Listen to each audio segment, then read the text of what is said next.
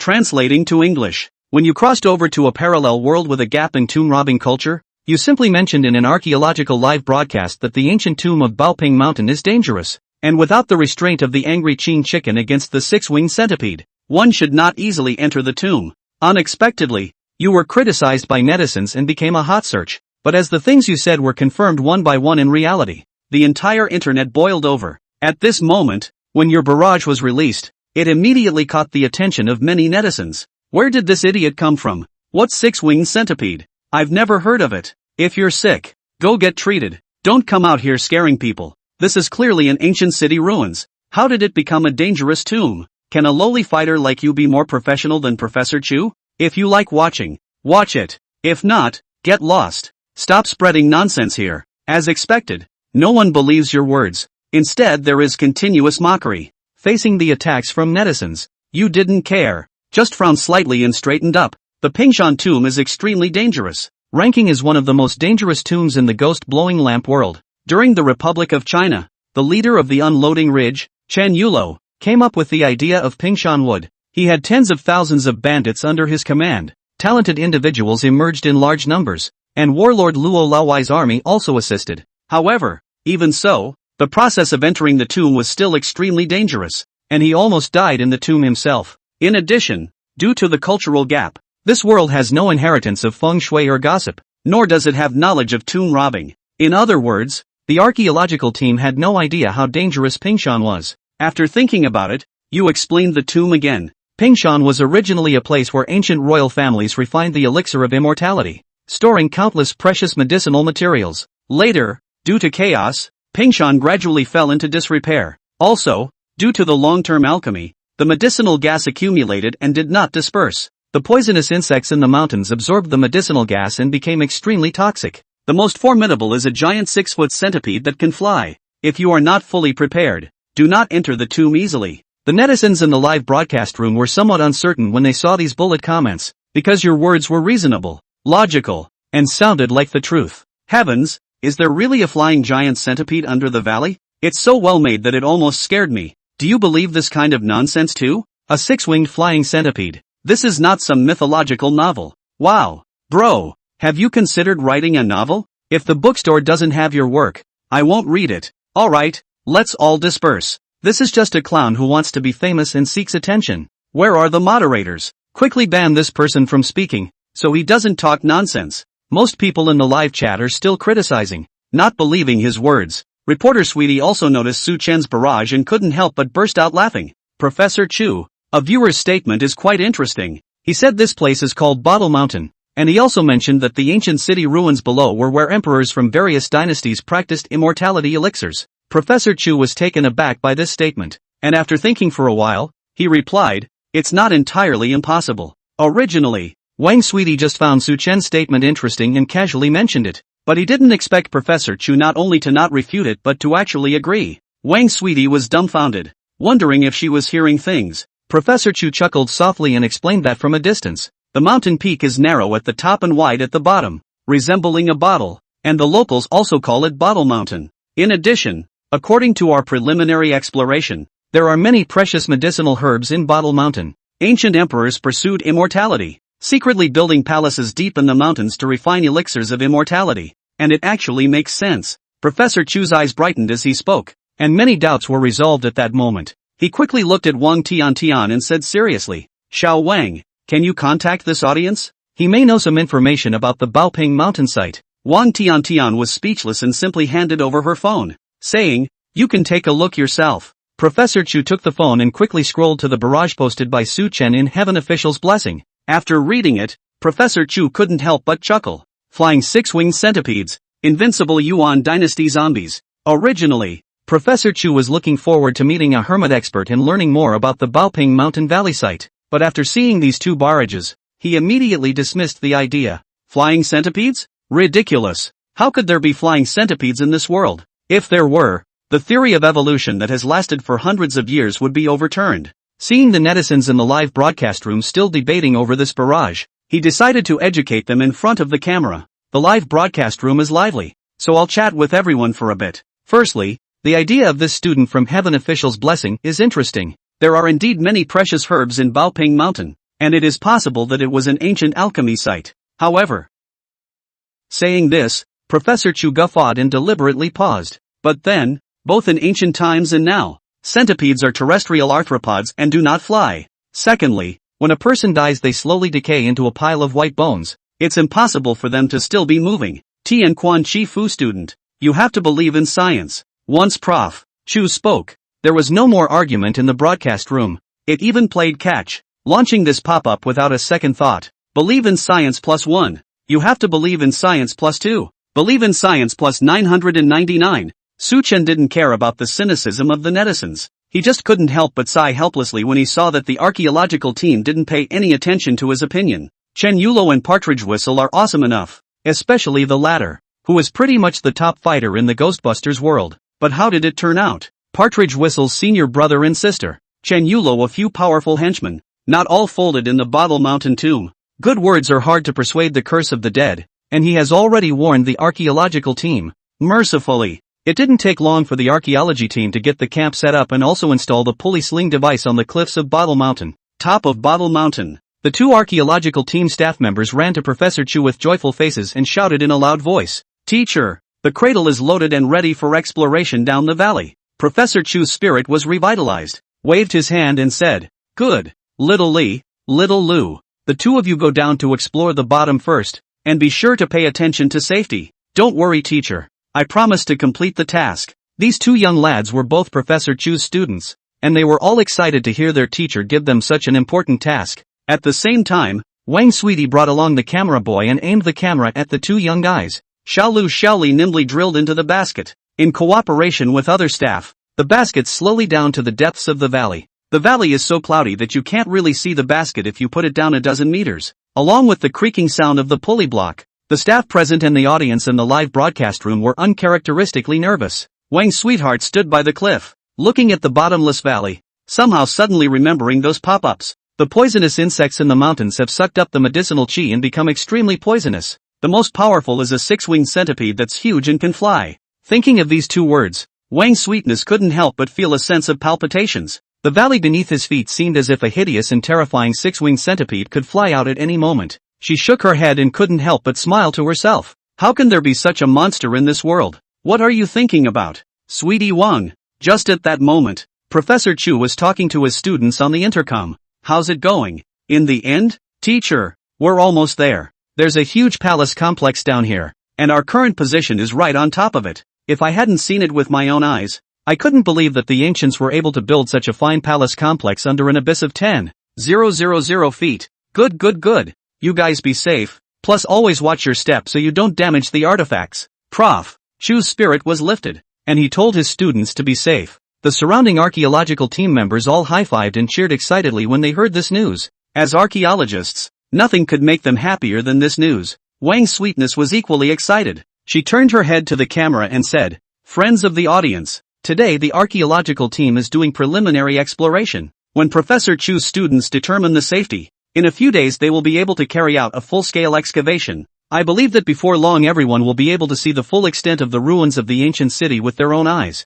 As soon as the words fell, a sudden change occurred. A miserable scream suddenly erupted from Professor Chu's intercom. "What's that? Aha!" After a few screams, not another sound came out of the intercom. Moment. The staff at the top of the hill turned pale in unison. Professor Chu bared his eyes and hurriedly shouted, "Quick, pull the man up." Chapter 3, The Clowns Are Ourselves. Xiao Lu, what did you see? Please answer when you hear me. Li, what's going on? Call back. The motor of the pulley block was turned up to maximum, making a clunking, jolting noise. Prof. Chu kept asking about the students, but no matter how much he growled, there was never a response on the other end of the intercom. The crowd was uncharacteristically silent at this. No one knew what was going on down there, but they knew that something must have happened to little Lu and little Li. The netizens in the live broadcast room followed suit and hung their hearts in the air when they saw the situation. Ooh, the little brother of the archaeology team must not be okay. Pray. How did this happen? What happened down there? It can't be.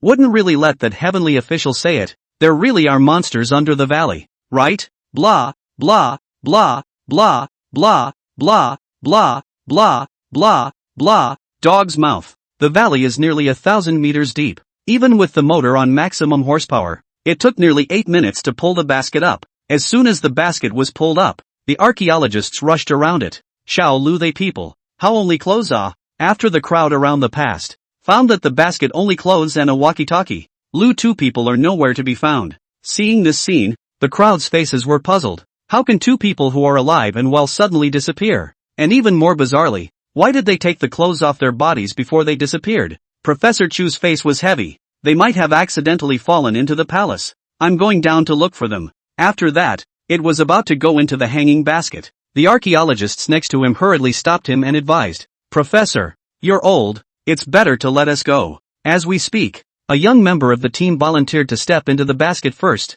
Just a few seconds later, he had just picked up the clothes left in the hanging basket when he screamed in horror. Ah, what was that? The crowd's faces changed as they looked in the direction he was pointing. Just see Xiao Lu and Xiao Li's clothes under the puddle of blood, and on top of it lies a dozen colorful centipedes sucking and wriggling. Hiss! Seeing this scene, the archaeologists were all stunned speechless, feeling their scalps numb. A chill, but also from the back of the spine straight to the sky. Prof. Chu was experienced in field archaeology for many years. The moment he saw the centipede, he hastily shouted a warning. Back off, all of you. This centipede is highly poisonous. But he was still slow to warn. After the centipede finished sucking the blood and water under the clothes, it attacked towards the young archaeologist. The man couldn't avoid it, and a centipede crawled down his pants leg and onto the back of his left hand. Immediately afterward, a scene that left everyone horrified occurred. In a matter of moments the player's entire palm began to turn black and purple, and it decayed into blood at a speed visible to the naked eye.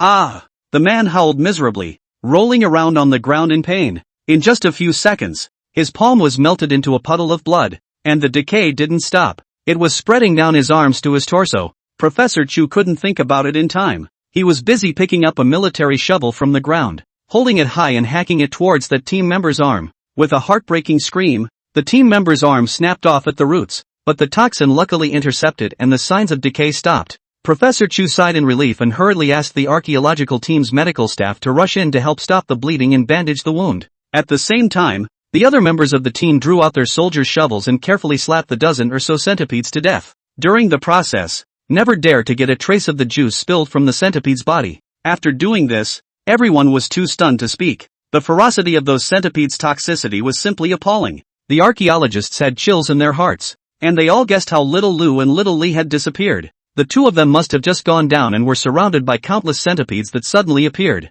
It was so short notice that the two men didn't even have time to call for help. It was sucked clean by countless centipedes, not even leaving behind any bone residue. The crowd sucked in a breath of cold air at the thought. A fear that went right to the marrow of his bones crept up involuntarily. Professor Chu stared blankly at the hanging basket, the clothes left behind by the two students. His heart agonized to the extreme. Those were his best disciples, his two favorite students. Now the corpse is gone, not even seen for the last time. The immense self-reproach and chagrin made Professor Chu's head spin. Next to him, the stunned Wang Sweetness hurriedly held him up and asked in a low voice, Professor Chu, are you all right? Professor Chu said with a face full of pain, I'm the one who harmed Xiao Lu and Xiao Li. If I could have been a little more careful earlier, they wouldn't have. Professor, no one wants this to happen. Besides, who would have thought that there were such powerful poisonous insects down in the valley? Recalling the awesome power of those dozen centipedes just now, Wang Sweetness was still terrified. Archaeological teams work in the deep woods, and bug spray is a must. A member of the team had tried to use insect repellent spray when the centipede appeared earlier, but the insect repellent spray was useless. Those centipedes were not only unafraid, they could also suck the spray as due, and were simply the king of poisons. Professor, Xiao Zhou's dying. He must be sent to the county hospital for resuscitation immediately. Just then, the archaeology team's medic, his face tense, yelled out. Professor Chu hurriedly stood up straight and said in a deep voice, Everyone go back to the county together. We can't stay here any longer. The archaeological team moved quickly, and it didn't take long for them to return to Nuqing County. After sending Xiao Zhou, who had been bitten by a centipede, to the hospital, Professor Chu directly found Wang Sweetness. Xiao Wang, can you find that heavenly official's blessing, netizen? Wang Dangdang froze at his words and subconsciously asked, Professor Chu, what do you mean? What he says may be true. We need his guidance. With that, Professor Chu turned his head to face the camera and continued with a solemn expression, also, I'd like to apologize to Tenkanchi's classmates. The world is a big place. It's me who's narrow-minded. I hope Tiangong Jifu's classmates can forgive me. Having lost two of his most prized students, Professor Chu wasn't knocked down, but instead stirred up his anger. He had already thought that even if he had to sacrifice himself here, he must unlock the secrets of the Baobao Mountain ruins and pay homage to the heavenly souls of the two students. Hearing Professor Chu's words, the live broadcast room boiled over. Tian Quan Chi Fu, not lying? Those words weren't made up either. Originally, netizens thought he was clamoring for popularity. But now, after hearing Professor Chu's personal authentication, the crowd also reacted. Everything is true. In the valley, there are really countless poisonous insects, and it's very dangerous. The clowns are, after all, ourselves. Shame, chagrin, and self-loathing. Netizens have incredibly mixed feelings. The pop-ups in the livestream were like a tidal wave, instantly flooding the screen. Chapter 4, Qilin's Blood. Seal of the Heavenly Official. Holy shit, what that man said just now is true. There really are poisonous insects in the valley. Tall man. Absolute hermit tall man. The higher power was right next to me and I failed to grasp it. More than a tall man, it's simply a great god. The archaeological team doesn't even understand. He knows everything. I'm kind of convinced. Great god, come out and let me worship. By the way, where's the great god man? Come out and help Professor Chu. Don't want to see any more accidents happen to the archaeologists. Kneel down and ask the gods for guidance. Great god Tianguan, please help the archaeology team. I'll give you a reward. Add me to the list. I hope the great god of heavenly officials shows up soon. The pop-ups in the live broadcast room were like a tidal wave. But Tianguan Jifu never showed up. After brushing up most of the day, the netizens had no choice but to give up. But in the corridor of Nuqing County Hospital, Professor Chu was still staring at the screen of his cell phone, afraid of missing any of the pop-ups. Seeing this, Wang Sweetness couldn't help but advise. Professor Chu, Tianguan Jifu might have something going on and won't be online for a while. Why don't you go rest for a while first? Professor Chu waved his hand, his eyes never leaving the screen. Never mind. I'm not sleepy yet, and Cho is still in resuscitation. I can't sleep until he's out. Hearing this, Wang Sweetness sighed helplessly. Had to find a bench and go ahead and take a nap. Capital City. Inside a certain courtyard. Sunset. Su Chen on the recliner stretched and opened his eyes in a daze. Seeing that it was getting late, he slapped his head in chagrin. I remember I was watching the live stream. How did I accidentally fall asleep? Su Chen picked up the cell phone that had fallen on the ground and was about to open the live broadcast to see the results of Professor Chu's archaeology of them. Suddenly, an icy mechanical synthesized voice sounded in his head. Ding! Host pointing archaeological team detected. Activating divine pointing system. Each time the host instructs others in the future, he will be rewarded accordingly. Reward, Unicorn Bloodline. Seal of Heavenly Officials. Hint, the system has automatically covered the host's heavenly chances. If the host needs it, he can unlock it by himself. Su Chen instantly froze. Almost thought I was still awake. As a traveler, I naturally know what a system is. He didn't expect that he would activate the system in such a situation when he had been traveling for most of the year. Su Chen calmed down a little bit and gave a silent cry in his heart. In the next instant, a party seal, a drop of blood, and 2 system reward items floated in front of his eyes. Qilin bloodline from the Zhang family in the Tomb Raider world. With this kind of bloodline, not only is it invulnerable to all poisons, but it also suppresses evil and avoids murder. What's even better is that people with this bloodline can live for a very long time. Wu Sancheng once said that the orthodox Zhang family could live 200 to 400 years, which is called an immortal monster. Apart from his little brother Zhang Qilin, Zhang Rishan has likewise lived from the Republic of China to modern times and still looks ageless. Of course, this bloodline has its drawbacks. The purer the unicorn bloodline is, the more likely it is to suffer from intermittent amnesia like little brother Zhang Qilin.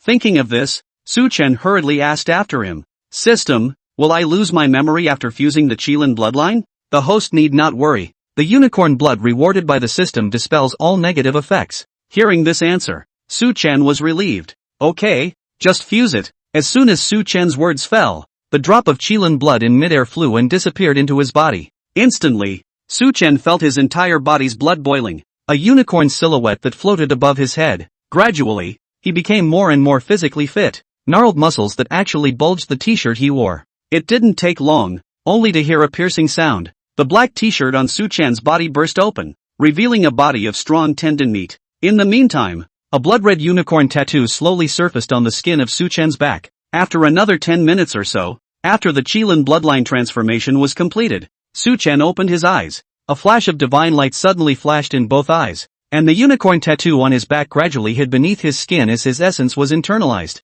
Phew! Su Chen lightly exhaled a breath and clenched his hands tightly. feeling the explosive power in his body. He couldn't help but smile with his eyebrows. He wasn't bad looking to begin with. Plus the sculpture like tendonite, the charm breaks right through the sky. In addition to enhancing his physical strength, the unicorn bloodline has also enhanced his 5 senses such as vision, hearing, and so on in all directions. Su-chen nodded with satisfaction. Then, it turned its attention to the hairy mound seal. Hair mound seal, that is, the exclusive seal of the Hair Mound Heavenly Officials. The seal was engraved with the 8 big words, Heavenly Officials provide blessings. Nothing is forbidden. It is one of the most sacred objects in the world of Ghostbusters, claiming that when a seal is in hand, ghosts and gods are avoided. As soon as the Hair Mound seal entered his hand, Su-chen felt it emit a cool aura that traveled down his palm to all his limbs. Instantly, Su-chen felt his head clear for 3 minutes. The most defensible thing about many ancient tombs are the mechanisms that can make people hallucinate. With the fakiest seal in your hand, you won't be plagued by illusions. No wonder it is said that it is a seal in the hand. Ghosts and gods avoid retreating. Su-chen joyfully put away this fakiest seal. Then I went inside to change into fresh clothes and ordered takeout on the way. While waiting for the takeout, he remembered the archaeological team's live feed. He hurriedly clicked on the live broadcast platform, wanting to see how Professor Chu and the others had progressed. However, just opened the live platform. Su-chen then heard the ding ding ding ding beeps going on and on. What's going on? Su-chen was puzzled and frowned as he tapped on the message interface. Then the whole thing was stunned. Chapter 5. Congrats! User Bodejingshan has rewarded you with 500 platform coins. Congratulations! User Peeing into the Wind and Wetting His Shoes has rewarded you with 10,000 platform coins. Congratulations! User Little Chirp has rewarded you with 1,000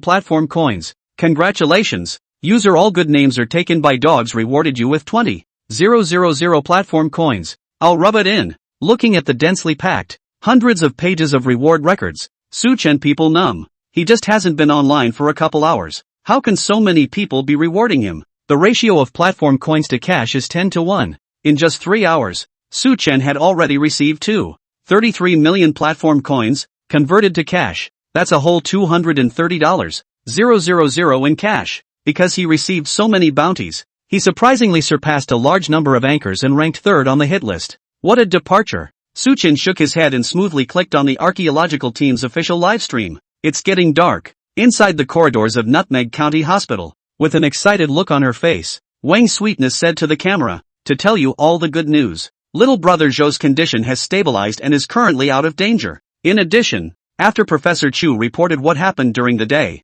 the officials took this archaeology very seriously. A SWAT team has been dispatched from above, along with several biology experts on fire to Nuching County. I believe it won't take long for the archaeological team to find a way to deal with the poisonous centipedes and uncover the secrets of the Bottle Mountain ruins for everyone. As Sugar's words fell, the live broadcast room was in an uproar. Good. It's great that little brother Zhou is fine. I was worried to death just now. To all the archaeologists, you're all good. Heartbroken Sugar. Make sure you stay safe. By the way, haven't we found that great god at noon yet? He might know how to deal with poisonous centipedes. What a great god. In the end it's still the official. For Su-chen, the netizens in the live broadcast room had both admirers and disdain. But, just at this moment, several pop-ups marked in red and bold suddenly reflected in everyone's eyes. The little centipede is just an appetizer. The real danger is the 6-winged centipede. The 6-winged centipede is not only able to fly in the sky and hide in the ground, but the armor on its body is even harder than steel, and unusual rifles can't even penetrate its shell.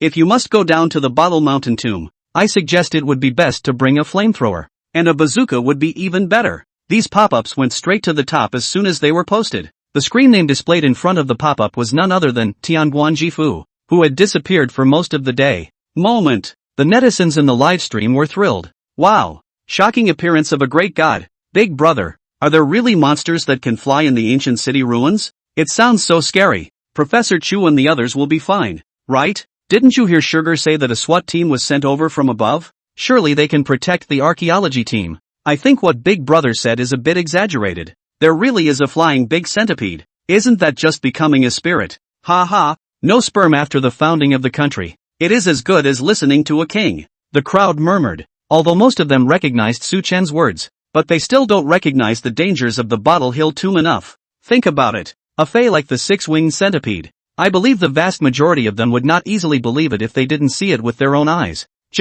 Su-chen was clear that the strength of the 6-winged centipede was definitely more terrifying than imagined. In the ghost-blown lamp world, Chen Yulo had brought at least several thousand people down to the tomb, and manned a rifle with countless explosives. During the frontal duel, they didn't know how many bullets they had poured into the six-winged centipede, and as a result, they hadn't even broken their shells. What's even more awesome is that this beast cultivated an inner elixir and gave birth to spiritual wisdom. He will also spit out his inner elixir after being injured and knows how to heal himself with the medicinal chi from the Earth Palace. If it wasn't for Partridge Whistle's opening, plus the chance to snatch the inner elixir of the six-winged centipede, I'm only afraid that Chen Yulo and all of them would have to die at the hands of the six-winged centipede. However, Su Chen didn't dwell on it too much, and it was enough for him to get the word out. If the archaeology team doesn't listen, that's their own business. In addition, what Su Chen didn't expect was that Sweetie Wang had set his account as VIP number 1. Whenever he posts a pop-up, it's topped and displayed in bold and red. Inside the hospital, Wang Sweetie was in an excited mood when she saw the pop-up that Su Chen had sent. She hurriedly got up and shouted, "Professor Chu, Heavenly Official's blessing is online," and it said something about the six-winged centipede. Professor Chu, who was napping on the bench, instantly came to his senses, and he hurriedly took out his cell phone and clicked on the live broadcast. After reading those days of pop-ups, Professor Chu frowned and couldn't help but mutter, "A shell harder than steel? Could there really be a brand new species we've never seen before in the ancient city ruins?" The toxicity of the small centipede had already been seen by the crowd during the day. The most poisonous creatures in the world today are box jellyfish in the ocean. If a human is stung by the tentacles of a box jellyfish, he or she will die within 3 minutes, and the toxicity is insurmountable. However, the box jellyfish is simply not enough compared to the poisonous centipede in Bottle Hill. The poisonous centipede only needed a few seconds for the toxin to invade the internal organs. What was even more terrifying was that its toxin also had the effect of corrupting flesh and blood. Its corrosiveness is even 100 times stronger than concentrated sulfuric acid. It was precisely because of this counterintuitive corrosiveness that the officials took it so seriously, sending biologists over specifically to collect sample specimens. The ruins of the ancient city are a treasure left to us by our ancestors, so it's best not to use heavy weapons until it's absolutely necessary. In this case, while the people sent from above to provide support haven't arrived yet, Xiao Wang, you go and chat privately with this netizen and ask him if he has a way to subdue the poisonous insects without harming the ruins. Wang Sweetness hurriedly nodded her head in agreement. She was in charge of the interviews for this archaeological team, and of course she wanted it to be uneventful and without incident. She clicked on the private chat interface of Tianguan Jifu, only to realize that this mysterious god had gone offline again. What's the matter? I haven't even asked him a lot of questions yet. Why did he just leave? Wang Sweetie was disappointed to the core. Her keen sense as a reporter told her that this netizen called Tianguan Jifu, with a mysterious identity, must have more insider information to be dug up. The other side. Su Chen had just gotten offline when a system prompt rang in his head. Ding! Pointing out the archaeological team was successful. Reward. Chapter 6, Kuei Xing Kick Fight. Ding! Pointing out the archaeological team was successful. Reward, Kaiju Kicking Bucket. Upon hearing the prompt, Su Chen was slightly stunned, and the Partridge Whistle overriding martial arts of the mountain-moving Taoist immediately surfaced in his mind. In the Ghostbusters universe, Partridge Whistle's martial arts ones are at least as fierce as those that can be ranked in the top 5. If not the top 3. It was naturally a good thing to be able to be seen by him and listed as a mountain-moving stance. Su Chen didn't hesitate and directly extracted the reward. A ball of light floated in front of his eyes, and when he reached out and gently tapped it, the ball of light turned into starlight and floated into his body. Su Chen instantly felt more martial arts moves in his head, as if it was his body's instinct. The body that had been enhanced by the Qilin bloodline in front of it couldn't help but stir up a bit. Su Chen then walked out of the room and went to a large jujube tree outside the courtyard. This date palm also has 30 or 40 years of history. The trunk is as thick as an adult bucket. He took a deep breath, and with a heavy step of his foot, he directly leaped out more than 2 meters high. In mid-air, his right leg was slightly curved and kicked hard on the trunk of the date palm tree. Boom boom. A moment later, Su Chen landed lightly on the ground with the help of the force of the recoil. When I looked up again, I saw the trunk of the date palm tree, with a few visible cracks. Crap, it's worthy of being the mountain-moving Taoist stance. Awesome. Su Chen's eyes were eager and his heart was greatly satisfied. The Kuei Xing Kick fighting move is a masterstroke of the mountain-moving Taoist, specifically used to unload the zombie's large vertebrae.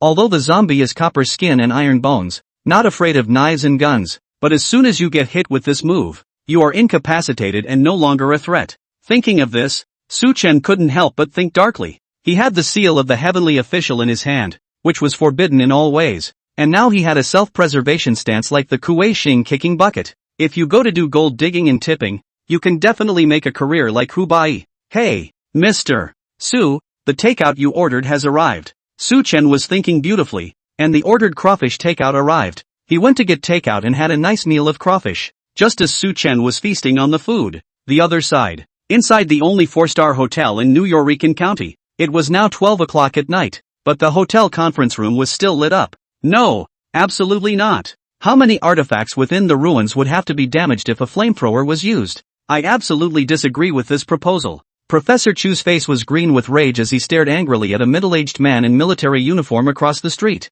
and he was even more inches away from his words. The uniformed man was greatly enraged and angrily shot back. Professor Chu, the higher-ups only asked us to protect you, not to let the soldiers under my command get killed for nothing. Those poisonous centipedes will die if they are touched. If we don't put on the flamethrower, how many people would I have to lose to escort you safely into the valley? This uniformed man was called Chen Jianbing, captain of the Lone Wolf Special Squad, with the rank of major. This time, he was ordered to come to protect the archaeological team and the 3 biologists, and also received an order from the higher-ups to bring a few samples of poisonous centipedes to the base for military research. After watching the video provided by the archaeological team, Chen Jianbing came up with the response of a flamethrower. The poisonous centipede, no matter how awesome it is still a fleshly body and can't withstand the barbecue of a flamethrower. Professor Chu still shook his head, but his tone slowed down a bit. Then I'd rather suspend this archaeological operation, which would never work with a flamethrower anyway. Seeing Professor Chu's oil and salt,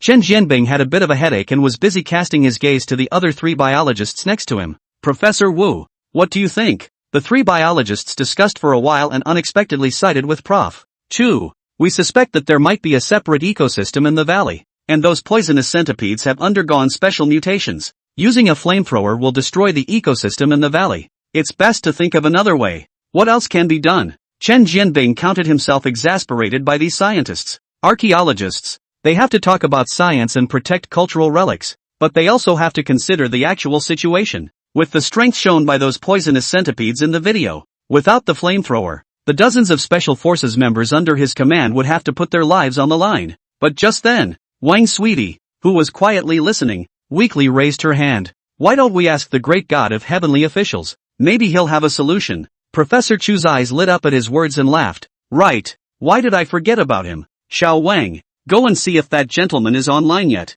Chen Jianbing's few people had just arrived in the county not long ago and were still unaware of all that had happened before. Therefore, when they heard the words of Wang Sweetness and Professor Chu, they were all a bit puzzled. Sugar, the great god of heavenly officials you mentioned? Wang Sweetness smiled faintly and said, he is a netizen in our archaeological team's live broadcast room. His origin is unclear, but he seems to know the ancient city ruins like the back of his hand. Long before the accident, he reminded us that there are mutated poisonous insects inside. It's just a pity that. Speaking of this topic, Wang Tian's voice gave a beat and her face became a bit heavy. Professor Chu on the side was full of self-blame and sighed. It's a pity that I didn't pay attention to it in the first place, causing Xiaolu and Xiaoli to give up their lives for nothing. It's all my fault. Prof. Chu is one of the leading experts in the domestic archaeological field and has excavated heavyweight ancient city sites many times. His scholarship was outstanding and his character equally admirable. A few years ago at the archaeological excavation site of the Great Stupa, the stupa collapsed due to the negligence of the staff.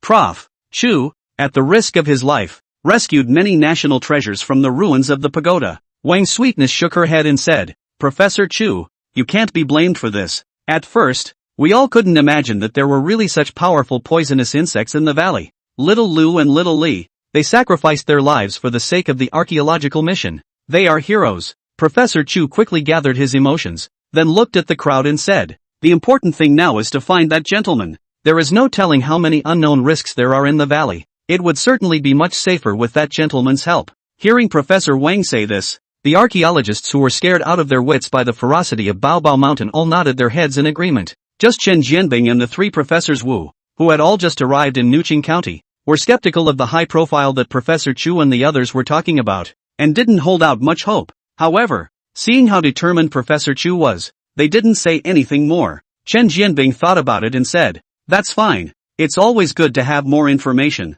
but it's not a good idea for us to keep waiting here. Like this, there's a communication soldier named Wen under my command. He's a computer expert. I'll ask him to check the real identity of that netizen you guys are talking about. That's great. Please Major Chan. Upon hearing this, Professor Chu and the others were overjoyed. If we could find Tianguan Jifu, this archaeological operation would definitely go much smoother. It would be best to go directly to the webmaster himself and invite him to join the archaeological team. Making up their minds, the group split up. Chapter 7 SSS level encryption. The archaeological team had been busy all night and were all sleepy. Su Chen, who was thousands of miles away, was sleeping comfortably. Early the next morning, Su Chen slept until he woke up naturally. Yesterday, he activated the Qilin bloodline and his physical qualities were enhanced several times. After washing up, I went for a 10-kilometer jog in the park not far from home. During that time, I was also accosted a few times. The previous Su Chen was considered a little handsome, and after activating the Qilin bloodline, all aspects of him including his temperament were enhanced by a large margin. Straight away, we went from being little dudes to being big dudes. It was a pity that the few girls who accosted him were all mediocre in appearance and had little affinity with Su Chen. After politely refusing the accosting of a few girls, Su Chen was not in the mood to continue running, so he simply went home to eat breakfast. He was carrying a bag of buns and had just taken 2 bites when he arrived home when the phone suddenly rang. "Little brother landlord, can you come over here? The light in our house is out." A sweet girl's voice came from the other end of the phone. She's Su Chen's tenant, named Zhang Dandan. Zhang Dandan is a junior in college and shares a house with 2 other female classmates. As a landlord, it is inevitable that you have to deal with problems encountered by your tenants. Su Chen agreed in 1 mouthful, fixed breakfast in 3 or 2 mouthfuls, and changed into a set of clothes to set off. Zhang Dandan rented a house not far from the courtyard, just a few hundred meters. When Su Chen arrived, he just knocked twice and the door opened. The door was opened by a sweet young girl with bangs and big eyes. The moment she saw Su Chen, Zhang Dandan blushed and whispered, "Little brother landlord, please, it's okay. Which room's light is out? I'll go check first." Zhang Dandan sniffed and became even more embarrassed, answering in a small voice, "I don't know what happened last night, but the lights all went out at once. Several of us girls are afraid of the dark, and we all huddled together at night before we dared to sleep." "All broken? Then why didn't you guys let me know last night?" Zhang Dandan spat out her tongue and quietly said, "It's almost midnight. We're embarrassed to disturb you, little brother." As he spoke, Su Chen walked into the house. It's a 3-bedroom, 1-bathroom commercial house on the 9th floor, in the capital, where land is expensive. The rent of such a house alone is 3 or 4,000. Fortunately, Zhang Dandan's family is quite generous, and the 3 of them can afford to share the rent. But, Su Chen had just stepped into the house when the unicorn tattoo on his body violently glowed, vaguely surfacing on his back. He frowned, keenly sensing a lingering chill in the house. Just as Su Chen was observing the abnormalities of the house, the 2 roommates that Zhang Dandan shared with him were sleepily washing up. 2 girls, one named Zhao Ziyue, with a more straightforward personality. The other one is called Su Xiaoying, looks very pretty, is said to be the recognized school flower and school bully of their university. Her character is relatively cold, and she only nodded her head when she saw Su Chen, counting her greeting. Zhao Ziyu, with a toothbrush in her mouth, glanced at Su Chen and said with a smile, "Yo, the landlord's little brother is getting more and more handsome. If you don't have a girlfriend, why don't you consider me?" Su Chen smiled faintly, not bothering with her. These 3 girls have been renting for almost a year, and usually chat occasionally on WeChat, or come over to deal with problems with the house. He had known for a long time that Zhang Ziyue was a mouthful of bravado, but was actually more conservative than Zhang Dandan. Su Chen sharply found out the spare lamps and replaced all the broken lamps. During the process, he also scrutinized all parts of the house, but failed to find the source of the gloomy aura. Before leaving, Su Chen thought about it or stopped and asked in passing, "Right, nothing happened last night, right?" At those words, all 3 girls' faces changed. Zhao Ziyu was the first to come back to her senses and busily said, No, it's just that the night is empty and lonely and cold, so I want little brother to accompany us." Hearing this, Zhang Dandan blushed and snapped, "What are you talking nonsense about, Ziyu?" As for Su Xiaoying, she glanced at Zhao Ziyue, instantly causing Zhao Ziyue to stop talking resentfully. "I'm glad you're okay, and remember to call me if you run into any trouble." After Su Chen said this, he turned around and left. After Su Chen left, Zhao Ziyu sheepishly patted her chest, then complained to Zhang Dandan in a low voice, "It's all your fault. You were so close to successfully summoning the pen fairy last night. What are you afraid of? Don't say it. Now that I think about it, I'm a little scared. I won't play with you anymore." Last night, the 3 of them played a game of penmanship on a whim, but Zhang Dandan has been afraid of these gods and ghosts since childhood, and halfway through the game, she was too scared to quit. What was even more frightening was that as soon as the trio stopped, all the lights in the room went out. The three girls squeezed into a bed and were afraid to sleep until the sun came out, which was a relief. Su Xiaoying helplessly gave Zhao Ziyue a blank look and spoke. Alright, there's no such thing as ghosts in this world. It's all because you guys are scaring yourselves. Hurry up and wash up. You're going to be late for class later. Hearing this, Zhao Ziyu let out a gasp of surprise and hurriedly scrambled to find her clothes. 10 minutes later, the three girls left the room together. The room was silent, but suddenly a cold laugh, if any, rang out. The archaeology team stayed up all night. Everyone was staring at a panda's eyes, expecting to find out the true identity of Tianguan Jifu. On the sofa, Professor Chu rubbed his sore eyes, then turned his gaze to the communications soldier, man, who was still drumming on his laptop. How's it going? Any results? This was the 17th time Professor Chu had asked. But you get the same result every time. Arwen laughed bitterly and shook her head. I've used almost all the hacking methods to check the information of this Tianguan Jifu, including his registered cell phone number, an IP address, etc. But the other party should also know about computer technology, especially anti-tracking technology, which is absolutely top-notch. And his information is fake and his IP address is hidden. Professor Chu frowned and couldn't help but ask, is there any other way? Arwen took a deep breath and replied with a nod. There is one last way to check with the nationally connected database. Prof. Chu didn't know anything about computer technology, so he asked, can we find out this way? Hearing this, not only one, but even Chen Jianbing, who was on the side, laughed. Professor Chu, all you don't know. What our man is talking about is the resident database, which contains the identity information of everyone in the country. As long as the person is still living in our country, there's no reason why he can't be found. Speaking of which, Chen Jianbing pondered slightly for a moment and said decisively, check it out. I don't believe that he's an ordinary netizen who can still have heavenly abilities. Arwen was so relieved that she hurriedly tapped the keyboard with her 10 fingers. But, 10 minutes later, man's computer suddenly sounded a sharp alarm. Everyone was taken aback and all gathered around. Weth, on the other hand, had a horrified look on his face, looking at the 4 words insufficient authority that filled the screen on his computer,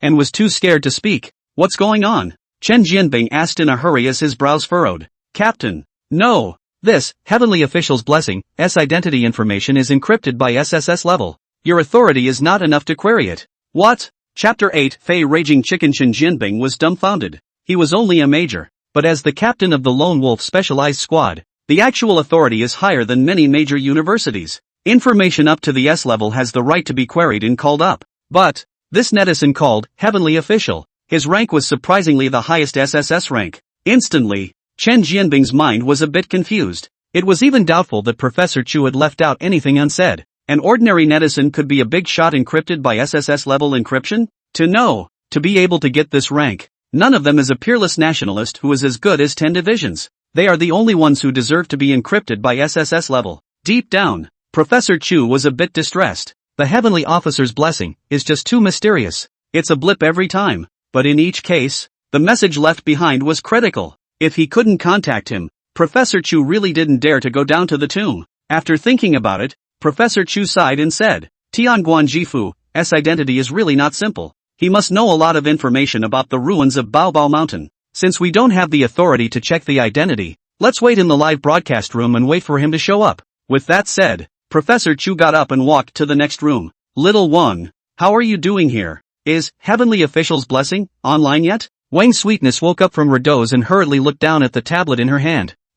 Not yet. After your explanation last night, Professor, I left the live room open, and also set an online reminder for Great God Tianguan, but he hasn't been online. Professor Chu was a bit disappointed and sighed softly as he slowly walked towards the camera. Hello viewers of the live broadcast, I'm Chu Muyun. A night of live streaming boiled away the viewers, but as soon as Professor Chu appeared, he immediately attracted many viewers who had just gone online into the live broadcast room. At this moment, Professor Chu's eyes were covered in blood. The whole thing was haggard. The audience saw this and comforted him. Professor Chu, you have to cheer up. Good grief, Professor. Don't beat yourself up too much. Accidents happen in archaeology all the time. You're not to blame. Archaeologists have given so much to unearth buried history. You are all heroes. Professor Chu looked at the pop-ups in the live broadcast room cheering for the archaeological team, and his heart was warm. He turned his back and wiped his somewhat warm eyes, calming them. After organizing his thoughts, Professor Chu slowly spoke.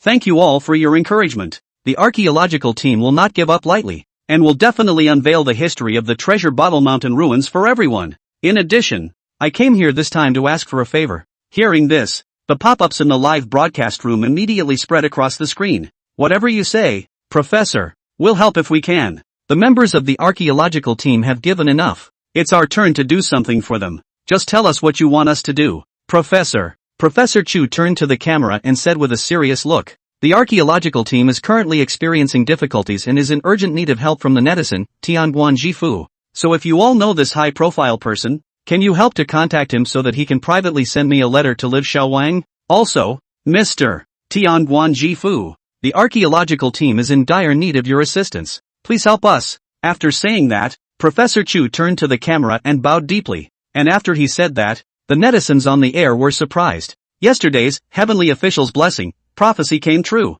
The poisonous insects and centipedes and all these were right on the money. The netizens recognized his words and knew that he was a great and high-minded man. But I didn't realize that he was so important to the archaeological team. It was so important that even expert bulls like Professor Chu asked for his help. For a while, the broadcast room was abuzz. So the great god of heavenly officials is so powerful. That said, do any of you know the great god of heavenly officials? Not recognizable. It doesn't matter if we don't recognize it. We can send this passage from Professor Chu to the scarf, teasing the voice, and send it to all sorts of places in an effort to get the great god of heavenly officials to see it. Good idea. Netflix said do it. It didn't take long for the video of Professor Chu bowing and asking for heavenly officials help to be seen everywhere on the internet. And, with the support of the internet, this short video is getting hotter and hotter. In just 1 hour, it was on the top 20 of the Scarf Hot Search list and the top 10 of the teasing sound popularity. Needless to say, this method is dumb, but it works surprisingly well. Su Chen went home and swiped the teaser sound in boredom.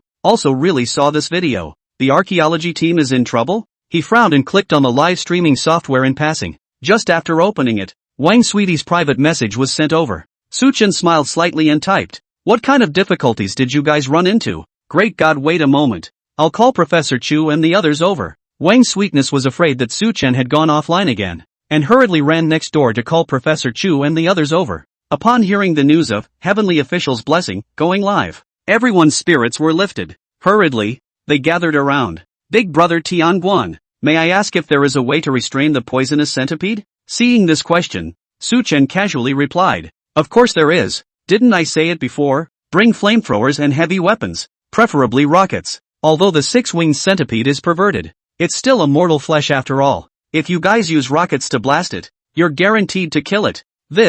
Seeing this answer, the crowd was speechless for a moment. Professor Chu rubbed his hands together and typed in a slightly embarrassed reply, "Mr. Tianguan, there are many precious artifacts in the valley. If they are damaged, we can't explain to the citizens." In that case, Su Chen thought for a moment and replied, "Then there is only one last way left. You guys try to find the raging clear chicken. All things are mutually exclusive. And the six-winged centipede is most afraid of the raging clear chicken." Chicken? Everyone froze when they heard that answer. How powerful was the poisonous centipede? It was an existence that was 100 times more poisonous than the most poisonous creature in the world. Is it possible to find a few chickens and deal with those poisonous centipedes? Despite their disbelief, Professor Chu and the others still held the attitude of beating a dead horse and began to look for the Nuqing chicken that Su Chen had spoken of inside Nuqing County. Half a day later, the archaeological team searched all the large roosters in Nuqing County that met the requirements. The whole thing caught over 100 large roosters. Chapter 9, Su Chen's intentions at exactly 1 o'clock in the afternoon.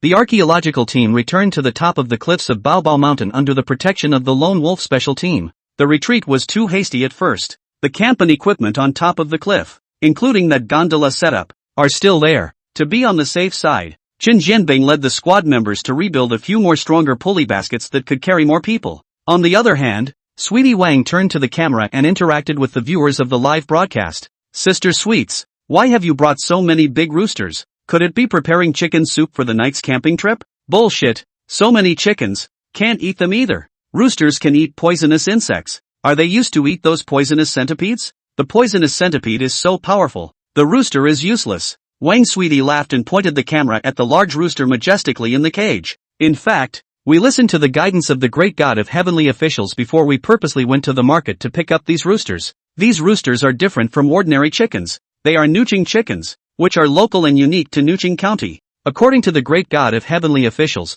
the Fei Nuqing chicken is the nemesis of the poisonous centipede. It's just that we couldn't discern exactly which ones are the Fei Nuqing chickens, so we just brought them all here. The netizens were thrilled to hear this, and the pop-ups brushed up like a tidal wave. Crap! Has the great god of heavenly officials finally shown up? Raging chicken restrains poisonous centipedes? Knowledge. Great! Next time we encounter a poisonous centipede, the archaeological team won't have to be afraid. Big Brother Tianguan's guidance is so timely. It would have been great if he had been there. The archaeological team could have definitely been safer with him on hand to guide them. Hey, what exactly do you guys say is the identity of Big Brother Tianguan? I guess he should be an archaeologist like Professor Chu, if not an expert. Certainly a great god versed in archaeology. The speaker has no intention of listening. When Wang Sweetness saw that pop-up that wished for Tianguan Jifu to join the archaeological team, she couldn't help but let her eyes light up. Yeah, if Tianguan Jifu could join Professor Chu's archaeological team, with this mysterious Big Brother's knowledge, this archaeological operation would definitely go more smoothly. Thinking of this, Wang Sweetness hurriedly found Professor Chu and told him about this suggestion. Professor Chu couldn't stop nodding his head as he listened. Well, that's a good offer. After thinking about it, he directly said to the camera with a serious face, Mr. Tianguan Jifu, I don't know if you're in the live broadcast at this moment, but I would like to invite you to join the archaeological team and explore the ruins of the ancient city of Baobashan together. After a pause, Prof. Chu continued, as long as you're willing to come, you're the special advisor of the archaeological team, and all our actions are under your command. Also, if you have any other conditions you can mention, the archaeology team will try to fulfill them. Prof. Chu spoke earnestly, genuinely wanting to invite Tianguan Jifu to join the archaeological team. As a sign of respect, he also used the privilege of the live broadcast to broadcast these words all over the platform.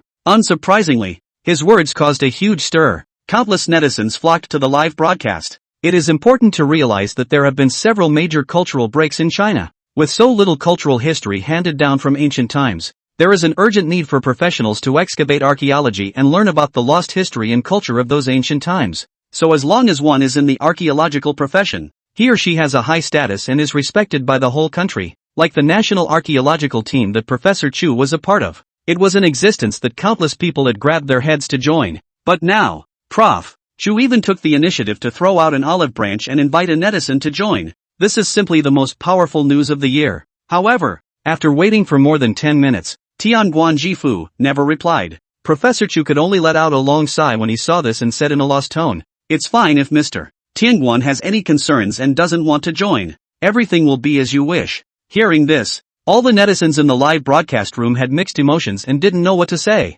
The national archaeological team that others grabbed their heads and wanted to join. The heavenly official's blessing was surprisingly disdainful, not even bothering to respond with a single word. Some netizens had checked, but Tiangong Jifu was online at this moment. Even if they weren't on the air, they must have seen the station-wide broadcast that Professor Chu had sent out. But he still didn't respond, as if he hadn't taken the invitation to heart at all. My God, Professor Chu personally invited. Hey, alas, I am also a student of the Department of Archaeology. If one day Professor Chu can invite me to join the National Archaeological Team, it would be worth it even if I die. Great God Tianguan, Professor Chu personally invited me, you should at least respond. A great god is a great god. Is it not something that mortals like me can speculate on? Because there were many new viewers coming to the live broadcast room. Many of them still didn't understand what Tianguan Jifu was capable of. Seeing that Professor Chu had personally invited him, the other party was surprisingly ungrateful. This part of the audience was envious and jealous,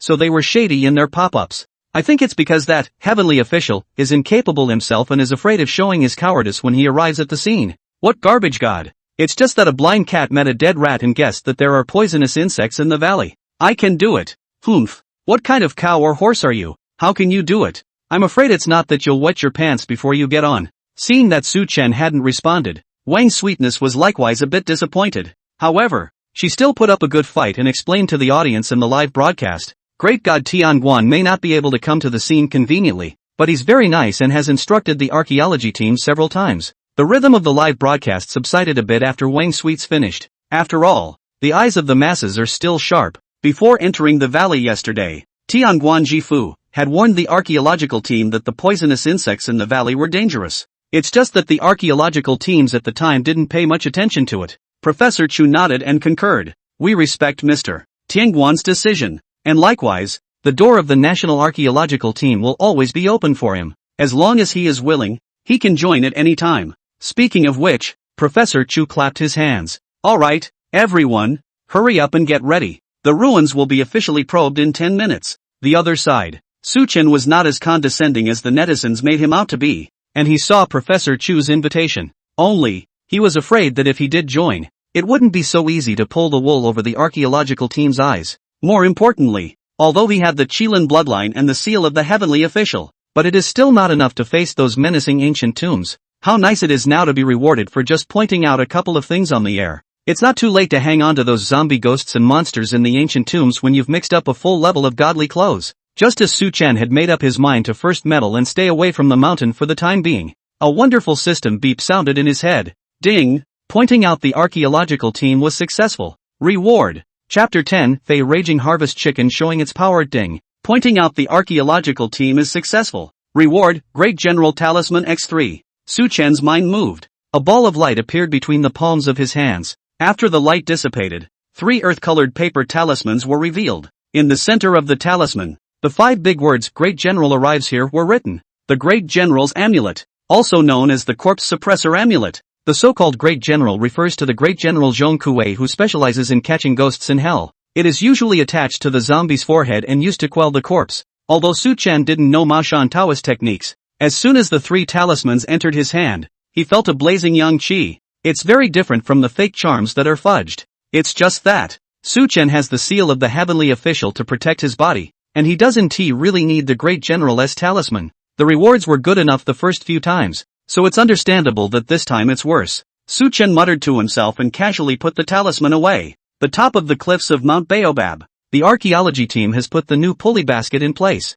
but this time they were much more cautious and didn't send anyone down to the valley. Instead, they put a dozen large roosters in a hanging basket and installed a number of cameras on the basket. Communicator Arwen connected the camera feed and gave an OK sign towards his teammates. And so, in the midst of great anticipation, the hanging basket containing a dozen or so raging chickens slowly descended towards the valley. The valley is so cloudy that you can't see clearly when the cradle goes down a dozen meters. 7 or 8 minutes later, the gondola landed at the bottom of the valley. Chen Jianbing's face was solemn as he said in a deep voice, "1. Turn on the camera." Communicator Arwen nodded and, hands flying, tapped a few times on his laptop. In the next second, the 5 or 6 cameras fixed to the hanging basket turned on at the same time, capturing a full view of the valley floor in all directions. The cradle landed on the roof of a building, the bottom of the valley of the Baobab, which did contain large ruins of an ancient city. At a rough estimate, it was at least as big as 10 soccer fields. Moreover, those palaces and pavilions are not only tall, but also have flying eaves and corners. The thick beams depicted both flowers, insects, fish and birds, as well as portraits of people. Because it's in a deep forest and off the beaten path, this ancient city has suffered little damage and is architecturally intact. Seeing this scene, the archaeological team were all overwhelmed with excitement. Many days of hard work finally paid off, and the ancient city, which had been hidden for hundreds of years, finally appeared before the eyes of the world for the first time. Professor Chu gazed obsessively at the ancient city appearing on the screen, unable to blink for fear of missing every frame. He did a lot of preliminary work for this ancient city. With his own students and archaeologists, he stayed in the Baobab Mountains for most of the year. For it, even 2 of his best students were sacrificed. Seeing that the ancient city had finally appeared in front of him, Professor Chu couldn't wait to shout a few words to the sky to vent his heart. In the meantime, the viewers of the live broadcast likewise saw the true face of the ancient city for the first time. Instantly, everyone was shocked. My God,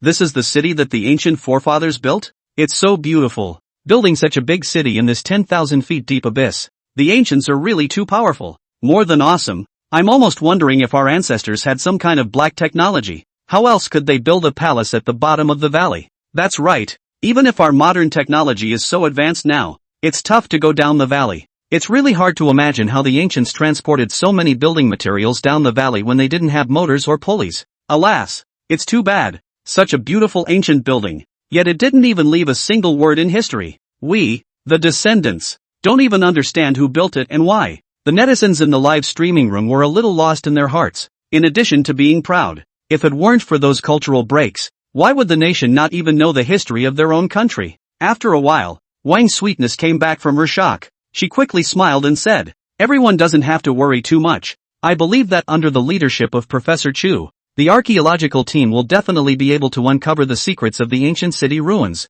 recover those histories and cultures that we once lost." Everyone marveled at the beauty of the old city. But the dozen or so large roosters in the hanging basket don't care about that. They cackled and cackled more and more fiercely, as if there were some flooding beast in the depths of the darkness. The large cockerel's unusual behavior made the cliff tops tense up with it. Just then, man suddenly let out a shriek. Teen Chen, look, what's that? The crowd was startled and rushed around, only to see that in the screen, many poisonous centipedes suddenly appeared, densely swarming towards the dozen or so large roosters. Each centipede was as long as a chopstick and was dark with a bright red color. The writhing and crawling look was hideous and horrible. In just a few moments, the cries of a dozen or so large roosters attracted thousands of centipedes to flock to them. Seeing this scene, the cliff top was instantly silent. Everyone felt their scalps tingle. Soon the centipede crosses the hanging basket and begins to attack the large rooster inside. More than 10 roosters, most of which were overwhelmed by the centipedes, were gobbled up in a few seconds without even a crumb of bone left.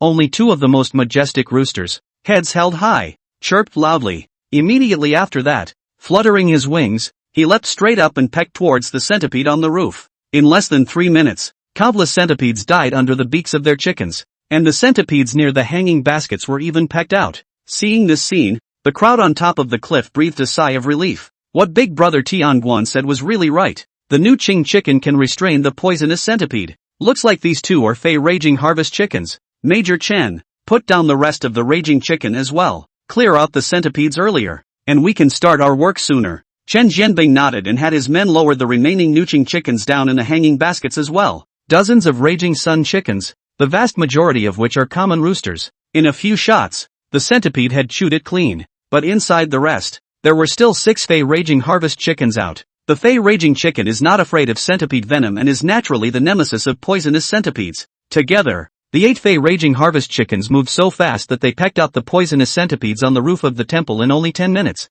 Professor Chu had originally been worried about not being able to get past the poisonous centipede. Now that he saw this scene, his hanging heart was finally released. Qin Jianbing saw that the poisonous centipedes were almost dead, and waved his hand. Pan Zi, Lei Zi, you 2 break the back. Everyone else, follow me to protect Professor Chu and the others and go down to the valley together. The crowd responded in unison, and one by one they stepped into the hanging basket. 3 pulley gondolas can transport 20 or 30 people down at a time. It wasn't long before Professor Chu and the others were close to the bottom of the valley. However, just at this moment, there was a sudden girl in the crowd who pointed at the mountain wall not far away and cried out with a surprised face, "Hey guys, look! There seems to be a lot of medicinal herbs growing on the stone walls of the mountain cliffs." The crowd followed the direction she was pointing and saw that there were a lot of Ganoderma lucidum with exaggerated heads growing among the mountain walls, and even a number of precious plants that had already gone extinct. Biology expert Prof. Wu's eyes glowed as he pointed to another fungal plant and marveled. This is the long-extinct panlong exhaustion, and I didn't expect a few plants to survive here. This discovery is so important. Speaking of this, Professor Wu was trembling with excitement and hurriedly turned his head to Professor Chu. Old Chu, I'll go and deal with the panlong exhaustion first. Such a precious plant, we have to transfer it safely to another place before we can do so. Prof. Chu and Prof. Wu were old acquaintances and knew that he was like this whenever he saw a precious plant. After thinking about it, it was just some plants and there was no danger,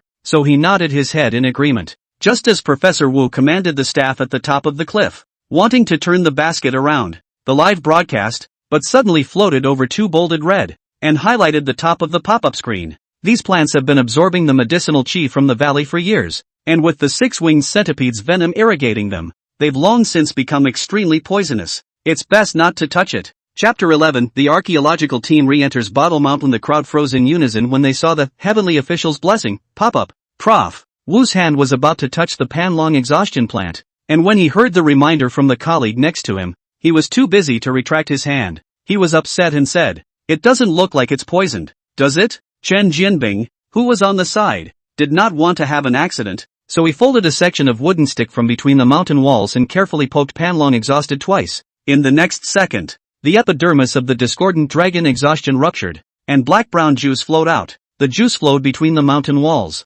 and white smoke kept rising. It didn't take long to erode the weeds between the mountain walls. Seeing this scene, the crowd all sucked in a breath of cool air. Prof. Wu himself, in particular, was afraid of the aftermath. If it wasn't for the timely reminder from the heavenly official Big Brother, he would have been lost. Thinking of this, Professor Wu breathed a sigh of relief and turned his head to the live camera, his face sincerely saying, "Mr. Tianguan, thank you for saving my life." Originally, the 3 of them, Professor Wu, were quite disdainful of Tianguan Jifu, thinking that he wasn't as powerful as Professor Chu said he was. But after this incident, at least Prof. Wu himself was admired to the core, with nothing but respect in his heart. The netizens in the live broadcast room, on the other hand, were all excited. Big Brother Tianguan is awesome.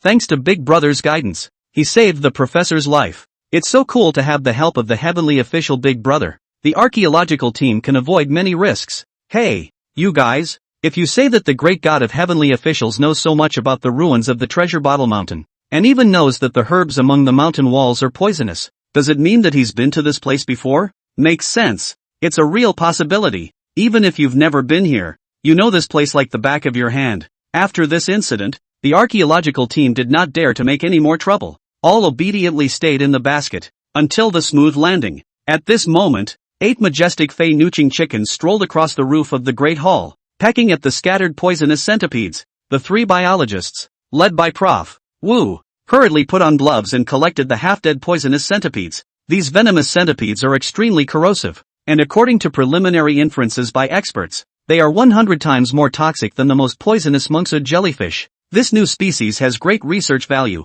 This was also the reason why several people from Professor Wu had rushed to Nuching County overnight despite the risk to their lives. The 3 of them, Professor Wu, had nothing but poisonous centipedes in their eyes and were busy, and the archaeological team, dominated by Prof. Chu, likewise can't stop. They carefully built ladders and descended one by one from the roof of the palace. Immediately afterward, the members of the archaeological team saw a scene that they would never forget. One could only see rows and rows of palaces standing in the valley in a staggered manner, each with flying eaves and dangling corners. What excites these archaeologists the most is the fact that these palaces are extremely well preserved. Even the patterns carved on each of the large pillars in the palace were clearly visible. It's spectacular. This complex is the best preserved ancient building in our country and has extremely important research value. Professor Chu rushed ahead of the others and rushed to a side hall. His face was one of suppressed joy. On the side, Wang's Sweetness was equally excited, and she hurriedly asked the camera boy to focus the camera on these complexes. And when the magnificent atmosphere of the ancient building complex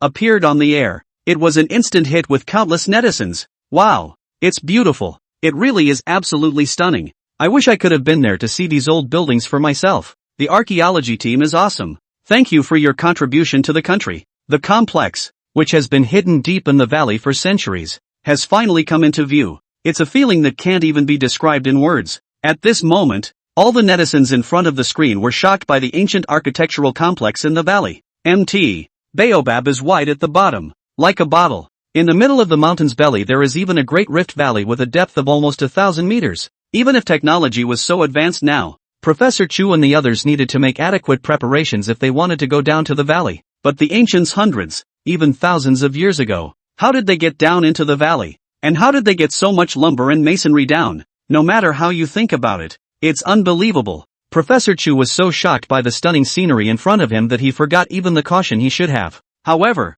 Chen Jianbing on the side was different. He was clear-headed enough to see that Professor Chu was going to go deeper inside, so he hurriedly stopped the man. Professor, don't rush inside yet. Have you forgotten what the heavenly officials said earlier? He said that the most menacing thing in the Bottle Mountain is a flying 6-winged centipede, and right now that big centipede hasn't shown up yet, so we'd better be careful. Hearing this, Professor Chu snapped out of it and busily nodded his head in agreement. He immediately turned his head and instructed the members of the archaeological team to take photos and records outside, and to be careful not to stray too far away for safety. The beautiful ancient architectural complexes. For archaeologists, that's the elixir. Despite Chen Jianbing's reminder, there were still some archaeologists who couldn't hold back their excitement and secretly opened the door of a palace. Only a creak was heard, and the sound of the door opening was exceptionally clear across the valley, and caused the crowd to freeze in unison.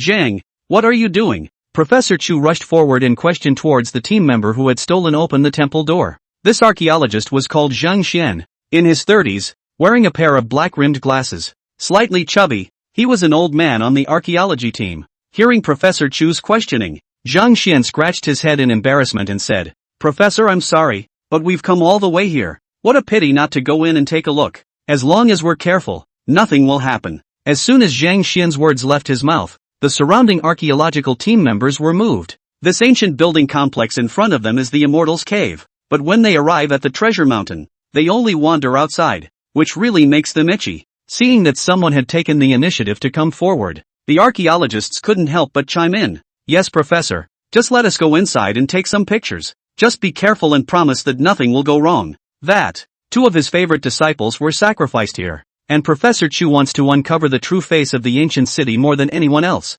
It was just that. Again. He didn't want another accident. Didn't want to see anyone sacrificed. After hesitating for a long time, Professor Chu sighed and said, "Alright then, but you guys must move fast. Just half an hour. Once the time is up, we'll return to the camp." Before coming down, Professor Chu and Chen Jianbing had discussed that if the Nuqing chicken could successfully restrain the poisonous centipede, they would come down to do a simple initial exploration. After half an hour, the group would have to go back to camp to recuperate and wait until tomorrow when they were fully equipped to go down to the valley for an in-depth study. Seeing that Professor Chu agreed, the archaeologists cheered and hurriedly teamed up 2 by 2, each looking for a palace to take pictures and record. On the other hand, Chen Jianbing had his men spread out and alert the surrounding area. The complex in the valley was large, with a large hall at the front and back, arching a high platform. In the middle of the high platform, there was a dusty alchemy furnace. Professor Chu was slightly stunned when he saw this alchemy furnace. In the bottom of his heart, he thought, it seems that Mr. Tianguan wasn't wrong. This ancient city should be the place that ancient emperors used to make pills. Just, why does Mr. Tianguan keep saying that this is an ancient tomb? The archaeology team has been searching for half a day, but they haven't seen any burial chamber. Professor Chu was puzzled, so he took out his cell phone and sent a private message to Tianguan Jifu. Mr. Tianguan, why do you keep saying that this is an ancient tomb? We didn't find the burial chamber. Chapter 12, History of the Bottle Mountain Tomb. Valley of the Dragon. Suchen saw the private message sent by Professor Chu and smiled slightly. The reason why the Bottle Mountain Tomb is in the top 5 murderous tombs in the Ghostbusters world. The most important point is that the owner of the tomb, the great general of the Yuan dynasty, made the best use of the site by combining the Dan Palace, which was built by the previous emperors for alchemy, with his own underground palace, and set up many traps in the underground palace. For example, where Professor Chu and the others were, the underground palace centered on the infinite hall and the alchemy furnace, was the 6-winged centipede's lair. To the west, the urn was laid out with quicksand and hidden arrow mechanisms. His own crypt, however, was built in a different way on top of a hill, and it's only good that Professor Chu and the others can't see the coffin. The Yuan dynasty general in the coffin has been corpsed. Looking at the performance in the Ghostbusters world, even if it wasn't a flying stiff, it was at least a hairy stiff level. The partridge whistle that had been enhanced by the 6-winged centipede's inner elixir was also extremely struggling to fight that corpse king. As far as Prof. Chu and these ordinary people are concerned, I'm afraid that as many as there are will be food delivery. Su Chen thought of this, and simply replied, this place was where the emperor refined medicine a long time ago, but then it was taken for himself by a Yuan dynasty general, who also used the Dan Palace as the center, expanded it, and built himself a mausoleum in the belly of the mountain. However, his burial chamber is not in the belly of the mountain. As for the coffins, there is a Dan well at your feet, and there are plenty of coffins inside. Professor Chu was shaken when he heard this explanation. This was really the place where the emperor made medicine, but then it was occupied by a general who built it into a mausoleum. In that case, the historical value of this site. No, I should say that this ancient tomb has a greater historical value and research value. The country of China has experienced several major cultural and historical breaks, and the original historical records are few and far between. And throughout the dynasties, the emperor's refining of immortality pills was an absolute secret, almost impossible to record on paper. If one could unravel the inner workings of pill refining by successive emperors through this ancient tomb, it would definitely be one of the most significant discoveries in archaeology. Thinking of this, Professor Chu was trembling with excitement as he hurriedly typed, wanting to ask more, but at that moment, a slight vibration suddenly came from the ground. What's going on? An earthquake? Professor Chu was in a state of doubt when he suddenly saw those fey raging chickens scattered around, all fluttering their wings and screaming. The crowd coincidentally stopped the work at hand and all gathered on the high platform. Professor Chu, what happened? Wang Sweet is giving live netizens a room palace live-it. Heard the sound of soldiers shouting collection. Rushed over to ask a question. Professor Chu frowned slightly and was about to speak. Instead, a large black shadow over 10 meters long was seen violently flashing past the roofs of several palaces. Everyone was taken aback and gazed around nervously. Chen Jianbing led the special squad to guard the periphery. The rifles in each soldier's hands were already loaded. With a frown on his face, he turned to the crowd and said, "It's not too safe here. There are unknown creatures approaching us. We have to evacuate immediately." although the archaeologists were mesmerized by these ancient buildings. But it is a matter of life and death. They are still clear. After Qin Jianbing finished speaking, the crowd consciously lined up in two lines and quickly moved towards the hanging basket under the protection of the soldiers. When the netizens in the live broadcast room saw this scene, they were all puzzled, furiously brushing question marks in the pop-up screen. Why go back? Sweet sister, I haven't seen enough. That's right, it's still early. Let's watch it a little longer. Wang Sweetie nervously gazed around and explained a few things to the netizens. Everyone still remembers that the great god of heavenly officials once said that there was a big centipede that could fly inside the ancient tomb of Bottle Mountain, right? Professor Chu and Major Chen both agree that we should be careful and not stay at the bottom of the valley for too long. But don't worry, when the subsequent support troops arrive, no more powerful centipede spirit will be able to defeat our country's modernized troops. Even though Wang Sweetness explained clearly in the risks in the Bottle Mountain ancient tomb, but there are still many netizens in the live broadcast who don't buy it, thinking that the archaeological team is too timid. A part of them felt that the flying giant centipede that Su Chen had described did not exist at all, as it violated the theory of evolution of living things. How can a terrestrial arthropod fly? The other part of Su Chen's hardcore fans trusted his words unconditionally. As a result, the live broadcast room was instantly divided into two factions, and there was a lot of bickering. The archaeological team did the right thing. Since the great god of heavenly officials said there is a centipede spirit, then there must be. Bullshit. It's completely blind bullshit. I'm a biology major. Centipedes are terrestrial arthropods that haven't changed in hundreds of millions of years. How could they possibly fly? That's right. If there really are flying centipedes in this world, then the theory of evolution can be completely debunked. The great god of heavenly officials doesn't talk nonsense. Didn't he verify that he was right the previous times? I don't care how many times he was right in front of him. There's no way a centipede can fly anyway. It can't evolve the ability to fly, at least not in these millions of years. I support the archaeological team's decision. After all, the lives of so many people are at stake. One can't be too cautious. When Wang Sweetness saw the live broadcast room bickering, a helpless look appeared on her face. So, she walked over to Professor Wu and explained to him about the arguments of the netizens in the broadcast room. Professor Wu, you are the most authoritative biology expert. Do you think it's really possible for a strange creature like the six-winged centipede to exist? Prof. Wu is an expert in biology and has been devoted to studying the evolutionary theory of living things.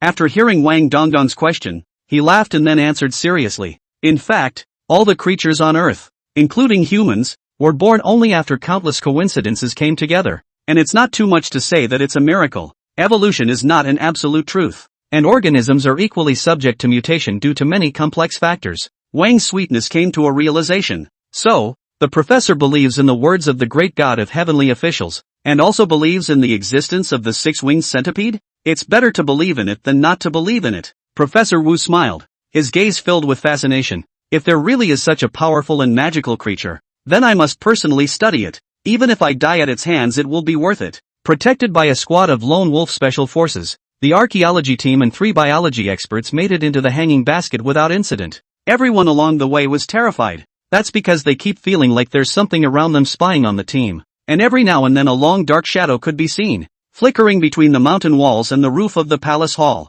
But because the speed of the black shadow was too fast, the crowd never managed to see what it was. The gondola loped slowly and leisurely, taking everyone up to the top of the cliff. Wang Sweetness stood on the solid ground, feeling the warmth of the sun, and finally let out a long sigh of relief. The valley is dark, with no sunlight visible. Although there is a large complex of beautiful old buildings, it can still feel depressing after a long time. Especially the feeling of being spied on by something in the shadows made her feel uncomfortable as hell. Despite the short time he went down, Professor Chu remained content. The thousands of photographs taken by the archaeologists and the archaeological trip were enough to make the country a sensation. Yeah, if not seen with their own eyes, who would believe that in such a deep forest, off the beaten track, there is still a piece of such a well-preserved ancient building complex? Just as Professor Chu was planning to go back to the camp early, develop and print out all the photos, and do a more detailed study with the team. Suddenly, a deafening roar resounded throughout the valley. Instantly, everyone on the archaeological team was a little alarmed.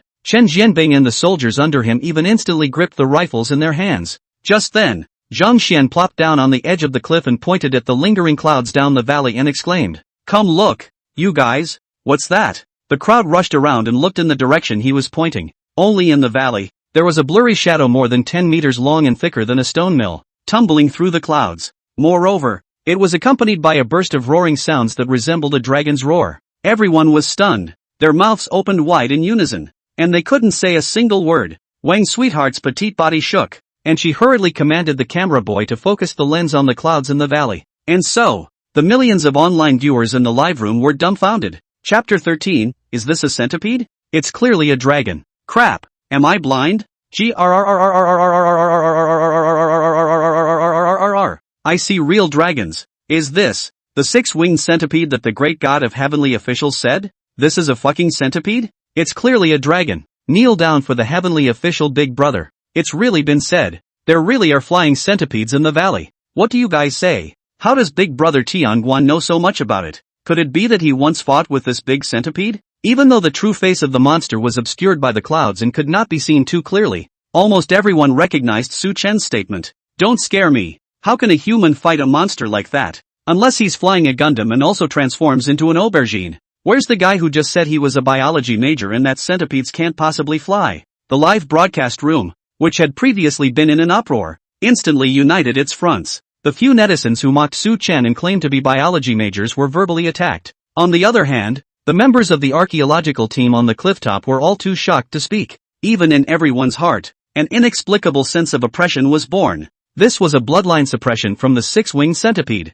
Unlike the others, Major Qin Jianbing's heart was not only shocked, but also nervous. At this moment, he finally understood why Su Chen had to repeat several times that he wanted them to bring heavy weapons. For this six-winged centipede is a circle larger than the largest boa in the world. With the rifle in his own hand, he still didn't know if he could break this monster's defense. Thinking of this, Chen Jianbing was anxious and secretly prayed that the monster would not come out. Perhaps his prayers had an effect, or perhaps the six-winged centipede didn't care to chase after them.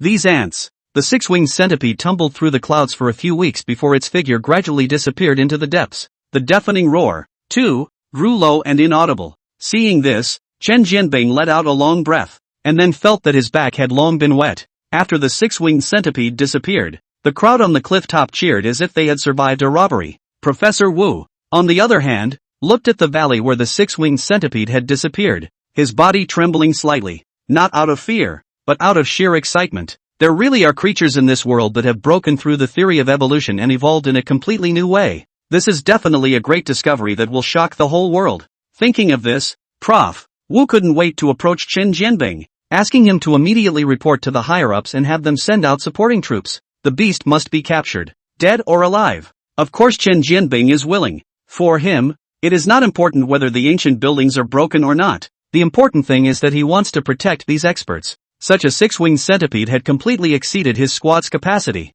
He had to have more support, and more heavy weapons. Professor Chu still wasn't too willing to use heavy weapons, but seeing how perverse the six-winged centipede was, he knew that for everyone's safety, using heavy weapons to remove the monster was the safest option. So, he sighed and said, Major Chen, I only have one request. Can you try to avoid damaging the buildings at the bottom of the valley when you do it? Chen Jianbing thought for a moment and nodded. I'll try to lure that monster out of the valley when the support troops arrive. At this time, Wang's sweetie on the side interjected. Anyway, the support troops won't come for a while. Why don't we ask the heavenly official great god? He surely knows more information about the six-winged centipede. Isn't there a saying that if you know your enemy and know yourself, you will not be in danger in 100 battles? Professor Chu's eyes lit up at his words, and he couldn't help but laugh. Right. Why did I forget about this? With that, he rushed over to the live camera and waved his hand at it. Hello everyone, I am Chu Muyun. Mr. Tianguan Jifu, are you watching the live broadcast right now?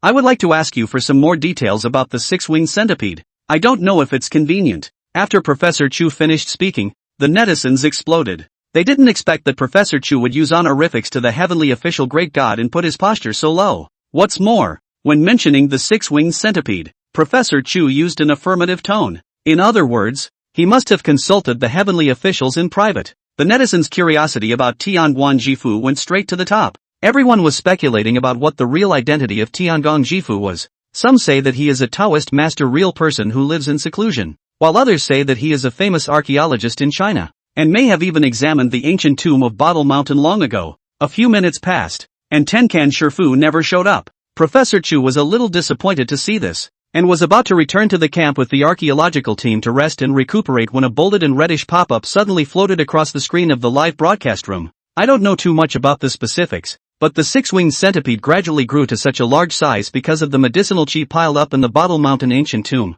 Moreover, it has already grown an inner elixir in its body, and is able to perform many strange means with the help of the inner elixir, as well as absorbing the medicinal qi to cultivate with the help of the inner elixir. If we give it a few more thousand years of time, it might really be able to break through the shackles of its bloodline and become a Qilin golden centipede. The Qilin golden centipede was one of the 6 great foreign insects of the floodplains, and when mentioning the Qilin golden centipede, very few people might know about it. But if you want to mention the ninjas, I'm sure many people know about them. The Qilin golden centipede, on the other hand, was a flood fae that could be compared to the 9-headed worm. Of course, what Suchen said was just a less than 1 in 10,000, almost non-existent possibility. After all, the Qilin golden centipede starts off at the level of a heavenly immortal, and with the strength shown by the 6-winged centipede in the ghost blower's lamp, not to mention thousands of years, even if he is given a few tens of thousands of years, I am afraid that it would be difficult for him to grow to the level of the Qilin golden centipede. But the strength of the 6-winged centipede also depended on who it was compared to, and it was naturally a heaven and a earth compared to the Qilin golden centipede. But to compare it to an ordinary human, it was so powerful that it was despairing. In the entire Ghostbusters world, Partridge Whistle's strength can be ranked at least in the top 5, if not the top 3. But it was such a fierce man that still couldn't do anything about it in the face of the 6-winged centipede. Moving mountain stance of Kuei Xing kick bucket, kicking on the 6-winged centipede was like tickling it. In the end, Partridge Whistle relied on explosives, as well as strong luck, or took advantage of the 6-winged centipede to spit out its inner elixir to heal its wounds, before completely killing the beast. From this, it could be seen just how fierce the 6-winged centipede's strength was. When Wang Sweetie saw this pop up, she immediately became excited. Professor, the great god of heavenly officials has posted a pop-up. I knew it. He won't just sit back and do nothing. Tianguan Dishan must be a cold-faced and warm-hearted little brother. Professor Chu hurriedly stopped and took the tablet computer handed by Wang Sweetness. He looked at the explanation of the heavenly officer's blessing on the screen and trembled with excitement. The 6-winged centipede has grown an inner elixir inside its body? It also possesses many magical means, and can even cultivate with the help of an inner elixir? Seeing this information, Professor Chu's eyes were shocked and he hurriedly called out to Professor Wu and Chen Jianbing to discuss the matter together. Chapter 14 Black Gold Ancient Sword and 4 Elephant Coffin Suppressing Mirror. What? The 6-winged centipede has cultivated an inner elixir? After Chen Jianbing and Prof. Wu heard Chu Muyun's words, all of their faces were shocked and their mouths were open enough to swallow a duck egg. It's not fucking scientific. Chen Jianbing almost blurted out. A big centipede that can fly is already scary. Now you're saying that this centipede has also cultivated an inner elixir and knows all sorts of magical tricks? However, thinking about the sight of the 6-winged centipede tossing around in the clouds just now, it seemed that the matter of the centipede becoming a spirit was not unacceptable. Compared to Chen Jianbing's surprise, Professor Wu was more excited. He shook his head and offered a different view. Science is supposed to be the study of unknown phenomena and the discovery of unknown things. The study of a seemingly unscientific matter is itself a science. This 6-winged centipede from Bottle Mountain must have undergone an extremely marvelous genetic mutation to possess all the wonders. Professor Wu was getting more and more excited as he spoke, itching to study the 6-winged centipede right away. Chen Jianbing didn't have such a good mindset as him. After hearing the new information about the 6-winged centipede, he frowned tightly and made an immediate decision. No, this 6-winged centipede is too special. I have to report it to the top in a hurry. Just as the archaeological team was discussing how to solve the 6-winged centipede and report back to a higher level, Su Chen was also at home and received a system reward. Ding, pointing out the archaeological team is successful. Reward, Black Gold Ancient Sword. In the next second, a light ball fell into Su Chen's hands. After the light dissipated, a long, black and unkempt sword was revealed. The Black Gold Ancient Knife is the exclusive weapon of little brother Zhang Qilin, cast from a meteorite out of the sky, blowing hair and breaking hair. Indestructible, and the weight is extremely heavy. Ordinary people, not to mention waving, is to pick up the effort. Little brother has a unicorn bloodline, and this artifact sword has helped him make his way through countless tombs and become one of the thugs in the world of tomb raiding. Su Chen held the Black Gold Ancient blade and casually swung it. The wind of the knife was so sharp that it directly split an A4 sheet of paper from a distance of a few inches. Good knife. The Qilin bloodline was there. The heavenly official's seal was there. And now even the Black Gold Ancient blade was there. Su Chen felt that if he didn't rob a few ancient tombs, he would be sorry for this equipment. But tomb raiding has always been treacherous. Like the Bottle Mountain tomb where the archaeological team is located, the 6-winged centipede inside is ridiculously strong. Even if Su Chen had this equipment and stunts, The hard power should be a little bit stronger than Partridge Whistle, but if he really had to go head to head with the six-winged centipede, it was hard to say who would live and who would die. He has the strength, but not the destiny of a protagonist like Wu Wei, Hu Ba-yi. Although he didn't intend to go down to the tomb, Su Chen was nevertheless salivating over the six-winged centipede's 1,000-year inner elixir. Partridge Whistle in the world of Ghostbusters, who swallowed the inner elixir of the six-winged centipede by mistake. Directly as a result of the disaster, his strength skyrocketed by a large margin, and there were no after effects. From this, it could be seen that the six-winged centipede's 1,000-year-old inner elixir was the most precious thing in Bottle Mountain. The archaeology team is resting at their camp at the base of the mountain, and with a closed-door meeting coming up, the live feed is temporarily closed. Su Chen was a bit bored, so he wandered around the live broadcast platform. Not a moment later, he suddenly saw a familiar face. Hello everyone, I'm Tiny Ying. Today I'm introducing you to the Capital Museum's town treasure, the bronze mirror with animal motifs. This bronze mirror has a unique shape and a lifelike animal pattern on the back, making it an extremely rare national treasure. Today is also relatively fortunate that we happen to come across the exhibition of bronze mirrors with animal motifs,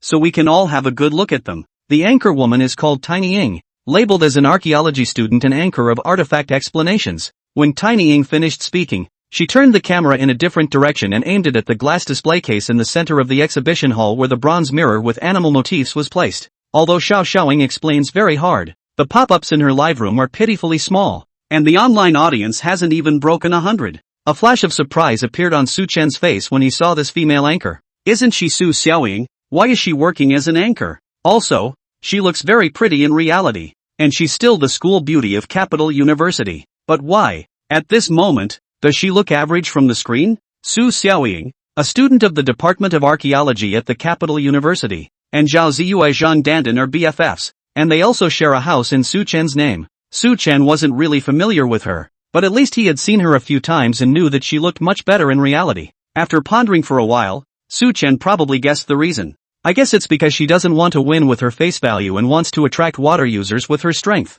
So it's a deliberate attempt to use beauty software and pull down your face value in reverse. This sister, she's really quite stubborn. Su Chen smiled bashfully. Thinking about it, he casually posted another pop-up. Tianguan Jifu, this mirror is not called a bronze mirror with animal motifs. It's called the Four Elephants Coffin Suppressor Mirror, which is specially used by ancient geomancers to suppress vicious corpses and evil spirits in coffins. The so-called four elephants are the four divine beasts, the vermilion bird and the Xianwu. In the world of Ghostbusters, Fatty Wang once saw a four-elephant coffin-quelling mirror on a coffin. His greed for money kicked in and he wanted to quietly pry away the four-elephant coffin mirror and sell it for money. Who knew that just after removing the mirror, the coffin shook violently, as if something horrible was trying to break free. Fatty Wang was scared half to death, panicked and put the mirror back, and only then were the things inside the coffin resuppressed and calmness restored. After Su Chen sent out this pop-up, Su Xiaoying saw it the first time. After reading the content clearly, she couldn't help but freeze, and subconsciously asked,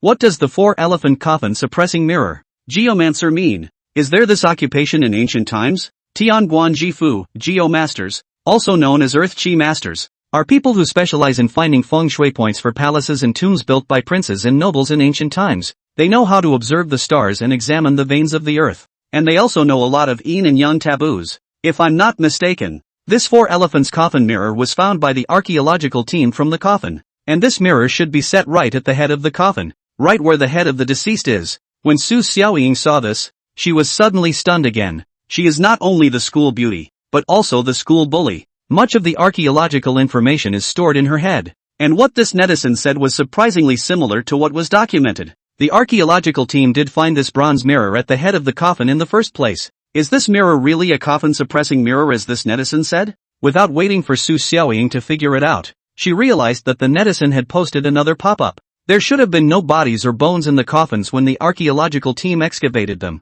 right? Otherwise, if they ventured to remove the coffin-quelling mirror, the ferocious corpses in the coffin would have killed them all by now. Hearing these words, Su Xiaoying's face revealed a look of horror, because what this man said was exactly the same as what was written in the archaeological community's internal sources. It's true that the archaeology team didn't find any bones of the deceased, and the site of the tomb was messy, as if someone had been in there a long time ago. Many valuable artifacts inside were destroyed, and the only thing left was this bronze mirror. Su Xiaoying looked excited. Her tone was unconsciously respectful. Are you telling the truth? This mirror is really used in ancient times to suppress ferocious corpses and evil spirits? Chapter 15, Private Messages Overflowing. Su Chen's anger. Su Xiaoying waited for half a day without waiting for an answer. After looking through the list of online viewers, I realized that the high-ranking person named Tiangong Jifu had long since left. In the meantime, she was also surprised to find that the live broadcast room suddenly flooded in with many people. The pop-ups even went from a handful of 2 or 3,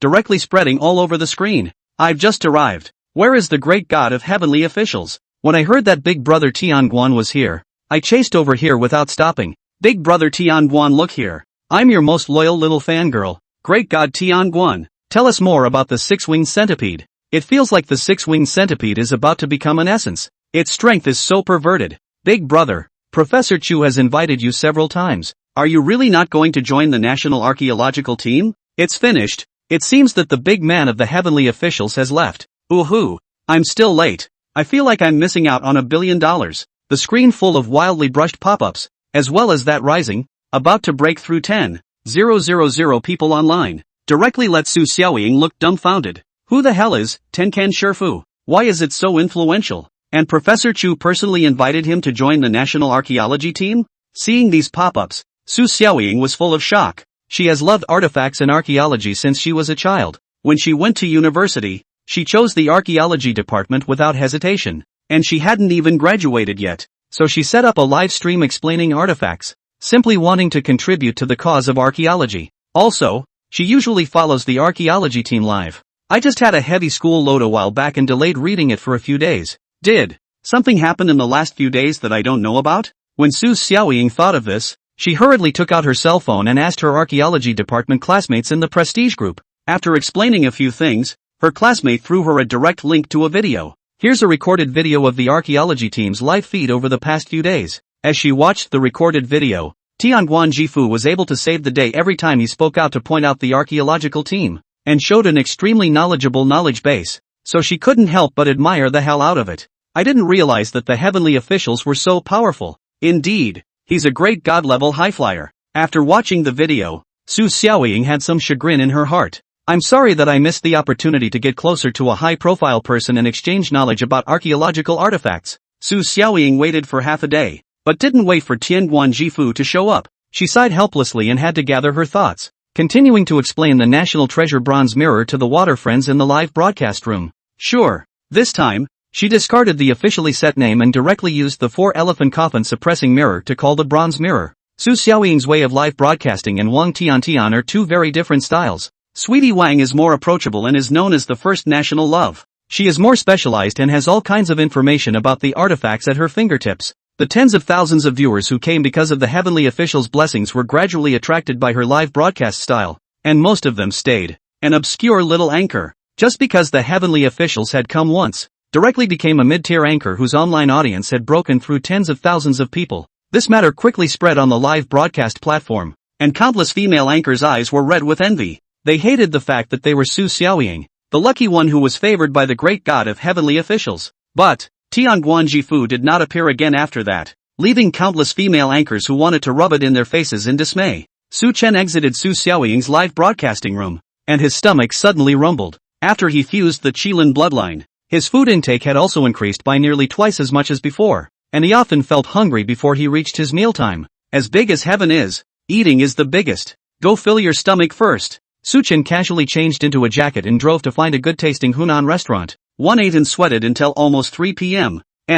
Before returning home satisfied. Lying on the living room sofa, Su Chen took out his cell phone, and as usual, first looked at the live broadcast of the archaeological team. He was a little disappointed to see that the archaeological team was still not on the air. These days, he was addicted to wool gathering the archaeological team. Casually clicked on the room of a female anchor called Bunny So Cute. I'll go. Miss, the curtains behind you are twisted. Since you've mastered the power of space, why don't you go serve your country and still harbor here as a little anchor? Su Chen came up with a venomous comment. As per usual, the next step is a one-stop service of banning and kicking the anchor. Only this time, Su Chen waited left and right without being kicked. How have these hostesses changed? Or have I already spewed resistance? Su Chen couldn't figure it out and was about to make another venomous comment. However, he heard the female anchor reply in a whiny voice. Welcome our heavenly official great god into the live broadcast room. Great god Tianguan, I'm your fan. Oh, if you don't like the beauty face,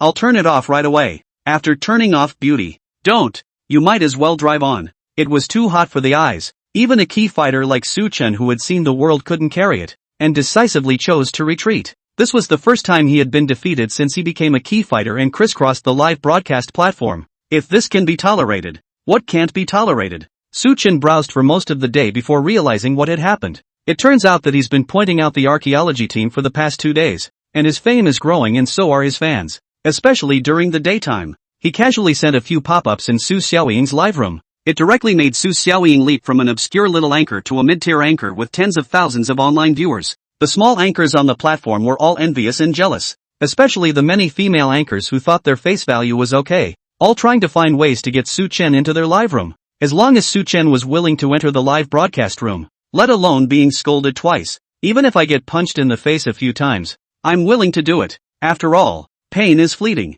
bills are eternal. So, this female anchors were scolded by Su-chen. But instead of getting angry, they were secretly happy in their hearts and couldn't wait for Su-chen to scold them more. On top of that, the female anchors who had previously banned Tianguan Jifu and kicked her out of the room were all remorseful. What fun is it for me to spam people if I can't see the hostess's boinging? Su-chen was depressed and returned to the main interface and saw many private messages from countless female anchors. In just a few minutes, the number of messages had reached thousands. Click on it, and good lord, it's full of cool pics of the hostess. What kind of a person am I? How dare you come out to show off without a pair of breasts? Su-chen was furious and turned off the private message settings on the spot, directly rejecting all private messages. He had just finished setting it up when his cell phone suddenly rang. Chapter 16, You look like a hammer to me. Whoa great, finally a phone call. Landlord little brother. Help! Su-chen froze and looked at the caller ID, realizing that it was Zhao Ziyu and the girls. Ziyu, don't be in a hurry.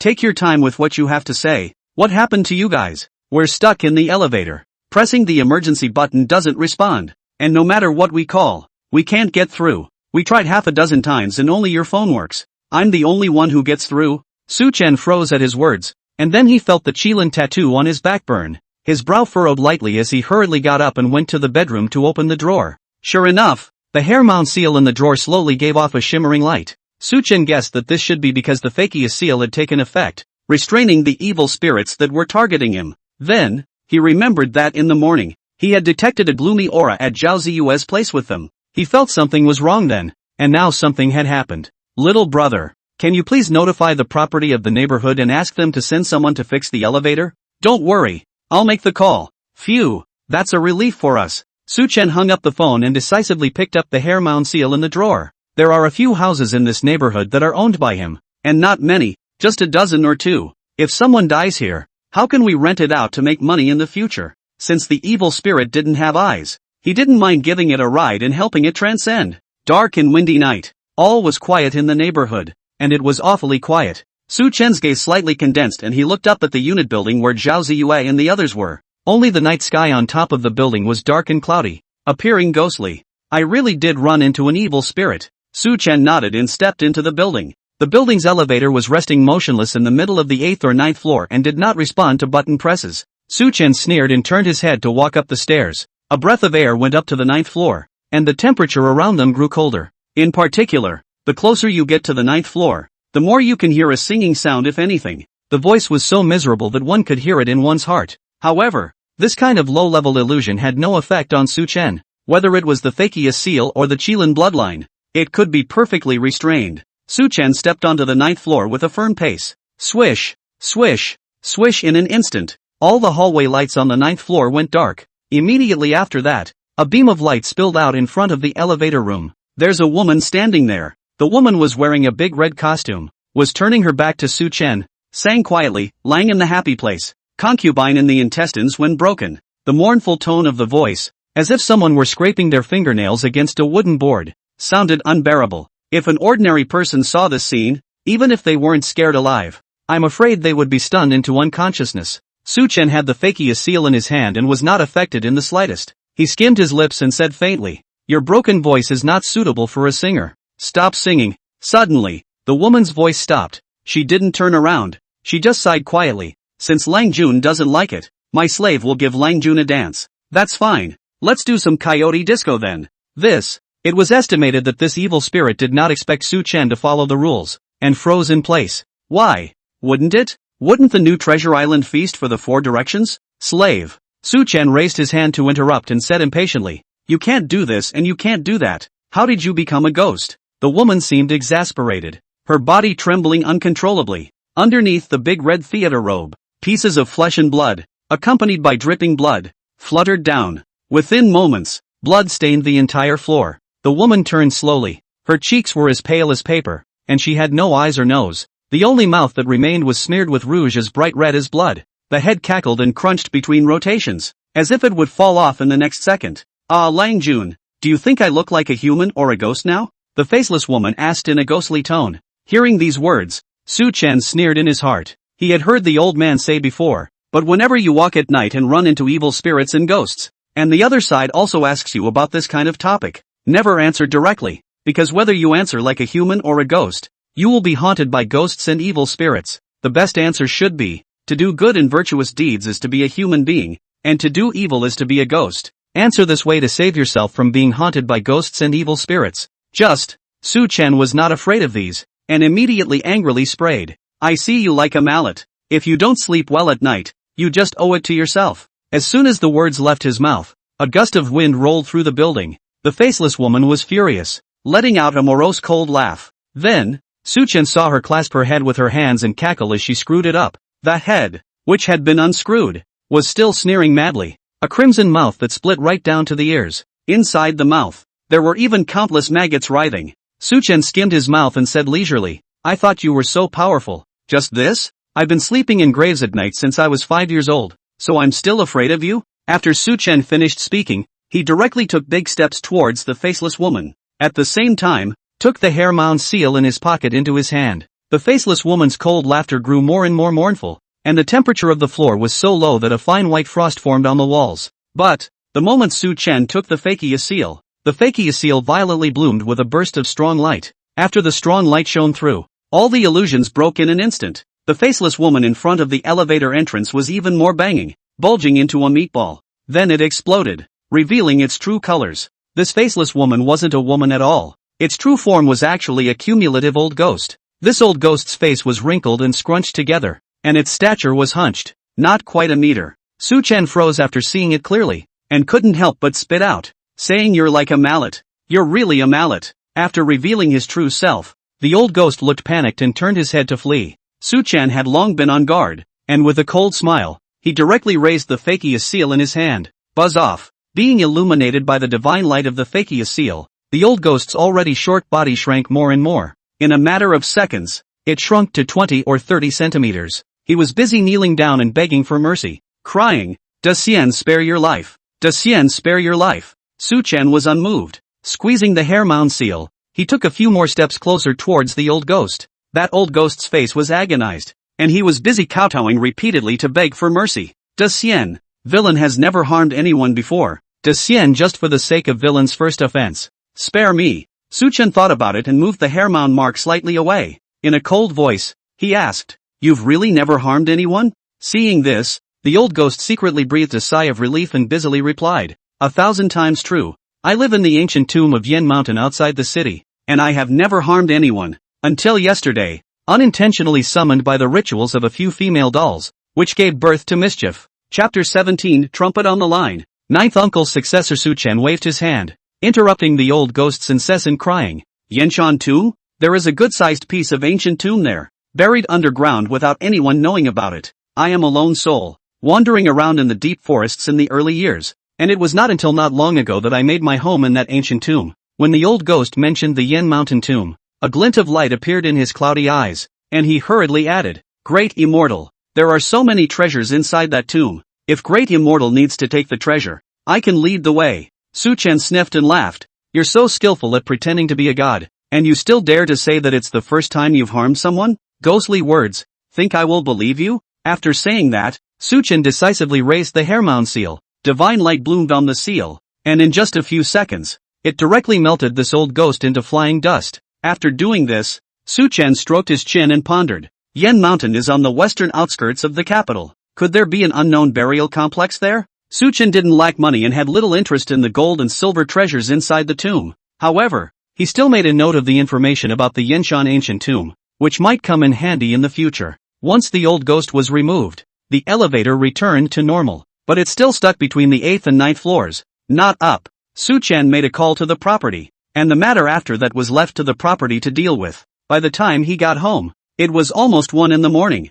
Although it was the first time he had faced an evil spirit directly, Su-chan was unusually calm, and after experiencing this, he realized that ghosts and evil spirits and such were just that. People are 3 times afraid of ghosts, and ghosts are 7 times afraid of people. Like that accumulating old ghost. If he was really strong enough, wouldn't it be more convenient to just slap someone to death? It's because it's so weak that it's pretending to scare people. Su-chan was in high spirits and somewhat unable to sleep. Solely opened the king to play 7 or 8 games. Directly killed the opponent to the darkness of the sky. The collective loss of wisdom before giving up. There was no talk all night. The next morning, Su-chan woke up and picked up his cell phone to see that there were several more WeChat messages. The messages were all sent by Zhao Ziyu, saying that she was grateful for his saving her life. She also said that the 3 of them wanted to invite Su-chan for dinner and asked when he was free. Su-chan thought about it and edited a message to send back. There's no need to eat. You guys remember not to mess around with any spirit summoning games from now on. Not long after the message was sent,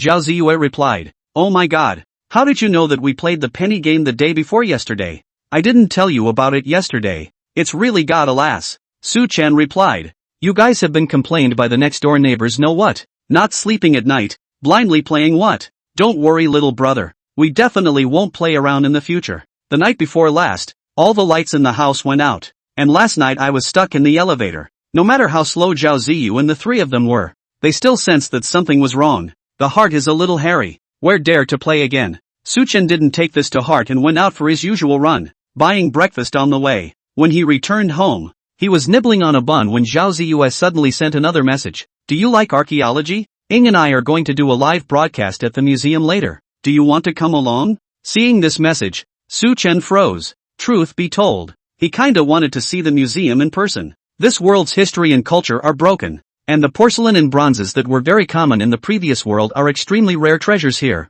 Often when one is unearthed, the major media outlets take turns in the headlines for days. For example, yesterday's 4 elephants coffin quelling mirror was at most a second-class cultural relic in the previous life. Unlike this parallel world, which has directly become a museum treasure, Su-chan could not help but slander in his heart. This if they were given 2 gold masks from the Sangsinghui, a bronze god tree, and the Simuwuding and quadrangular sheepzun of the Shang dynasty. Mustn't the nation rejoice? Just have a cultural recovery festival and give the nation a vacation. However, after considering it for a while, Su-chan still politely refused Zhao Ziyue's invitation. The most important thing at the moment is to pull the wool over the archaeological team's eyes. One must also always be careful not to let them regiment. Otherwise, if the system didn't give the reward, he wouldn't have anywhere to cry. "Ah, it's a shame you're not coming. The museum will be exhibiting a group of artifacts that were just unearthed a while ago today." Su-chan glanced at the cell phone message and casually replied, "Anyway, isn't Su Xiaoying on a live broadcast? So I'll just go to her live room and watch it then." "Hey, that's right-o. Well then, I'll send you Ying Ying's live room number." After this message was sent, it didn't take long for Zhao Ziyu to send Su Xiaoying's livestream. Of course Su-chan knows Su Xiaoying's live room. Not only knows, but also went in to point out. But, he was using the account of Tianguan Jifu at that time, and now when he went to Su Xiaoying's live room again, it was more or less eye-catching, especially since Su Xiaoying was also his tenant. The connection was too deep and could easily be noticed by someone with a heart. Su-chan rubbed his chin and pondered for a moment, finally coming up with a good idea. He was going to re-register a small number to watch the livestream. As the saying goes, people use trumpets to save their lives. Get a small number, Hiki gladiator Su-chan, and can re-emerge to continue to wave. Say it and do it. Su-chan opened the live broadcast platform. The first few items were all taken care of, and the name was made difficult to choose. After hesitating for half a day, he remembered the old ghost he killed last night, and couldn't help but mutter, "We're also considered to have subdued the demons and inherited Uncle Nine's legacy, so why don't we just call it Uncle Nine's successor?" Entering the nickname, Su-chan routinely looked for the live room of a few young ladies. "Miss, you're great. You're great. You're just hard to sing, hard to dance, but there's nothing else wrong with you. 2 fights against 1 are all countered. Can the anchor be any more of a vegetable? Ha, old me counts with my fingers. This anchor woman has a great evil omen. You have been kicked out of the live room by the anchor and permanently banned. It's the same familiar recipe, the same familiar flavor. Get comfortable." Su Chen let out a long breath, then opened the live stream of the archaeological team. Chapter 18, Qilin performs the 8 trigrams, and Xiao Ji writes the burial scriptures. The archaeology team just went live. Sweetie Wang is filming the archaeological team in the camp with the camera boy. As you can see from the picture, there is an army of hundreds of heavily armed men, making their way to the cliffs of Bottle Mountain. Hello viewers, Major Chen has set off with his team to tackle that 6-winged centipede at the bottom of the valley.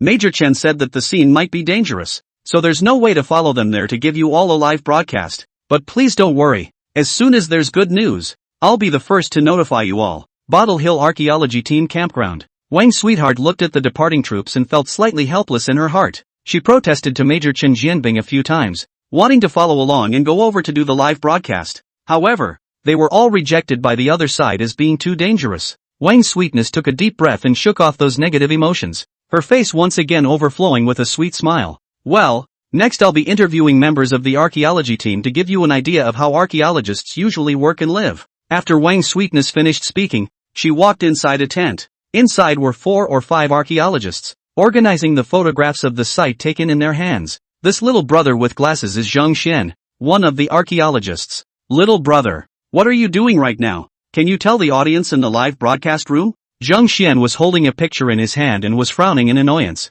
His thoughts were suddenly interrupted and he looked impatient, about to refuse when he suddenly seemed to think of something. Hastily, he said, "Are you there? Great God of heavenly officials, I have a question that I can't figure out after thinking about it." The photo in Zhang Xian's hand was taken of the very alchemy furnace in the underground palace. Great God heavenly official, you once said that the underground palace was a forbidden place used by ancient emperors to refine immortality pills. We did find the medicine hall for storing medicinal herbs inside the underground palace. However, the only alchemy furnace in this dungeon is solid and cannot be used to refine pills at all. Hearing this, the netizens in the live broadcast room were stunned. The alchemist's furnace is solid? Unable to make medicine? Could it be that the previous guesses of the heavenly officials were wrong, and that this place was not used for refining medicines? The netizens were abuzz at the thought. Ha ha, I told you, ancient emperor is not a fool. How would believe that there is such a thing as immortality? This underground palace is definitely not used for refining medicine. It's all just a guess by the heavenly officials.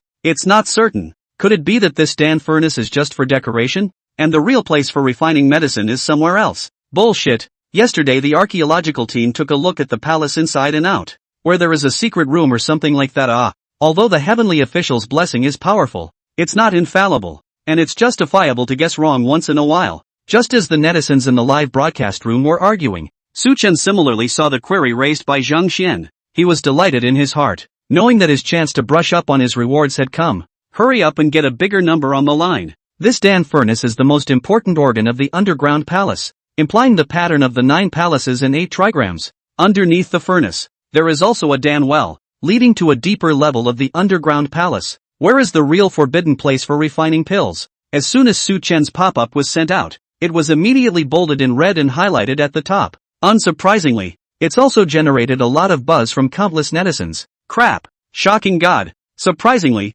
it's an organ. I knew Big Brother wouldn't be aimless. He said that the underground palace ruins used to be a forbidden place for pill refining, so it must be a forbidden place for pill refining. That said, has Big Brother been to the Bottle Mountain Earth Palace before? How come it feels like you know everything, as if you've seen it with your own eyes? I don't think so. Didn't Professor Chu say that the underground palace has been buried deep in the valley for hundreds of years, and that the archaeological team found it unintentionally? Great God of heavenly officials, what does the 9 palaces and 8 trigrams mean? The last pop-up caught Su Chen's attention. He saw it and reacted immediately. This world of China has experienced several major cultural faults. The old ancestors handed down the yin and yang 5 elements. 9 palace gossip and other learning has long been lost. Those studies are condensed the heart and soul of countless ancient people and have taken thousands of years to be born. Buried in history like this, Su Chen really felt it was too bad. With that in mind, he gathered his thoughts and sent out a few more pop-ups. Qilin performed the 8 trigrams and wrote the I Ching. The 9 palaces and 8 trigrams were born out of the I Ching. After the Qing Wuzi studied the I Ching and wrote the book of the 5 elements and the burial scripture. In the book, the organs of the art, burial and feng shui everything, and corresponds to the 9 palaces and 8 trigrams, yin and yang and the 5 elements of the phases of life. Since then, all ancient tombs must follow the words of the burial scriptures and select a feng shui site. The name of the king Wuzi Su Chen spoke of was Xiao Ji, a native of the Sui dynasty. Before Xiao Ji wrote the burial scriptures, Although princes and nobles of all dynasties were buried in a feng shui site, the skill of geomancy was only in the hands of yin and yang masters and aristocrats, and was seldom spread to the outside world. It was only after the introduction of the Book of Burial Scriptures that geomancy and feng shui spread to the lower classes. The geomantic masters are no longer exclusive to the yin and yang family, and there are many people with outstanding talent who can set the dragon vein at a glance and search for feng shui sites with a single burial scripture. Here to say a little knowledge, because the burial scripture written by Shao Ji is really too hot. After the Sui dynasty, almost all the tombs according to the rules of the burial scripture, looking for feng shui treasure land for burial. So the later generations of professional grave robbers followed suit, manned a copy of the burial scriptures and always studied them. Once these 3 pop-ups were posted, they instantly made the netizens giggle. It couldn't be helped. What Tianguan Jifu said was just too specialized for them to understand. What Qingwen? What Qing Wuzi? What burial scriptures? I've never heard of it. However, compared to the netizens who were dumbfounded, Zhang Xian was thrilled as he looked at the pop-ups. So the teacher's guess was right. There really was a study of the 9 palaces and 8 trigrams in the ancient times. Wang Sweetness was unsure and hurriedly asked, "Little brother, do you know what the great god of heavenly officials meant by that?" Zhang Xian nodded incomparably solemnly. "About 2 or 3 years ago, my teacher, Professor Chu, took us to excavate an ancient city in the west. Unfortunately, that ancient city has been eroded by the wind and sand and has few valuable artifacts, but we found a tattered roll of parchment that was the notepad of a Western huckster, the equivalent of our modern diary. That Western region Hu Shang said. He saw all kinds of magical 9 palace 8 trigrams organ art in the Central Plains. Admire the Central Plains. Also wrote on the last page of the notepad, said to save enough money to go to Chang'an, buy a house in the Central Plains to settle down." Speaking of this, Zhang Xian sighed. From that roll of parchment, it can be seen that our country of China must have had the grandeur of 10,000 nations coming to court in ancient times. It's just a pity that all that history is buried under the ground and there's no way to know. Hearing this, even without the need for Zhang Xian's explanation, just by listening to the envious tone of the Western regions who merchants at the end, Wang Sugar and the netizens were able to imagine how much the Western region's countries yearned for China back then. In an instant, whether it was Wang Sweetness or the netizens who were watching the live broadcast, an incomparable sense of pride welled up within them. Wang Sweetness gently spat out a mouthful to calm her excitement and continued to ask Zhang Xian, "So, the 9 palace and 8 trigrams organ technique spoken of by the great god of heavenly officials is true?" "That's right." Zhang Xian's eyes glowed as he stared intently at the few top pop-ups sent out by the heavenly officials in the screen. "Ever since my teacher and I discovered this notepad of the Western Hu merchants, we've been trying to find solid evidence of the 9 palaces and 8 trigrams. It's just that this kind of learning, which used to shine in antiquity, has completely disappeared into history as if it had suffered some major catastrophe. But I didn't realize that the great god of heavenly officials knew about all this learning. No, it's a big deal. I have to hurry and inform the teacher." With that said, Zhang Xian could no longer hold back the excitement in his heart and ran out of the tent with his legs pulled out. After some popularization by Zhang Xian, the audience also understood the importance of the 9 palaces and 8 trigrams. So the pop-ups on the air blew up. My goodness, a great god is a great god. There's nothing he won't do. Who says no? He won't be able to give birth to a child. If the great god doesn't mind, this girl is willing to offer herself to help you give birth to a child. Bah, get together shamelessly. The great god is for all of us, not you. Up posture. God, say a few more words. How magical is the 9 palace 8 trigrams in the end? I want to know. Su Chen couldn't help but smile when he saw the buzz from the netizens. At the same time, a system prompt rang in his ears. Ding, pointing out the archaeological team was successful. Reward. Chapter 19 Reward, Super Golden Pupil. Ding, pointing out the archaeological team is successful. Reward, Night Eyes and Golden Pupils. Hearing this system prompt, Su Chen couldn't help but let his eyes light up. Let's start with the Night Eye. Night Eyes is the unique talent of Chen Yulo, the leader of the Unloading Ridge in the world of Ghost Blower. Chen Yulo had a very peculiar experience. He was born in an ancient tomb. Born with a pair of innate night eyes, not only can they see in the dark, but they can also recognize all things and discern truth from falsehood. In the ancient tombs where you can't see out of the corner of your hand and accidents happen all the time, these night eyes are a unique treasure. As for the golden pupil, it comes from Zhuang Rui in the world of treasure appreciation. Pawnshop small accountant Zhuang Rui hurt his eyes, but due to a blessing, get a pair of gold pupils that can see through the nature of cultural antiques. What was even more impressive was that he could also use his golden pupil to see the past history of the cultural relics and antiques. Since then, Zhuang Rui has traveled across the world of antiques with his golden pupil, heading towards the peak of his life. Although the golden pupil did not have the ability to see in the dark, The ability to recognize truth and falsehood was stronger than the night eye. Although Su Chen didn't lack money, but if he went to the tomb later and couldn't even tell which things were good, then what kind of a hairy Mount Heavenly official was he? Saying it all discredits the Haircock faction. Thinking of this, Su Chen nodded with satisfaction. Yes. System, extract the reward. Ding. Detecting the same alien attribute. Night Eye's golden pupil can be fused and upgraded to super golden pupil. May I ask the host if he needs to be fused and upgraded? And upgrades? Su Chen froze and hurriedly said. Fuse it. Ding. Fusion complete. In the next second, a light ball appeared above Su Chen's head. Immediately afterward, it was gone into his head. Su Chen felt a burst of coolness emanating from his two eyes and couldn't help but close his eyes. Moments later, when he opened his eyes again, at the pupils of both eyes, however, a circle of golden light suddenly flashed. Su Chen thought about it and purposely closed all the curtains. In an instant, the room was dark and out of reach. With a flash of golden light in the pupils of Su Chen's eyes, everything in the room was clearly visible. Even with the bright light just now, it was several times clearer. It was as if his eyesight had been enhanced by more than 10 times, and all the subtle movements in the room could not escape his eyes. Su Chen's face was pleasantly surprised, and his vision in the darkness was, on the contrary, stronger. Letting out a light breath, Su Chen went over to open the curtains. Then he gazed at the ordinary porcelain teacup used for drinking water on the coffee table in front of him. With a bang, it was as if time had stood still. The porcelain teacup zoomed dramatically in Su Chen's eyes,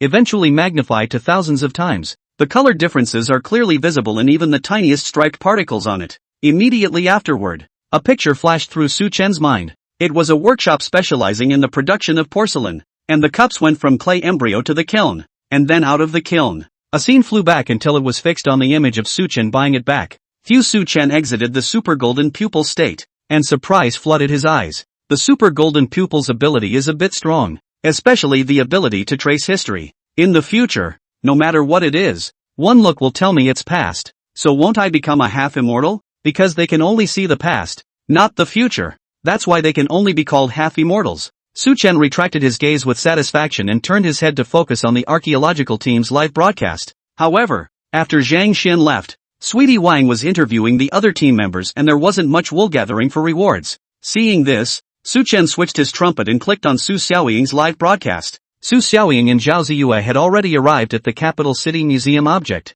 However, the museum was very crowded with visitors today. It was bustling, almost crowded. Looking at the image of the two girls struggling to squeeze into the museum, Su Chen couldn't help but heave a smile, feeling glad for his original decision. It's a good thing he didn't follow him, or he'd be the one getting squeezed right now. It took about 10 minutes before the two girls finally squeezed into the museum gallery. Su Xiaoying's face was dripping with sweat, but she still insisted on explaining it to the audience in the live broadcast. As you should all know, last year the local archaeological team from Izhou found a number of artifacts in the lake at the foot of Jinjiao Mountain. And today, it's the long-awaited exhibition of artifacts from Goldfinch Mountain. Saying that, Su Xiaoying aimed the picture at the rows of artifacts in the exhibition hall located in the glass cabinets. These artifacts are mainly bronze, with bronze swords, bronze chimes. One of the most striking is the glass display case in the very center of the showroom. This glass display case is extremely special. The museum with a cordon to it circled, within 5 meters around are not allowed to approach.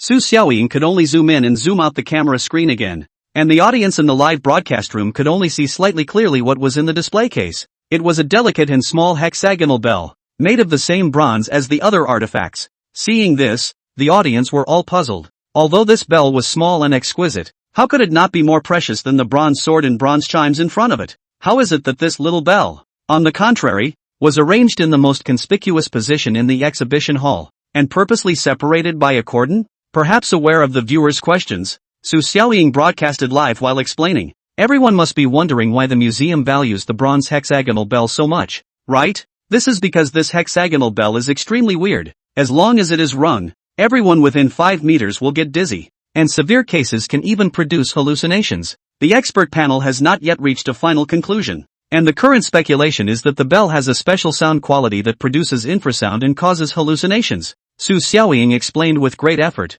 and the audience in the live broadcast room immediately brushed up with pop-ups. Crap, bells can still be hallucinogenic? I've grown a posture. Nyo wow. I didn't expect Izhou to have such precious cultural relics. Which dynasty's relics do you guys think the archaeological team found? Which dynasty is unclear, but certainly no less than 2,000 years. There was a lot of talk in the live broadcast room, and the moment Su-chan saw this hexagonal bell, his entire body froze. A hexagonal brass bell that causes hallucinations? Isn't this the contraption that is the ultimate boss throughout the Tomb Raider world? It's on the verge of becoming the protagonist of the Tomb Raider world. Wu Chi's demon. No matter where Wu Chi goes and which tomb he goes down, he can more or less see it. Could it be that in this parallel world, the tomb of the Tomb Raider world had also appeared? Su-chan wanted to say it was impossible, but he thought that Professor Chu and the others had already discovered the Bottle Mountain tomb in Shangzhou. The word impossible just couldn't be said enough. Su-chan took a deep breath, his gaze fixed firmly on the hexagonal copper bell in the picture without letting go.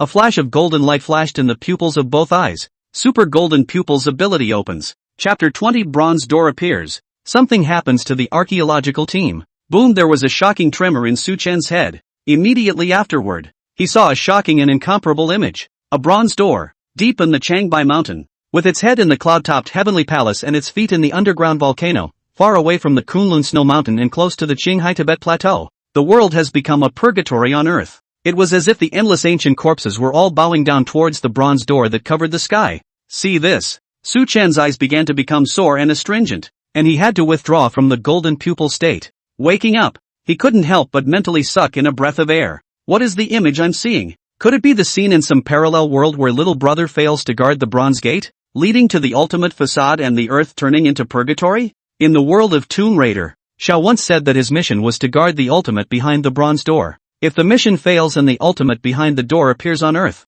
then all the ancient corpses in the world will corpse up. This world I'm traveling through probably shouldn't have the same bronze doors. Su-chan frowned, secretly thinking that he would have to find an opportunity to make a trip to the Golden Bird Mountain in Izhou. If there really is a bronze door, let's not talk about the menace. The ultimate mystery would be to get him bald first. In the meantime, Su Xiaoying to the audience of the live broadcast, explaining the knowledge of cultural relics in the exhibition hall. It also talked in passing about the discovery of artifacts at Jinjiao Lake in Izhou. It is said that some tourists traveling to Jinjiao Lake picked up a bronze broken sword on the river bank while having a picnic by the lake. The tourists were shocked and rushed to turn the artifacts over to the state. Then the local archaeological team came over to excavate, only to discover that under the Jinjiao Lake river bank, there are hundreds of pieces of bronze buried and scattered. There are large and small vessels, the smallest being the hexagonal brass bell. The largest, a small bronze tripod the size of a backpack. That little bronze tripod was classified as a special national treasure, and not only was it forbidden to be exported, it was also forbidden to be exhibited. Su Xiaoying is a student of the Department of Archaeology. She said she heard the professor of their department mentioned once, said that the bronze tripod engraved with extremely complex symbols, experts studied for half a year, have not been able to translate the meaning. When Su-chan heard this, he couldn't help but let his eyes light up. This world has a broken history and culture, and the so-called artifacts and antiques are average. If there are symbols or inscriptions on the bronze tripods, they are indeed considered national treasures. Even in later times, daring to privately sell bronze tripods with inscriptions is basically the punishment of getting shot. Ding Dong. Su-chan was watching the live broadcast when the WeChat message rang. He picked it up and realized it was a voice message from Zhao Ziyue. Su-chan, what's your ID name? Did you get to Ying Ying's live room? It's already here. But, what do you want my ID for? Hey, we know each other so well, I'll give you a back door to a house manager. Su-chan was dumbfounded when he saw this, but he didn't reject the other party's good intentions and sent his ID nickname over. It didn't take long for Zhao Ziyue to say that the settings were ready. Su-chan took a look and realized that his trumpet had become the room manager of Su Xiaoying's live broadcast. At this time, Zhao Ziyue sent another voice message. It's really a big loss that you didn't come to the site today. I heard Ying Ying say that this batch of artifacts from the Jinjiao Mountain excavation will be sent to the Archaeological Research Institute for sealing tomorrow, and I don't know if it's going to be the monkey's age if I want to see them again in the future.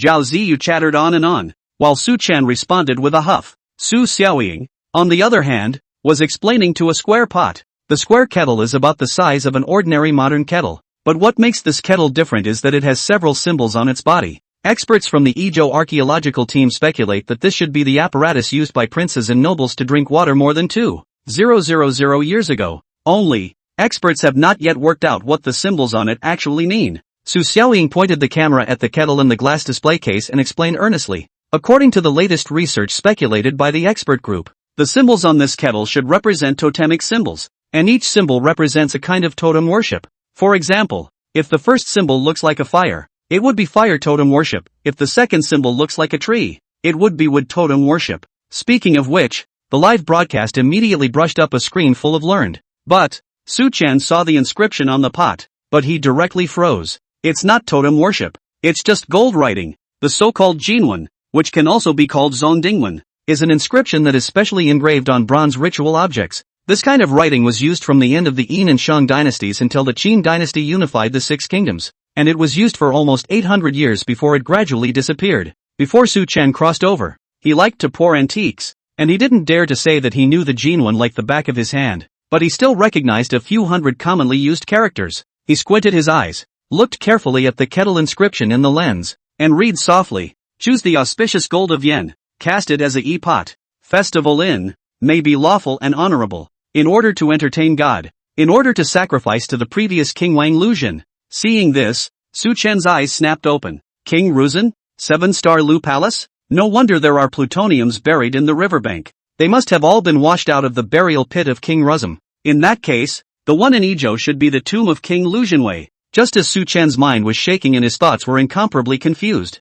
suddenly someone in the livestream was posting pop-ups saying that something had happened to the archaeology team. After this pop-up appeared, Su Xiaoying immediately changed her face. She explained the reason to the viewers of the livestream and hurriedly closed it. On the other hand, after Su Chen's mind calmed down, he no longer thought about King Rushen, and directly clicked on the archaeological team's live broadcast. Bottle Mountain Archaeological Team Camp. Chen Jianbing led a team to hunt the six-winged centipede, with over 100 warriors fully armed, even brought 2 mortars. Originally, he thought it was a sure thing, but what one didn't expect was that the six-winged centipede was extremely cunning. Not only did he recognize the baiting trap set by Chen Jianbing, but he even ambushed Chen Jianbing and the others in turn. Chen Jianbing and his men suffered heavy losses, sacrificing a dozen warriors in just half an hour. The remaining people were also all injured, and what was even harder was that with such a large loss, the six-winged centipede had even escaped. Realizing the importance of the matter, Chen Jianbing ordered the archaeological team to evacuate first. But who knows? Just as the archaeological team was preparing to withdraw to Nuqing County, many poisonous centipedes suddenly crawled out around the camp, densely packed with no less than hundreds of thousands of them. It directly trapped the archaeological team in place, unable to move in or out. Those few raging chickens couldn't do much against such a large number of poisonous centipedes. Fortunately, those poisonous centipedes only surrounded the archaeological team and did not attack. But just looking at these densely packed poisonous centipedes was enough to make one's scalp numb. Wang's sweetheart was scared to death in her heart and her lips were shivering. Still, she mustered up the courage to stick it out live for her network. Don't worry too much everyone. Major Chen has already reported the situation at the camp, and the higher-ups are organizing a rescue at a rapid pace. Also, although there are a lot of poisonous centipedes outside the camp, they don't actively attack as if they are controlled by something. According to Professor Wu's speculation, these poisonous centipedes should have been driven by the six-winged centipede, specifically to take revenge on the archaeological team. Wang's sweetness words just fell. The live feed just blew up. Chapter 21, the only hope for the archaeology team. Crap. That six-winged centipede is too hateful. Wait a minute. Has the six-winged centipede really become a spirit and knows how to retaliate? Heartbroken for the archaeological team. This is too dangerous. I hope the rescue forces sent by the higher-ups will go over earlier and save the archaeological team all safely. Hundreds of thousands of poisonous centipedes. You couldn't see the end of them at a glance. The netizens are in a heavy mood, and some of the more timid ones don't even dare to watch the live broadcast anymore. Before the centipede army appeared, netizens always underestimated the power of the six-winged centipede, although they also knew that the dragon was very powerful. Now that they saw this situation, the netizens finally understood why the heavenly official great god had emphasized the terror of the six-winged centipede over and over again. Wang's sweetness sighed in her heart, but she forced a sweet smile on her face. It's fine. Professor Chu and I are fine now. None of them are hurt, and I'm sure help will be here soon. Having said that, Wang's sweetheart knew in her heart,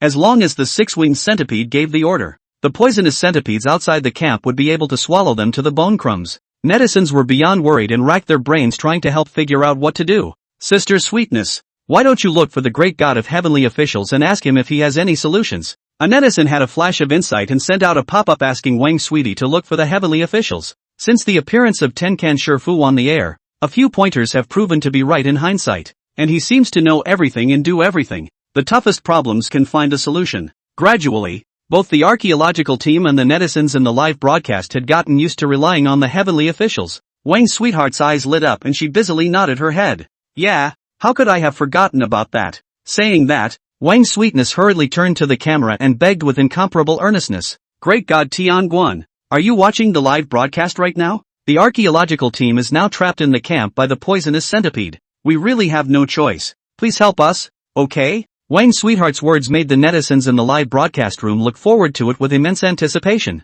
I look forward to the Tianguan gods striking again and rescuing the archaeological team. But 10 minutes passed, and Tiangong Jifu never showed up. The netizens got anxious and tried to send a private message to Tiangong Jifu, only to find that Tiangong Jifu had set it to reject private messages. So the netizens had to run to reward the heavenly official and leave a message below, begging him to step in and help the archaeological team. Just for a short while, the bounty received by this number of heavenly officials directly exceeded 100,000, directly topping the hourly list of the entire platform. The netizens wanted to plead with the heavenly officials for help in this simplest and plainest way. However, the heavenly officials never showed up. Wang Sweetness waited for most of an hour and never saw Tianguan Jifu, so she could only sigh and went to find Professor Chu and the others first. Chen Jianbing was injured during the hunting operation for the six-winged centipede and accidentally broke his leg, and the doctor accompanying the archaeological team is urgently fixing his broken leg. Chu Muyun, Professor Wu, and the others, on the other hand,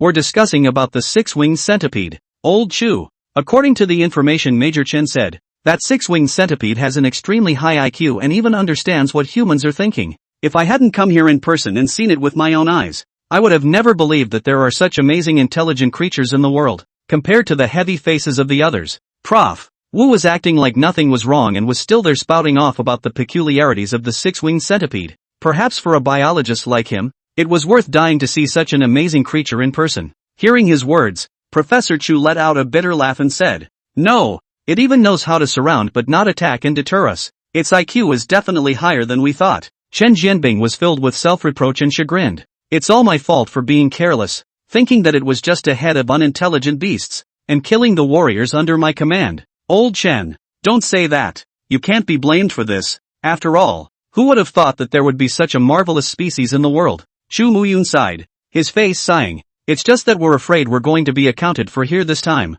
I'm not afraid of death, but I'm just sorry I couldn't uncover the secrets of the Bottle Mountain Earth Palace. The words just fell. The curtain of the camp tent was lifted, and Wang Sweetness walked in with a lost face. Then he told the Chu Muyun several people about what had just happened. Chu Muyun let out a bitter smile after hearing this. Hundreds of thousands of poisonous centipedes covered the area around the campsite, ready to wipe them out as a group. There's no use looking for anyone in this situation. Although Chu Muyun respected the heavenly official's blessing, he also knew in his heart, the situation facing the archaeological team at the moment is not something that one person is capable of solving. But seeing Wang Sweetness's anxious appearance, Chu Muyun couldn't bear to break her hopes. So he said, "Maybe Mr. Tianguan has some urgent matter and can't get on the line for the time being. I hope the big man of the heavenly officials will see it sooner than later." Wang Sweetness sighed at her words, a heart gradually sinking to the bottom. In the meantime, Zhao Ziyue inside the museum couldn't help but tremble when she saw the poisonous centipedes covering the sky. Oh my god!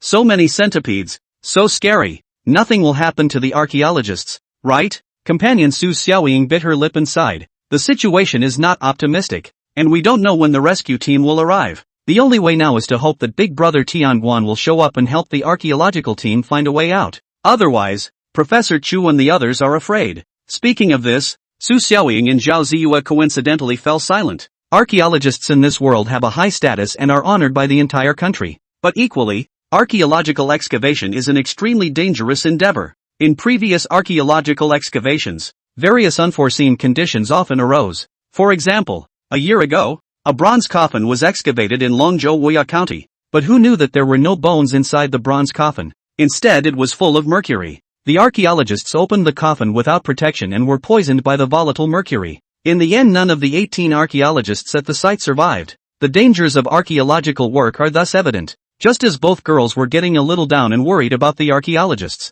suddenly Zhao Ziyu's eyes lit up, and she hurriedly tugged on Su Xiaoying's sleeve, saying excitedly, "Ying, look, the heavenly official Great God is sending out pop-ups. Woohoo!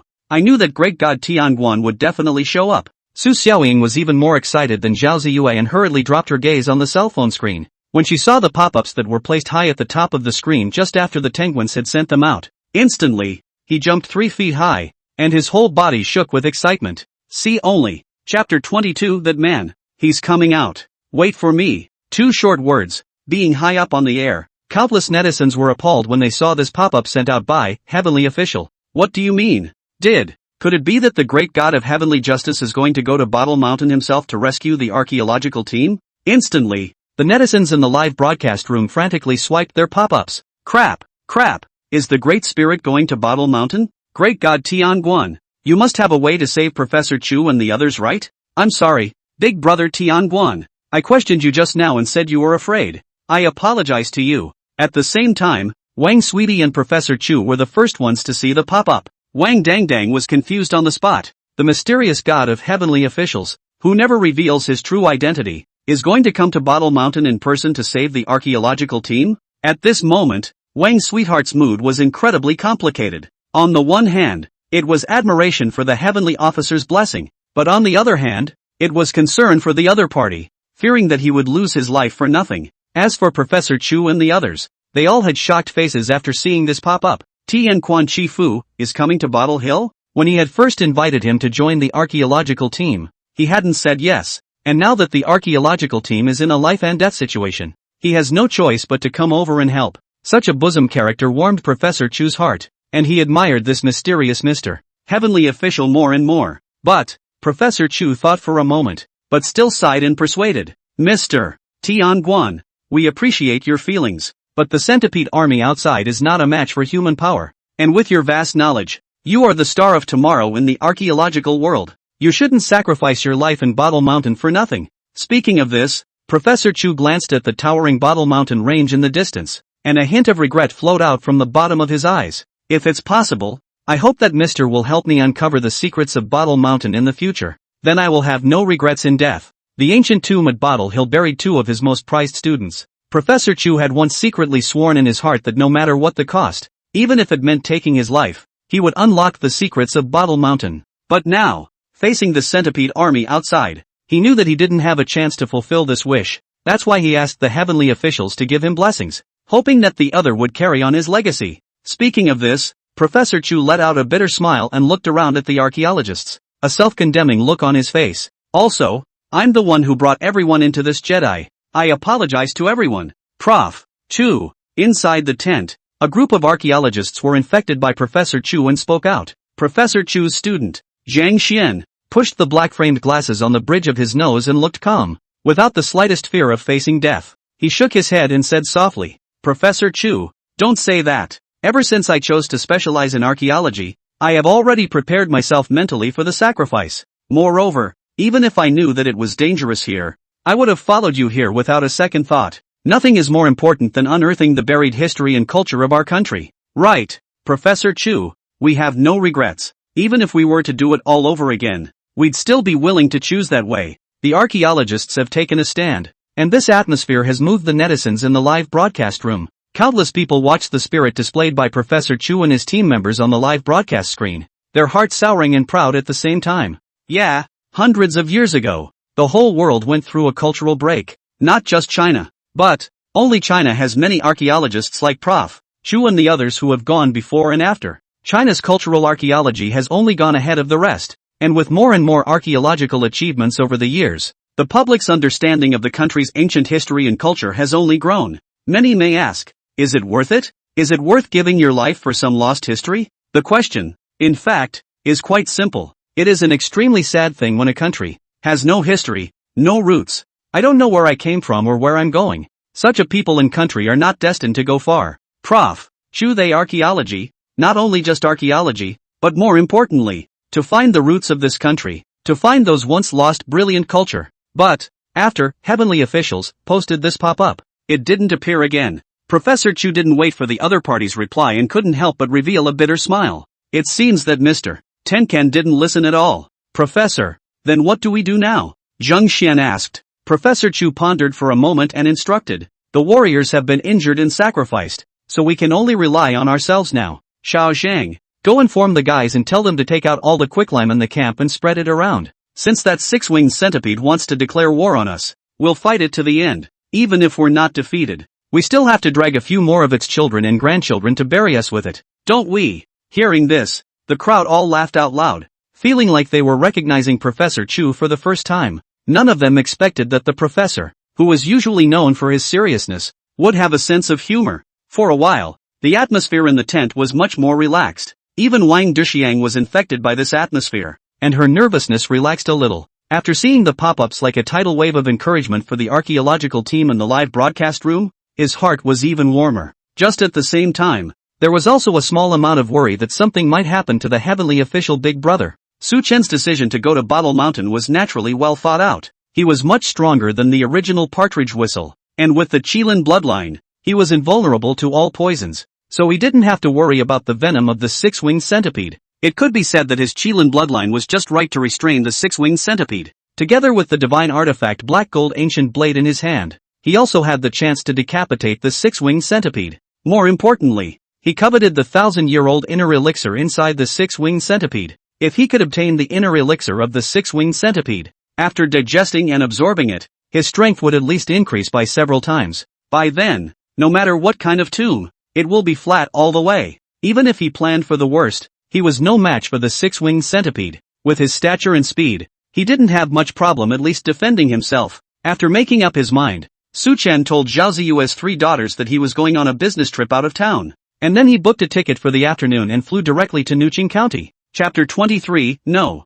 1 in the hot search. The whole internet looking for the heavenly official's blessing evening. The remaining sun was like blood, burning the whole sky red. The atmosphere in the archaeological team's camp was heavy with bad news after bad news. First, the rescue helicopters organized by the higher-ups were destroyed by the six-winged centipede before they could fly to Bottle Mountain, and several soldiers were sacrificed. Immediately after that, the poisonous centipedes that had surrounded the outside of the camp began to approach the camp a little bit. The little centipede was obviously driven by the six-winged centipede to not only take revenge on the archaeological team, but also to let them die in despair. The situation was imminent, so Chumuyan had no choice but to have the crowd gather together and place a few fey raging chickens on the periphery to act as a barrier. But that only stops it for a moment. With hundreds of thousands of poisonous centipedes, there was no way to stop their advancement with just these few raging chickens. Not to mention the fact that behind these small centipedes, there was a six-winged centipede that had become a spirit watching over them. In the face of this critical situation, the mood of the crowd became heavier and heavier.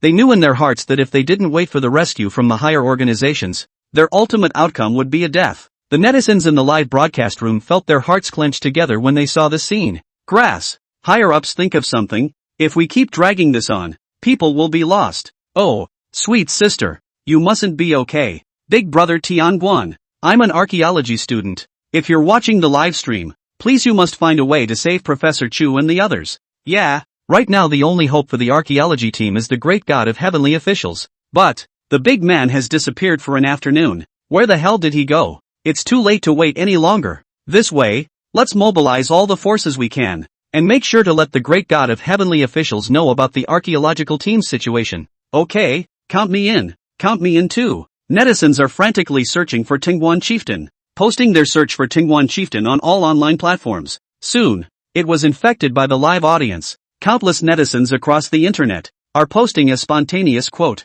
That's God of heavenly justice. Please save the archaeological team. This sentence, directly airborne bib hot search list 1. At this moment, what start cheating? Fresh meat injury hot search all step aside. Everyone was looking forward to Tian Quan Shifu to show up and then make a big show to rescue the trapped archaeologists. Some fresh meat was dissatisfied with the hot search being snatched, and made a casual whine on his scarf, implying that the heavenly officials had bought the hot search. However, in just 1 hour, under his sentence, there were 800,000 more comments spraying him. Straight away, this little fresh meat spewed himself into self-consciousness and hurriedly deleted the scarf. But angry netizens aren't buying it. Going through old bibs the youngster used to post and spewing millions of them. It forced the scarf platform to be so desperate that it had to block the fresh meat outright for violating scarf regulations. It's a storm that has only slowly died down. Wang's sweetheart felt her nose sour as she watched what the netizens in the live broadcast were doing. She didn't say much, just gave a deep bow towards the camera to all the viewers.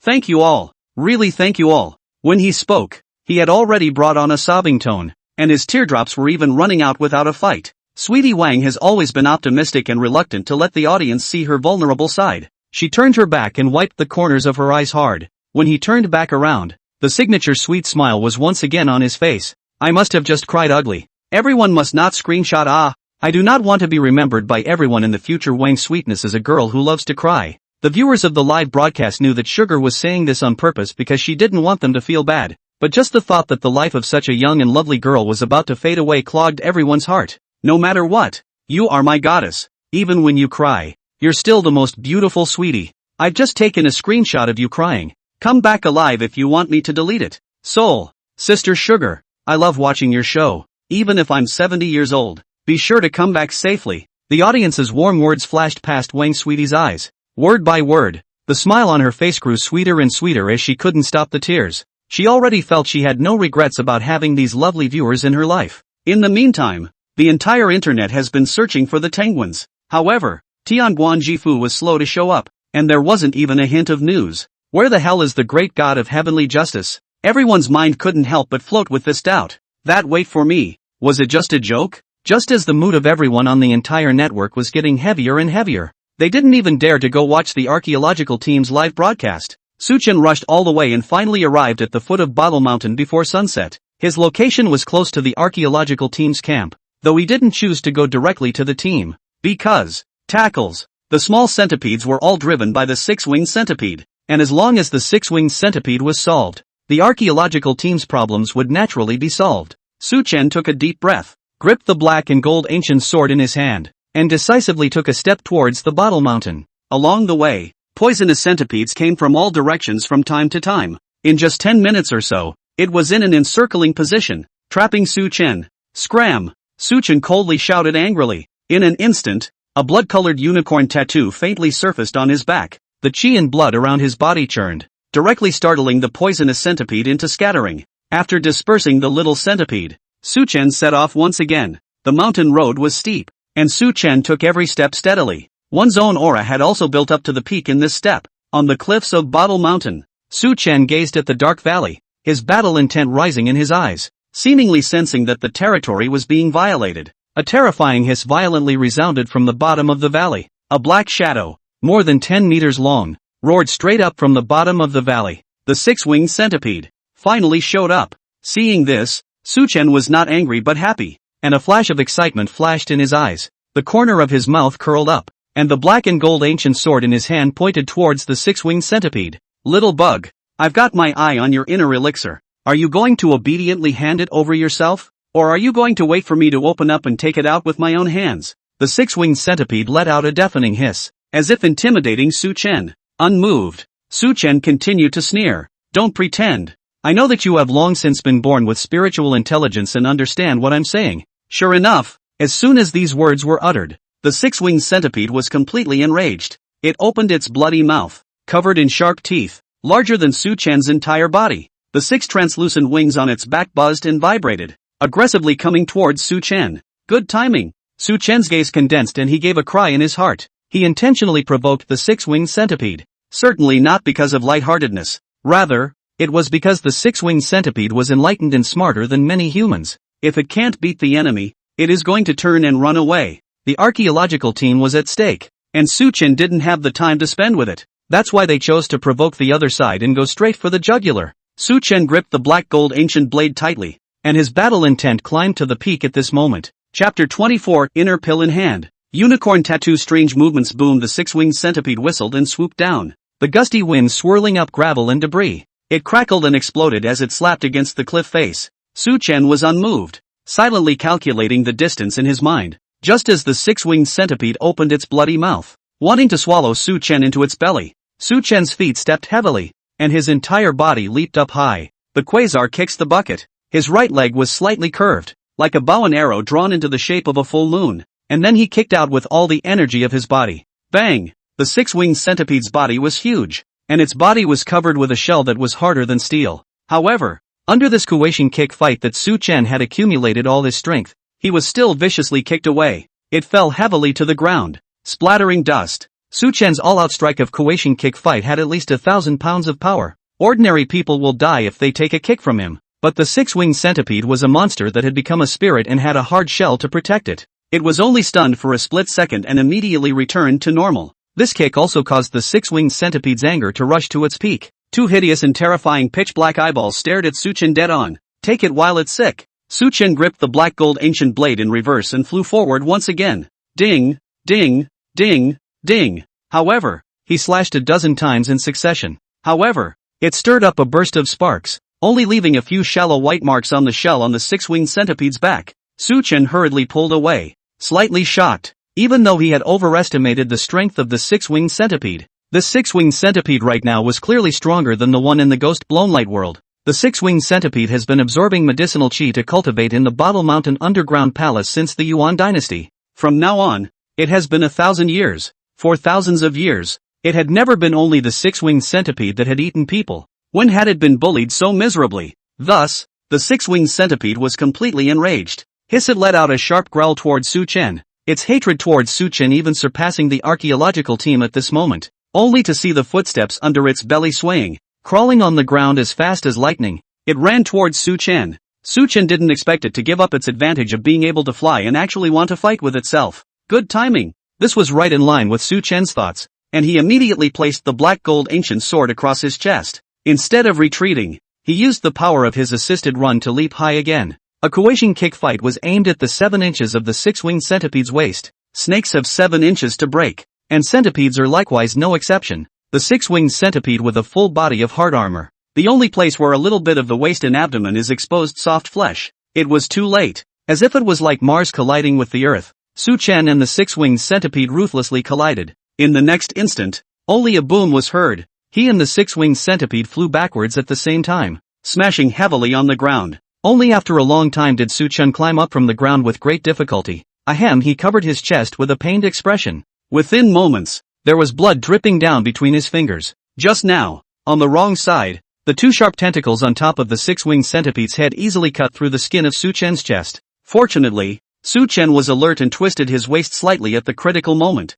avoiding the deadliest blow. Otherwise, it wouldn't be as simple as a cut through the skin. It would be cut in two. Su Chen was secretly glad that he was about to get up, but he inadvertently pulled the injury on his chest and bared his teeth in pain. But Su Chen was not angry but happy. Pain was a good thing. It meant that the unicorn bloodline in the body was dissolving the venom of the six-winged centipede. Su Chen would only have to worry if he lost consciousness after being injured. A few moments later, the pain in his chest eased, and Su Chen hastily raised his head to look at the six-winged centipede not far away. In the moment when he was mistaken just now, he used his entire body's strength to slash the black and gold ancient sword in his hand into the opponent's waist and abdomen. Therefore, the six-winged centipede's injuries were much more severe than his. The truth was indeed as Su Chen had predicted. One could only see the black gold ancient blade stuck inside the soft flesh of the six-winged centipede's waist and abdomen. Green blood kept bubbling out from the wound. The six-winged centipede rolled and tumbled on the ground in pain, and several times it tried to flap its wings to escape but failed.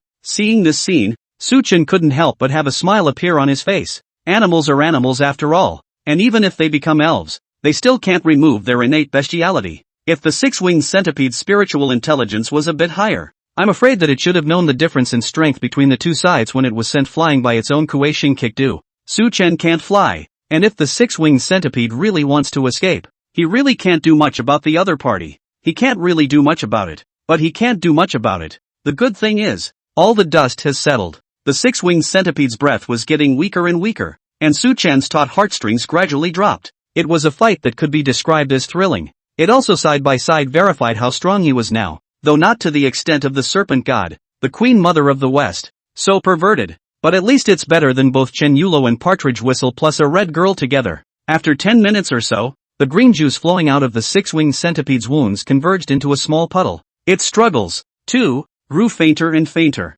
as if it could break at any moment. The two hideous and horrible pitch-black eyeballs, however, showed a humanized plea. Obviously, it knew it was going to die and finally gave in to Su Chen. Ha, now you know you're scared? What did you do long ago? Su Chen let out a light breath and walked slowly to the six-winged centipede. Whether it was for the sake of the archaeological team or the inner elixir, Su Chen would not let go of the six-winged centipede. However, he still gave the six-winged centipede a good time, drawing out the black gold ancient blade to kill it with a single blow, sparing it the pain. After resolving the six-winged centipede, he endured his nausea and put his hand through the six-winged centipede's wound. After a bit of fumbling, he eventually pulled out an object that emitted a glittering shimmering light, like a glass bead. Thousands of years of inner elixir. Su Chen was smiling. He had risked coming over partly to save the archaeological team. On the other hand, it was for this 1,000-year inner elixir that made his eyes water. The inner elixir of the six-winged centipede was roughly the size of a glass ball. emitting a burst of coolness when placed in his palm.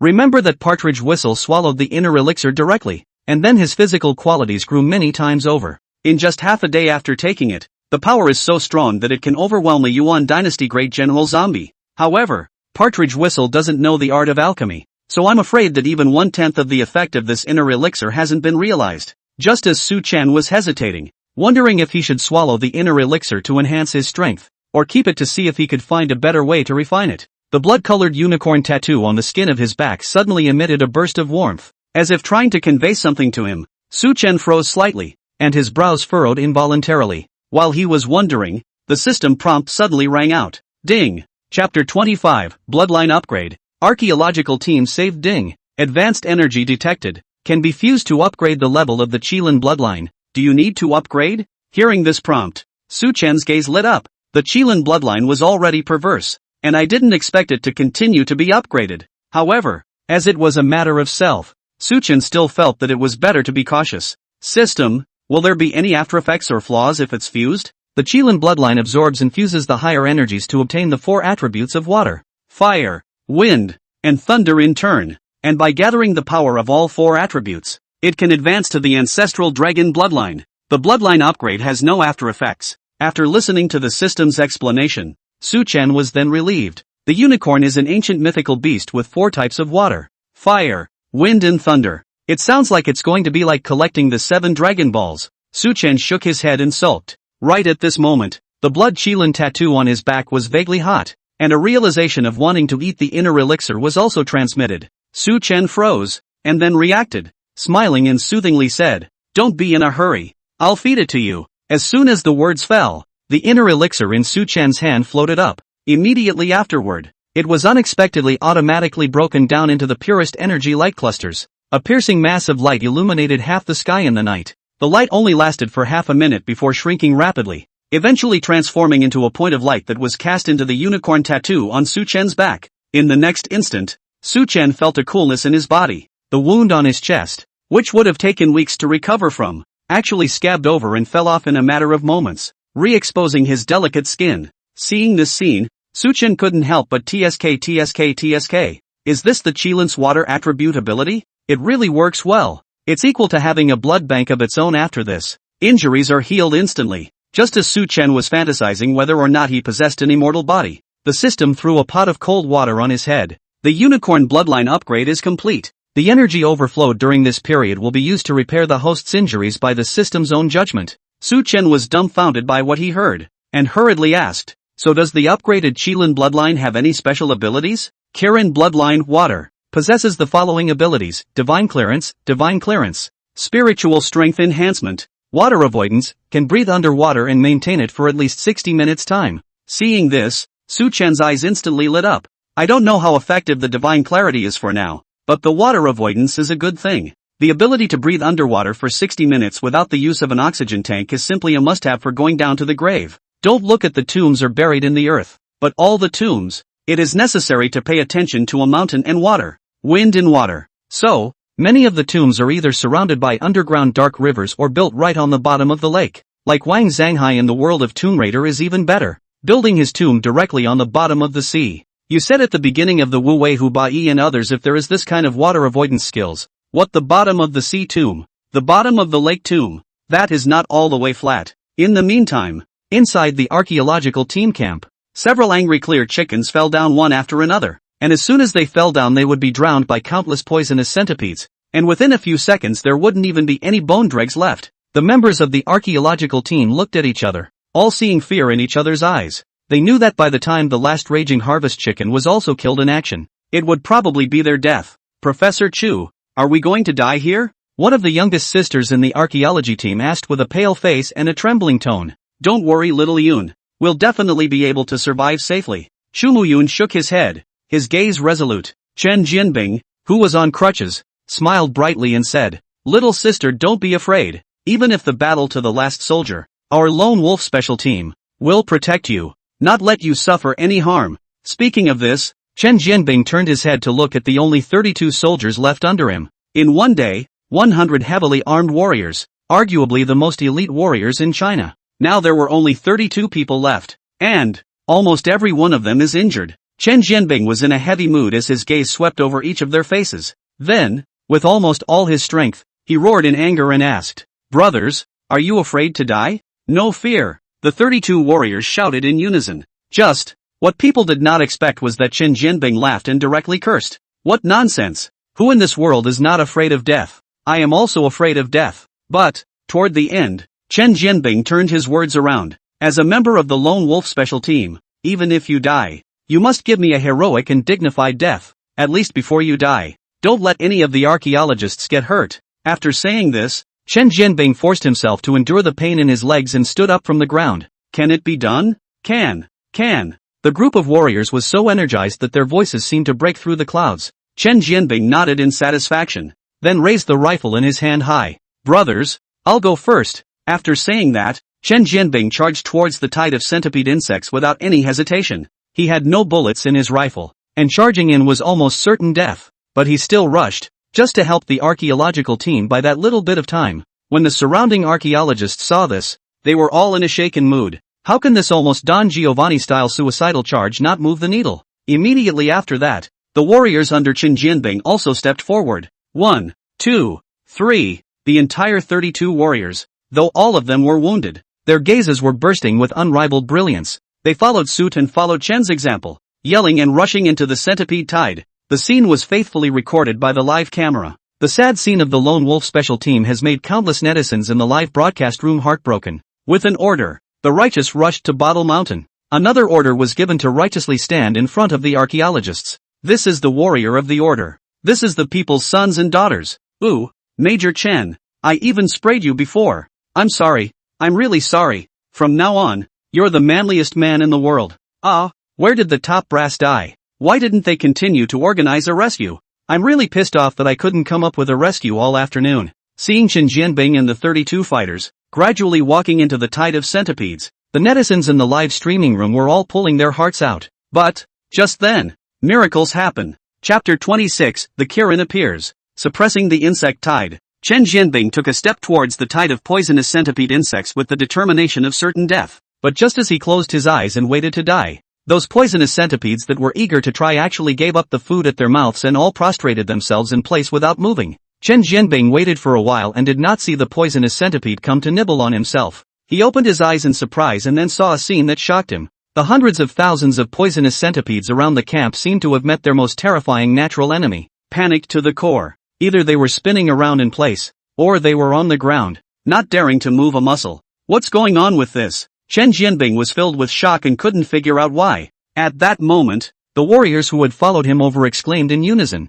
pointing and shouting at the distant Bottle Mountain. "Team Chen, look at the top of Bottle Mountain." He looked in the direction the warrior was pointing. Only a bright glow suddenly appeared on the top of the night-shrouded Bottle Mountain, illuminating almost the entire night sky. What shocked the crowd even more was that in that bright light, a fierce beast with a lion's head, deer's horns, tiger's eyes, elk's body, dragon's scales, and an ox's tail could be seen vaguely. The ferocious beasts roamed back and forth in the night sky. The ferocious shape exuded boundless might. When Chen Jianbing saw this scene, his heart was incomparably shocked. If anything, the previous six-winged centipede could still be explained by a genetic mutation. Then this ferocious beast that had no wings but was able to roam the night sky completely broke through his inherent knowledge. He stared blankly at the ferocious beast at the top of Bottle Mountain, his thoughts extremely confused and completely lost his voice. But, even if the truth was unknown, the crowd could vaguely guess that the change in the tide of centipede insects was definitely related to that ferocious beast in the night sky. After the shock,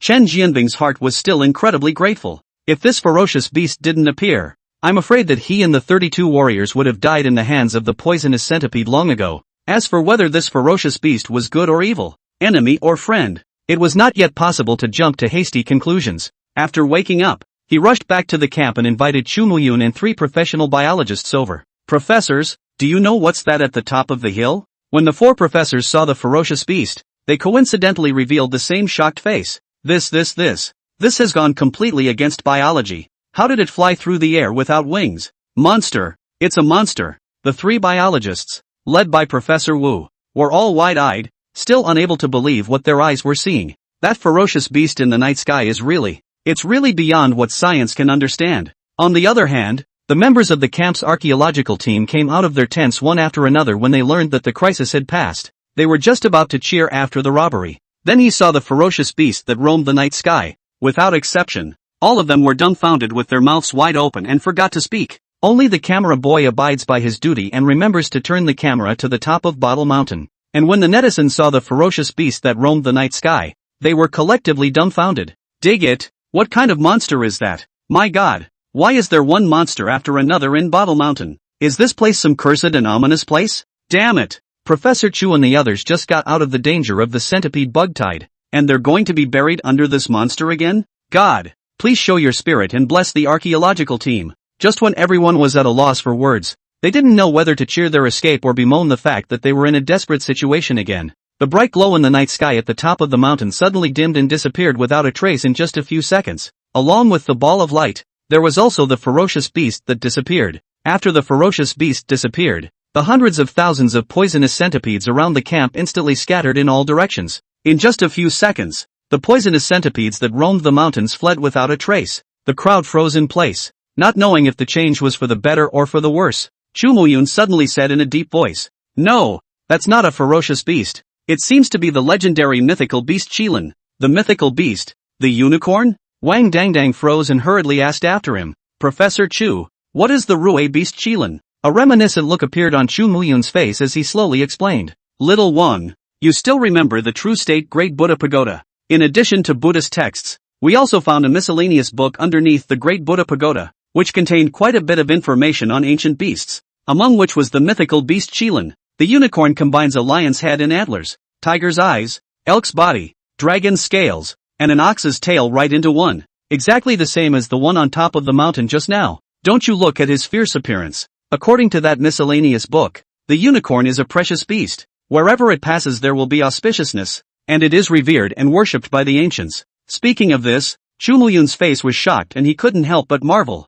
"Originally, I thought that the Qilin was just a creature fantasized by the ancients, but I didn't think that there was really such a creature in this world." Hearing this explanation from Chu Muyun, Wang's sweetness came to a sudden realization. "So, that griffin at the top of the mountain is here to help us. So we're saved?" Chu Muyun nodded and smiled as if relieved. "If it is a Qilin, it must have come to help us. Not only is the Qilin a magnificent beast, but it is also a symbol of benevolence and righteousness at the same time. It won't be strange at all that it would save us." After hearing Professor Chu's words, the crowd couldn't help but cheer. The taste of coming back from the dead excited them beyond belief. At the same time, everyone's heart was incomparably grateful to that mysterious Qilin Roy beast. The netizens in the live broadcast room saw the scene and followed it with a sigh of relief. And their hearts, which were always hanging in mid-air, settled down. The scene of Qin Jianbing leading 32 warriors and rushing towards the tide of insects without hesitation was still fresh in his mind just now. Many netizens couldn't even bear to see the images of their sacrifice and chose to exit the live broadcast.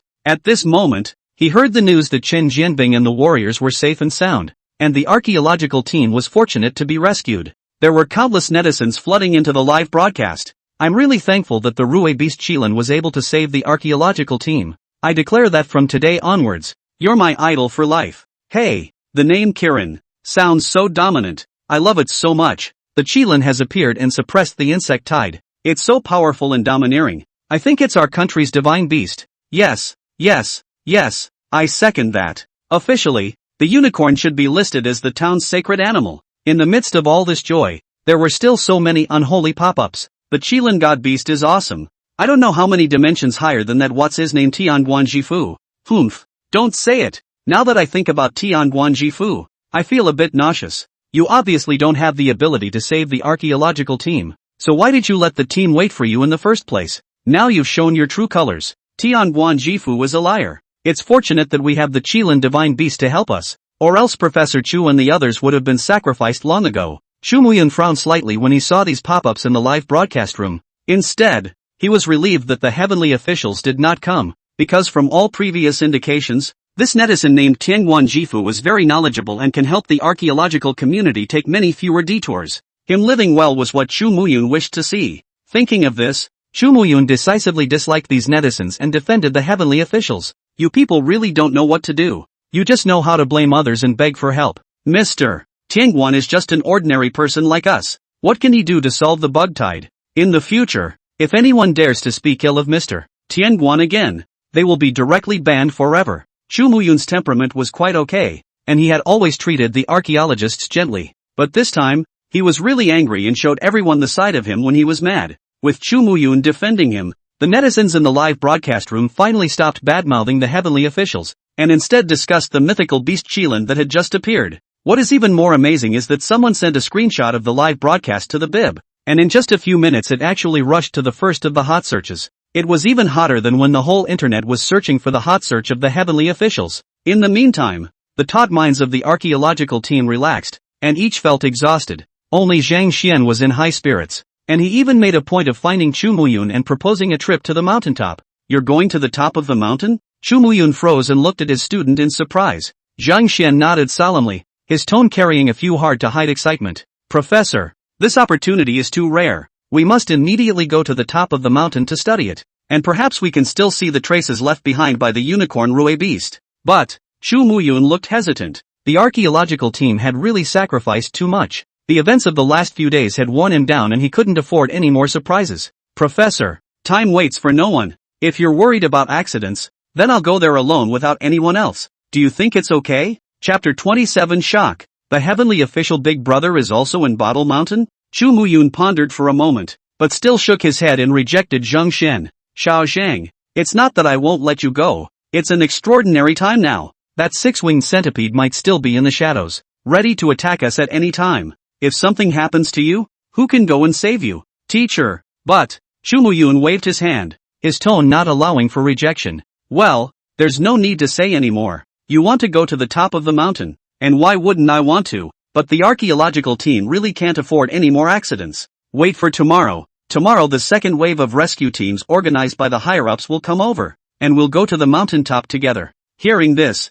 Zhang Xian was filled with disappointment. He always felt that he should make a trip to the top of the mountain. But, seeing his teacher's firm disapproval, he had no choice but to extinguish the idea. Tired and sleepy, the archaeological team went back to their tents to rest. Before long, the whole camp was snoring. Although the archaeological team went to sleep, the video about the mythical unicorn has been spreading like wildfire on all major online platforms. Scarfing, teasing, major news headlines. Without exception, all are photos or videos of the mythical beast, the unicorn. The netizens were even frantically brushing their comments, and overnight let the word Qilin spread all over the net. There was no talk all night. Early the following morning, a steaming white mist filled Old Bear Ridge. It was still early in the day when the camp resounded with the sound of sparse walking. It didn't take long for the support troops organized by the higher-ups to arrive, and Zhang Xian hurriedly pulled Professor Chu and asked the rescue team to go to the top of the mountain to have a look. This rescue captain was about 40 years old, with thick eyebrows and a country face. Even if you don't wear a uniform and stand there, you are full of military temperament. Rescue captain named Li Changhua, in terms of rank, one level higher than Chen Jianbing, is a special brigade instructor, lieutenant colonel rank. Hearing Professor Chu's request, Li Changhua smiled and replied, Professor, the higher-ups explained the mission before we came here. Even if you didn't say anything, we'll still have to go to the top of the mountain to have a look. Last night, the news of the unicorn's appearance was too shocking. It left the top brass of China shaken. So in addition to protecting the archaeological team, Li Changhua had an extremely important task. That's to go to the top of Bottle Mountain and collect information on the Rue beast Qilin. Hearing Li Changhua say that, Professor Chu sighed in relief. And when the rest of the archaeological team heard that Professor Chu was going to the top of the mountain, they all said they wanted to go as well. Chu Muyun considered for a long time, and in the end, he only brought two people with him, Wang Sweetness and Zhang Xian.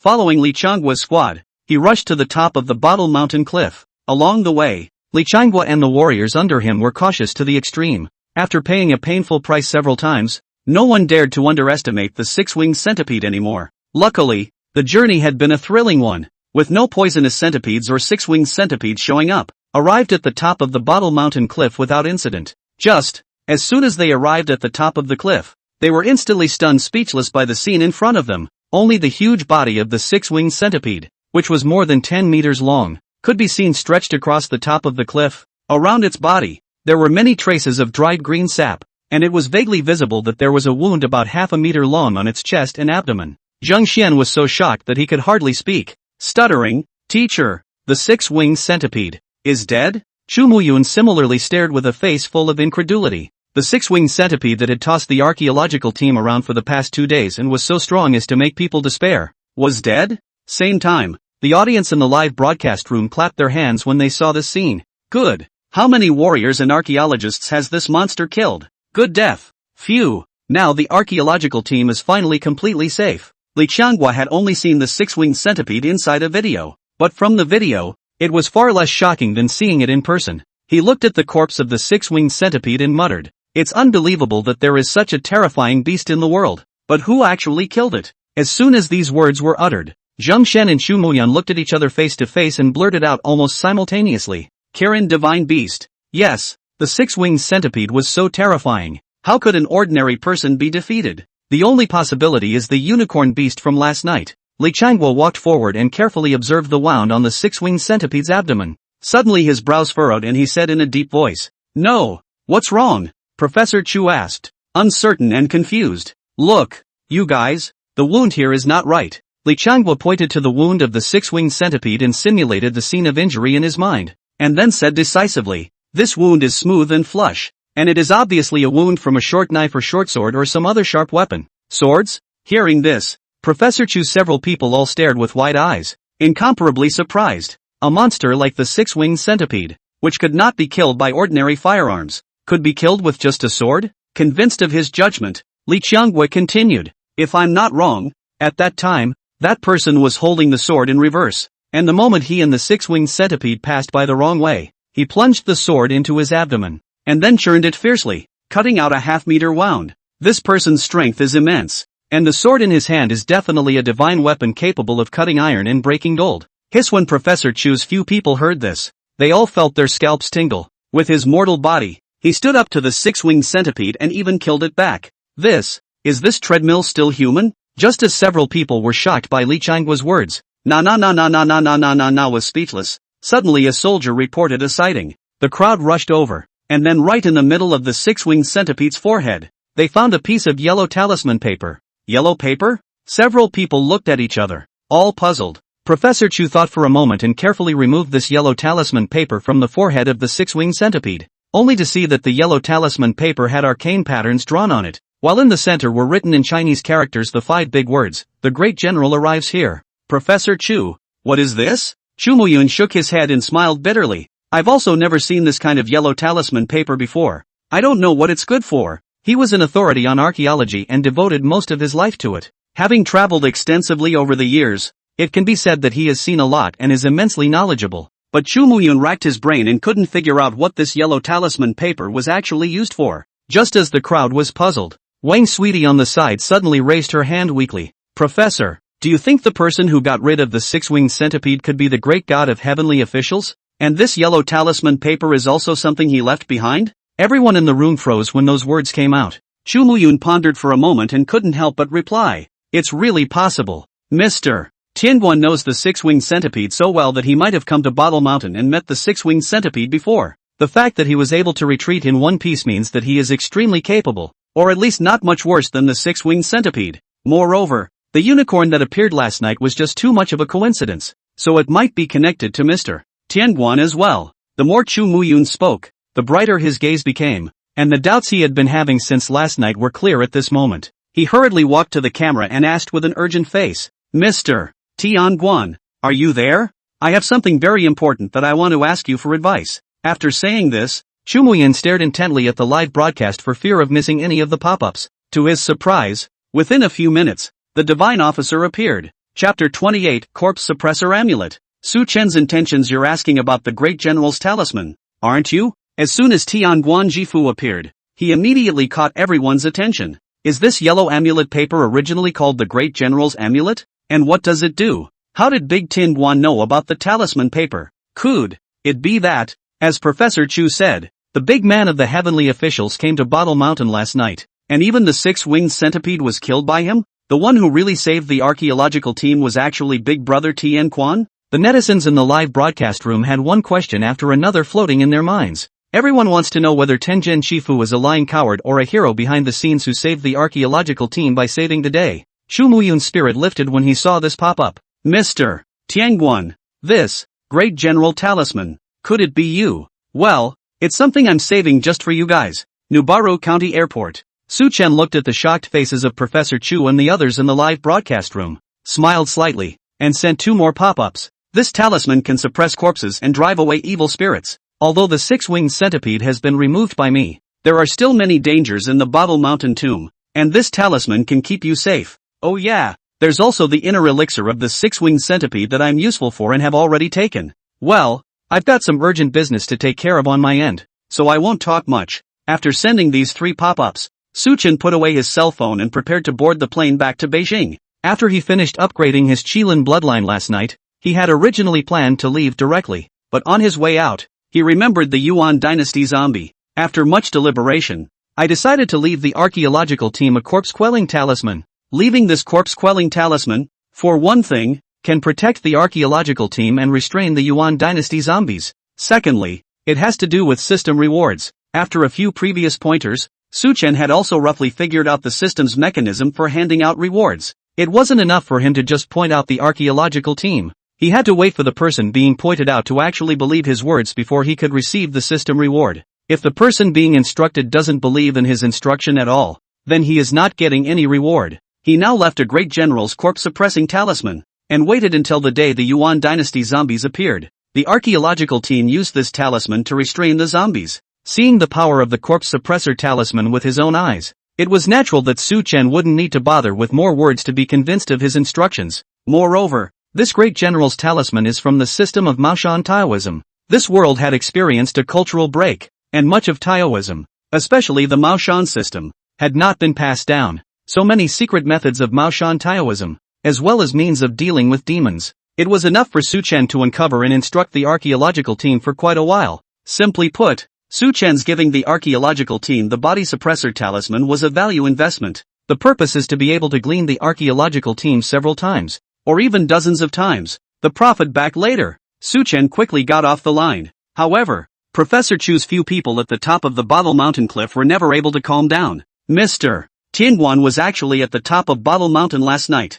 It's really too bad. If I had promised Xiao Zhang that you would come over to take a look. The more Chu Muyun said, the more he pounded his feet and chest with a face of remorse. Last night, after the archaeological team was saved, Zhang Xian had said that he wanted to go to the top of the mountain to take a look, but Chu Muyun had refused him for fear of an accident. Now that I think about it, at that time last night, the great god of heavenly officials was probably still at the top of the cliff. Chu Muyun didn't expect that they were so close to the mysterious heavenly official great god. But, because of his words, the archaeological team still missed the chance to meet with the great god of heavenly officials. Zhang Xian sighed and said, "Teacher, things have come to this point, and regretting won't help. Let's just think about how we should restart the research on the Bottle Mountain tomb." Chu Muyun nodded at his words. He took a deep breath, calmed down and said, "That's right, now that the 6-winged centipede has been removed, and Mr. Tianguan has specially left us this talisman to keep us safe, it's time to restart the archaeological excavation of the ancient tomb." Despite missing out on meeting with Tengguizi, but Chu Muyun had experienced many storms in the end and quickly recovered. After this, Li Changhua had his men drag the corpse of the 6-winged centipede back to the army base, to be brought back for secret research. As for himself, he took over from Chen Jianbing and stayed behind to protect the archaeological team. Chen Jianbing injured his arm and had to go back to Nucheng County for treatment. As they left, the archaeologists said goodbye. Although the hardened major, with his usual serious face, never smiled in front of his team, but yesterday's scene of him rushing towards the insect tide without any hesitation was deeply embedded in the minds of all the archaeological teams and could never be forgotten. The other side. The netizens learned that the 6-winged centipede was killed by Tianguan Jifu, and even the mythical beast Qilin last night may be inextricably linked to Tianguan Jifu. The pop-ups in the live stream exploded. Crap, the great god of heavenly officials is also too awesome. Single-handedly decapitating the centipede spirit? Tianguan Big Brother can't really be a Gundam or a Botman, right? Otherwise, how could an ordinary person defeat a centipede that's become so refined? It's not impossible. The heavenly official great god's origins are too mysterious. Even the officials can't find out his identity. Moreover, that Qilin divine beast last night was most likely the partner of the heavenly official great god, and they combined their efforts to get rid of the 6-winged centipede. Brother, there is truth in what you say. If the Qilin divine beast is a helper of the heavenly official great god, it can indeed get rid of the 6-winged centipede easily. That's even more awesome. Everyone else raises kittens and puppies. Good lord. Big Brother Tianguan directly raised a divine beast. Moreover, did you guys realize? The great god of heavenly officials saved so many people, but he didn't even show his face. And if it wasn't for Professor Chu asking, I'm afraid we wouldn't even be able to figure out who killed this six-winged centipede. That's right. From this we can see that Big Brother Tianguan is indifferent to fame and fortune, and is not at all like what some people say, pointing out the archaeological team for the sake of fame. The discussion in the live room was getting more and more heated. By the time the afternoon rolled around, the archaeology team was also ready to go down to the Bottle Mountain tomb for the second time. Wang Sweetness appeared in the live broadcast camera again. She smiled sweetly and said to the camera, "Viewers, good afternoon everyone. I'm sure you've all been waiting all morning and can't wait to see the footage of the official descent into the dungeon. Then, the next step is for me to lead you all, together, to see the archaeological team, how they uncovered the secrets of this 1,000-year underground palace." After Wang Sweetness finished speaking, she followed a few archaeologists and sat in the hanging basket. Since the unicorn appeared last night, the archaeological team found that all the poisonous centipedes in Bottle Mountain have disappeared without a trace. That's why they dared to go down to the underground palace on such a large scale. After a full morning's work, the dungeon at the bottom of the valley was set up with much of the equipment flown in by helicopter. There were even 2 diesel engines with searchlights set up, which lit up the entire dungeon as bright as day. Because Professor Chu and the others did not understand the 8 trigrams mechanism to open the Danjing,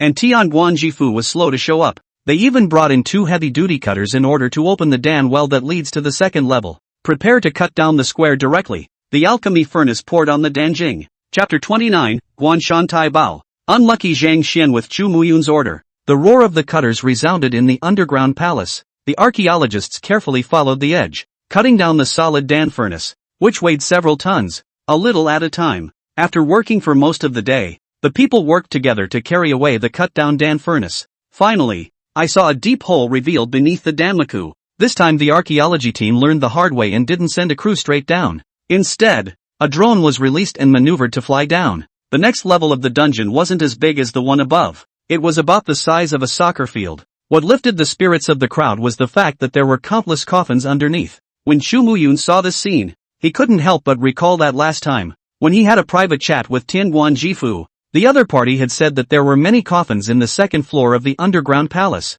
Chu Muyun didn't understand why there were so many coffins on the second floor of the underground palace. The coffins were stacked haphazardly, with a number of them even missing their lids, as captured through drone footage. Even if this was a large burial complex, the coffins of the dead wouldn't be handled so casually, would they? Chu Muyun was puzzled. Zhang Xian and a few archaeologists couldn't help themselves and volunteered to go down and explore in person. Chu Muyun hesitated. From what the drone had observed, there was indeed no danger on the second floor. He thought about it and agreed to Zhang Xian and the others' request. "Zhang, you guys go down there and be careful. If you find something wrong, come up immediately. You can't try to be brave." Zhang Xian nodded with a smile and said, "Don't worry, teacher. We promise to complete the mission without any accidents." As he spoke, Zhang Xian and a few of his young and strong team members, with the cameras for live broadcasting, rope descended down to the second floor of the underground palace together. As soon as they entered the second floor of the underground palace, the crowd smelled a medicinal fragrance. They searched around and finally found a large hall dedicated to alchemy in the southwest of the underground palace. There were quite a few pill refining Dan furnaces in the large hall, but all of them were messy and collapsed on the floor, and those medicinal scents were coming from the Dan furnace. Some archaeologists were curious and went over to take a closer look, and immediately exclaimed, "Senior Brother Zhang, come and see. There are even dregs of medicine inside this Dan furnace." The crowd sniffed and rushed to gather around, only to see that inside this Dan furnace, there seemed to be a layer of creamy medicinal residue that had not dried up after 1,000 years, and it also gave off a strange fragrance. "Senior Brother Zhang, this is the place where the heavenly official god said to refine the pill of immortality, isn't it? Well, this should be it." Zhang Xian smiled and nodded his head, while not forgetting to give the audience of the live broadcast the science. Everyone still remembers the last time the archaeological team went down to the underground palace, right? At that time, Big Brother Tianguan said that this place was a forbidden place where emperors of all dynasties secretly refined immortality pills.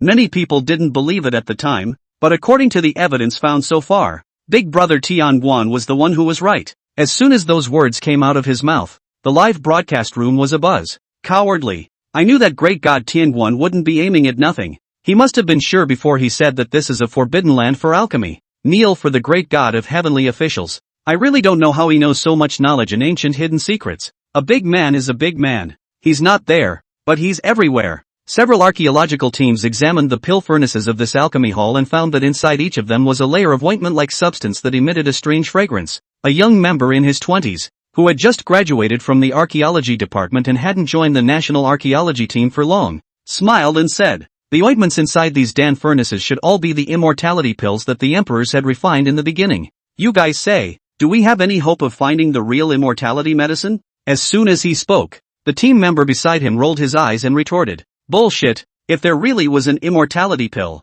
would it still be your turn?" Zhang Xian laughed and interjected, "How can there be an immortality pill in this world? If there really is, how come none of the many emperors have gotten a long life? You guys don't look at the aroma of this ointment. There might be a lot of heavy metals and even toxins in it. Ancient warlocks refining pills, not to mention heavy metals, even arsenic dare to add to it. Otherwise, the gunpowder ratios would not have been discovered by accident." Hearing Zhang Xian say this, the team members instantly came to their senses. They hurriedly moved away from the ointment in the Dan furnace, fearing it like a snake. However, right at this moment, one of the young team members suddenly looked horrified and shouted as he pointed at the location in the corner of the main hall, "You guys, look at that. Is that a figure?" The crowd looked in the direction he was pointing and realized that in the far corner of this pill hall, there seemed to be a figure sitting. A silhouette? This is the Bottle Mountain underground palace that hasn't seen the light of day for thousands of years. Where did the living come from? Zhang Xian was puzzled and hurriedly led the crowd along.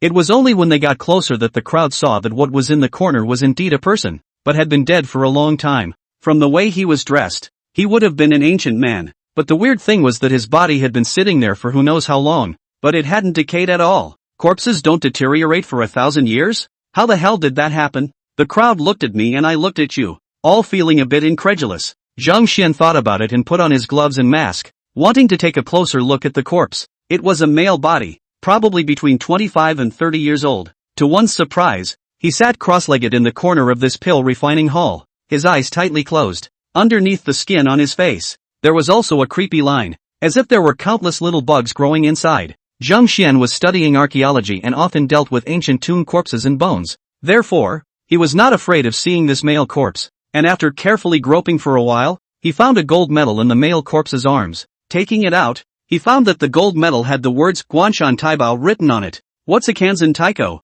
Several members of the team thought hard, but they couldn't recall any information about the Kanzan Taiho. But, just then, a bolded and reddish pop-up screen was suddenly placed high up in the live broadcast. "I advise you to hurry up. You've been poisoned." Seeing this pop up, the audience of the live broadcast froze. Everyone was abuzz after seeing the glittering usernames that followed behind. Because, the name of that one is called Divine Officer's Blessing. As soon as the great god of heavenly officials arrived, he directly dropped a heavy bomb. The bomb spectators and members of the archaeological team felt a little giddy. Everyone couldn't figure out when exactly Zhang Xian and the others were poisoned. They didn't touch anything along the way. Even the ointments in those pots and furnaces were only looked at for a few moments. Not touched at all. Chapter 30. Much anticipation. Su Chen is about to reveal the secret. Zhang Xian's face turned pale as he hurriedly climbed back to the first floor of the underground palace with his companion. After so many verifications, the archaeological team also understood a truth. That is, no matter how outrageous the great god of heavenly officials says, they have to pay attention and do as they are told. Otherwise, the unlucky ones will be themselves. It was only when he returned to the first floor of the underground palace that Zhang Xian carefully asked the camera, "Mr. Tianguan, we're up. What now?" After so many things, the archaeological team has also learned to be smart, and as long as it is the words of the heavenly officials, they are taken incredibly seriously. Professor Chu and the others on the first floor of the Earth Palace similarly saw the pop-ups sent by the heavenly officials. A heart instantly seized up. Professor Chu, in particular, was filled with regret. He clearly saw nothing dangerous in the footage taken from the drone just now. However, Zhang Xian and the others were still poisoned. This Bottle Mountain ancient tomb was indeed like what Mr. Tianguan had said before, a tomb of great evil. When Professor Chu thought of this, he hurriedly said to the camera with all sincerity, "Mr. Tianguan, please give us some guidance on how to dissolve the poison that Xiao Zhang and the others are suffering from." The crowd held their breath and waited for a few minutes before finally seeing the second pop-up. "Go find some thicker ropes and tie them all up. Remember to tie them up tightly." Everyone was confused as soon as the pop-up of the heavenly officials appeared. The viewers in the live room were feeling like they didn't have enough brains. According to what the great god of heavenly officials said, weren't Zhang Xian and the others poisoned? So why didn't they detoxify the poison and instead tie them up? Instantly, countless question marks spread over the live broadcast. This god, are you sure you didn't send the wrong pop-up? How tying someone up as an antidote to poison is the first time I've heard of it in all my life. If you don't get it, just watch closely. The big man in the sky official is never wrong. No matter what. Great God Tianguan is bullish. Say the important words 3 times. Compared to the half-heartedness of the netizens in the live broadcast, the archaeologists were much more lucid and didn't ask for anything. First tying up Zhang Xian's few people. Not for a while. Several of the archaeologists, including Zhang Xian, were then tied up and tightly bound. Some team members even thought that the bundle was not tight enough, but also hooped 2 rings of steel wire on the outside. Zhang Xian's few people let their companions do the work. It was the process that had a lifeless look on their faces after tying a few people up tightly. Professor Chu breathed a sigh of relief and hurriedly turned to the camera to ask again. Mr. Tianguan, what next? Wait. This time, the heavenly official was succinct and sent a single word. Seeing this, everyone became more and more puzzled. Aren't Zhang Xian and the others poisoned? It's not even a matter of tying people up. Why don't they antidote the poison instead of waiting for it to dry out? However, Prof. Chu trusted the heavenly officials. Seeing this word, he didn't say a word and directly ordered his team to stop their work, all of them waiting with bated breath for the next instruction from the heavenly official.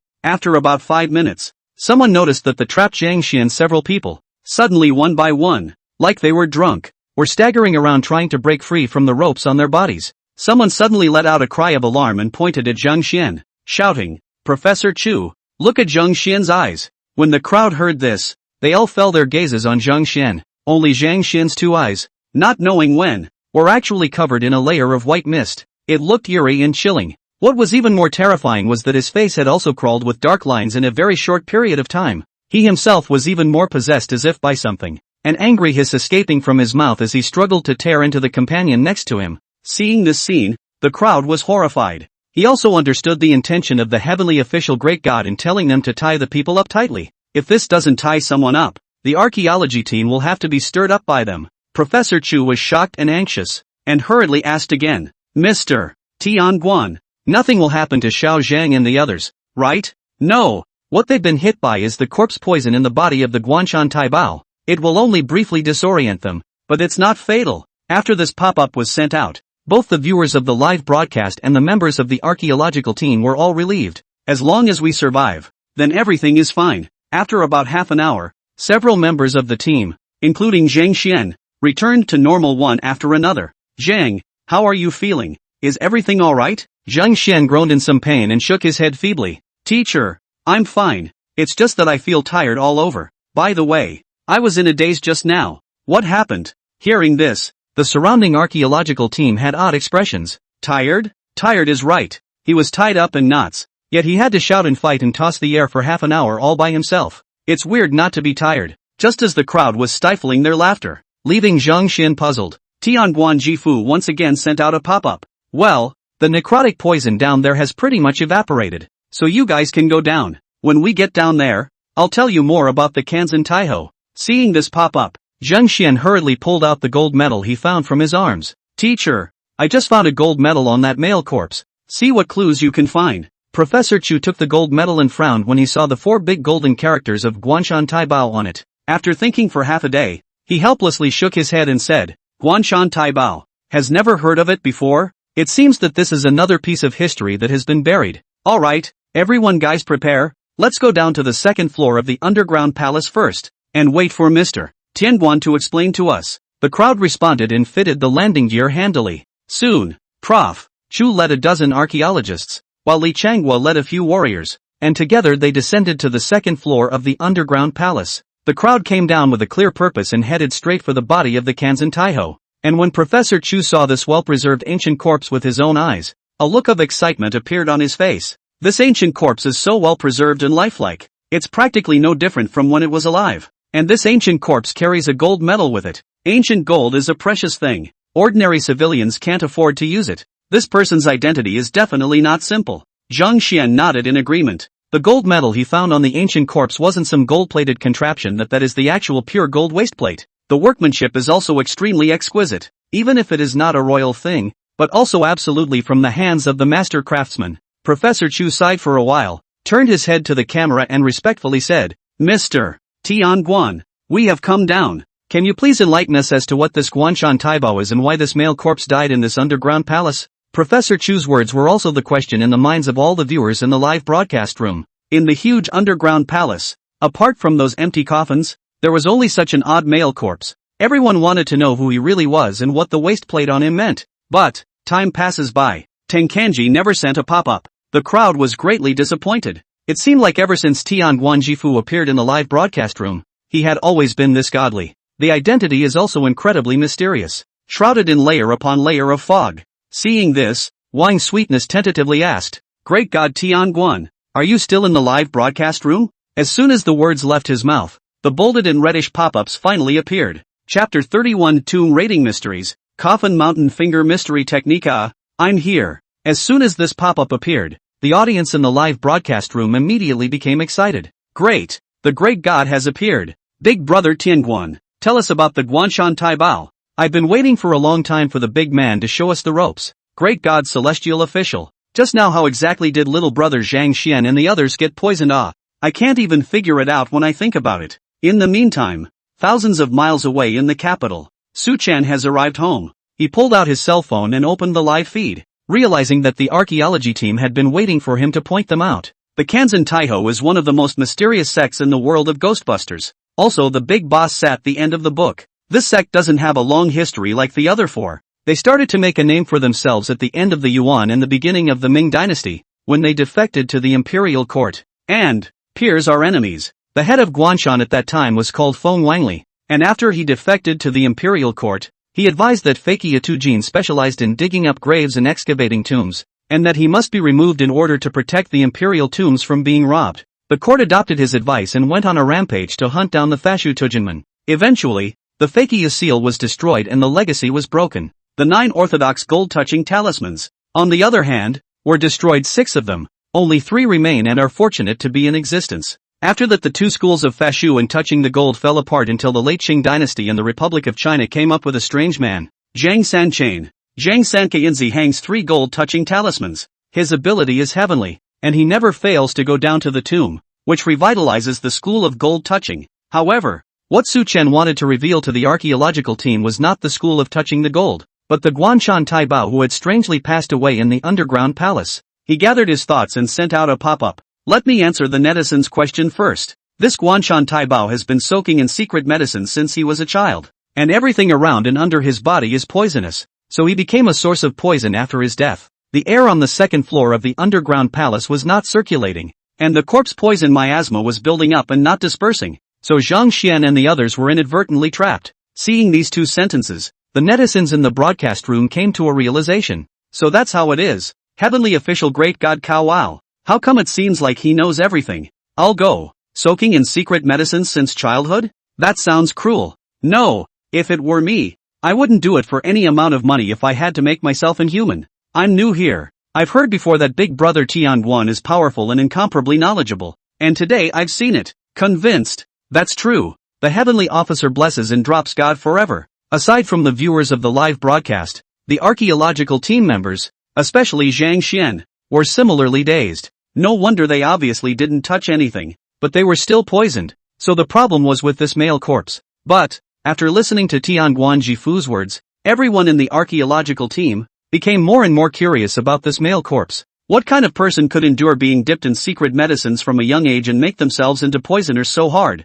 Thinking of this, Professor Chu hurriedly pursued, Mr. Tianguan, why did the Guanshan Taibao immerse himself in the secret medicine since he was young? And what are the twists and turns involved? Can you tell us in detail? Prof. Chu asked for advice with an open mind, asking the questions that were on everyone's mind. After all, the origin of this male corpse was too mysterious. Suddenly appeared in the Bottle Mountain underground palace and quietly died here. Moreover, all kinds of things on his body, whether it was the immersion in secret medicines or the waistplate made of pure gold, all carried a legendary color. To the delight of the crowd, this time the divine officer's blessing did not disappear. Instead, a big pop-up was sent out. Guanshan Taibao originated at the end of Yuan and the beginning of Ming dynasty. At that time, Feng Wangli, the head of the Feng clan who lived in Coffin Gorge for generations, called himself Coffin Shan Taibao to excavate ancient tombs and tombs all over the world on the basis of his proficiency in Coffin Mountain finger mysticism. But he doesn't rob tombs for treasure, only for those ancient scrolls and books hidden in the tombs, in pursuit of the art of becoming immortal. Later, Feng Wangli was introduced by Lu Bowen and met with Zhu Yuanzhang, the great ancestor of the Ming dynasty. Zhu Yuanzhang disliked the word coffin in Coffin Mountain, so he changed it to the 4 words Guanshan Taibao, and created a pure gold belt plate and gave it to Feng Wanli and his disciples. Since then, the Guanshan Taibao sect specialized in building tombs for the royal family, which was different from other grave robbing sects. It was not until the end of the Ming dynasty that the Guanshan Taibao sect gradually faded from people's attention. The one who died in the underground palace should be the disciple or grandson of Feng Wanli. The secret medicine of the Coffin Mountain refers to a secret medicine, which can make a person fearless of poisonous insects, snakes and ants. He went down to the Bottle Mountain tomb because he thought there was a golden elixir in the tomb that could make him immortal. Who knows that he didn't find the golden elixir, but took his own life instead. Everyone was dumbfounded when they saw the pop-ups. Tomb Raider sect? Coffin Mountain refers to mesmerism? Was there ever such a wonderful and arcane history hundreds of years ago? Instantly, the audience was abuzz. Holy shit, I didn't realize that the Bottle Mountain tomb could involve Ming Taizu? Great discovery. This is definitely a great discovery in archaeology. Grave robbing also has so much to say. Guanshan Taibao. Coffin Mountain refers to the bewitching art. Sounds like it feels bullish. The great god of heavenly officials knows so much about Guanshan Taibao. You guys say, will he be the successor of Guanshan Taibao? Don't talk nonsense upstairs. Big brother knows a lot. He also knows about the 6-winged centipede. Is he also a centipede clan? As for Professor Chu and the other members of the archaeological team, each one of them was trembling with excitement. It is important to realize that despite the fact that the state has strongly supported archaeological research over the past decade or so, but the history of hundreds of years ago is still blurred. They knew that the founding emperor of the Ming dynasty was Zhu Yuanzhang, but they did not know how he became emperor, let alone what happened during his reign. Ancient history is so fragmented and broken that the archaeological community can only deduce the history of hundreds of years ago from the only words and phrases unearthed by the excavation, with some guesses. And now, with these words from the heavenly officials, the archaeological team was all in ecstasy. Professor Chu held back his excitement and hurriedly asked again,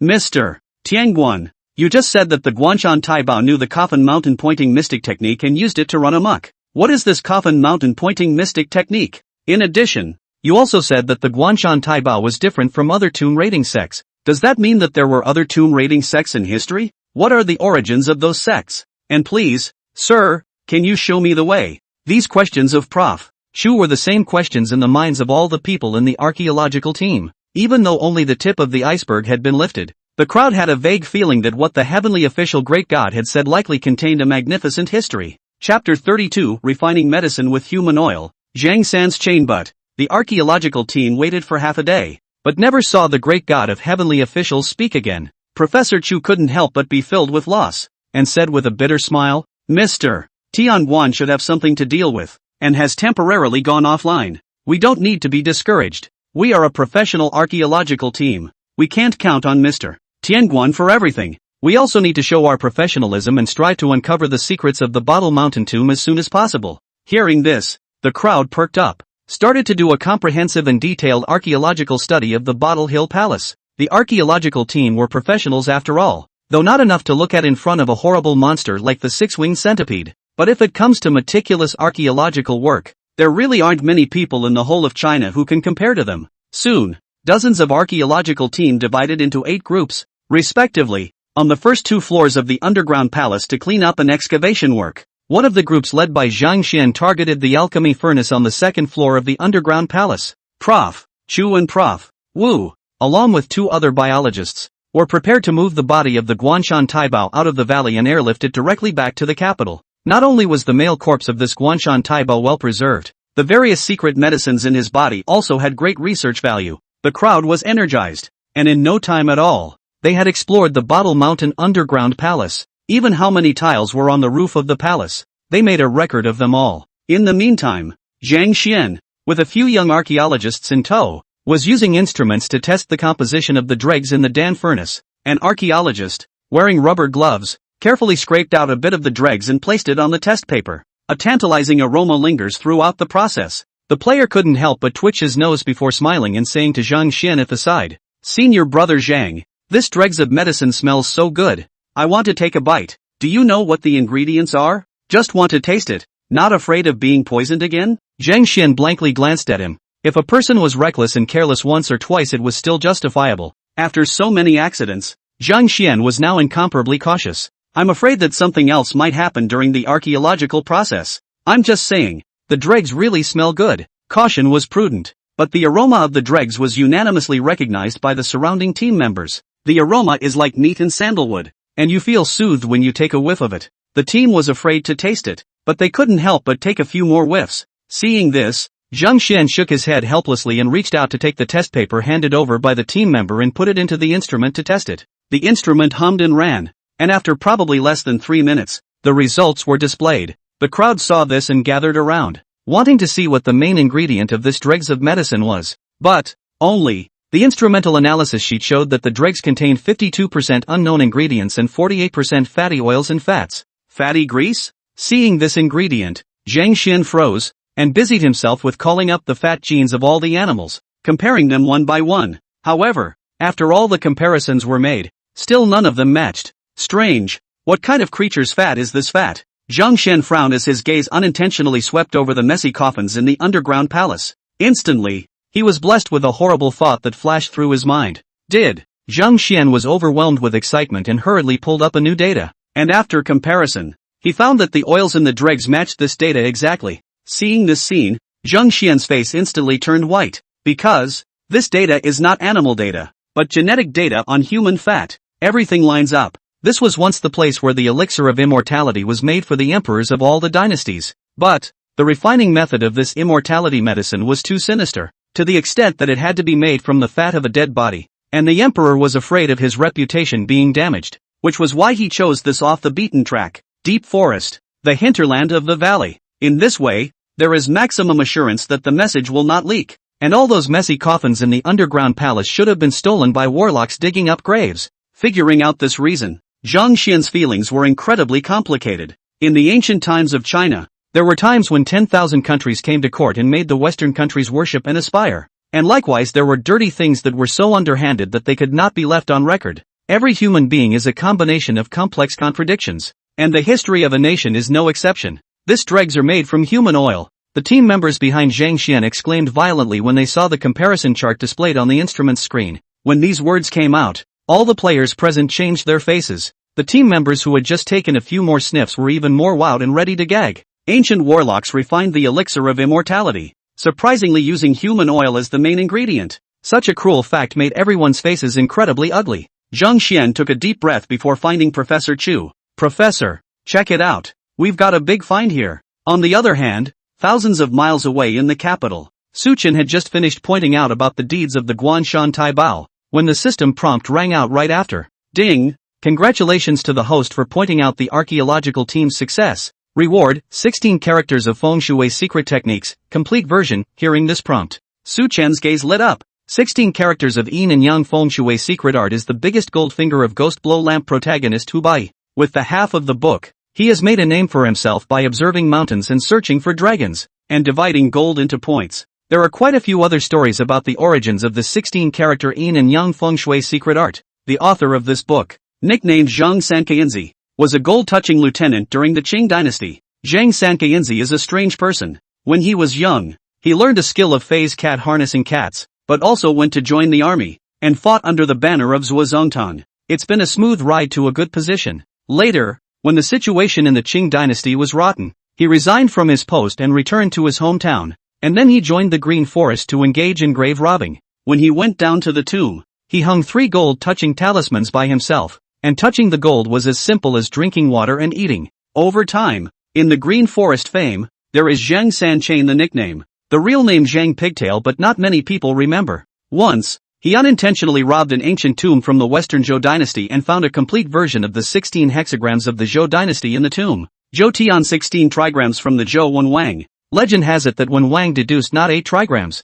but 16 trigrams, only the 16 hexagrams of the circumference of the heavens know the mysteries of the heavens and can calculate the past and the future, which is really too heavenly. Heaven does not allow the existence of such a bug. It sends down all kinds of calamities, making the 16 trigrams to its 8, leaving only the 8 trigrams. After getting the complete version of the 16 trigrams, Zhang Sanchain studied them day and night. He combined it with the dragon hunting technique handed down by the Golden Touches, and finally wrote a 16-character Yin and Yang Feng Shui secret art. There are 16 volumes in this book, and each character is a volume that corresponds to each of the 16 hexagrams of the weekly hexagrams. The previous volume contains the Star of Heaven Feng Shui technique, in which the search for dragons and points and burial regulations are all-encompassing. The next volume is filled with yin and yang taboo arts, strange and secret arts, geomancy, and everything in between. The protagonist of Ghost Blower's Lamp, who revitalized the gold mapping sect with only half of the scrolls, and never missed a beat in searching for dragons and pointing out acupuncture points.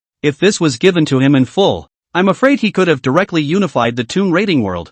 16-character feng shui secrets are awesome, but, after the book was written, Zhang Sanchain felt that the book had revealed too many heavenly secrets, which was not allowed by the heavenly Tao, so he took the initiative to destroy the most essential lower volume, leaving only the first half of Tianqing feng shui, as well as some general knowledge of grave robbing. Later, he passed on half a volume of secret feng shui techniques to his younger disciple, Yin Yang I Sun Guofu, who disliked grave robbing, and in fact did so intentionally. Sun Guofu later accepted Hu Guohua, Hu Bai's grandfather, as his disciple, and it was only after the 16-character Yin and Yang feng shui secret that it went around and around to Hu Bai's hands. Chapter 33, Zhong Ding 1, an outrageous interpretation system. Extract the reward. A ball of light that only Su Chen could see appeared above his head and directly entered his head. In the next second, Su Chen had mastered the feng shui knowledge of finding dragons and points in one of the touching the gold school's disciplines. Su Chen lightly exhaled, taking out his cell phone in passing, and searched for a topographical map of Bottle Mountain.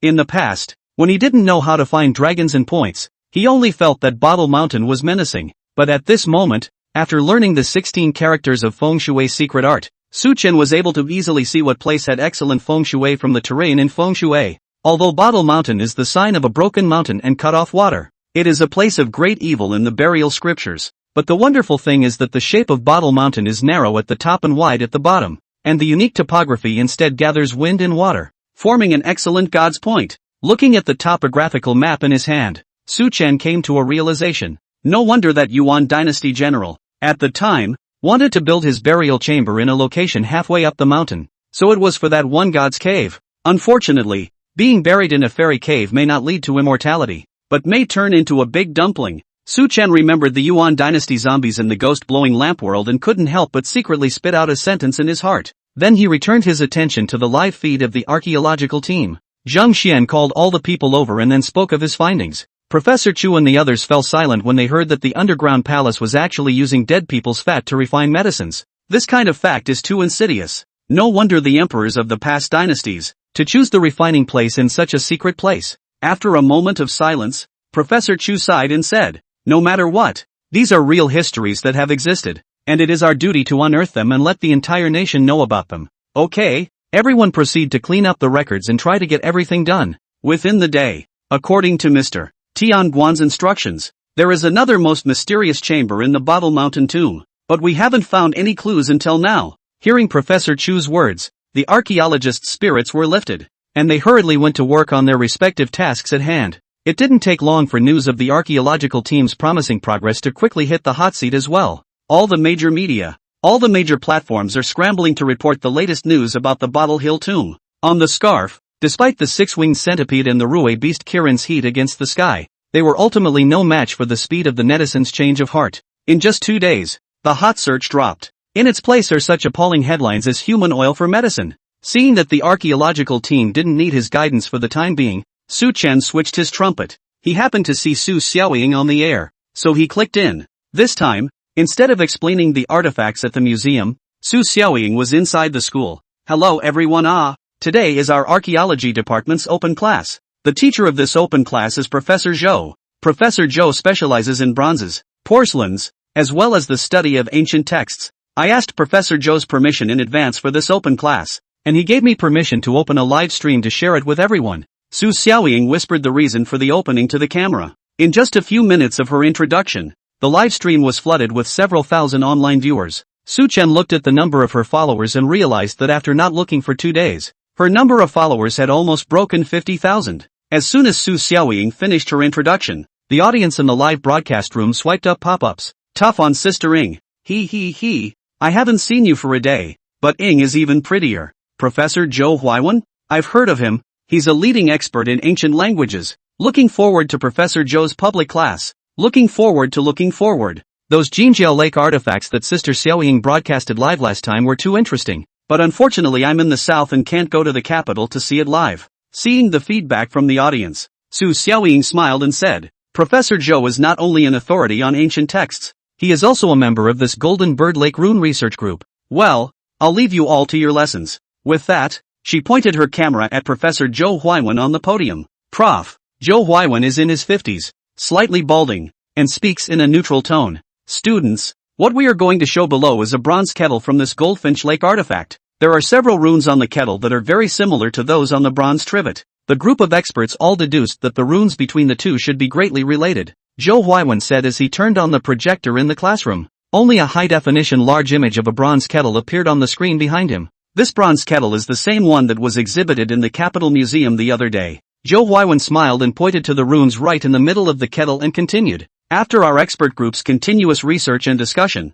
we have finally deduced what the writing on the kettle actually means. Speaking of this, Zhou Huaiwen deliberately sold a secret, causing the students on the stage to have a hard time, urging the professor to announce the answer quickly. Zhou Huaiwen was the archaeology department's famous good temper. A piece of the bottom spit him out. He was not angry, smilingly continued. Well, not to tease you guys, in fact, what is written above this kettle is a man expressing his love for a woman. Translated into the present, it's probably a confession between a man and a woman. Hearing this, the students on the stage were all in awe. Some little girls were still full of infatuation and couldn't help but murmur, "Wow, the ancients are so infatuated. Love love love." Carve the confession on the girl's kettle so that the girl can see it every time she drinks. Surely it's still the ancients who can tease. Professor, tell us what the exact confession is. That's right, Professor Zhou, you tell us about it. At this point, Su Chen, who was watching the live broadcast at home, happened to be drinking water. When he heard Prof.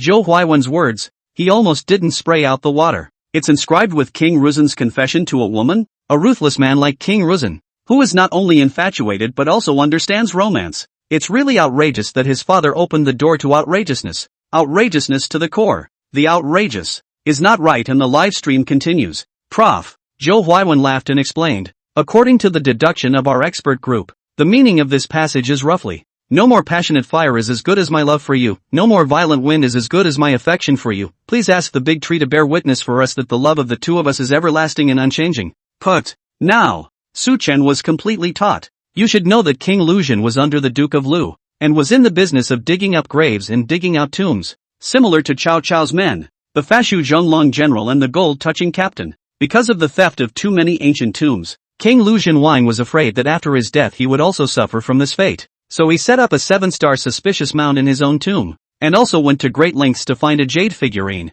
in a vain attempt to resurrect himself with the power of the jade figurine and have the ability to live forever. Only that King Luzhen Wang was scheming, but he didn't know that he had long been targeted by his military advisor, Iron Face Shang. After King Lu Gotham was buried, Iron Mask ripped him out of the jade figurine and laid him in himself. As for the kettle, seeing this, Su Chen couldn't hold back, decidedly sent a pop-up. Chapter 34, Interpreting Zhong Dingwen, Trumpet to Fire? Nonsense. This is clearly a ritual prayer. When did it become an expression of affection? You're so outrageous. Aren't you afraid that King Ruzhen Wang will jump out and get you in trouble? Remember, the original text of this bell cauldron text is, choose the auspicious gold of yen, cast it as a e-pot. Festival in, may be lawful and honorable, in order to entertain God. In order to sacrifice to the late King Wang Luzhen, Su Chen logged in as a small number. Although he wasn't as world famous as that account of Tianguan Jifu, he was the house manager of Su Xiaoying's live room. The pop-ups were sent out and were still seen by many of the waterbenders in the broadcast room. Who is this person, blabbering about Professor Zhou being outrageous? Good man, calling Professor Zhou outrageous? I think you're even more outrageous than Professor Zhou. That's right, Professor Zhou is an expert in ancient languages. You, a netizen, don't know shit about ancient languages. Xiaoying, how do you give this kind of still on the housekeeping? Quickly withdraw. In the live broadcast room, there were more and more pop-ups that taunted and refuted Su Chen. Su Xiaoying naturally noticed it as well. But, she saw the pop-ups and her entire body froze. Choose Yenji Gold, cast as e-pot. Su Xiaoying mumbled out the words above, and subconsciously looked up again to compare it with the high-definition large picture on the projection screen. She was surprised to find that although the glyphs were very different, the modern simplified Chinese characters, and the runes on the bronze pots were really that similar. Seeing this, Su Xiaoying hurriedly flipped through this water friend's profile. This water friend's nickname is Ninth Uncle's Heir, and he fills out a pitifully small amount of information and has a very low rank. The only thing I can say for sure is that his profile says gender male. One thing that made Su Xiaoying even more puzzled was that she remembered that she had never given this person a room tube. Su Xiaoying couldn't figure it out after thinking about it, and decided not to think about the housing management for the time being. Just, on stage, Prof. Zhou was rambling on, explaining the methods of ancient literature research. Su Xiaoying's mind on the stage, however, was always haunted by the original text spoken by the water user, and it always felt like the water boys were going to interpret it more reliably than Prof. Chow. After a few minutes, Su Xiaoying couldn't hold back any longer, so she decisively raised her hand to Prof. Zhou Huaiwen. Seeing this, Zhou Huaiwen stopped his lecture and smiled in a gentle tone. Fellow student Su, do you have any questions to ask? Su Xiaoying took a deep breath and said, Professor, just now there was a water friend in my live broadcasting room who said that the one on this bronze pot was called Zhong Dingwen, and also said that it wasn't an expression of love, but rather a passage of sacrificial prayer. After the long paragraph was finished, Su Xiaoying breathed a sigh of relief. She felt that if she didn't speak up about this and always kept it inside, I'm afraid she wouldn't be able to sleep well tonight. Zhou Huaiwen froze at his words, then shook his head in slight amusement. The symbols on the bronze pots are the most perfect answer identified by a group of several experts who have formed an ancient writing appraisal group to study and appraise together.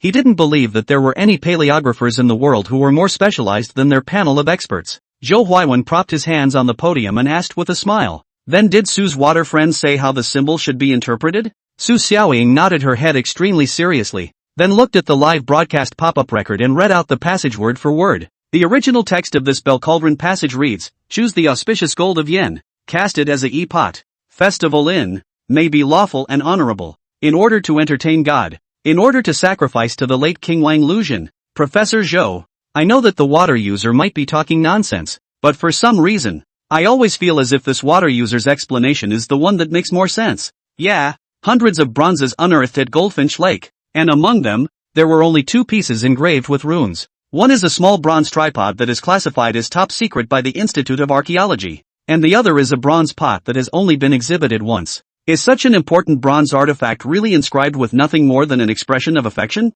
As soon as Su Xiaoying's words left her mouth, all of the archaeology students present bowed their heads in contemplation, and many of them even had expressions of recognition on their faces. Professor Zhou Huaiwen on the podium couldn't help but laugh after hearing Su Xiaoying's words. Mr. Su, I have to say that the water friends in your live broadcast room are indeed quite imaginative. But then, this water boy of yours, there's a fatal flaw in his words. A fatal flaw? The students froze in unison, carefully recalling the interpretation of Su Xiaoying's live streaming water friends. But, thinking about it, I can't find any loopholes.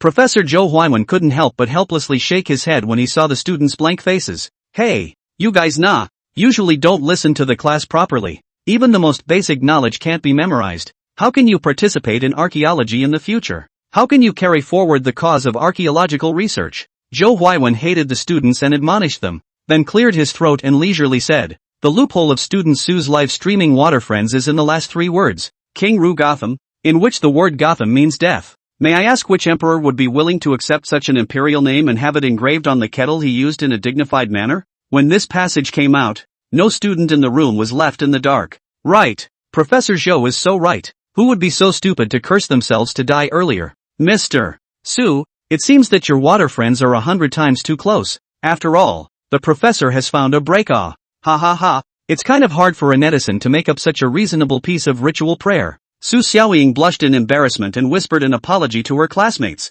Professor Zhou Huaiwen didn't blame her, but just knocked on the podium and continued to lecture to the students. At the same time, Su Xiaoying realized that the water friend called Ninth Uncle's Heir had also gone offline after posting this. Hey, it seems that this Ninth Uncle Heir is really talking nonsense, probably because he is afraid of being embarrassed after being revealed, so he just went offline. Su Xiaoying smiled helplessly and bitterly, cursing herself for losing her mind. Obviously she is a professional student of the archaeology department. How did she ghostly believe the words of a water friend? She gathered her emotions and stopped thinking about these things and began to listen intently to Professor Zhou Huaiwen's lecture. Zhou Huaiwen is an authoritative expert in ancient writing research, a body of knowledge naturally needless to say. In particular, he has an interesting and innovative way of lecturing, and many allusions are easy to make. In no time at all, it made Su Xiaoying forget about her water friend, Uncle Nine Transmitter, and put all her attention on the professor's lecture. Time rushes. An hour passed in the blink of an eye. Professor Zhou Huaiwen's lecture was almost at the end,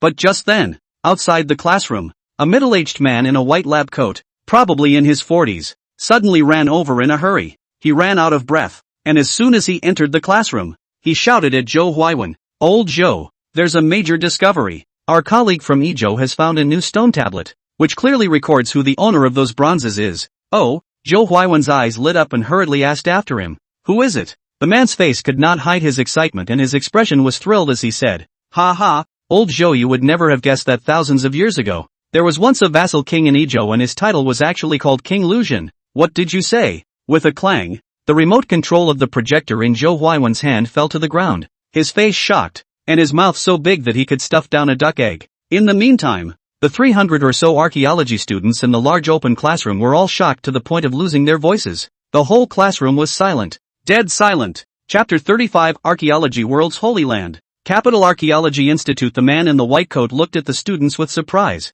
then looked at Zhou Huaiwen and said, "Old Zhou, why don't you say anything? Usually you're not the one who is most concerned about the Jinjiao Lake artifacts." Zhou Huaiwen came back to his senses and hurriedly asked back in an urgent tone, "Old Su, are you sure that there was a vassal king named King Luzhen in ancient times in Ezhou?" The man known as Lao Su nodded his head affirmatively. "Of course, that's true. King Luzhen's stone tablet has been unearthed. How could it be fake?" "I see. You must be thinking that the seal is wrong. After all, the word Gothic means death, and very few vassal kings use it as their title. However, according to what's written on that stone tablet, there's another inside story to this King Luzhen's title." All right, old Zhou, come with me. The expert group from the institute is waiting for you." As soon as the words left their mouths, the students under the stage immediately looked shocked and couldn't help but buzz and murmur, "No way. I can't believe that the water user in Schoolgirl Sue's live streaming room said that the owner of this bronze artifact is really called King Luzhen. My god, does that netizen know more about ancient writing than Professor Zhou?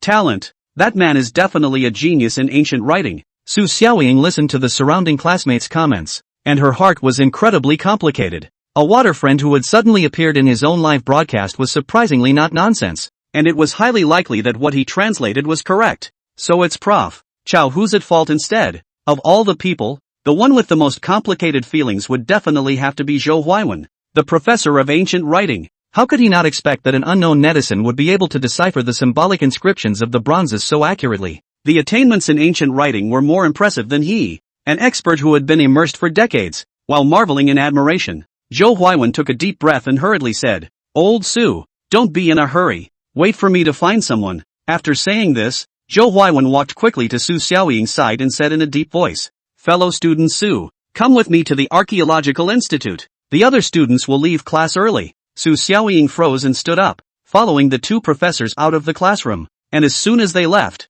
the entire classroom instantly exploded. Crap! Professor Zhou asked schoolgirl Su to go to the Archaeological Institute with him. Could it be to study the translation of that netizen? Definitely. Luzhen Wang, such a tongue-twisting and difficult to remember name. How can a blind guess be guessed? Definitely that netizen has true color strength. Professor Zhou is going to find other experts to discuss together. If the results of the discussion prove that the webmaster was right in his interpretation. Hey, that's awesome. What the panel of experts didn't get done in half a year, a netizen got it done. So you tell me how awesome it is. Su Xiaoying was still dizzy from the journey, during which she pulled out her cell phone countless times, wanting to see if her water friend, Ninth Uncle Air, was online. But every time she looked, she was disappointed. The avatar of Ninth Uncle's Air is always gray and offline. In addition, along the way she also learned that the white lab coat professor was called Su Qingshan, and was also a member of the Jinjiao Lake Cultural Relics Expert Group. And also, like Prof. Zhou Huaiwen, he is engaged in the study of ancient writing. Only, Prof. Su Qingshan is a professor of Southern University, temporarily transferred to the capital to join the expert group in this half year. Soon, the three of them took Su Qingshan's car and arrived at the Archaeological Research Institute. The Institute of Archaeology occupies dozens of acres of land with tall buildings. What's even more awesome is that around the Archaeological Institute, a reinforced regiment of soldiers was stationed exclusively. All soldiers are fully loaded and guard the security of the institute 24 hours a day. The reason for this caution is that any artifact in the Archaeological Research Institute is a top national treasure and is worth a lot of money. Foreign countries with serious historical and cultural faults and unsuccessful archaeological work are extremely keen on these national treasures of China. Has been secretly sending spies to try to infiltrate the institute and steal national treasures. A few have actually been stolen in the past when the country's precautions weren't in place. Those countries have cultural relics and shamelessly hold conferences to claim the relics as their own. And they also make up the history of China as their own country. Also, apart from foreign spies, there are many outlaws in the country who are willing to go to great lengths to make big money. More than 10 years ago, when the Institute of Archaeology was not as tightly guarded as it is now, there were once bandits who broke in with guns and not only snatched away several national treasures, but also killed and injured several archaeologists. Since then, the country's top brass has paid extreme attention to the Institute's security. A reinforced regiment of troops was specifically assigned to stand guard outside the Institute. It was only after heavy inspection that the three were able to enter the interior of the Institute. At every place, the soldiers standing guard would salute Zhou Huaiwen and Su Qingshan with reverent eyes. Su Xiaoying's face was shocked when she saw this scene. She knew that archaeological research specialists were respected and had a high status, but she didn't realize it was as high as this. Perhaps seeing the thoughts in Su Xiaoying's mind, Zhou Huaiwen smiled and explained, "Fellow student Su, in fact, these soldiers are not honoring us experts, but rather those lost cultural histories of China. Our duty is to rediscover those cultural histories that are buried deep underground." Hearing this, Su Xiaoying was greatly shocked, her face suddenly solemn, and she solemnly replied, "Professor Zhou, I understand. I will definitely adhere to the sense of mission of archaeologists, and put the excavation of history always in the first place." Seeing that Su Xiaoying had comprehended his intention so quickly, Zhou Huaiwen smiled in relief. But Su Qingshan, who was on the side, looked puzzled and couldn't help but ask, "Old Zhou, is she your new disciple? But we are not going to a meeting. You take your disciple to go." "Not quite right." Zhou Huaiwen laughed at his words and shook his head. "Don't be anxious, this disciple of mine will definitely surprise you later." When Su Xiaoying heard the word disciple, she was filled with surprise. "Prof. Zhou Huaiwen is an authoritative expert in the direction of ancient scripts. How many people squeeze their heads and want to become his disciple without success?" Listening to Professor Zhou, it seemed that he wanted to accept himself as a disciple, with both excitement and trepidation. Su Xiaoying finally arrived in front of the main building of the Archaeological Research Institute. It is, likewise, a sacred place in the minds of all archaeologists in the country. Almost all the important artifacts since the opening of the full-scale archaeological excavation in China have been stored in this building.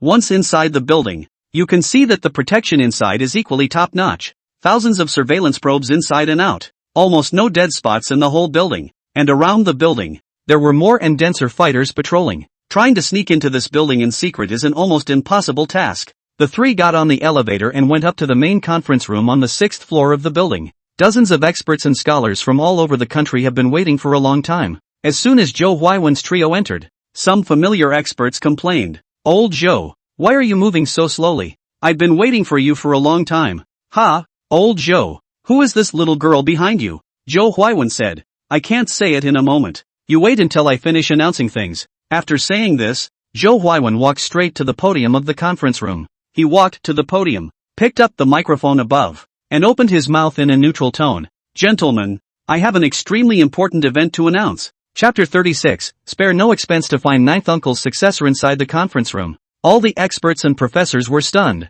and they all turned their gazes to Zhou Huaiwen. "Old Zhou, what's the big deal? Could it still be more important than the newly discovered monument in Jinjiu Lake?" As soon as the monument was unearthed in Yizhou, the news was passed on to the institute. That's why the deputy director of the institute, who was also in charge of the archaeological work at Jinjiu Lake this time, hurriedly called all the experts over for a meeting and discussion. The crowd couldn't understand what else could be going on at this juncture that was more important than the Golden Sparrow Lake stone tablet. Zhou Huaiwen nodded with a solemn expression. "That's right, it's even more important than the discovery of the stone monument in Golden Bird Lake." When these words came out, the experts and professors at the bottom were all taken aback. They were familiar with Zhou Huaiwen and knew that he was a straight shooter who said whatever he had to say. Since he's so sure, he must have made some major discovery. An expert on the stage immediately laughed. "Old Zhou, don't sell yourself short. Quickly tell us what major discovery has been made." Zhou Huaiwen took a deep breath and opened his mouth. "This great matter is that someone has deciphered the symbols on top of the bronze kettle of Jinjiu Lake, and, deciphering them without any discrepancy. It is highly likely that this person recognizes those symbols." When these words came out, the room was filled with astonishment. To know, what are these experts getting together for? Isn't it so that they can decipher the symbols on that national treasure bronze tripod and unravel the mystery of the cultural relics of Jinjiu Lake in Yizhou? However, they studied and studied and studied, and after working for most of the day they could only give a rough guess, and no one dared to be sure that their interpretation would be right. Now Zhou Huaiwen actually said that someone recognized those symbols? The experts at the bottom were talking. but the vast majority didn't quite believe Zhou Huaiwen's words. If this is true, doesn't it mean that they, the top archaeologists, are not as good as someone else's research? Zhou Huaiwen knocked on the podium and raised his hand. I know it's hard to believe this, but even before the news of the excavation of the stone tablet came out, this person had already learned that the vassal king of Ezhou was called King Luzhen. Just based on this, I believe that he, for sure, knows how to decipher the runes on the little bronze tripod. That bronze kettle only had a few short segments of symbols on it, but the bronze cauldron in the Archaeological Institute was engraved with symbols and inscriptions, and it definitely contained amazing secrets. As long as it could be deciphered, China's archaeological endeavors would definitely be able to move to a new level. For the sake of this possibility, Zhou Huaiwen was willing to give it a try. Thinking of this, Zhou Huaiwen beckoned towards Su Xiaoying, who was standing in the corner, looking terrified. Fellow student Xiao Su, you don't have to be afraid. Seeing Su Xiaoying's tense face, Zhou Huaiwen softly comforted her, then said, come over here and repeat what that netizen said, in its entirety. Oh, okay professor. Su Xiaoying's heart skipped a beat, knowing that the main event was coming. When she reached the podium, Zhou Huaiwen nodded encouragingly at her and then gave her the seat. Swish, swish, swish. Almost instantly, dozens of authoritative experts in the archaeological field underneath had their gazes fall on Su Xiaoying. Even though she had said to herself a million times in her heart not to be nervous, Su Xiaoying was still nervous and her hands were shaking. There's no way around it. It's just that these experts and professors are so intimidating. Any one of them would be a famous archaeological authority in China, or even all over the world. Many of them can only be found in textbooks, and it is harder than ever to meet them. Su Xiaoying was under so much pressure that the palm of her hand, which was holding the cell phone, was trembling slightly. However, upon seeing those three pop-ups left behind by ninth uncle's successor, Su Xiaoying was instead less afraid. Yes, after all, the one who deciphered Zhong Dingguan was a water user. Not her, Su Xiaoying. So what did she have to be afraid of? Figuring this out, Su Xiaoying finally calmed down and began to read out the ninth uncle's successor, pop-up word by word. Nonsense. This is clearly a ritual prayer. When did it become an expression of affection? If you're so outrageous, aren't you afraid that King Russian will jump out and come after you? Remember, the original text of this bell cauldron passage reads, choose Yan Ji Jin, cast it as a e-pot. Festival in, may be lawful and honorable, in order to entertain the god, in order to sacrifice to the ancestor King Wang Luzhen. As the words fell, the experts all turned pale. Su Qingshan, in particular, had a touch of shock in his eyes. He hurriedly plugged the USB drive he was carrying into the conference room's projector, then quickly turned it on. I only saw that the stone tablet recorded about the life of King Lu Gotham, the last sentence of which was precisely to entertain God into sacrifice to the previous king. Seeing this scene, all the professors clattered to their feet. That's fantastic. Cho, this person you're talking about definitely knows how to decipher those strange symbols. That's right. Such a strange man. We have to drag him into the institute no matter what. Alas, in vain. I have studied ancient scripts all my life. Only today did I realize that there are people outside of people, and there are heavens outside of heaven. Soon, a group of experts and professors finished deliberating. They decided that they would find this person at all costs, because his ability to decipher ancient texts is just so helpful to the institute. If I had known that there was such a strange man, I would have invited him to the institute earlier, and the institute would not have been stuck with the symbols for half a year. Zhou Huaiwen took a deep breath and turned his head to Su Xiaoying. Fellow student Su, there is an important task for you now. Su Xiaoying was flattered and hurriedly said, Professor, just say it, I'll definitely help if I can. Very well, we would like you to represent our institute, to contact this ninth uncle's heir, and preferably persuade him to join our institute. The institute is willing to hire this gentleman as a special advisor, and all treatment can be directly based on the rank of associate division. Furthermore, he will be awarded the rank of major. The world valued archaeologists immensely, and whether it was a local archaeological team, a national archaeological team, or experts like those in the capital's research institutes, all of them, without exception, were treated as military personnel, like the deputy director of the institute, Professor Chu, who is always on the front line. He himself is treated at the level of a full division, with the rank of Major General. When Su Xiaoying heard this, she secretly smacked her lips in her heart. The treatment, it's just flying off the charts. From then on, not to mention being respected by the nation, but also in the history of archaeology in China, leaving a colorful mark. It's not too much to say that it will live on for generations to come. Thinking of this, Su Xiaoying hurriedly nodded heavily. Don't worry, Professor Zhou, I will definitely work hard. Chapter 37, Pointing Again. General's tomb appears even though Su Xiaoying had promised Professor Zhou and the others that she would help find the ninth uncle's heir. But in reality, she couldn't even think of how the other person became a house manager. Looking at the other party's grey avatar, Su Xiaoying sighed quietly in her heart. Let's hope this tall man gets online sooner rather than later. The other side. Su Chen finished sending out pop-ups and spraying pain, so he decisively got off the line. He felt in his heart that no one should believe him. After all, no one in this world knows bells and whistles, and everyone else probably thinks he's making it up. After logging out of my Trumpet account, I happened to be hungry. He then went to the old neighborhood restaurant and had a bowl of sizzling beef noodles. This old restaurant is over 40 years old and the noodles are amazing. As a half-foodie, Su Chen felt that such an old store opened in the depths of an alley and solicited customers with a golden signboard could only taste the real food. As for those big,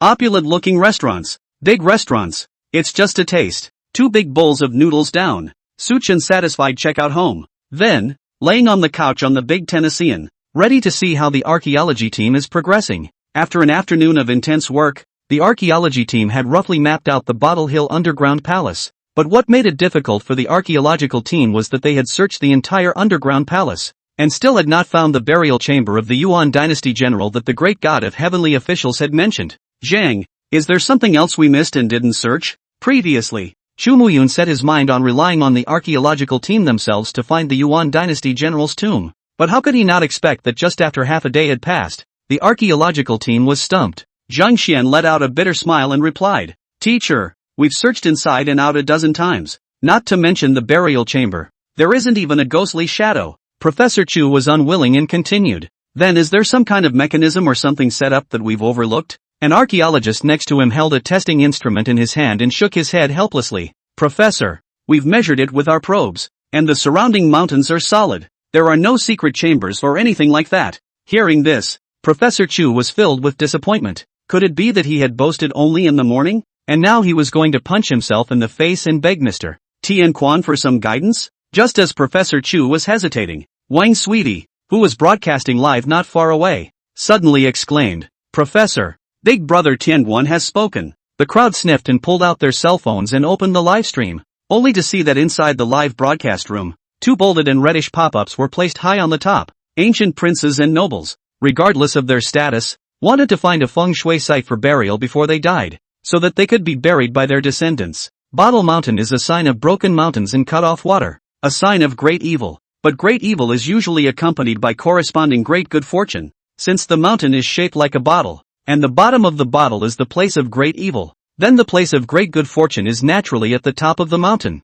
Seeing these 2 pop-ups, both the viewers of the live broadcast and the members of the archaeological team froze in unison. What's so bad about breaking the mountain and cutting off the water, where great evil is accompanied by great good? When the ancients chose a cemetery, they had to choose a place with good feng shui? The 2 pop-ups weren't too long, but they contained a wealth of information that made everyone think of it. Because of the historical and cultural disconnect, people in this world don't know about the ancient saying of feng shui. However, a sense of familiarity couldn't help but arise in everyone's hearts when they saw Tianguan Dishan's pop-up. This is because, from the king of the 8 trigrams counting, feng shui has been passed down for thousands of years, has long been rooted in the Chinese blood. Even if they had experienced a cultural disconnect hundreds of years ago, and even if people nowadays had never been exposed to this type of knowledge, they were the first to recognize Su Chen's statement. Professor Chu was the first to come to his senses, and hurriedly walked to the camera, his face respectfully asking, Mr. Tianguan, what you said, is this from the 9 Palace 8 trigrams?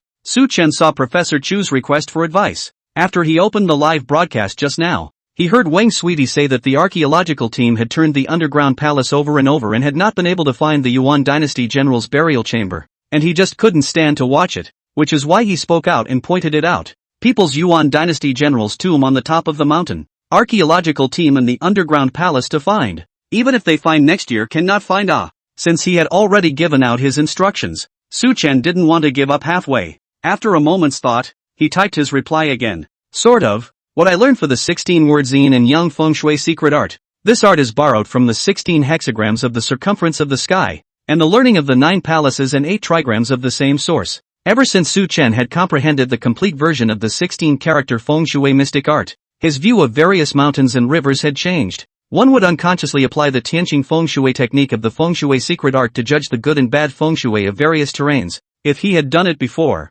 he would have known that the Yuan dynasty general's burial chamber was located at the bottleneck position on the mountainside.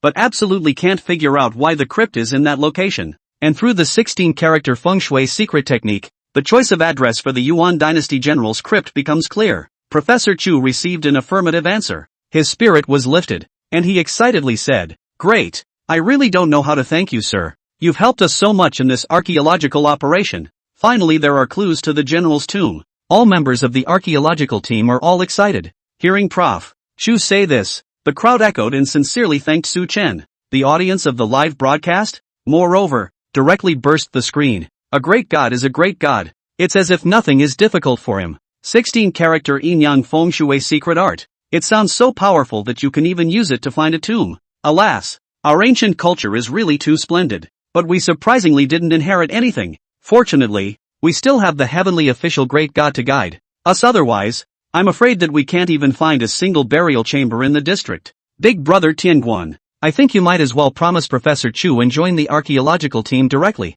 With your skills, you can definitely lead the archaeological community and revive the splendid culture of our country of China. Seconded, beg the Tianguan bigwigs to join the archaeology team. The archaeology team needs you, and so do we. However, after posting this pop-up, Tenkenshiro did not reappear, much to the disappointment of the viewers. On the contrary, Professor Chu's mind was much calmer, and comforted the audience by saying that it was because the archaeological team had not done enough that Mr. Tianguan did not agree to join for the time being. In the future, the archaeological team should work harder and strive to satisfy Mr. Tianguan. After saying that, Professor Chu gave an order. 10 of the most experienced members of the team were selected from the archaeological team, together with Sweetie Wang and the camera boy, and they were prepared to take them up to the top of the mountain to look for the real Yuan dynasty general's tomb. Chapter 38, Grave Mural. Professor Chu's Anger Bottle Mountain is steep. The mountain walls are jagged and overgrown. Dozens of drones, hovering in mid-air,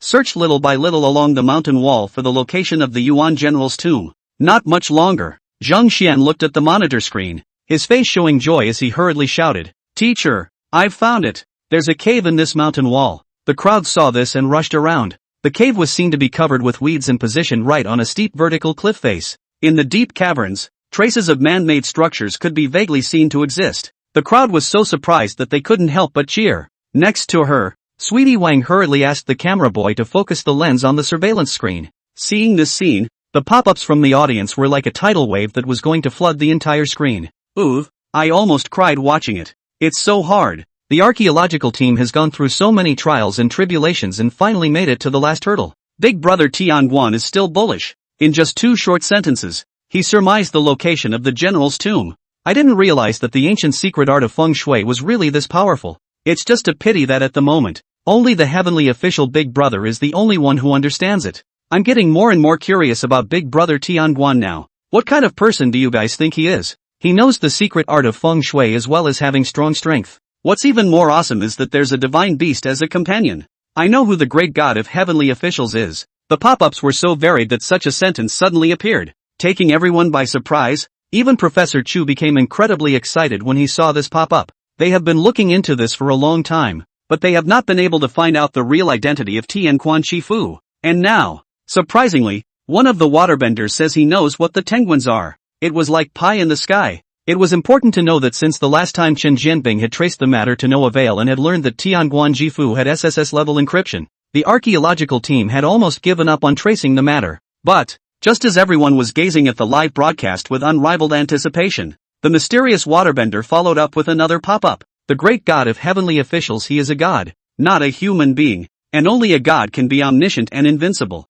This, instantly, the greatly disappointed waterboys sprayed the man. Hooking everyone's curiosity turned out to be just that. This is not a scolding. The archaeology team was equally disappointed beyond belief to see this pop up. They knew more about the inner workings, and almost all of them knew that the great god of heavenly officials possessed the highest level of SSS encryption in the entire country of China, except for those few people at the top. Others were not even qualified to know his true identity. Suffice it to say, unless the heavenly official great god himself came forward, it would be impossible for others to find out his true identity. Prof. Chu sighed in his heart, then gathered up his feelings and said to the crowd, "Alright, everyone prepare to go down to the tomb. Remember to be extremely careful, and as long as there is any abnormality, evacuate immediately." Yes, Professor Chu. Don't worry, Professor Chu. After so many life and death ordeals, we wouldn't dare to be careless anymore, the team replied as they readied the ropes. It didn't take long for the 10 archaeologists, including Professor Chu, to descend into the tomb cave in turn. Upon entering, a member of the team turned on the lights. In the next second, a lifelike mural appeared in front of everyone's eyes. It depicts in detail the story of the owner of the tomb who fought in the battlefield, made countless achievements and was eventually buried in Bottle Mountain. The murals were exquisite, and to make it even more exciting for Prof. Chu, this mural reveals the history before the Ming Dynasty. As I said before, the history and culture of this world is broken, and the history before the Ming Dynasty is vague and unclear, and it is only roughly known that before the Ming Dynasty it was called the Yuan Dynasty, and it is not known how the Yuan Dynasty was established or by whom. As for the longer term, pre-Yuan history, it's a complete double whammy. This mural in the cave vividly displays Yuan Dynasty characters, clothing styles, physical features and a series of elements of great archaeological value. Seeing this, Professor Chu held back his excitement and solemnly said, "Everyone must be careful, don't touch anything, especially this mural.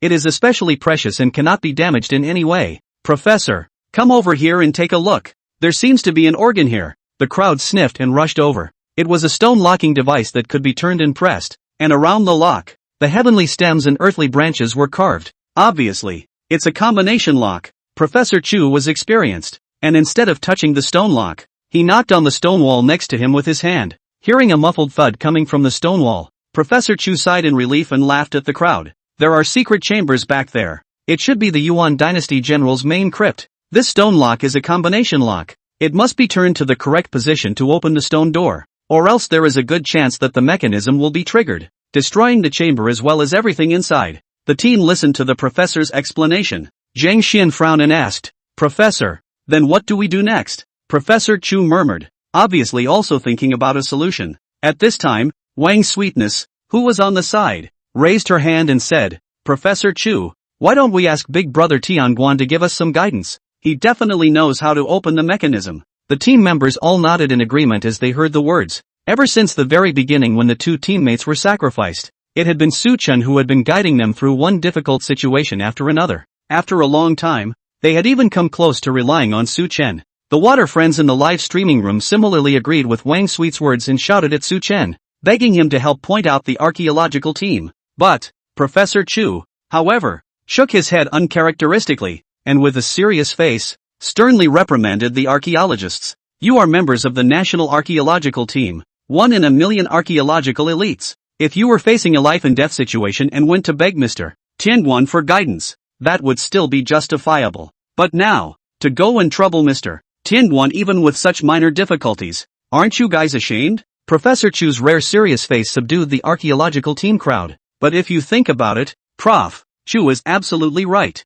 Yeah, they're members of the National Archaeological Corps, an elite group of people selected from all over the world, going to others for guidance on every little difficulty, not to mention whether they have the time or not. Have they learned all this archaeology for nothing? Seeing the archaeological team members face shame, Wang Sweetness, who made the suggestion, spat out her tongue in embarrassment. But just then, the sound of a clacking propeller suddenly sounded outside the cave. The crowd froze and looked out of the cave, only to see 8 helicopter gunships whizzing in over Bottle Mountain. Chapter 39, Technological Grave Exploration. The power of the national team. Soon, the helicopter speeds down a whole squad of fighters. Behind each man, a large package half a man high was carried. The leader of the squad was no other than Li Changhua, who had disappeared for half a day. Chen Jianbing injured his arm and has recently been recuperating in a hospital in Nuqing County. The security of the archaeological team was handed over to Li Changhua. When the soldiers entered the tomb cave, they consciously disassembled the equipment in the package without Li Changhua's command.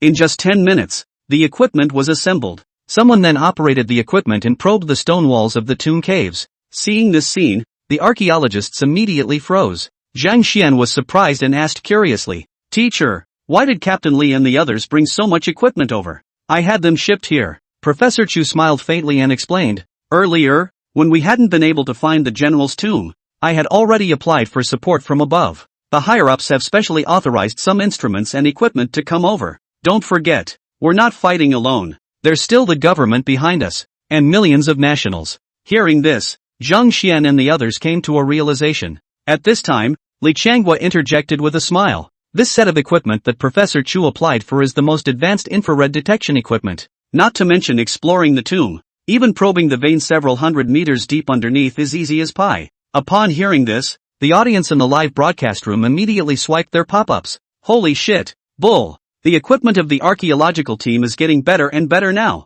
Techno-fluid archaeology. That works for me. I hope to see more valuable artifacts when we open the chamber later. The audience was marveling at the variety of advanced equipment that the archaeological team had come up with and dazzled them. Of course, the better the archaeological team's equipment, the happier the audience will be. This means that all that buried history can be better uncovered as well. In the meantime, Su-chen was also watching the live broadcast, and when he saw those advanced equipment instruments, he couldn't help but be slightly stunned. Times are changing, and while the ancients had the wisdom of the ancients, the moderns likewise have the methods of the moderns. There is no superiority or inferiority between the two. It is better to be able to blend them perfectly. To give a simple example, in the world of Ghost Blower's Lamp, when Chen Yulo, the leader of the Unloading Ridge, was stealing the tomb of King Xian, he encountered the poisonous miasma of the Valley of Worms, and tens of thousands of his brothers almost all died in it. Even he, himself, is blind in one eye. From the graceful leader of the Unloading Ridge to an old blind man who tells fortunes.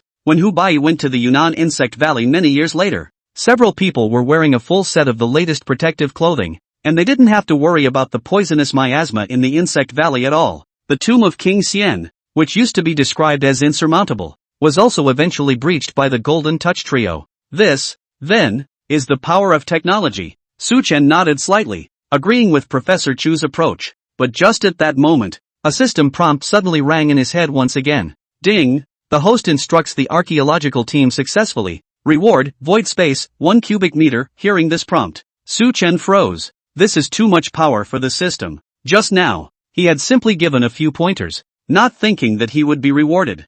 I didn't expect the system to give him a reward after all. The rewards seem to be pretty awesome. Void space is from the world of Ghostbusters, where thousands of years ago, the Queen of the Essence mastered the power of the Serpent God to teleport people into void space. As a result, all the countries of the West feared the Queen of Jingjie and submitted to her cruel rule. According to later descriptions by Hubei and others, the void space was the world where the Snake God lived. It's just that for some unknown reason, the Snake God, who was as powerful as a deity, eventually fell, and his corpse and bones still descended into the Ghostbusters world. A bottomless ghost hole more than 1,000 meters in diameter with the power attached to the bones of a corpse. The eyes of the Snake God became the Dusk Pearl, or the Phoenix Gallbladder as the ancients called it. Thinking of this, Su-chen hurriedly pursued. System, what's the use of imaginary space? Void number space is a small world unto itself, controlled by the host. Come on, saying it is the same as not saying it. Su-chen thought for a moment and remembered that the Queen of Essence could teleport people to void space.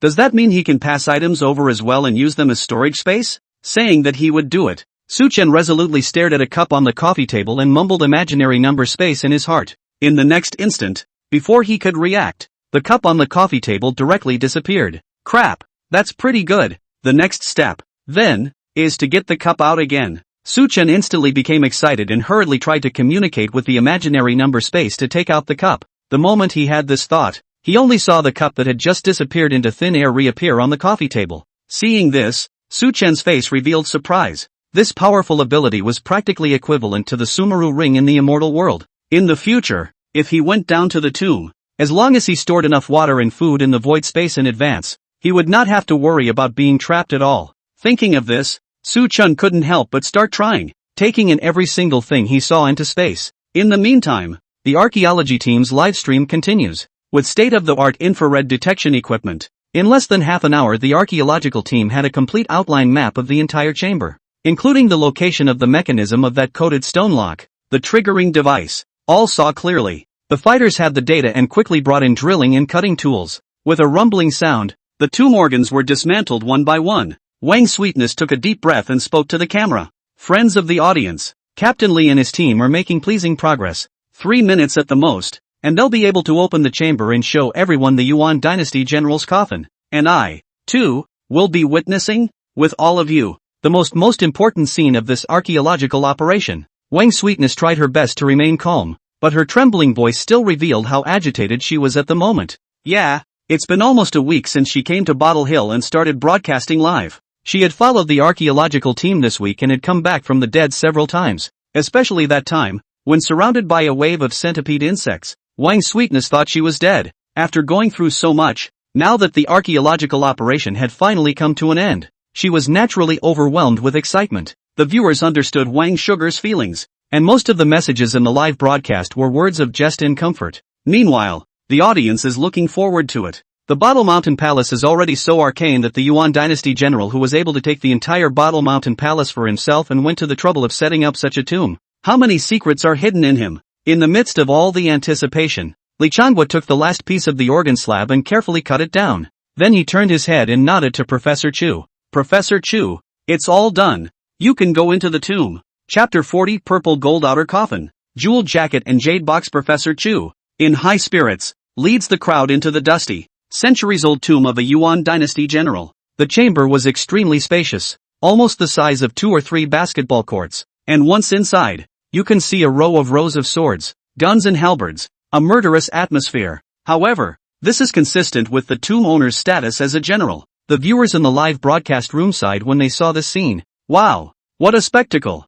There are so many weapons. This is not nonsense. The owner of the tomb is the great general, and looking at the description on the murals outside, he is of high status. Otherwise how could he have the strength to build the chamber in the belly of the mountain? Nay, I am uneducated. One line of crouching walks all over the world. In fact, it wasn't just the audience that was blown away. The archaeologists were equally amazed by the chamber. It was important to realize that their current location was inside the body of Bottle Mountain. In other words, this great general of the Yuan dynasty had craftsmen almost hollow out half of the mountain in order to have a burial chamber of this size. The ancients had neither dynamite nor rock crushers. A project of this magnitude is mind-boggling just to think about. After the shock, the archaeological work goes on. Zheng Xian put on his gloves and carefully picked up a rusty iron sword. After scrutinizing it for a while, he said with surprise on his face, "Teacher, look at this sword. There are cascading patterns on it. Despite the heavy rust on the iron sword, you can still see the very clear forged lamination pattern."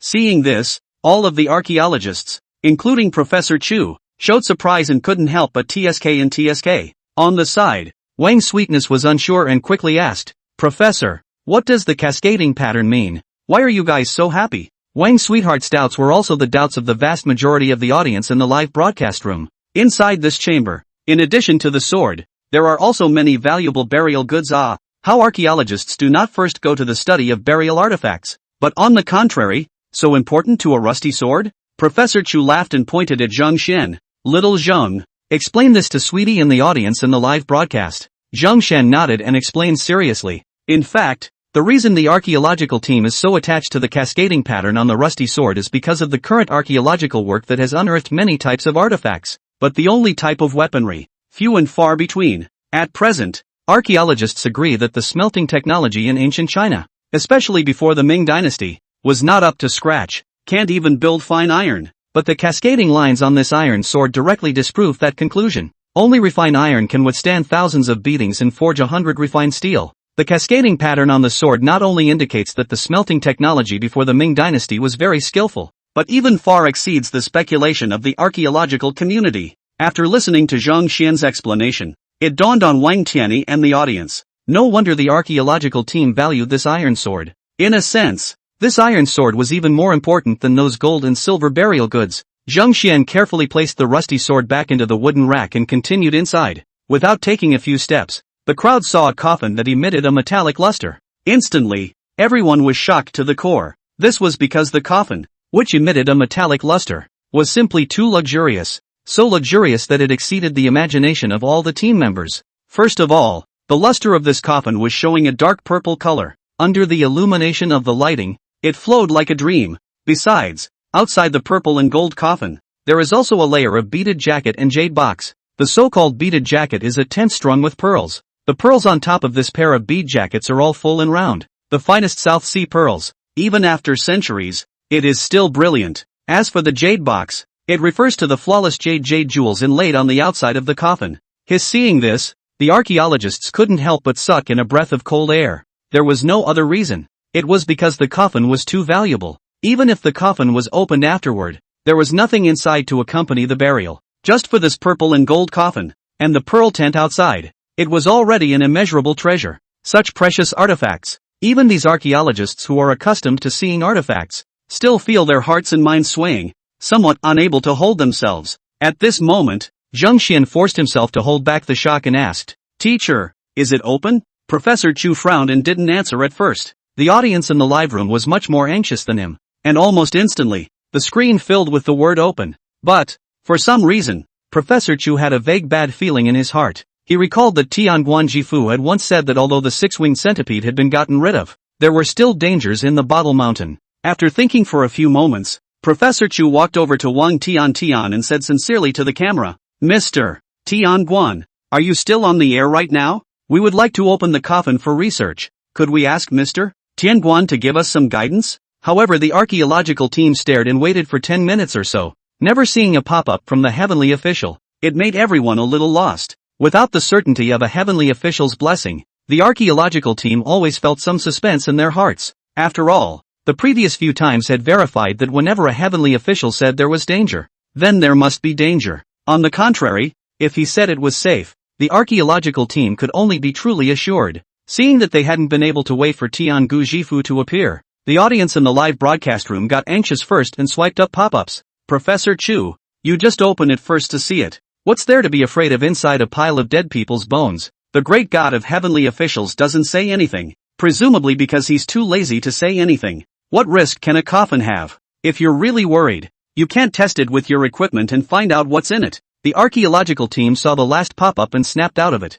"Yeah, and they have instrumentation. At least you can scan the inside of the coffin, so it's not obvious if there's any risk when the time comes." Professor Chu's eyes lit up and he hurriedly had the soldiers carry the equipment and instruments into the chamber. After some busy work, soon, the interior of this coffin also appeared on the instrument screen. "Professor Chu, there are some of the burial goods inside, and a dried corpse. There's no mercury, and there's no other danger from poisonous insects or anything like that. This chamber was built in the belly of a mountain, an extremely dry environment, and there is a saying in the grave robbing business that it is dry for 1,000 years, wet for 10,000 years, and not dry or wet for half a year. The meaning of this sentence is that cultural relics and antiques and other things can be preserved for 1,000 years if they are in a dry environment. If it is immersed in water, it can be preserved for 10,000 years. And this type of artifacts, usually also called puddle goods, buried in ordinary soil in an undry, wet environment, it will be destroyed in 6 months at the most. Hearing Captain Li's words, Professor Chu finally breathed a sigh of relief. With a wave of his hand, he said, "Good, then open the coffin." Chapter 41, Corpse King Present. Heaven and Earth Changes. Su Chen took the things in the house and tried them all. 2 features of the imaginary space were eventually found. One is that time stands still in imaginary space. The second is that it is not possible to put in living things. When a living creature is placed in it, the time on its body is immobilized and it is in a non-living, non-dead, superimposed state. Although it could only hold dead things and not living things, Su Chen was still extremely satisfied. With this imaginary number space in place, even if one is trapped in a tomb or in a desperate situation, with the water and food stored inside, he was able to last most of the year. Figuring out how to use the imaginary number space, Su Chen nodded his head in satisfaction. Then, reclining on the couch, he returned his attention to the live stream of the archaeological team. Next, crap, I haven't looked at it in just a little while and they're all about to open the coffin? And a fucking open casket in a darkened chamber?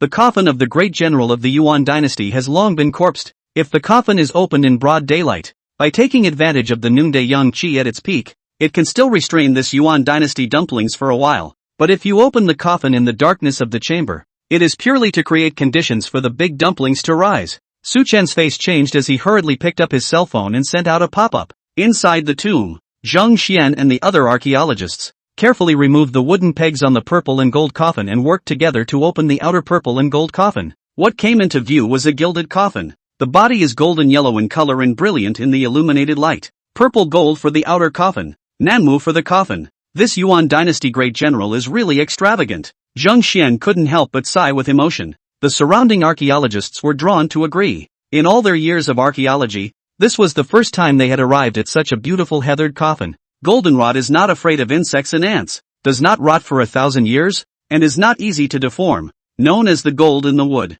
it has been the wood of choice for building royal palaces in ancient times. Even the dragon chairs of the emperors of the past dynasties were made of the finest gold Nanmu wood. After lamenting, Zheng Xian commanded a few team members to carefully use a crowbar and pry open the coffin lid along the Nanmu coffin. But, just then, Wang's sweetheart, who was interacting with her live streaming friends on the side, changed her face drastically and hurriedly shouted, "Stop it! Stop it! The great god of heavenly officials is sending out pop-ups." Zhang Xian and a few of his companions froze as the coffin lid in their hands clanged and fell again. Professor Chu, who was examining various types of weapons, froze and hurriedly stopped what he was doing and pulled out his cell phone to take a look. "Never open the coffin. Now! Exit the chamber at once. See only." In the live broadcast room, a pop-up screen that was bolded in red and high on the top made all the viewers boil. Big Brother has finally appeared. But Big Brother, why did you make the archaeological team quit? Is there some kind of danger inside? Since the great god of heavenly officials said that there is danger,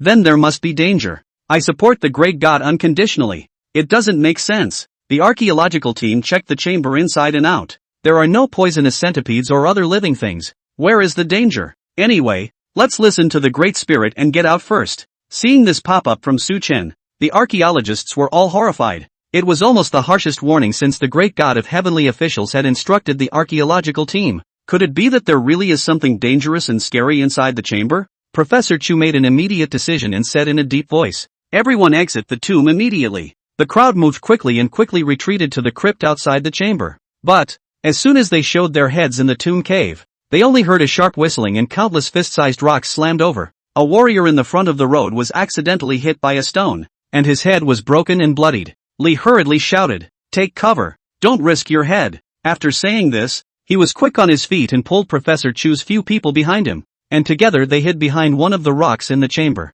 The sudden attack disorganized the archaeological team. Several people were hit one after another before the crowd reacted and followed Li Changhua's example of hiding behind cover. And at this time, Li Changhua carefully poked his head out, which saw that on the opposite side of the cliff face, there were countless wild mountain monkeys, wailing. "Those rocks, that's what they threw. Damn it." Seeing this, Li Changhua's eyes were on fire. Then he turned his head to the smashed warrior and asked in a deep voice, "Xiao Zhuang, are you alright, Captain?" "I'm fine, just broke some skin." The warrior named Xiaozhuan was smashed through the head and drenched in blood, but held on without saying a word. When he heard the captain's inquiry, he even smiled coyly, revealing a mouthful of large white teeth. "Captain, look, our rope ladder is gone." Xiao Zhuang is young and has good eyesight. Ducking behind cover, he quietly peeked out and realized that all the rope ladders dangling from the cave entrance were surprisingly gone. Hearing his words, the crowd all changed their faces. The grave hole is on a vertically steep cliff face, a dozen meters away from the top of the cliff.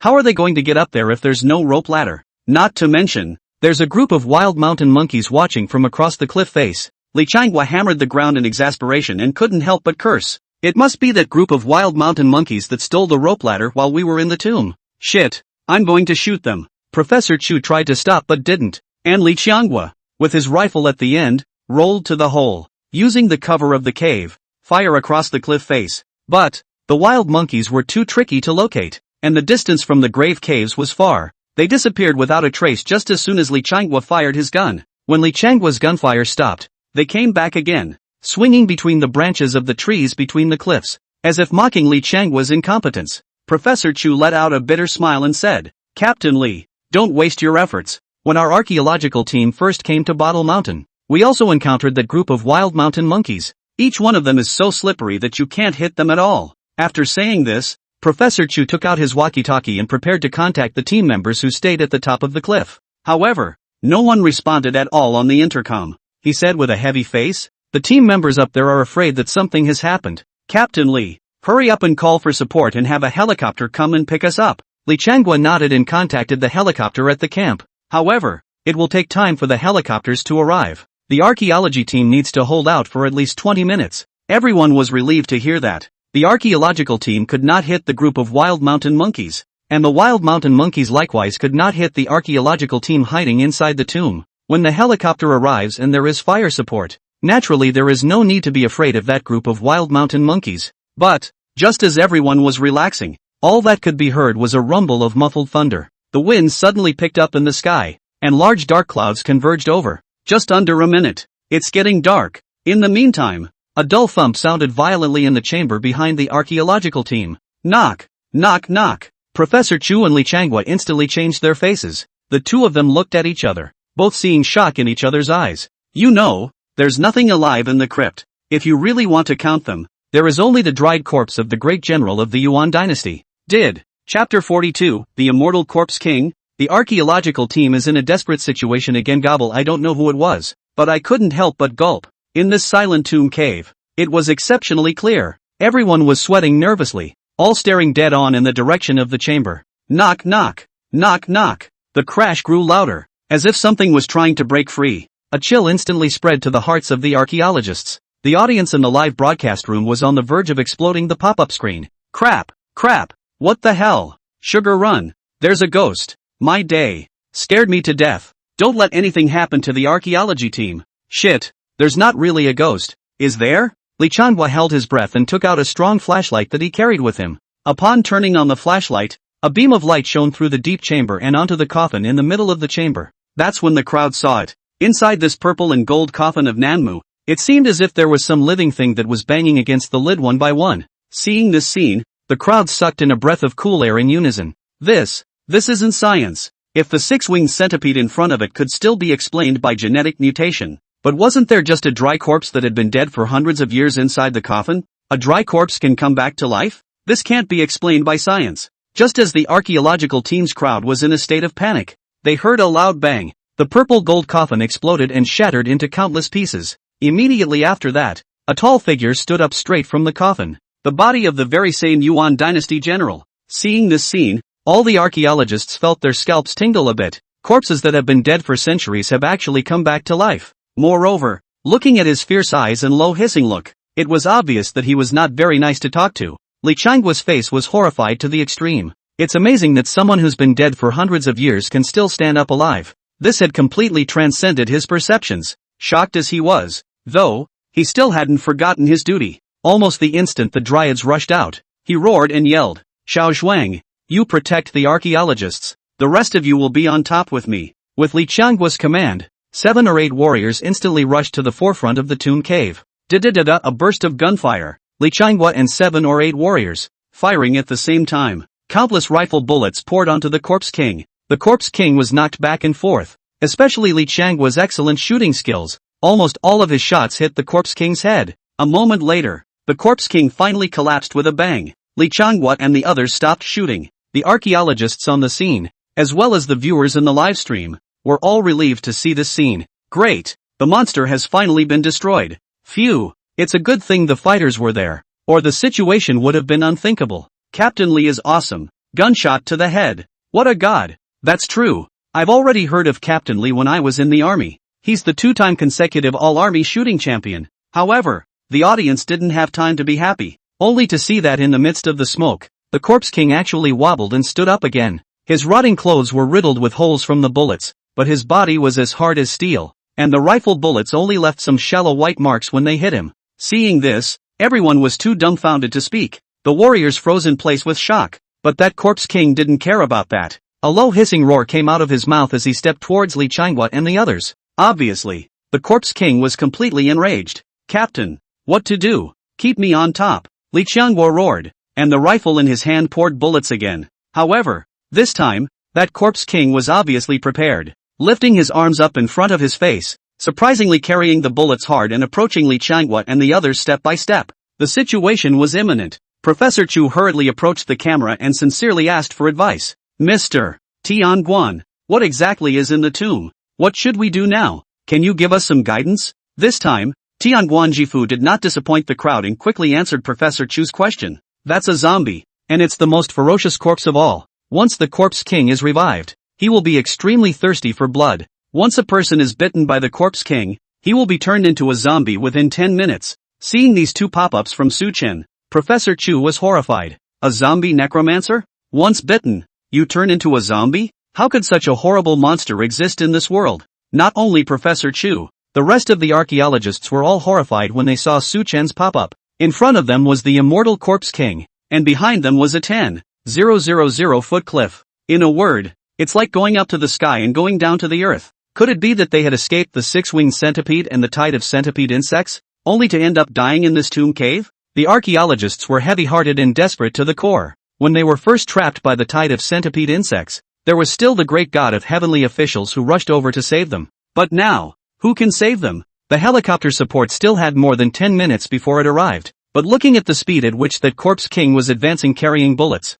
He was afraid that in less than 10 minutes, the entire archaeological team would be killed by him. In desperation, a female team member finally couldn't help herself and began to sob in a small voice. Even the strong-willed Professor Chu, his body was hunched over at this moment, as if he had aged a lot in an instant. Since the last time, 2 archaeologists were sacrificed at the hands of a poisonous centipede. Prof. Chu then became incredibly cautious and would think deeply for half a day about every decision he made, but he didn't expect that after being cautious for so long, he would still fall at the last hurdle. Thinking of this, Professor Chu let out a bitter smile, swept his gaze over the archaeologists present, and muttered, "I'm sorry everyone. I'm the one who harmed everyone." Zhang Xian was the most calm one amongst the crowd. It wasn't that he wasn't afraid of death, but he had long since put life and death aside. Hearing Professor Chu's words, Zhang Xian smiled faintly and comforted. "Professor, it's none of your business. Any other archaeologist would have made the same choice. After all, who could have known that the dead could still be resurrected and turned into ferocious zombies?"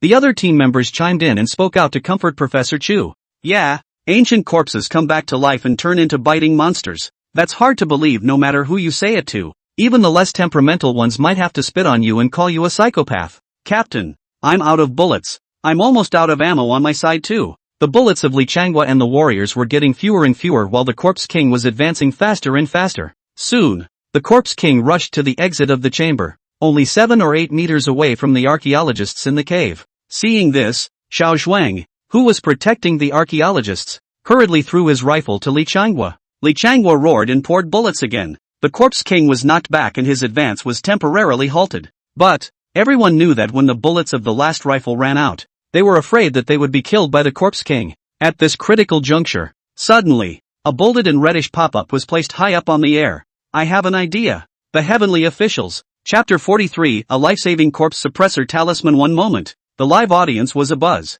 The great god of heavenly justice has a way to save the archaeological team? In this desperate situation, he still has a way to save the archaeological team? Whoa, I knew the Great Spirit would never let us down. Good for you, Big Brother Tianguan. You are my eternal idol. Great, Sugar and the others are saved. The audience was excited and the archaeologists were even more excited. Professor Chu had thought that this time it was certain death, but he hadn't expected that the heavenly officials would have a solution. Thinking of this, Professor Chu's heart grew more and more respectful towards the mysterious heavenly official great god. "Mr. Tenkan, do you really have a way to solve that monster Corpse King?" As soon as Professor Chu's words fell, a top pop-up screen appeared in the live broadcast once again. "Do you still have the yellow talisman paper I left you?" Yellow paper? The audience was stunned to see this pop up. Apparently, everyone was on the verge of forgetting about that talisman paper left behind by Su Chen. Only Professor Chu's face was agitated as he hurriedly and carefully took out the talisman paper from his arms.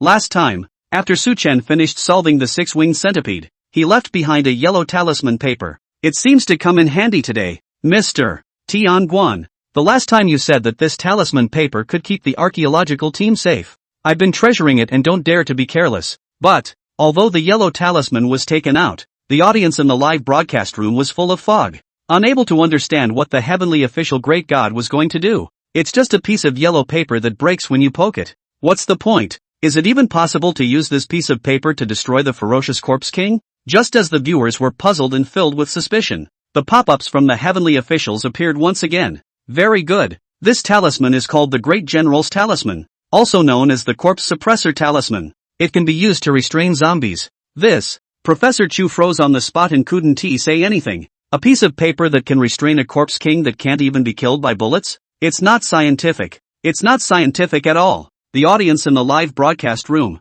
even more so, questioned Su Chen. God, are you sure you didn't send the wrong pop-up? How can a piece of paper resist the Corpse King? Big Brother Tianguan, don't joke around. The archaeological team is waiting for you to save their lives. It's not necessarily Tianguan Big Brother never said wrong, since he said that yellow paper can restrain the Corpse King. Well, this is really hard to believe, despite the many skepticisms on the air. Still, a small number of people still supported the Tianquan Shifu and felt that the archaeological team could take a chance and try it out. After all, it was now considered a desperate situation within a desperate situation, and there was no other way but to believe in the great god of heavenly officials. After a few seconds of silence, Professor Chu resolutely faced the camera and asked in a deep voice, "Mr. Tianguan, how should I use this corpse suppressor talisman? Please give me some guidance." It's simple to use. Stick the talisman on the Corpse King's forehead to immobilize him. As soon as this pop-up appeared, everyone fell silent. According to what the great god of heavenly officials said, wouldn't someone have to rush over and face the corpse king directly? If the yellow talisman really works, that's fine. If it doesn't work, it's almost a no return, no life situation. Just as the crowd hesitated, Professor Chu stood up. I'll go. Obviously, he had made up his mind to use his own life to experiment with the effects of this corpse suppressor talisman. The archaeologists present turned pale, all urging Professor Chu to think twice. But Prof. Chu's face was firm, and he said in a tone that could not be questioned, "There is no need to persuade everyone. I have already lost 2 students, and I don't want to have one more. Anyway, I have lived most of my life and excavated countless ancient ruins. I have no regrets in this life." Teachers, Professor, don't. Members of the archaeological team were moved. Those of them, even if they weren't Professor Chu's disciples, had been taught and instructed by him. In the archaeological team, Prof. Chu was not only an expert professor, but also the captain, and even a big parent-like role, taking good care of everyone.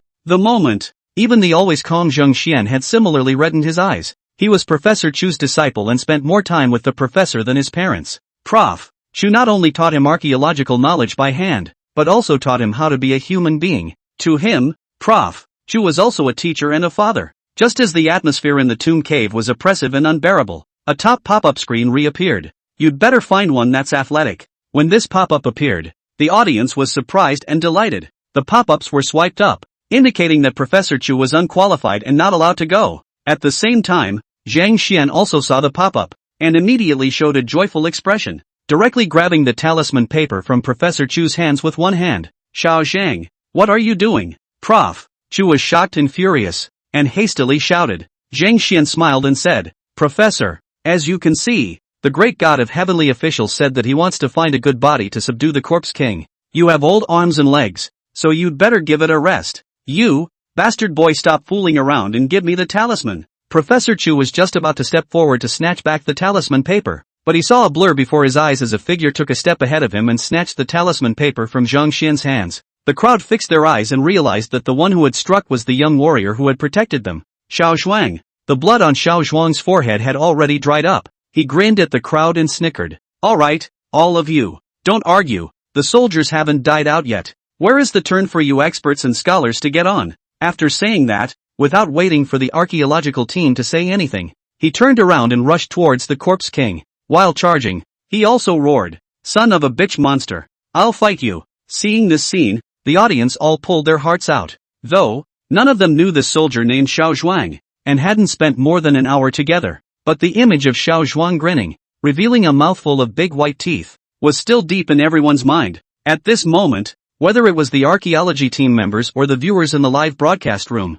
they all silently prayed for Xiao Zhuang in their hearts. Pray for a miracle. Pray that the talisman left by the great god of heavenly justice will work. Praying for the safe return of Xiao Zhuang as well. However, just as Xiao Zhuang was halfway out, a big foot mercilessly kicked him down. Xiao Zhuang's entire body froze. Looking straight at Li Changhua, he said accusingly, "Captain, what are you doing?" Li Changhua glared at him and snatched the corpse suppressor talisman from his hand. "Motherfucker, I'm not dead yet. Where is your turn to get on? Are you trying to steal my credit?" "Captain, I didn't." Xiao Zhuang still wanted to argue, but he saw Li Changhua directly shove the rifle into his hands. "Okay, cut the crap. The necromancer is coming again. There's one last mag left. Give me a hard shot." After saying this, Li Changhua stuck to the stone wall of the tomb cave and quickly touched towards the corpse king. Xiao Zhuang quickly reacted with tears in his eyes, frantically pouring bullets at the corpse king. The rest of the fighters had no bullets in their guns, so they picked up rocks from the ground and viciously smashed them into the corpse king to buy a chance for their captain.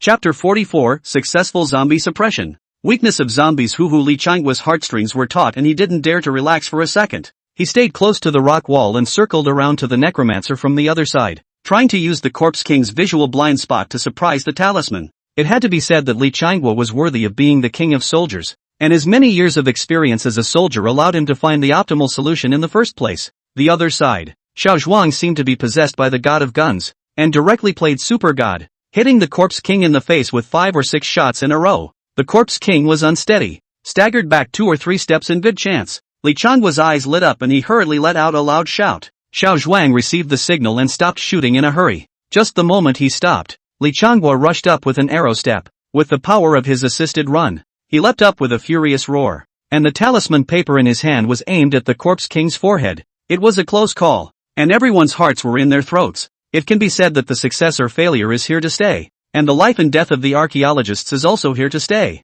In a flash, Li Changguo was pleasantly surprised to feel his hand, as if it had touched the Corpse King's icy cold and piercing forehead. It's a done deal. But he didn't have time to rejoice before his entire body was struck by the Corpse King's flailing arm and flew out viciously, crashing into the rock wall. Put! Li Changguo directly sprayed out a mouthful of blood. The huge impact made him feel like he was hit head-on by a heavy truck. The body felt like it was falling apart. And there wasn't a spot that didn't hurt. Captain! Seeing this, Xiao Zhuang in the back couldn't hold back any longer and pulled out his legs to rush over. Ahem! No! Stay back! Even though Li Changguo felt that he should have succeeded, it was still unknown whether the talisman paper worked or not. He didn't want the warriors to die in vain. Hurriedly, he stopped Xiao Zhuang. With that thought, he turned his head with a million degrees of difficulty and turned his gaze to the necromancer, only to see that Corpse King frozen in place, not moving a muscle. Seeing this scene, Li Changguo's gaze was horrified and he couldn't believe his eyes. It really worked? An ordinary piece of yellow paper can subdue such a vicious Corpse King?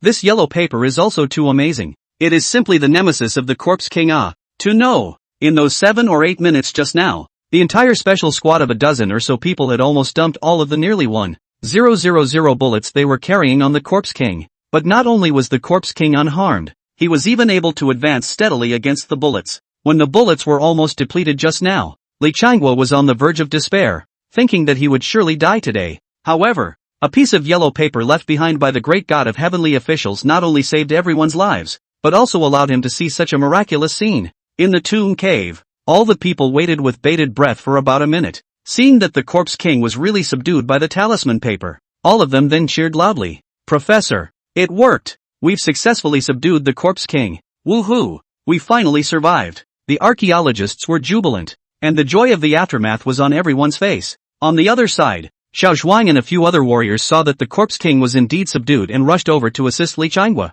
In the meantime, the audience in the live broadcast room was even going to brush the pop-up screen as if it was bursting with all kinds of marbles. Good job, Captain Li. Great job. Holy shit. It really subdued the Corpse King. The heavenly official's blessing is too godly, isn't it? What kind of principle is this? I can't figure it out. It's too damn unscientific. Hey, what do you care? As long as the archaeological team is safe. Does science matter? Heavenly officials bless and drop God forever. Ho ho ho. I was almost scared to death just now. But luckily Captain Li was good enough to catch the moment. Whether it was the water friends in the live broadcast or the crowd in the tomb cave, they were all immersed in joy at the moment. But at that moment, everyone suddenly saw that the heavenly official great god had once again sent out a pop-up. This Corpse King is not simple, and I'm afraid the corpse suppressor talisman will not be able to completely restrain him. When the backup arrives, you guys carry him out of the cave as soon as possible and burn him with fire. As soon as this pop-up came out, the joy on the faces of the crowd instantly froze. The Corpse King is not simple? It's hard to completely restrain even a corpse-suppressing talisman? The people all felt a little bit of heartburn. Undead monsters that aren't afraid of bullets and have unlimited strength. That's a little too scary. Luckily, there was only this one monster in Bottle Mountain. If there were a few more, not to mention the archaeological team, I'm afraid that the entire Nuqing County would have been killed by them. At that time, when more than 100,000 undead monsters swarmed all over the country together, it would be nothing short of a disaster. Thinking about this possibility, Professor Chu and the others were terrified. Okay. Fortunately, the great god of heavenly officials had the foresight to purposely leave behind a corpse-quelling talisman. Professor Chu was filled with admiration and said to the camera, Mr. Tianguan, can you please teach me why this corpse suppressor talisman can restrain zombies? Also, what should we do if we encounter such zombies in the future without a zombie-quelling talisman in our hands? And are there any other ways to restrain the zombies? Prof. Chu asked several questions in a row. This is the very same doubt that lingers in the minds of all viewers. It was unimaginable that a single piece of yellow paper could subdue a ferocious and terrifying monster. And not everyone has that kind of yellow talisman paper. And what should ordinary people do in case they really run into a zombie in the future? The corpse suppressor charm is also called the Great General's Charm, which I've talked about before. As for why it can restrain zombies, the reason cannot be explained clearly in a sentence or two, but you have a sentence to say to the point. Suppressing the corpse talisman is rare, not easy to obtain. If you don't have the talisman and you run into a zombie, the following things have the effect of restraining the zombie. They are, the strongest sunlight at noon, glutinous rice, black dog's blood, mahogany sword, and black donkey's hooves. Su-chen sent out 3 pop-ups, roughly summarizing the zombies' weaknesses. Professor Chu muttered and repeated, though for the time being, I don't understand why these things can restrain zombies and what the principle of it is, but he still had his team take this, word for word. In the first place, the whine of helicopter propellers finally sounded outside the tomb cave as the recording was completed. The crowd breathed a sigh of relief in unison, knowing that they were finally saved. Soon a support team from the helicopter arrived, relayed the rope ladder and got the men out. The 2 team members on the top of the cliff didn't die either. They just suffered an attack by wild mountain monkeys and were smashed unconscious. And just now, after the archaeological team doctor's treatment, he had already woken up. After being saved, Professor Chu kept Su-chen's reminder in mind and hurriedly had the subdued corpse king carried up. Then while the sun is beating down, just burn it with one hand. Professor Chu looked at the blazing fire and turned to walk to the live camera. He took a deep breath and bowed solemnly and incomparably towards the camera before speaking. Mr. Tianguan, thank you for saving our archaeological team again. I know you've been helping us, but there are some things I've been holding in my heart for a long time that I just can't get out. Mr. Tianguan, you once said that there were many tomb raiding sects in ancient China, and they mastered many secret arts with heavenly means. I would like to ask you, sir, if you are also from a tomb raiding sect? This statement was made. The live stream was abuzz. Chapter 45, Revealing Tomb Raiding. 9 sects and 4 schools. Yeah. The great god of heavenly officials knows about archaeology and many secret arts. What's more, he also knows all about the grave-robbing sect Kanzan Taiho, 16 characters of yin and yang feng shui's secret art, the knowledge of the 9 palaces and 8 trigrams, and the corpse-quelling talisman just now. All the signs indicated that his identity was not simple, and it was highly likely that he was the heir to a mysterious tomb raiding sect, just as Professor Chu had said. Just as the water friends in the live broadcast were speculating and arguing about all sorts of things. A bolded and reddish pop-up screen hung high above the live broadcast once again. Although I know a little about the secret art of grave robbing, I have never robbed a grave, so I can only be considered half a disciple of a grave robbing sect. As soon as Su-chen's pop-up was sent out, the audience in the live broadcast room was stunned. They felt that it didn't matter if the heavenly official great god was an heir to the Tomb Raider sect or not. In his usual low-key style, he likely didn't even bother to answer these questions. But, to one's surprise, the great god of heavenly officials not only answered, but also painfully admitted that he knew the secret art of tomb raiding. This, after the viewers were confused. The pop-ups in the live broadcast exploded. Crap, the great god actually admitted that he really knows the secret art of tomb raiding. What a fuss. With Biggie's skills, I'd believe him if he said he knew how to cultivate immortality. Great god Tianguan, your skills shouldn't be buried. Please just come out and join the archaeological team. That's right. If Big Brother Tianguan is willing to join the archaeology team, in the future the archaeology team will still need to be afraid of these zombies and centipedes and such things. Surely it will be a smooth ride all the way through. 10,000 people right in blood, begging for a Big Brother to come out. On the other side, Professor Chu froze similarly when he saw the pop-up. He thought he had guessed the truth, but who knew he had only guessed half of it? Even if it was only half of it, Professor Chu was still excited to no end. Mr. Tianguan admitted that he really did know about the mysterious tomb raiding heritage. It was a pity that Mr. Tianguan, who possessed these heavenly skills, was unusually low-key. Thinking of this, Professor Chu's attitude grew more and more respectful as he continued to inquire. Mr. Tianguan, then can you enlighten us on what the tomb raiding sect is really like? Professor Chu was just too curious. During this period of time, from Su-chen's mere words, he was roughly able to paint a rippling world of tomb raiding in his mind. He believed that in ancient China, tomb raiding sects must have flourished immensely, with all sorts of secret techniques coming out. The only thing that was lamented was that those arcane secret arts were buried together with the historical faults. Tomb Raider sects can be roughly categorized into 9 southern sects and 4 northern sects if you really want to go into detail.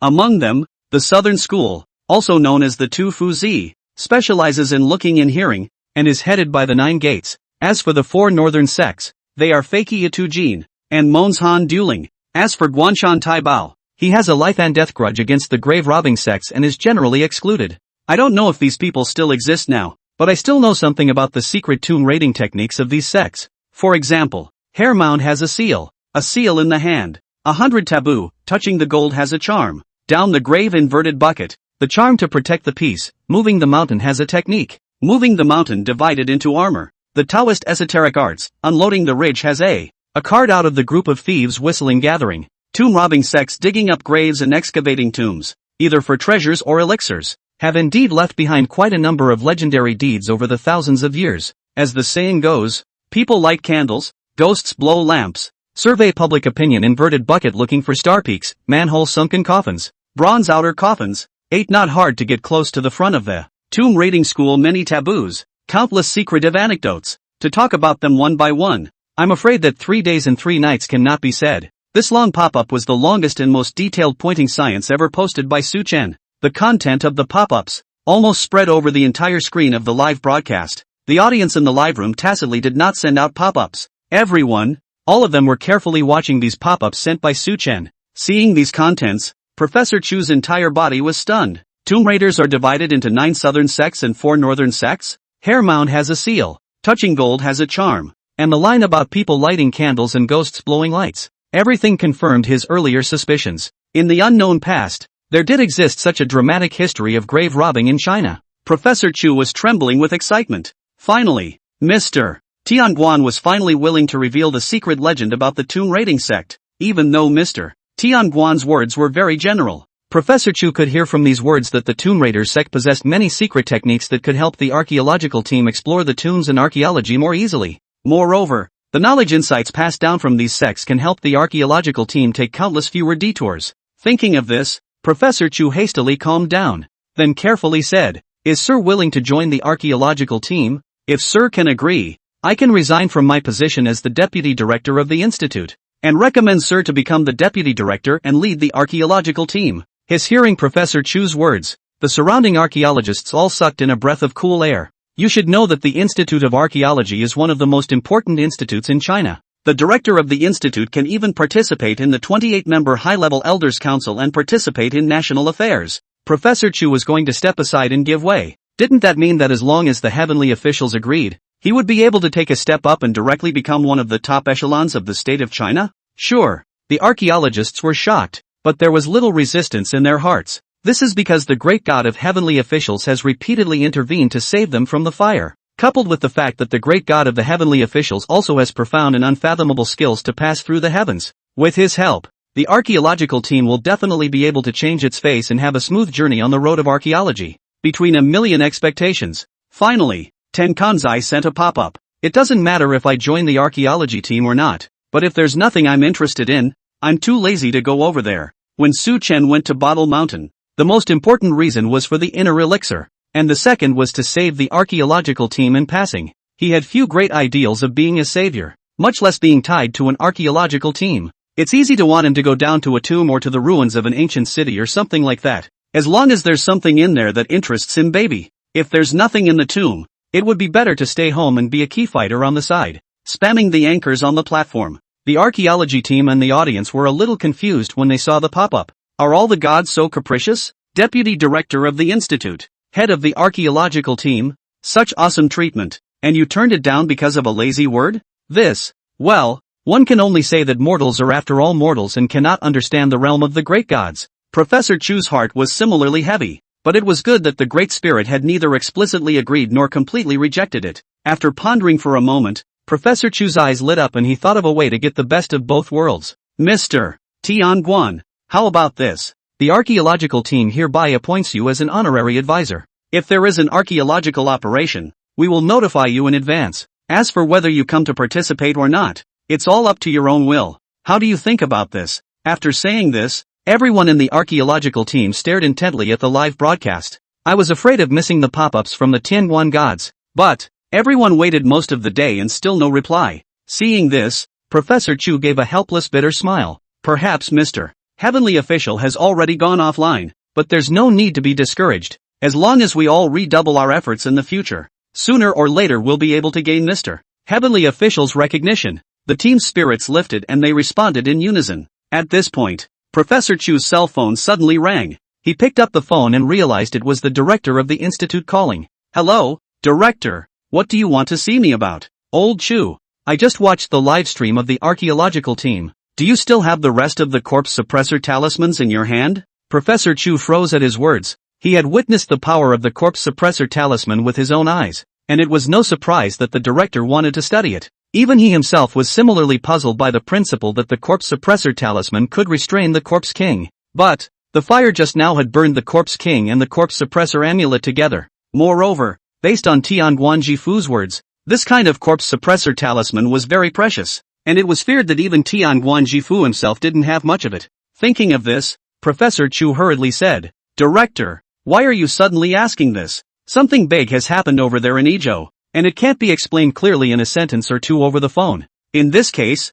you hand over the follow-up of the Bottle Mountain Palace to the local archaeological team and immediately lead the team back to the capital. Old Chu, I can only tell you first that this netizen, Tianguan Jifu, is important, extremely important. We must find him no matter what. This is not only about archaeology, but also about the survival of the entire nation." Hearing the director's heavy tone, even with a touch of grief, Professor Chu couldn't help but follow a tremor in his heart. What's the big deal in Ezhou that would make the director look like such an enemy? With this doubt, Professor Chu hurriedly instructed his team members to pack their bags and took the flight to the capital on the same day. Chapter 46: A Shocking Change in Ezhou. The archaeological team's reunification ding. The host's instruction of the archaeological team was successful. Reward: Zhang Sanchain's likeness. Zhang Sanchain's likeness? Su Chen's gaze lit up. This time the reward is considered good. Zhang Sanchain is a strange man, as mentioned earlier. What exactly is odd can be roughly summarized in 3 points. The ability to control cats, the knowledge of yin and yang feng shui,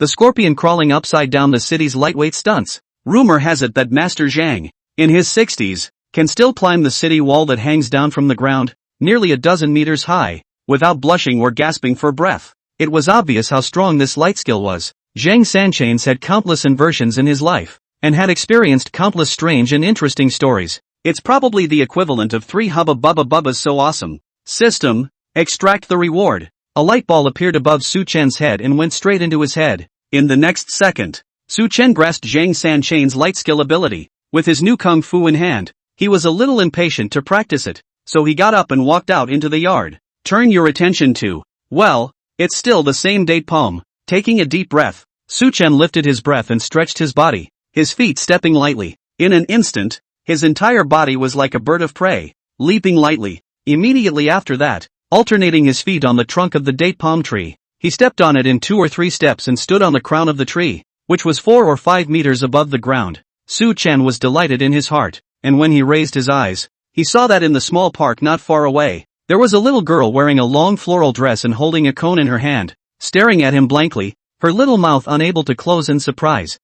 Su Chen grinned at the little girl, and with a loose hand, his entire body was like a bird of prey again, jumping down from the canopy, at a height of 4 or 5 meters. If it were an ordinary person, even if they didn't break their legs, they were afraid that they wouldn't be able to get up for half a day. But Su Chen didn't even need to unload his force and landed firmly on the ground. And at this point, the little girl in the park had a look of panic on her face and hurriedly turned to her mom. "Mommy, I saw an uncle flying in the sky. You unlucky child. How dare you lie? Let's see if mommy won't beat you." Ooh, but there really is an uncle flying in the sky. After testing the effect of the lightweight power, Su Chen was satisfied and decided to find a high-class restaurant that claimed to be inherited from the palace imperial chef and treat himself. Time rushed by, and it turned dark. Professor Chu and his group had just gotten off the plane when they were picked up by a team of loaded soldiers and ran directly to the Archaeological Research Institute. Along the way, Professor Chu remained confused, not understanding what was going on. But, the closer they got to the Archaeological Institute,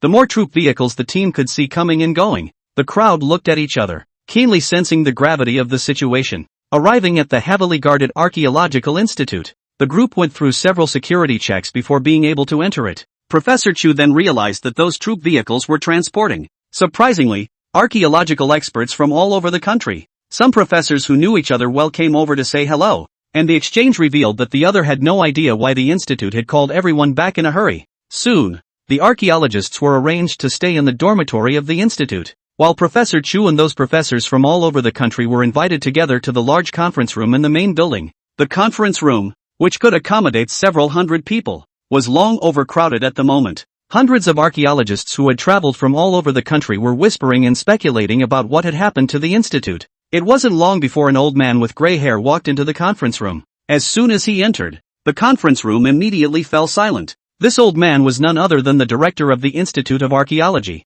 named Zhu Quanping. Elder Zhu began to engage in archaeological work in the last century, always on the front line, almost can be said to be the founding father of China's archaeology, highly respected. Despite his age, Zhu was still hale and hearty. Only at this moment, his brows were tightly locked and his face was unusually grave. Walking to the front of the podium, Elder Zhu swept his gaze over the archaeological elites underneath and said in a sad tone, "Gentlemen, I want to make an announcement, and I hope that you will be psychologically prepared for it. Just last night, the entire Izhou archaeological team sacrificed themselves in the Golden Bird Mountain. No one was spared." Wow! When these words came out, the whole room was shocked. Everyone's mouths were wide open as they looked at Elder Zhu in shock. You know, Izhou is not a small place. The Izhou archaeological team, including the team doctor, numbered more than 20 people. What kind of danger did they run into that caused all of them to die in one night? Immediately, someone couldn't hold back and raised his hand to ask a question. "Old director, what exactly happened at Goldfinch Mountain that the archaeological team couldn't even send out a distress signal?"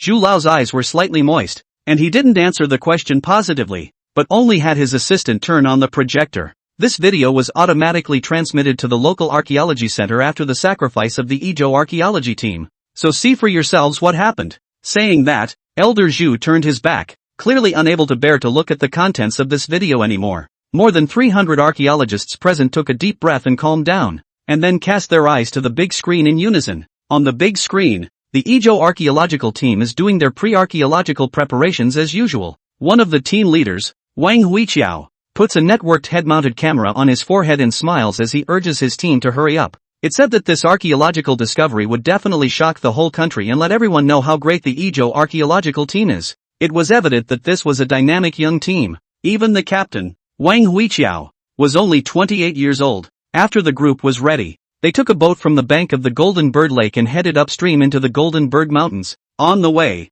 the team members have a laugh, but also joked that Captain Wang Hui woodcutting is too straight man. A few blind dates have been scaring girls away. In the midst of interjections and jokes, the archaeological team rode in a motorized motorboat, gradually penetrating deeper and deeper into the Goldfinch Mountain. After drifting for about half an hour, a dark cave suddenly appeared ahead. Seeing this cave, the members of the archaeological team cheered instead of being worried. "Phew, finally we're here. Captain, that crystal coffin is in this cave, right? Hey, if we unearth that crystal coffin, we'll immediately make headlines and become big heroes in the archaeology world. Okay, all of you, stop being poor, turn on all your body lights and be cautious when you go into the cave. There's nothing wrong with the drone footage, but the archaeology." Before Wang Huiqiao finished his sentence, the female team member on the side interrupted. "But archaeology is always subject to unforeseen circumstances, isn't it, Captain? You say that every time you go into action. I'm getting calluses in my ears." In the midst of the banter, two motorized motorboats entered the cave, a deep waterhole that winds and twists as far as the eye can see. After the archaeological team had traveled about a few hundred meters, they saw that on both sides of the waterhole, there were a lot of bones piled up that they couldn't tell if they were human or animal bones. And just then, a huge shadow suddenly appeared around the archaeological team's motorboat and swam past with great speed. The players were taken aback, their faces a little startled. "Captain, what's that?" Wang Huiqiao shook his head and said, "I'm not sure. It might be a larger catfish. If there is any unexpected situation later, let's turn around immediately. Everything is safety first. Remember that." This time, the players did not snicker and refute Wang Huiqiao and agreed in unison. The archaeological team continued on, and after going a few hundred meters deeper, they finally saw two crystal coffins, set on either side of the stone wall. The coffin was emitting a greenish glow, which made it look particularly eerie. Suddenly, a member of the team exclaimed,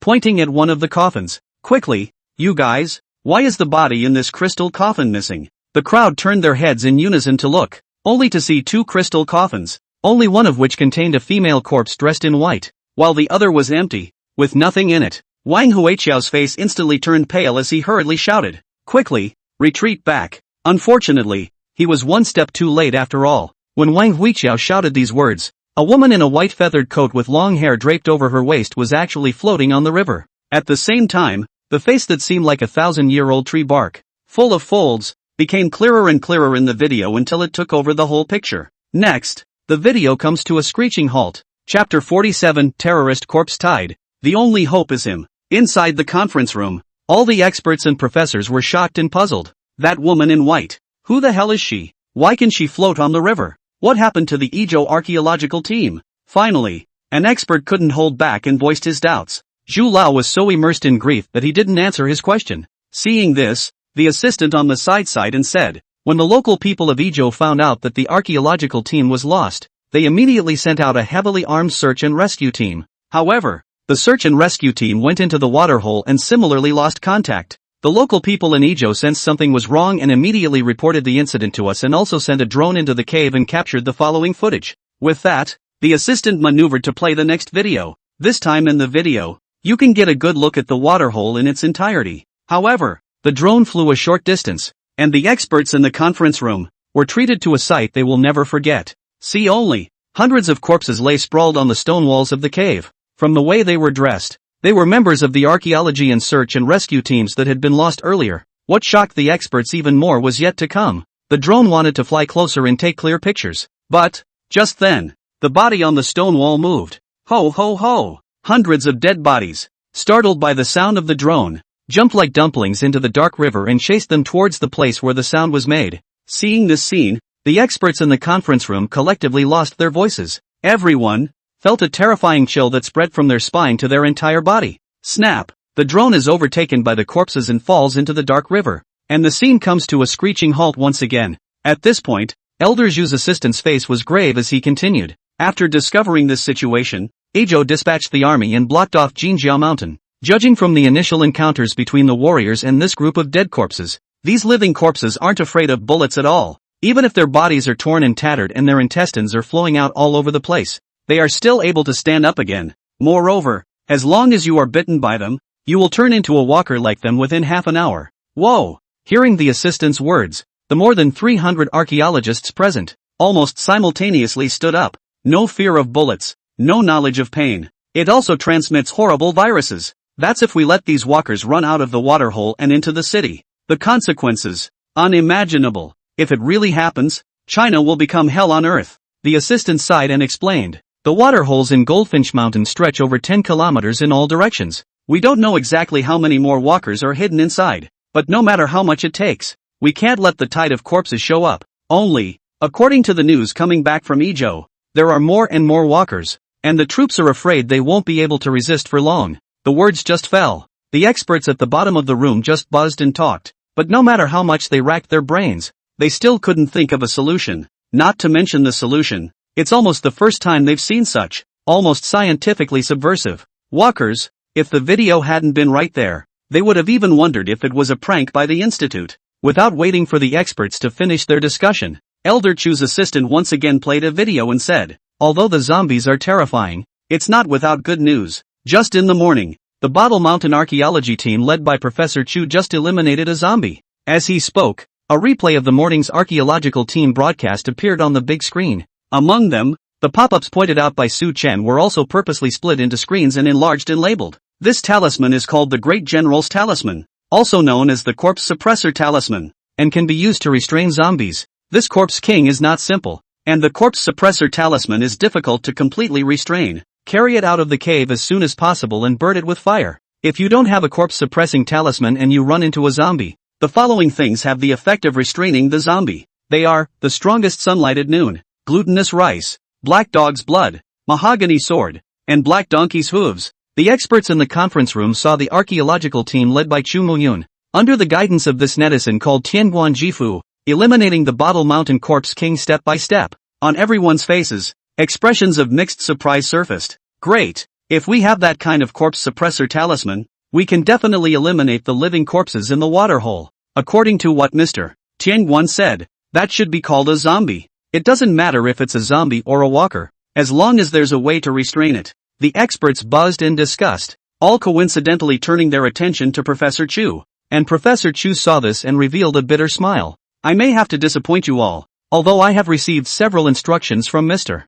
Tianguan. I still don't know his true identity, and the few times I invited Mr. Tianguan to join the archaeological team, he refused. Hearing this, the experts in the room were filled with surprise. What? Rejected? Old Chu, you're not kidding. Only people break their heads to get into the archaeology team. Who would refuse our solicitation? Not that I'm talking about you. Old Chu, how are you doing your job? This Mr. Tianguan has magical secret arts. It's almost as if he's specialized in archaeology. What on earth are you thinking if you don't hurry up and recruit such a talent? Seeing that the experts were complaining about themselves, Prof. Chu was also aggrieved in his heart. Is that because he doesn't want to recruit Mr. Tianguan into the archaeology team? That's because people don't want to come themselves. Besides, Mr. Tianguan was a big shot with SSS-level encryption. His own authority was simply not enough to query. So what could he do? Thinking of this, Professor Chu bitterly recounted all of the events that had happened during this period of time, one by one. This also included the fact that when Qin Jinping checked the identity of heavily official Jifu, he found out that he had SSS-level encryption. The experts were all shocked to hear about the SSS-level encryption. It is important to know that in the history of China, the only person who is qualified to be on the SSS-level encryption is the peerless nationalist, who prohibits everyone from inquiring about his true identity. Up and down the country, only the highest few elders of the elder board have this authority. Then, this Tian Quan Chi Fu, who the hell is he? Just as the crowd was at a loss as to what to do, Elder Zhu Quanpingzhu slowly stood up from his chair and then walked straight to the podium. He scanned the circle of experts underneath. Then through his voice, whoever this Mr. Tenkan is, he is now our only hope. As for the SSS rank encryption, I've already reported it to the Elder Corps before. Counting the time, they should have arrived by now. As soon as Zhu Lao's words fell, the door to the conference room was opened. Immediately afterward, in walked 3 soldiers carrying the rank of major on their shoulders.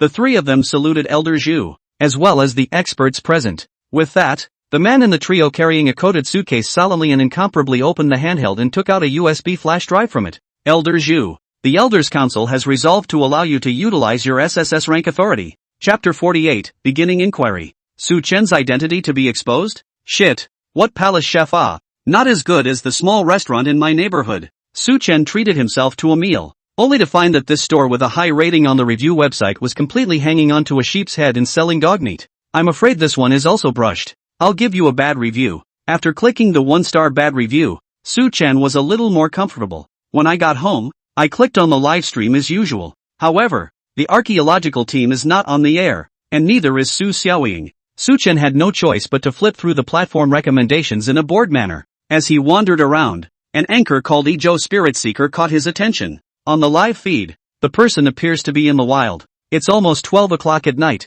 and the dark images are kinda creepy. Brothers, let me tell you, something big has happened in Ezhou, although the officials have blocked the news. According to my hair novel, last night an army arrived at Jinjiao Mountain to impose martial law, and also evacuated several of their villages near Jinjiao Mountain, all of which were evacuated to Ezhou City. It's rumored that it's because something happened to the archaeological team inside Goldfinch Mountain, and none of the 20-odd team members came back. As he spoke, this anchor pointed the camera at the mountains in the distance. Sure enough, you could vaguely see that there was an army stationed there, and there was a barbed wire fence around it, prohibiting the people from entering. Seeing this scene, the several hundred online viewers in the live broadcast room were all a bit stunned. Crap, something's not really wrong, is it? I saw on the scarf the day before yesterday that the Ezhou archaeological team seemed to have made some major discovery, and they did enter Jinjiao Mountain yesterday, and the scarf hasn't been updated again. Anchor, you live near Goldfinch Hill? Do you know what's going on? The anchor, whose name was Ezhou Spirit Detective Guy, nodded and deliberately lowered his voice. According to the top secret information I have, it says that the archaeological team encountered a monster in Jinjiao Mountain, and all of them were eaten by the monster, and the monster even crawled out from under the ground. And the army is fighting it. As if to corroborate this anchor's words, after he finished speaking, gunshots rang out violently from the distant Goldfinch Mountain. In a matter of seconds, the gunfire was still getting more intense. Instantly, the pop-ups in the live stream exploded. Crap, crap, crap. It's still true. Anchor bull. But can you sneak in and give us a live stream of the army fighting the monsters? Holy shit. Brother up there, you're trying to send the anchor to his death. There are also countless unknown water friends that are pouring into the live broadcast room one after another. However, just when the spirit-seeking youngster thought he might have a hit on his hands, 2 heavily armed soldiers, patrolling here, without saying a word, directly arrested him, and the live broadcast screen was interrupted. Even though the spirit-seeker guy is gone, the whole Goldfinch Mountain thing was just too big a deal. One after another,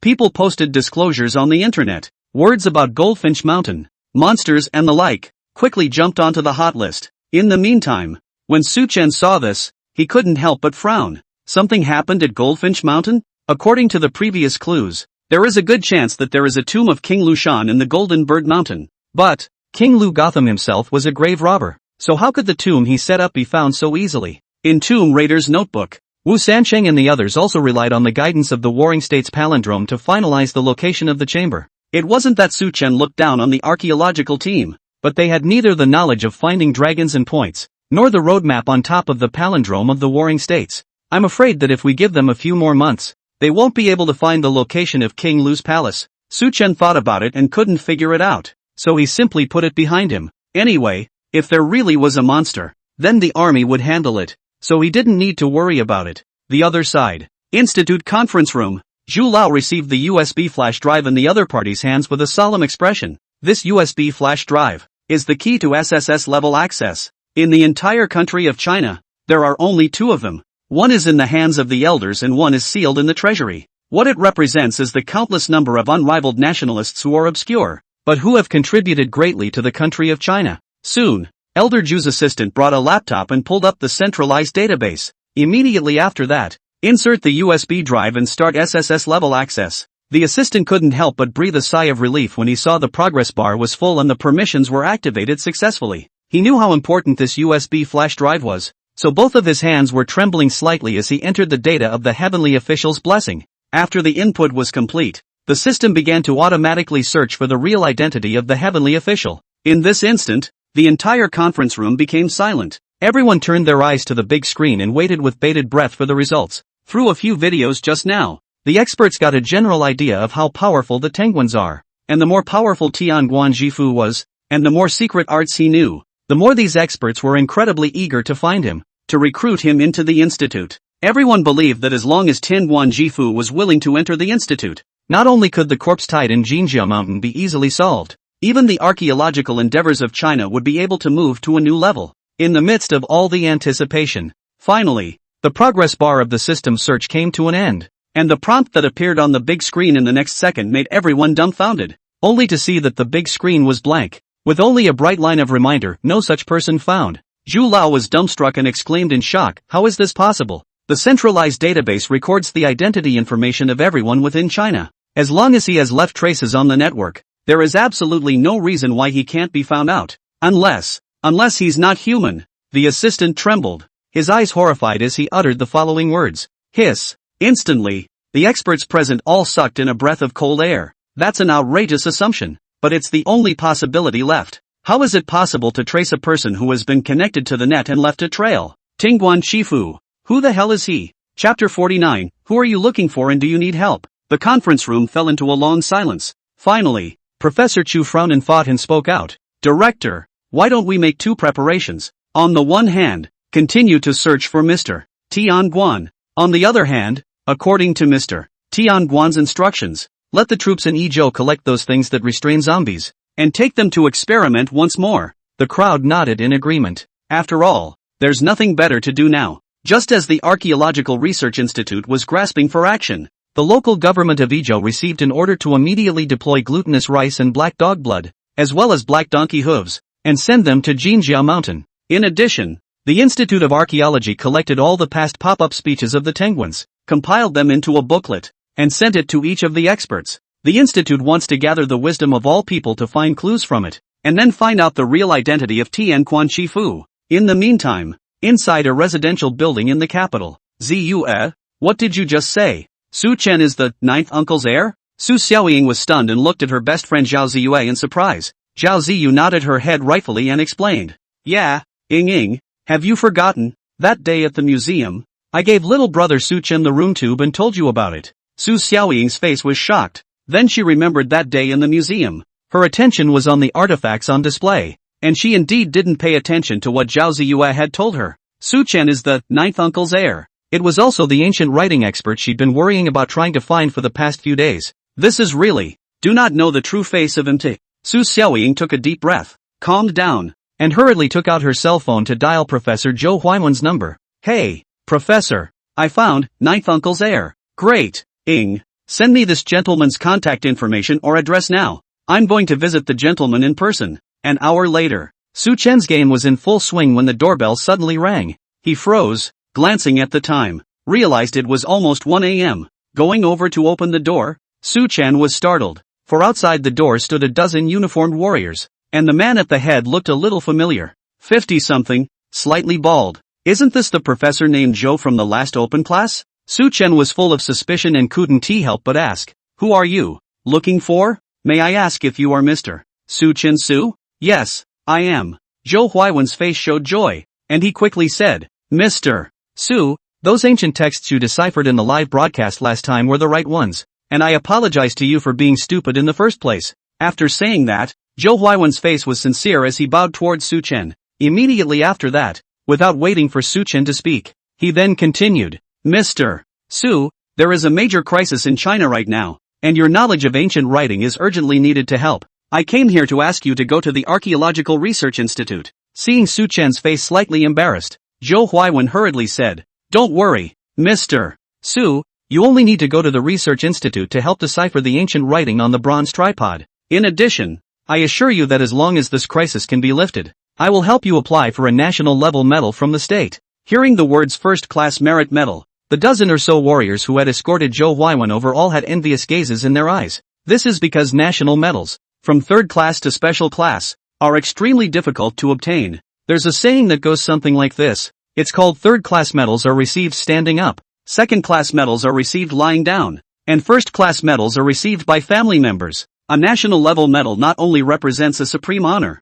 but also means that the person has made great contributions to the country. It can be said that the goal pursued by Chinese soldiers throughout their lives, in addition to defending the country and its people, is that one medal of merit. Seeing Zhou Huaiwen's earnest words and extremely low posture, he was almost speaking in a pleading tone. Su Chen sighed and said, Alright, then I'll go help you guys decipher it. But I can say this up front. I'm not considered an expert. At most I only recognize a few hundred commonly used bell jar scripts. Zhou Huaiwen was ecstatic when he heard Su Chen finally agree. Only, when he heard Su Chen's latter sentence, saying that he was not considered an expert when he only knew a few hundred commonly used bell and ding scripts, he couldn't help but laugh bitterly, his mouth full of bitterness. If knowing hundreds of them is not considered an expert, then what is an expert in ancient writing who can't even decipher a single bell cauldron script and made a fool of himself in a public class? Sure enough, a tall person is a tall person, and the style of modesty has been deeply embedded in his bones. No wonder he wasn't thrilled to hear about the institute, and he wasn't thrilled to hear about the National Medal of Honor, because he is so high-minded that he has completely turned his back on fame and fortune.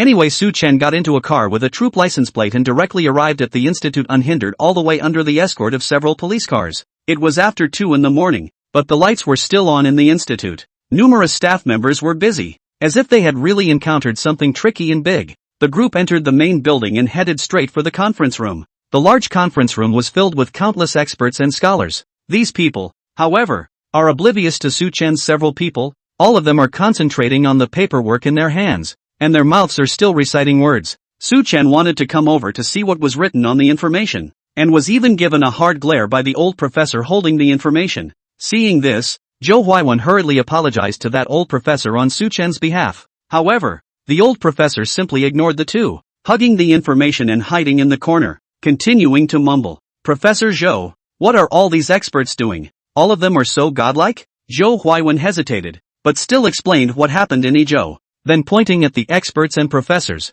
he said, they are looking for a person, a strange person who can undo the disaster in Yizhou. Hearing this, Su Chen was surprised in his heart. I didn't realize that there were still strange people in the world who were even more powerful than him and who were so valued by the institute. It's true that there are people beyond the sky. Thinking of this, Su Chen asked again, what is the name of the person you are looking for? Do you want me to help? I'm familiar with this part of the capital. I grew up here as a child, so I might know him. When these words came out, the surrounding experts and professors looked up from their materials and couldn't help but laugh. Young man, we're looking for the unrivaled masters of the world, not the streetwalkers you know. Hey, it's good to be young and ignorant. Old Zhou, why are you bringing students into the institute again? The news of that high-ranking person is a top secret. It can't be revealed to the outside. That's right, old Zhou. Quickly take your student away, so that when the time comes to leak the secrets, the director will find you in trouble. Seeing the slightly mocking gazes of the surrounding experts and scholars,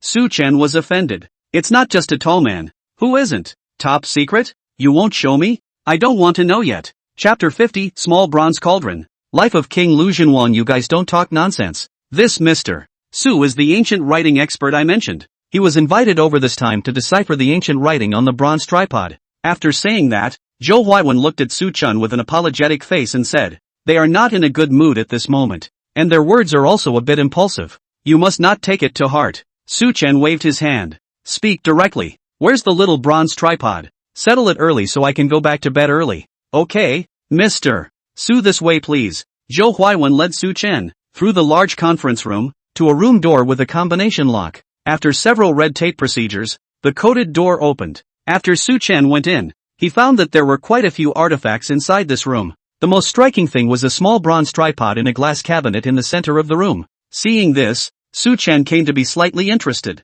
Double ears and 3 feet, engraved with cloud and beast motifs, clearly in the style of the Warring States period. There are inscriptions on the tripod, encircling the body, typical of sacrificial ritual vessels. Even in the past life of the earth, such a bronze tripod with inscriptions, or rituals dedicated to the Warring States. If you dare to trade privately or even out of the circulation, how to be sentenced to life imprisonment. Of course, these words were only placed in Su Chen's mind, and he did not say them in front of Zhou Huaiwen. This bronze tripod is considered a precious cultural relic, but not enough to the level of national treasures. How about it, Mr. Su, can you decipher the ancient writing on the tripod? Zhou Huaiwen was filled with apprehension. If it was earlier, although he was also eager to find Su Chen and help decipher the ancient scripts, he was by no means this urgent. However, since that big event in Yizhou, Zhou Huaiwen was so anxious that he couldn't wait to decipher the text on the tripod and find clues about the ruins of Jinjiao Mountain. Or rather, find a way to deal with the watering hole walkers.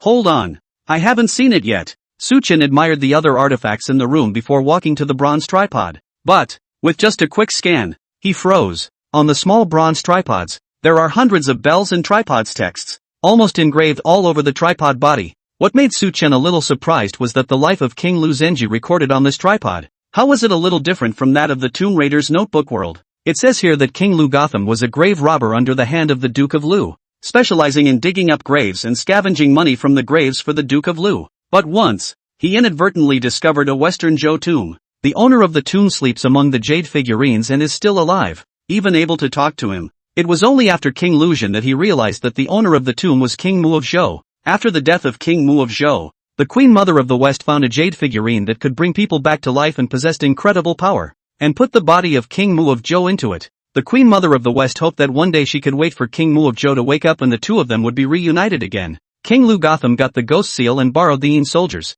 The matter is true, but not from hell as rumored. Instead, from King Mu of Zhou, he borrowed the living corpse. After that, he used the ghost seal to control the living corpses, ambushed them by day and night, and helped Lord Lu win countless battles. As King Ruzhen grew in stature, so did his ambition. He wasn't willing to be a shadow behind the Rukua Duke, and wanted both to take his place and live a long life. So, after a series of machinations, King Lu Gotham succeeded in cracking the many organs of the Western Zhou tomb, and the 2,000-year-old dumplings that only obeyed the orders of King Mu of Zhou. Also took those 2 dumplings and sealed them in a waterhole a dozen miles away from the tomb. Immediately afterward, King Luzhen pulled King Mu of Zhou out of the jade figurine and slept in it himself, just waiting for the time to come to awaken from the jade figurine and have the power to control the world. But who knew that all that King Luzhen did was all seen by his military advisor, Iron Face. He also killed him while he was sleeping in the jade figurine and slept in it himself. The text on the small tripod narrates up to here, and then after that is a paragraph about using the ghost seal, communicating yin and yang, and controlling the dumplings. Seeing this text behind him, Su Chen couldn't help but let his eyes light up. Yeah, in the Tomb Raider world, the box containing the ghost seal in the Luwan Palace was swapped by Wang Zhanghai, but there's no Wang Zhanghai here, which means that the purple and gold box still contains the ghost seal, and another mysterious treasure. Thinking of this, Su Chen couldn't help but start pondering. The ghost seal could communicate yin and yang, definitely a higher energy that could be used to upgrade the Qilin bloodline. The jade figurine could bring people back to life, and it was likewise a treasure that might be able to upgrade the bloodline as well. Just those 2 things alone were worth a trip to Goldfinch Mountain for him. Mr. Su, seeing that he hadn't said anything, Zhou Huaiwen finally couldn't help but ask out loud, "Can the ancient writing on this small tripod be translated?" Yes. As soon as he heard this, Zhou Huaiwen was immediately excited, and hurriedly said, "Then 3 days is enough time. Not the institute to rush you. It is really that the Yizhou side cannot wait."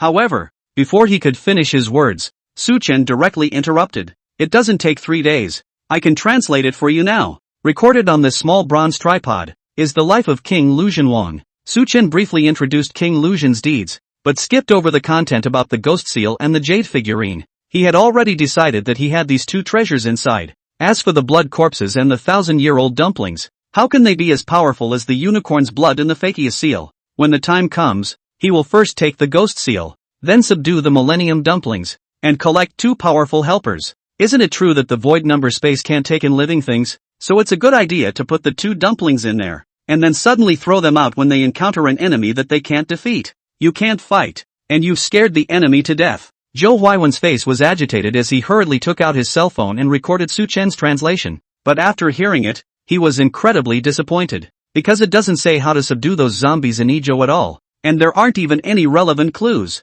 After hesitating for a moment, Zhou Huaiwen still couldn't help but ask, Mr. Su, is there any record of zombies on it? And the 2 crystal coffins, in that waterhole? Su Chen shook his head and waved his hand. The ones in the waterhole are 2,000-year-old zombies that have long since reached the level of flying zombies and are not humanly matchable. You'd better hurry up and inform the army of Ezhou so that they don't enter the waterhole anymore. Flying stiffs? Zhou Huaiwen's face was suspicious when he heard this unfamiliar word. He understood the meaning of a 1,000-year-old zombie. But what did flying stiff mean? Zhou Huaiwen was about to ask for clarification, but he saw Su Chen yawn and waved his hand as he walked out of the room. Old Zhou, I'm sleepy. I'll go back to bed first. In the future, if there are any more such bronzes with inscriptions, remember to look for me. Seeing Su Chen's departing back, Zhou Huaiwen's hand reached out. It eventually drooped feebly. He sighed and said to himself, that's right, although Mr. Su has extraordinary attainments in ancient writing, he is after all an ordinary person.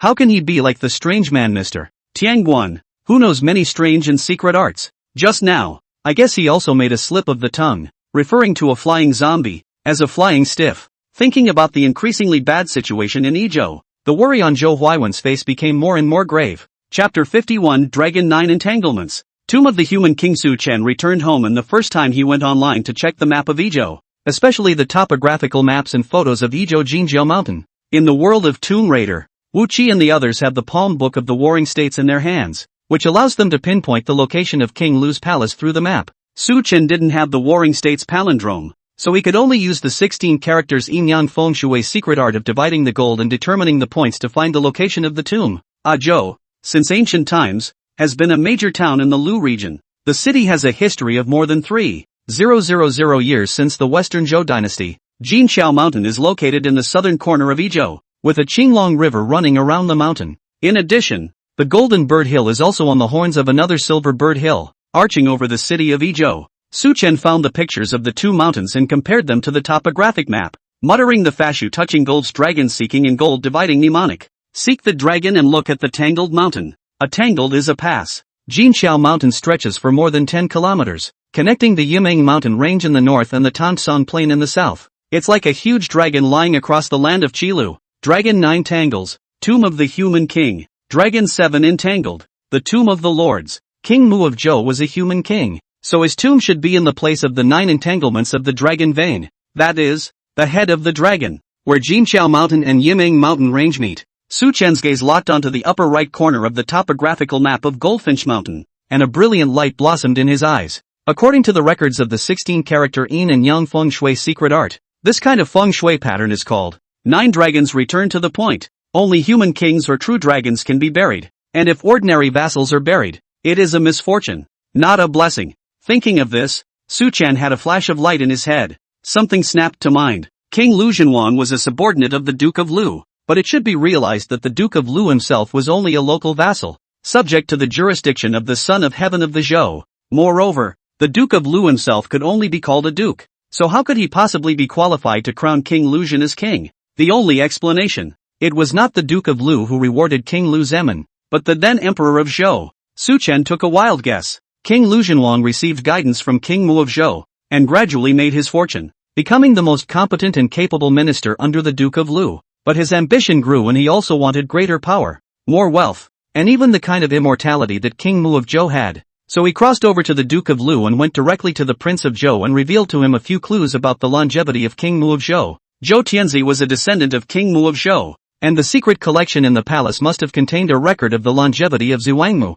When he heard the news of King Mu of Zhou, he was really moved, so he crossed over to the Duke of Lu, and gave King Lu Zhenxing the title of king. King Lu Zhen's message was given half-truths and half-false, and Su Chen guessed that he should have lulled the people sent by Zhou Tianzi to the palace of the Queen Mother of the West, and it was only after he himself had the title of King of Men that he dared to carry out his plan to build his tomb on the Western Zhou tomb. Its purpose was to cover up the people's ears, especially to fool the Zhou Tianzi. After the completion of the tomb, King Lu Zimian controlled the living corpses to kill all the craftsmen, and sneaked into the Western Zhou tomb himself and slept in the jade figurines. With this inference, both the strange title of King Ruzhang and the burial protocol can be explained. Thinking of this, Su Chen couldn't help but marvel a little. This King Lu Gotham is really sophisticated. In order to be able to obtain immortality, as well as the power to control the world, scheming step by step, he eventually cleared all obstacles and slept in a jade figurine. Of course, King Luzhan still didn't make it and ended up being set up by his own military advisor,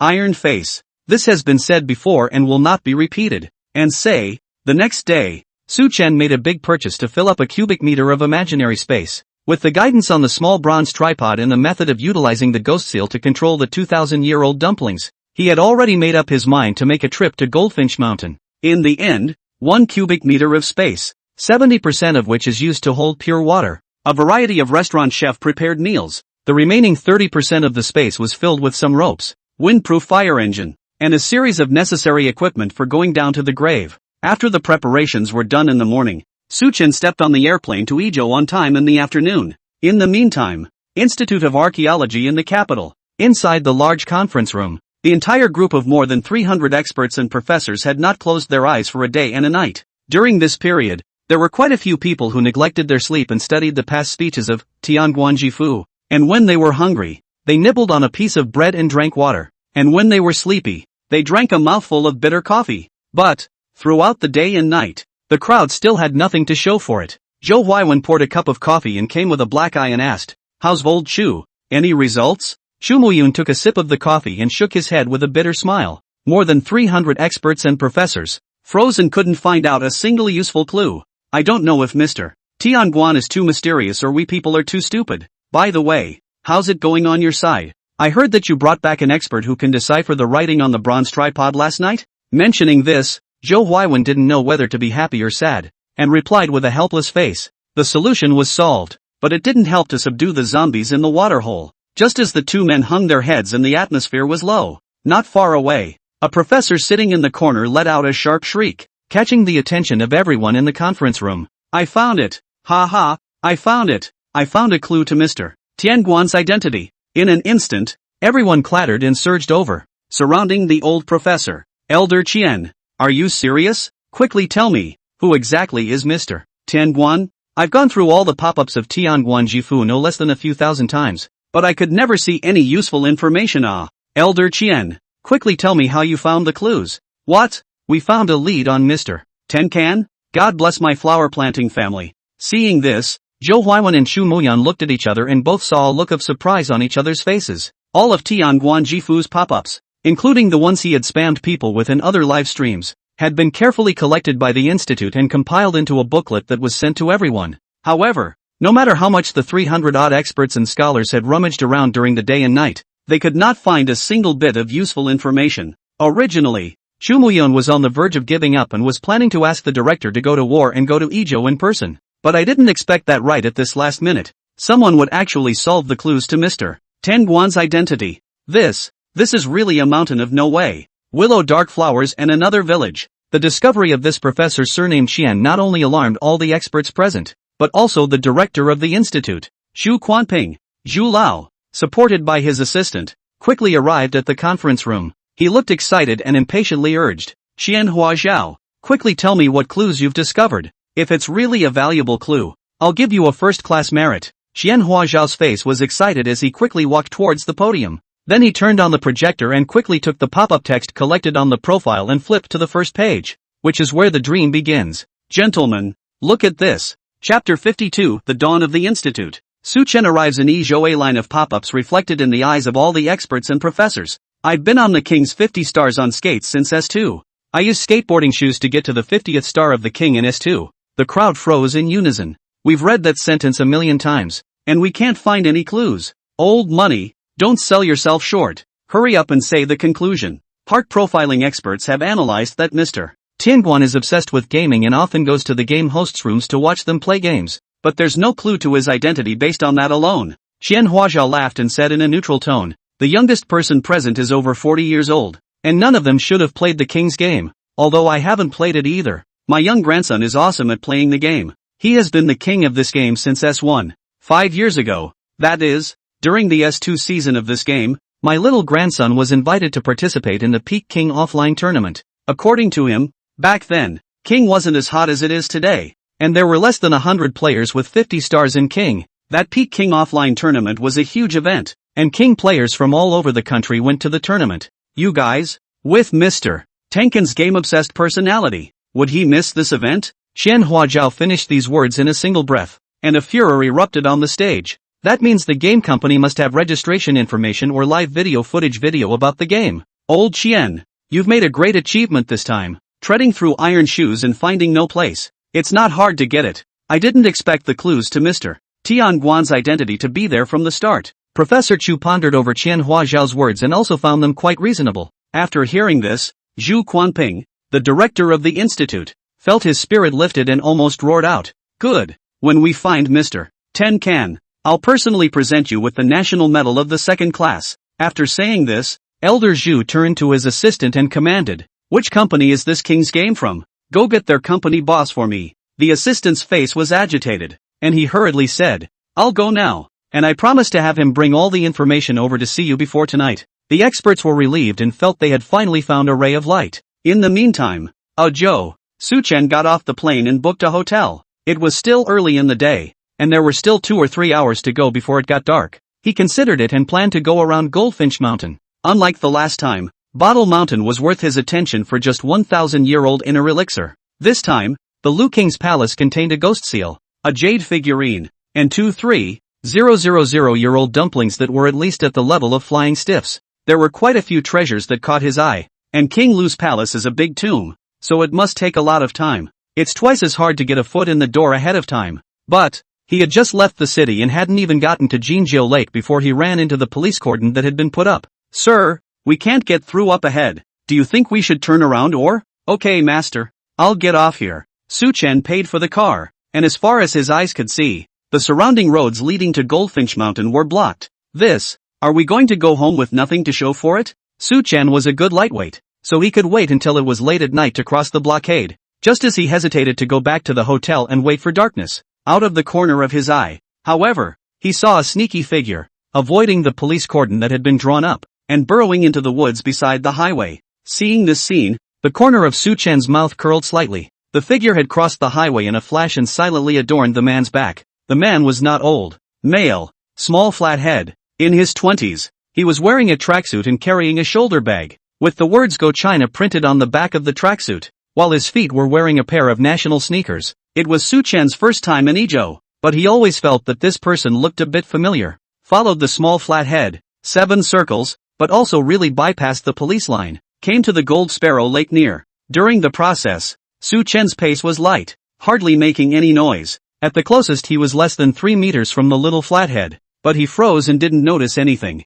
When he came to the edge of the Golden Bird Lake, Xiaoping Tu sharply removed his shoulder bag and took out a set of selfie stick and cell phone for live broadcasting from it. Seeing the side of little Pingta's face, and the selfie device he took out, Su Chen came to a realization. Isn't this the Izhou spirit seeker boy who was captured by the troops some time ago? This person is also really not afraid of death, knowing that there are monsters in the Goldfinch Mountain, and he has been caught once, but he still fucking dares to come. I really don't know if he's ignorant, or if he's not afraid to die for the sake of fire. Su Chen silently spat out a sentence in his heart, and then he saw little Pingtu set up his equipment and start the live broadcast. Hello everyone, I'm back again. Surprise, surprise. Okay, I don't have much time. Down to business. Do you all see Goldfinch Lake behind me? This is our most prestigious attraction in Izhou, and there are usually a lot of tourists who come over to swim in the lake and camp. Since the archaeology team's accident a few days ago, this place has been cordoned off by the police and it's hard to get in, but I'm familiar with the terrain here, and sneaked over here from the trail, and I've also left a kayak here, and I'll be taking this kayak into the mountains later, to unravel the mystery of the monsters of Goldfinch Mountain for you all. The last time Pinky was arrested, it made waves on the platform, together with the news of the Izhou archaeological team, martial law at Jinqiao Mountain, etc. The news spread more and more on the internet, so as soon as he started broadcasting, the live room immediately flooded with tens of thousands of viewers. When the audience heard that Pinkie Pie was going to sneak into Goldfinch Mountain, the pop-ups went wild. 666. The anchor is so bold. Admire, admire, admire. Good. Support the anchor. If the anchor really enters Goldfinch Mountain, I'll give you a reward of 10 rockets. Anchor, don't go. Goldfinch Mountain is too dangerous. It's better to live a small life. Make it quick. I want to see what kind of monsters are inside Goldfinch Mountain. Go go go. Seeing the heat of the live broadcast go all the way up, Xiaopingta's mouth was almost crooked with laughter. Of course he feared death, but more than death, he feared being left unattended. In order to catch fire, last time he took the risk of trying to cross the military blockade, although it didn't work, and he was caught by the army and had his cell phone confiscated. He had still accumulated a lot of heat in the end. He is even more determined this time. Must sneak into the Golden Bird Mountain to do live broadcasts. From then on a hit. Thinking of this, Xiaoping too mentally pumped himself up and said to the camera, "Don't worry, everyone, this time I won't stop until I get to Goldfinch Mountain. I'm not going to stop. What's the situation? Anchor, where are you people? Good lord, talk about a man gone. Holy shit, the anchor won't be dragged away by a monster, right?" Chapter 53, The Heavenly Star Feng Shui Technique. Everywhere is a tomb. Suchen knocked Little Ping Tu unconscious with a hand strike. Turn off the live stream again in passing. He turned his head to look at the kayak tucked into the hydrilla at the edge of the lake and nodded in satisfaction. "Dude, I saved your life. It's not too much to ask to borrow your kayak, right? If you don't say anything, I'll take that as a yes." When he got into the kayak, Suchen took out the topographical map that he had carried with him. After a few glances, it was a decisive paddle towards Silverbird Hill. Silverbird Hill is a little shorter than Goldbird Hill, but the terrain is wide enough that you can see all of Goldbird Hill when you reach the top. Together with the fact that Golden Bird Mountain was definitely tightly blocked at this moment, Suchen planned to enter Golden Bird Mountain when he officially descended the tomb. Otherwise, if you alert those troops, it won't be so easy to enter again. Of course, it wasn't like he hadn't thought about exposing his identity as a heavenly official or directly telling Professor Chu that he could solve the trouble of the water cave zombies. This will naturally make it easy to get into Goldfinch Mountain. But then, he was there to touch the gold. If the archaeologists found out about this, they might fight him. So, the trip is low-key. After touching the baby and taking care of the big dumplings, let's get out of here. The sun is setting in the west. The surface of Goldfinch Lake is in a slump. The kayak bobbed and rolled downstream to the foot of Silverbird Mountain. The light between the mountains and forests was dim, but to Suchen it was clearer than broad daylight. Sprinting along, in less than half an hour, he summited Silver Sparrow Mountain. From the top of the hill, we can see far away from the mountain, and the opposite side of the Goldfinch Mountain is indeed like a crouching dragon, just like in the photo. A heavy winding is a heavy gate, and if the gate has 1,000 locks, there must be kings and lords living here. That Golden Sparrow Mountain terrain does indeed corroborate the Earth character chapter of the 16-character Yin Feng Shui secret art. Under the dragon's head, the mountain surrounds it, forming a heavy locking barrier that gathers wind and water. Above the head of the dragon is the Yiming Mountain Range, which stretches for hundreds of miles and connects to the main vein of the Qilin Mountains in the north. A pattern of 9 dragons returning to the cave. In that case, the tomb of King Russian should be roughly located at. Suchen took out the map and after observing it for a moment, he drew a circle in the upper right corner of the map. This location is about 1 square kilometer.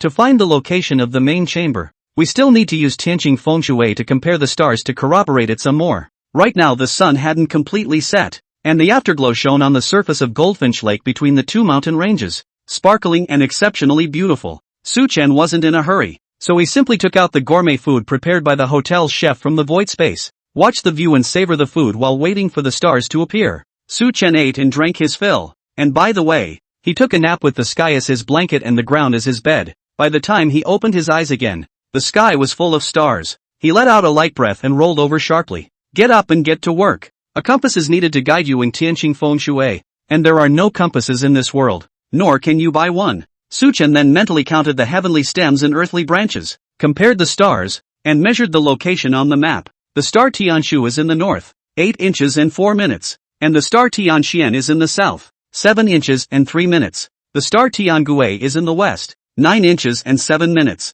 Pivot is heaven, Xian is earth, and Gui is human. King Mu of Zhou was the position of the son of heaven, and his main burial chamber should be between the heavenly pivot and the heavenly Xian. Speaking this last sentence, Suchen lifted his pen and drew a black dot on the circled position, observing the mountain and searching for the dragon in conjunction with the Tianqing Feng Shui technique. The location of the main burial chamber is clear at a glance. After determining the location of the tomb, Suchen was finally relieved. Anyways, this was his first time going down to the grave. Although the system rewarded 16 words, but after all, it had never been used. and the experience was lacking. Luckily, the mountain watching and dragon seeking paired with the heavenly star feng shui technique was extremely effective, and he found the main crypt in a flash, allowing him to relax a lot. But just then, a dozen or so miles away, in the Goldfinch Mountains, there was a sudden burst of gunfire. Su Chen looked extremely far away and could vaguely see a troop surrounding a zombie in the Golden Bird Mountain. The trooper had a black donkey hoof in one hand and a mahogany sword in the other.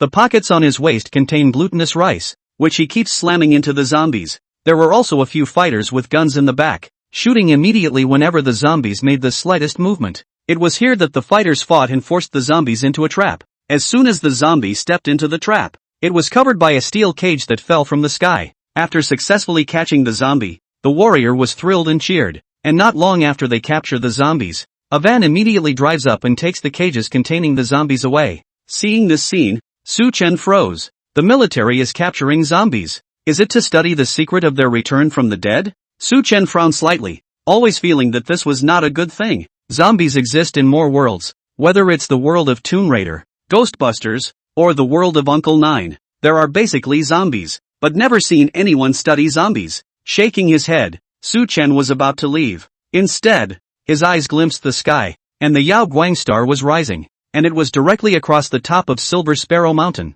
which was where his feet were. Crap, this is the wrong location. Su Chen froze and hurriedly took out the map to have a look. In the front, his attention was focused on Goldfinch Mountain, ignoring the terrain of Silverfinch Mountain. Now, after some careful observation, Silver Sparrow Mountain surprisingly also has excellent feng shui points. Silver Sparrow Mountain is a sevenfold entangled mountain, plus it has a Yao Guang counterpart, which means it's at least the level of a vassal mound. However, this tomb has a strong yin and a weak yang, and most of the people buried here are women. Su Chen didn't expect that he could have this unexpected gain when he came to Silver Sparrow Mountain to step on the spot. The Star of Heaven feng shui technique is really a must for grave robbers, and everywhere is a big grave after learning it. Thinking of this, Su Chen took 2 steps back slightly. Remove a shovel from the imaginary number space. A dozen shovels down and the color of the soil underneath begins to change noticeably. The soil color is greenish-white, a distinct sealing mound color. This form of sealing mound is mostly after the Shang dynasty and before the Tang dynasty. This is because the Tang dynasty, since Li Shimen, preferred to use mountains as tombs, cutting right through them and burying them. Naturally, there is no longer a need to seal the mound. The previous emperors and lords, on the other hand, built tombs and then built sealing mounds on top of them as a way to show off their emperors and kings. For example, Qin Shi Huang's Mount Li originally had no mountains, only the sealing mound was so large that it was piled up with hundreds of thousands of laborers, hard digging from elsewhere. Thinking of this, Su Chen couldn't help but murmur. In that case, Gold Bird Hill and Silver Bird Hill are both sealed mounds of earth, and one is the tomb of King Mu of Zhou. Who could the other be? No matter who it is almost certain that the owner of the tomb on Silver Sparrow Hill has nothing to do with King Mu of Zhou. Thinking of this, Su Chen came to be interested. Just dig all the way down to the bottom and practice with this tomb first. With the unicorn bloodline reinforcing his qualities, he swung the shovel and dug the soil extremely fast, digging non-stop for more than 2 hours one after another. After digging down several meters,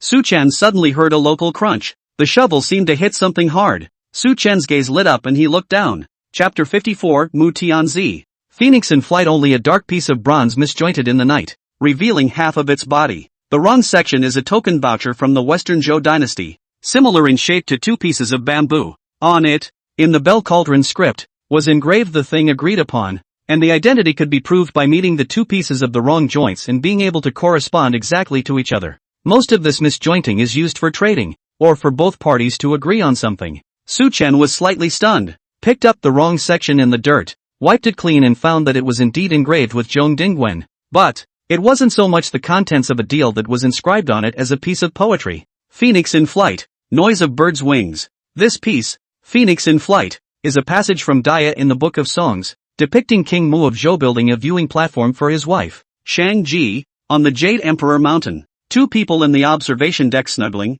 There are phoenix wings to fly, each other and chirping. King Mu of Zhou to see the great joy. Turning his head, he said to the 4 ministers, Phoenix, auspicious also. When the phoenix appears, the saints come out and respond to my body. Simply translated, it probably means that King Mu of Zhou was camping with his wife, Shang Ji, and saw 2 phoenixes, and he immediately and shamelessly said to his subordinates that the phoenix's appearance in the world represented the emergence of saints, and I was that saint. What can the ministers do? Of course, is to brag about the boss. After all, they are still counting on him to pay the salary, is not it? As a result, a song was written in praise of King Mu of Zhou, and it has been passed down to this day. Having said that, King Mu of Zhou is indeed a legendary person. First of all, he was a long-lived emperor. He succeeded to the throne at nearly 50 years of age, but lived to be well over 100 years old and reigned for 55 years. This was unimaginable in the ancient Western Zhou period when the average life expectancy was less than 30. Secondly, he was also a senior donkey. In the ancient times when transportation was inconvenient, it is surprising that he toured up and down the country. In the biography of Mu Tianzi, it was recorded that he went to the kingdom of the Queen Mother of the West and secluded himself from her. Su Qian didn't know whether it was true or false that King Mu of Zhou saw the phoenix, but with this piece of bronze wrong joints, he could basically conclude that the owner of the tomb on Silver Sparrow Hill should be Shengji, the wife of King Mu of Zhou. However, this Shengji died early. Within a few years of King Mu's succession, she contracted a wind cold and died. Probably because of this, less binding Zhou Mu Wang's married wife, the old and strong Zhou Mu Wang, more and more flirtatious, but also hooked up with the Queen Mother of the West. It could make the Queen Mother of the West run around looking for a jade figurine for him and wait for him for thousands of years. It must be said that Zhou Mu Wang, old as he is definitely a master among masters in flirting with girls. With the clues, Su Qian got more and more energized. The shovel swung even faster, and in less than an hour, after digging down a few more meters, probably at a depth of about 6 meters, he finally reached the top of the tomb. This Western Zhou tomb is structurally intact, and has apparently not been damaged by geological movement, or robbed. Finally going down to the tomb, Su Qian was still a little excited. I don't know if I'll go down to the grave later, whether I'll hit a ghost or raise a corpse. Taking a deep breath, Su Qian used the shovel to continue prying a little bit along the tomb's top brickwork. After most of the day's work, the top of the tomb opens into a hole through which one person can pass. Su Qian had super golden eyes fused with night eyes, and was able to see the situation in the chamber at a glance through the cave entrance. However, what disappointed him a little was that there were no monsters or zombies inside the chamber. There was just a half-rotted wooden coffin, and some gold and bronze artifacts and other funerary objects. Reluctantly, Su Qian waited for a while to let the chamber ventilate before carefully descending through the hole. Although it wasn't like there were ghosts and monsters or anything like that in this crypt, he still took the fakiest seal in his hand just to be cautious. Shengji's coffin was wooden, and the material was considered superior, but it was not the finest wood that would not rot for 1,000 years. It had basically decayed beyond recognition, revealing the bones and burial artifacts inside. Su Qian swept his eyes twice and didn't find anything of value. Skimming his lips, Su Qian felt that he had dug in vain for half a day's work, but it also proves the point that he doesn't have the same kind of luck against the weather as Hu Bayi and Wu Qi, and that going down to the tomb is bound to be a disaster. Before he left, in the spirit of the principle that thieves don't walk away, he still took the piece of wrong knuckle with him. This wrong section is in duplicate, and the next piece is likely to be in the tomb of King Mu of Zhou. If he happens to come across it, then bring it to him and it will be a reunion for him and his wife. Shang-Ji, I just hope that when the time comes, he'll be a little more reasonable and won't get too excited and come up and fight himself. Su Qian returned to the ground, and it was already almost 11 o'clock at night. Across the way, Goldfinch Hill fell silent, and the troops withdrew one by one to the blockade. From time to time, there are zombies roaming among the quiet mountains and forests. Su Qian roughly estimated. Good lord, it was estimated that there were no less than 1,000 of them. And look at the dress. From the modern to the Qing dynasty, Ming dynasty, zombies of various dynasties, dressed in a variety of ways, can be organized in ancient style exhibition. Su Qian frowned slightly when he saw this scene. In that case, the 2,000-year-old dumplings in the cumulative corpse cave have long since gotten out of their trap and have been building up their strength. But why didn't the two big dumplings leave the cumulative corpse cave until not long ago? In the original Tomb Raider's notes, there is a corpse accumulation cave a dozen miles away from the Lu Wang Palace, which contains two large dumplings from the Western Zhou dynasty. Based on Wu Qi and Zhang Qiling's descriptions, these two large dumplings were at least at the level of flying stiffs. What's even more terrifying is that they can still have their souls leave their bodies and attach themselves to people. If it wasn't for a special kind of restriction that caused them to not be able to leave the cumulus cave, I'm afraid that the entire planet would have been ho-hoed. It seems like we still have to get the ghost seal as soon as possible. Thinking of this,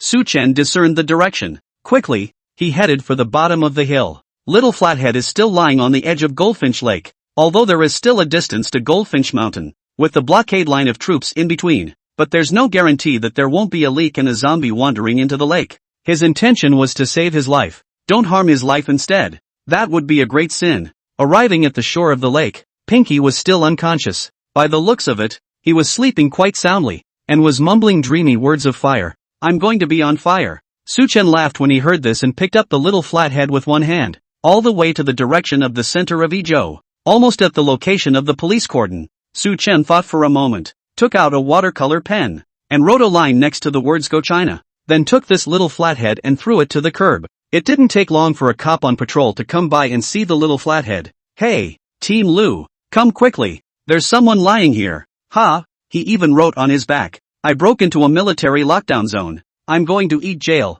and everyone inside the jail is talented. Good man, this is fucking provoking our police. Cuff me, yes, Team Lu. In the night, Su Chen nodded his head in satisfaction at seeing this scene. Life is precious, it's better to be sent to jail than to die. Little flathead, no need to thank brother. Brother's name is Good Man. In the meantime, Capital Institute of Archaeology. Ma Xiaodong, president of Xiaodong Games, holding a notebook in his hand, sitting upright like an elementary school student, was waiting for Zhu Lao's reception. At this time, Ma Xiaodong a heart is 7 up and down. Think about it and cannot figure out. He is a game. How to provoke the Archaeological Research Institute such a behemoth it. Alas, small companies have no human rights. Surrounded by soldiers standing around with loaded guns, it makes Ma Xiaodong even more frightened, and he even dares to sit only half a butt. The eyes stayed fixed on the laptop in his arms, not daring to glance at it in the slightest. Chapter 55, Formal Descent into the Tomb, Two-Fingered Exploration of the Cave. Soon, Zhu Lao's assistant then came to inform Ma Xiaodong to take the laptop to the conference room. With apprehension in his heart, Ma Xiaodong followed his assistant and entered the conference room. Seeing that he seemed nervous, Elder Zhu laughed. You're the boss of Xiaodong Games, right? There's no need to be nervous. It's not like we're going to eat people at the Archaeological Research Institute. Ma Xiaodong had a jolt and rushed to show his loyalty. Elder Zhu, don't worry. In the future, Little Vine Games will definitely promote more positive energy, spread archaeological knowledge, and put an end to minors being addicted to the game. Our company is already developing an anti-addiction system that is guaranteed to make. Before Elder Zhu could speak, he saw Ma Xiaodong chattering there. He couldn't help but freeze, and it took him a while to react, crying and laughing a little. So, this boss Ma thought the institute was going to give him a hard time. Thinking of this, Elder Zhu hurriedly stopped Ma Xiaodong's words, then had his assistant briefly explain the ins and outs to him. Hearing that the Archaeological Institute just needed a bit of data to find a player, Ma Xiaotu was relieved. Moreover, after relaxing, Ma Xiaodong's businessman nature kicked in, and he also wanted to take the opportunity to hug the golden leg of the institute. So with a fawning face, he said, Elder Zhu, who exactly are you looking for? Do you want Little Vine Games to help send out an announcement? I don't dare to say anything else, but Little Vine Games has a really large number of users, almost covering the age group from 8 to 80 years old. When Elder Zhu heard this, his face turned cold. Seeing this, the assistant snorted coldly and said to Ma Xiaodong, don't ask what you shouldn't. Alright, you go back to the hotel first. Remember not to leave the capital in these 2 days. I will inform you if there is anything else. Okay, I'll be at the hotel. I'm not going anywhere. Ma Xiaodong was taken aback and immediately sensible enough not to ask anything. Only after he left did Elder Zhu frown and said, Long, remember, any clues about Mr. Tianguan's true identity are to be classified as top secret. If we are fortunate enough to find out Mr. Tianguan's true identity, it will likewise be classified as SSSS secret. Mr. Tianguan doesn't want people to find him. We have to go to him. We are already disturbing people. We must not make his identity known again. Yes, director. I'll order it down. After saying that, the assistant carried the laptop Ma Xiaodong brought and immediately went to the large conference room of the institute. Hundreds of experts here have been fighting for 2 days and 2 nights, and all of them cheered when they saw that the director's assistant had finally brought a ray of hope. Great! Finally we can find Mr. Tianguan. Ugh, looks like I'll get a good night's sleep tonight. Old Chu, you are most familiar with Mr. Tianguan. In your opinion, what kind of person is Mr. Tianguan? Just as the crowd was swarming with excitement over the newly arrived clues, the director's assistant, however, announced expressionlessly, the clues to Mr. Tianguan's true identity have been classified as a top secret of the Archaeological Institute, and no one below the rank of deputy director is permitted to access them. After saying that, the assistant solemnly handed over the laptop to Chu Muyun. There is only one director of the Institute of Archaeology, the highly respected Zhu Quanping Zhu Lao, and there are as many as 6 or 7 deputy directors like Chu Muyun. After hearing the assistant's words, the experts in the room wailed. They had fought for 2 days and 2 nights, Wasn't it just to track down the true identity of the heavenly official? I was so close to reaching my goal. Who knew that I wouldn't be able to see it? Pissed off, a few of the experts said on the spot that they would go and argue with the director. However, at this time, Chu Muyun walked to the front of the podium and persuaded the crowd through the microphone. Don't get excited first, everyone. Listen to me first. I should be considered the person who has had the most contact with Mr. Ten Can, and this decision of the director, I agree with. Why are we looking for Mr. Tianguan? It's not to ask for help.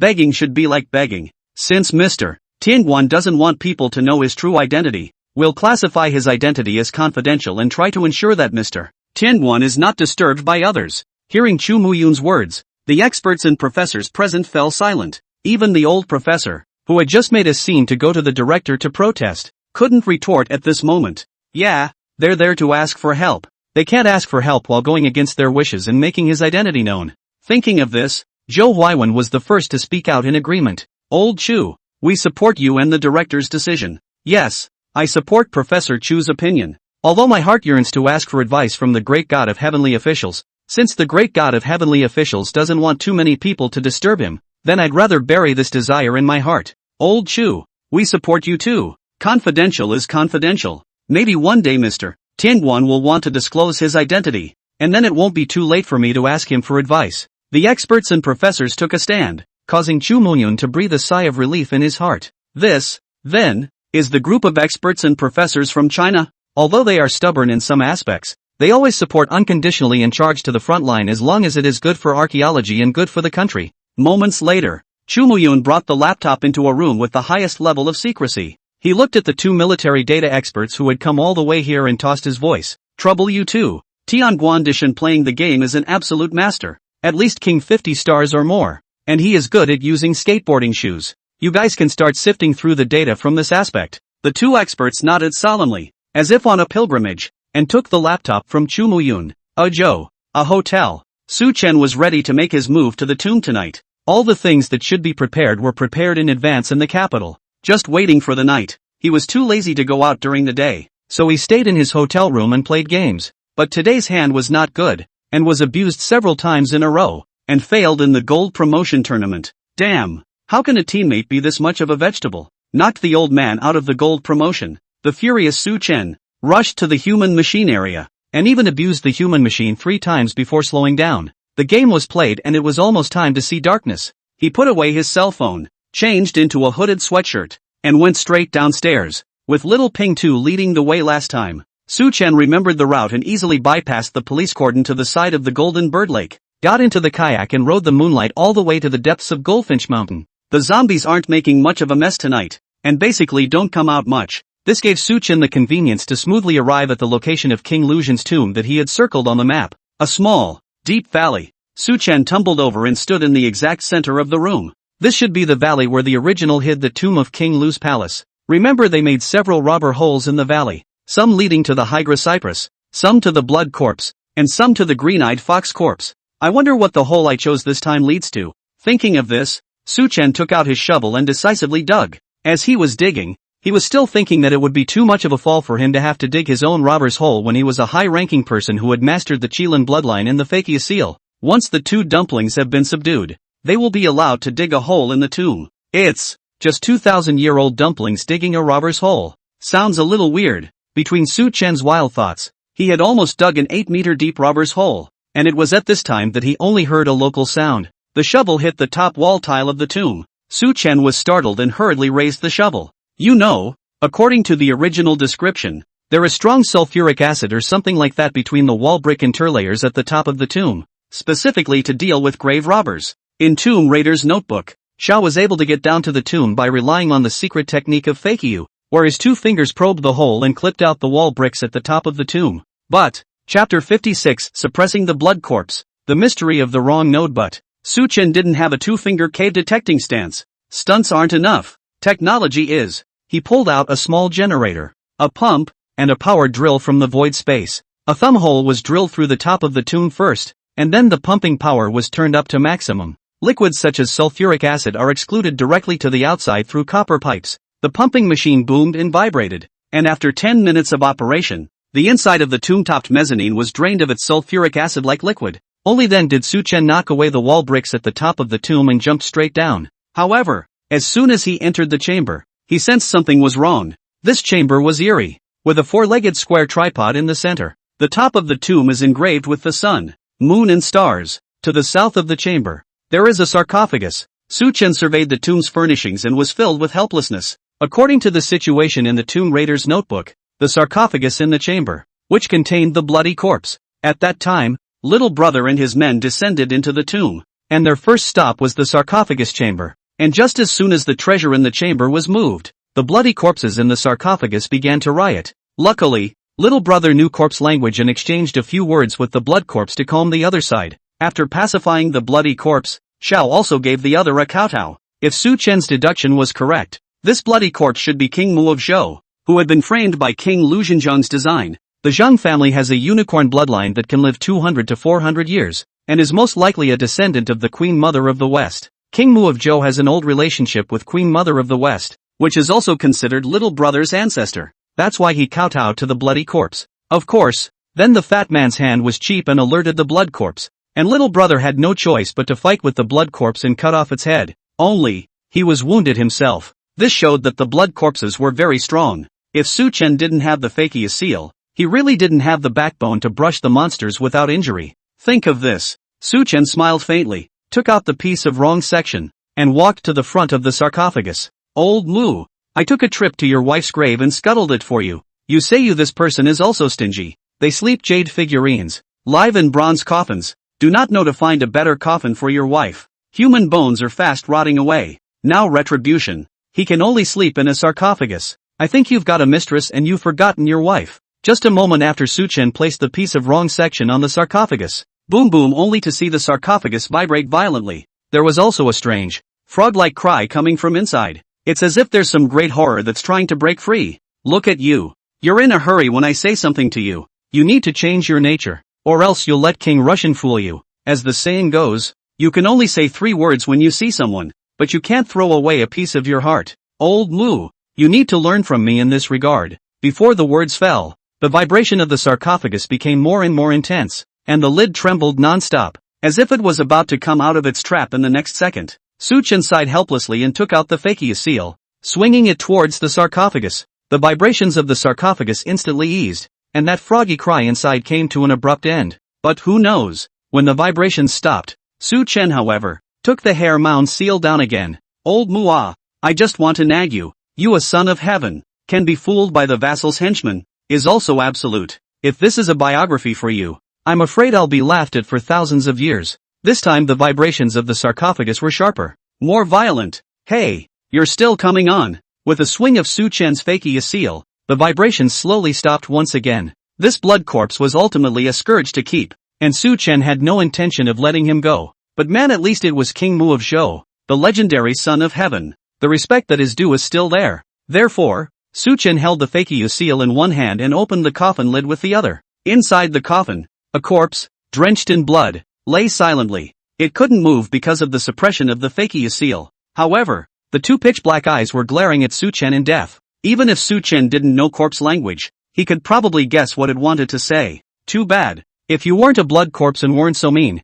I would have wanted to ask you for tips on flirting. To be honest, even a 1,000-year-old housewife like the Queen Mother of the West can be aroused by you. I really admire you. As he spoke, a black knife emitting a cold light appeared in Su Chen's hand. With a flash of the blade, King Mu of Zhou's head rolled aside. Legendary Tenshi, the flirtation master, goes down the line on this. After taking care of the blood corpses, it's time to find the altar. However, the moment Su Chen was about to turn around, out of the corner of his eye, he suddenly glimpsed that there really was another piece of wrong section in the coffin. He picked it up in his hand and brought the 2 pieces together at the wrong joint. Only a click was heard, and after the 2 wrong joints came together, a bronze plaque unexpectedly fell down. There was a road map engraved on it that seemed to point to some hidden place. Su Chen froze for a moment, and after studying it for a while, he didn't find out anything, so he simply threw this bronze medal into the void space. Leaving the sarcophagus chamber, the tomb passage was empty. Su Chen followed the memories in his mind and walked through the maze of stone pathways to a relatively empty ear room.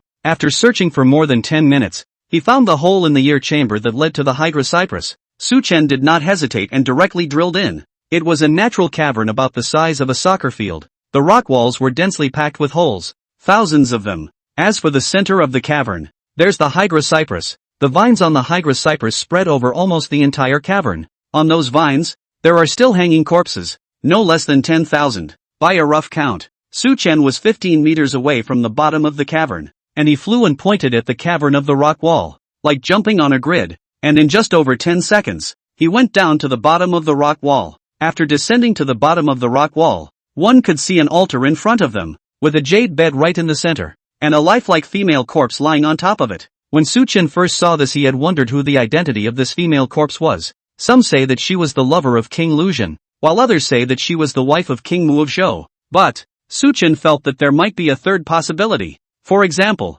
she is the lover of King Luzhen, but Iron Mask is equally deeply in love with her. Betrayal of King Luzhen was also for her. After Iron Face designed to harm King Luzhen, he did not harm this female corpse. Perhaps he intended to wait for his 9 successful molts, then put the female corpse into the jade figurine as well, and the two of them would live forever together? Good lord, when you think about it, it's still a doggone love triangle. Su Chen shook his head and shook these mixed thoughts out of his mind. Just as he was about to go forward, the surrounding vines seemed as if they had come to life, and actually attacked towards Su Chen. Hey, been waiting for you guys. Su Chen grinned, and with a flash of light in his hand, a large 1-meter-long pair of scissors appeared. Chop chop, chop chop. Although there were many vines, they couldn't withstand Su Chen's great scissors power. In a few moments, they were cut to pieces and backed away. Seeing this, Su Chen was satisfied and put away the scissors, heading towards the jade bed of the altar. Coming to the altar, Su Chen saw that there was indeed a green-eyed fox corpse beside this female corpse.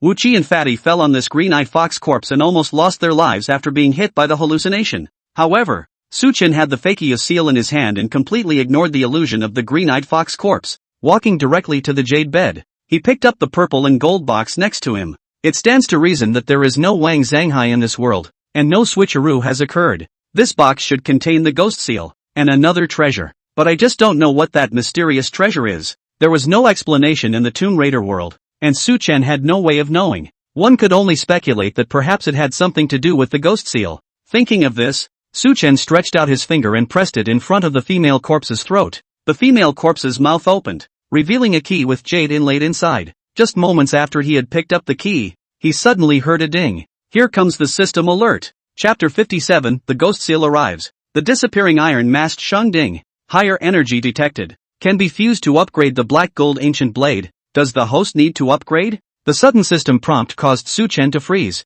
This key is used to open the purple and gold box, which is what contains the ghost seal and another mysterious treasure. Su Chen had thought that the ghost seal's ability was heaven-defying, so it should have higher energies, but he didn't expect even this key to have higher energies. Su Chen carefully observed the key for a while and realized that the material of the key seemed to be somewhat similar to a hexagonal copper bell. According to the worldview of Tomb Raider's notebook, the giant bronze gate, the meteoric bronze that trapped Qing Wuzi, and the meteoric jade from the palace of the Queen Mother of the West actually come from the same source, all built from part of a piece of meteorite from the sky. That celestial meteorite contains the energy that makes people live forever, as well as the ultimate secret that little brother is talking about. In that case, this bronze key can keep a person's corpse from decaying, and it should be made of materials similar to the bronze door, the meteorite jade of the Queen Mother of the West. The only difference is probably that it's too small and doesn't have enough energy to make people live forever, only to keep their bodies from decaying. Figuring this out, Su Chen's doubts were abruptly resolved.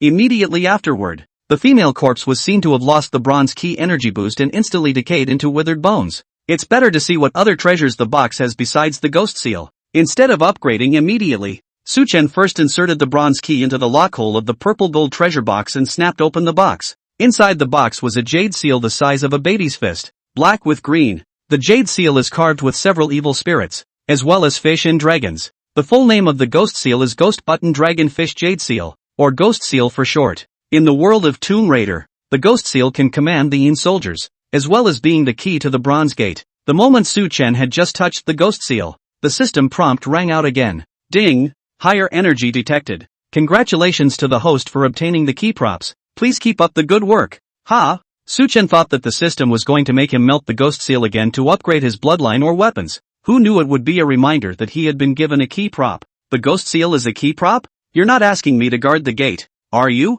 Don't be ridiculous. I haven't had enough of this flowery world. For an instant, Su Chen wanted to throw away this broken ghost seal, but after a small moment of hesitation, he put away the ghost seal. If there really was a bronze door in this world, and the ultimate was coming out, it would be useless for him to hide anywhere. Thinking of this, Su Chen decided not to think about the future for the time being and turned his gaze to the second treasure in the box. This is, inside the purple and gold box, there was another set of ghostly claws. The mold is a bit like a probing claw, with the difference that the palm can be holstered in and used as a weapon. Moreover, the ghost claw just happened to match the gap in the ghost seal, and when Su Chen tried to slip the ghost claw in, a faintly undetectable light flashed on the ghost seal. Immediately afterward, Su Chen's mind shook, and he violently felt as if he had seen another different picture. In the image, he is lying in a crystal coffin, which is set into the cave wall, in the dark river below. On the other hand, there stood a dense, uncountable number of zombies. Crap,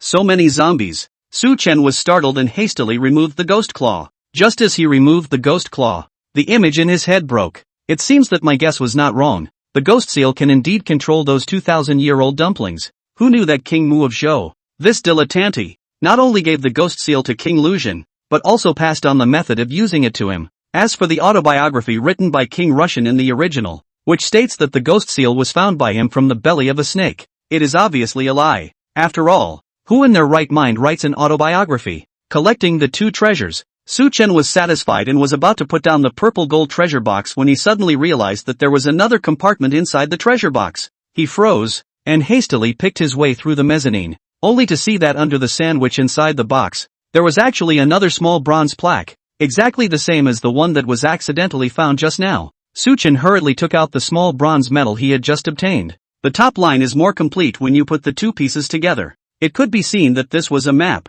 only that the most crucial two pieces were still missing, and only two Zhongding texts could be vaguely seen at the bottom. King of the West. Could it be the palace of the Queen Mother of the West? Su Chen brayed his chin and remembered that in the original, the Queen Mother of the West taught King Zhou Mu the art of longevity and gave him the jade figurine and a way to control the dumplings. Although the original text does not say so, it is highly likely that King Lucian's ghost seal was also handed over to King Mu of Zhou by the Queen Mother of the West, and then tumbled into the hands of King Lucian. As for this small bronze tablet, it is obviously the road map given by the Queen Mother of the West to her lover. Afraid he won't be able to find himself when he's resurrected. Since the ghost seal and the jade figurine were such precious things giving a pair of road maps seemed to make sense. The only thing that made Su Chen puzzled was that this little bronze sign should still be missing the most crucial part, the two pieces in his hand. One was accidentally found in the wrong section, the other was found in the purple and gold box. So where are the last two pieces? And the most important part?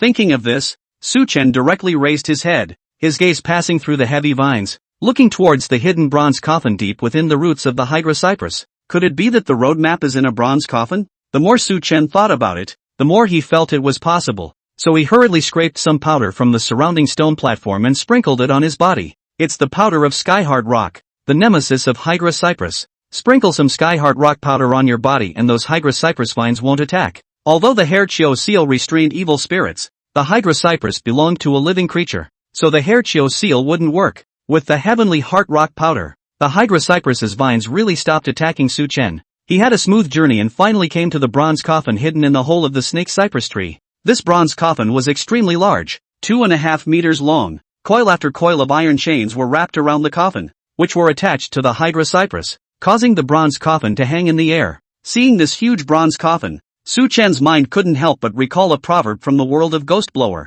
Bronze coffin, manhole coffin, ape not hard do not lean forward. If you go down to the tomb and see a bronze outer coffin and a manhole wood coffin, the owner of the tomb will surely turn into a corpse, and it will be a great evil. Without the protagonist's heavenly destiny, it would be best to obediently kowtow twice, then put down all the bright weapons and exit the tomb. Of course, Su Chen had the fakiest seal in his hand and had no fear of starting a corpse. Not to mention that the iron-faced Shang inside hadn't turned into a blood corpse yet, and even if he had, he wouldn't be a match for fake Yuan. Thinking of this, Su Chen had no more doubts. Going up to the front and using the black gold ancient blade, he directly cut through the chains. As the last chain was cut, the huge bronze coffin smashed onto the ground with a loud bang. A splash of dust. Su Chen was prepared and took out a handkerchief to cover his mouth and nose. He waited until the dust cleared. Then he stepped forward. Then, with a slight force on his hand, the bronze coffin lid, which weighed more than 200 pounds, was easily lifted up by him. But, after opening the bronze coffin and seeing what was inside, Su Chen was violently shocked. He saw that the bronze coffin was empty. There was no jade figurine and no iron mask. There were only a few layers of dried and disgusting old skin, piled up under the coffin. Crap! That's not right. Where are the people in there? Just then, a cold snort sounded behind Su Chen. Are you, looking for me? Chapter 58 Corpse-Tide Riot. Precarious defense line. Su Chen was creeped out. Turn around. A young man in an ancient costume with an iron mask over his face was seen standing not far away. Iron mask? Su Chen was surprised in his heart. According to the description in the original, after Iron Face Shang entered the Jade Terracotta Warrior, he would molt his skin every 500 years, and it was only when he molted his skin that he was able to take off the Jade Terracotta Warrior, living like a normal person for a period of time. In the Tomb Raider world, when Wu Qi and the others went down to the tomb, it was not yet time for Iron Mask to molt. That's why Iron Mask had no time to do anything before little brother strangled him to death in the jade figurine.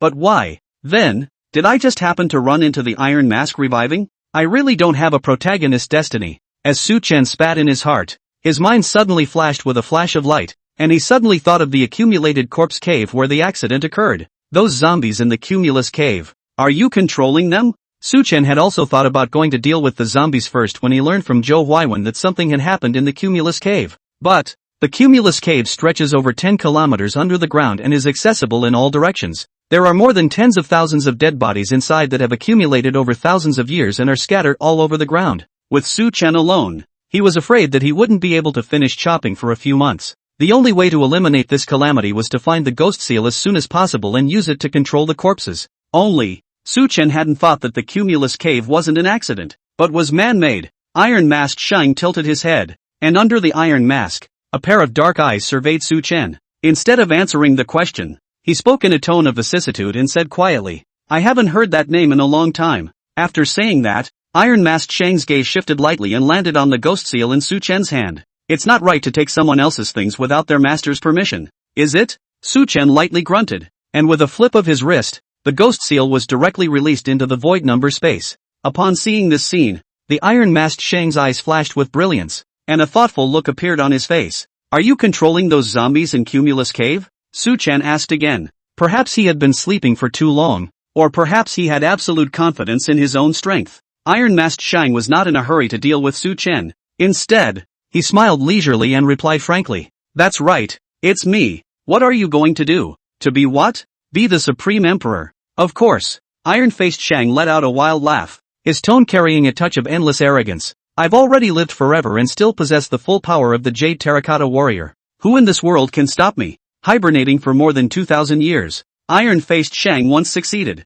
There was endless pain in his heart that he wanted to vent. When Su Chen heard this, his heart was incomparably shocked. In the palace of the Queen Mother of the West, including the Queen Mother of the West, there were many people sleeping in the meteorite jade. However, this way of their longevity has a flaw. They can only stay trapped inside the jade figurine or meteorite jade, and they must molt their skins for a full 9 times. That is to say, they must go through a long period of 4,500 years. If it is less than 9 times, it leaves the jade figurine early, or the meteorite jade. As time passes, it will begin to gradually necroticize and turn into a monster called the Forbidden Woman. But all the same, if they could survive 9 molts, they would be able to achieve true perfect longevity. According to the description in the Tomb Raider's notebook, one of the people in the palace of the Queen Mother of the West who had spent the longest time in the meteorite jade was the ancestor of the Zhang clan. He had already lived in it for more than 4,000 years, and had gone through 8 molts, and was just one last time away from perfect immortality. But how did Iron Mask do what even the Western Queen Mother and the ancestors of the Zhang clan failed to do? Before Su Chen could figure out this matter, he heard Iron-Faced Shang talk to himself about his experiences over the years. After Iron Face designed to kill King Lu Jinwang, he got the jade figurine as he wished. He first molted in the Qin dynasty. At that time he was cautious and hid his identity for a month in the human world. The second molting was during the northern and southern dynasties. He became bold and met a man on his journey, who was called Cheng Wuzi. He and the other man practiced the art of feng shui and co-authored a burial scripture. However, on the way back, he accidentally ran into a person who claimed to be a Hairmound heavenly official, and was also injured by the other party's Hairmound seal. Iron-Faced Shang escaped with injuries and secretly vowed to destroy the Fakeiyu seal and break the Fakeiyu legacy. The third, during the Song Liao War, Iron-Faced Shang got bold, used the gold and silver treasures in King Lu's palace, bought countless dead corpses to feed Hydra Cyprus, and also gradually took control of the ghost seal. Fourth, During the Jingde period of the Ming dynasty, he taught a disciple and ordered him to destroy the seal of Fakyu, and that disciple's name was Feng Wangli, and now, it should be the fifth molt, by definition, not nearly enough times, just as Su Chen was puzzled. However, when he saw iron-faced Shang wave his hand, the vines on the Hydra cypress behind the two of them suddenly danced crazily. The corpses on the vines fell one by one, spreading over the entire cavern in the blink of an eye. Immediately afterward, countless dead bodies stood up one by one, as if they were evil ghosts crawling out of hell, scrambling towards the dark river leading to the cave of accumulated corpses. Seeing this scene, the corners of iron-faced Shang's mouth hooked up as he turned his head to look at Su Chen and said, "Your little guy's spells are a bit interesting. I'll give you a chance to submit to me. I can spare you from death and let you be that prime minister under one person and above 10,000 people." Bah! Chancellor? The Qing dynasty is gone, and you're still dreaming of being an emperor? You probably don't know what kind of world it is out there anymore. Messing with the state to get real, and just give you an artillery wash that would cut down Goldfinch Mountain. Hearing these words,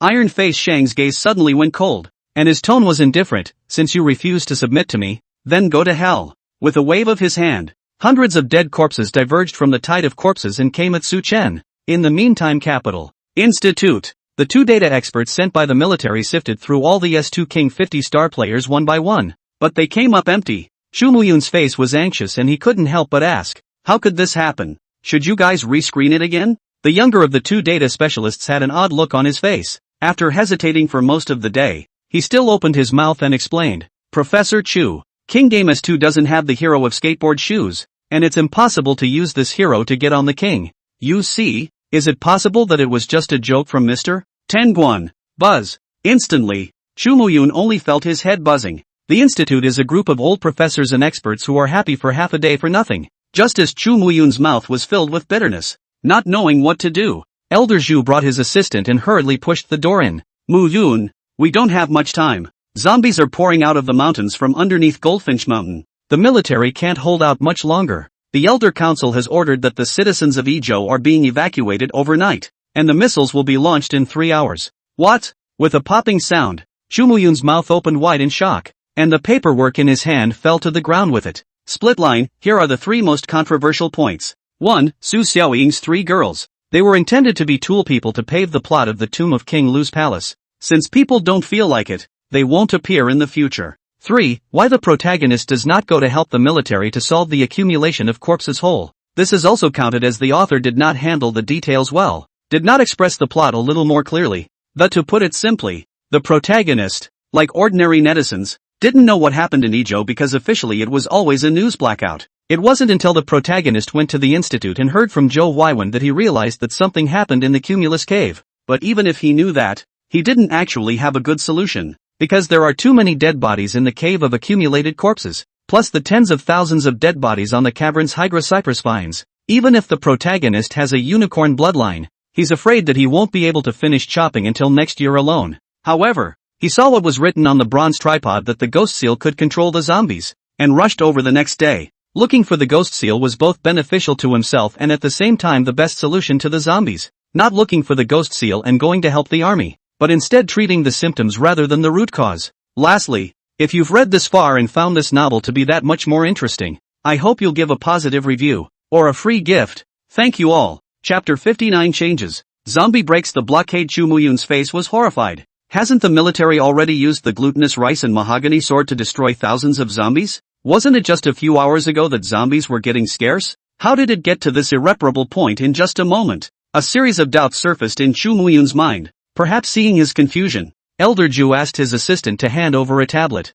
Tapping on it reveals a video screen. The image shows endless zombies, spreading throughout the Golden Bird Mountain. It's still pounding the military's defenses. The military used all the firepower it could muster. Tanks, artillery, heavy machine guns, flamethrowers. But killing as fast as you can is not as fast as zombies popping up. The military had no choice but to withdraw again and again, and the defense line had retreated to the edge of the city. The Council of Elders, informed of the urgency of the situation, held a meeting and finally made the decision to evacuate the people of Izhou overnight, and in 3 hours, it will bombard Goldfinch Mountain with missiles. Alas, Elder Zhu's face was heavy and he sighed. According to military experts' estimation, the deepest underground caverns in Jinjiao Mountain can reach dozens of meters below the ground, so even if we bombard them with missiles, we probably won't be able to completely eliminate those zombies. Chief, let me go to Goldfinch Mountain. What are you going to do? Elder Zhu was a bit stunned. Chumuyun replied with a solemn expression on his face. The news can't be blocked off even now. So instead of that, why don't we go and start a live broadcast so that the nation will know what's really going on? And most importantly, every time the archaeological brigade is at its most critical juncture, Mr. Tianguan will show up to guide us. So, Elder Zhu was violently stunned and probably understood the meaning of Chumuyun's words, but he quickly shook his head no, and said repeatedly, no, it's too dangerous. I can't let you go. Director, please let me go. You know in your heart that evacuating millions of people in Ezhou in 3 hours is simply an impossible task. In case the corpses break through the blockade, or the missile bombardment doesn't work, how many people will have to die then? 10 or 20,000? Or 100,000? Instead of doing nothing, why don't you let me give it a try? I have faith in Mr. Tianguan. He will definitely save the day and save our country of China. Elder Zhu's face was hesitant for a long time before he heaved a sigh. Okay, I'll go out on a limb and gamble with you today. After saying that, Elder Zhu took out his cell phone and dialed a number. After receiving the reply that the elders group had agreed, Elder Zhu did not hesitate for a second and immediately had his assistant arrange a plane for Chumuyun. 10 minutes later, a military transport plane. Chumuyun looked at Elder Zhu, who was sitting beside him, his face in shock. Director, you. Zhu Quanping glanced at Chumuyun and said indifferently, what? You think I'm old? Let me tell you, I went to war when I was young. When he finished, he gave the order to take off with a big wave of his hand. Soon, the transport plane arrived at Ezhou Airport. 1 hour left before the bombardment of Goldfinch Mountain. The two of them, Chumuyun and Zhu Quanping, got off the transportation plane and headed straight to the front line. The other side, hundreds of zombies split off from the corpses and pounced straight at Su Chen. Iron-faced Shang's tone was cold and indifferent as he said indifferently, I'll give you one last chance. Hand over the ghost seal and submit to me. You can be spared from death. I'll spare your ass. Su Chen cursed, and with a flick of his wrist, a square hair mound seal appeared in his hand. An unrivaled golden light blossomed from the hair mound seal. In an instant, those zombies that were attacking towards Su Chen were all immobilized in place. Seeing this scene, iron-faced Shang instantly became alarmed and exclaimed, Fakia seal? Impossible. Absolutely impossible. 500 years ago, it was me who personally destroyed the Fakia seal. How could you possibly have it? Iron Mask is back from the dead and has the ability to live forever. The only nemesis is the hairy mound seal. This was the reason why he had plotted for hundreds of years and was determined to destroy the Fakia seal. Su Chen drew out the black and gold ancient sword from the imaginary number space and lightly hummed. Where's the why? Haven't you heard of a saying? What? Villains die from talking too much. After Su Chen finished speaking, his feet stomped, and his entire body leaped up and rushed towards iron-masked Shang. Iron-faced Shang didn't dare to look directly at the Fakia seal, and hastily retreated after a shriek. But his speed was fast, and Su Chen's speed was even faster. However, in a few moments, Su Chen caught up with iron-faced Shang in front of the altar. Iron-faced Shang was illuminated by the Fakia seal. White smoke came out of his body and he let out a miserable scream. Seeing that it was almost time, Su Chen put away the Fakia seal and asked, Where did you drive the corpses in the cavern to? After the miserable howl, Iron Mask Shang's breath was weak as he lay on the altar, his eyes under the mask full of resentment looking at Su Chen. A moment later, he spat out a mouthful of blood and laughed fiercely. Of course it's for them to go find slaves for me. I am the son of heaven. How can I not even have slaves for my subjects? In your wildest dreams, Su Chen took out the ghost seal and delicately used the ghost seal's ability to communicate with the 1,000-year-old dumplings once again and sensed it. But, the image he saw this time was no longer the crystal coffin, but the golden bird lake, only to see tens of thousands of zombies at the bottom of the golden sparrow lake, led by 2,000-year-old dumplings, bypassing the military's defenses and swooping down on Ezhou. The dark river at the bottom. In the caverns of King Lu's palace, there must be an underground dark river that could send the corpses to Goldfinch Lake. Seeing this scene, Su Chen's face was shocked. He hurriedly tried to use the ghost seal to control the zombies to stop. But what he didn't expect was, he followed the method of using the ghost seal and conveyed the order. But the corpses were unresponsive. A number of them had already landed on the shore one after another, surging towards the city. Su Chen was horrified in his heart and turned his head to look at iron-faced Shang, questioning, why is the ghost seal ineffective? How did you control the corpses? Iron-faced Shang coughed out a mouthful of blood once again, obviously injured by the Fakia seal. After tonight, I will have 1,000,000 soldiers. I admit that the current government is indeed powerful and may not be afraid of my corpses and soldiers. But, As long as I control a city full of people in Izhou and use this as a hostage, the government may not be uncompromising. When Su Chen heard this, his heart was vaguely shocked. It also finally understood what Iron Mask was planning to do. He wanted a city full of people in Izhou to be his hostage, then negotiated a deal with the officials and split the land to make a king. If the officials don't agree, there will be millions of people transformed into his corpses and shadows, and then go to war with China. Iron-faced Shang, you are indeed shameless and vicious enough. You are also a Chinese descendant. How can you do such a tragic thing? That's millions of lives. Even Bai Qi, the famous god of killing in Chinese history, had never killed so many people. So what? I only believe in one phrase. The king becomes the loser. King Luzhan lost to me, so his corpse will not survive. As long as you can achieve your goal, not to mention millions, even millions of billions, they are just some ants. But you, Iron Face Shang, tone indifferent, not the slightest bit of thought. Iron Masked Shang looked straight at Su Chen, and the gaze under his mask contained deep scorn. If you are willing to assist me in ascending the throne, I can share the world with you, and then wealth and beauty will be at your fingertips. Su Chen took a deep breath and asked in a deep voice, I'm asking you for the last time, what is the method to control the corpses? If you don't tell me again, I'll send you to see King Luzhan. Iron-faced Shang coldly laughed, kill me? There are so many people's lives in the city of Izhou that all depend on me. Do you dare to kill me? Submit to me. I can spare you. Before he could finish his sentence, he only saw a flash of blade light, and a head was chopped off. To the very end, there was still a touch of contempt in the eyes of the iron-faced Shang under his mask. MD, gibberish. I've been upset with you for a long time. After killing the iron-faced Shang, Su Chen looked worried. According to the original storyline, King Luzhan was the earliest batch of grave robbers, and Iron Mask, as his military advisor, was also the black hand behind the scenes that pushed King Luzhan to find the jade figurines. He knew the forbidden art of yin and yang, probably even more than King Luzhan. So how exactly did he bypass the ghost seal and control the corpses? Su Chen frowned as he thought hard. Instead, he saw the withered bones of the woman's corpse on the altar, with the bones of her hands pointing toward the bronze coffin. Su Chen froze and hurriedly came to the bronze coffin. After some searching, he saw a line at the bottom of the bronze coffin.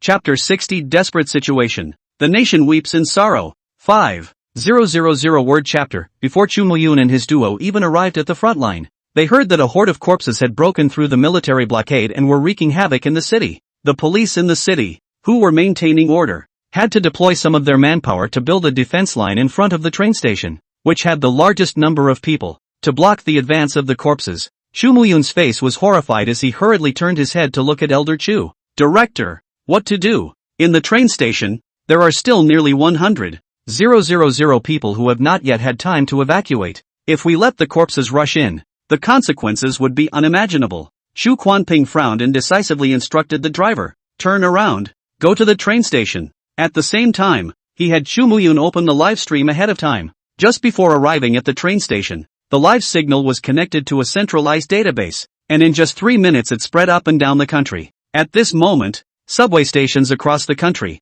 big screens, major live streaming platforms, mainstream news media, they had switched signals to Chu Muyun's live feed of them. This is Chu Chenping. We are now urgently inserting a speech. Countless pedestrians outside of Izhou who are watching TV dramas at home with their families, or tuning into live streams, or walking down the street, one after another. They looked in surprise at the old man they knew so well and revered so much within the live camera. In the last century, Mr. Xu made a strong argument and single-handedly created the Institute of Archaeology, which put China's archaeological process in front of the rest of the world. He has been an idol in the hearts of the public and admired by countless people over these 2 decades. Seeing the gray-haired Zhu Lao, all the people watching across the country stopped what they were doing. Isn't this Elder Zhu? It's been a while since I've seen him on TV. Yes. My memory of Elder Zhu is still that shrewd and strong middle-aged man. I didn't realize that 20 years have passed and his old man has a head full of gray hair. Elder Zhu, you have to take care of your health. The Chinese archaeology community can't live without you.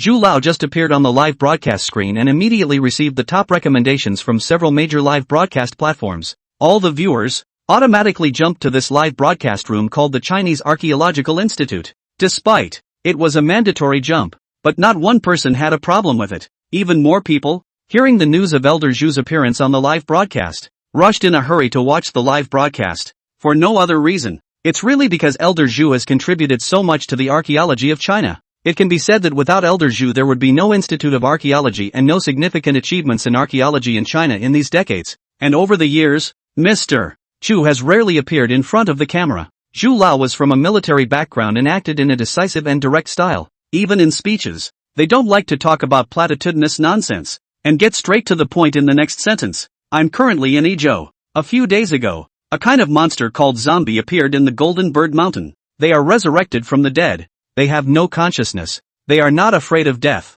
and they will tear and bite all the living people they see. And once bitten by them, they will turn into monsters just like them in just a few hours. What I'm about to say is very important, and I hope you'll take note of it by heart. This zombie monster is afraid of glutinous rice, black dog blood, and peach with swords. Black donkey hooves are slightly less effective. If you are bitten by him, remember to put glutinous rice on the wound at the first opportunity. This will cure the zombie toxin. Finally, please believe us, even if it's tough, the officials will never give up on any of our nationals. Zhu Lao's words, through the radio and through the big screen in front of the train station, reached the ears of every single person in the Ezhou train station. The chaotic and noisy train station square gradually calmed down. People who had originally argued with the staff and even those who were dissatisfied with the evacuation policy and wanted to go home to sleep no longer complained. For it was Elder Zhu who issued this speech, an old man who could command the admiration of all the people. With him, there is a bottom line to rely on. No matter how difficult it was,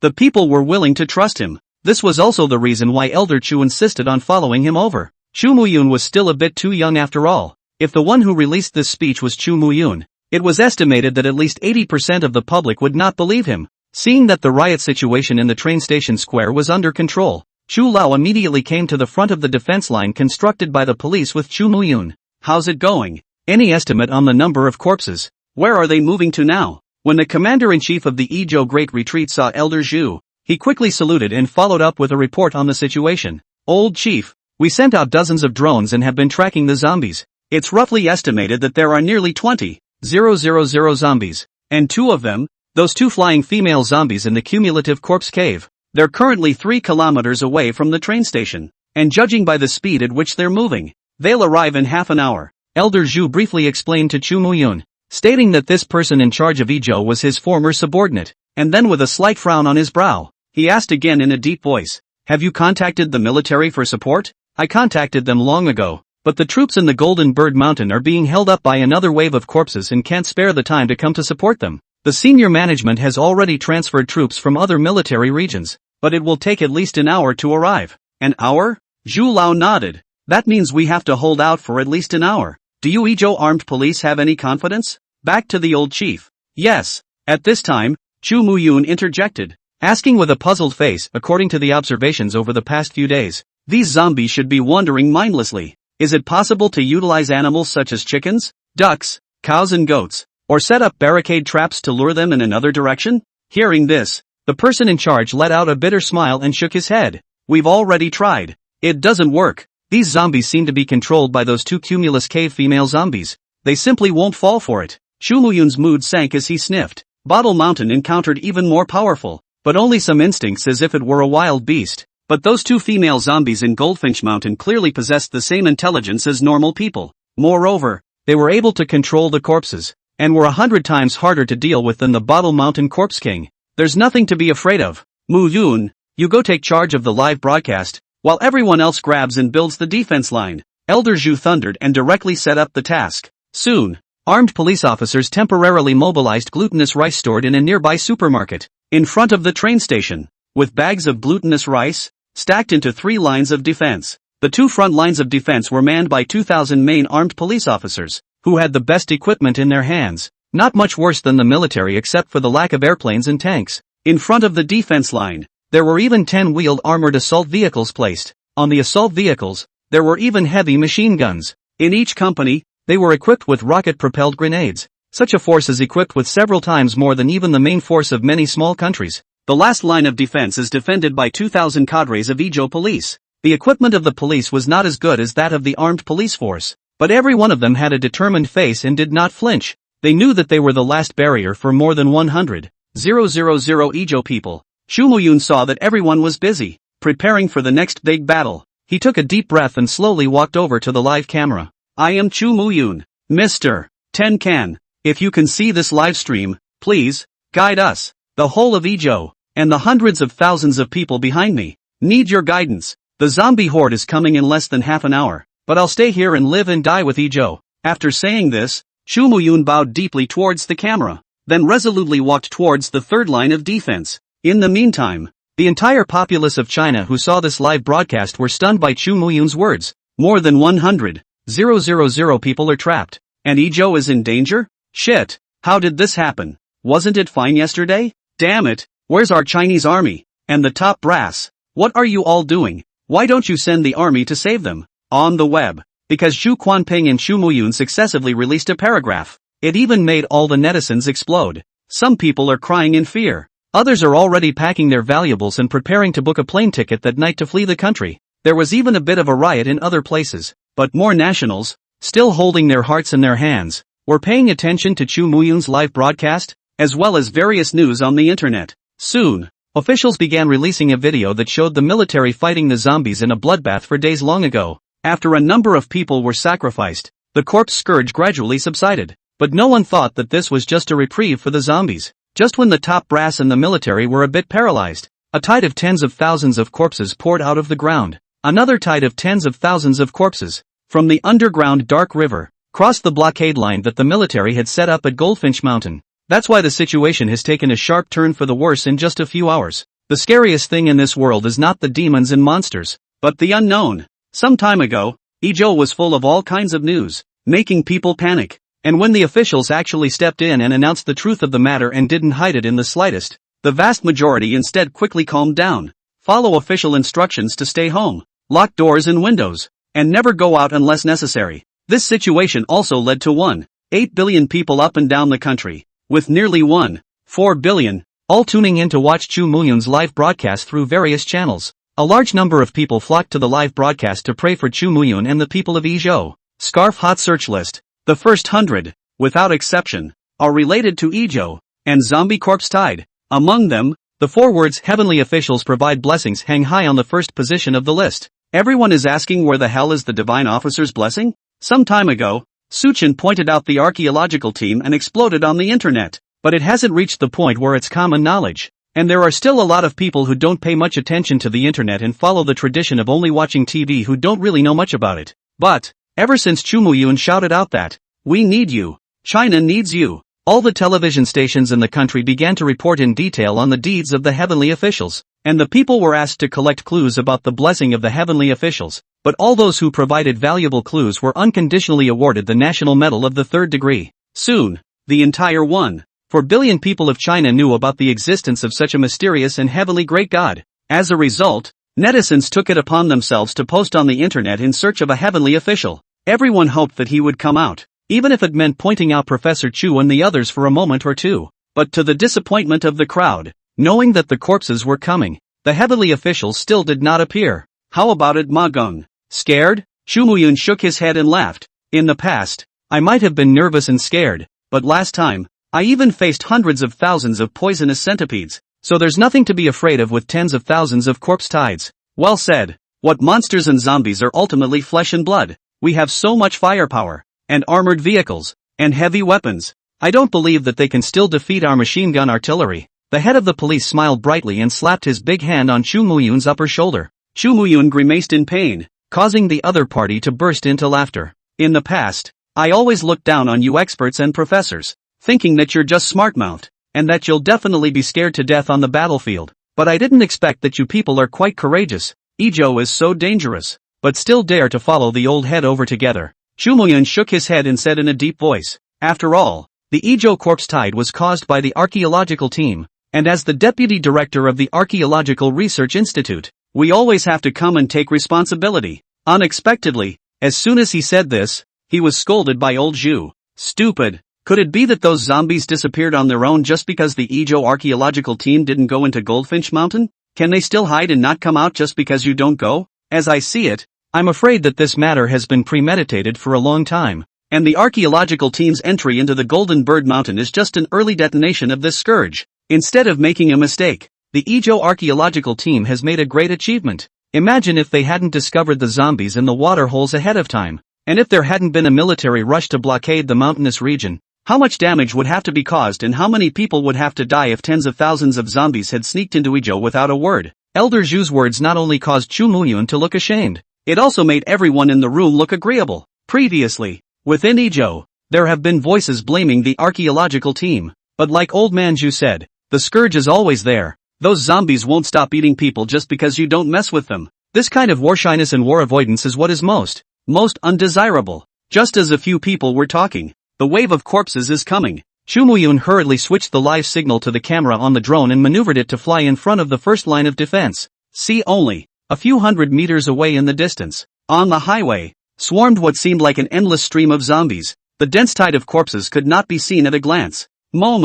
All the viewers watching the live broadcast couldn't help but hold their breath, a heart hanging in their throats. 300 meters, 200 meters, 100 meters. Just when the tide of corpses was less than 100 meters away from the first line of defense, the head of Ijo then shouted, "Fire! Hit me hard!" Boom! Dozens of rocket-propelled grenades were fired simultaneously by the armed police force. The shells fell into the middle of the tide of corpses, violently exploding into a small mushroom cloud. Numerous zombies were blown into pieces as the smoke filled the air. This scene immediately made the audience waiting in front of the TV, as well as in the live broadcast room, boil over. Good for you. So ferocious, but I'm so belligerent. Old Chu is awesome. Professor Chu is awesome. What zombie monster? It's nothing more than that. Chinese soldiers are awesome. But, the crowd's excited joy had not yet subsided when they saw that on the highway, those zombies that had been bombed with missing arms and legs were actually wobbling and standing up again. Dozens of shells, far less lethal.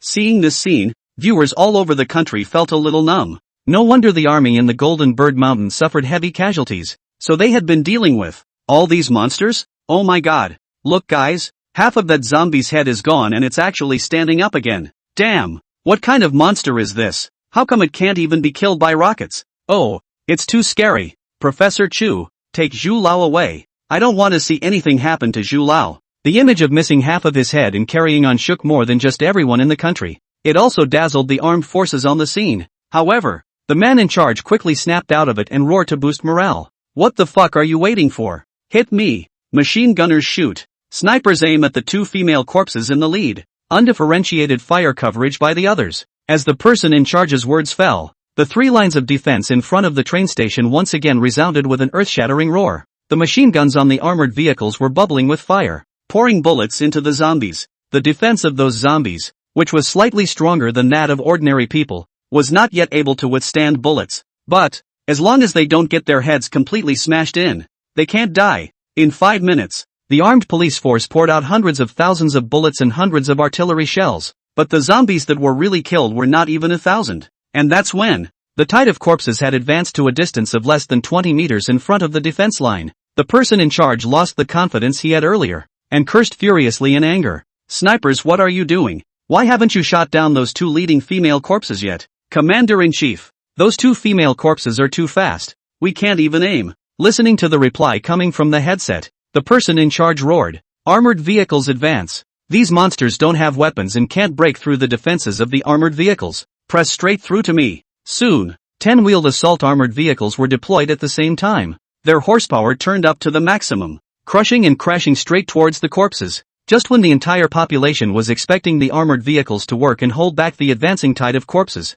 suddenly, someone exclaimed, pointing at the two female corpses at the forefront of the corpse tide. "Look, you guys, what's that?" Only the forefront of the wave of corpses was visible. The two white-clothed female corpses had ghostly speed, and their figures had disappeared in a flash. When they reappeared, the 10 armored vehicles stopped in unison, and there was not another sound. On the defense line, the person in charge saw the scene, bared his eyes, and hurriedly shouted through the radio, "Xiao Chen, Xiao Zhao, why aren't you moving? What's going on? Please answer when you hear me." However, several of the armored squads responsible for racking the armored vehicles never responded to the words of the man in charge again, and the corpses, once again, advanced steadily. Without the suppression of fire from the heavy machine guns, they were faster. In this instant, everyone's hearts chilled, because the way those two female corpses attacked had completely transcended their perceptions. Why is this happening? God, save the people of Ijo. It was a moment of national mourning.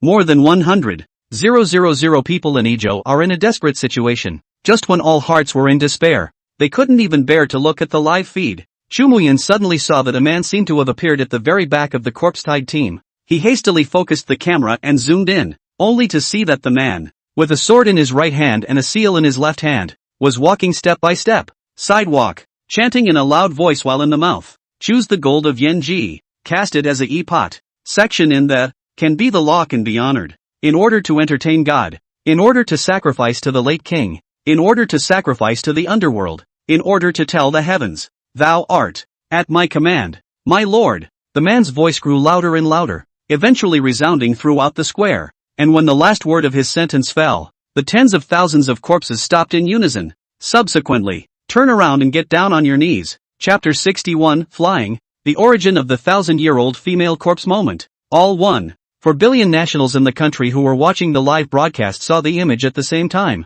Picture. The ferocious and terrifying corpses bowed down towards the man with a sword in his right hand, a seal in his left hand, and an iron mask on his face. This scene was too shocking. Even, so much so, that people forget to post pop-ups. There was an eerie silence on the live feeds, and in the square of the train station. The more than 100,000 people of Ijo who witnessed all of this were even more open-mouthed, their faces filled with disbelief. The only one who was excited was Chu Muyun, who was trembling straight away. He must be Mr. Tenkan. He's come to save us. Elder Zhu. We're saved. Ijo is saved. Woohoo. Men have tears, but at this moment, has always been characterized by perseverance, even in the face of death has never been afraid of Chu Muyun, but couldn't stop bawling. The corpses, just now, were only a few meters away from the armed police force in the first line of defense, and once they rushed through the defense line, the more than 100,000 people of Ijo waiting to be evacuated in the square, unarmed, would become meat for the corpses. 10 deaths without a life. Most importantly, once the corpses' ranks were allowed to grow, they would then spread out along the vast Yiming Mountains. Then half of China will be in turmoil. At that time, a mortal disaster was inevitable. Fortunately, at the critical moment, Mr. Tianguan stepped forward. A few minutes ago, Chu Muyun's pressure was so heavy that he couldn't breathe. Bawling now is just a way to vent those unbearable pressures. Zhu Lao's eyes were red and he clenched his fists in death. At the most critical moment just now, he was even ready to die to serve his country. And the image of this man in front of him, like a god, subduing the corpses, kept hitting his mind. The entire person in charge of Ijo was dumbfounded. If 10 minutes ago, someone had told him that there was a man in the world who could stand up to 100,000 soldiers on his own, he would have absolutely called the man a psychopath. But at the moment, he had to believe it. Thou art, at my command, my lord. A few short words made tens of thousands of corpses bow down. What a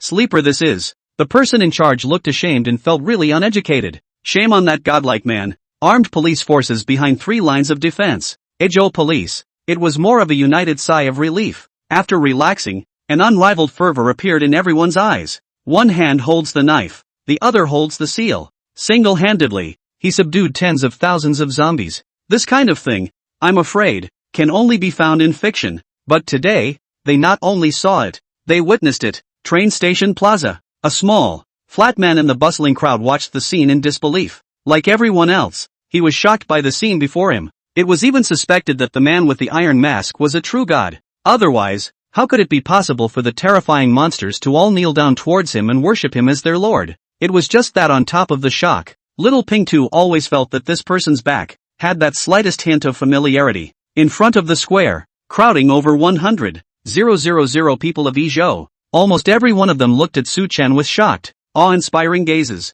Su Chen was slightly vain. He crossed the black and gold ancient sword in his hand across his chest and continued to chant at the top of his voice, at my command, the soul returns to the underworld. After the words fell, except for those 2,000-year-old dumplings, in each zombie's head, a little bit of true spirit floated out. It eventually converged in the ghost seal held up in his left hand. Soon, nearly 10,000 zombies on the highway had the little bit of true spirit in their heads extracted. Only the last 2,000-year-old female corpses remain. With a sweep of Su Chen's gaze, the 2,000-year-old dumplings' bodies trembled and hurriedly floated behind him. Kneeling on the ground, Su Chen nodded with satisfaction, then said in a deep voice towards Professor Chu in the distance, the corpses have been resolved, so I'll leave the rest to yourselves. Hearing these affirmative words, the last trace of worry in the hearts of everyone present dispersed. In the next second, the crowd erupted into earth-shattering cheers. Great! Finally saved! Ooh-hoo! Mommy and Daddy, don't we have to die? Baby, we survived thanks to that heroic uncle.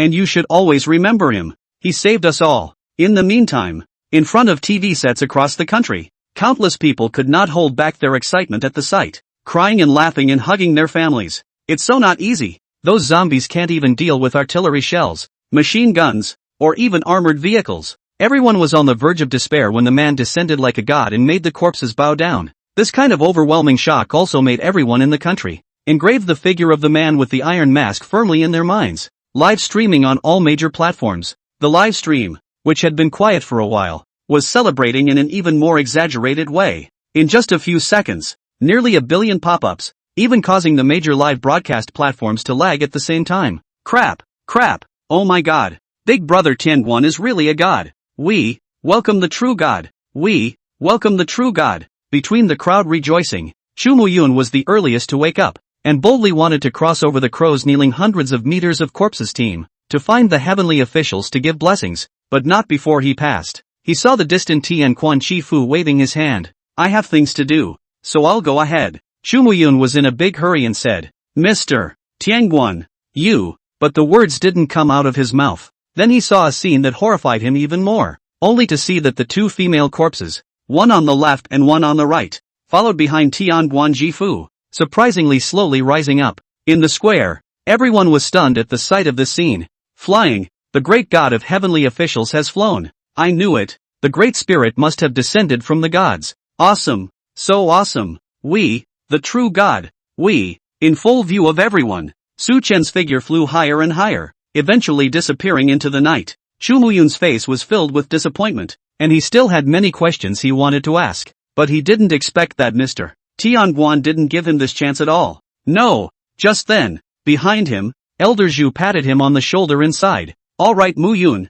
Mr. Tianguan is not an ordinary person. He naturally has his reasons for doing this, so in the future, don't pursue Mr. Tianguan's identity. We only need to know that Mr. Tianguan is on our side. That's enough. Chu Muyun nodded his head and said despondently, Director, I understand. In the meantime, on the other hand, Su Chen let the 2,000-year-old dumplings take him to experience the feeling of flying. What? You asked him how he felt. The feeling of flying didn't experience much, but the two female zombies didn't know the lightness of their hands. Pinching his arms raw pain is true. Therefore, after only flying briefly for a certain distance, Su Chen hurriedly let them land at Silver Bird Mountain. These two female zombies are the female corpses in the crystal coffins of the Cumulus Cave. In the original, Xiao said they were Western Zhou female corpses, more than 3,000 years ago. Moreover, unlike ordinary zombies, they not only have souls, but can also have their souls leave their bodies and possess living people in the form of undead souls. This alien zombie is called a puppet. According to the records in Zibai, zombies can be roughly categorized into purple stiffness, white stiffness, green stiffness, hairy stiffness, flying stiffness, swimming corpses, vampire corpses, immortalized bones, and drought demons, which are the 9 grades. Among them, the highest drought demon is a zombie cultivated to the extreme and already belongs to the category of gods. Su Chen estimated that the strength of these two puppets should be between a flying stiff and a traveling corpse. If Su Chen didn't have the Fakius seal and Qilin blood, 10 of him would not be a match for a single puppet for fear. Chapter 62 Harvest. Black Gold Ancient Sword Strengthening. But it wasn't him who really saved more than 100,000 people in Ezhou, but the nameless female corpse on the altar. If she hadn't given Su Chen guidance, there was no way for Su Chen to successfully find the incantation engraved at the bottom of the bronze coffin. The bottom of the coffin also tells a story about a feud between the iron-masked Shang and the king of Lushan. Before King Lushan entered the tomb, he had wanted to kill Iron Mask, because he had sensed that the Iron Mask had a bad heart and was extremely ambitious. But he was dodged by Iron Mask with a body double. King Lu Gotham thought that Iron Mask was dead, but before sleeping in the jade figurine was disturbed. He eventually carved the real incantation of the ghost seal under the bronze coffin. Iron-faced Shang probably didn't expect until his death that the man he thought was defeated, the corpse and bones of King Lushan, ended up being slightly superior to him. Thinking of the nameless female corpse at the altar, Su Chen raised his head and looked in the direction of Goldfinch Mountain. I don't know your last name, but may you have peace and prosperity and joy in your next life. After Su Chen finished speaking, he casually took off the iron mask and bent down and saluted in the direction where the Golden Bird Mountain's altar was located. This salute was performed on behalf of the more than 100,000 people of Ezhou. After saluting, Su Chen looked at the iron mask in his hand. This iron-faced Shang, who never did anything good in his life, still did something to contribute on his deathbed. If there wasn't this iron mask, Su Chen's real body was afraid that it would be known throughout the country, and whatever he did in the future would be noticed by the world. Luckily, I was smart enough to take this iron mask with me when I left. It's the jade figurine that hasn't been found. I don't know where this old kid has hidden the jade figurine during the time he's been resurrected. Forget it, this harvest is already a lot. People, you can't be too greedy. Thinking of this, Su Chen once again turned his gaze to the two female puppets. Next, experiment first to see if they'll fit in the imaginary space or not. Say it and do it. Su Chen dumped out all the food and various tools he had stocked up in the void space, then used the ghost seal to communicate with the two female puppets. We'll have to give you guys names later. Here's the deal, taller. You're called Red. The shorter one. You're called Little Elephant. Got it? The two female puppets stared blankly at Su Chen. How stupid. Forget it, Red. You crouched down on the floor. The imaginary number space is only 1 cubic meter, and you definitely can't fit it standing up. You have to crouch. The two female puppets still stared blankly at Su Chen. Su Chen had no choice but to open his mouth and recite. You, listen to my orders. Kneel. Now. The two female puppets didn't hesitate in the slightest and fell to their knees in unison. Only then did Su Chen select Little Red and put her into the void space before releasing her. As expected, the female puppet did not have any abnormalities as Su Chen had predicted, probably because zombies are not living things and are not affected by the void space when they are put in. Seeing this, Su Chen was relieved and collected the two female puppets into the space collectively.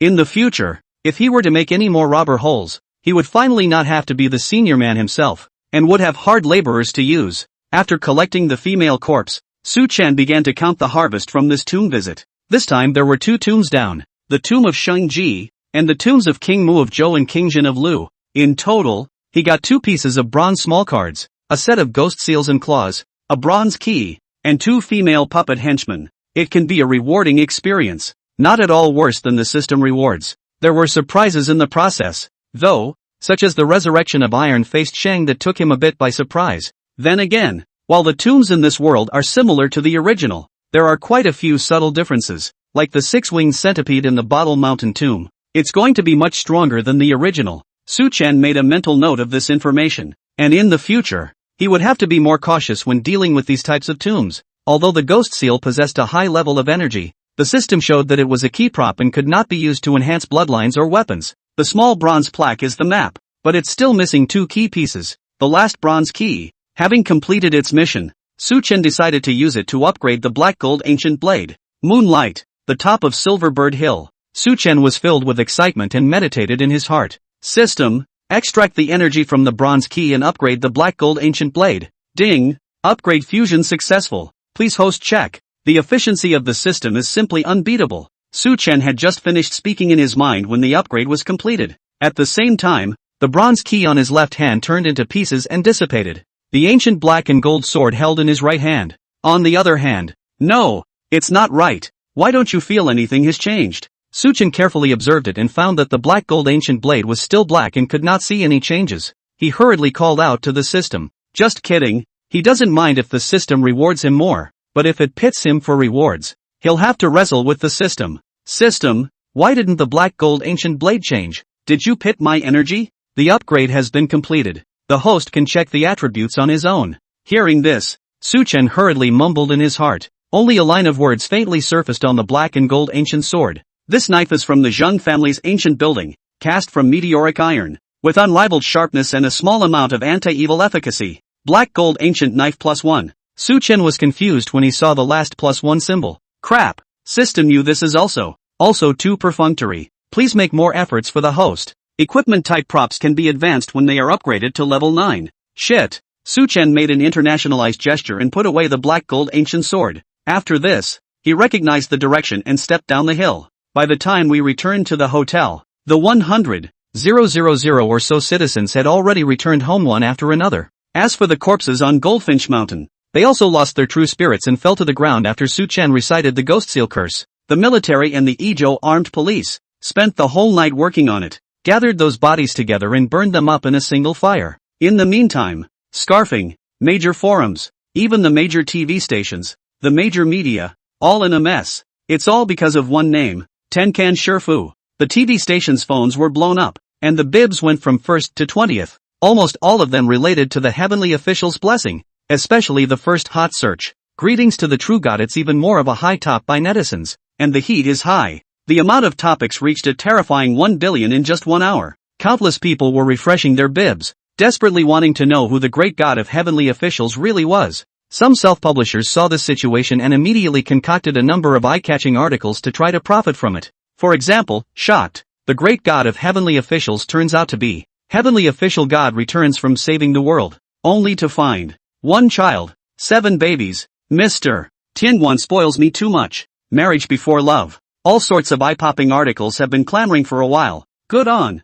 Officials didn't disappoint the public. Just as such articles were bubbling up, a joint statement was issued by 6 departments, led by the Institute of Archaeology, that the media must not be allowed to smear and defame Mr. Tianguan. After releasing the statement, a joint police operation across the country resulted in the arrest of more than a dozen such self-promoters in just 3 hours. Up to this point, articles like this, which are just for eyeballs and have no regard for journalistic veracity, have disappeared, and the heavenly officials are still high on the top of the hot search list. It was destined to be a sleepless night. Chapter 63, Preparing to go down to the grave. 24K gold username evacuated citizens of Ijo returned home one after another. The storm over the zombies at Goldfinch Mountain is gradually subsiding, but the military, fearing that there are still zombies left in the Goldfinch Mountains, eventually came to an artillery wash. And so it was. The entire population of Ijo enjoyed a free fireworks show that lasted for 2 days and 2 nights. It is said that the whole 6 or 7 meters were cut off the head of Goldfinch Hill.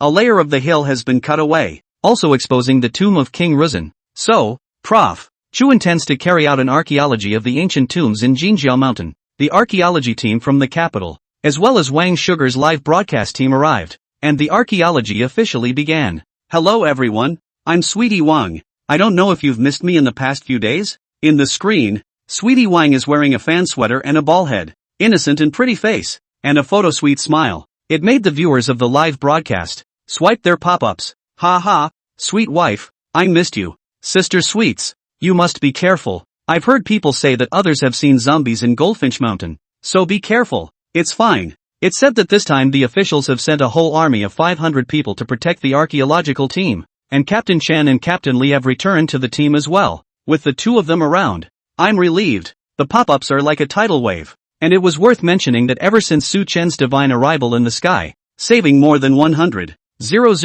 people in Ijo, he had become the idol of the entire nation. The live broadcast of the archaeological team has directly become the meat and potatoes of the whole network's live broadcast platform competition. Who let the big man, the heavenly official, show up at the archaeology team live every time? The live broadcast platform was so noisy that it was finally mediated by the officials, who decided to share the archaeological team's live broadcast across the network. The dispute only subsided when the archaeological team was seen live on whatever platform they were on. As Wang Sugar spoke, she turned the camera to Goldfinch Mountain behind her. Once upon a time, Goldfinch Mountain was considered a beautiful mountain, but after 2 days and 2 nights of artillery cleansing, the entire peak was bare and pockmarked with shells, and in many places it was burned to a crisp. As you can see, the current Golden Bird Mountain is full of holes, and the mission of this archaeological team, besides exploring the unexpected discovery of the ancient tomb complex, there is also an even more important task, which is to find out the reason for the emergence of the corpses. As soon as the words left his mouth,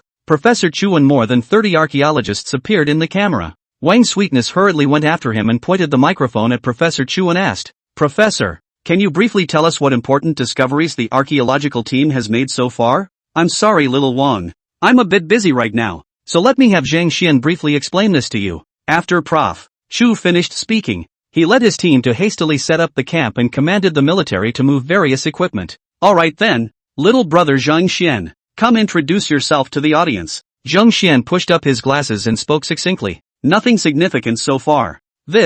Now, not only was Wang Sweetness dumbfounded, even the audience in the live broadcast room was greatly dissatisfied. However, Zhang Xian spoke with a big gasp and added with a twist of words, "However, the water cave in Jinjiao Mountain was blown up, revealing the dark river inside, and we found a lot of strange creatures with extremely large heads in the dark river, and that kind of creatures feeds on corpses, and the archaeological team named it corpse worms for the time being." Wang Sweetness froze at the words and asked, "Corpse worms?" Zhang Xian nodded and signaled, "You can come with me to see the capture screen with your own eyes." Wang Sweetness hurriedly followed. It didn't take long for the two to come to a river a few miles away. The river, originally, was a dark river in a cave. Because of the artillery wash, the cave was directly cut down, which left the dark river exposed. There is a group of soldiers, who are using steel nets to catch the creatures in the river. Within moments, a cheer could be heard erupting from the soldiers. A peculiar bug, almost the size of a faceplate, was captured. Sweetie Wang hurriedly pointed the camera at the bug,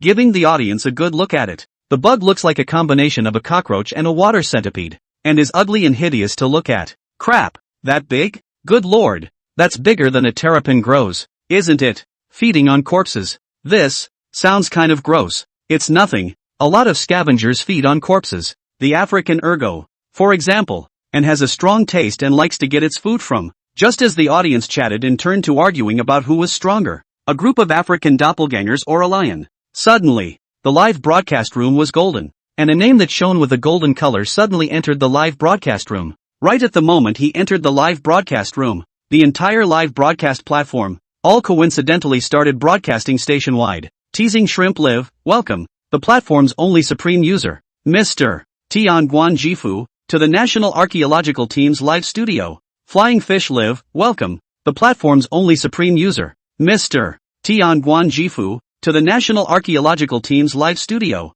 Dragon's Tooth Live, Pearls Live. The moment the station-wide broadcast went off, countless users were stunned. Ah, it's the great god of heavenly officials. The great god of heavenly officials has finally appeared. The true god returns to his throne. How can you and other mortal anchors stop me from having an audience with the true god? Moment. The number of people on the archaeology team's livestream went straight up more than 10 times. The number of viewers on the entire network, in just a few minutes, skyrocketed directly from less than 6 million to 100 million. In the meantime, Capital Su Chen looked at the screen, the nickname that was so golden that it was about to flash his eyes. If this had been any other user's name like this, he would have absolutely had to spray a line. Who's pretending to be so damn prickly? But when he thought about the username being himself, he couldn't help but have 100 sleepers popping up in his heart. Looking at the screen full of greeting the true god, the corner of Su Chen's mouth skimmed, and after thinking about it, he still sent a line of pop-ups according to the original plan. That one isn't called a corpse insect,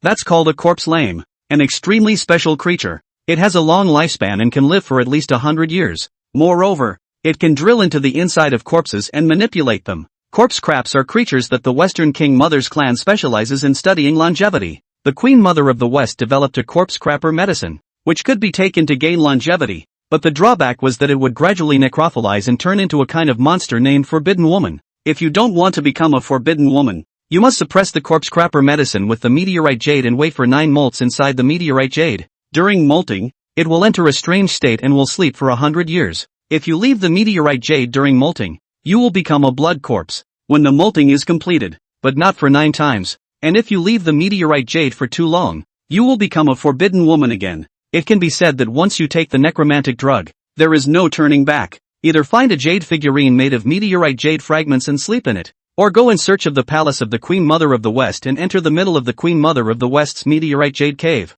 It is certain that King Mu of Zhou, being the lover of the Queen Mother of the West, should have gotten the Queen Mother of the West's recipe for necromantic medicine and refined it in the tomb. King Lu Zhenwang and Iron Face Shang also got the corpse cracker medicine from King Mu of Zhou afterwards, which is the secret of the jade figurines that can make people live forever, and the same principle as the meteorite jade cave of the Queen Mother of the West. Chapter 64, Corpse Cracker King. Su Chen's reminder. As soon as Su Chen's pop-up appeared, it was immediately placed high above the screen. It caused countless netizens to eagerly discuss it. So this thing is called a necromancer. Up and up, eating human corpses and living for 100 years. Damn. It's disgusting to think about it. Front row, take a picture with the big guns. Wang Sweetness was pleasantly surprised to see this pop up. Hurriedly, he said, "Look, little brother Zhang Xian, the heavenly official great god is sending out pop-ups." Zhang Xian hadn't come to Izhou with Professor Chu a few days ago, and had stayed at the research institute to study the Corpse King in Bottle Mountain. The more he studied it,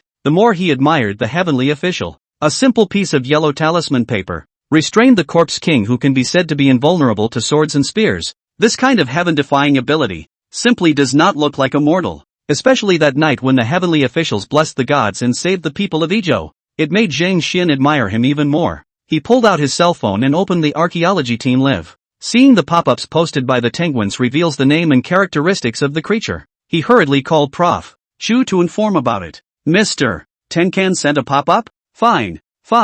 I'll be right over. Prof. Chu sniffed, his face showing surprise, and hurriedly put down the work at hand and rushed to the river. This necromorph is called a necromorph? Thank you for Mr. Tianguan's guidance. Zhang Xian, you immediately record this passage, and in the future, all of Mr. Tianguan's pop-ups should be recorded and compiled into a book for publication. Hearing Professor Chu's words, Wang Sweetness was a bit surprised and couldn't help but ask, Professor, you're going to publish the words of the heavenly official great god into a book? That's right. Professor Chu smiled smugly and explained, this is an order from Director Zhu himself. Mr. Tianguan knows countless knowledge of ancient tombs and has researched many peculiar creatures. His words can help the archaeological community take many fewer detours. As he spoke, Zhang Xian, who was on the side, had already taken out his notebook and solemnly recorded the words of this pop-up. By the way, he also gave the audience in the live broadcast room as well as Wang Sweetie a generalization about the discovery of corpse crappie, the process of capturing it,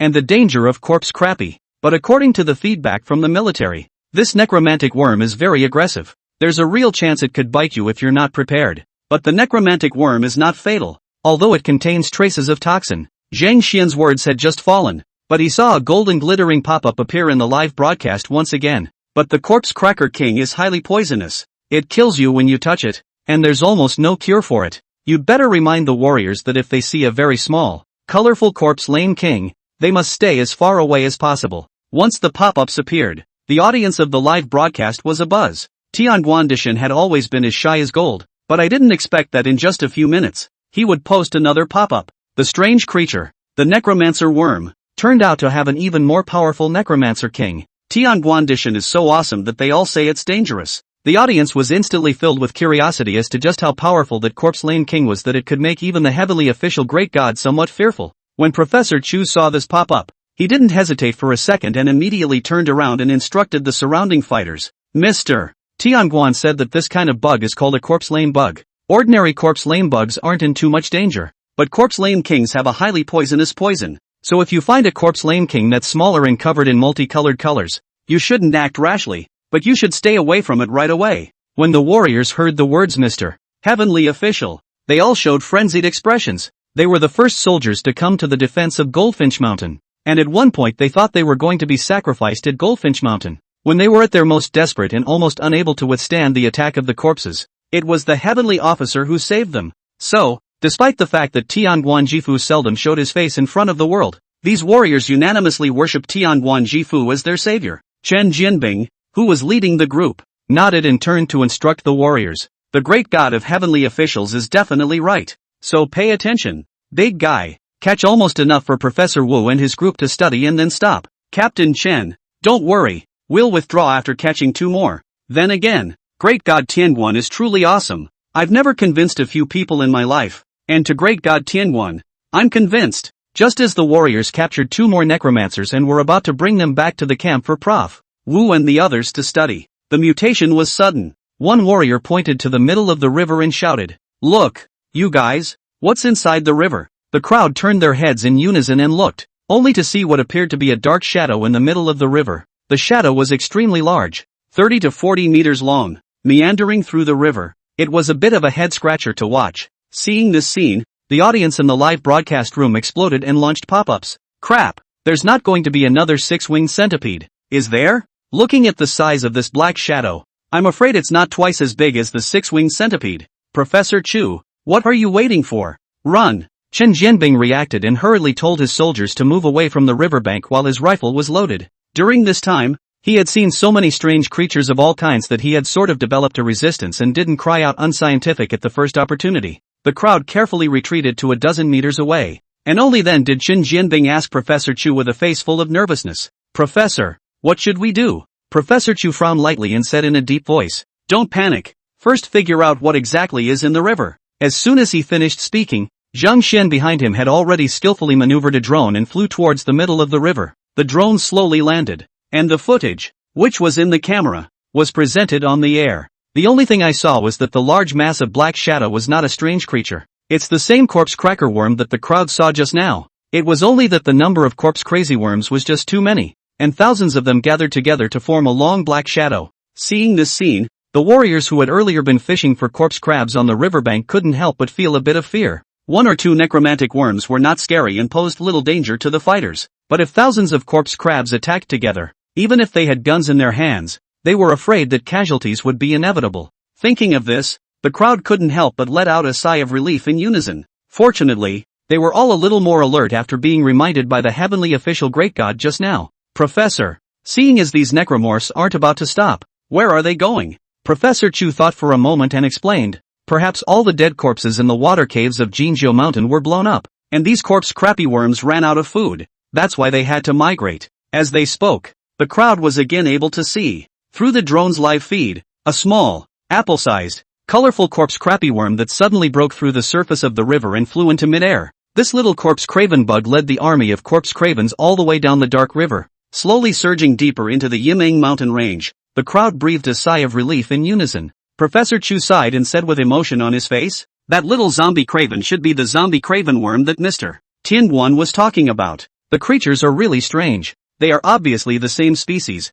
no matter the size or the looks, but they can differ so much. Before the words fell, Professor Wu's familiar voice suddenly sounded behind the crowd. Hey, that's not true. Aren't ants also such creatures? Ordinary worker ants and queen ants are the same kind of creatures, aren't they? But while queen ants have wings, ordinary worker ants don't. Hearing this, Prof. Chu laughed and turned to look at Prof. Wu. Old Wu, I've already said that you've just arrived in Ezhou, so take a night's rest in the hotel before coming back. Why can't you wait even one night? Prof. Wu rolled his eyes and returned in an uninterested manner. Bah, if I really believed you, I'm afraid I would have to regret it to death. If not for the fact that I couldn't wait, how could I have seen such a peculiar scene? After saying that, Professor Wu walked over and looked at the scene of the migrating necromorphs in the drone footage, and couldn't help but murmur in admiration, it's really beautiful. Chapter 65, The Institute is shocked. Tianduan Jifu agrees to meet? The swarm of necromantic insects followed the dark river and gradually penetrated deeper into the Yimeng mountain range.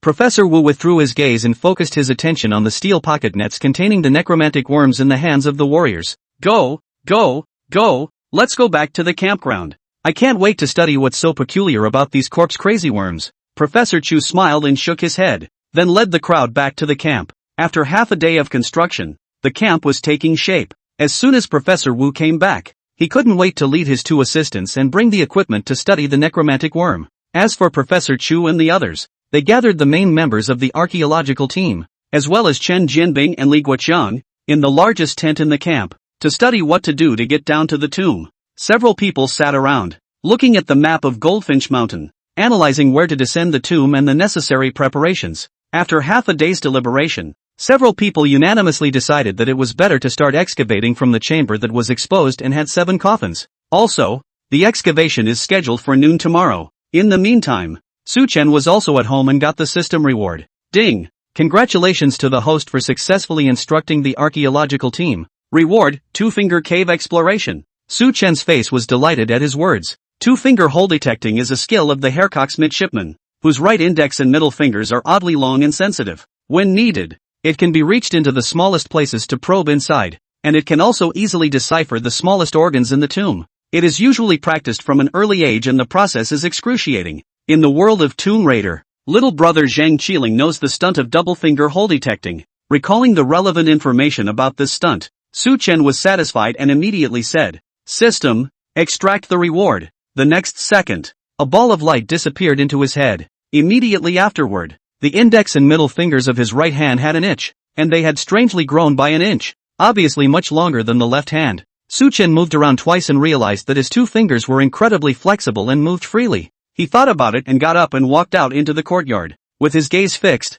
he poked both of his fingers towards the trunk of the date palm tree. Pust! Only a muffled sound was heard, and 2 holes were instantly poked out of the trunk of the date palm tree. Crap! It's kind of strong. Su Chen nodded his head in satisfaction, and then was a bit distressed. 2-finger cave detection was strong, but he couldn't go out to meet people with such peculiar fingers. Could he? Just as Su Chen was in a difficult situation, his right index and middle fingers once again became itchy and slowly contracted back. Su Chen was dumbstruck. Slippery, stretching freely. This should not be called 2 fingers to explore the hole. It should be called Rui Golden Hoop Finger. Satisfied and returning to the living room, Su Chen once again put his attention on the live broadcast, ready to find an opportunity to pull another wave of the archaeological team's wool. It's just a shame that Professor Chu and the others are still discussing the preparation of the lower tomb. After a long time the audience did not like to watch. Wang Sweetness had to go to interview the other members of the archaeological team to talk about some of the things in life. Seeing that there wasn't much chance to wool gather, Su Chen was planning to leave. Suddenly, a bolded, reddish, and top-loaded pop-up screen was reflected in everyone's eyes, including Su Chen's. Mr. Sky Officer, are you there? There's something I'd like to talk to you about in private. Can you give permission? The username of the one who sent this pop-up is called Zhu Quanping of the Institute of Archaeology, and behind the name, there was an official certification mark. Seeing this pop-up, the audience in the live broadcast room was stunned. Elder Zhu. It's Elder Zhu. Crap. Elder Zhu actually came to the live broadcast room. Hurry up and take a picture with the big brother. What does Elder Zhu want with the great god of heavenly officials? You guys, could it be to collaborate in archaeology? Yeah, I heard that an ancient city site appeared in the Tark Desert some time ago, and it was said that the local archaeological team was paying a lot of attention to it. Is it possible that the institute is trying to hire a great god to lead a team to explore that ancient city? Bullshit, the great god is a living true god. The institute can't invite him. Just as the audience was arguing,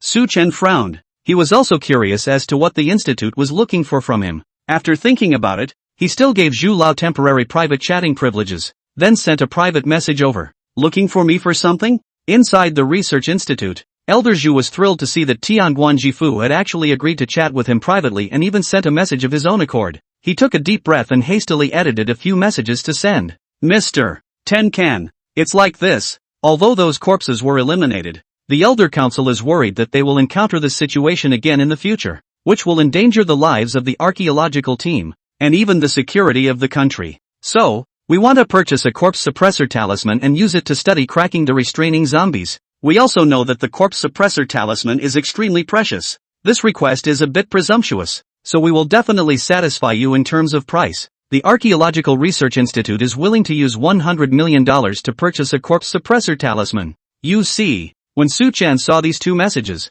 he was stunned. You want to buy the corpse suppressor amulet I'm holding, and you're offering $100 million?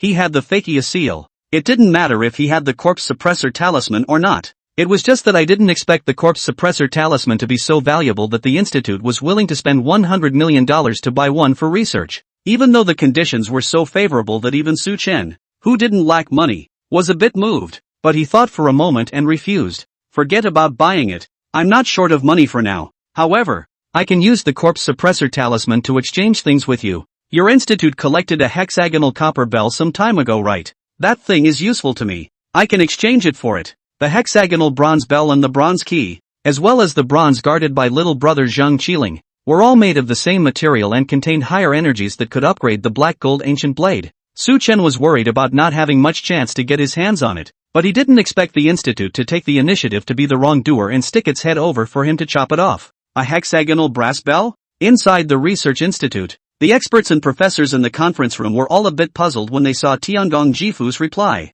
Although that copper bell is quite peculiar, it's not really worth much, is it? How can it be compared to the corpse suppressor talisman? That's right, Mr. Tianguan's corpse suppressor talisman is beyond the realm of science. Director, since Mr. Tianguan needs the bronze bell, let's trade with him, or the significance of the corpse suppressor talisman is more important. Agreed. I agree. Elder Zhu was also inclined to exchange, and when he heard the experts and professors say so, he nodded and hurriedly returned a message. Mr. Tenkan, the institute agreed to the exchange. You see what day is convenient for you. It doesn't have to be any other day. Just this evening at 12 o'clock. Just meet me in front of the institute. After sending the last message, Su Chen went offline. But the experts and professors at the institute were all excited without a second thought. 12 o'clock tonight? Could it be that Mr. Tenkan is coming over himself? Great. Director. This time it was Mr. Tianguan who took the initiative to show up. It wasn't us who went to check it out.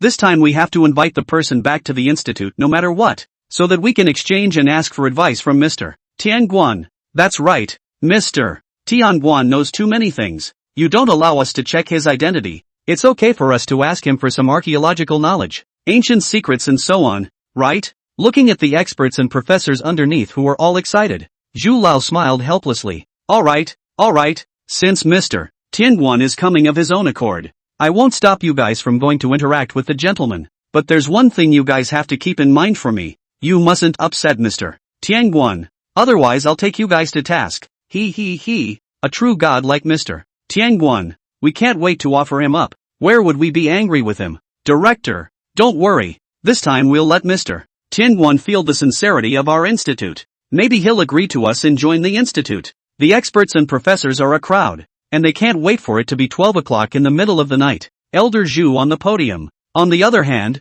smiled helplessly. The heart is also a little strange. Mr. Tianguan is not always very low profile. Why this time suddenly uncharacteristic? To take the initiative to come to the institute? Chapter 66, Copper Bell in Hand. Black Gold Ancient Sword upgraded again 12 o'clock in the middle of the night. Su Chen's quadrangle. Come on. Smile. Abba. Crap. I told you to laugh. Not to go and scare people to death. The female puppet, Xiao Hong, barely managed to pull out a smile that was worse than crying. Su Chen was instantly helpless. LOL. Look at the pretty witty female zombie. How can you be so stupid when it comes to conditioning? Never mind. Just get the brass bell and come back. Go early and come back early. After saying that, Su Chen stuffed the corpse suppressor talisman into Xiao Hong's hands. He was about to go back to playing 2 games when he suddenly saw that red wasn't moving. Su Chen tapped his head.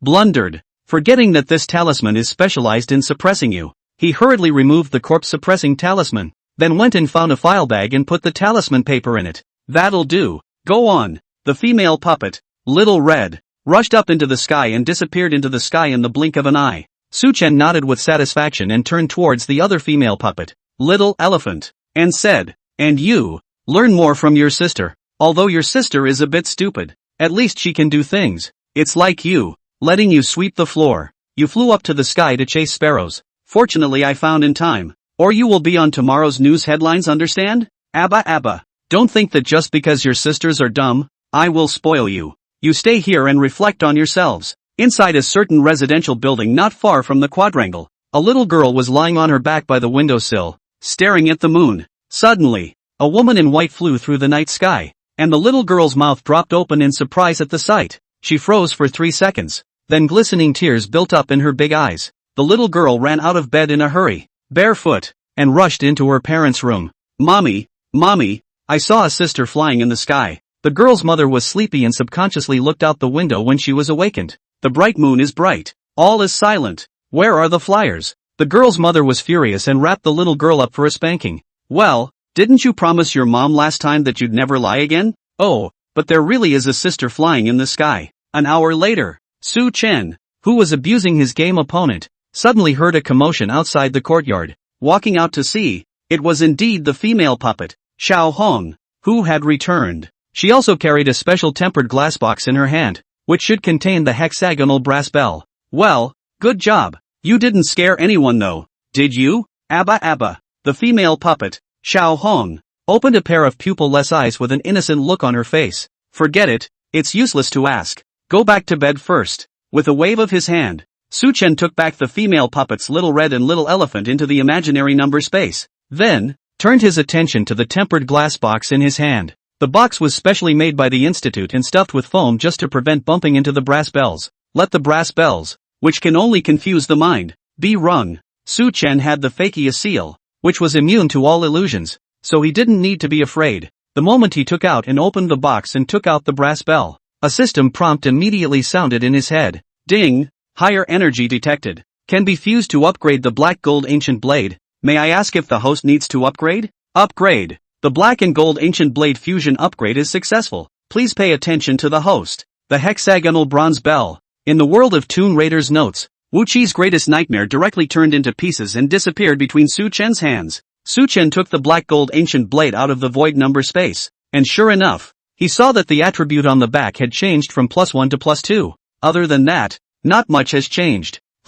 Just a little darker. Bronze keys, hexagonal bronze bells, and even bronze doors are actually made of the same material, which is a piece of extraterrestrial meteorite that accidentally crashed into the Earth thousands of years ago. The meteorite contains 2 substances, part meteorite jade and part meteorite copper. Rumor has it that the meteorite was split into 3 after it fell. The piece of meteorite jade fell into Mudo, which is where the Queen Mother of the West's kingdom is located, and was later cast by the Queen Mother of the West into the meteorite jade cave, while the piece of meteorite bronze fell in Changbai Mountain, and was cast by the Zheng family's ancestor into the Bronze Gate. The other piece fell in an underground mine in Jiangzhou and was found by King Wuzi. In addition to these, there are also a small number of meteorites that have been cast into small objects, such as the bronze key, the hexagonal bronze bell, that bronze god tree, and the jade figurines made from meteorite jade fragments. Su Chen recalled the contents of the Tomb Raider's notebook and couldn't help but drool over the meteorite jade cave of the Queen Mother of the West's palace. Such a large chunk of meteorite jade,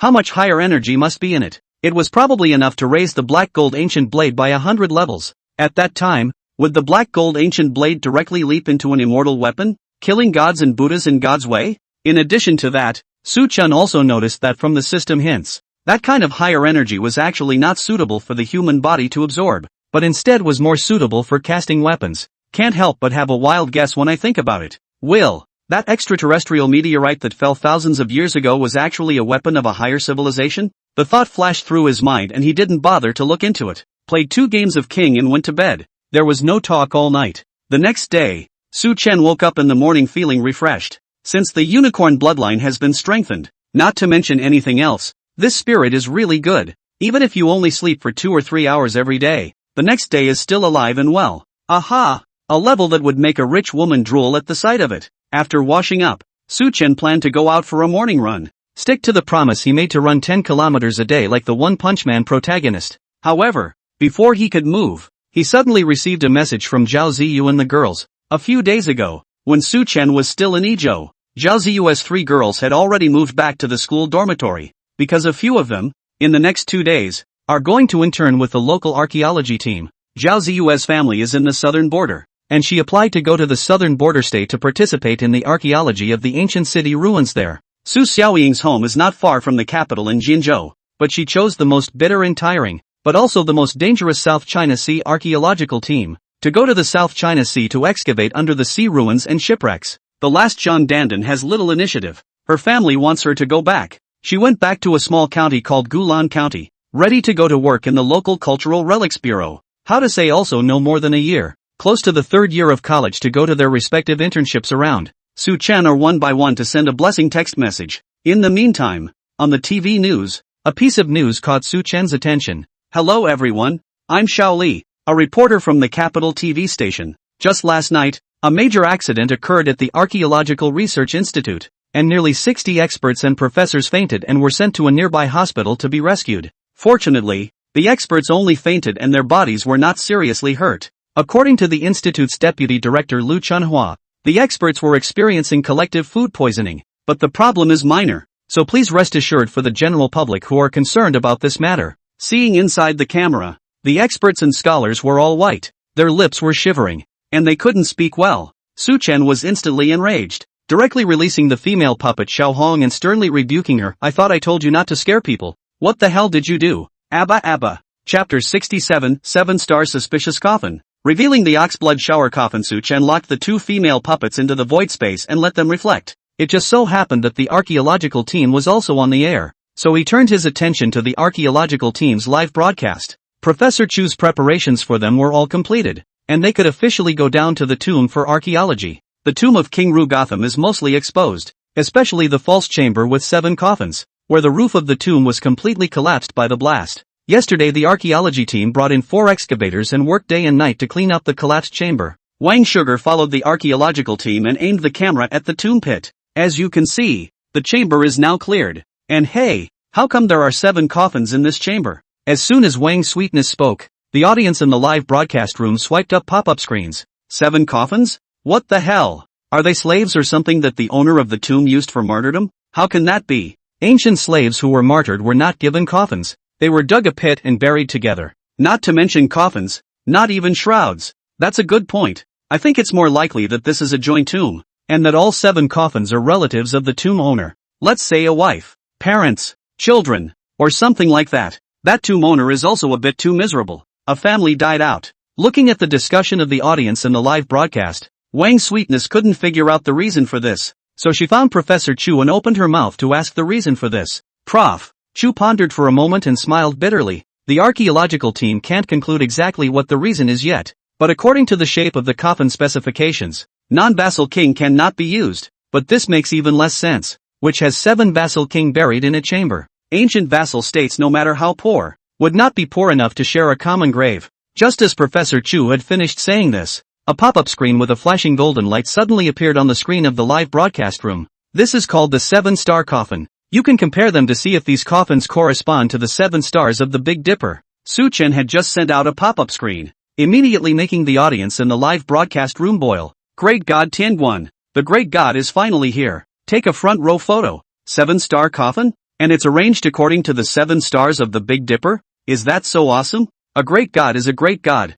A casual remark is full of knowledge. Everyone take notes. You'll be tested later. God, tell me more. Professor Chu froze when he saw Su Chen's pop-up 7-star coffin. He quickly turned around and had Zhang Xian bring over a pair of astrological charts. After comparing the astrological charts, he found that it was really like what Mr. Tianguan had said. The 7 coffins are just arranged according to the directions of the 7 stars of the Big Dipper, without any discrepancy. Professor Chu was full of amazement and couldn't help but ask the camera for sincere advice. Mr. Tianguan, why are these coffins arranged in accordance with the position of the 7 stars of the Big Dipper? Could it be that this also implies the learning of the 8 trigrams of feng shui in it? Ever since the last time Su Chen revealed the feng shui bagua, Professor Chu had kept this on his mind. Also more and more feel that the ancient wisdom is not worse than modern people, and even in some aspects, as if it had been. The 7-star coffin does imply the study of the 9 palaces and 8 trigrams in it, but not for the feng shui of the burial chamber,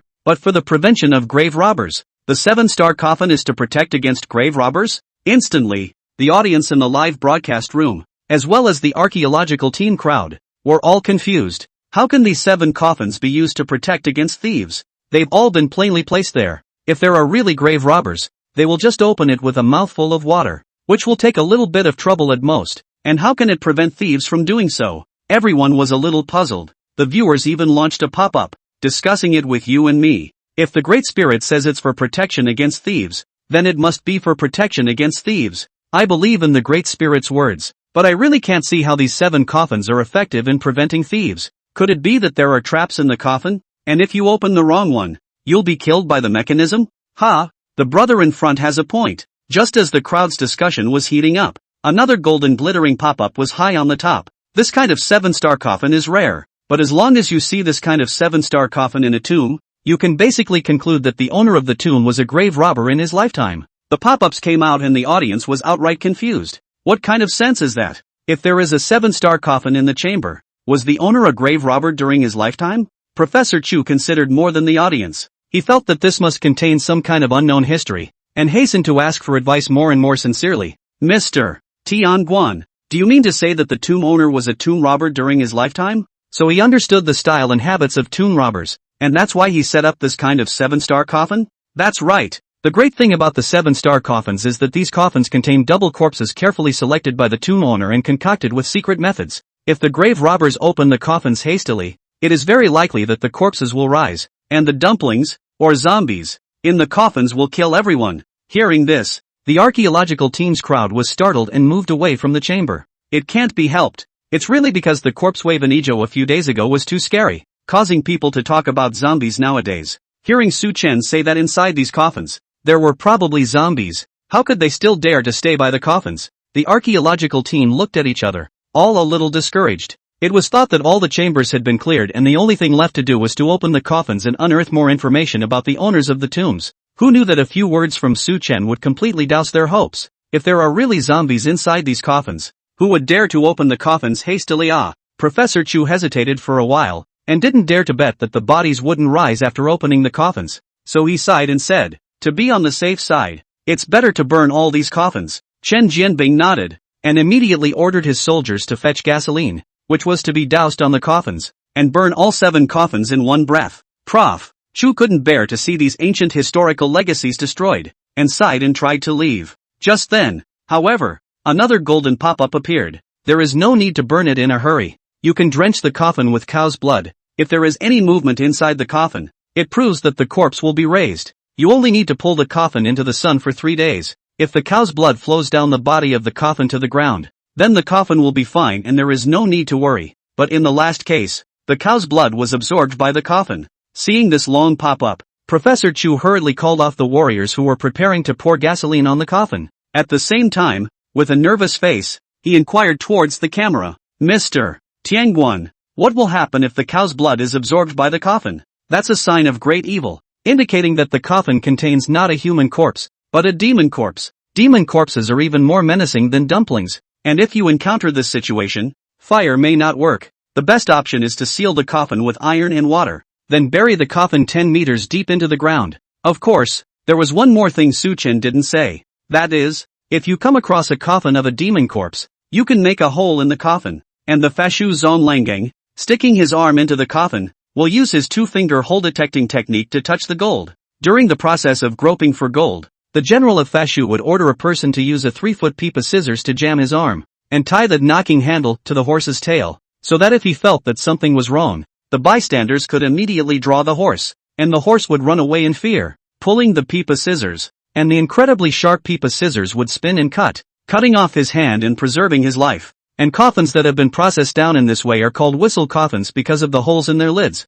which resemble whistles. In the world of Old Nine Gates, Zhang Qishan, the great Buddha master, had once used his 2 fingers to probe a hole and touched a coffin of a demonic corpse. Chapter 68, Sleazy Operation. Dumplings all destroyed. The archaeological team quickly bought several buckets of cow's blood. Chen Jianbing poured cow's blood on each of the 7 coffins. The crowd held their breath as they waited for the results. A few seconds passed. There were 3 coffins of cow's blood that flowed smoothly to the ground. The cow's blood from the remaining 4 coffins was congealed on the coffins, and there was a puff of white smoke. Without waiting for the crowd to react, these 4 coffins suddenly emitted a muffled thud. The muffled sounds grew more intense as more blood dripped from the cow. It made the hearts of the archaeologists present tremble. It was midday and the sun was shining. But everyone on the archaeological team was, in their hearts, a little cold. The viewers in the live broadcast room were equally a bit numb when they saw the scene. Rise and shine, and fucking 4 at once. Luckily this was in broad daylight. This would have scared people to death if they were inside a darkened chamber. Professor Chu. The coffin really moved. Wang Sweetie's face was horrified as she trembled. Professor Chu was at least someone who had seen a big scene and quickly calmed down. He pondered for a moment and turned his head to Chen Jianbing. Now that there is sunlight, the zombies inside don't dare to come out. It's hard to say at night. Just to be on the safe side, it's better to chain it up. Chen Jianbing nodded and turned to order the warriors to find the chains. In the meantime, when Qilin saw this, an idea suddenly came to his mind. When he was a kid, he used to think when he watched Uncle Nine's movies that zombies were afraid of sunlight. Anyone caught in the midday sun can be injured or even killed. If modern technological devices were utilized, the power of the sun would be increased a dozen or even a few hundred times. Is it going to work better than the Peachwood sword? Or even the Taoist magic of Mao Shan? Thinking of this, Qilin sent out a pop-up. Sunlight is the nemesis of ghosts and dumplings. You guys can try focusing the sunlight to try. Sunlight focus? Everyone, including Professor Chu, froze for a moment when they saw the pop-up. Yeah, since zombies are afraid of sunlight, let's make it more powerful. Utilizing concave mirrors, focusing the sunlight increases the power 10-fold, 100-fold. I don't believe the zombie in the coffin won't die. Professor Chu couldn't help but have a look of excitement on his face as he figured this out. Because, this is a way to deal with zombies that no one has ever thought of before. For example, the Goldfinch Mountain jackpot cave some time ago. As soon as the sun came out in the daytime, the corpses went to hide under the ground, and the warriors didn't dare to go in. If it had occurred to me at the time, to utilize the principle of secondary refraction focusing to bring sunlight into the ground. What 1,000-year-old dumplings? What hordes of corpses? That wasn't annihilated in minutes. Thinking of this, Professor Chu hurriedly turned his head to let the archaeologists go find the equipment for focusing. It didn't take long for the archaeologists to find a set of secondary refraction focusing lenses. It is said that this set of equipment can focus out the temperature up to 5,000 degrees of heat. Not to mention the dumplings. Steel can be given melted. Professor Chu pondered for a moment and then said, these 7 coffins are all wooden coffins, and the ignition point is around 200 degrees. Let's just adjust the gathering mirror to 180 degrees, and try not to damage the coffins and the accompanying artifacts inside. Hearing Professor Chu's words, the archaeologists expressed their agreement. Just it. Even if it's 180 degrees, that's a whole 10 times more fucking powerful. Soon, 8 2-meter-high focusing mirrors were set up, and the final spot of light gathered, aimed at the coffin. Almost instantly, the dumplings in the coffin then let out an extremely mournful scream. The screams lasted only 10 seconds or so before there was no more sound. The crowd of archaeologists waited for more than 10 minutes to make sure there was no movement. Then they moved the spotting scope and carefully opened the coffin with the crane. See only. The only thing left in the coffin was a body that had been turned into charcoal, and nothing else. Seeing that the gathering mirror worked, The archaeologists present all cheered. The audience in the live broadcast room, even more so, swiped wave after wave of pop-ups. Crap. Bull. It really did exterminate the zombies in 10 seconds or so. 10 times the focus. 10 times the power. This operation is too damn tawdry. Learned. In the future in the home always have a magnifying glass. Dumplings to dare to come. I cannot light it. Brothers up there, don't tease. The dumplings aren't stupid. How could they come out during the day? Anyway, we have learned another trick today. These dumplings are not so good. Afraid of this, afraid of it. Even the sun is afraid. Looks so weak. Weak? Are you kidding me? Put you in a coffin and bake it at 180 degrees and you can resist? The first experiment was a success, and the archaeological team built on the success by exterminating the dumplings in the remaining 3 coffins one by one. After opening the coffin, they did find some burial goods inside. The most valuable of these is a bronze sword. Although there is rust at the head of the sword is still sharp, and it is also inlaid with turquoise, which is obviously of high specification. Professor Chu and the team were thrilled. Seeing this, Wang Sweetness asked curiously, Professor Chu, is this sword very important? Professor Chu took a deep breath and replied in a deep voice, no, not very important, but very, very important. Sweetness, remember I said before that we have very few weapon artifacts from ancient times, right? The introduction of this bronze sword not only means that China mastered bronze smelting technology thousands of years ago, but it also means that China's ancient period was far more powerful than what we have speculated. After saying this, Prof. Chu walked to the camera and bowed sincerely in thanks. Mr. Tianguan, I'm really too grateful for your guidance. If it wasn't for your several instructions, I'm afraid that this bronze sword would have burned down along with the zombies. After listening to Professor Chu's explanation, the audience came to a realization and followed by brushing up a screen full of thank you. Heavenly official God, thank you, Big Brother, for pointing out pop-ups. As for Su Chen smiled, not caring. He's still pretty happy to have his childhood ideas come true. It also proved that he hadn't deduced wrongly that zombies were afraid of sunlight,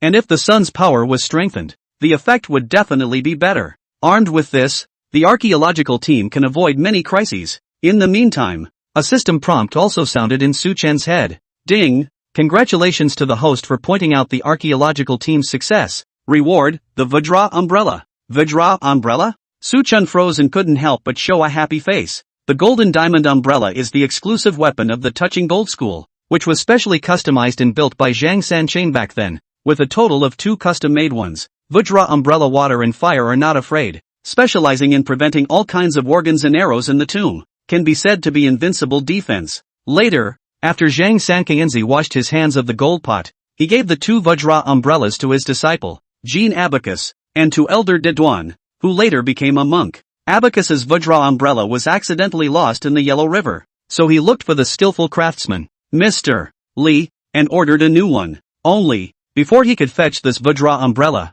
he died in the middle of the Dragon Ridge maze. As for Elder Dusty's Vajra umbrella, he passed it on to Partridge Whistle when he took him on as a disciple. The Partridge Whistle was later retransmitted to Shirley Young, and it is not the impression that the Vajra umbrella is the treasure of the mountain movers. The real provenance of the Vajra umbrella is still on the Touch of Gold School. Sure, maybe it's karmic predestination. Shirley Young's Vajra umbrella was accidentally lost in the Bug Valley in Yunnan, and then she went round and round and met the skillful artisan, Mr. Li, from whom she bought the 3rd Vajra umbrella ordered by Abacus at a high price. I have to say, it might as well be a predestined legacy. Chapter 69 Ghost Caveman appears. Re-entering the institute? Extract the reward. As Su Chen's words fell, a ball of light landed on his palm. After a flash of light, a steel umbrella appeared. The golden diamond umbrella was designed by Zhang Sanchain's turn to grave robbing. The material is not as good as the black gold ancient knife, but the various ingenious designs can bring out many things that the black gold ancient knife can't do. Su Chen took the Vajra umbrella and waved it twice, feeling that the weight should be roughly around 20 pounds. If it was too heavy, Shirley Young couldn't use it as a sidearm. Taking a deep breath, Su Chen turned his gaze to the one outside the courtyard. Never mind, the date palm branches are scattered, so I'm not going to hokey pokey about it. Su Chen picked up the Vajra umbrella and was planning to go to the nearby small park and find a random place to practice. The phone suddenly rang. Picking up his cell phone, he found that it was Professor Zhou Huiwen calling. Hey Cho, what can I do for you? Ha ha, great joy. Didn't I say last time that as long as Mr. Su solves the writing on the bronze tripod, I'll apply for a national medal for you, and the above has already approved it. But it's the first class medal that's a bit up in the air, but the third class medal is guaranteed to be there. On the other end of the phone, Zhou Huaiwen's tone sounded quite happy, but Su Chen wasn't happy about it. It was promised to be a first-class medal, and it hasn't even been a few days yet, and it's been downgraded directly to a third class? That's not a very nice thing to do. After thinking about it, Su Chen simply didn't even bother to receive the third-level medal and directly politely refused. Mr. Su, I know that this matter is indeed what our institute did wrong. The main bar is that it is really difficult to apply for a first-class medal, and the ancient scripts last time didn't help much in solving the zombies. That's why. Speaking of this, Zhou Huaiwen suddenly turned his words around and added, by the way, Mr. Su, haven't you always said that you would be informed if there were similar ancient writings? And recently the institute has really made a discovery. Last month, the border guards on duty in the Qilin Mountains inadvertently found some traces of ruins underneath a glacier, as well as some jade jewels, jade pendants, and other artifacts. There are quite a few peculiar ancient writings on them. Do you want to come to the institute to take a look? Qilin Glacier? Mysterious ancient writing? Could it be Ghost Caveman? Su Chen, who was originally still listless and all ready to hang up the phone, instantly became energized. Qilin is the ancestor of all mountains and contains countless myths and legends. For example, legend has it that the Queen Mother of the West resides in the Qilin Mountains. Both Ghostbusters and Tomb Raiders have depicted the Qilin Mountains, especially the Ghostbusters world of the Qilin Mountains, which contains not only the 9 layers of the Demon Tower, but also the Devil's Kingdom Divine Palace. There is no end to the variety of menacing monsters and strange creatures. The most powerful of all is undoubtedly the Dapper Ghost Bug. The Dapple Ghost Bug has 2 forms, one of which is infinite karmic fire, capable of burning a person to ashes the moment it touches them, with its only nemesis being water. The other is Nipor God Ice, capable of freezing a person into ice the moment it touches them. The only nemesis is fire. Moreover, the Dap Ghost Bug was able to switch between 2 different forms, depending on the environment. This can be even more unreasonable and vicious than the poisonous centipede in the Bottle Mountain tomb. The mechanism by which the poisonous centipede kills people can at least be explained by the fact that it is the centipede venom that corrodes the flesh and blood. How do you explain the Codophone Ghost Bug? Burning people to ashes or freezing them into ice. This looks like a spell from mythology anyway. Su Chen knew the reason. The reason why the Dap Ghost Bugs were so perverted was because they were not originally a product of Earth. According to the speculation of the original Hu Ba Yi and the others, there were a total of 3 kinds of creatures that came from another world. That is, the imaginary number space. The first one was that serpent god's relic bone in the bottomless ghost cave, which was most likely a fallen deity. The second is the black-eyed monster snake of the ancient city of Jingjie. The black-eyed monster snake's strength is not as perverse as that of the Dap Ghost Bugs, but it is equally capable of killing a person within a few seconds. The last type is the Dap Ghost Bug that appears in the Qilin Mountains. Su Chen guessed that if the border guards really found ruins in the glacier, it was highly likely that it would be the 9-layered demon pagoda of the Demon Kingdom, or the Demon Kingdom ruins. There's bound to be dapper ghost bugs in there, too. Thinking of this, Su Chen couldn't help but hesitate a bit. The dapple ghost bugs were so strong that they must contain higher energies. If he caught more of them, he might have enough to upgrade his bloodline. But, if he really ran into the overwhelming number of dapple ghost bugs, he would really be a bit weak if he was alone. Su Chen had the Fakius seal and the ghost seal and was not afraid of any dumplings or ghosts. The only thing that he was afraid of was this strange creature, which the ghost seal and the haircock seal couldn't restrain at all. After thinking for a moment, Su Chen still promised Zhou Huaiwen that he would make a trip to the research institute. Regardless of whether it was the 9-layer demon tower or the ruins of the demon kingdom, it was always necessary to go and verify it first. If he's here for half a day and realizes there's nothing there, it's a waste of time. Before leaving, Su Chen didn't forget to remind the archaeological team to pay attention to the Hydra cypress in the cavern. Hydra cypress is actually a good idea. The archaeology team can just bring a few extra large scissors. Institute. Su Chen had just arrived at the gate when Zhou Huaiwen came over to greet him. Just like last time, the duo was able to enter the interior of the institute after going through several checkpoints. On the way, Zhou Huaiwen gave Su Chen a general introduction to the process of the Qilin Mountain Border Defense Force picking up these artifacts.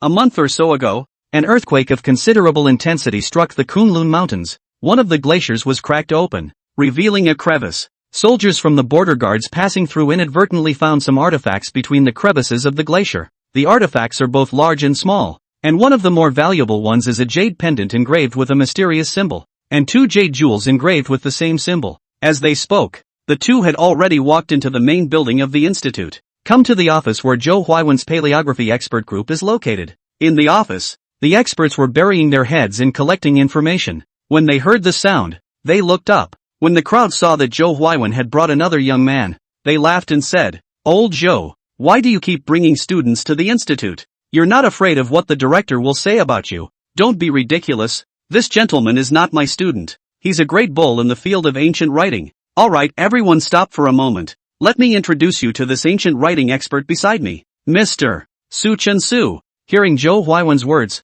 the experts and professors present coincidentally revealed surprised faces. They all turned their gazes to Su Chen, sizing him up from head to toe. "Old Joe, today isn't April Fool's Day either. What are you kidding?" "That's right, the lad's only in his 20s, isn't he? An expert in ancient writing? Old Joe, don't be fooled. Ancient writing is a profound study. Without decades of merit, how can we talk about proficiency?" It's not that these experts and professors were skeptical, but Su Chen was just too young. So young that he was several dozen years younger than the sons of these professors. Keep in mind that the youngest of this group of paleography experts are in their 50s. None of them have been steeped in ancient texts for more than 20 or 30 years. There are no less than dozens or hundreds of authorities on the literature that have been read and the ancient texts that have been compiled by themselves. If frontline archaeologists can be upgraded to professors for their great feats, they understand a little. However, in a field like ancient text analysis, which requires a great deal of specialization, it is not just a matter of daring to fight.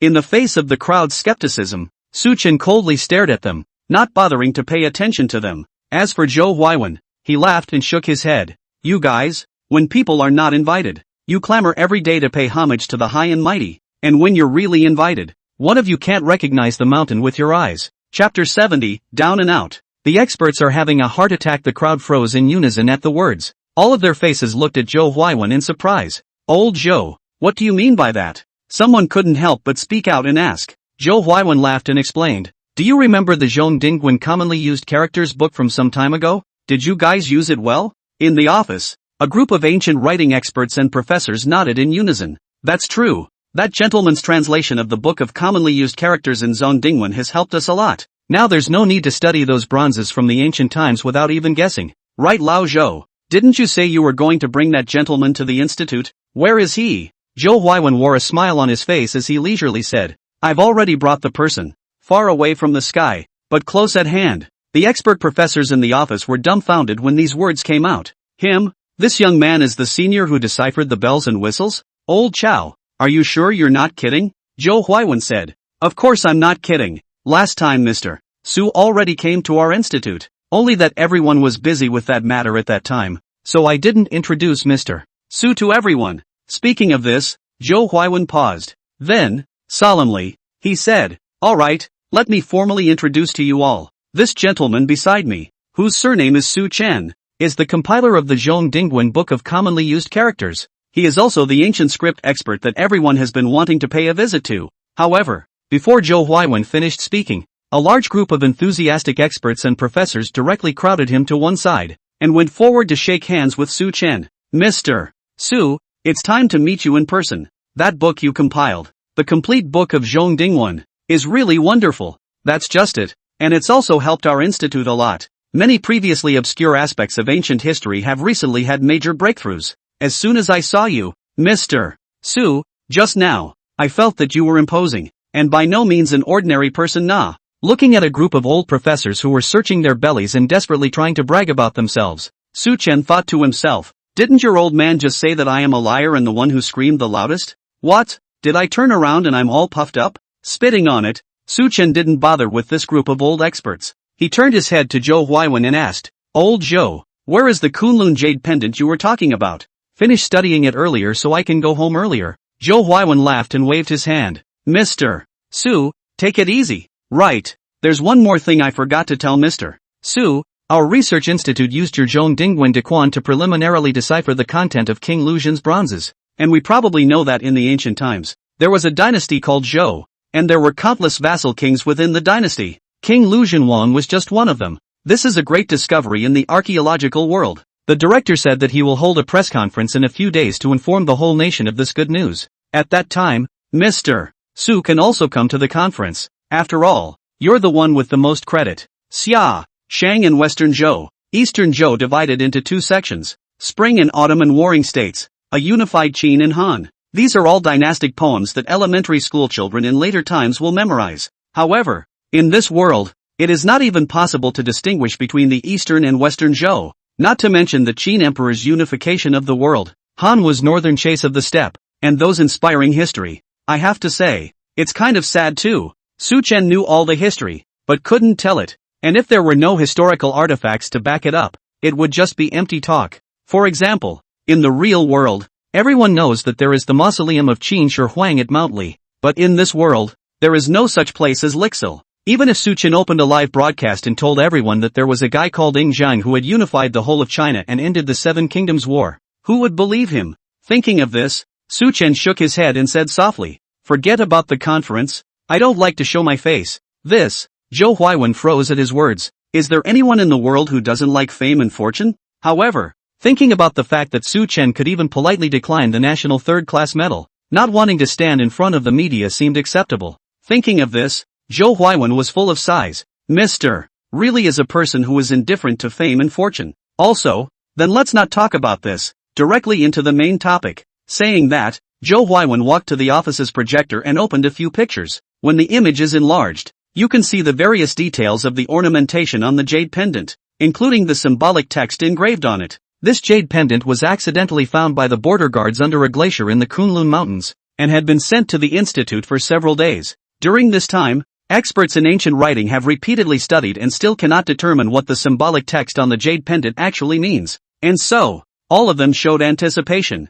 hoping that Su Chen could help them solve their confusion and also unlock the secrets of the Qilin mountain ruins. However, between the expectations of all the people, Su Chen gazed at the picture for a long time, but suddenly shook his head. Unfortunately, I don't recognize what the words actually say either. This. As soon as Su Chen's words left his mouth, the experts and professors present, including Zhou Huaiwen, were all filled with disappointment. Expected it most of the day, didn't think it would turn out this way. Zhou Huaiwen let out a long sigh and cheered up. It's alright, Mr. Su, don't blame yourself. After all, this ancient script is even more obscure than Zhongding. I believe that if we put our heads together, we will be able to solve it one day. That's right, Mr. Little Su is still young, don't care about the momentary gains and losses. Blame yourself? I'm not in that kind of mood, okay? Su Chen spat in his heart. He was not much of an expert in ancient scripts. It's just that the archaeologists in this world are so crotchety that they don't even recognize the Zhongding, which many ordinary people in the latter days know, which would worship him as an expert. As for the writing on the jade pendant, although Su Chen didn't recognize it, he could be sure that it was definitely Ghost Caveman. Ghost Cave script is a script unique to the world of Ghostbusters. The Ghost Cave clan, the Devil's Kingdom and the Psycheo Kingdom have a long lineage of using this Ghost Cave script. But, although Su Chen didn't know what the meaning of what was written on it, from the jade pendant's vessel shape and color, he could almost conclude that this jade pendant was exactly the same as Wang Kaishuan's jade pendant in Ghost Blowing Lamp. This jade pendant is the key to open the Jingjie Queen's underground palace. Thinking of this, Su Chen smiled faintly and changed his words. However, although I don't recognize this kind of writing, I know where he came from. Chapter 71 History of the Devil's Kingdom. Su Chen joins the archaeology team? Inside the office, the expert professors breathed a sigh of relief, and one of them had a sad face. Please, can you talk without such a big breath? Young people don't talk about martial arts, bullying a teacher with a bad heart. In spite of the grudge in their hearts, this group of experts in ancient writing was the first to perk up. Great, Mr. Su is really young and talented. Mr. Su is the future star of the ancient writing world. Mr. Su, quickly tell us what the origin of these ancient writings is. Su Chen secretly laughed in his heart and turned his words around. Although I know where it came from, but barring that, I don't dare to assert it without solid evidence.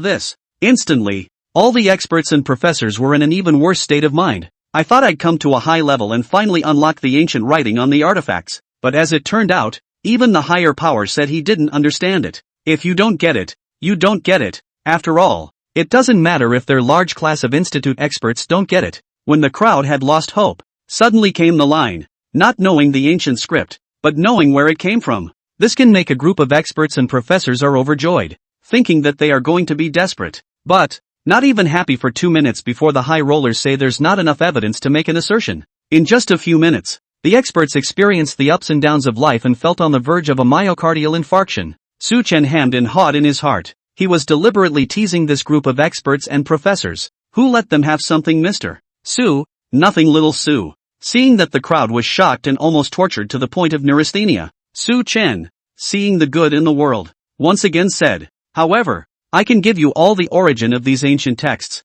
and refer to them together. Saying that, Su Chen coughed lightly. Walking to the middle of the office, he recounted the origins of the Ghost Hole clan. If I'm not mistaken, these ancient scripts should be the long-lost Ghost Cave script. Ghost Caveman? The experts looked at each other, all hearing the term for the first time. Ancient writing is vast. From hieroglyphics, to local scripts, to the ancient scripts of various countries, there are thousands if not tens of thousands. Even they, the expert professors who have been immersed in the field for decades, do not dare to say that they know every kind of writing. Mr. Su, what kind of writing is this Ghost Cave script? Is it the ancient writing of our country of China? Su Chen replied back. It's normal that I haven't heard of it, because the Ghost Cave script comes from the Ghost Cave clan, which went completely extinct about 2,000 years ago. Coupled with the fact that they are not a Central Plains ethnic group, it is normal that their script has not been passed down. Then, Su Chen roughly described the relationship between the Ghost Cave clan, the Demon Kingdom, the Zagrama clan,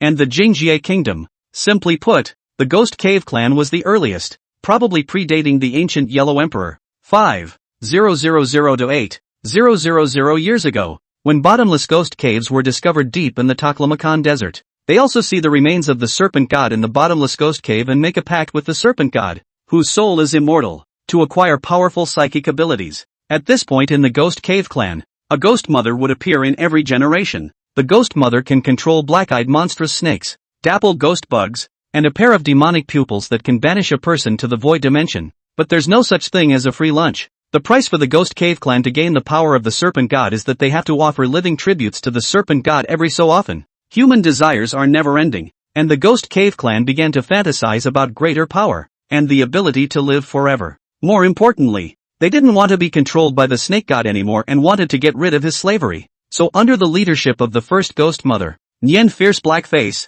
the Ghost Cave clan left the Taklamakan Desert and migrated to the Kunlun Mountains, where they established the Devil's Kingdom. The Ghost Mother has the Dapple Ghost Bug, the Black-Eyed Monster Snake, and the Demon Pupil ability, and is as strong as a god or a Buddha. The Demon Kingdom she established soon became the overlord there, suppressing and enslaving the neighboring tribes at will. The Demon Kingdom lasted for many years until the Shang and Zhou dynasties, when Master Lotus and the enemy-controlling Jeweled King took advantage of the death of the old Demon Mother of the Demon Kingdom and the birth of the new Demon Mother to rise up in one fell swoop and level the Demon Kingdom. The Grey Dust Pearl, which is in the hands of the Ghost Mother and represents the power of the Snake God, has also been transferred to the Central Plains. In the end, the Dusk Pearl was obtained by King Wen of Zhou. He wrote down in detail about the Dusk Pearl in the Dragon Bone Heavenly Book. The Dusk Pearl also became the legendary Phoenix Gallbladder that could make one immortal until it was obtained by King Xian during the Qin and Han dynasties and taken to the tomb. Besides, on the side of the bottomless Ghost Cave, after the Ghost Cave clan migrated to the Kunlun Mountains,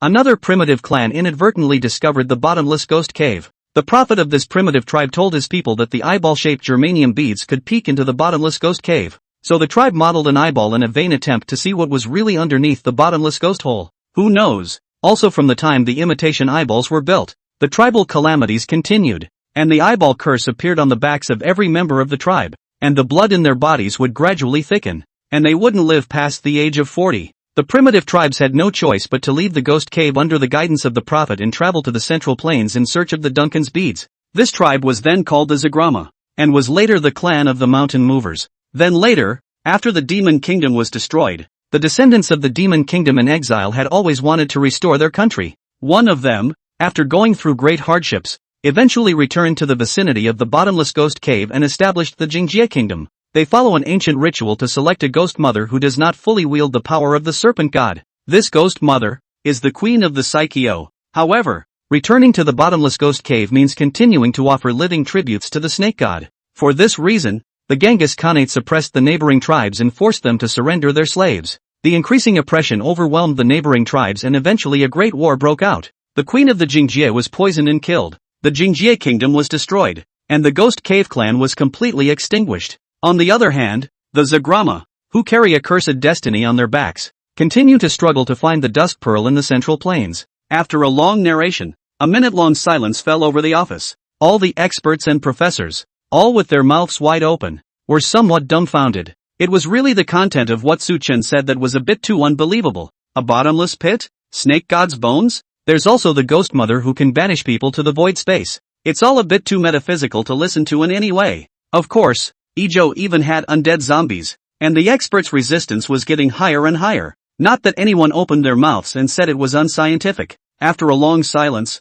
none of the experts present let out a long breath. Mr. Su is indeed very knowledgeable, and he is able to know all these ancient secrets like this. Ghost Cave Clan, Demon Country. Alas, I really don't know how much more wonderful history our country of China has buried underground and no one knows about it. Yes, I felt a little feverish just listening to Mr. Su's general narration of a paragraph. I really don't know how mysterious the experiences of the ancient ancestors were. More than that, I am more concerned about why there were many strange things in the ancient times, but they disappeared without a trace in modern times, and have not been gradually revealed until recently? This is confusing. It's just confusing. Zhou Huaiwen frowned and contemplated for a moment before asking in a deep voice. Mr. Su, are you saying that what the border guards found in the glacier is most likely the ruins of the Devil Kingdom? Su Chen nodded. There is this possibility, but as to whether it's the ruins of the Devil's Kingdom or not, we still need to have a field trip to find out. In that case, words of. Zhou Huaiwen smiled faintly and extended his hand towards Su Chen. Then on behalf of the Institute, I would like to formally invite you, Mr. Su, to join the Qilin Ruins archaeological team and invite you to join the Institute. I wonder if Mr. Su is willing to do so? Chapter 72 Departure. Qilin Glacier. Don't tease. Look at me. I can't lift my shoulders. I can't carry my hands. I'm just a weak geek. How can I follow you guys to archaeology? Su Chen bristled and refused without thinking. Kidding aside, that serpent god's remains in the bottomless ghost cave was most likely a fallen deity. The strength was unfathomable and nearly invincible. His small arms and legs, playing zombies is okay. To go to the bottomless ghost hole in the Jingjie country to find the snake god, that is not a gift. Even if he wanted to go, he would have to wait until he mixed up some more godly clothes, strengthened his strength by 7, 8, 90 times, and had the ability to protect himself. Zhou Huaiwen froze, obviously not expecting Su Chen to answer like this. All over China, almost everyone revered archaeologists. It was too late to rush to join the institute. How could anyone refuse so dryly? After freezing for 2 seconds, Zhou Huaiwen hurriedly explained. Mr. Su, you've misunderstood. I'm not asking you to join a first-tier archaeological team, but I'm inviting you to join the ancient writing expert group. Archaeological work has always been dangerous, and in the entire institute, it's only Professor Chu and those people who like to personally go to the front line to lead the work, while everyone else is basically doing research work in the backcountry. And it is true, like Zhou Huaiwen, these people are experts in ancient writing. You really let him on the first line of archaeology, to go and dumplings, all kinds of strange creatures to do a fight, but also inappropriate. They usually stayed in the towns near the sites, specializing in handling the precious artifacts brought back by the frontline personnel, as well as the photographic materials. Mr. Su, please rest assured that even if you want to go to the front line, we won't agree to such a scholarly expert like you. Moreover, if you really don't want to join the institute, you can also use the name of special consultant to temporarily join the expert group. After hearing this, Su Chen pondered for a moment and asked, that is to say, you don't have to go to the front line, just to the vicinity of the Qilin Glacier, to do a bit of artifact processing and research? That's right. Zhou Huaiwen nodded and explained. The specific site exploration will naturally be accomplished by professional archaeologists. After Su Chen heard this, he didn't resist so much. It wouldn't be out of the question to just go to the periphery, study the artifacts of the ruins of the Demon Kingdom, and look for a chance to see if you can't catch a couple of dapple ghost bugs along the way. Thinking of this, Su Chen raised his head and said, it's not impossible to join the ancient script research group, but I have a request. Hearing that Su Chen had finally changed his mind and was willing to join the ancient scripts research group, Zhou Huaiwen was immediately overjoyed and busily replied, Mr. Su, you can just say it. As long as the institute is able to do so, it will definitely try to satisfy you as much as possible. It's really not that hard. It's that if I have something to do and have to leave early, you guys can't make excuses to stop me. Of course, the institute's purpose is freedom and democracy. We won't engage in any one-liners. If Mr. Su wants to leave, he can leave at any time, and I guarantee that there will be no obstruction. After saying this, the other ancient script experts present nodded their heads. Once again, they enthusiastically gathered around and asked Su Chen for advice on the Zhongding script. Seeing this, Su Chen simply gave these experts an open class. As I said before, Zhongding 1 is the inscriptions carved on bronzes, with character shapes and stripped from oracle bone inscriptions, which are so similar to the Big Seal script. It was used for more than 800 years from the beginning of the Zhou dynasty until Qin unified the 6 kingdoms. The bronzes of this period are basically inscribed with bells and tripods. As for after Qin, after the Qin dynasty, we entered the era of porcelain. With fine and beautiful porcelain, who would want to use bronze that contains excessive lead and won't grow if you touch it too much? Su Chen explained Zhong Dingguan to the experts and professors all morning, and Zhou Huaiwen and a few old professors must invite him to dinner. Eventually, a few people ended up in the institute's small cafeteria. After eating, Su Chen realized that the treatment at the Archaeological Research Institute was really top-notch. The chef inside the small canteen, surprisingly, is a national banquet-level chef. A variety of top ingredients, such as South Australia's large lobster, North Sea caviar, all the fastest speed air transportation to the institute. After a meal, Su Chen was on the verge of being a bit moved, thinking that he should either agree to Zhou Huaiwen's invitation and directly join the institute. But there are still too many secrets about him to have too much in-depth contact with the institute. Other than that, even if the two female puppets were strong, they could still have their souls leave their bodies and attack the enemy with their spiritual power. If this was put on the battlefield, it would be a bug. If Su Chen joined the institute and exposed his identity, the country wants him to hand over the female puppet to contribute to the national defense cause. Will he hand it over or not? Taking a step back, even if he handed over the female puppet, and the state found out that his unicorn blood had a restraining effect on the evil spirits, and asked him to draw some more blood, would he do it or not? Once or twice would be fine, but if he was approached every day to draw unicorn blood,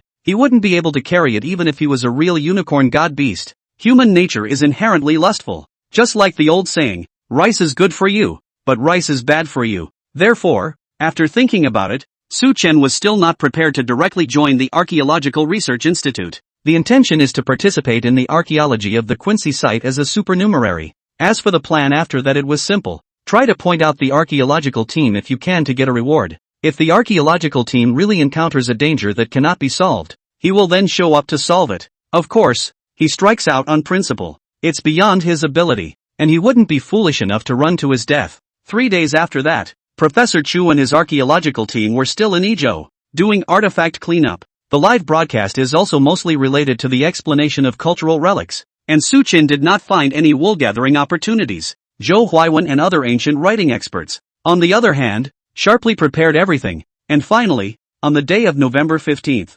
notified Su Chen to set off for Qilin Mountain. Soon, the crowd gathered at the airport. Zhou Huaiwen's group of paleography experts, including himself, numbered 7. In addition to this, the institute has provided these 7 experts with specialized life assistants, bodyguards who accompany them. A 20-strong archaeological team was formed. Compared to these experts who were traveling with one big box after another, Su Chen was awesome. A backpack from start to finish and nothing else, leaving all 7 experts a little dumbfounded. Mr. Su, aren't you bringing any luggage? The Qilin Mountains can be very cold, and besides, a lot of research materials have to be brought. Su Chen shook his head. No need, the research information all exists in my head. But, if there are ruins under the glacier in the Qilin Mountains, it should be the 9 layers of the Demon Tower of the Devil's Kingdom. If there is no accident, the 9 layers Demon Tower was actually relatively easy compared to other ancient tombs. There are just 2 places of danger, one being the dominant salamander, the other is the dapper ghost bug. But, right, according to the original description, the dominant salamander is just a larger ancient creature, and doesn't want to be like the 6-winged centipede, which possesses some kind of unbelievable ability, and a grenade can make it go up to the sky when the timing is right. As for the dapple ghost bugs, if this thing was spread out over the sky, it would be truly dangerous, and even Su Chen was afraid of it, but it's not particularly dangerous if there are only 1 or 2. Chapter 73, Glacial Fissure. Dap ghost bugs appear soon. The archaeological mission arrives in the Qilin Mountains, a few kilometers away from the Qilin Mountain Glacier. There is a border guard station. The archaeological team is temporarily stationed here. After coming to the Qilin Mountains, Zhou Huaiwen and these professors still underestimated the severe cold here. Each one is frozen and cowering in his down jacket, too armed to show his head. On the contrary, it was Su Chen, who simply put on a windbreaker, and still moved freely under this kind of severe cold. Looking at the group of old professors was envious. Still a young man after all. This physical fitness just can't be beat. That's right, Comrade Xiao Su is handsome and young. It's just that I don't have any granddaughters at home, otherwise I'd want to introduce my granddaughter to him. Xiao Su, let's organize our luggage and go to the glacier to simply do a preliminary inspection. What do you think? Su Chen hesitated and frowned. I'm fine with it. It's just that you guys don't need to rest. In case you freeze, there's no hospital here. Zhou Huaiwen smiled and waved his hand. It's fine, Mr. Su, you don't know. This group of old guys of theirs, as long as they see the artifacts, then all their problems are gone. They are more energetic than anyone else. As soon as Zhou Huaiwen's words left his mouth, the old professors present laughed out loud. That's right. If there really are Demon Kingdom ruins underneath the glacier like Xiao Su said, even if it's just a climb, I'll still have to climb to the Demon Kingdom ruins to take a look before I'm willing to do so. Alright, if you want to go so badly, why don't you hurry up and go unpack? The archaeological group was talking and laughing,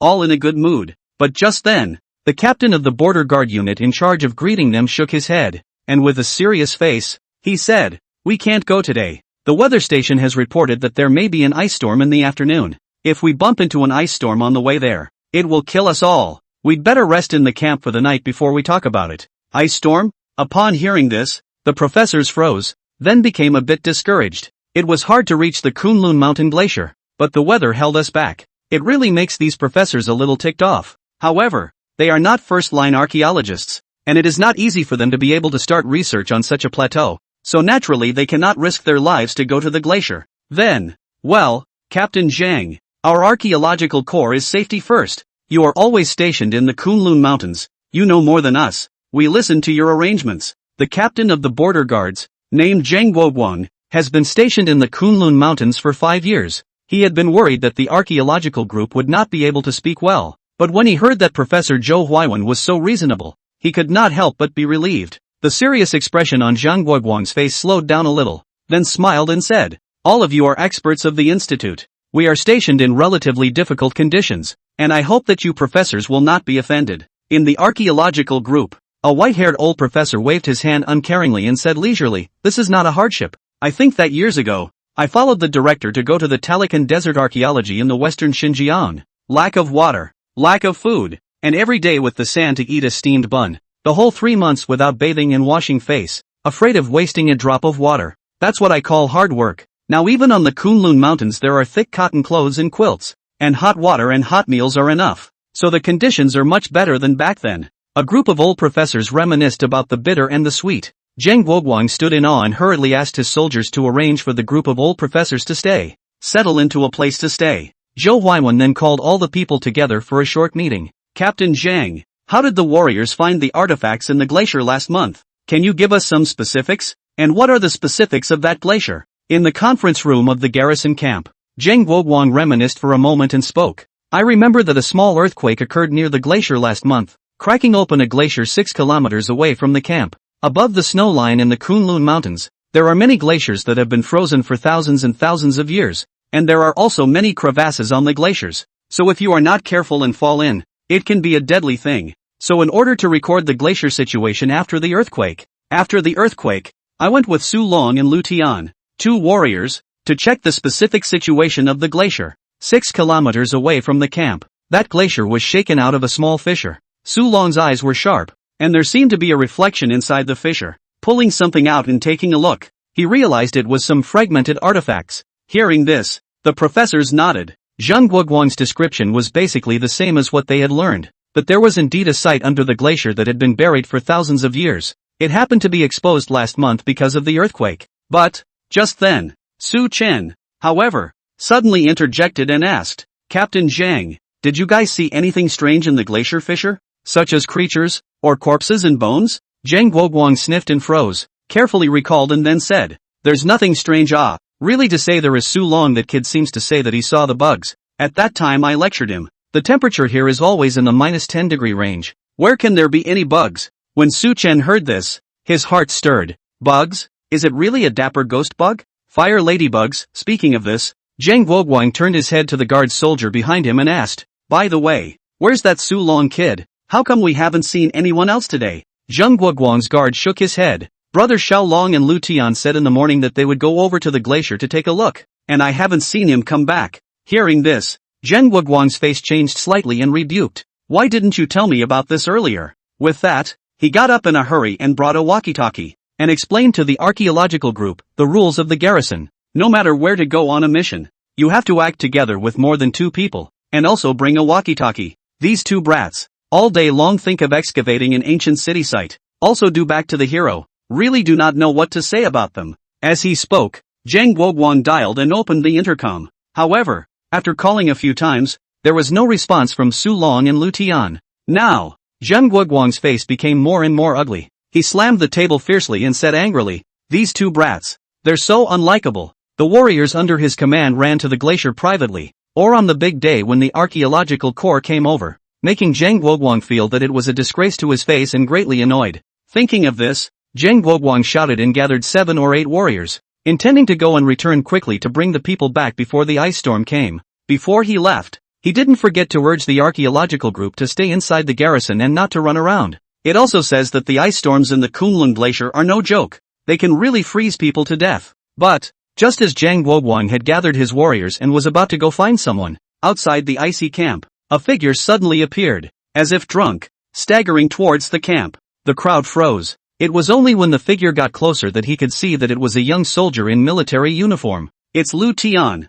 Luckily, nothing happened to the people. Lu Tian, why are you the only one? Where's Su Long? Zheng Guoguang secretly breathed a sigh of relief in his heart, then walked forward and grabbed the other party's collar and roared, "You kid still knows to come back, ah? What do you take discipline for? Where's Su Long? Why didn't he come back with you?" However, before the words were finished, Lu Tian suddenly let out a miserable howl and cried out, "Oh, dead. All dead." Chapter 74, Going to the Glacier Rift. Su Chen's decision. Zheng Guoguang froze, then roared, "Speak clearly. Who died? Where is that brat Su Long? Dead. All dead." Lu Tian looked like he was in shock and couldn't say a complete sentence, just mumbling and repeating this. Zheng Guoguang wanted to ask again, but Su Chen saw this and stepped forward to stop him. "Captain Zheng, he's in shock. You won't be able to ask anything more. Take him back to the house first to warm him up. Wait until he's a bit more settled before asking." Zheng Guoguang gritted his teeth and nodded, allowing the soldiers to help Lu Tian into the house. Only when Lu Tian drank a cup of hot tea and regained some of his senses did the crowd learn the ins and outs from him. As it turns out, Su Long saw a small ladybug-like insect with a red glow on its body in a glacier fissure last month. He kept this in the back of his mind and always felt that he wasn't hallucinating, that he was really seeing the bug. So, in this month, he often called out to Lu Tian and went to the glacier fissure to look for ladybugs. The first few times they had no luck, but who knew that today, they would both actually stumble upon a ladybug. The ladybug was deep in the glacial crevasse, separated by a thin layer of ice cover. The two of them observed for a while and realized that the ladybug's body was translucent and emitted a reddish light, which was extraordinarily beautiful. Su Long is very proud of himself and says that he wasn't wrong, and that it was the captain who was wrong. He also planned to smash open the ice cover and catch this ladybug back to bring it to Zheng Guoguang to see. But, just as Su Long smashed open the ice cover and grabbed the ladybug in his hand, his entire body suddenly caught fire. Lu Tian was shocked and went forward to try to help Su Long extinguish the fire, but before he could run over, Su Long's entire body was burned to ashes. What scared Lu Tian even more was that the ladybug was not burned to death, but instead flew towards him. How could Lu Tian dare to let the ladybugs get close to him? So he ran back lifelessly, ran all the way to the camp, which was a big cry. After listening to Lu Tian's narration, Zheng Guoguang's face turned blue and roared, "You can make up such outrageous words? You give me the truth. What exactly happened between the two of you? Where is that brat Su Long?" Not only Zheng Guoguang did not believe Lu Tian's words, everyone present, except Su Chen, almost no one believed Lu Tian's words. A ladybug that isn't afraid of fire and can burn people to death? There is nothing so outrageous in this world. Even the undead zombies in Ijo some time ago, they were afraid of fire. If you're burned by a flamethrower at close range, you're going to go up in smoke just the same. How in the world can there be a species that isn't afraid of fire and can survive the flames? Zheng Guoguang stared angrily at Lu Tian, his eyes a little red. Don't look at him with a mouthful of brats. But Su Long is the best soldier under his hand, and also the longest-serving soldier under his hand. Though not father and son, the bond is deeper than father and son. Lu Tian cried out, still shivering a little as he recalled the scene he had just seen at the glacier. However, he stood by his statement. Still dare to lie. You honestly explain exactly what happened. In lying that is to be court-martialed. Captain, I really didn't lie. Brother Xiaolong, he was burned to death by the bugs. Oh. You. Zheng Guoguang was incomparably exasperated and was at a point where he had nowhere to vent his anger. Su Chen, who was on the side, stopped him once again. Now Su Chen was almost certain that Su Long and the two of them had indeed encountered the fire ladybug. According to the description of the two men, it would be a fire ladybug that was in a dormant state. The two could still have a chance of surviving if they didn't startle it. It was only a pity that Su Long had chosen to catch the fire ladybug, which had put his life on the line. Thinking of this, Su Chen secretly sighed in his heart and spoke. Captain Zheng, Lu Tian didn't lie. There is indeed such a strange ladybug in this world. What? Including Zhang Guoguang, everyone present was shocked when they heard Su Chen's words. Comrade Su, do you know where this ladybug came from? Su Chen nodded and said quietly, remember the demon kingdom I mentioned? The reason why the demon kingdom can dominate around Qilin is because of their ghost mother, who can control a kind of creature called the Dap ghost bug, which looks similar to a ladybug. There are two forms of this creature. One is called infinite karmic fire, and an ordinary person who comes into contact with it will be burned to ashes in just a few seconds. The other is called Nipor God ice, which will freeze people into ice. However, this kind of creature is usually either seen at the place of the demon kingdom's rituals, or it is dormant in the 9-layer demon tower, and basically won't come out. Su Long saw the dapple ghost bug, and it's highly likely that it's one of the fallen ones. After hearing Su Chen's words, the experts and professors present all felt a bit incredulous. Being able to switch back and forth between infinite karma fire and Nipor God ice? How does this sound so fantastical? More outrageous than the zombies in Ezhou.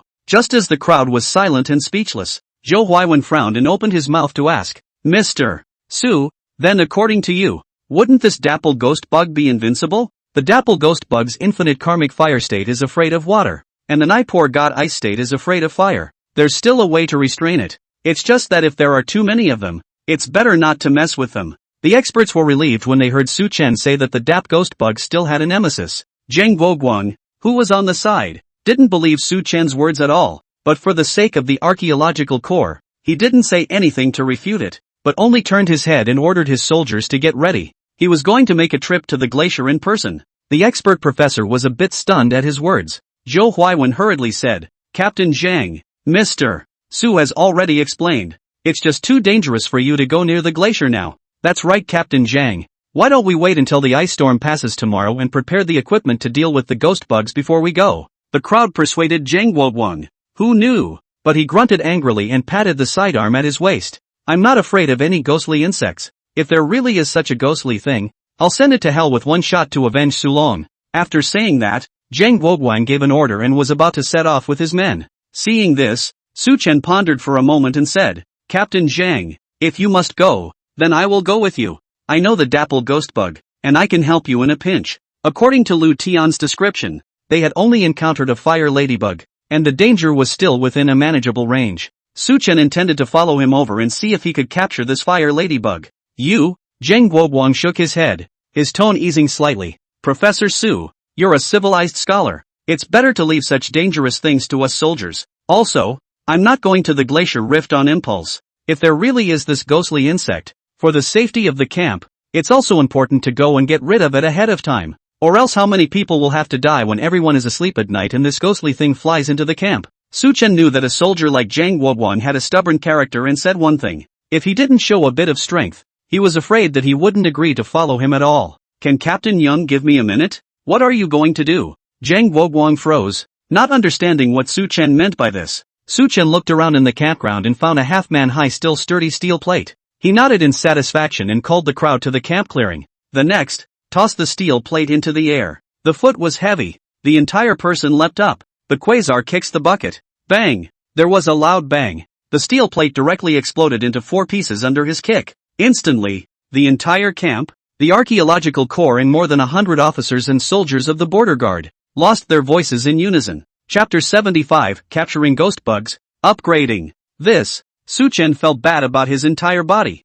It's not right. He had clearly withdrawn his force, using less than a tenth of his strength. At most, the strength of a professional fighter would only deform a thin steel plate with a kick. So how did it shatter? Despite not being able to figure it out, Su Chen's face instantly regained its breezy demeanor. Seeing that Zhou Huaiwen and the other professors were so shocked that they couldn't close their mouths, he casually explained, I grew up weak, so my parents made me take up martial arts to strengthen my body. Makes sense, right? Does it make sense? The archaeological team looked at each other, their brains a little messed up. Su Chen didn't care about the shocked archaeological group and directly turned to look at Zhang Guoguang. Captain Zhang, you see that I'm strong enough to defend myself, right? More than being able to protect himself, Zhang Guoguang felt that if Su Chen joined the army, he could win the all-army martial arts competition. With the strength of this kick that shatters steel plates, who dares to compete with him? I'm afraid if I don't get a kick, I'll be in bed for the rest of my life. Then, okay, but Professor Su,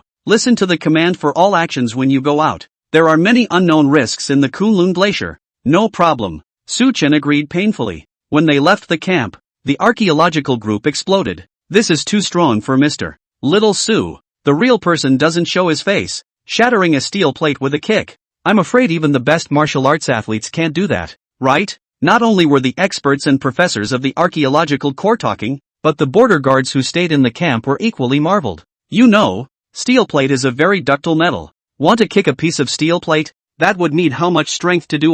This would be a proper champion if he went to a fighting tournament. Just as the crowd had been discussing for most of the day, they were marveling at Su Chen's strength. Professor Zhou Huaiwen walked over and picked up the shattered steel plate, then broke it with his hand. All that was heard was a crunching sound of a click. Surprisingly, he broke it off. The camp was instantly silent. In the archaeological group, a few old professors were even more surprised to look at Zhou Huaiwen and said with a puzzled face, "Old Zhou, you wouldn't also be a deep-seated master, would you?" Zhou Huaiwen was confused. Just now he did not make much effort, but this steel plate. Without waiting for Zhou Huaiwen to figure it out, a small soldier from the camp's cooking class suddenly ran over, looking around for something. After searching for half a day and not finding anything, the little warrior asked a casual question to the crowd. "Hey everyone, who saw the board I put out there? Planks? That's the board with the metal paint on it. It was in the barracks drying out. How come it's gone?" The little warrior scratched his head, unable to find his board. At this point, the crowd froze. Unexpectedly, they cast their eyes towards the steel plate in Professor Zhou Huaiwen's hands. Good lord! Together this is a board that even Professor Zhou can break with his hands. The crowd came to a realization and hurriedly contacted Zheng Guoguang. However, Zheng Guoguang's team had already traveled halfway, so it was even more inappropriate to let Su Chen go back alone, so he could only bring him along. As for Su Chen, after listening to the explanations of the experts and professors on the intercom, he couldn't help but feel a little embarrassed after seeing Zheng Guoguang's helpless gaze. Is it easy for him, a Jedi Master? It's so hard to want to show someone his hand, and he can still run into this kind of thing. Absolutely. Fortunately, Zheng Guoguang didn't say anything more, and with a few more words of advice, the team set off again. The group walked for about 40 minutes before finally arriving at the Qilin Mountain snowfield. To the eye, there was a blanket of snow. It's a bit of a Gulong novel, like the line "The cold wind is like a knife," using the earth as an anvil and treating all living beings as fish and meat. 10,000 miles of flying snow, using the firmament as an oven, melting everything into silver. Walking on the snowy plains, the biting cold wind mixed with ice and snow came to my face. It is only then that we can feel the majesty of nature and the insignificance of mankind itself. Su Chen was not so bad. He had a bloodline to enhance his physical quality and was able to resist this extreme cold. As for Zheng Guoguang and the others, even though they had been stationed at the Qilin Glacier for many years and were used to the environment here, they were still advancing with great difficulty against the cold and wind. In the wind and snow, Zheng Guoguang looked back at Su Chen in the middle of the group and realized that he was not lagging behind, but instead had a relaxed face, so he couldn't help but secretly admire him a little. After catching his breath, he looked up at the dimming sky again. Then he shouted at the top of his voice to the crowd, "The ice storm is coming. We need to move faster. We'd better hurry back to the camp before the ice storm comes." The group didn't say anything. They all secretly sped up. A few minutes later, the crowd finally arrived at their destination. Su Chen also finally saw the glacier rift. Only, this fissure is located at the edge of the glacier, and the depth of the fissure is only 1 or 2 meters, which can only accommodate 2 people to pass through side by side. Not like the huge glacial chasm that the main group goes to in the Ghostbusters world. Su Chen secretly pondered, estimating that the glacial rift found by the protagonist group was farther away and a bit deeper into the Qilin Mountains.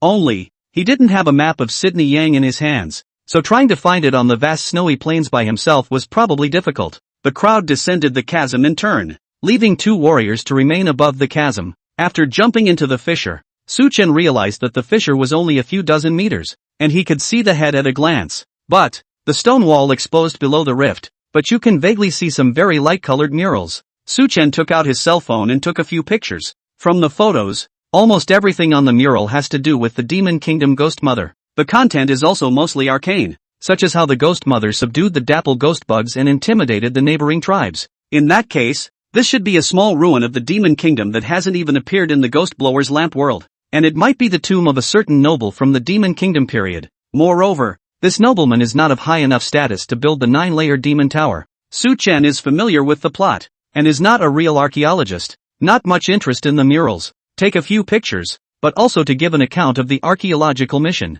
How to study it after that was left to Zhou Huaiwen and the others to bother with. After taking the photo, the group walked a dozen meters further. At this time, Lu Genius tremblingly pointed at a lump of black ash on the ground and said with a sobbing voice, "This is it. This is where Brother Xiaolong was burned to death by that bug."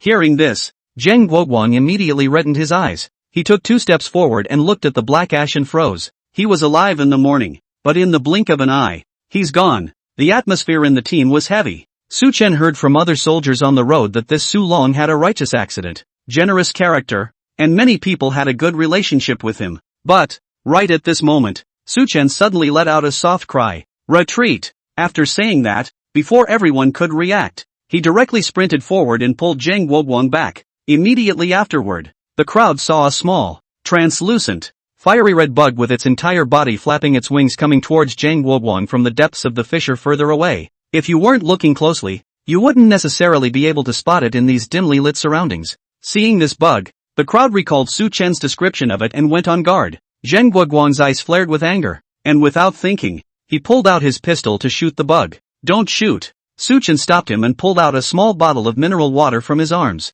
then unscrewed the cap and splashed it at the dapper ghost bug. The mineral water was right on target. "Just listen, Baird." The dapper ghost bug emitted a steaming cloud of water vapor smoke and eventually dropped helplessly to the ground. However, the ghost worm did not die immediately, and kept fluttering its wings on the ground, trying to fly again. Seeing this magical scene, Zheng Guoguang froze and couldn't help but say, "There really is this magical bug in the Qilin Mountains?" Su Chen nodded his head and said, "The world is a big place, and there is nothing strange about it." As he spoke, he took advantage of the crowd's lack of attention and put the ghost worm into the void space. Just as the ghost bugs had just been put into space, a system alert came. Ding! The system has detected higher energies. Please ask the host if he needs. Chapter 76, Space Upgrade. Su Chen angry ding. The system has detected higher energy. May I ask if the host needs to upgrade the void space? Su Chen froze when he heard the voice ringing in his head. Did the upgrade turn out to be an imaginary space? Not a bloodline? But when you think about it,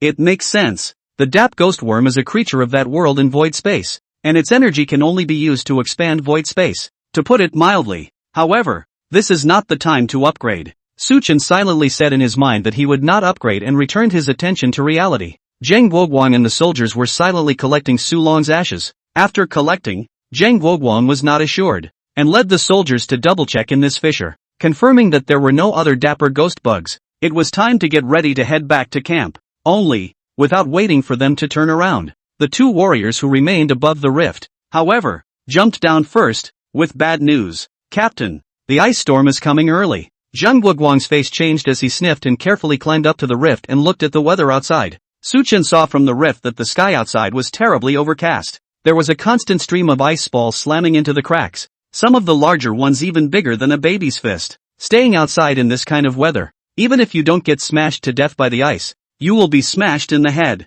Zheng Guoguang observed for a while and said somewhat helplessly, "The ice storm is blowing too hard outside. Let's wait here until it passes." Time passed by, and it was only when it was almost evening that the ice storm gradually stopped. The crowd, seeing that the ice storm had stopped, hurriedly departed back to camp. It was a tight ride, and we finally made it back to the camp before nightfall. After confirming the news of Su Long's sacrifice, the warriors in the camp were emotionally drained. Zheng Guoguang reported the news to the top, and without even eating dinner, he locked himself in the house and said he wanted to be alone. The archaeological group is also in a bad mood. Before the official archaeology, such a thing happened. No one's heart is not good. However, for the photos of the murals brought by Su Chen, the professors of the archaeological group were like treasures, and a few old professors didn't even bother to take a rest and went to the house to discuss and research with the photos. As for Su Chen, after a simple dinner, he returned to his single dormitory and prepared to upgrade the void space. Inside the room, Su Chen rubbed his hands together and said silently in his hearter system,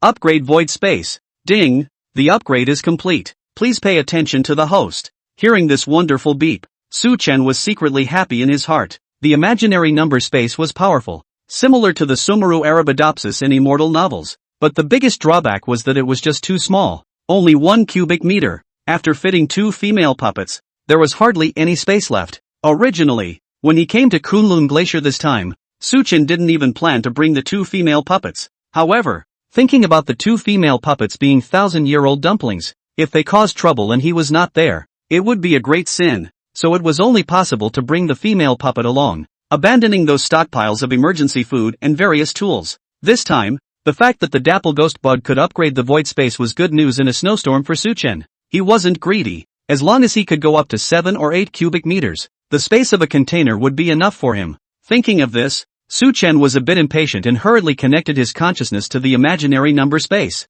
However, no, wasn't it upgraded? Where's my space? Suchen looked at the imaginary number space that was exactly the same as the original, still crowded with the 2 female puppets, and was instantly enraged. Goody system, are you embezzling my higher energies again? Circle your fork. Don't think that I wouldn't dare to scold you just because you're a system. Suchen vented in his heart before he heard the system's indifferent mechanical tone without the slightest emotion ring out. The imaginary number space has been upgraded. The host can check the data on his own. Hearing this, Suchen hurriedly opened the data panel, then saw this line. Imaginary space, 1,0001 cubic meters. Holy shit. Seeing a full 3 zeros after the decimal point, Suchen was instantly enraged, and directly used the 2-finger hole detecting skill, stretching out an old middle finger and silently comparing it to the system. A dapper ghost bug that added just 0,0001 cubic meters to him. That means he'd have to catch 10,000 of them to add 1 cubic meter. There were quite a few dapple ghost bugs in the 9-layer demon tower,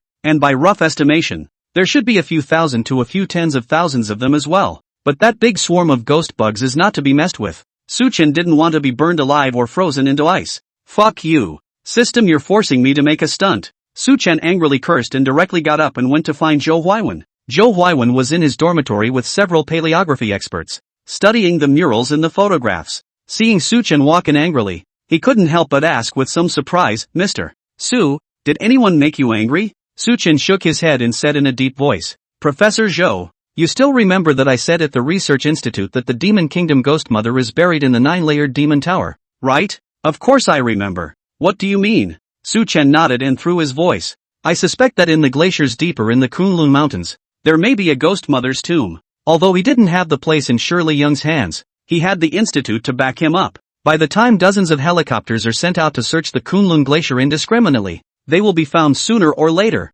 As expected, after hearing Suchen's words, the experts and professors in the dormitory all became excited. Mr. Su, are you telling the truth? There really is a ghost mother's tomb in the depths of the glacier? Great! If we can find the ghost mother's tomb, this is a world-shattering event. Yes, before the discovery of the rift artifacts, even our country of China thought that it was impossible for ancient people to gather in the extremely cold Qilin mountains. But today's discovery breaks that perception. If we can find the tomb of the ghost mother again, more conclusive evidence will prove that even in the midst of the bitterly cold Qilin mountains, there are still tribes of China's ancestors. Among the crowd, although Zhou Huiwen was excited, he was also the most sensible one. He pondered for a moment and pursued, Mr. Su, can you find out where the ghost mother's tomb is? Suchen shook his head and explained, the Qilin glacier stretches for hundreds of kilometers, and including the snowfield, it's at least several hundred square kilometers. So it's very difficult to find the ghost mother's tomb in such a large area. If you want to find the ghost mother's tomb, you have to use a lot of manpower to line it up. Hearing this, Zhou Huiwen laughed and said with a confident face, that's alright then. The institute has always spared no effort in supporting large-scale tombs like this one. Mr. Su, this time it's thanks to you. If it wasn't for you, I'm afraid we would have missed this ghost mother's tomb. Alright, I'll send a message to the director to apply for manpower support in all aspects. Suchen shook his head and said with a grave expression on his face, the only problem is that the ghost mother's tomb is definitely covered in dap ghost bugs, and without solving these dap ghost bugs, the archaeological team can't go in at all. The professors had been so elated that they were waiting to find the tomb of the ghost mother so they could have a celebration. When he heard Suchen's words, he was instantly dumbfounded. A single dapple ghost bug was already so terrifying that it took a squad of over a dozen warriors from the residency to destroy it. Who can deal with this if it's covered in ghost bugs? Seeing the professor's sighs of relief, Suchen smiled blandly and said, however, as long as the institute is willing to support me, I can think of a way to solve those ghostly insects. Zhou Huiwen was worrying about it, and when he heard this, he said without thinking, Mr. Su doesn't have to worry about this. As long as we can solve the ghost bugs, the institute will definitely do everything in its power to support you. Sir, Suchen sniffed and sighed with relief in his heart. With official support and his intelligence, solving the dapper ghost bug is a piece of cake. Soon, the news reported by Zhou Huiwen was taken seriously by the institute. With the support of the institute, thousands of military personnel went to the Qilin Glacier residency. On top of that, there are 10 search helicopters in charge of searches and thousands of drones. At Su Chen's suggestion, another brigade, with more than 300 firefighters, also joined in the operation. In order to deal with the dapple ghost bug, Su Chen was racking his brain and gave countless suggestions to the institute. For example, the fire department has deployed 3 large sprinkler trucks and thousands of sprinkler guns specially adapted to hold 3 liters of water. The military, on the other hand, contributed 100 flamethrowers in case the dap ghost bug switched forms. Finally, the National Archaeological Team led by Prof. Chu arrived at the Qilin Glacier residency a week later to lead the extermination operation. Chapter 77 Compliments of the Great God. Prehistoric Bully Salamander Professor Chu. This is the ancient writing expert I mentioned to you before. Mr. Su Chen Su. In front of the Qilin Glacier residency. No, it shouldn't be called a residency anymore. In just 1 week with strong official support, just over 2,000 people rushed to the area and built a large camp from scratch that could accommodate over 2,000 people. Professor Chu led the National Archaeological Team. The day before yesterday just finished the Izhou Luzhen Wang tomb site archaeology, only rested for a day, then non-stop rushed to the Qilin Glacier. Mr. Su, nice to meet you. Professor Chu had heard Zhou Huaiwen mention Su Chen a few times and knew that an individual like him existed. But what he didn't expect was that Su Chen was even younger than he had imagined. So young and really an expert in ancient writing? Even though his heart was full of questions, Professor Chu didn't say it outright and just shook the other party's hand in a normal manner. However, compared to him, the reporter in the back, Sweetie Wang, was going to be excited. Wow, you're amazing little brother. You're a professor at such a young age. Su Chen sniffed, laughed and shook his head. I'm not a professor. I was only invited here temporarily. And I'm not an expert in ancient scripts. I only know one kind of ancient scripts. Like this time the Demon Kingdom Ghost Cave script. I don't recognize it. It's just that when I was a child, I heard the old man talk about the legend of the Magic Kingdom, and Professor Zhou invited me to join this operation. When Professor Chu heard this, the doubts in his heart went away slightly. Also, how could such a young man be a learned expert? A situation that would only make sense if he was only knowledgeable about a particular ancient script. Thinking of this, Professor Chu turned his head to ask Zhou Huaiwen about the progress of the search. Zhou Huaiwen, with a smug look on his face, laughed. Old Chu, just before you came, the comrades of the search team discovered a glacial rift valley 30 kilometers away from the camp. Su Chen picked up. According to the murals on the ruins of the small rift, this rift should be the entrance to the tomb of the Ghost Mother. Yes, Prof. Chu's spirit was uplifted, and he couldn't wait to plug in his wings and go to the tomb of the Ghost Mother right now. However, he also knew that the team members needed to rest, so after discussing with Zhou Huaiwen, he decided to organize the team to leave early tomorrow morning. There was no talk all night. Day 2. The campground was bustling with activity at first light. This time, Professor Chu was going to lead a huge team of thousands of people to examine the tomb of the Ghost Mother. The army in charge of protection alone numbered more than 800 men. Su Chen is an expert in ancient writing and doesn't need to go to the site. He just needs to stay at the camp and wait for the artifacts to be delivered for research. This was just what he wanted. And anyway, he had already taught the archaeological team how to deal with the dapple ghost bugs and how to deal with the bully salamanders. It doesn't make any difference if he goes or not. Just shortly after the archaeological team group departed, Wang Sweetness opened the live broadcast as usual. Hello everyone, I'm Sweetie Wang. I haven't seen you for a few days. Have you missed me? In the live feed, Sweetie Wang is wearing a light yellow down jacket with a rabbit ear protector. Sweet and lovely. As soon as it appeared, it immediately drew countless viewers into the live broadcast room. Sister Sweets, I missed you. Ha, did Sugar go to Mount Everest archaeology this time? Why are there snowy mountains all around? Wow, why are there so many people? This archaeological operation is so big. Sweet wife, pay attention to keep warm. Oh, don't freeze. Wang Sweetheart asked the camera boy to focus the camera on the snowy mountain ice field in the distance. Then explained. The archaeological team is going to the Qilin Glacier this time to look for the legendary Devil Ghost Mother's tomb. Before the archaeological team arrived, the institute had already sent an advance expedition. The expedition used a large amount of manpower and material resources, and finally, on the day before yesterday, found the entrance to the Demon Kingdom's Ghost Mother's tomb. And now the archaeological team is on its way to the entrance. After saying that, Wang Sweetness came to Professor Chu's side and inquired, Professor Chu, I believe that many viewers are now wondering what the Magic Kingdom is. Can you explain it to everyone? Professor Chu nodded at his words. After thinking for a few seconds, he replied back in a deep voice. Regarding the Demon Kingdom, we don't have much information at the moment. But according to a young expert, the demon kingdom can be traced back as far as 3,000 years ago, when they established a state in the Qilin mountain range, and were so powerful that they enslaved and controlled the neighboring tribes. Moreover, unlike the Middle Kingdom, every ruler of the demon kingdom is a woman, known as the demon mother. After each ghost mother passes away, she will look for a place to build a special 9-layer demon tower to be the ghost mother's burial chamber. Of course, no one knows exactly what the 9-layer demon tower looks like yet, waiting for us to witness it with our own eyes. The audience in the live broadcast room became excited at the words, "A magic country? So our country of China has such a history. That sounds awesome. The tomb of the ghost mother. There won't be any demons or ghosts again. I'm a bit worried about the archaeological team." Don't worry, we have the great god of heavenly officials. Think about it, since the appearance of the great god of heavenly officials, except for Little Lee and Little Lou at the beginning, after so many demons and ghosts, the archaeological team is not all fine. That's right, the great god of the heavenly officials is really a god who drops forever. Whenever the archaeological team encounters a difficult problem that cannot be solved, he will always show up in time to help. Then again, do you guys think Biggie is really quietly watching the live stream at this point? It's possible. Inside the camp, seeing the viewers mentioning themselves, Suchin couldn't help but smile slightly and send a pop-up message in passing. "I'm here." As soon as this pop-up, which was glittering in gold and followed by the platform's authentication, was sent out, it immediately caused the audience in the live broadcast room to boil over. Crap, it's the great god of heavenly officials. I told you Biggie must be secretly watching the live broadcast. Biggie, I declare you front row photo op. Wang Sweetness had been paying attention to the live broadcast room, and when she saw Tianguan Jifu really come out,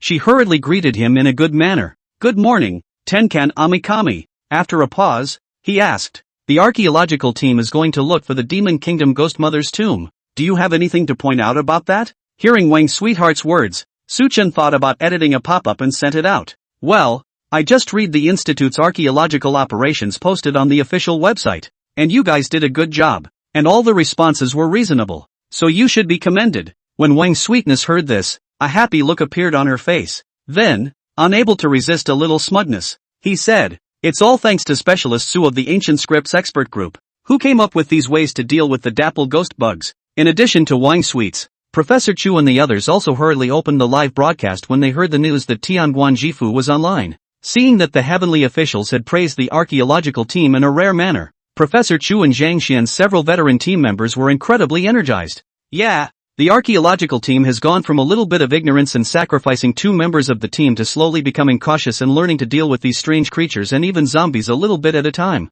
It was a lot of work and growing up one step at a time." At this moment, being able to receive the affirmation of the great god of heavenly officials, the people of the archaeological team were naturally very happy. Happy as he was, Prof. Chu didn't forget to take this opportunity to check for gaps. He hurriedly walked to the camera and opened his mouth to inquire. "Mr. Tianguan, we sent a drone into the rift yesterday and found a dark river underneath at the bottom of the glacier rift, and according to the footage captured by the drone, there seems to be the presence of an ancient creature similar to a lizard in the dark river." As he spoke, Professor Chu displayed a photo. As you can see, there is a dark shadow, nearly 5 or 6 meters long, swimming in the underground dark river in the photo. The drone took many photos with multiple angles, and ultimately only managed to get one reasonably clear front shot. The appearance of this monster was somewhat like a combination of a lizard and a dollfish, with a torso of more than 2 meters, and if you counted the tail, it was at least 5 or 6 meters. After displaying the photos, Professor Chu couldn't wait to inquire,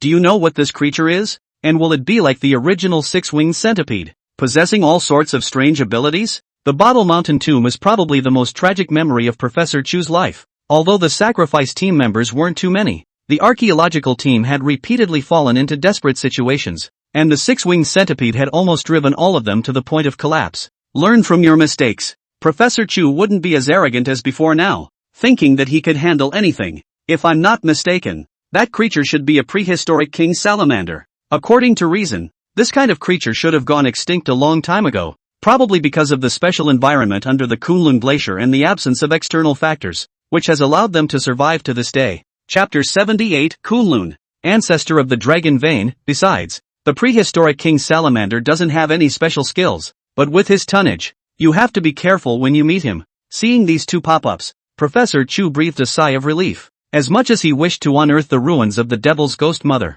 if the monsters at the ruins were anything like the 6-winged centipede, they would be near unsolvable. then he'd rather turn around with his team and leave than have everyone follow him to their deaths. Luckily, the news of the heavenly official's blessing loosened his taut heartstrings. As long as it's not out of the realm of biology, it's not a big deal. Relying on the advanced equipment of the archaeological team, and the military's weaponry, it can all be dealt with. Soon, the archaeological team traveled all day, resting and eating for an hour in the middle, and finally arrived at the great glacial fissure deep in the Qilin Mountains before the sun set in the evening. The rift was about a dozen meters wide and stretched all the way for several hundred meters. Wang Sweetie took the camera boy and aimed the camera at the rift abyss. A glance beneath the deep chasm was impossible to see. Crap! Another great rift valley. It looks so scary. It's at least a few hundred meters deep, isn't it? Is this the tomb of the Demon Kingdom's ghost mother down here? I really wonder how the demon mother back then built her tomb inside the glacier. The dynasty of the Central Plains likes to dig mountains to build tombs, and the dynasty of the Western region likes to dig glaciers to build tombs. Can't say it's similar. Can only say it's a coincidence that his father opened the door to coincidence? Coincidence to the home. Could it be that just like what the great god of heavenly officials used to say, the Western Kingdom's selection of graveyard should also be in accordance with the feng shui bagua? Could this glacier be some kind of feng shui treasure? When the last audience member's statement came out, it immediately caused many people to discuss it eagerly. Yeah, a few times before, the heavenly officials have said that in ancient times, whenever there was a big tomb, the address was basically chosen according to feng shui. Like Bottle Mountain, Zhou, all follow certain feng shui rules. So, could this mysterious, hidden beneath the glacier, tomb of the Demon Kingdom's ghost mother be the same? Just as the audience was talking, the members in the archaeological team couldn't help but discuss in whispers. Zhang Xian was most attentive to this, and he had always wanted to understand the ancient knowledge of feng shui. Nay, every time the heavenly official god revealed only a little bit.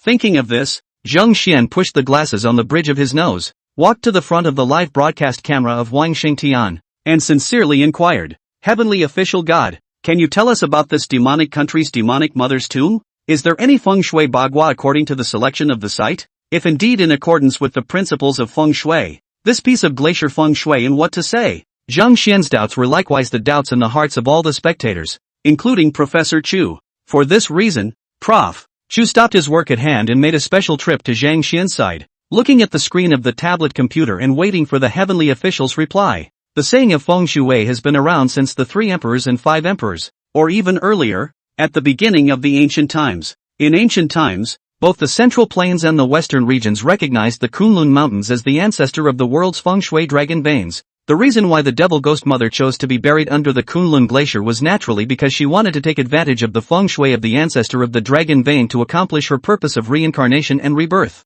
The beliefs of the Demon Kingdom were slightly different from those of the Central Plains. For example, they believed that people could be reincarnated and reborn. Each ghost mother is the reincarnation of the previous ghost mother. In addition, another important reason why the devil chose to migrate from the bottomless ghost cave to the Qilin mountain range, thousands of miles away, was that he wanted to rely on the dragon vein chi of the Qilin mountain range to resist the pressure of the serpent god's skeletal remains. At the same time, he also wanted to use the energy of the dragon vein earth chi to completely control the energy contained inside the dusk pearl. It had to be said that the devil's primordial ghost mother, Nian Fierce Black Face, was indeed a cultivation genius. Not only did she do it, but she was sort of completely out of the serpent god's control, taking the body of a mortal, obtaining power from a deity, and also fooling the deity in the process. Even Su Chen somewhat admired this primordial ghost mother. In his place, don't tease. Fooling a true god? You really think the snake god has no temper, don't you? When people casually sent out a fire,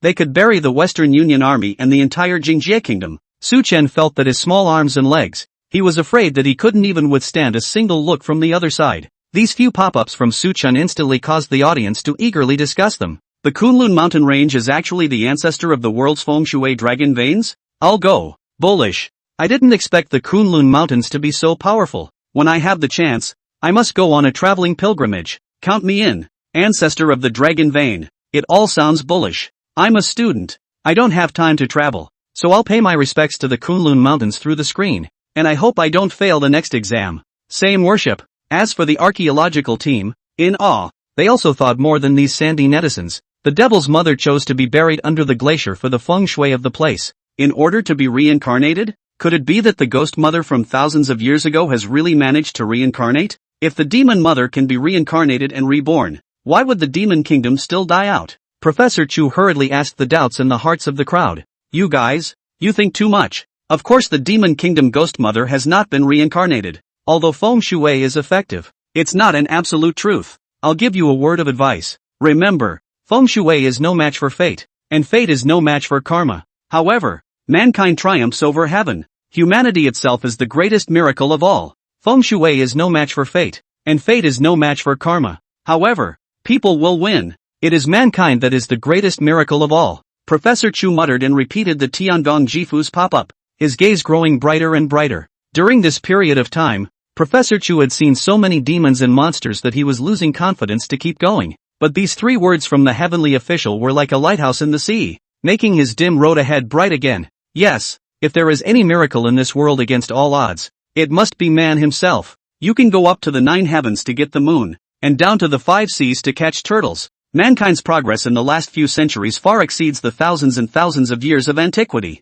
What if the ancients knew more about feng shui and hoped to become immortals? You try flying them into space? Modern man. Then, through rockets, spaceships, this sends people into space. It's not a miracle. It's something. Thinking of this, Professor Chu nodded heavily at the camera and said, "These words of yours, sir, are deafening," and woke me up as a dreamer with a single word. After saying that, Professor Chu turned around and instructed the team to speed up and get the camp built earlier. The archaeological team of several thousand people was hot and active. Every one of them energized and just waiting for tomorrow morning. Go big. Chapter 79 Pointing Reward, Innate Copper Money. In the meantime, Kunlun Ice Mountain Residency, Su Chen also heard the system ringing. Ding! Congratulations to the host for successfully instructing the archaeological team. Reward, 1,000 innate copper coins. Innate copper? Su Chen froze when he heard the prompt. The first few rewards are basically Tomb Raider world skills or treasures. What's with the money reward this time?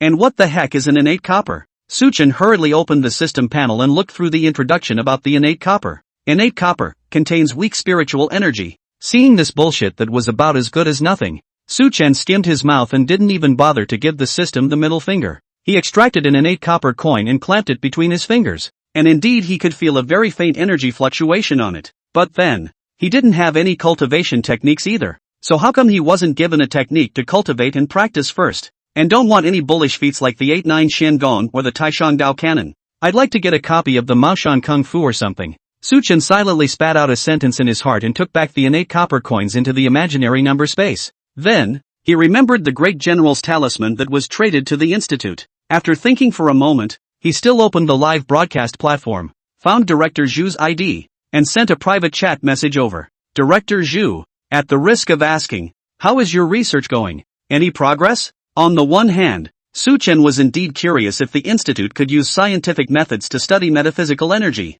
On the other hand, the trade seemed fine to him. In the future, if the archaeological team has anything he needs, trade for what he needs. Hello to me and everyone. Originally, Su Chen thought that Director Zhu was very busy and might have to wait a while to reply. But what he didn't expect was that after just less than a minute, Director Zhu replied to the message. Mr. Heavenly Officer, your great general's talisman is just too effective. We experimented with it on zombies and found a special energy fluctuation on the great general's talisman. Although it is still impossible to fully understand what this particular energy fluctuation is, the group of experts is working on an energy converter based on the way the energy fluctuates in anticipation of mass-producing this kind of talisman paper. Seeing this message, Su Chen was dumbfounded. What is this? Is this the gift of the Chinese? Whatever technology is learned by us, it becomes cabbage-priced and can be mass-produced? Just as Su Chen was shocked by the progress of the institute, Director Zhu over there sent another message. Mr. Tianguan, in fact, if you don't look for us,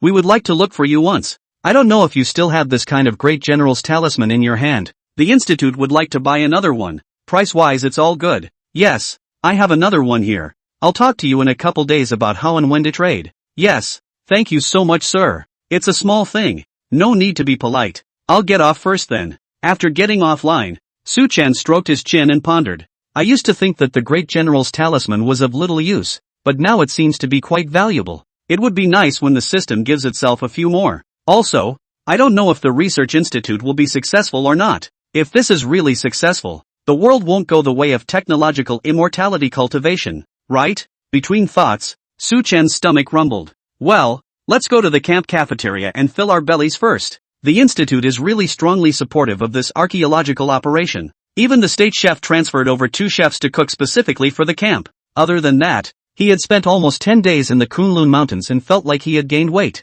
There was no talk all night. Early the next morning, glacial calving. At first light, the archaeology team was busy. The tomb is to be officially visited today. Chen Jianbing and Li Guoqiang, with 200 well-equipped special squads, went down to the Rift Valley first. Their mission, before the archaeological team comes down, is to get rid of any prehistoric bully salamanders that might be in the Dark River. Because they couldn't be sure of their safety, the 2 men refused Wang Duxiang's request to follow them down to the live broadcast. Didn't stop Sweetie Wong from following it up with a live drone though. This Rift Valley is over 10 meters wide and probably 300 to 400 meters deep. It's not as deep as Bottle Mountain Canyon, but it spreads over a dozen kilometers and is incredibly wide. And with a glacier shrouding the upper part of the Rift Valley, it's dimly lit down there. The members of the special squad set up their flares and their vision cleared up a bit. You can see that directly below the Rift Valley is a dark river flowing into the deepest part of the Qilin Mountains. On both banks is a 2 to 3 meter wide riverbank. Chen Jianbing looked at the slowly flowing dark river and turned his head to Li Changhua.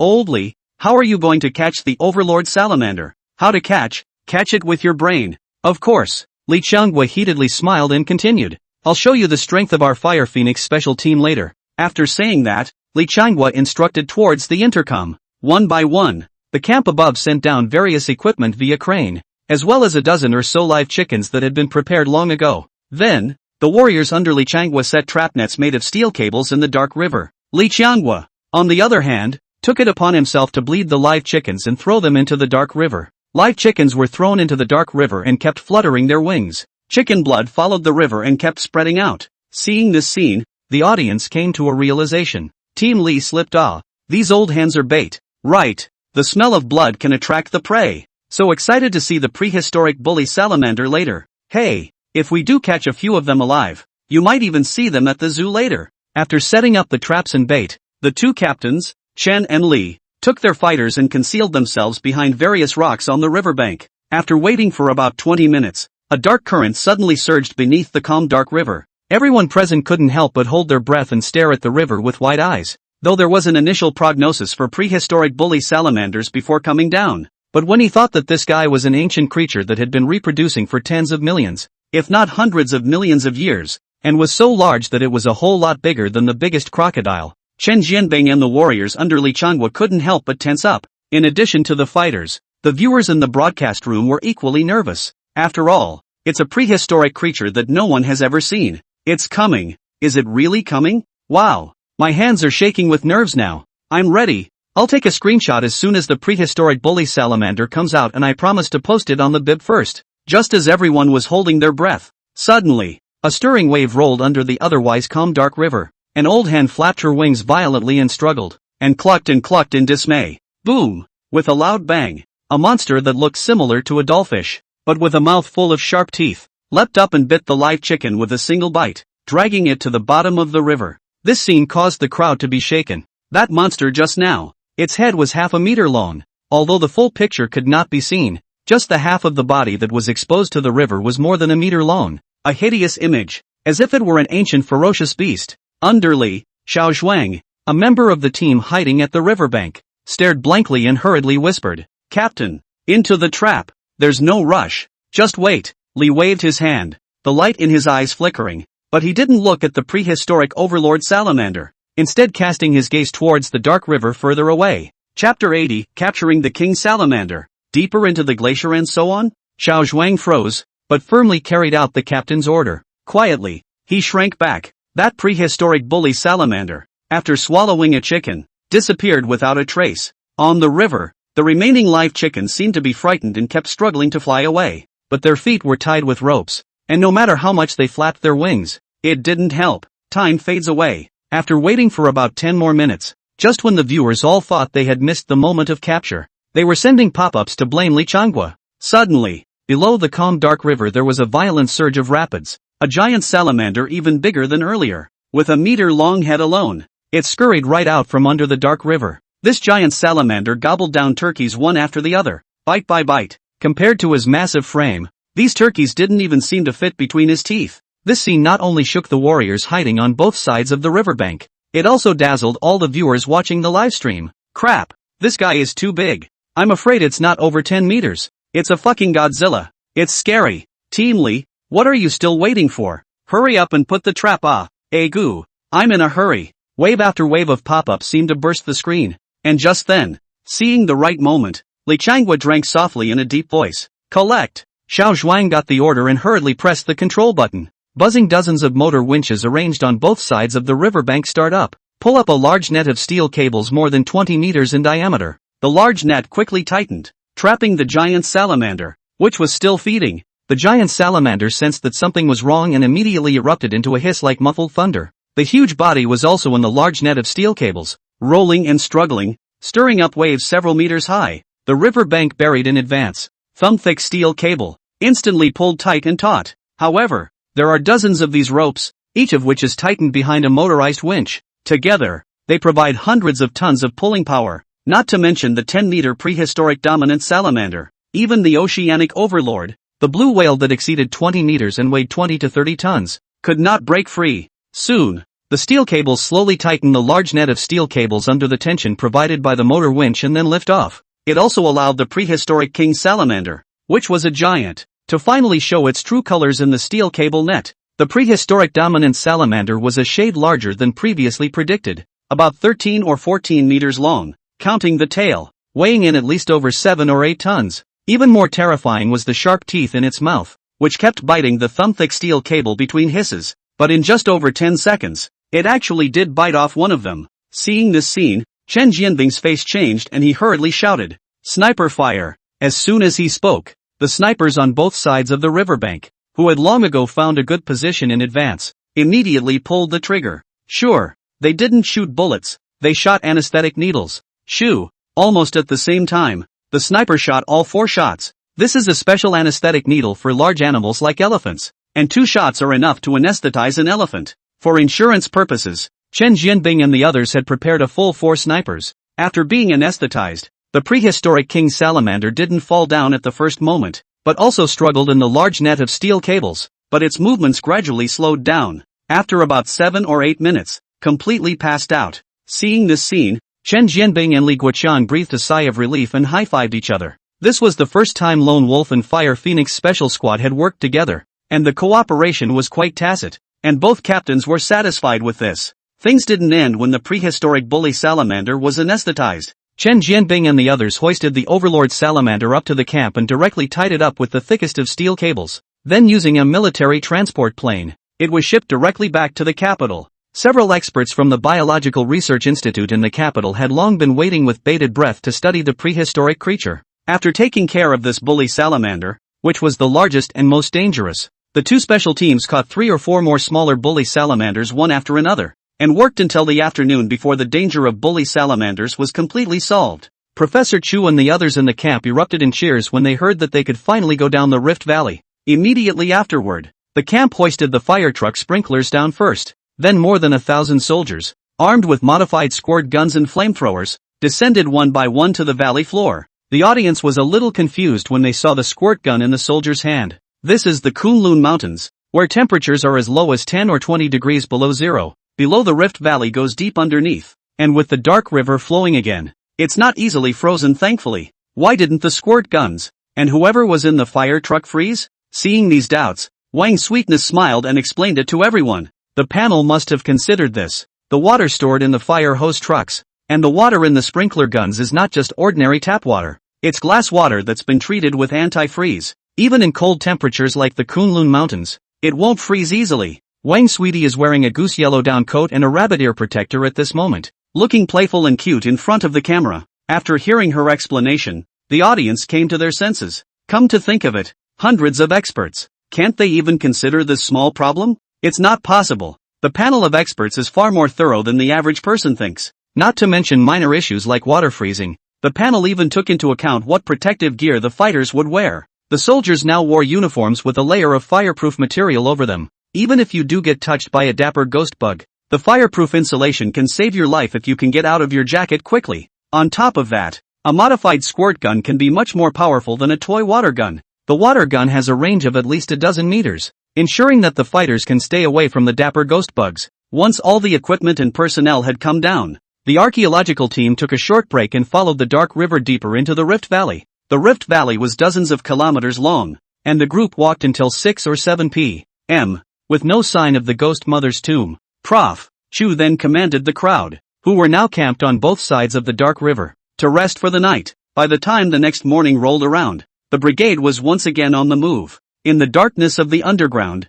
the crowd didn't have much of a concept of time, except that they had been walking for nearly a dozen hours. Just when the crowd was all a bit tired and the atmosphere in the large group was a bit dull, among the crowd, Zhang Xian suddenly shouted, "Professor, you guys get over here, there's something going on here." Chapter 81, Mural Guidance. Arriving at the 9-layer demon tower, hearing Zhang Xian's words, the crowd stopped in their tracks. Wang Sweetie hurriedly ran over with the camera boy. Zhang Xian stopped in front of a riverbank, the flashlight inside his hand shining on the mountain wall. Only that the top of that mountain wall was covered with moss, but underneath the moss, murals and writings were faintly visible. The location of these murals and writings were so hidden that Zhang Xian wouldn't have been able to discover them if he hadn't been observing carefully. Professor Chu sniffed and rushed over with his men. The crowd worked together to clean the moss off the mountain walls. The mural revealed its true appearance a little bit, and looking at the style of painting and the shape of the text, it was the same as the artifacts of the Demon Kingdom previously found near the residency. Professor Chu's face was excited and thrilled.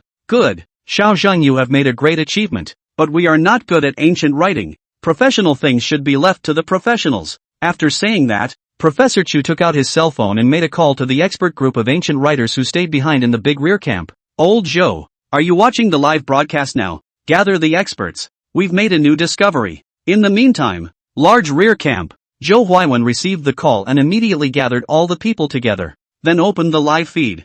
Through the live screen, they could clearly see the murals and ghost cave writings on the mountain walls. Zhou Huaiwen said in a deep voice, "Gentlemen, Lao Chu has made a new discovery and needs everyone to join him for counseling." A dozen or so experts in ancient writing, watching the live feed intently, and kept writing and drawing in his notebook. After discussing for a while, the experts frowned and said, looking at the content of the mural, "This should be the content of the Demon Kingdom's forefathers giving burial to the ghost mother. As for the ghost cave text behind it, we just can't understand it." Zhou Huaiwen frowned and was hesitating on how to answer Professor Chu. Behind the crowd, a clear voice suddenly rang out. "You guys pay attention to the 9-layer demon tower on the mural." The crowd froze at the sound and looked back. However, he saw that Su Chen was holding a soy sauce pig's trotter in his hand and walked in while uttering, "This mural of the 9-layer demon tower. Notice where it's located." Location? The professors froze and dropped their eyes to the 9-layer demon tower on the mural. That demon tower had a total of 9 floors, and when the ancestors of the Demon Kingdom drew it back then,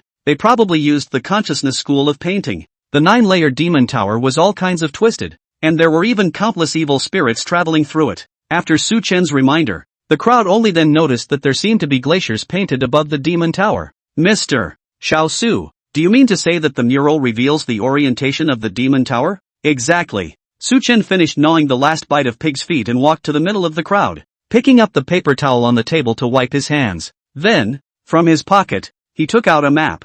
Professor Chu and the others are now below the Kunlun Dragon Top Glacier, and according to national mapping maps, the Dragon Top Glacier is 32 kilometers in total, and beyond that is a large canyon. Professor Chu and the others have traveled a total of roughly 28 kilometers since they started yesterday evening, which means that this 9-layer demon tower must be within the remaining 4 kilometers. Hearing Su Chen's explanation, the crowd came to a realization. Zhou Huaiwen's face showed joy and hurriedly told Professor Chu the news. Professor Chu was overjoyed to learn that Su Chen had helped find a clue. "Good. Thank Professor Xiao Su for my help. And when this archaeological mission is over, I'll be sure to treat Professor Xiao Su to a good drink." Professor Chu was all smiles as he hung up the phone and immediately turned his head to exhort the crowd. According to the inference of the ancient texts expert group, this mural reveals the orientation of the 9-layer demon tower of the ghost mother's tomb, which should be within 4 kilometers of the vicinity. Now I need everyone to spread out and carpet search every inch of the mountain wall, never leaving any suspicious area untouched.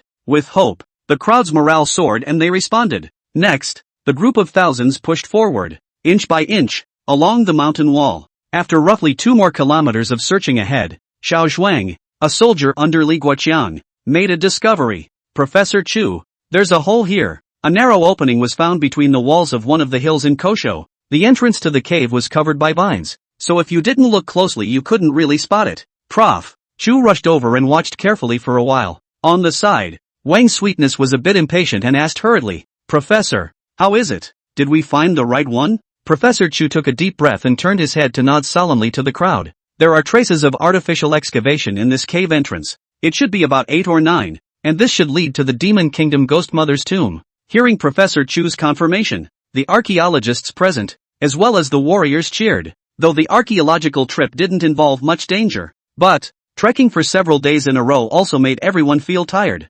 especially that search without a goal, without knowing where the destination really is a mind-numbing torture. Fortunately, they finally found the Ghost Mother's tomb on the 3rd day. In the meantime, the live audience followed suit. Woohoo! Finally found it! The archaeology team is so hard to work with. I felt so sad for them when I watched it over the past few days. Expert Group Bull. We're going to see the real Ghost Mother's tomb? Hey, what do you guys think that Ghost Mother really looks like? That she can make a country spend so much labor and material resources for her tomb? I guess she must have been hard to look at. Or else why did the Ghost Mother's face wear a mask in all the murals previously discovered? It's also possible that the Ghost Mother is so beautiful that she puts on a mask for fear that men will become too obsessed with what they see. Soon, the audience skewed the building again, bringing the conversation back to what the Ghost Mother looks like. And there are 2 distinct factions. Seeing that the pop-ups were getting more and more intense, Wang Sweetness hurriedly asked Professor Chu in a low voice, "Professor, right now the viewers are arguing about why the Ghost Mother in all the murals has to wear a mask.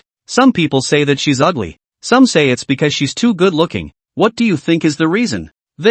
Hearing this odd and tricky question, Professor Chu didn't react for a while. After 2 or 3 seconds of sluggishness, he frowned and replied, "If it wasn't for you, little Wang, asking about this, I really hadn't noticed it too much. It's true to say that almost all of the Ghost Mothers on the mural paintings are wearing masks. Well, I'm not quite sure what exactly, but I'm guessing that it might be a custom in the Demon Kingdom." Professor Chu's words just fell, only to see a golden glittering pop-up suddenly cross the live broadcast room. Chapter 82 Boundless Demon Pupil. Finally seeing the 9-layer demon tower, the Ghost Mother wears a mask. Not because of her face value, but because she has a pair of boundaryless demon pupils. As soon as the golden pop-ups were sent out, it instantly made the audience in the live broadcast room boil. It's the Great Spirit. The Great Spirit is here. Boundless demon pupil? What the hell is that? Big Brother Heavenly Official, quickly enlighten us on what the boundless demon pupil is? It wasn't just the spectators. The archaeological team members were equally puzzled. The Demon Kingdom Ghost Mother has to wear a mask to hide her face because she has a pair of boundless demon pupils? It sounds metaphysical, but after all that magic, archaeologists have become immune to this sort of thing and will never again be foolish enough to say anything about believing in science. Professor Chu frowned and secretly pondered over Su Chen's words for a while. A moment later, he opened his mouth and inquired, "Mr. Tianguan, what is this boundless demon pupil? And is it any different from ordinary eyes?" The boundless demon pupils are a pair of demonic eyes, and legend has it that anyone who is gazed upon by these eyes will be banished to the demon realm space. The reason why the Demon Kingdom was able to suppress the neighboring tribes was because of the various incredible abilities possessed by the Demon Mother, especially these boundless demon pupils of hers. Buddhist legend has it that there are 6 realms of human eyes. The first layer is the eyes of an ordinary person, while the last layer, the Buddha's eyes, can see into boundless eternity. But beyond the Buddha's eye, there is another kind of eye called the boundless demon pupil. The boundless demon pupil was able to open up imaginary numbered spaces and even create mirror cities that didn't belong to this world. The wicked Lohai city on the ruins of the Demon Kingdom,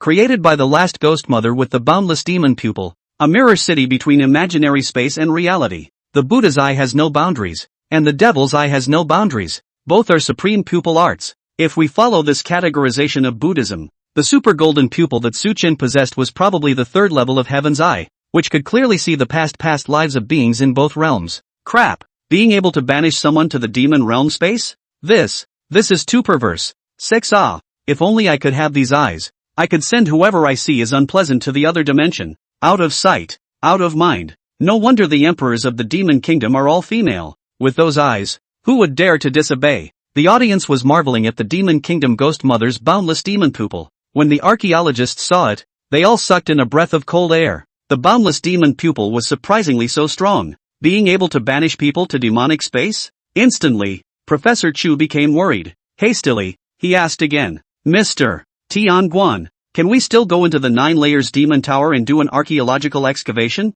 After all, the Ghost Mother is so powerful. Even if we solve the Dapple ghost bug, I'm afraid we won't be able to get past the Ghost Mother, right?" When the archaeologists present heard this, they all nodded in agreement. They're there to archaeologize, not to die. If the Demon Kingdom Ghost Mother was really as perverted as Tianguan Jifu described, and could banish people to other dimensions, then they weren't just going to send them to their deaths. Who's willing to die? There's no need to worry about that. The Ghost Mother was buried in an ice crystal coffin on the first floor of the 9-layered demon tower after her death. As long as we don't remove her mask, there won't be much of a problem. According to the original storyline, the last Ghost Mother of the Demon Kingdom, or the Kingdom of Jingjie, was the Queen of Jingjie.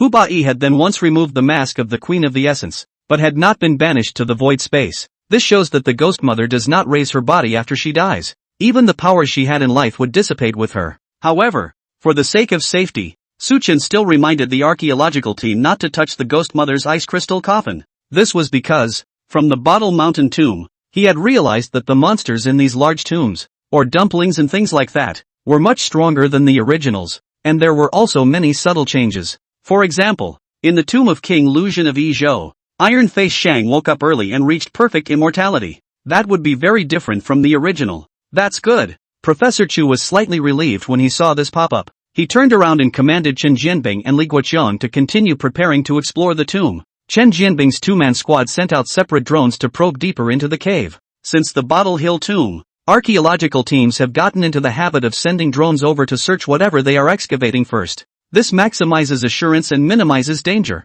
Soon the drone flew a few hundred meters. Just enter a cave larger than a soccer field. This cave is located deep in the belly of the mountain, and the walls of the mountain are littered with traces of manual excavation. That is to say, this cave was hollowed out hard at the cost of countless manpower and resources. What was even more shocking to the crowd was the giant wooden tower in the middle of the cave. A total of 9 floors and nearly 100 meters high. Professor Chu looked at the drone footage and became excited. The 9-layered demon tower. This is the legendary 9-layered demon tower. It's just too beautiful. The rest of them were similarly shocked, unable to speak for a long time. Because, on this 9-story demon tower, in addition to preserving the bones of various animals, on top of that one giant wood, there were also a dense, countless number of dapple ghost bugs perched on it. These dapper ghost bugs were dormant, each emitting a faint red light. It was as if the stars were on fire, creating a beautiful image in the dimly lit cave. The audience was also shocked by the view when they saw the true face of the 9-layered demon tower.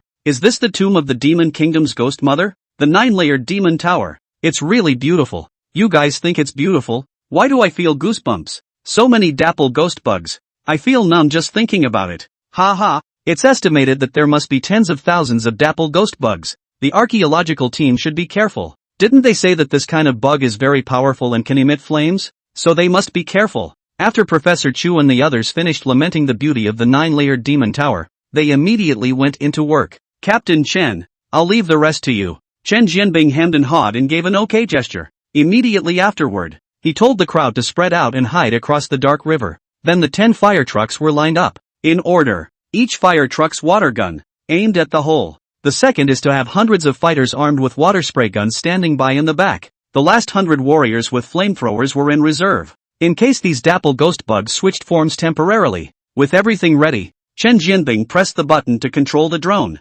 Instantly, several of the drones surveying the cavern emitted sharp beeps at the same time. Next, those dapple ghost bugs perched on the demon tower were stirred and revived one after the other. It was followed by a boom. Thousands of dapper ghost bugs, vibrating their wings at the same time, came towards several drones. Seeing this scene, Chen Jianbing calmly maneuvered the drone towards the outside of the cave. He was going to seduce all of the dapper ghost bugs and then exterminate them with a set-up dragnet. Chapter 83, Deal confirmed. Heavenly officials give up their own? An overwhelming number of dapper ghost bugs, followed by several drones, flew towards the outside of the cave entrance. Chen Jianbing's gaze was fixed, and only when the ghost bugs were about to come within 20 meters did he roar, "Shoot!" With his command, the 10 fire engines parked on the riverbank turned on their water spray guns at the same time. The water cannons aimed at the hole and blasted out thick jets of water, hitting tens of thousands of dap ghost bugs squarely. Moment. Inside the cavern passage, steaming water vapor and white mist rose up, as if they didn't know what fear was. Those dapple ghost bugs charged forward, one after the other. Attention reserves, stand by to clean up any leaks. This was despite the fact that there were 10 water cannons, capable of exterminating the vast majority of dapple ghost bugs. But you can't avoid any mist ghost bugs that fly out of the hole. It was time for the reserve fighters to plug the gaps, with thousands of water cannons aimed at the leaks to ensure that every single dapple ghost bug was eliminated. Soon, steaming white smoke enveloped the entire cavern. couldn't see exactly what was going on inside. For insurance purposes, Chen Jianbing did not call a halt, still let 10 water cannons, all the stored glass water in the water tank of the fire engine all sprinkled before calling a halt. Secondly, the occasional few dapper ghost bugs that flew out during the gaps were all killed one by the warriors of the reserve team without exception. After about half an hour had passed, the steaming white mist in the cave gradually cleared. The crowd then realized that the otherwise dry cave was all covered in blue glassy water. It probably doesn't come up to where a person's calf is, on the surface of the water. On the other hand, there were countless dapper ghost bugs floating around. Chen Jianbing flew several drones in consecutively, and after double-checking, he finally took a deep breath and turned his head to the crowd. Cleanup is complete. We won. Hearing this, the thousands of people in the archaeological team all cheered. The dapple ghost bugs were the demon bugs that guarded the 9 layers demon tower, which was also the most dangerous part of the trip. This had been told to me by the archaeological brigade 1,000 times before they came down. So naturally, the members were incredibly excited to hear that the most dangerous hurdle had passed peacefully. Great! Finally I can go into the 9-layer demon tower to uncover research. Professor Chu, we did it! Quickly drain the cave and collect the dapper ghost bugs. I can't wait to see the 9-layered demon tower with my own eyes. Just as the crowd was cheering, Chen Jianbing and Li Guoqiang unanimously sighed in relief. Truth be told, both of them were hanging on by a thread before they set off. It's really that this dapper ghost bug sounds so sick that it can burn a person to ashes just by making contact with them. It was really just like its name, as if it was a ghostly insect that flew out from the inside of hell. Luckily, the ancient literature panel was smart enough to come up with the idea of using a fire truck's water cannon to deal with the dapper ghost bug. Otherwise, how many warriors would they have to sacrifice to enter the 9-layered demon tower? Between the joy, Chen Jianbing put his hand into the stagnant water to try the temperature. Could not help but laugh at Li Guoqiang. Yo, old Li, you quickly try. This water is still damn warm. 30 or 40 degrees. With the hot spring water like. Li froze at his words and put his hand in as well. But the next second, he bared his teeth at the burn and hastily retracted his hand. Good old Chen, how dare you lie to me? This water is more than 30 or 40 degrees. It's almost 70 or 80 degrees. Li Guoqiang made a gesture to hit. Chen Jianbing hastily dodged away and playfully said, Okay, no more jokes. Hurry up and do the right thing. The two men commanded their warriors to move several pumps to operate simultaneously, draining the glowing glass water into the dark river. After the stagnant water was emptied,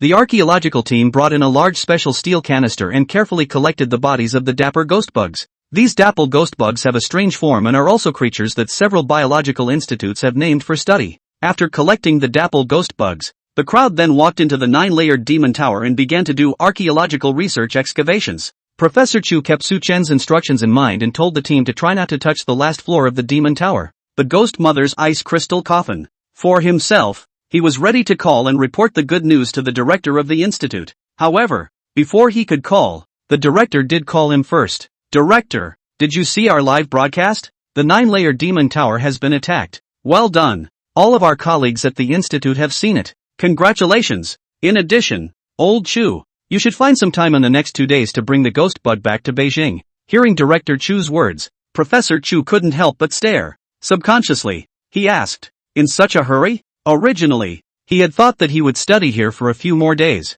He would return to Beijing when he had thoroughly clarified the burial customs of the demon country's ghost mother. Well, the main thing is that Mr. Tianguan has agreed to trade with us, and the condition of this trade is the corpses of those dap ghost bugs. As you know, compared to the dap ghost bugs, the Elder Corps now values the Great General Talisman more. In addition, you are most familiar with Mr. Tianguan, so it would be most appropriate for you to make the deal. Okay, Director, I understand. Anyway, there were nearly tens of thousands of dap ghost bugs here, so it didn't matter if we kept a few hundred for the biologists to study and gave the rest to the heavenly officials. It was just that Professor Chu couldn't figure out what Mr. Tianguan wanted with the corpses of these ghostly insects. Thinking about it and not being able to understand, Professor Chu sighed and then waved at Zhang Xian, who was taking pictures of the murals in the 9-layered demon tower's tomb to make notes. Little Zhang, I have an extremely important task for you now. Rewind to 10 minutes ago. Su Chen watched the live broadcast as the archaeological team collected the dapper ghost bugs in the steel canisters.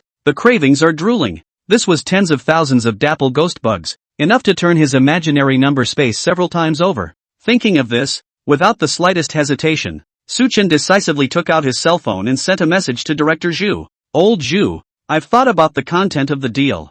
I want the corpses of those dapple ghost bugs. Will you discuss it? It didn't take long for Director Chu to reply after the message was sent. Of course I can. I just don't know how many ghost insects you need. Mr. Heavenly Officer? As many as you want. By the way, apart from this great general's talisman, this time I'll give you 3 more innate copper coins. This innate copper coin is also a good thing that is not weaker than the great general's talisman. So this time I'll just take a little bit of a loss and give you 3 of them. In the institute, Director Zhu Quanping was ecstatic to see this message. Below the podium, hundreds of experts and professors were equally elated. Great! Mr. Tianguan has finally agreed to the deal. Director, it's just some dead bugs. Not only can we exchange it for the great general's talisman, but we also have 3 more innate copper coins. It's a surefire deal. Then again, what is an innate copper coin? This is the first time we've heard of it. Hey, needless to say, it must be good. Director Zhu looked ashamed and let out a long sigh. Yes, some dead bugs for a treasure in the hands of Mr.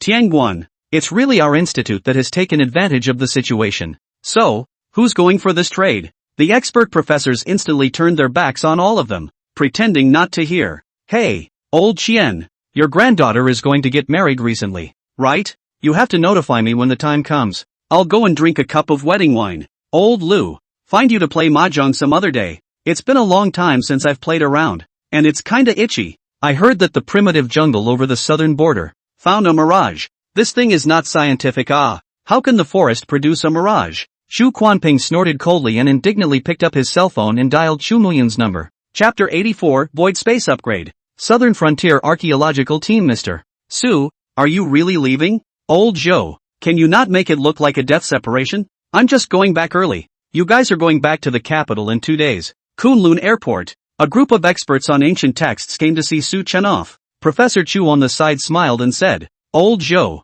you don't have to worry. It just so happens that Xiao Zhang is also going back to the capital. I'll let him take care of little Professor Su on the way. Only, compared to Su Chen's relaxed look, Zhang Xian's face was much uglier. It was just short of carving the words lifeless on his face. He was followed by 2 loaded soldiers guarding a steel tank the thickness of a child's bucket. Okay, old Xiao. First off, Su Chen waved his hand in a dashing manner and turned around to get on the military transport plane that was specially sent to him and Zhang Xian. On the flight to the capital, Zhang Xian was sighing all the way. Seeing this, Su Chen couldn't help but ask, Xiao Zhang, what's wrong with you? Aren't you just going back to deliver something, as to be so sad? Zhang Xian replied, Alas, Professor Xiao Su, you don't know. I am on an important mission this time. Although it's not life-threatening, it's scary. Scary? Yeah.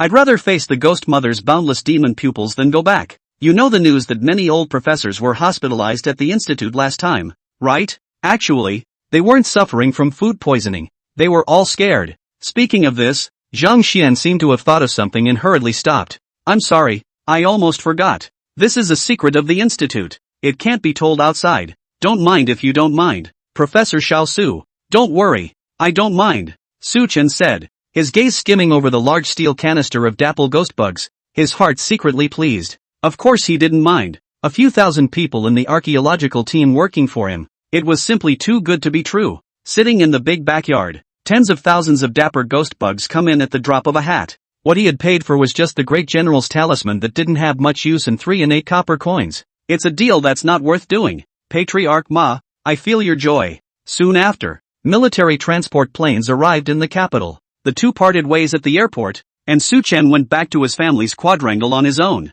Zhang Xian, on the other hand, was escorted by a group of warriors and brought the dapple ghost bug to the research institute. Director Zhu's hanging heart was finally released when he saw that the dapple ghost bug had finally arrived. Then, he immediately informed Su Chen of the news and asked him when he had time to come and trade. Just for tonight. The message that Su Chen sent over was brief and concise, and it also made it even harder for Zhang Xian, who was on the side. In fact, the female puppet really didn't do anything, but they are millennium female dumplings. Body yin chi extremely heavy. Heavy to the body, a little weak ordinary people. Close to a little will be yin chi erosion. That, coupled with the looks, does scare people too. Last time it was Su Chen who didn't think it through, but this time, the moon is clear and the stars are sparse. Inside the courtyard, Su Chen waved his hand and released the 2 female puppets. Red was too intimidating last time, so I'm letting the baby elephant do the trading this time. Saying that, Su Chen took out the panda suit that he had specially bought in the afternoon and let the little elephant put it on.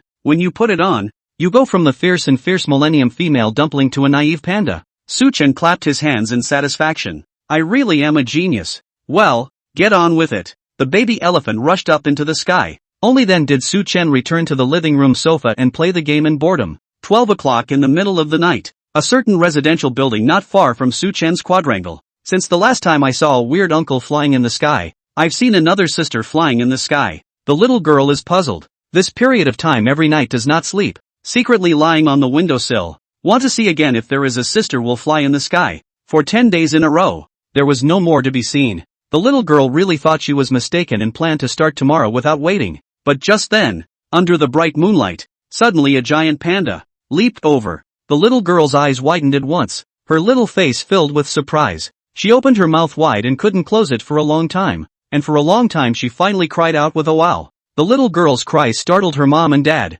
who walked into the room and hurriedly picked up the little girl and comforted her. Bruh, why are you crying? The little girl's father froze, surprised, and asked, why do you say that? I saw a giant panda flying in the sky. The little girl looked at her dad with tearful eyes and commiserated. Silence for a long time. The little girl's father, full of apologies, hugged the little girl tightly, whispered soothingly, it's dad's bad. Work is too busy, have no time to accompany the baby. Tomorrow dad will take a leave of absence. Take the baby and mom together to Shu province. We go to see the real pandas. Okay baby? Yeah. The little girl lay on her daddy's shoulder and gradually fell asleep. In her dream, she and her mom and dad came to the panda kingdom, where the hospitable pandas took her up to the sky with them and had a great time. It was, she thought, the happiest time of her life. Mom, who was a little hesitant, asked in a low voice, do you really need to take time off? Didn't you say you were busy with work for a while? Dad's face was firm as he said, there's no end to the money you can make. And your daughter's childhood is more important than making money. The night is deeper. Just as Su Chen was playing the game and getting sleepy, there was a sudden rattling in the quadrangle. Going out to see. Sure enough, the baby elephant is back. Su Chen's gaze fell on the steel tank. Didn't scare anyone else this time, did you? ABA, forget it. It's useless to ask. Su Chen waved his hand and took the female puppet back into the imaginary number space. Then put his hand on the steel tank. Ding! Higher energy detected. May I ask if the host needs to fuse and upgrade the void space? Upgrade. Ding!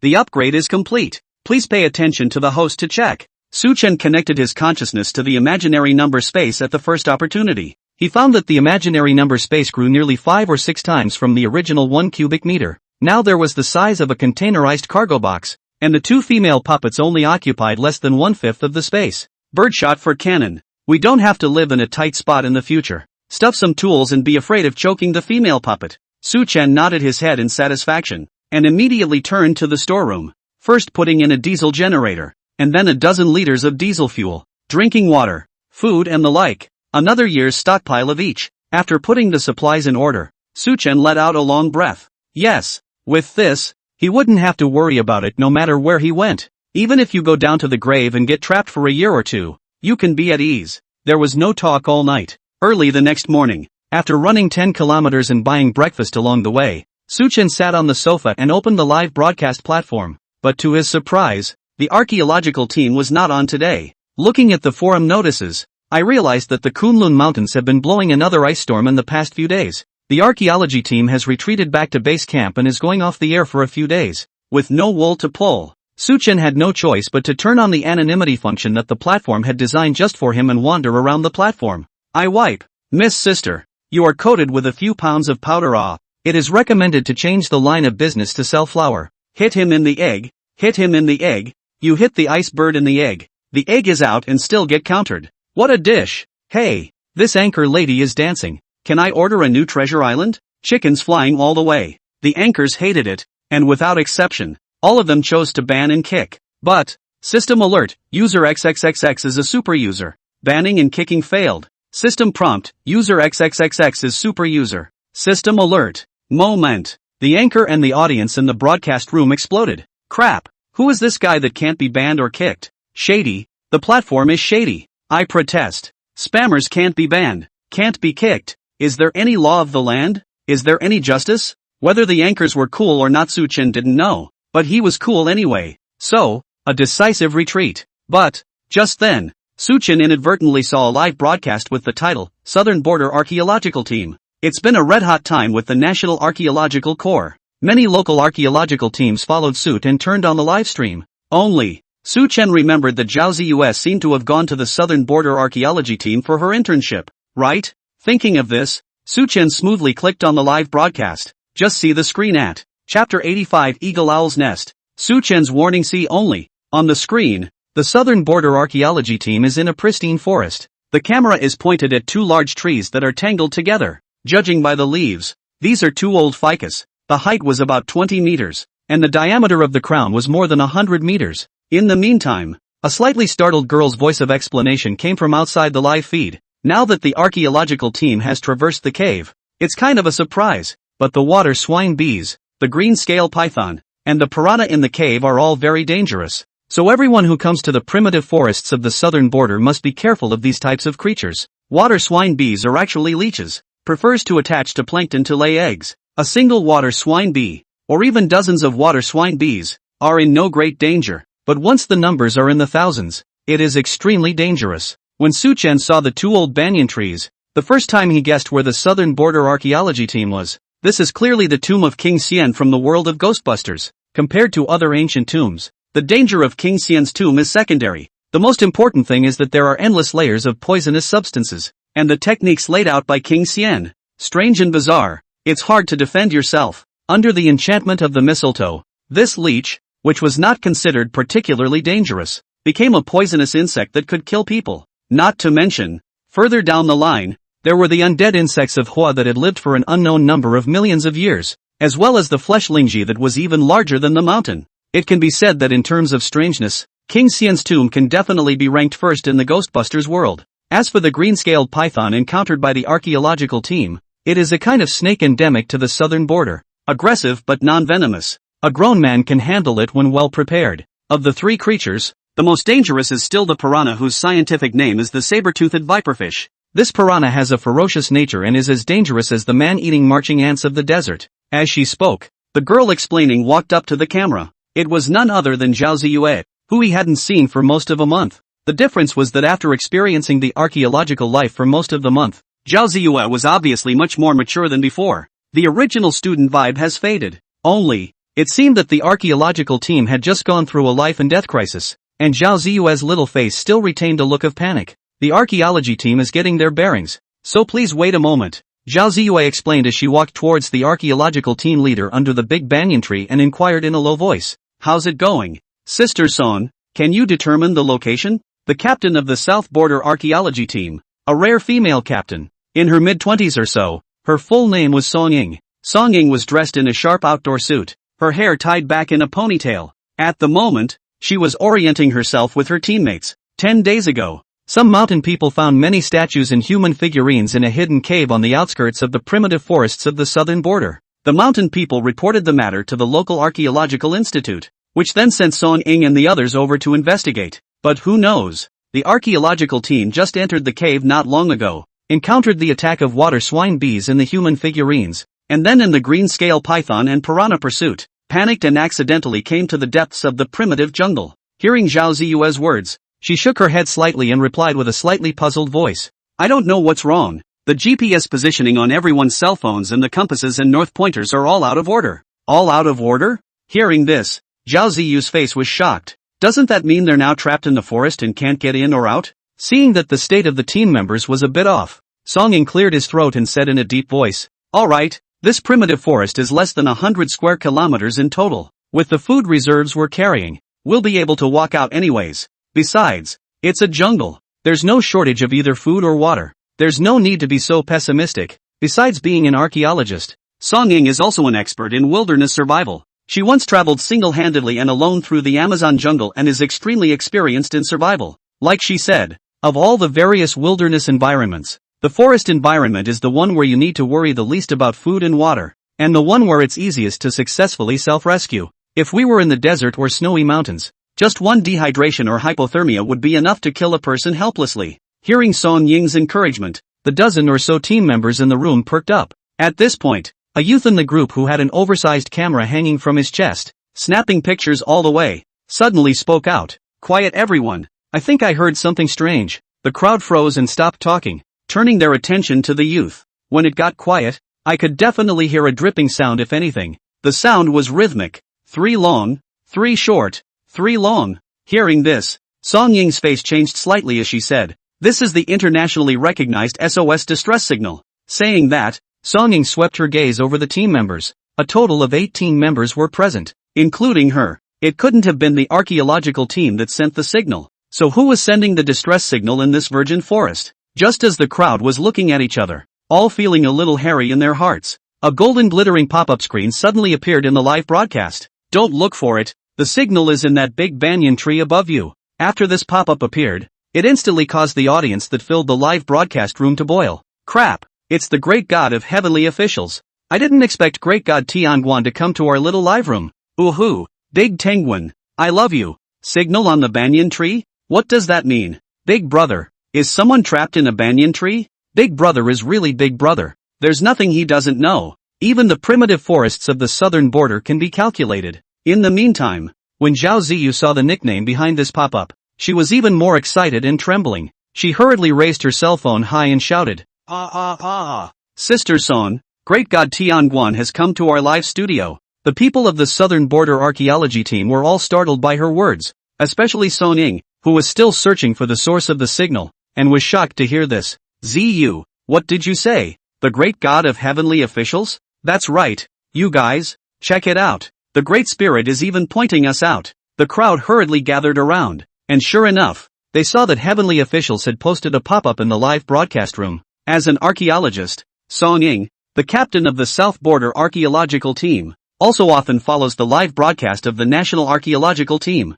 Along with that, she was also impressed by Su Chen's profound knowledge and became a hardcore fan of the heavenly official. Seeing that Tianguan Jifu had actually come to the live broadcast, Song Ying was incredibly excited, and it took her a long time to calm down. Only after her mood had calmed down did Song Ying cautiously follow up with, "Great god Tianguan, could you please enlighten me a bit more as to what the signal means on the banyan tree? Also, why would there be an internationally recognized distress signal in the primitive forest?" After waiting a short while, another golden pop-up appeared. To be precise, the signal is coming from the wrecked airplane in the canopy of the banyan tree. As to why there is a wrecked airplane here, the reason you have just seen. This jungle has a very strong magnetic field, just like the Devil's Grand Triangle in the sea. It will cause the airplane to be lost and thus wrecked. Seeing this explanation, Song Ying came to a realization. No wonder just now the GPS positioning and compass all failed. Originally because there is a very strong magnetic field here. After thinking about it, Song Ying turned her head and instructed her teammates,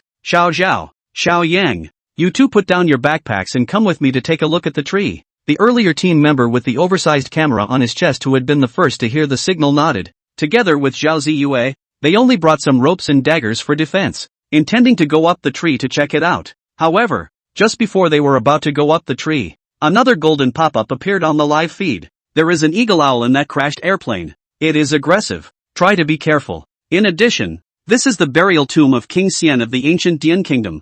Extremely dangerous. You'd better leave early after checking it." The archaeological team found these two 20 meters high big banyan tree. Inside there is a heavenly jade blood coffin. Inside there is a peeled skin of the burrowing python corpse, and a kind of fungus-like organisms, fungus parasites in the burrowing python corpse, connecting the big banyan tree. The three are fused together, and the danger coefficient is directly pulled full. Chapter 86 Gui Tuo, the Ghost Mother's Tombstone Score Eagle Owl? The archaeological team looked at each other, most of them hearing the word for the first time. Yang Jia, the team member with the oversized camera, couldn't help but ask out loud, "Sister Son, what's a carved owl?" Song Ying spends a lot of time in the field archaeology, and is also an academic herself with a double degree in biology. Hearing the team's questions, she pondered for a short while and explained, "The eagle owl, commonly known as the cat's head eagle, is a kind of eagle living in South America, a small part of Asia, and is extremely rare. The adult eagle owl's wingspan can reach more than 2 meters,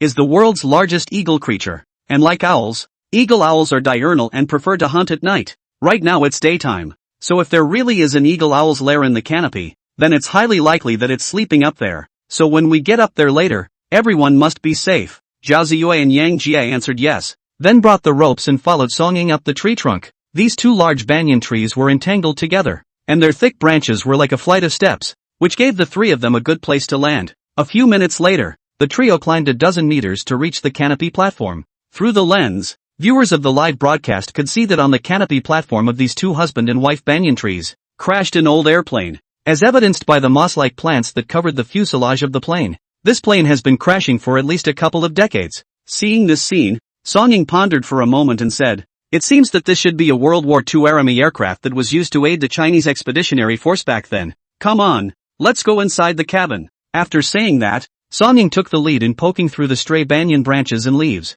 and walked into the interior of the cabin through the large hole that had been crashed out of the fuselage. The interior of the cabin smelled like bird droppings, and the rusted fuselage confirmed Song Ying's suspicions. But, instead, the trio found a number of intact wooden crates inside the cabin. Yang Jie volunteered to open the wooden crate and found that it contained many unopened submachine guns. This submachine gun is a Miata submachine gun, commonly known as the Chicago typewriter. And if you watch a lot of Miata gangster movies, you'll see it all the time. This type of submachine gun is highly reliable, basically does not jam, and was one of the favorite equipment of the Chinese Expeditionary Forces back in the day. Speaking of which, Song Ying chose a Chicago typewriter at random and clicked it with a sharp motion. Just finish assembling the submachine gun. Looking at Zhao Ziyue and Yang Jie, they froze. Song Ying smiled brightly and flipped her ponytail to explain.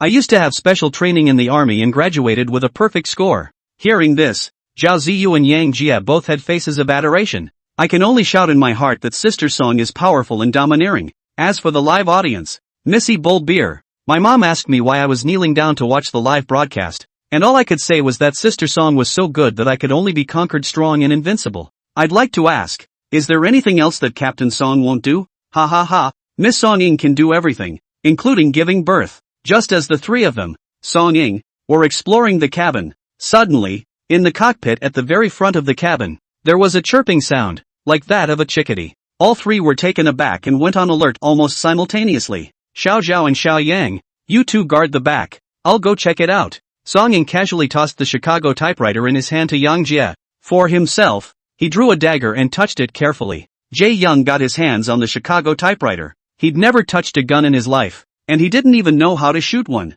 So he hastily shoved the Chicago typewriter back into the case with his hands. The other side, Zhao Ziyue hurriedly aimed the camera at Song Ying, while she herself was keeping an eye on the surroundings, on guard against the eagle owl that had yet to show itself. Soon, Song Ying came to the driver's side and casually picked the tarpaulin in the driver's side with his dagger. However, after seeing underneath the tarpaulin, what exactly was the thing that was making the shrieking noise, Song Ying was instantly relieved, while waving towards the two Yang Jie behind her. Seeing this, Zhao Ziyu hurriedly followed. That's when she saw two juvenile eagle owls under the cab tarp. These two little eagle owls look a lot like owls do when they are small, about the size of a chickadee. Next to the two little eagle owls were broken eggshells, apparently just a few days old. Seeing an unfamiliar creature approaching, the two little eagle owls were not afraid, but they even cocked their heads to survey the three of them. Song Ying, the round head and big eyes made Zhao Ziyu be adorable and call out cute. Not only Zhao Ziyu, even the audience in the live broadcast room felt cute when they watched it.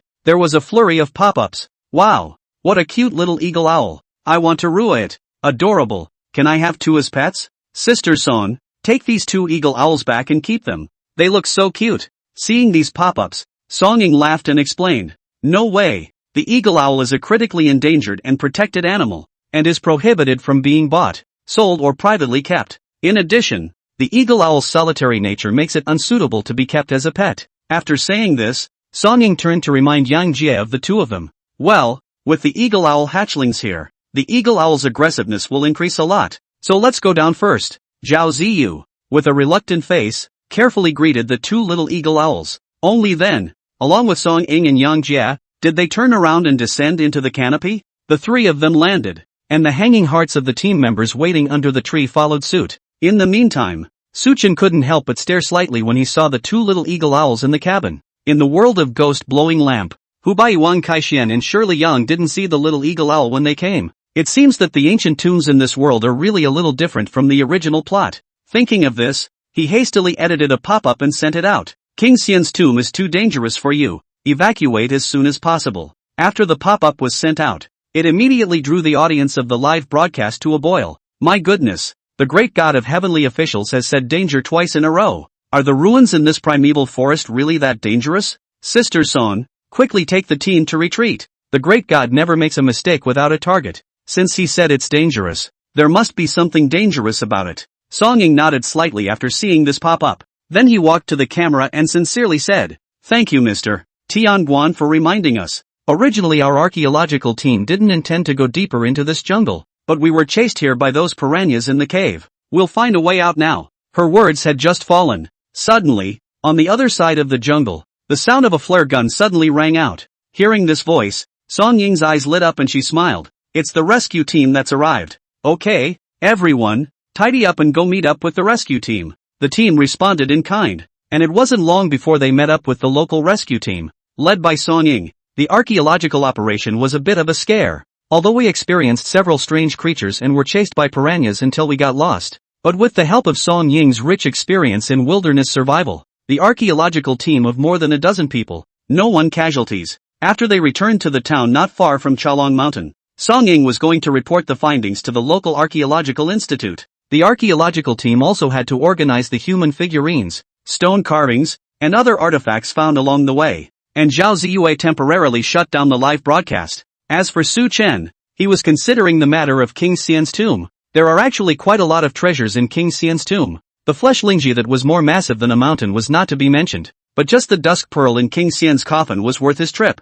Just as Su Chen was considering whether or not to go to the tomb of King Xian in Yunnan, the phone rang in a clamor. Picking it up, he found that it was Zhou Huaiwen from the institute calling. "Old Zhou, aren't you in Kunlun studying the Demon Kingdom Ghost Cave texts? Why do you have time to call me?" On the other end of the phone, Zhou Huaiwen's tone was a bit grave as he said in a deep voice. "Mr. Su, we found a short stone tablet carried by a turtle statue in the Ghost Mother's tomb. There is a peculiar thread-like eyeball carved on it. Can you help us take a look? A strange eyeball? Could it be a Gorgonian bead?" Su Chen immediately straightened up and nodded back. "Yes, send it over." It wasn't long before Zhou Huaiwen sent several pictures over to Su Chen's WeChat. As you can see from the picture, it was a short stele carried by a Gui Tua. She is on all 4 feet, showing a prostrate position on the ground. Seeing this scene, Su Chen froze slightly for 2 seconds and replied decisively, "This should be the Ghost Mother's Jinling spectrum. Also, that statue shaped like a tortoise is not a tortoise, but is called Bai Shi." Chapter 87, I curse myself. Gui Tua? Jinling spectrum? Mr. Su, can you explain it specifically? Zhou Huaiwen was puzzled. Gui Shi is a mythical beast in traditional Chinese mythology, and it is rumored that the dragon has 9 sons, each different from the other. Bai Shi is one of them. As for the Jinling spectrum is actually well understood, generally the same as epitaphs. It is used by the owner of the tomb to record important information as well as to suppress the feng shui of the tomb. The priests accompanying the mausoleum of King Xian's tomb, that is, under the blood coffins in the 2 conjugal banyan trees, there is likewise a Jinling spectrum. The difference is that Jinling spectrum is a short stele carried by a peppercorn. In the world of Ghostbusters, Hu Baiyi and others have said, King Xian was given the dusk pearl during the Qin and Han dynasties. As for how he got it, there was no record left. So is this possible? For example, King Dedication himself is a descendant of the Demon Kingdom. It's just that his side of the family has a different philosophy than the Psycheo Queen side. The Queen of Sperm wants to return to the bottomless ghost cave and inherit the power of the Ghost Mother. And King Xian was not willing to be pressed down by women for the rest of his life.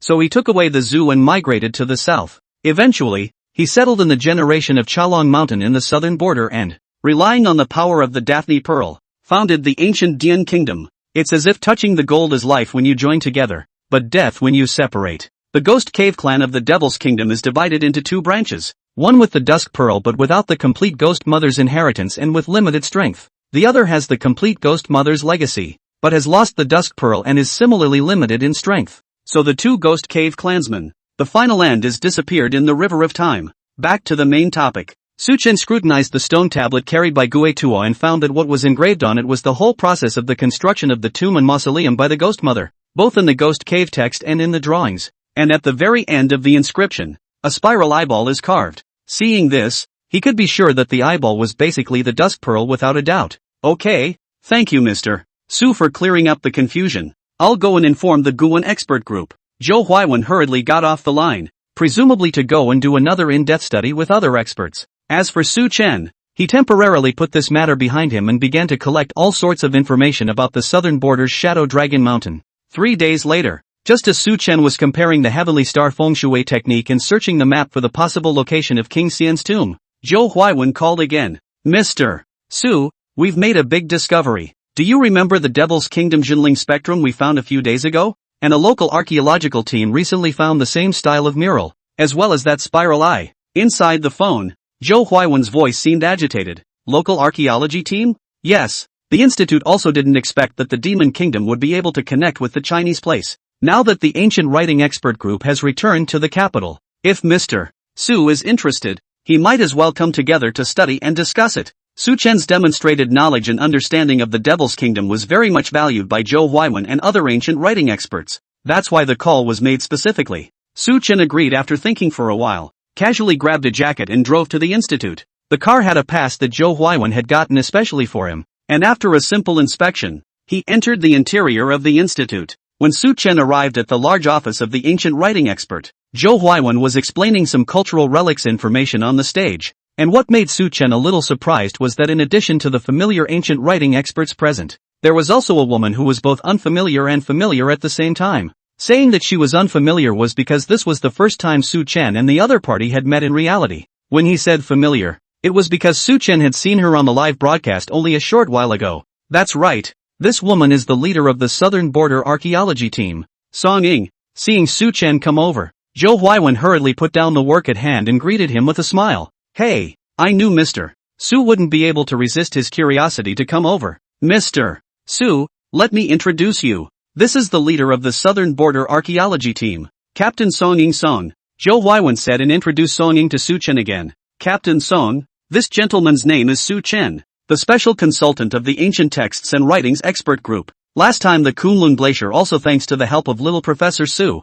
our archaeological operation will be so smooth. Hearing this, Song Ying was quite surprised and shot a glance at Su Chen. Apparently, he was also surprised that Su Chen was so young that he knew the obscure history of the Demon Kingdom. Looking at his appearance, I'm afraid he's 2 or 3 years younger than myself, Song Ying thought in his heart, then extended his hand towards Su Chen. Professor Su, nice to meet you. Su Chen shook the other party's hand and put his attention on the document in Zhou Huaiwen's hand. Old Zhou, you said you found a pattern similar to the Demon Kingdom. Could it be that this Song Ying found it? In fact, at the first sight of Song Ying, Su Chen had probably guessed the reason. It was presumably the Southern Border Archaeology Team led by Song Ying, which had discovered many inscribed records of the ancient Dian state during its operations a few days before. Among them are photographic information about murals and such about the germanium beads. When Zhou Huaiwen found out about this situation, he must have reported it at the first opportunity and invited Song Ying to the Capital Research Institute. Nice! Zhou Huaiwen smiled smugly and walked over to turn on the projector. In the next second, a photo of the Qilin spectrum in the tomb of the Ghost Mother appeared on the curtain, as well as another photo of a toad stone sculpture. The Ghost Mother's tomb's Qilin spectrum is engraved with the Ghost Cave text and an eyeball motif, and another toad stone carving has the same spiral eyeball motif carved on its back. The most surprising thing is that both eyeballs even have the exact same number of power circles in the spiral pattern. After the expert group's analysis and comparison, these two eyeballs have a 99% similarity, which also means that the ancestors of the Magic Kingdom and the ancient ruins of the southern border must have some kind of unknown connection. Speaking of this, Zhou Huaiwen's tone was excited, and he couldn't wait to run to the southern border state right now, where he went to excavate the ruins. Just as soon as his words left his mouth, Song Ying, who was on the side, directly poured a pot of cold water on him. It's just a pity that Mr. Tianguan has said that King Xian's tomb is too dangerous. The archaeology team can't go there at all. When these words came out, the ancient writing experts present all sighed with their wrists, rather like a lost feeling of having an empty treasure mountain but not being able to enter it. Zhou Huaiwen let out a bitter smile and said, yes, even the heavenly official great god said that King Xian's tomb is too dangerous. It seems like we really don't have a way to unlock the Demon Kingdom, as well as the secret of that eyeball. After saying this, Zhou Huaiwen took a deep breath and turned his head to look at Su Chen. By the way, Mr. Little Su, what do you think of the King Xian's tomb in southern border state? Ask me what I think. Listen to me blow you. Su Chen smiled faintly and opened his mouth. I know you have regrets, but not coincidentally, I happen to know something about that eyeball. First of all, this eyeball pattern depicts a magical jade eye, through which legend has it that one can communicate with the gods and gain incredible power. In the earliest days it was known as the Dusk Pearl, and was the exclusive sacred object of the Demon Kingdom's Ghost Mother. But after the fall of the Demon Kingdom, the Dusk Pearl was strayed to the Central Plains, and was called the Phoenix Guts by the Central Plains dynasty that could make people immortal. It wasn't until 2,000 years ago that this Dust Pearl fell into the hands of a small lord of the southern borderlands, and when the then emperor of the Central Plains dynasty forced him to offer the Dust Pearl, the small lord refused to comply, and migrated with his citizens into the depths of the Great Mountains, and also constructed for himself a legendary mausoleum that could never be robbed. The Grey Dust Pearl has since followed that little lord of the country, too, and lies forever in the ground. Hearing this long narration from Su Chen, the ancient writing experts present, including Song Ying, were all taken aback. Zhou Huaiwen subconsciously asked after him, could it be that little lord of the country is King Xian? That's right, he is King Xian, that dusk pearl, which is claimed to be able to make people immortal and has many incredible abilities, is also in King Xian's tomb. Hiss! As soon as Su Chen's words fell, countless sounds of sucking in cold air instantly resounded within the office. A divine object that could make one immortal and was so valued by the demon kingdom actually existed. It was highly likely that it was somewhere in the mountains of the southern border state. As long as the thought of this, these experts and professors are like being scratched by the cat's claw, and they can't wait to personally go to the southern border to excavate this legendary divine object. But, thinking back to the words of the great god of heavenly officials who had unexpectedly appeared a few days ago and had warned Song Ying and the others that King Xian's tomb was too dangerous, the experts and professors present just couldn't help but be filled with loss. It's a pity that such a divine object can only lie underground for a long time. If it weren't for Mr. Heavenly Official's warning, we would have had to find such a magical treasure even if we had to turn the southern border state upside down. Yes, to be able to make the demon kingdom worship it as a totem. One can imagine just how magical this dusk pearl is. If we find it, maybe all of mankind's history will be rewritten because of it. Just as the experts and professors had a look of regret and were talking about it, Su Chen walked to the front of the podium and threw his voice. King Xian's tomb is indeed dangerous, but who says it can't be entered? It's true that Tianguan Jifu is knowledgeable, but his words may not be the truth. As the last word of Su Chen's sentence fell, boom, the room was full of people. Chapter 88, forming an archaeological team.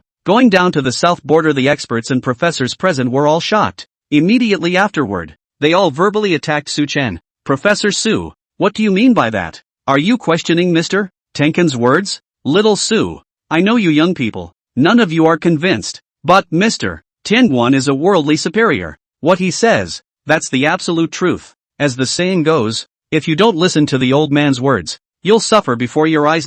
Not only the expert professors, even Prof. Zhou Huaiwen, who had always trusted Su Chen, likewise frowned. Mr. Su, are you sure you can enter King Xian's tomb? Su Chen didn't care about the words of those experts and professors and nodded solemnly. The prerequisite is that I will be the one to select the members of the archaeological team, and that they will be under my command on the way.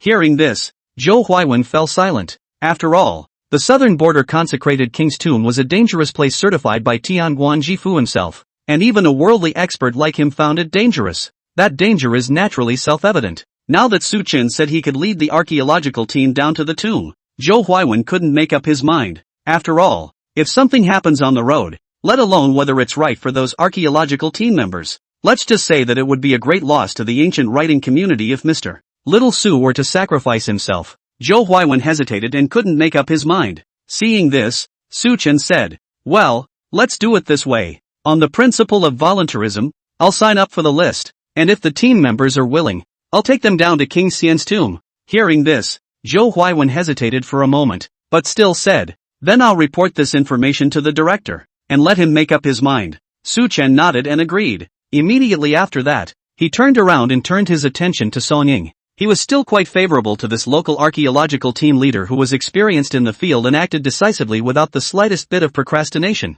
After all, dozens of hundreds of archaeological teams across the country. Can be a woman as a captain? Leading the team members deep into the archaeological front line. Very few. One has to be an overachiever, far beyond many male captains to do it. Captain Song, if the Institute agrees to form an archaeological team to excavate King Xian's tomb, are you willing to participate? Hearing Su Chen's words, Song Ying was stunned. She didn't expect that the first team member Su Chen picked would be herself. However, she hesitated for a few seconds before answering seriously. If the Institute agrees, I can participate. Archaeology is my dream, and I'm not afraid of any danger if I can unearth all this buried history. Song Ying replied with a firm expression. Yes. Su Chen nodded and turned around to check the artifact information that Song Ying had brought to the Institute. He had already made up his mind that if the Institute did not agree to him leading a team down to King Xian's tomb, then he would go alone, with the two female puppets helping out. It shouldn't be difficult to get the dusk pearl without any problems. The only difficulty should be the poisonous miasma that enveloped Mount Chalong. The Qilin bloodline was invulnerable to all poisons. It was just that I didn't know if it could deal with the poisonous miasma of Chalong Mountain.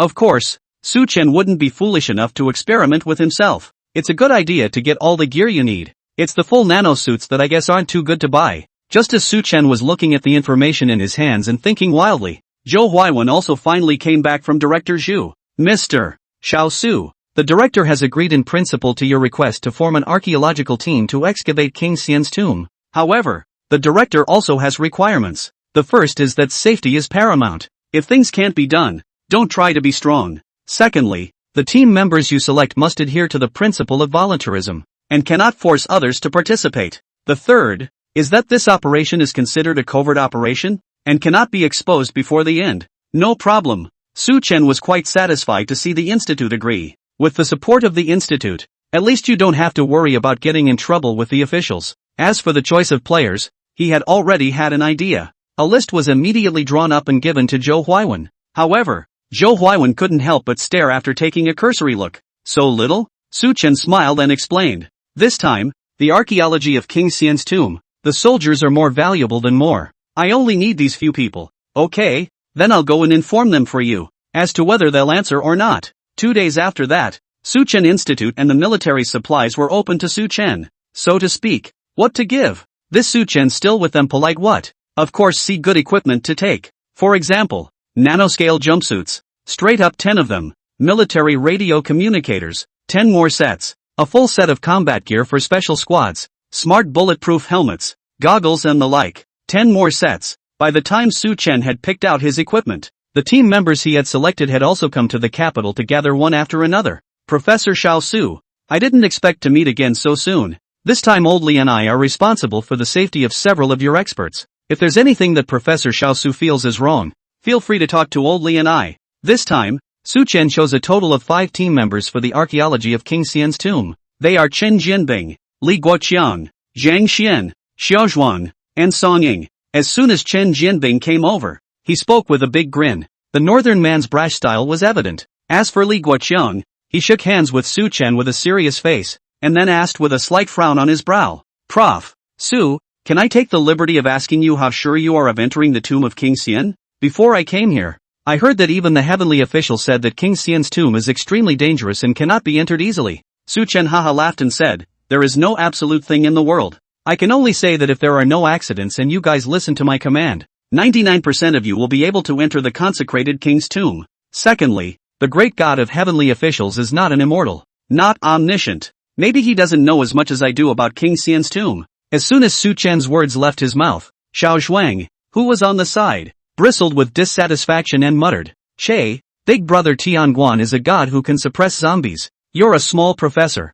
Compare your head with others. Although Li Guoqiang also felt that Su Chen's words were a bit arrogant, he wouldn't say it outright. Hearing Xiao Zhuang's disgruntled words, Li Guoqiang glared at Xiao Zhuang before saying, Professor Xiao Su, don't mind, Xiao Zhuang, he admires Mr. Tianguan very much. So, well, I can understand that, Su Chen said with his mouth, but in his heart, he felt something strange. You know, since he saved a city of people in Yizhou, Tenkan Shifu became the idol of almost the entire nation and was worshipped as if he were the god of war and who. During this period of time, wherever Su Chen went, his hardcore fans could almost always be seen. The ones like Chuang are considered to be more sensible fans. If he ran into those fanatical fans who heard someone denigrating the heavenly officials, he was afraid that he would rush over to fight for his life. Thinking of this, Su Chen looked at Xiao Zhuang and smiled. Xiao Zhuang, I know that you don't trust me for now. It's fine. Wait until you're in the tomb of King Xian. Then you'll believe in what I'm saying. Speaking of which,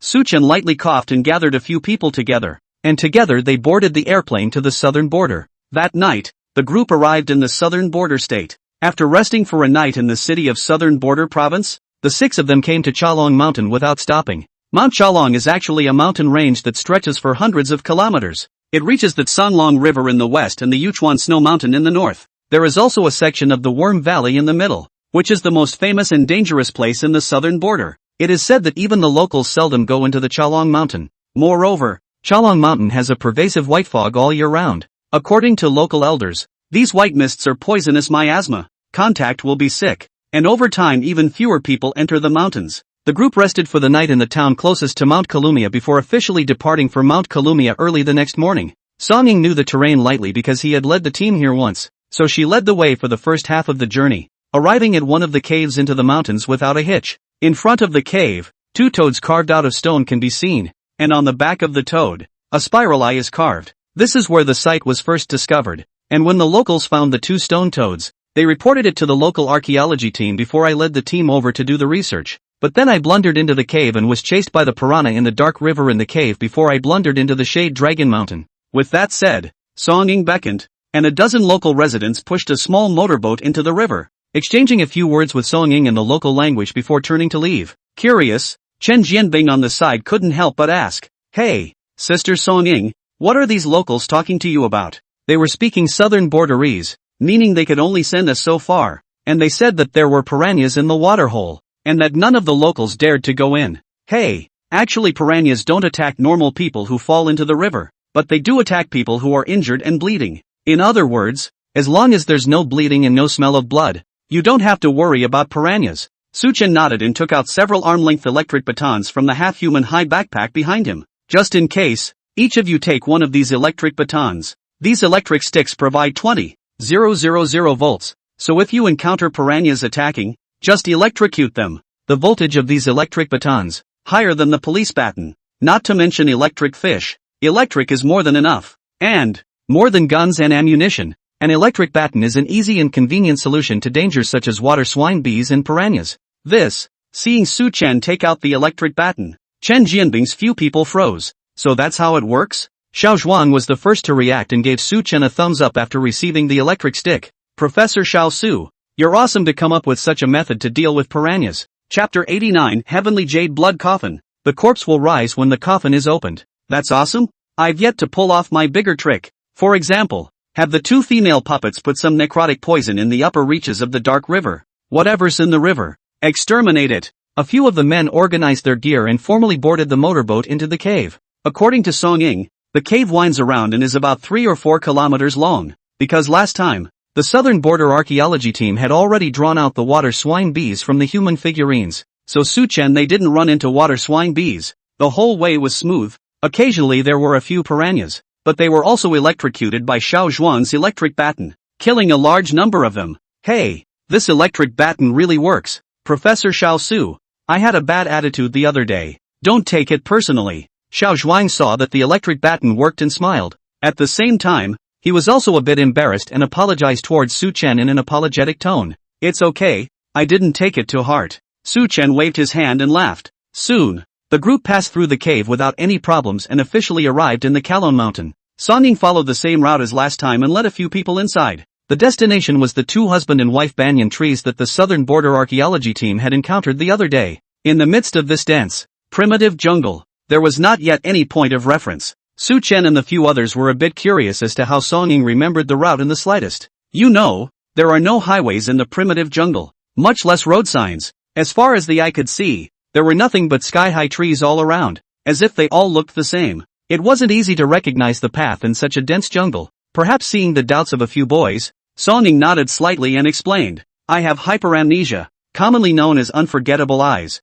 so it wasn't that hard to find this place. This could be Versailles for the big boys. Chen Jianbing and Li Guoqiang were convinced and didn't dare to be pointing fingers at Song Ying's chosen route. It didn't take long for the group to finally arrive under the big banyan tree. Seeing these two husband and wife banyan trees, Su Chen let out a light breath. On the other hand, Song Ying, who was on the side, looked puzzled and couldn't help but ask out loud, Professor Su, a few days ago, our southern border archaeology team has already been here, and we had searched carefully, and apart from the tree canopy platform with a wrecked airplane, there's not much else of concern, so why do you have to come over here first? Hearing this, Zheng Xian on the side couldn't help but chime in. Yes, Professor Little Su, didn't Captain Song and the others already take the pictures, so why do they still need to make a trip here? This is the accompanying tomb of King Xian, where the priests of King Xian are buried. Moreover, there's the key to unlocking King Xian's tomb. That's why we have to make a trip here. Hearing this, Zheng Xian's few people were stunned.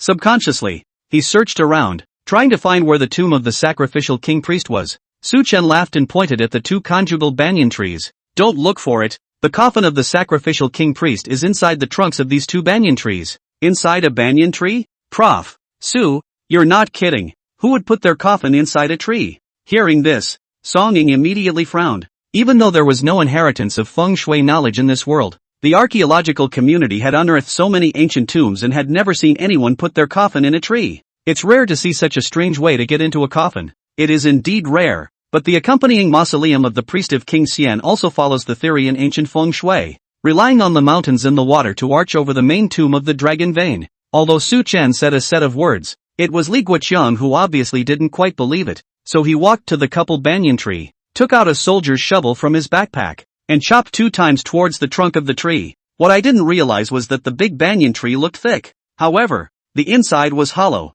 and Li split the outside trunk with a few chops, revealing the dark hole in the tree inside. Holy shit, the tree is empty inside. Xiao Zhuang was filled with surprise and hurriedly took out his flashlight and shone it towards the interior of the tree hole, only to see, in the middle of the tree hole, which was more than 10 meters above the ground, there was a blood jade coffin hanging. The coffin was surrounded by banyan vines, and when the light from the flashlight hit it, it reflected a bright red color of blood. When the 5 Songning people saw this scene, they were all taken aback. There really is a coffin. Professor Su, should we go to the canopy? The original casket was at the canopy platform, hanging a dozen meters off the ground. The movie and TV show changed it to a position close to the ground and was shaken out. The original setting is used here, Su Chen nodded, but still instructed a few people to be careful of the eagle owls in the canopy. As they spoke, the crowd climbed up to the canopy in turn, leaving Xiao Zhuang on guard below. After going up to the canopy platform, Songning first went to the cabin to observe. Realizing that the adult eagle owl was not there,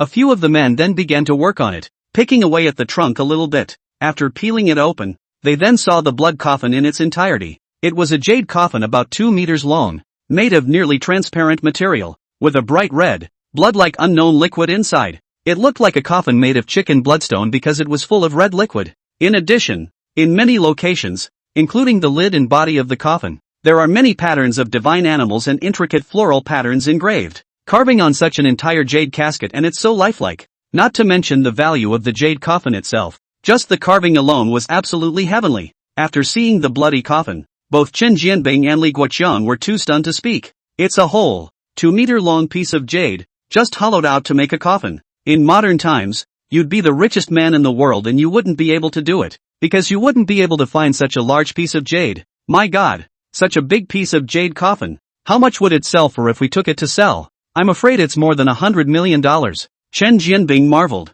Li rolled his eyes and retorted, 100 million, that's the starting price. I remember more than 10 years ago, there was a piece of 1-ton jade wool that was directly auctioned at a sky-high price of 800 million. Compared to the wordiness of the 2 Chen Jianbing, Songning on the side was much more cultured, muddled and exquisite. This is the most precious work of art in the history of China, far beyond the value of money. Professor Su, this discovery is really too important. Even if we can't get into King Xian's tomb, just this blood jade coffin alone is a milestone event in the history of Chinese archaeology. In the past, archaeological teams were considered to be lucky if they could find some jade pieces inside the ruins of ancient cities, or ancient tomb ruins. But this time, it was surprising to find a coffin made of a whole piece of jade. Song Ying's excitement was simply beyond words as she hurriedly tried to take out her camera and photograph the blood jade coffin. Su Chen smiled faintly and opened his mouth to explain. The material of this jade is Western Border State heavenly jade, not considered a top-grade jade, but to have such a large head, plus the carvings on it, it is indeed a priceless treasure. After saying that, he took out the rope and put it on that blood jade coffin. Then he let the two of them, Chen Jianbing and Li Guoqiang, grab the rope, while he himself took a soldier's shovel and probed down to cut off the vines that were entangled in the blood jade coffin one by one. After a few people worked together, it didn't take more than a few minutes to pull the blood jade coffin up. When the blood jade coffin was pulled up, it shone bright red under the sunlight. It was even more beautiful than what they had just seen. Especially the floral carvings on the body of the coffin were ethereal and dynamic, as if each one was a living creature with life. Through the translucent walls of the coffin, a body could still be faintly seen submerged inside. Chen Jianbing couldn't help but come forward, wanting to take a closer look and observe. But just then, the weather, which had been clear and sunny, changed at the drop of a hat. In just a minute, though, it was completely dark. There was also a dull clap of thunder in the air. It was dark, so several people had to turn on the lights on their tactical suits. Chen Jianbing turned on the light while muttering, "It's also evil. We just pulled the coffin up and it's dark." Li Guoqiang, who was on the side, had a somewhat ugly face. He took a deep breath, looked up at Su Chen, and said in a grave tone, "Little Professor Su, the last time Professor Chu and I were at the Bottle Mountain tomb, it was also dark just after we opened the coffin. What's in this coffin wouldn't be another corpse king, would it? Let's retreat for safety's sake." A few others froze at those words. Zhang Xian had personally experienced the Bottle Mountain tomb and knew how powerful the Corpse King was, so he nodded approvingly at his words. When we were at Bottle Mountain, the archaeological team had the corpse suppressor talisman given by the heavenly official god, which suppressed that Corpse King. We have nothing now. Chapter 90 Harvest. Short staff of dragon and tiger. Suchen had the fakey seal in his hand, and all evils avoided retreating, so naturally he didn't need to be afraid of rising corpses. Besides, judging by the description in the original, the priests in the coffins are, in fact, not powerful at all. As long as the coffin is emptied of the blood-colored liquid, there is no danger. Thinking of this, Suchen shook his head and said, "Don't worry, the priests in this coffin are the mistletoe corpses concocted by the king of sacrifice. I have a way to deal with it." A zombie? Song Ying froze, frowning and asked, "Professor Xiao Su, what's a trembling corpse? Remember those human figurines in the cave earlier? Well, what's the deal with those human figurines?" Zhang Xian also gathered around and looked at Suchen curiously. The reason why the ancient kingdom of the southern border is so powerful and can drive hundreds of thousands of people to be their slaves is because the country's leader, King Xian, understands a lot of quill arts and can manipulate poisonous insects for his own use. The human figurines in the cave harbor water swine bees, using living people as figurines and raising insects with human figurines. This is one of the insidious mistletoe techniques circulating in the southern border. The reason why Suchen must come here to the coupled banyan tree, it was to fetch the short staff of the dragon and tiger in the priest's jade coffin. According to the description in the world of Ghostbusters, the short staff of dragon and tiger was a key that could unlock the large bronze chest in the belly of Hua's immortal worm. There were a lot of goodies in the copper chest: mandrill remains, jade tires, and 3 blue jade toads. Suchen estimated that they were all treasures with a bit of higher energy. Altogether, it's not much worse than the dusk pearl. Sure, he kept these things in his heart and didn't tell Song Ying and the others. People are serious archaeologists, and Suchen is a gold digger. If I said directly that I was thinking of that little treasure, I would have been sent to the police station on the spot. However, Suchen also has a way to solve the problem, such as to get these treasures back to the capital. The big deal is to use the identity of the heavenly officials to negotiate with the institute. Well, we don't pay for it, we just trade for it with 8 copper coins. I really am a little genius. That King Xian really isn't a thing. Thinking of those human figurines in the cave, Song Ying's face was unpleasant. Indignantly, she spoke. Zhang Xian, who was on the side, picked up. Yes, using living people to make human figurines. This King Xian is truly brutal. Even though Suchen said that he was certain that he could take care of the stork in the coffin, for insurance purposes, Chen Jianbing and Li Guoqiang both pulled the safety of the rifles in their hands at the same time. As soon as the situation was wrong after opening the coffin, they were ready to shoot and knock the trembling corpse back at the first opportunity. Come and see. Suchen pointed to the location below the coffin. The crowd looked in the direction he was pointing and realized that there seemed to be a giant python inside the coffin. Seeing this giant python, several people were startled. Full of wonder, he asked, "How could there be a python in the coffin?" Zhang Xian came over to the side of the coffin, carefully observed it for a while, and said with an affirmative expression, "That's right, it's a python, and it's a skinned python at that." At this time, Xiao Zhuang exclaimed, as if frightened, and suddenly took 2 steps back, shouting in shock, "Captain, the python in the coffin isn't dead, it's still moving." Hearing this, the always calm Li Guoqiang was shocked. Skinned and trapped in a coffin for thousands of years, and that's all it took to survive? It doesn't make sense. It's almost more unthinkable than zombies. Suchen laughed and explained, "This is where King Xian's mistletoe technique is so brilliant. He skinned the python alive and attached it to the priest's body, then soaked it in this mysterious medicinal liquid to maintain the basic nutritional needs of the python. Eventually, thousands of years down the line, after connecting through the coffin and the banyan tree, it made the python, the priest, and the big banyan tree combined to achieve a marvelous state of symbiosis. It can be said that these 2 husband and wife banyan trees under our feet right now, and the half-human, half-python trembling corpse in the coffin are actually one and the same." Just as the last word of Suchen's sentence fell, a sudden change occurred, only to see that above the coupled banyan trees, a vine the thickness of a baby's small arm suddenly stretched out and violently attacked towards Xiao Zhuang in a swift manner. Song Ying's face changed as she panicked and shouted, "Xiao Zhuang, quickly dodge!" It was too late. Just when neither Qin Jianbing nor Li Guoqiang reacted, Suchen hurriedly took out the Vajra umbrella from inside the backpack behind him. Then, he flew and pounced in front of Xiao Zhuang,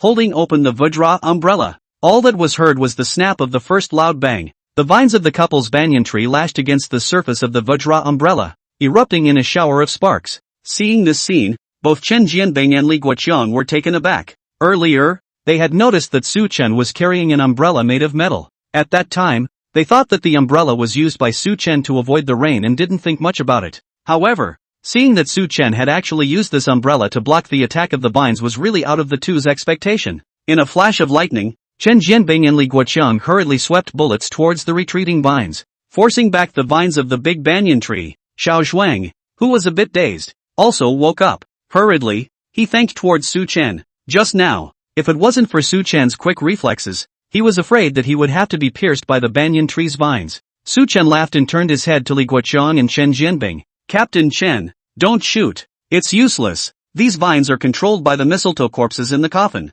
As long as the liquid in the coffin is emptied, the mistletoe corpses won't be able to make a mess. Good. What do you say, Professor Xiao Su? We'll all listen to you. The couple banyan tree's vines missed with one blow and disappeared without a trace. However, Song Ying and the others were a bit furious in their hearts and hurriedly gathered around Su Chen. Su Chen put away the adamantine umbrella, then took out a 1-meter-long, thumb-thin hose from his backpack. He had Xiao Zhuang and Zhang Xian move the lid of the coffin a little, then inserted one end of the hose into the coffin, and used the other end to pump out the liquid inside the coffin with a squeezed plastic airbag, utilizing the principle of the siphon effect. After waiting for about 5 or 6 minutes or so, the interior of the coffin was completely emptied of the blood-colored liquid. At this point, from the translucent body of the coffin, the interior could finally be seen. Inside this jade coffin lay the body of a man who was completely connected to the skinned python. Because of the thousands of years of immersion in the blood-colored liquid, the male corpse was extremely swollen and had a distinctly giant view.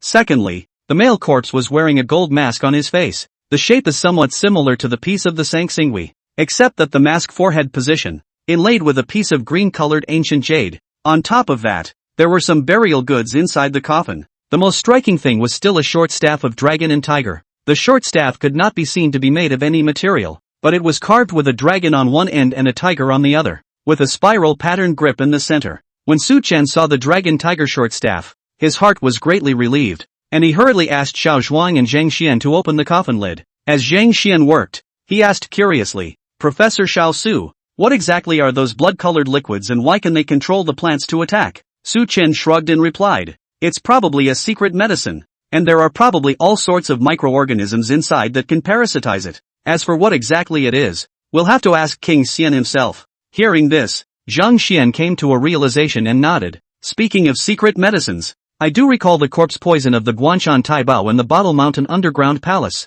I think King Xian's secret medicine should be similar to that of Guanshan Taibao's, with the formula being kept secret and not passed down. It's a shame that there were so many amazing secret medicine formulas in ancient times, but nothing has been left by now. Song Ying sighed and picked up. Yes, the wisdom of the ancients is higher than we can imagine. Many of these secret medicines, biological knowledge, even beyond the knowledge of modern people. But it's not. When we get to the gourd cave later, there's still a quasi-immortal insect that has lived for tens of thousands, millions, or even tens of millions of years. King Xian was able to make his undead bugs work for him, and he was also able to raise a quail baby in a woman's stomach. If he had lived in modern times, he would have been a proper darkstream biologist. There are all sorts of modern advanced equipment and instruments to add support. Either it is really by his research biological ascension, the ability to live forever. Either that or the police broke down the door and charged him with research against humanity. Su Chen estimated that it was still the latter that was more likely. After the blood-colored liquid had been pumped out, the python corpse stopped swimming, and the husband and wife banyan tree returned to peace. Even the dark clouds in the sky gradually dispersed, and the golden sunlight reappeared through the branches and leaves, dappling the platform. Song Ying and the others breathed a sigh of relief, and their suppressed moods gradually relaxed. But just as Xiao Zhuang and Zhang Xian were about to move the lid of the coffin, a high-pitched chirping sound suddenly came from the sky. Su Chen frowned and secretly activated his super golden pupil. Between the pupils of his eyes, a circle of golden light suddenly flashed. Immediately after, he saw two adult eagle owls with a wingspan of more than 3 meters several thousand meters up in the air, swooping this way. Chapter 91 Qilin's bloodline shows power. Kuei Xing kicks eagle owl. When Su Chen saw this, his face changed slightly. With two eagle owls this big, there's no doubt about their fighting prowess. Although he wasn't afraid, he didn't want to start a conflict with the eagle owl. The first was because the eagle owls were rare and protected animals, and the second was that the eagle owls didn't do anything evil, and Su Chen didn't want to hurt them. Thinking of this, Su Chen hurriedly pulled Zhang Xian and Xiao Zhuang. The eagle owl is coming back. Find a place to hide first. Although Song Ying and Chen Jianbing's men also heard the hooting of the eagle owls, their eyesight was not as good as Su Chen's and they could not see the eagle owls several kilometers away. Hearing Su Chen's words, he put down the matter at hand with confidence. Following Su Chen, he hurried around to the back of the canopy, away from the crashed World War II plane. Several people hid behind a thick bush and waited for about 2 or 3 minutes before 2 eagle owls swooped down onto the cabin. The 2 adult eagle owls found an additional jade coffin on the platform, and a humanized look of incomprehension appeared in their eyes. They cocked their heads and surveyed the jade coffin for a while, and when they saw no movement, they turned and entered the cabin. Song Ying's faces were shocked when the few people saw the 2 eagle owls that had retracted their wings and were taller than a human being through the mottled foliage. Xiao Zhuan was full of amazement and lowered his voice. Boy, such a big eagle owl. Before I came here, I checked on the internet. Generally this kind of eagle owl is about the same size as a domesticated chicken.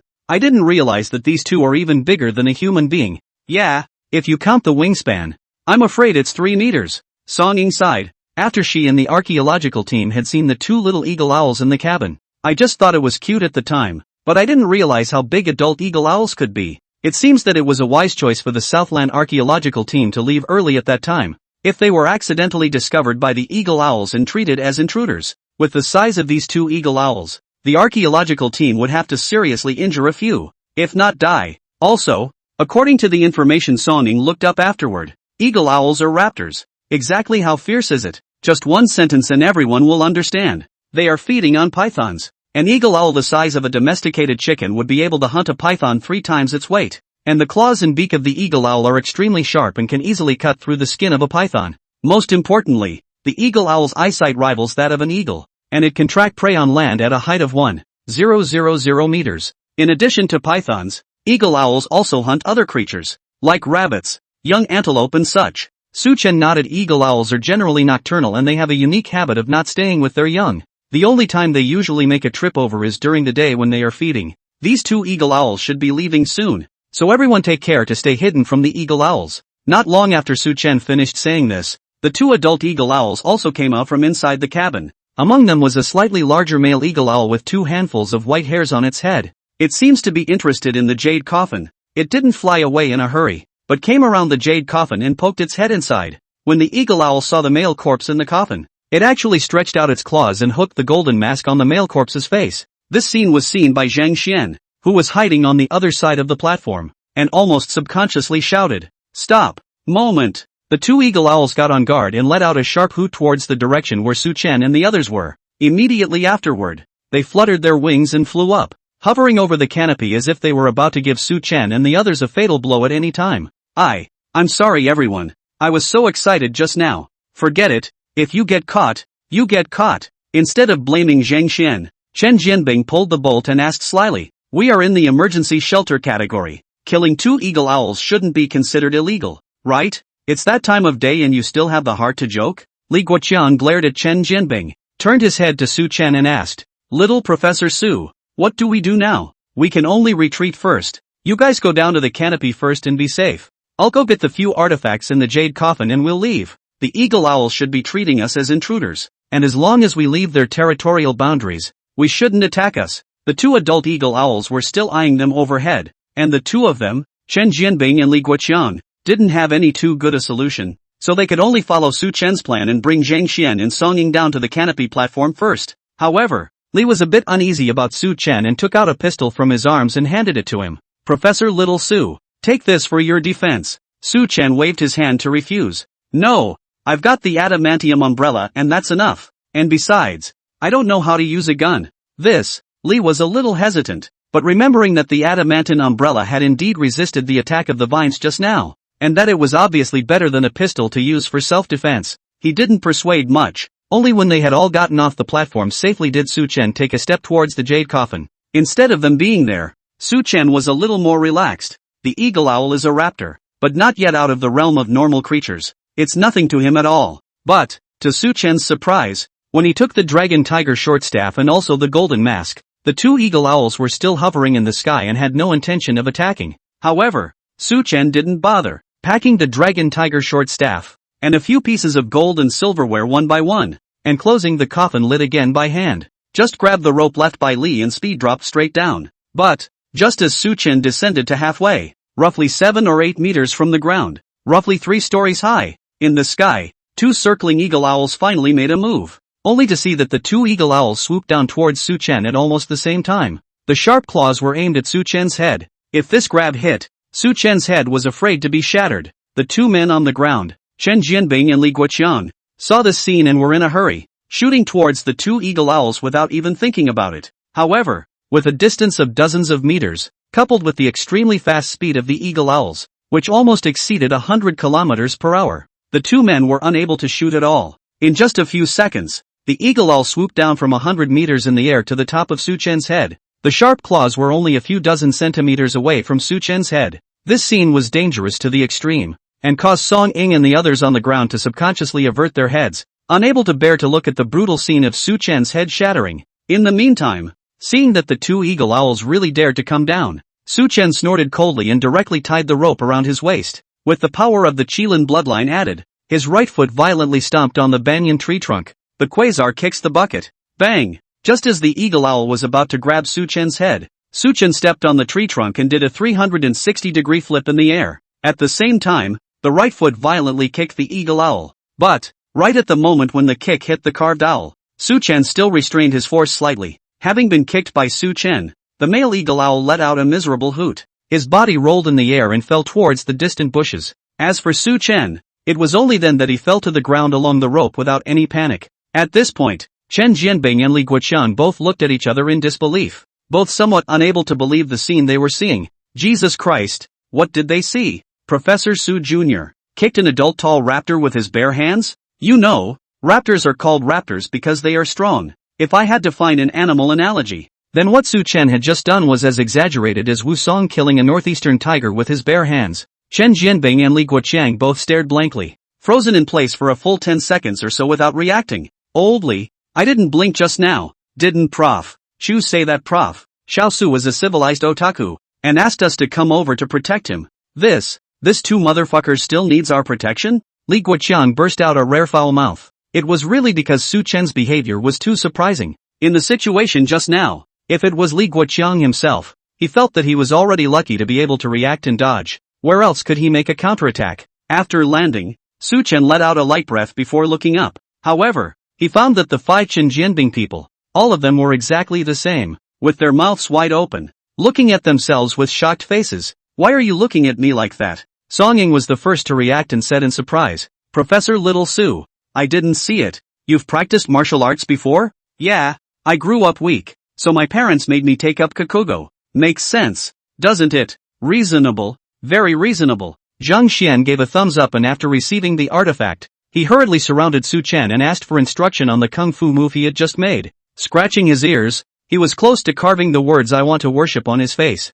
Chapter 92, Qilin Bloodline. Little Eagle Owl recognizes Master seeing him in this state. Su Chen secretly smiled. Speaking directly, he asked, You want to learn this move? Upon hearing this, Zhang Xian's face instantly became excited and he busily nodded his head and said, Yes, Professor Little Su, the move you just did with the mid-air spinning flying kick is just too cool. Can you teach me? You can. It's actually a very simple trick. As long as you insist on running 10 kilometers every morning, after a month, you'll be as good as me. That's it? Hearing Su Chen's words, Zhang Xian couldn't help but stare. Sure, just try it for yourself. After Su Chen finished speaking, he put away the small backpack containing the dragon tiger shortstaff in his hand, then pulled out a map. The map only roughly marked the topography of Mount Chalong. He pointed at one of the entrances and said, We are now in this position, which can only be considered the entrance to the Shading Dragon mountain range. Later on, we will use the sun to discern our bearings, and continue walking 3 kilometers to the south.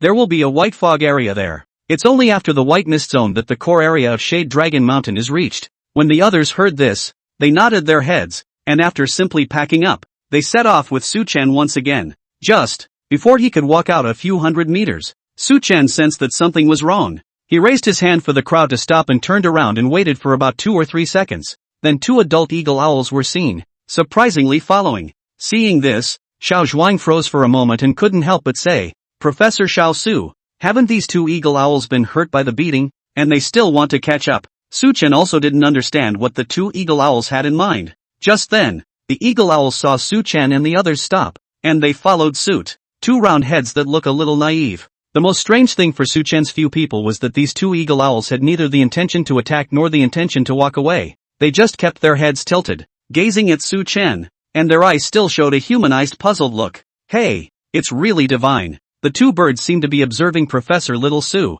They should be wondering why he's so powerful. Hearing Xiao Zhuang's thoughtless words, Chen Jianbing on the side froze for a moment and frowned. Could it be that these two eagle owls have also become fertilized? Just like the six-winged centipede? Su Chen waved his hand and said, "You guys wait here for a while, I'll go over and take a look." Just now, Su Chen had already shown his amazing strength, plus he also had a Vajra umbrella. The crowd didn't worry too much about his safety, they just all told him to be more careful. Su Chen was also unwilling to let the two eagle owls delay, so he directly mobilized the power of the Qilin bloodline in secret. The aura around his body slowly rose, and as he walked towards the two eagle owls, they seemed to confirm something as if they were confirmed, suddenly lowering their heads in unison towards Su Chen, as if expressing submission. Seeing this scene, Su Chen couldn't help but stare, unable to grasp what these two eagle owls really wanted to do. However, the eagle owl didn't let Su Chen wonder for long. Shortly after the two eagle owls bowed their heads in submission, two tiny, rounded heads suddenly burrowed out from under the wings of the adult female eagle owl, and it kept making chirping, clear chirps. Unwillingness showed in the female eagle owl's eyes, and she carefully brought her head over and rubbed it next to the heads of the two young eagle owls. Afterwards, it was the two little eagle owls that were carried in its mouth and placed at Su Chen's feet. After doing so, the female eagle owl then retreated. Together with the male eagle owl, they took to the skies. They circled the sky a few times and let out a high-pitched chirp before disappearing into the sky. Seeing this, Su Chen finally understood the meaning of the eagle owl. Hoping that this was convincing Su Chen, he also planned to give his children to Su Chen to raise. Is this a nasty piece of Animal Kingdom bumper sticker? Su Chen spat in his heart. On the other hand, he also had some rough guesses. He felt that the reason why the eagle owl had acted in such a way was most likely because it had detected the Qilin bloodline in Su Chen's body. The unicorn and the phoenix. One is the ancestor of birds and the other is the ancestor of beasts. These two adult eagle owls did not know how many years they had lived, and they should have produced a mutation, giving birth to some faint spiritual intelligence. Although it was not as good as the six-winged centipede in the Bottle Mountain Earth Palace, they instinctively felt that Su Chen's Qilin bloodline could help their sons and daughters evolve into higher levels of life. Pursuing bloodline evolution. This was the ultimate goal of all living things, even if it is a human being. For example, didn't King Xian, in his quest to become immortal, build this tomb of King Xian, which contains the Cave of the Immortals? The so-called becoming immortal sounds mysterious, but if we put it in another way, bloodline evolution, or developing the human body's ultimate potential, transcending the ordinary, perhaps it would be easier for everyone to understand. Animals pursue bloodline evolution more urgently than humans. The six-winged centipede had stayed in the Bottle Mountain Earth Palace for 1,000 years. Wasn't it because inside the Bottle Mountain Earth Palace, there was medicinal qi that could provide the medicinal qi he needed to evolve? Thinking of this, Su Chen bent down and carefully cupped the two little eagle owls. The little eagle owl was not afraid of being born in his hand. His two rounded heads were wandering around, and his little black eyes were surveying everything around him. Moreover, it also knew to use its head to arch Su Chen's hand to be pampered. Song Ying and the others gathered around when they saw the adult eagle owl fly away. Seeing the little eagle owl in Su Chen's hand, several people were a bit surprised. Couldn't help but say, "Crap, Professor Little Su, how did you abduct someone's son or daughter?" "What do you mean I abducted it? It was from those two eagle owls just now." Su Chen gave Xiao Zhuang a disgruntled blank look. Xiao Zhuang is a good person, but he can't talk. Can he shut up? Zhang Xian pushed up his glasses and marveled. An eagle owl entrusting an orphan. This matter is too bizarre. Song Ying, on the other hand, was more rational and explained. There are many such similar situations in the animal world. It's not really bizarre. For example, domesticated cats and dogs and the like will see their owners as kindred spirits, and if they can't raise the remaining pups themselves, they'll take them to their owners to raise. Yeah, I've heard about that. We used to have about a dozen military dogs on the base, and once one of them gave birth but didn't have enough milk, so she took one of the skinniest pups in her mouth and gave it to me. I've been feeding that pup milk for months. Li Changhua interjected at the right time. Song Ying glanced at Li Guoqian with considerable surprise and laughed. "Captain Li, I didn't realize that you're still a cold-faced warm-hearted man." Chen Jianbing, on the other hand, was a bit hesitant and said hesitantly, "But aren't we going to King Xian's tomb? What about these two little guys? What should we do?" "Of course we should bring it with us. Those two eagle owl parents shouldn't be coming back. Letting the little eagle owls stay here. They won't even survive the night." Song Ying took the little eagle owl from Su Chen's hands and fed it a little water and breadcrumbs. I didn't expect the little eagle owls to be picky at all, and you scrambled to eat it all. After feeding, she packed the eagle owl into her backpack. Without struggling, the little eagle owl lay down in the soft backpack and huffed and puffed. Seeing this scene, the crowd couldn't help but laugh. These two little guys were still pretty cute as pups, with two dorky little kittens. Then let's keep them for a while. When the consecrated king's tomb is over, I'll stay in the capital to raise them for a while, and when they can live independently, I'll release them back into the wild. Su Chen sealed the deal, and after he finished speaking, the crowd set off once again, heading towards the depths of the Shadow Dragon Mountain. Soon, the group finally walked out of the seemingly boundless primitive jungle and came to a slightly wider section of the valley. But this valley was filled with a layer of white fog with very low visibility. To get past the valley, you have to go into these white mists. Xiao Zhuang looked at the poisonous sun above his head and wondered. Strange, it should be almost 1 in the afternoon now. Where did such a big fog come from? Normally, fog is only in the morning, or on cloudy, cool days. If there is no cloud cover, the sun's rays quickly disperse the fog. It's rare to see something like this, with a big cloudless sun overhead and a layer of fog shrouding the bottom. As he spoke, Xiao Zhuang shook his head and was about to head into the white mist. Su Chen was quick on his feet and hastily pulled him back. Are you so bored with life that you want to be reincarnated early? Chapter 93, Broken Worm Road. Red gourd this. All stay put. Xiao Zhuang was stunned, and immediately after, he saw Su Chen take out a small white mouse from his backpack, tie a rope to it, and then throw it into the white mist. After waiting about 3 minutes, the mice were pulled back again, only to see that the little white mouse was no longer breathing. What was even more horrifying was that its body was covered with blisters that had been corroded out, and its entire body looked as if it had rotted. Seeing this scene, Xiao Zhuang immediately felt some chills on his back. If it wasn't for Su Chen pulling him back just now, I'm afraid that his current situation would be even more miserable than this little white mouse. This white fog is too powerful. How are we going to get through it? Chen Jianbing was a bit discouraged. He had thought that after breaking through one level after another, he could finally enter King Xian's tomb, but he didn't expect to be stopped by these poisonous mists now. Did you guys forget the suits and gas masks you were issued? Su Chen said, smoothly opening his backpack and taking out a set of protective clothing to put on, especially the gas mask, the kind he'd hand-picked to be resistant to corrosion and impact. Whether it was protection or sturdiness, it was only stronger than Hu Ba-yi and the others. Hearing Su Chen's words, the crowd came to a realization and hurriedly all took out their protective suits from their backpacks. After changing, the crowd then entered the white mist in turn. The visibility in the white fog was so poor that the crowd had to tie themselves to a rope in case they got separated. The only good news is that this white fog journey is not long, just a few hundred meters. After walking for about 7 or 8 minutes, the group managed to cross the white fog to the other end of the valley. The other end is still a pristine jungle, but right at the entrance, there were 2 stone statues of toads in plain sight. Professor Xiao Su, it seems we've found the right place. There must be King Xian's tomb here. Seeing these 2 stone statues, Song Ying looked uplifted and couldn't help but be happy. Su Chen nodded, but then shook his head. There is indeed the tomb of King Xian here, but it's too early to be happy. Song Yin and the others froze at the words and asked, why do you say that? According to the stone carvings, and the reliefs on that jade coffin just now, it is recorded that King Xian's tomb utilized nearly 100,000 slaves and took decades to build.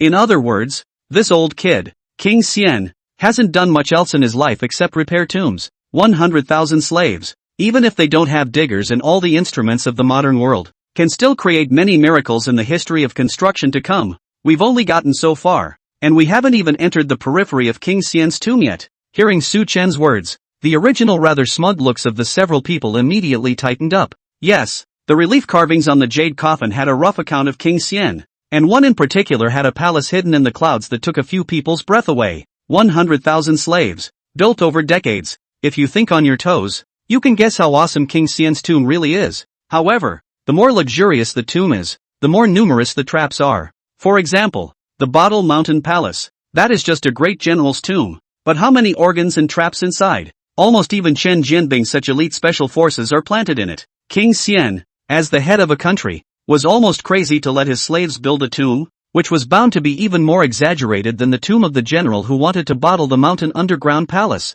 Thinking of this, Chen Jianbing was a bit hesitant and couldn't help but say, Professor Su, King Xian's tomb is so difficult. With just a few of us, can we get in? Soldiers are better than many, and there are advantages to having fewer people, so there's no need to worry. Su Chen soothed this sentence. In the original storyline, just 3 people, Hu Ba-yi, have broken through the tomb of King Xian. Not to mention there were 6 of them in total. As they spoke, the few continued to advance deeper into the jungle. But any pristine jungle is basically hot and humid. Plus the suits are airtight. Seeing the white fog gradually dissipate, Xiao Shuang and the others took off their gas masks. However, as they were about to take off their protective suits again, Su Chen raised his hand to stop them. Don't take it off now. The mosquitoes and venomous insects here are far more powerful than outside. And wearing a protective suit can still protect you from insects. The reason why the southern border bug valley is called the Bug Valley. It's because there are countless creatures like mosquitoes and poisonous insects. The 6 of them had covered their bodies with various insect repellent potions before they arrived,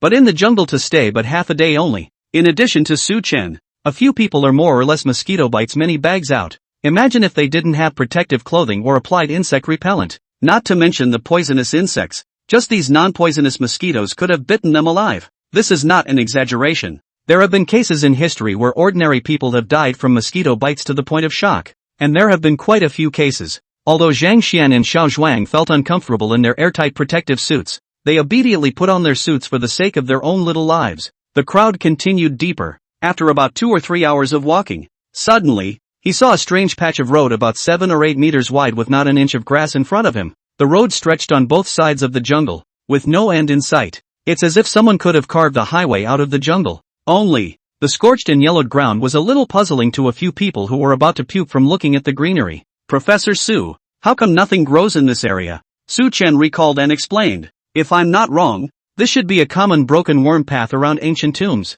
A broken worm path? The crowd looked at each other in disbelief, having heard the word for the first time. That's right, as the name suggests. It's actually a place that the tomb owner deliberately circled around the ancient tomb in order to protect the tomb from insects and ants. As he spoke, Su Chen led a few people forward and took out a shovel to dig a shovel of scorched yellow soil. Smell. You guys, does this dirt smell different from other ordinary dirt? Zhang Xian was curious and volunteered to come up. But the next second, Zhang Xian's face changed drastically and he directly ran to the side to vomit with a bitter face. Seeing this scene, Su Chen, who had already expected it, couldn't help but heave a smile. This worm-breaking path is laced with lime, mercury, and all sorts of specially configured secret medicines. The medicinal properties are able to remain intact for thousands of years, ensuring that no plants will grow on the bug-breaking path, as well as dispersing all types of snakes, rats, insects and ants. Hearing this, Xiao Zhuang understood and couldn't help but tease Zhang Xian. Hear that? This is a secret medicine formula configured by ancient people for thousands of years.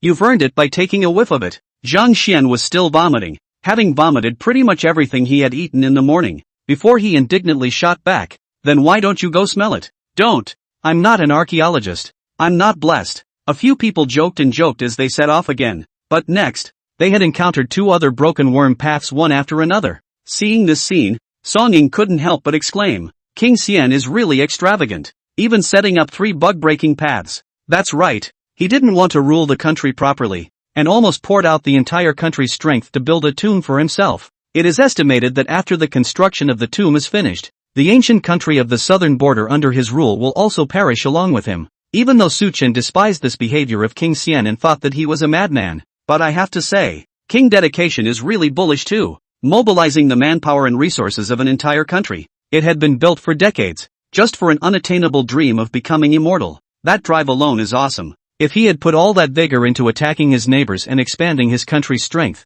he might have left a colorful mark in the history books. The 3 broken worm paths, which were getting smaller and smaller in scope, meant that the crowd was getting closer and closer to King Xian's tomb. Either way, it's good news. Song Ying, in particular, realized that they were on the right path, and a powerful conviction erupted. Walking with a lighter step, after the group crossed the 3rd bug break, suddenly, the grass beside him suddenly made a soporific sound. Still shaking, Chen Jianbing and Li Guoqiang reacted the fastest, almost immediately backing up and aiming their rifles at the grass. Don't worry, it's dancing grass. Dancing grass? Professor Xiao Su, you're kidding. Grass can dance? Xiao Zhuang asked in disbelief. Of course I will. Song Ying jacked in and explained. Dancing grass, scientifically known as bell calyx grass, is a small leafy shrub that can grow up to 1.5 meters, and once it's startled by a person or an animal, it shakes and looks like it's dancing, so it's also known as dancing grass, but they're not harmful to people. Bull. Captain Son's doctorate in biology really wasn't for nothing. Chen Jianbing gave a thumbs up and praised. Instead, Li stepped forward and carefully pushed aside the dancing grass. Just then, everyone saw that behind the grass, a red gourd more than half a person tall suddenly appeared. Chapter 94, Song-ing, you're from the Moving Mountain sect. After walking over, the crowd realized that it was a gourd with a stone gourd. The surface was coated with a bright red pigment. I just don't know what kind of pigment this is exactly. After thousands of years, the color is still vivid as if it was painted yesterday. Strange. Why is there a stone gourd here? 11111 Zhang Shen looked at the stone gourd with a confused expression on his face. However, at this time, Xiao Zhuang, who was sharp-eyed, suddenly pointed to the distance directly opposite the stone gourd and shouted, "You guys, look at that. There seems to be a temple there." The crowd's spirits lifted at the words and they looked up. Only under the cover of the dancing grass, a mountain temple built on the mountain was visible. That mountain god temple was divided into two entrances, front and back, and the main hall in the front was already in a state of disrepair,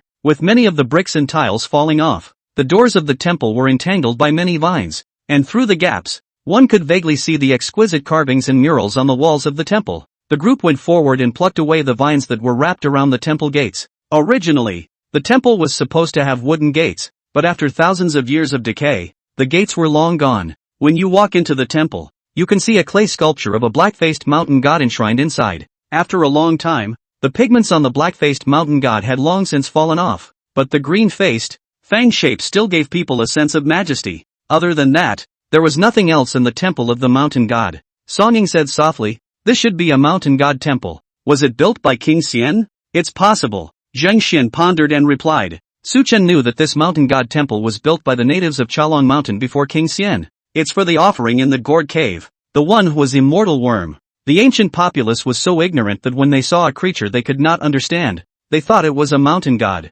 Of course, according to the size and age of was immortal worm, it did deserve the title of mountain god. After that, the natives of Qilin Mountain built a mountain god temple in front of the gourd cave, and from time to time, they caught that kind of toad and offered it to the mountain god of their hearts. Was immortal worm. From that point of view, the Qilin Mountain natives could be much better than the king of sacrifice. People only sacrifice toads. They're not so brutal as to sacrifice living people. However, King Xian had more than 100,000 slaves as his companions, and all kinds of evil cybernetic spells came out in an endless stream. Let's go to the back hall and see what's there. Good thing too. The crowd moved again, bypassing the front hall to the middle of the back hall. Compared to the front hall, the back hall was almost entirely set in the middle of the mountain. There wasn't much sunlight either, and it seemed a little chilly. Song-ing turned on the illumination lamp, and only then did the people see that there were 9 carved stone toads placed in the hall, and these toads were facing different directions, seemingly messily arranged on a raised platform in the middle of the main hall. Apart from these carved stone toads, there is nothing else after that inside the back hall. Zhang Xian was slightly stunned and couldn't help but say, why all these stone toads? Could it be that the mountain god that the dedicating king worships is a big toad? It's possible, Chen Jianbing said in a serious manner. As the saying goes, when a toad becomes a spirit, even Buddha cannot stop it. I guess King Xian must have fought with a fertilized toad but lost. That's why he built this toad temple, begging the toad spirit to spare his life. When this came out, Xiao Zhuang gave him a surprised look. Laughing, he said, Captain Chen now the knowledge base is getting richer and richer, learning archaeology by ear. That's not true. Chen Jianbing smiled smugly. However, Zhang Xian on the side bristled and said quietly, Captain Chen, I'm afraid you didn't invent this proverb yourself, did you? What toad becoming a spirit? How come I've never heard of it? Hey, I invented it. How's that for catchy? A few people interjected for a while, and the originally slightly dull atmosphere was much lighter. After all, there were only 6 of them on this archaeological operation, and it was classified. Simply put, everything is up to them. Even if their lives are in danger, the institute probably won't send a rescue either. This immense pressure was well known to all, but none of them spoke of it. Chen Jianbing did this also to relax everyone's tense minds. Su Chen clapped his hands, gathered the crowd together, and said in a deep voice, okay, no kidding, you guys see the base of the stone toad? It's movable. If I'm not wrong, this should be a kind of organ. Organs? Hearing Su Chen's words, several people hurriedly dropped their gazes to the base of the stone toad. Sure enough, it was found that the bases of these toads were movable, and that the so-called disorganization was only a special pattern of arrangement. Only, they couldn't figure out for a moment what the pattern really was. After studying it for a while to no avail, Song-ing turned her head to look at Su Chen and asked in a deep voice, Professor Little Su, can you study the arrangement pattern of the stone toads? It should be possible, but it will take a bit of time.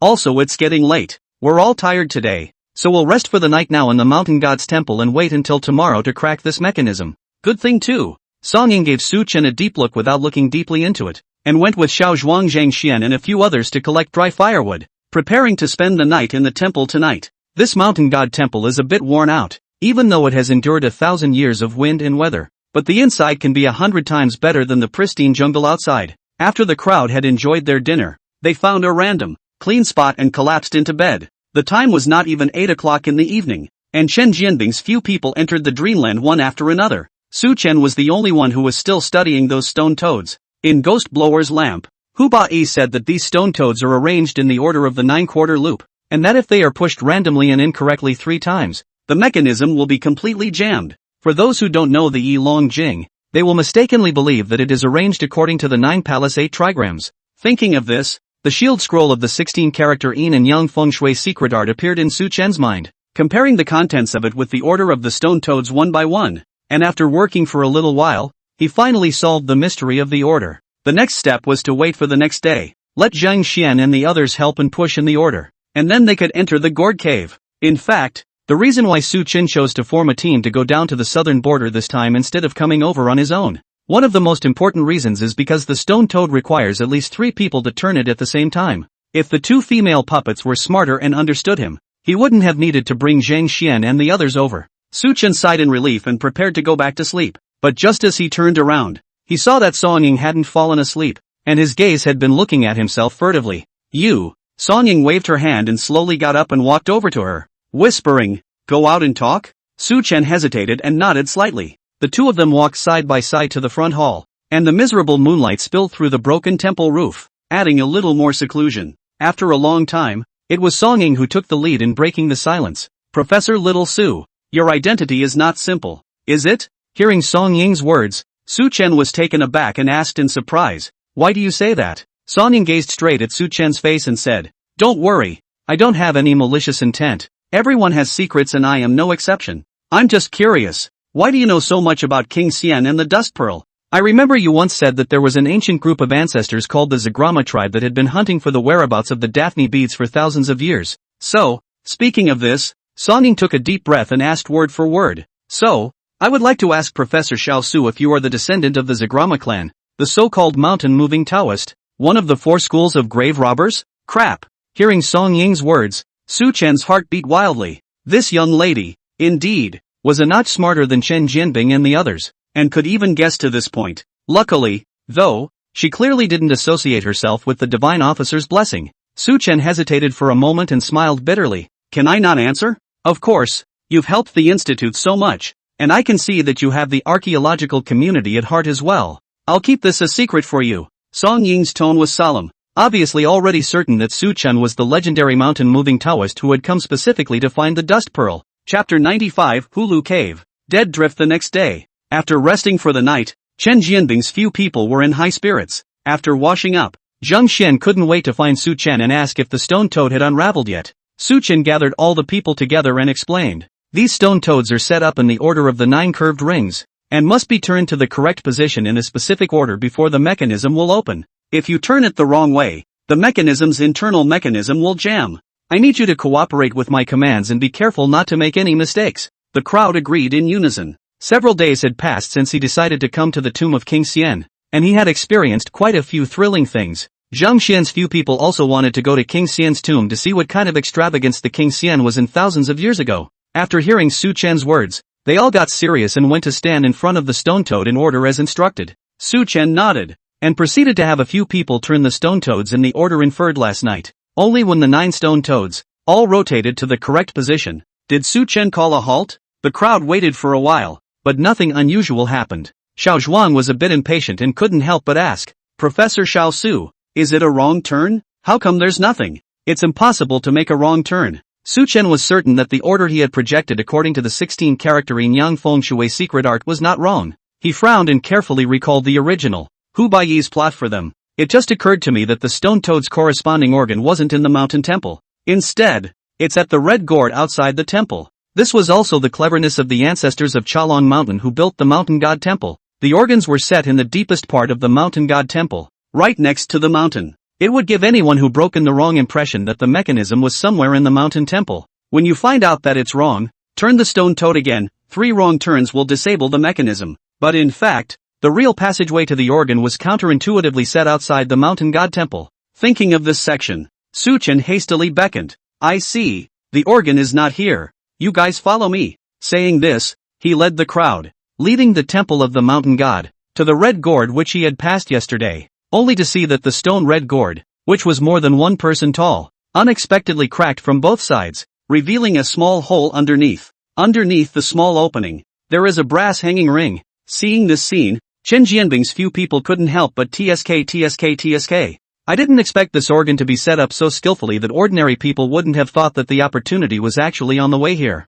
Professor Su, what now? Su-chen bent down and pulled on the brass hanging ring to lift it up. The only thing that could be seen was the huge slab of stone at the entrance of the small cave slowly pulling away, revealing a step leading down into the ground. When Su-chen saw the steps, he said, "All organize your equipment and leave in 10 minutes. This hole leads to the interior of the mountain behind the mountain temple, and is constructed to resemble a lying gourd. Inside there are, in addition to the corpses, baby monsters, and was undead insects, and other menacing monsters." Su-chen had been prepared for this. The infants were good to deal with. As long as there was a gun they could all be solved. As for Hua's immortal worm, Bai and the others were able to rely on explosives to solve the problem.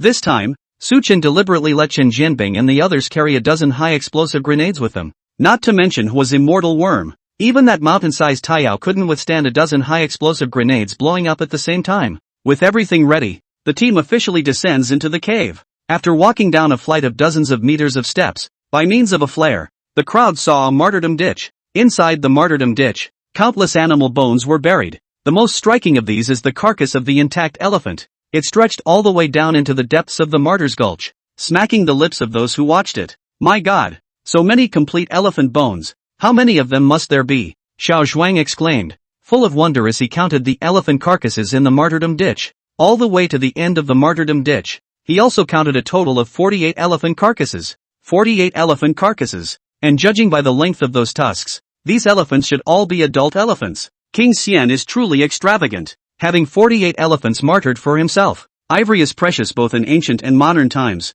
Of course, buying and selling ivory is prohibited in modern times. However, each of the 48 elephant carcasses had their tusks intact. The lengths are all upwards of a meter. What made Song Ying's face puzzled, however, was that the bones of the elephants in the martyrdom ditch were all half buried in the earth and half exposed. If one was understandable, it was a bit unusual to have every single corpse set up like that. Thinking of this, Song Ying hurriedly asked Su-chen about the doubts in his heart. I don't know the exact reason, but if I were to guess, it might be because King Xian wanted to ascend to immortality, and thought that if he became an immortal, he could also take these elephants with him. It is the so-called one man wins, chicken and dogs. That's why these elephant bones are half buried and half exposed. Waiting for his call. This explanation of Su-chen's was Hu Baiyi's speculative statement. What the exact truth is, perhaps only King Xian himself, who has been dead for thousands of years, knows. Also, apart from elephant remains, the martyrdom pits contain bones of other small animals, more so tigers and leopards and the like.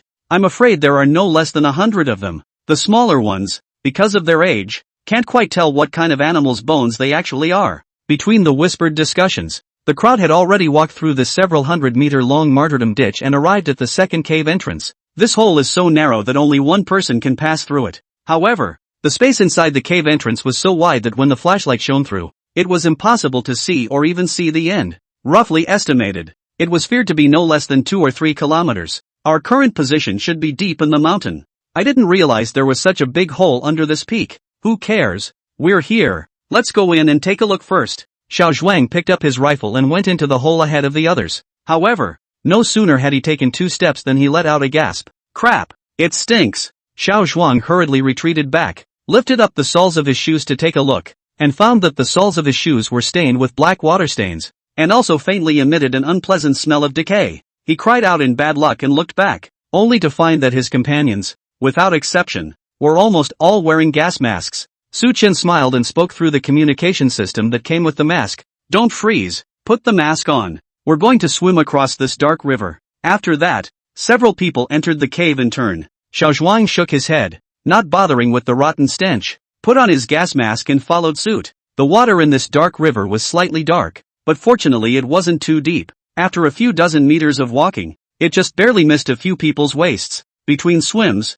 none of the party spoke, only the clatter of the water. However, just then, Xiao Zhuang, who was walking behind him, suddenly froze and whispered over the communicator, "Zhang Xian, why are you kid grabbing my leg? Stop it now." "I didn't grab your leg." Zhang Xian froze and retorted. "Besides, I'm in front of you. That end grabs your legs. You're ahead of me? I thought you were walking behind me. If you didn't grab my leg, then who did?" As he said those last few words, Xiao Zhuang broke out into a cold sweat. Just now, he and Zhang Xian were walking at the end, and since Zhang Xian had already gone to the front, then he's followed by Chapter 96 Golden Scale Armor. Was immortal insects moment. Xiao Zhuang only felt a cold air rising from his spine, straight to the sky. His head stiffened and he slowly turned his head to look, only to see that a female corpse, covered in plain white and floating on the water, was grabbing his pants leg. Moreover, the female corpse was emitting an ethereal blue glow that was exceptionally eerie. Holy shit! Xiao Zhuang was startled and flew away.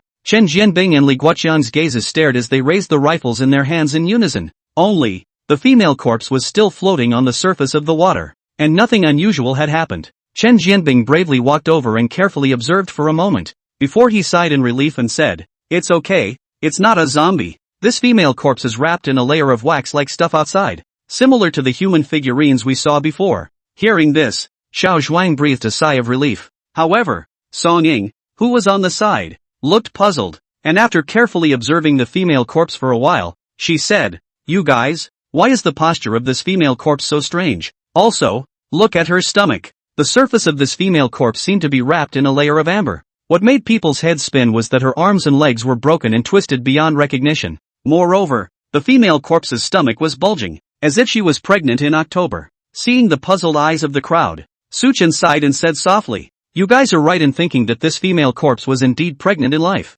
Hearing Su Chen's words, the crowd looked at each other with some trepidation. But, more cruelty is yet to come. This kind of mistletoe technique, called mistletoe infant, is an extremely cruel and vicious compulsion technique. The caster has to implant the worm eggs in the woman when she is newly pregnant, and then when she is about to give birth, she breaks the woman's limbs alive and seals them into this beeswax. The endless pain will torment the pregnant woman and transfer her resentment to the I1/2 Bobby I1/2. Wait until the moment when the mistletoe baby breaks out of its belly. It will turn into a ferocious and brutal monster. These words, straight away, froze everyone in the room. The level of brutality of King Xian was beyond their knowledge. Live to let a pregnant woman die of pain in beeswax. One body and two lives, just to nurture the stilted baby. Such brutality and venom is appalling. Thinking of this, Song Ying's face showed discomfort, and she couldn't bear to look at the female corpse. She felt that even with one more glance, she couldn't help but feel the urge to thwart King Xian in her heart. As for Xiao Zhuang, after listening to Su Chen's narration,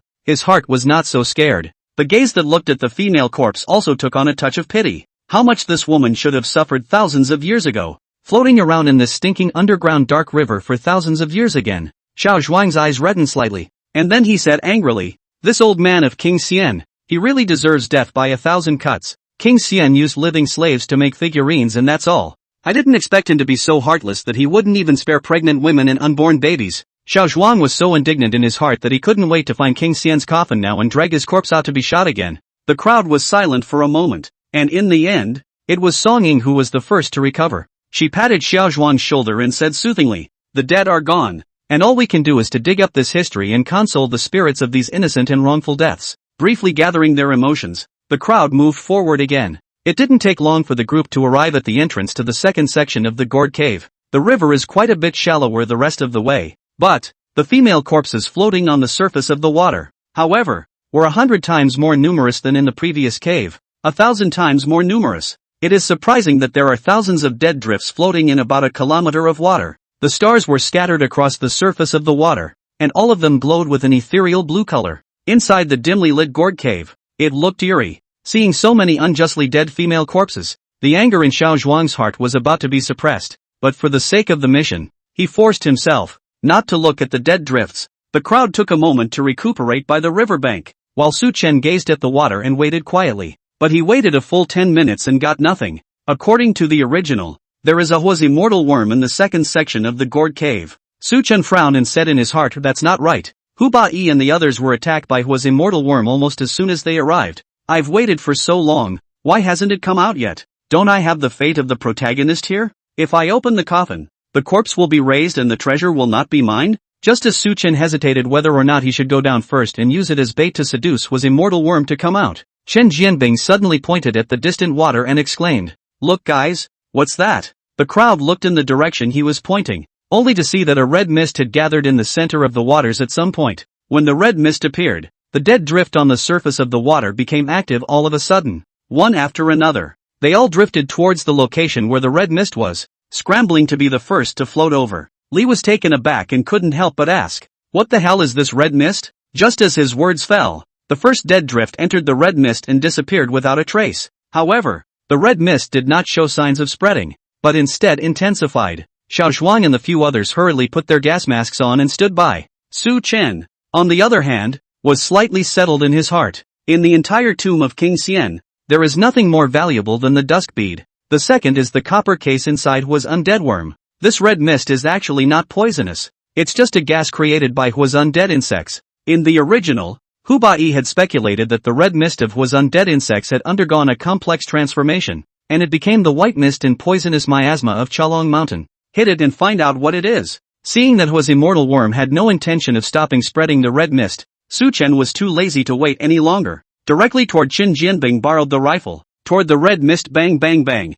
3 shots in a row. The sound of gunfire echoed through the caves and was surprisingly effective. Right after Su Chen finished firing his gun, the red mist really stopped spreading. Immediately after that, it even slowly contracted back. 2 or 3 minutes later, when the red mist completely dissipated, a monster with a golden mask, its body wrapped in scale armor, appeared in front of everyone's eyes. Crap! Xiao Zhuang's eyes widened, almost unable to believe the sight he was seeing. The monster with the golden mask had half of its body hidden underwater, but just the part of it that was exposed to the water was 3 or 4 meters long. The overall appearance of this monster was somewhat similar to the green-scaled monster snake, but the size and body shape was a full 7 or 8 times larger than the green-scale monster snake. What kind of monster is this? A boa constrictor? Or a titanic python? Zhang Xian's face was surprised, but his hands did not stop moving, hurriedly picking up his camera and clicking pictures of the monster. The boa, as he calls it, is the world's largest surviving snake, growing up to 7 or 8 meters in length. As for the titan python, it has long been extinct and was also an ancient giant snake that could grow up to more than 10 meters. Song Ying, who was beside her, furrowed her brows and said after a moment's contemplation, "It doesn't look like a Mori boa or a titan python, but rather a bit like a tens of millions of years old ancient long worm." A long worm? Zhang Xian froze. The treacherous long worm, also called Hua's immortal worm. Su Chen interjected. Hearing Su Chen's words, Song Ying nodded slightly and said in a deep voice, "Some years ago, biologists discovered the fossils of a kind of ancient long worms, and these creatures were the only ones that had rotating nerves, which were extremely unique. But based on those fossils, it was deduced that the body length of the Hua's immortal worm should only be 1 or 2 meters. But this one, usually organisms, including humans, have a typical tree-like neural structure. Once the nerve centers of the brain die, the creature dies completely. However, there are 2 creatures that are different. They have a rostral nerve structure and no central nervous system. In other words, they can continue to survive and regrow body tissue as long as the body part remains. A simple analogy would probably be a person with a nervous system growing all over their body. Just don't get burned to a crisp and completely destroy all your nervous systems. He can then be slowly reborn to the point of eternal life. Of course, absolute immortality did not exist in this world, even if Hua's immortal worm possessed this near-immortal little power, because tens of millions of years ago, the air was oxygenated or the temperature changed during the Ice Age. Hua's immortal worm likewise gradually became extinct. Su Chen thought for a moment and said, "This one might be the last Hua's immortal worm in the world." Chapter 97, Getting the Copper Box. Unlocking it just as Su Chen was giving a few people the characteristics of Hua's immortal worm. The Hua's immortal worm in the center of the water seemed to lash out in anger at being defied, letting out a series of gurgling, strange noises. Immediately afterward, the huge body swam towards Su Chen and the others. In the next second, it opened its bloody mouth and bit towards Xiao Zhuang. The inside of the mouth of the Hua's immortal worm has a pink fleshy membrane that looks like the mouthparts of a worm. The large mouth was more than enough to hold 3 small farms. Xiao Zhuang was taken aback and hastily rolled over to avoid Hua's immortal insect's attack. At the same time, without thinking, he pulled the trigger of the rifle in his hand and gave the giant insect a barrage of bullets. Chen Jianbing and Li Changhua hurriedly followed suit, frantically pouring bullets at the giant insect. But the scale armor on the giant insect was too thick. and the hardness was afraid to be no worse than a steel plate. The bullets hit with nothing more than a clinking, crunching sound. Couldn't even shoot into the giant bug. Team Lee, I can't. This guy's scale armor is too hard. Li Changguo frowned slightly and thought for a moment. Hit it towards its mouth. That's the weak point. The entire giant worm, covered in scale armor. The only place not covered by scale armor was its muzzle area. Hearing Li Changguo's words, Xiao Zhuang and Chen Jianbing reacted and hurriedly changed to point-blank shooting. The giant worm's mouthparts are so large that it takes very little aiming to hit. Only, the giant worm wasn't stupid, and immediately closed its mouthparts after being hit a few times, completely shrinking inside its scaly shell. Seeing this situation, even Li Changguo was at his wit's end. He couldn't help but curse in a low voice. This damn thing, it's like a turtle. There's no way to get off. At this time, Chen Jianbing suggested, how about grenades? Li Changguo's eyes lit up and he nodded repeatedly. Several people hurriedly told Su Chen Songying and Zhang Xian to retreat behind a few boulders in the cave to take cover. They were also instructed to cover their ears and open their mouths. Doing so effectively prevents eardrums from being damaged by high-explosive grenades. The three of them, on the other hand, each had a high-explosive grenade, and watched for the right moment to throw it towards the giant insect not far away. About 4 or 5 seconds. Just listen. Boom boom boom, 3 deafening thuds in quick succession. The whole cave seemed to shake. Su Chen showed his head slightly and shouted, Captain Chen, have the giant insects been solved? The smoke from the explosion obscured the view, and it was impossible to see how the giant insects were doing. However, Chen Jianbing was very confident in the high-explosive grenade and smiled. Don't worry, Professor Su, this grenade of ours, not to mention steel plates, even if it's a diamond plate, we can blow a hole out of him. However, before Chen Jianbing finished his words, after the smoke on the surface of the water almost dispersed, he could see that the giant insect had only been blown away with a few pieces of scale armor. The self is simply unharmed. It was only the huge impact sound just now that made the giant insect a bit dizzy for a while, and was floating on the water surface, unable to launch an attack. Seeing this scene, the smile on Chen Jianbing's face came to an abrupt end. It felt like my face was on fire. This just blew up a high-explosive grenade, and this is it? On the other side, the was immortal worm floating on the surface of the water also revealed his true colors. This was immortal insect reached a staggering 17 or 18 meters. Moreover, his tail end was surprisingly fused with the wall of the gourd cave, and his true length must be even longer than that. Seeing this, Songying pondered for a moment and said, "Was immortal worm has experienced at least a few tens of millions of years if it can grow to be this long. Its scale armor is estimated to be thicker than a tank's steel plate, so if you want to blow it up from the inside, I guess you can only throw a grenade into his mouth." Su Chen nodded, recognizing Song Ying's statement. In the original storyline, Hu Bai also took the risk of going into battle himself, which solved it. Anyhow, this is a creature that has lived for tens of millions of years, and it has outlived human history. If you didn't have some means to save your life, you would have died long ago. Thinking of this, Su Chen walked out from behind the boulder. Shouting toward Chen Jianbing, he said, "Captain Chen, give me a high-explosive grenade. I'll take care of it." "Professor Su, you're going?" Chen Jianbing and Li Changguo were both stunned. This giant worm, alone, was 17 or 18 meters long, with a huge mouthpiece that could swallow 3 people in one bite. With such a dangerous creature, they really didn't dare to let Su Chen get close. If anything happened to Su Chen, they wouldn't be able to explain to the Institute. After all, during this time Su Chen was the meat and potatoes of the ancient texts research group, which if he was missing an arm or a leg, or even sacrificed here, the ancient texts expert group would still eat them alive. Su Chen smiled and said, "Don't worry, I know in my heart, if I really don't have a chance, I won't go hard. Yesterday, when I was fighting the eagle owls, you all saw it, I can't do anything else, but I'm good with my hands." When Chen Jianbing heard this, he couldn't help but nod in agreement. "That's true,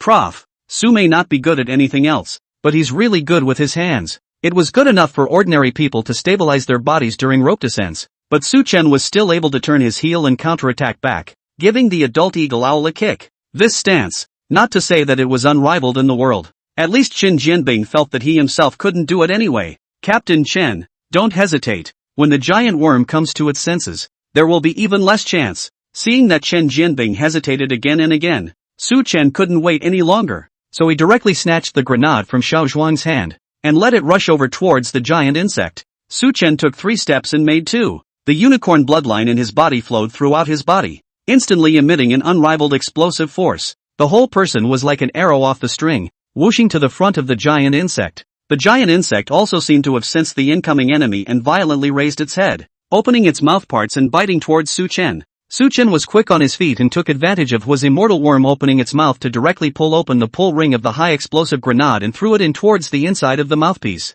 Immediately afterward, lowered his body and dodged the giant bug's attack, turned and ran back. By the time Su Chen had just run behind the boulder that Chen Jianping and the others were hiding behind, there was another earth-shattering bang. This time, the high-explosive grenade exploded inside the giant worm. The impact generated is several, if not dozens, of times greater than outside. Thick scale armor also fails to provide protection for giant bugs. After a loud bang, the middle section of Hua's immortal insect's body was directly blown out with a blood hole the size of a faceplate. Hua's immortal worm had lived for tens of millions of years, and this was probably the heaviest injury it had ever suffered. Immediately rolling on the water, it tumbled for a full 3 or 4 minutes before it gradually sank into silence. Dead? Chen Jianbing and Li Changhua Xiaoxin leaned over and asked suspiciously. Su Chen followed behind and walked over, looking at the giant worm floating in the water, and slowly shook his head. This kind of creature, even if you blow it up into thousands and tens of thousands of pieces, with the rotunda nerve network, it will be able to revive by regrowing flesh tissue.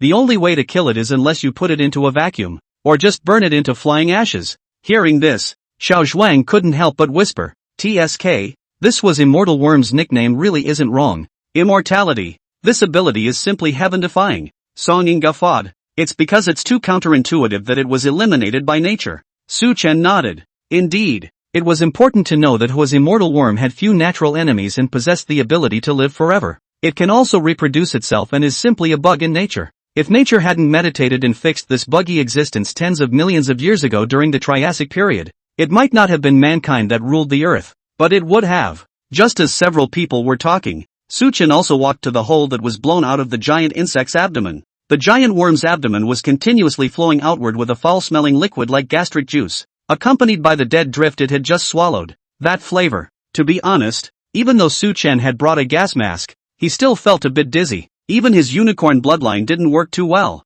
Su Chen took a deep breath and calmed down his emotions before turning on his flashlight to shine it into the giant bug's body. After a brief search, a slime-covered brass chest was seen inside.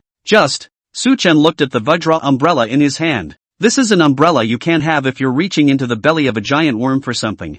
Thinking of this, Su Chen hurriedly waved towards Xiao Zhuang. "Xiao Zhuang, you guys come over and look. There seems to be something in here." Chapter 98, Kunlun Tire. Mandrills remains. A few people sniffed and rushed over. Xiao Zhuang looked over in the direction Su Chen was pointing, and he really saw that inside the stomach of this giant worm, there really was a large copper chest. The chest was about half the size of a coffin, and the joints were tightly sealed, so it was obvious that someone had deliberately allowed the giant worm to swallow it. Seeing this scene, the crowd unanimously frowned. Song Ying hesitantly voiced his guess. "Look at the gold mask on the face of this giant insect. The styling style is in the same vein as that of the king-consecrated priests, so this mask should undoubtedly be the one that the king consecrated brought up to the giant insect. By this inference, this bronze chest should also have been put there by King Xian. But why would he put a copper chest in the belly of Hua's undead worm?" It was not just Song Ying and the others who were puzzled by this. In fact, Su Chen was also quite puzzled. In the original plot, even Hu Bai and the others were equally unable to guess the reason.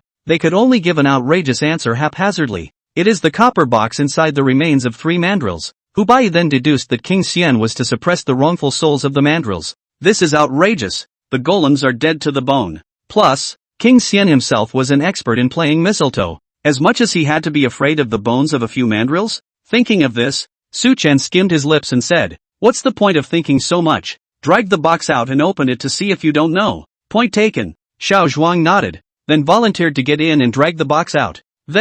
And then please make up your own mind for the images that follow." Anyway, by the time Xiao Zhuang dragged the copper box out, everyone had hid far away. He had to run to the dark river with a face full of grief and cleaned himself several times with its water. The others dragged the copper case to the river bank. After rinsing the disgusting slime off the case, gathered around the box, gauging how to open it. The box was all in one piece, and the only raised part was the center of the box, with 2 small holes recessed into it. Song Ying observed for a while, and suddenly her eyes lit up and said, "Hey, you guys, look at the shape of these 2 parts. Isn't it a bit like a dragon and a tiger?" Hearing Song Ying's words, the crowd looked at each other in disbelief and immediately uttered 4 words in unison. "Dragon tiger short staff." Song Ying hurriedly opened his backpack and took out the dragon tiger short staff inside. After pressing the two ends of the dragon and tiger against the recessed area, I found that it was a tight fit. Song Ying's heart was greatly settled, and he carefully pressed the short staff of the dragon tiger. After about a few seconds,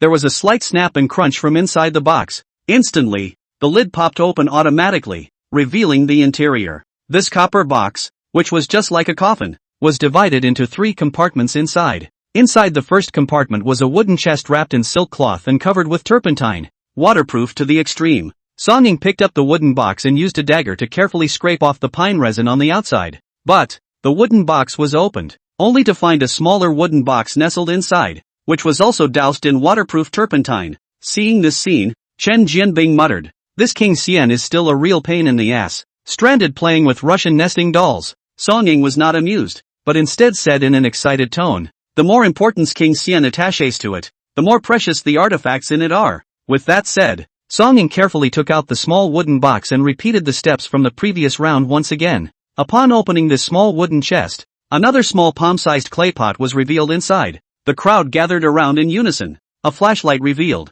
to my surprise, that the small clay pot contained a stillborn baby. The dead baby was only about an inch old, with clearly recognizable features and limbs. It was a milky white color and looked very creepy. When Chen Jianbing saw this, he was enraged on the spot. "This King Xian old boy, he really doesn't do anything good, doing all these heaven-defying bad things." Su Chen shook his head and said, "This is not a baby. Take a closer look, guys. This is a piece of jade." Jade? The crowd froze, and Li Changguo was even more careful to take out the dead fetus from the clay pot. After placing it in the palm of his hand and then scrutinizing it for a few seconds, it was only then that he could see some obvious jade lines from the body of the fetus. A fetus carved out of jade? Why would King Xian do that, and seal it so precious in the belly of Hua's immortal worm? Song Ying asked with a frown. Su Chen thought for a moment and explained, "I think we still have to analyze it from King Xian's dream of wanting to achieve greatness the most. King Xian had the dust pearl and wanted to use it to attain immortality, so he built a tomb for himself in this place with good feng shui. Things like the human figurines in the caves on the outskirts of Chalong Mountain and the green-scaled monstrous serpent are all arrangements he made to prevent his descendants from entering his immortal tomb and interrupting him from becoming an immortal. Those accompanying elephant bones and horse bones in the martyrdom ditch are what King Xian hoped to bring along with him to enjoy the immortal world after he became immortal. And the fact that this quick jade is so solemnly hidden inside Hua's immortal worm suggests that it plays a crucial role in King Xian's attainment of immortality." Song Ying froze for a moment and hesitantly said, "Professor Little Su, what do you mean?" Su Chen smiled faintly and said back, "This jade tire is most likely the legendary Qilin tire." Qilin tire? Aside from Su Chen, it was the first time that all of them had heard this word, so they couldn't help but all be a bit confused. Chen Jianbing was impatient and hurriedly asked after him, "Professor Xiao Su, what is a Qilin tire?" The so-called Qilin fetus is a kind of feng shui terrain that resembles a human baby nurtured by the qi of the Qilin mountain dragon vein. It's also an excellent feng shui location, and legend has it that if you can be buried in the Qilin tire after death, you can ascend to immortality. Of course, there is also a rumor that the most elite part of the Qilin tire will give birth to a kind of jade immortal fetus. The immortal fetus grows 1 inch in 3,000 years, and when it grows to 3 inches and 3, it can break through the jade and emerge, becoming an innate being that was born and raised in the earth. Qilin immortal fetus. Those 4 words left the crowd a little dumbfounded. Is it possible that immortality really exists in this world? To say you don't believe it, the Qilin immortal fetus in Song Ying's hands was just too much like a human baby's. What a coincidence it would have to be if it was conceived naturally. Su Chen paused for a little while and then continued, "I guess King Xian should be preparing for his awakening, intending to take this Qilin immortal fetus after his resurrection, and with the help of the heaven and earth aura contained within it, transcend into immortality." Hu Baiyi's guesses were outrageous, but Su Chen was also full of shit. Not even close. However, just now, he felt the energy fluctuations inside the Qilin tire. It was discovered that it did possess higher energy, and could also upgrade Su Chen's super golden pupil, but the energy wasn't considered too much, just the energy of 6 or 7 copper bells, or 2 or 3,000 dapple ghost bugs. To say that it could make a person soar for 100 days after taking it, Su Chen didn't believe it for 100%. After hearing Su Chen's words, Song Ying and the few others were shaken back to their senses a bit. Only after a long time did Song Ying solemnly put the Qilin tire into his backpack, then said, "Professor Xiao Su, it's really the right time to come to King Xian's tomb with you. Just the artifacts we've collected so far are enough to shake up the entire world's archaeological community. Professor Xiao Su, on behalf of the entire archaeological community in China, I want to thank you for your help." "Hey, you're welcome. Anyway, This Kunlun tire will be in my hands sooner or later. Su Chen smiled. Then and the crowd turned their attention to the second grid. What is contained in this compartment is much more humble. It's the bones of 3 children less than a meter old. However, after Zhang Xian took out the bones and pieced them together one by one, he let out a sharp cry. That's not right. It's not a human corpse. After these bones were spliced together, whether it was the head, or the composition of the bones of the hands and feet and the size of the bones, they were completely different from normal human beings, more similar to otter-like creatures. Only, judging from the skulls, these 3 corpses didn't look like otters again. The features were surprisingly similar to humans. Song Ying showed her expertise as a doctor of biology at this time. She observed carefully for a while and opened her mouth to explain. It's kind of like a mandrill. A mandrill? The legendary elf mandrill? Zhang Xian curiously pursued. Song Ying shook his head and explained. A mandrill is not an elf. It is also an animal. More than 20 years ago, in the Qilin mountain range, the remains of a mandrill were once found. The mandrill's appearance was between a mountain monkey and an otter, with long and powerful claws and a ferocious disposition. Because the mandrill is extremely rare in number and secretive in its movements, the unknown ancients blackmailed it by calling it a mountain spirit ghost. So it is. Zhang Xian looked like he had learned and couldn't help but praise. Captain Song is awesome. He even understands all of this. Mandrill remains are rare. If we have the conditions, let's bring it out. We can put it on display and exhibit in the biological museum. I'll carry it. A washed-up Chuang volunteered to come over, but before they could walk in, the crowd covered their noses. Don't you go wash up again. Say, why does the belly of this was immortal worm smell so bad? Su Chen bristled. Of course it stinks. It ate poisonous toads for tens of millions of years, and then it was forced by King Xian to eat dead corpses for more than 2,000 years. And inside the dead corpses there are also trematode eggs and all kinds of corpse worms. Do you think that smell can be good? Vomit. Professor Su, stop it. I've already thrown up several times. Wait, even what I ate the day before yesterday. Chapter 99 Meteorite Jade Toad. Su Chen's conjecture. Xiao Shuang blushed miserably, a face of bitterness. Seeing him like this, Su Chen was too embarrassed to continue pitting him, so he wrapped up the remains of the mandrill and carried them on his own back. Then the crowd turned their attention to the third mogul. What was contained inside this wooden compartment? On the other hand, were 3 jade toads that emitted a faint blue light. The toad is chic and the blue jade is delicate and warm. Seeing these 3 jade toads, Song Ying and the others only thought it looked good. However, Su Chen was shaken, because, just the moment he had just touched his hand to the jade toad, the system then prompted him that these 3 jade toads contained higher energy and could upgrade the black gold ancient blade. Moreover, the more he looked at them, the more he felt that these 3 jade toads looked very much like they were created from meteorite jade. It was important to know that there were many treasures with higher energies, but only meteorite jade and meteorite copper could be used to upgrade weapons. That means yes, these 3 jade toads are most likely made of the same material as the meteorite jade? Su Chen was shocked in his heart. King Xian's tomb is an ancient tomb in the ghost-blowing lamp world. Could it be that King Xian's tomb is somehow related to the meteorite copper that fell from the Tomb Raider world? And, does the dust bead in King Xian's mouth, and the serpent god represented by the dust bead, have anything to do with the meteorite jade and copper? The more he thought about it, the more Su Chen felt that for thousands of years, there must be some sort of connection between the snake god that the Ghost Cave clan worshipped, and the meteorite jade and meteorite copper. However, just as Su Chen hesitated, Xiao Shuang, who was on the side, suddenly let out a shriek and ran over with a roll. Professor Little Su, it's bad. Another monster has climbed up from the river. The crowd was startled at the words, and they all looked in the direction Xiao Shuang indicated. See only, on the surface of the dark river, at some point, more dead drifts floated up, and underwater, there was a single mistletoe egg, crawling out of the belly of a dead drift. After those mistletoe eggs drilled out from the stomach of the dead drift, their size was like eating a catalyst. In just a few minutes they could grow to the size of tens of centimeters and directly grow into mistletoe babies. A mistletoe baby looks like a combination of a bug and a baby in appearance, covered with greenish-gray scales. It resembled a shark and a mandrill. Upon seeing Su Chen and the others, they let out a sharp growl and rushed towards them. Chen Jianbing was quick on his feet and shot in a hurry, killing a couple of stork babies that were on the verge of rushing to Zhang Xian's body. But, the mistletoe seemed like it didn't even know what fear was, and desperately began to rush towards Su Chen and the others. Looking around, on the water surface of the dark river, there were unexpectedly thousands of more trellis babies densely packed. Seeing the situation, Chen Jianbing let out a furious roar, and after repelling the 4 or 5 mistletoe babies, he hurriedly turned his head and shouted, Professor Su, what should we do? Su Chen was also being pestered by a couple of jackass babies at this time. and he pulled Zhang Xian and Song Ying behind himself. After removing the Vajra umbrella and repelling the infants, he shouted toward Qin Jianbing, Li Changhua and the others, "Run toward the exit." With that, he hit the jetty baby while running towards the exit of the gourd cave. The group ran for about 10 minutes and came to the mouth of a narrow cave. Su Chun used his adamantine umbrella to set aside the vines covering the cave entrance,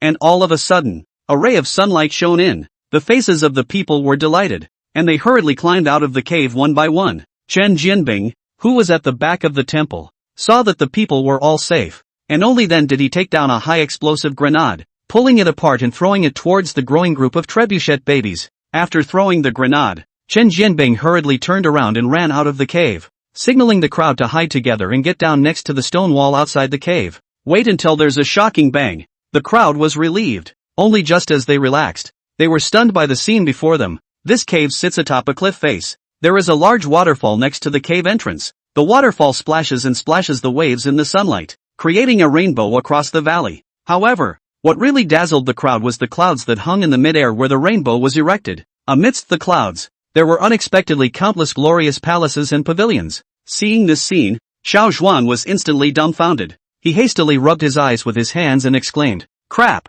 Am I reading this right? There's a palace inside the clouds?" Not only was Xiao Zhuan shocked, even Zhang Xian and Song Ying, who had been on the front line of archaeology for years and had often seen all sorts of ancient buildings and all sorts of oddities, were similarly shocked. That palace was built in the middle of the sky, covered by clouds. The beauty is like a legendary fairy world. Although Su Chen knew about this Xian Wang's immortal palace, he had only seen it from novels and TV. Witnessing it with his own eyes at this moment, he also had to exclaim that King Xian was indeed a great architect, able to build such a palace high in the air of the valley. Let's not talk about the difficulty, but just this kind of boldness to think and do. Just then, Su Chen had to sigh a sigh of conviction. Song Ying was mesmerized at the first sight of this immortal palace and leapt forward to go there. She searched around and finally found a trestle made of green stone strips under the waterfall next door to the cave. "Look guys, there's a trestle below the waterfall that leads to this immortal palace." The stack was about a 2 or 3 meter drop from where they were. Seeing that there were stacks, the crowd looked surprised.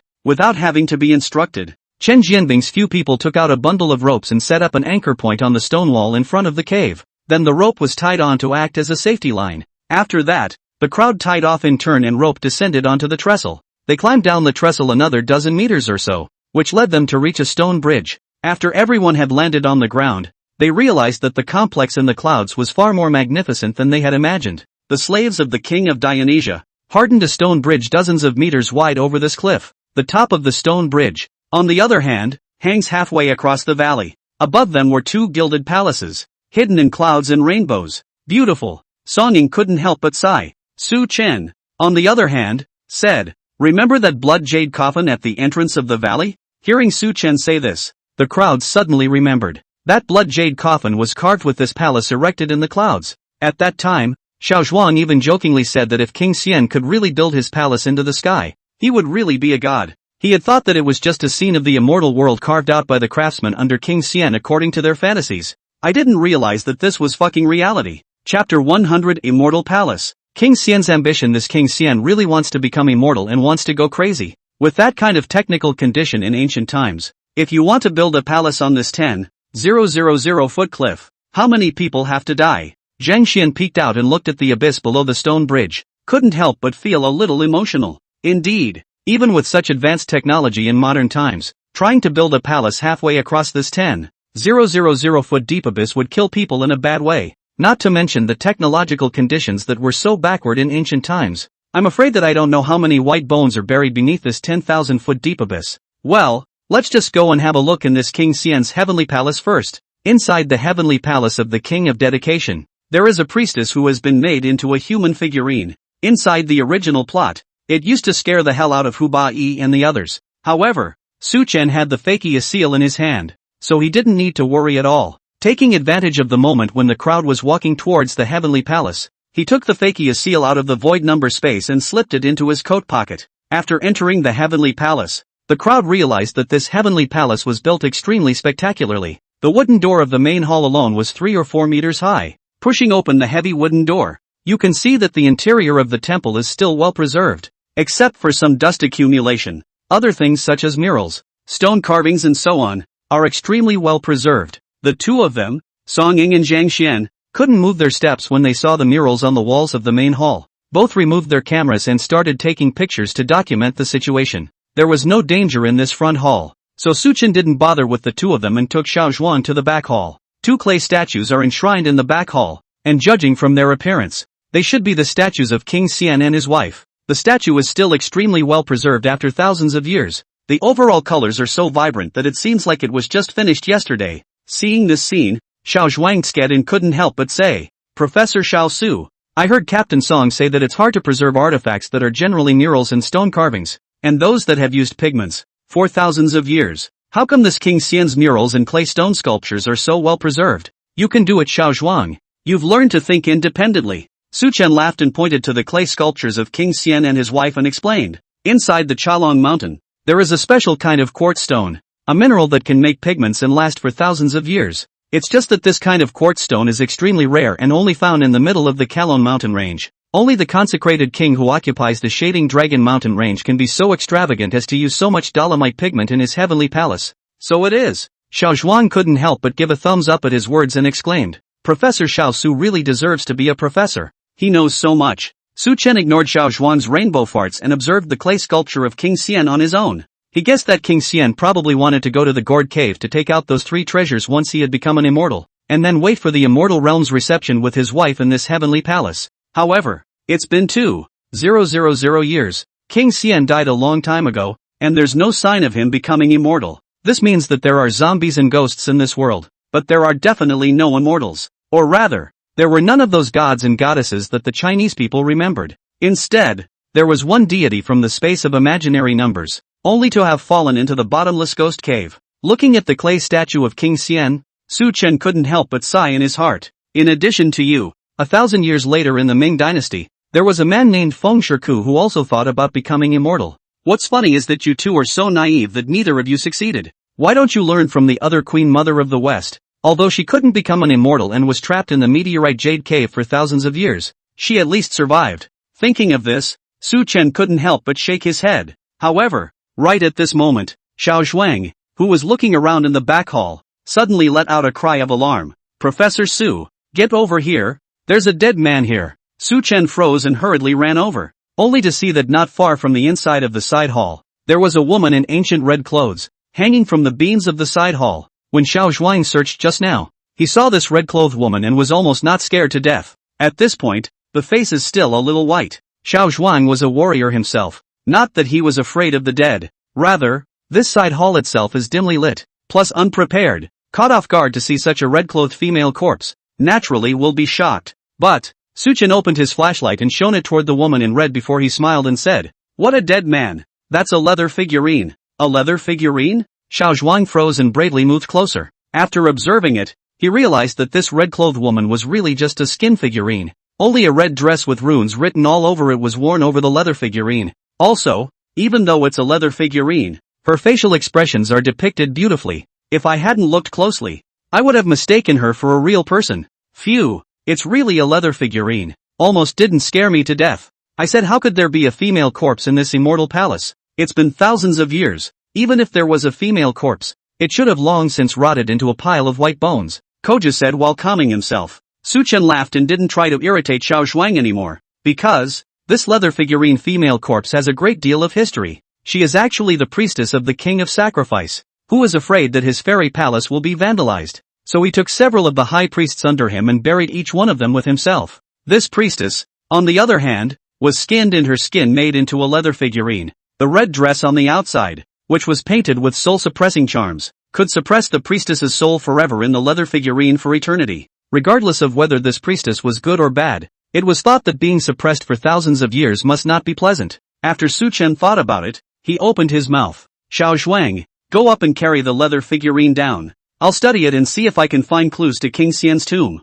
Although I am not afraid anymore." Xiao Zhuang did not want to get close to the leather figurine. Hearing Su Chen's words, he was dumbfounded. "What? I've been told it's not a real person. You're not even afraid of a leather figurine, are you?" Hearing Su Chen say this, Xiao Zhuang, who was still hesitant, suddenly raised his head and retorted, "How can I be afraid? I never believe in these ghosts and gods. Professor Xiao Su, you'll see," said Xiao Zhuang walked up. "Wait a minute, Prof. Su, watch the back." If anything goes wrong, you'll have to cover me. Don't worry, with me covering you, nothing can go wrong. Hearing Su Chen patting his chest to assure him, Xiao Zhuang then gained a bit of confidence. He stepped forward, grabbed the post a little and climbed up to the beam, then untied the rope of the leather figurine he was tied to. But the moment his hand had just touched the leather figurine suddenly let out a ghostly cry. This scared Xiao Zhuang so much that his hand shivered and the leather figurine fell off. He clung to the beam with a death grip, barely able to cry from the shock. Su Chen laughed at the situation and walked over to help the leather figurine up, then took out a small copper tube from the back of her head and signaled to Xiao Zhuang. Don't be afraid. There's a whistle inside this leather figurine, and it was this whistle that made the sound just now. Hearing this, Xiao Zhuang was relieved, and after a moment's reprieve hurriedly climbed down from the beam. While Xiao Zhuang wasn't paying attention to this side, Su Chen smoothly took out the hair mound seal inside his coat pocket and directly swung it towards the red-clothed leather figurine, and with his mouth, he chanted, "Ashes to ashes, earth to earth, may you be joyful and carefree in your next life." He wasn't a serious gold digger, and he didn't know how to recite the mantra, just a random chant, so that the dead souls inside the leather figurines can at least walk with some ceremony. And shortly after Su Chen put the fakia seal on the town, a burst of green smoke suddenly emerged from inside the leather figurine and ghostly drifted away into the sky, disappearing. At the same time, Su Chen could also feel that the shadowy and depressing atmosphere on the leather figurine disappeared. Chapter 101, Bad. Something happened to Prof. Su. Several people from Songying happened to walk over at this time. Su Chen then handed the leather figurine to them to take notes. It didn't take long. After Songying's few people finished taking pictures and making notes of the murals inside the Immortal Palace one by one, Su Chen summoned the crowd to the stone bridge outside the temple to discuss the matter of King Xian's tomb. Professor Xiao Su, we've searched the entire Immortal Palace and we haven't found King Xian's coffin. Qin Jianbing was impatient and couldn't wait to open his mouth when he saw Su Chen. Song Ying and Zhang Xian on the side were also filled with confusion. From the blood jade coffin at the entrance of Chalong Mountain, one could see the pattern carved on it, which was this Immortal Palace. Moreover, King Xian wanted to become immortal so much. How come there is no coffin of King Xian here? Only a clay statue? They couldn't figure this out and turned their eyes to Su Chen. This was because it was as if Su Chen was omniscient and omnipotent along the way. The team of people, all of them had already unconsciously gotten used to having Su Chen to solve their difficulties, creating a dependency mentality. Su Chen laughed and explained, although the Immortal Palace is good, this is not really a feng shui treasure. Feng shui? Hearing Su Chen's words, Zhang Xian's eyes lit up in surprise. Little Professor Su, I didn't expect you to know about feng shui. I thought that Mr. Tianguan was the only one in this world who knew about feng shui. Su Chen froze and suddenly remembered that the Chinese in this world indeed did not know feng shui. He hadn't opened his mouth yet, though. Song Ying, who was beside him, then took the first step to help him explain. Prof. Little Su's family has a lot of knowledge, that's why he knows some feng shui knowledge. Of course, it's definitely not comparable to a worldly master like the great god of heavenly officials. Although this explanation of Song Ying's was also a bit far-fetched, Zhang Xian did not look into it deeply, just asked, Prof. Xiao Su, then you quickly tell us what exactly is in King Xian's tomb and what kind of feng shui knowledge is embedded in it. Su Chen nodded, pointed to the bottom of the cliff valley below the stone bridge. You guys, look at that puddle, next to the cave they came out of. There was a large waterfall that cascaded water all the way down to the bottom of the valley, creating a pool of water so deep you couldn't see the bottom. The shading dragon mountain range undulates, resembling a dragon out of the water. The dragon's head lies horizontally between two cliffs. This feng shui pattern is called the water dragon halo. If King Xian wanted to choose the best feng shui location, then his coffin should be under the water dragon halo. That is, inside the water pool under our feet. Hearing Su Chen's words, the crowd was taken aback. Song Ying was puzzled. Professor Xiao Su, do you mean to say that King Xian built his tomb in the water? But if the tomb is submerged in water, not to mention 1,000 years, I'm afraid it can't even be preserved for 10 years. Inside the grave robbing business, there is a saying that 1,000 years is dry and 10,000 years is wet. However, this statement only applies to artifacts such as porcelain and bronze, and does not apply to the body of the tomb owner. If the body is immersed in water, it will be decomposed by microorganisms in the water in less than half a year, and not even the bone residue will remain, unless the body was soaked in a special potion that had been treated. So, King Xian, even if he was stupid, could not have built his tomb in water. Of course it wouldn't be in the water. My guess would be that it was built deeper into the belly of the mountain. But the entrance is in the pool of water below. Su Chen smiled and pointed at the cliff stone wall. The crowd looked in the direction he was pointing and realized that there was another section of trestle below the stone bridge that was hidden in the mountain rocks and weeds. Just now, their attention was attracted to this immortal palace on the clouds, and they hadn't really seen the stack. Seeing this scene, Zheng Xian instantly became excited. Couldn't help but say, "Great, Professor Little Su, you're really great. You deserve the most credit for this Chalong Mountain King Consecration Tomb mission." Xiao Zhuang had long been unable to stop himself and immediately said, "Since we already know the location of King Xian's tomb, let's go down quickly, finish the mission earlier, and we can also go home earlier." Upon hearing this, the crowd unanimously laughed. Li Changhua patted his shoulder and laughed. "Xiao Zhuang is homesick. Okay, when this mission is over, I'll grant you a week's family leave." "Really? Hey, thanks Team Li." Upon hearing this, Xiao Zhuang became even more excited. It felt like this mission really wasn't in vain. With Li Changhua's promise, Xiao Zhuang worked even harder. Not even needing to be urged by Li Changhua, he took the initiative to go over to set the anchor point and tie up the safety rope. Soon, when Xiao Zhuang had tied the rope, the crowd descended the trestle in turn. This section of the trestle is much longer than the cave to the stone bridge. It's 200 to 300 meters. The group was careful, and it was half an hour before they all landed safely. The pool of water at the bottom of the cliff valley was probably the size of several basketball courts. The waterfall, several hundred meters high, cascades down, splashing waves rising up into a mist of water, makes the water spray look like a dream. Plus the fact that almost no one has been here for thousands of years, and everything is kept pristine. However, right at this moment, Su Chen and the others suddenly saw that on the bank of the waterhole,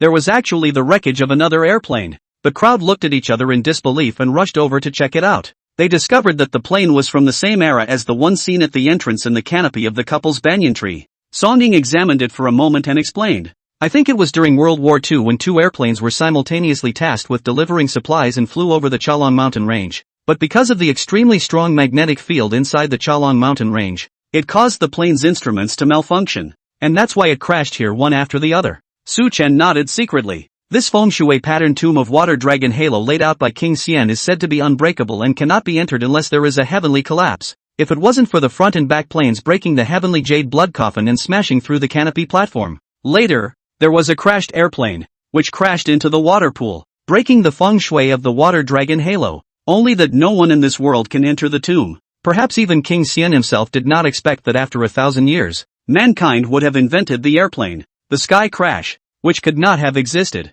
became a reality. Thinking of this, Su Chen turned his head to Song Ying and the others and said, "You guys stay on the shore first. I'll go down to Tan Li to explore." Hearing this, Chen Jianbing was flabbergasted and hurriedly said, "Professor Xiao Su, why don't I go? I'm proficient in water." Su Chen shook his head and said with a smile, "Captain Chen, you are proficient in water. Are you proficient in archaeology then, and knowledge of feng shui?" These words were difficult for Chen Jianbing, and he scratched his head in embarrassment. Su Chen explained, "Don't worry, I'm okay with water. I'm just going to take a look underwater. I won't stay too long." Only after hearing him say this did Chen Jianbing and the others feel relieved and watched as Su Chen pulled his protective suit taut and simply brought a diving goggle before zipping into the water pool. At first, Chen Jianbing and the others hadn't taken it seriously, and were discussing the extravagance of King Xian, and how much of a shock the photos taken by Song Ying and Zhang Xian would make in the archaeological world when they went out. But 3 or 4 minutes passed in a row, and Su Chen, who had dived into the water pool, showed no signs of coming out. Chen Jianbing and Li Changhua looked at each other with worried expressions. The crowd stared intently at Tan Noodle. All silent. Another 5 or 6 minutes passed, and Su Chen still showed no sign of coming out. Normal people dive with their breath closed for 2 minutes is the limit, and even if they are good at water, it's 3 or 4 minutes at the most. However, Su Chen was gone for more than 10 minutes. Chagrined, Chen Jianbing slapped his thigh and said, "Bad. Something happened to Professor Su." Chapter 102, The Bridge of Three Lives. 3 coffins. The crowd's faces changed in unison. Xiao Zhuang volunteered, "Team Chen, let me go down and find Professor Su." Chen Jianbing hesitated for a moment and was about to agree. Only a clattering sound could be heard from the pool of water, and Su Chen appeared. Chen Jianbing and the others hurriedly surrounded them and asked, "Professor Xiao Su, are you alright?" "Yes, Professor Su, everyone is worried about you." Su Chen smiled and said, "Don't worry, I'm fine." As he spoke,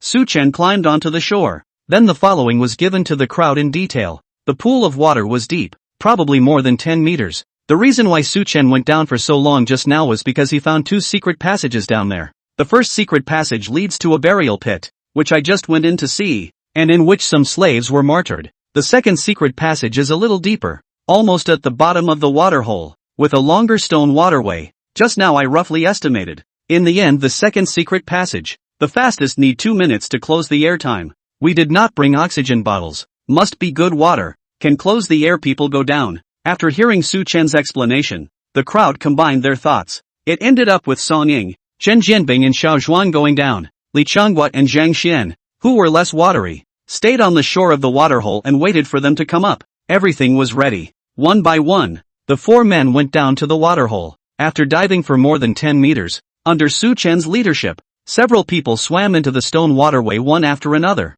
And after that, after moving forward for more than 10 meters, the stone waterway began to go up. When they surfaced, the group realized that it was a space where they couldn't reach out. Xiao Zhuang took a deep breath and hurriedly took out a cold firework from his waterproof backpack and lit it. With the light, the crowd was able to see clearly that the surrounding area seemed to be a palace-style building, and they were floating in a well right in the middle of it. Several people climbed up one after another and looked around for a while. Song Ying suddenly said excitedly, "That's right. This is the entrance to King Xian's tomb. Come over here and look at this mural." The crowd gathered around and saw a large mural picture on the wall. It depicts the slaves of King Xian, from the construction of the tomb, all the way to the transportation of King Xian to the tomb. But, at the end of the design, the circumstances surrounding King Xian's entry into the final chamber are not depicted. Just use the case of King Xian's ascension instead. Seeing this scene, Su Chen frowned. Come to think of it, I think the original story did mention that there was a real possibility that the original King Xian became immortal.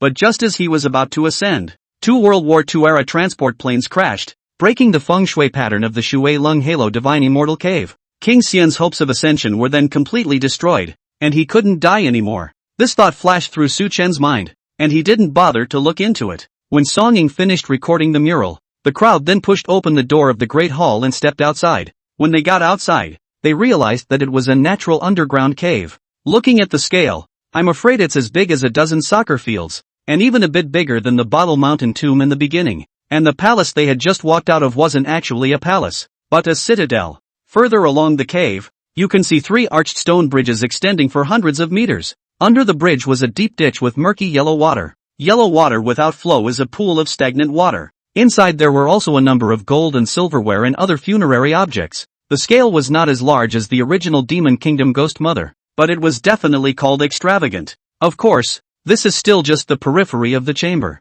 There were so many burial goods on the periphery of the chamber, so one could tell with his head that the burial goods inside the chamber were definitely even more bountiful. Song Ying, used to seeing gold and silverware in ancient tombs, was not at all impressed, but just meticulously picked up his camera and took notes on the artifacts. Xiao Zhuang is to look at 2 more eyes, cannot help but spit out the king of dedication, too poor and extravagant, do not know how many slaves killed, to change in the modern era, early to give him mutiny. Su Chen just laughed as he listened to Xiao Zhuang's tirade, then pointed at the 3 stone bridges and explained to the few people. This bridge is called the Bridge of the 3 Worlds, and in the legends of China, if a person wants to become an immortal, they first have to step over these 3 bridges and get rid of the entanglements of the mundane world. Don't ask him how he knows. It's all from the original Hubba Bubba. As for whether or not Hibachi has a hoochie grin, well, who knows? After crossing the stone bridge, there is a white wall made somewhat like alabaster. However, Song Ying observed and told several people that it was quartz white, not alabaster. The whitewashed wall was about 6 or 7 meters high, with a doorway right in the middle, framed by a large wooden door 2 meters high. There are 13 brass nails on the wooden door, which should also tell you something, but the original Hu Ba Yi did not say, and the 16-character Yin and Yang Feng Shui secret art is not recorded. Su Chen wouldn't know what was being said. After 2,000 years, wooden doors have long since decayed. Xiao Zhuang casually knocked on the wooden door twice with a soldier's shovel. After a few people stepped through the wooden door, Xiao Zhuang lit another cold firework. A reddish-orange glow illuminated this chamber, but when the crowd took a good look at the chamber, they felt a little numb. See only, 3 coffins were placed in the center of the chamber in a zigzag shape. The foremost coffin, a bronze coffin, and it was suspended in midair by bronze rings, the coffin not falling to the ground. Of the remaining 2 coffins, one is a cellar coffin and the other is a sarcophagus. Seeing this scene, Chen Jianbing immediately exclaimed, "Bronze coffin?" The great god of the heavenly officials said,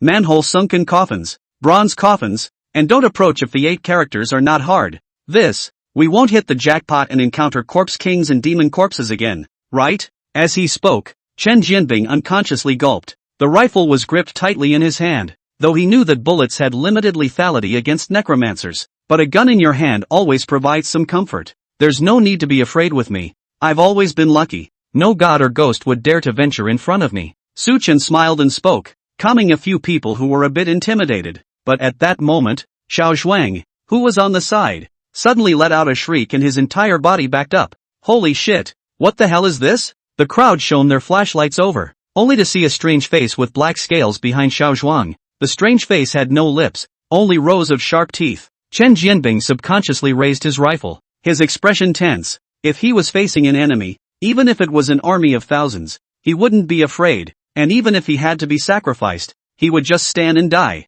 not even frowning. But if he was faced with these treacherous and strange creatures and ghosts, he was out of luck. It was really because the six-winged centipede had given him a shadow last time. Su Chen quickly waved his hand, signaling him to relax. Don't worry, these things are dead, not alive. With that said, he walked forward and up and took a closer look at the creatures. In the original world, Shirley Young popularized that these things were called black-scaled sharks. In ancient times they were used as long lights in ancient tombs. Su Chen briefly explained the history of the black-scaled sharks to a few people, and the crowd relaxed. At the end of his words, Su Chen smiled faintly and added, in fact, the black-scaled sharks have another name, called mermaids. Upon hearing this, several people froze. Xiao Zhuang was even more full of surprise, pointing at the black-scaled mermaid with an ugly appearance and 2 rows of sharp teeth that could scare a child to tears. Professor Xiao Su, are you sure you're right? This thing is a mermaid? Yes, Professor Su. How do I see it? This thing has nothing to do with mermaids.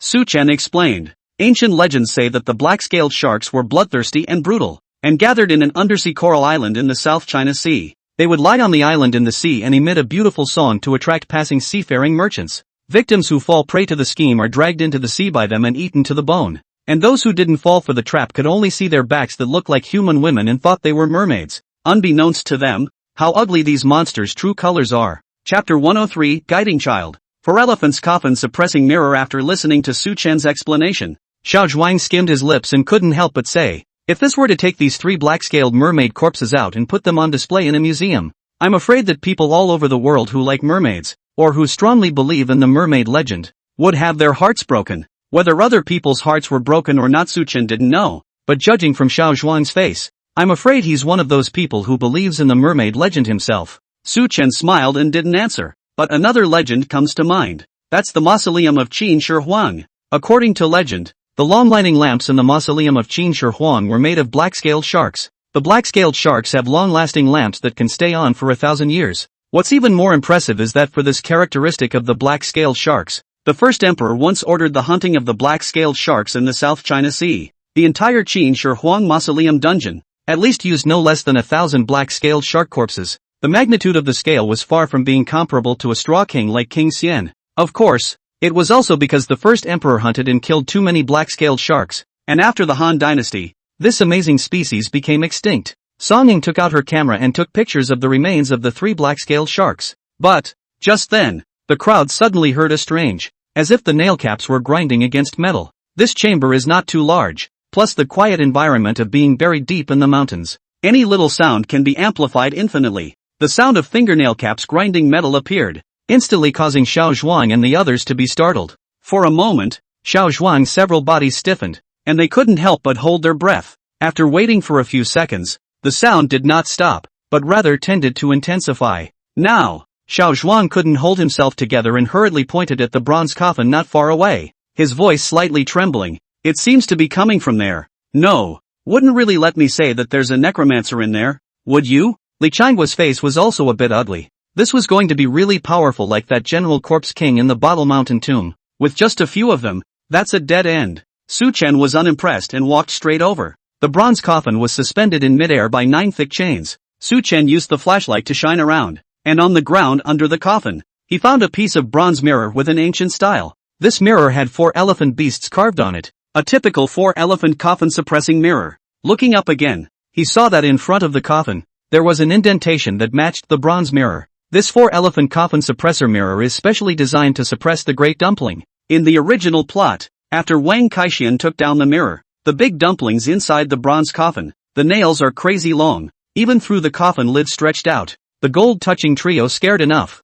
and hastily put the mirror back. It can be seen that the coffin, absolutely super large dumplings, the level is much higher than the bottle mountain that the Yuan dynasty general corpse king. Even if it wasn't as powerful as the female puppet, it should have reached the level of a flying stiff. Suchin picked up the 4 elephants coffin-suppressing mirror and said to the head to pacify the crowd. It's alright. Should this piece of corpse-suppressing mirror be a bit deformed after a long time? Just now we came in. The air circulated, and let it fall down. As he spoke, Suchin casually planted the 4 elephant coffin suppressor mirror back. The moment he mounted the mirror, the sound of fingernails scratching the lid of the coffin in the bronze coffin instantly disappeared without a trace. This main crypt has regained its serenity. Seeing this scene, several people were shocked in unison. Xiao Zhuan walked over to look at the 4 elephants coffin suppressor mirror, could not help but give a thumbs up, praised Professor Su Bull. Knowledgeable, but also in a crisis. Just now I was scared to death. This bronze coffin must have a more powerful zombie than the Bottle Mountain Corpse King. Just now I thought, this is the end of the world. We have to be accounted for here. I did not expect a small bronze mirror can suppress the... I didn't realize that a small bronze mirror would be able to suppress it, Xiao Zhuang said as he eyed the 4 elephant coffin suppressing mirror. And at that moment, Song Ying, who was on the side, had a flash of light in her head and hurriedly said, Professor Su, could this mirror be the 4 elephant coffin suppressor mirror that the heavenly official great god had once popularized in the past? 4 elephant coffin suppressor mirror? Chen Jianbing Li Changuo looked at Song Ying suspiciously. The latter nodded and explained. Some time ago, the great god of heavenly officials had appeared in the live broadcasting room of an archaeology student, and pointed out that a bronze mirror exhibited in the capital's museum was not called the beast mirror, but was truly called the 4 elephant coffin suppressing mirror, and its function was to suppress the zombies in the coffins. Suchin didn't expect Song Ying to know so much about his own deeds that he even remembered this small matter. Well, it is indeed the 4 elephants coffin suppressor mirror. You guys look at the 4 beasts carved on top of the mirror. It's called the 4 elephants, which are Xuanwu, Xinglong, White Tiger, and Vermilion Bird. The saying of the 4 elephants appeared as early as 3 or 4,000 years ago, or even earlier. Ancient ancestors worshipped the 4 elephants as totems and gave them many special meanings. Xiao Zhuang sniffed and couldn't help but praise. Long posture? But Professor Xiao Su, can this 4 elephant coffin suppressing mirror be replicated? If the country has this, won't we not need to be afraid of zombies in the future? Hearing Xiao Zhuang's words, Chen Jianbing and Li Changuo looked at each other in dismay, and both became excited. Yeah, why didn't we think of that? Last time the corpse died in Izhou, so many people were sacrificed. If we can master the replica 4 elephant coffin suppressing mirror, when the time comes to use it to suppress the zombies, we won't have to sacrifice so many warriors. Thinking of this, Chen Jianbing couldn't help but pat Xiao Zhuang's shoulder. Haha laughed. Good boy. Finally a reliable suggestion. If it really works, I'll report you and Professor Su together with a 3rd-class national medal. Xiao Zhuang bared his teeth in pain, but when he heard about the 3rd-class national medal, he was instantly happy. Li Changuo on the side was if much more cautious, said in a deep voice, whether it works or not, we still have to ask Professor Su's opinion. Professor Su, do you think that we can replicate these corpse suppressor mirrors? Or that the replicated corpse suppressor mirrors can be used to deal with zombies? Su Chen thought for a moment and replied, when we go back, we can report it to the institute to try, but I can't guarantee that it will work. Ancient warlocks, how exactly did they make these coffin-quelling mirrors? The method has long been lost. Su Chen wasn't too optimistic that the officials would succeed, but from the last time Director Zhu said that they had made initial progress in their research on the great general's talisman, Su Chen wasn't in a position to jump to conclusions. After all, behind the institute stands the nation and the wisdom of millions of scientists. As smart as the ancients were, they were only a small group of people in the end, not necessarily as good as the results of millions of modern scientific collaborations. Several people conferred and prepared to have the coffin opened. However, before opening the coffin, Su Chen reached out and stopped them. Wait, if we open the coffin like this, it's easy to damage the bronze coffin. Let's find a way to put the bronze coffin down first. Song Ying nodded at his words and agreed. Bronze is not easy to decay, but the chains tied above are made of fine iron. Thousands of years down the line have long been rusted. A bad one will easily damage to the bronze coffin. I agree with Professor Su's proposal. Zhang Xian also agreed with Su Chen's proposal. As an archaeologist, the first thing that comes to mind is how to protect the cultural relics. In fact, it didn't matter if it was Su Chen's previous world or this parallel world. There are many tombs that have not been excavated and are still under protection. The most famous example in the previous life is the terracotta warriors of the first emperor. Everyone knows that as the first emperor of China. The tomb of the first emperor must have hidden countless burial goods and even many lost precious ancient books. There could be just about any item taken out of it and it would be a national treasure worth a fortune. But, despite knowing this, the state still does not agree to excavate. This is because the technology of the time was not sufficient to open the tomb of the first emperor without harming the artifacts. That is why the excavation of Qin Shi Huang's mausoleum has been put on hold indefinitely. In the popular impression, the terracotta warriors in the mausoleum of Qin Shi Huang are gray clay figures.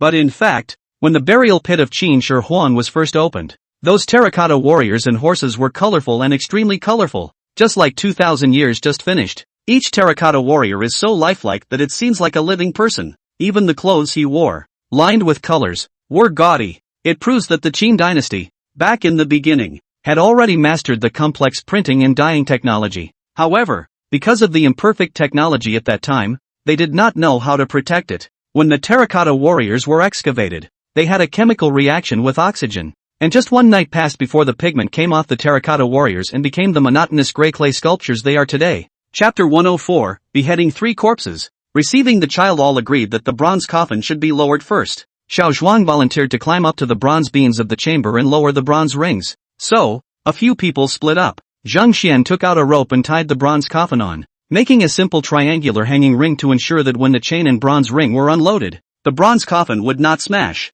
Once the ropes were tied, Xiao Zhuang had climbed up to the copper beam. Seeing Zhang Xian signaling that he could begin, he took out his engineer's shovel and with a light tap, a copper ring came off. Xiao Zhuang froze, hurriedly said to the following people, Professor Xiao Su guessed correctly. These copper rings are rotten. We just want to move a little bit bigger. I'm afraid that the coffin is going to fall to the ground and smash. As he spoke, he kept moving, clanging a few times. Lu knocked down the brass rings. On the other side, the two of them, Zhang Xian and Shen Jianbing, utilized the pulley device set up to carefully lower the bronze coffin. On the other hand, Li Changguo was responsible for pressing down on the 4-elephant coffin suppressing mirror, preventing it from accidentally falling down while several people were making their moves. The big dumplings in this bronze coffin gave the crowd a lot of pressure, and Li Changguo did not want to see the scene of the big dumplings rising. Therefore, he did not dare to relax in the slightest during the entire process, and his two hands pressed the corpse suppressor mirror with deadly force. Fortunately, in the end,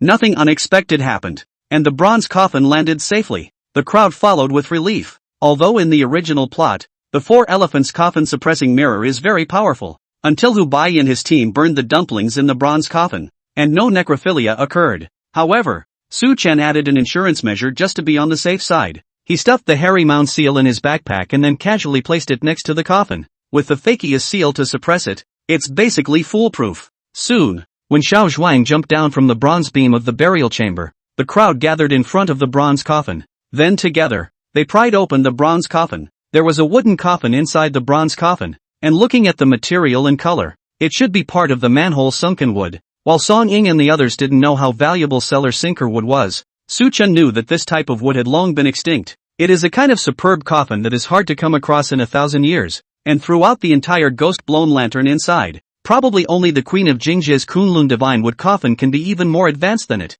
It's all come down to this, and no one has the heart to stop. Xiao Zhuang and Zhang Xian bent down at the same time and pried open the lid of the wooden coffin once again. After opening the lid of the coffin, the people see the situation inside. In addition to Su Chen expected calm, the rest of the people cannot help but be scared backward several steps. This is because, inside the wooden coffin was a dried corpse. The dry, sunken cheeks were plastered only with some crumpled flesh skin. But what was frightening was that this dry corpse had not known how many years it had been dead, and its hair was still growing, almost spreading over the entire coffin. In addition, he had long fingernails on both palms. The nails were curled and tangled from being too long and oozing to look at, and on the lid of the wooden coffin, there were still scratches made by this dry corpse with its fingernails. A few of them, the marks were so fresh that they were obviously scratched out just now. In addition, the body parts of this dry body, except for the arms and head, were wrapped in something like asbestos. Xiao Zhuang and Zhang Xian didn't dare to lay their hands on him. Su Chen didn't have that much regard.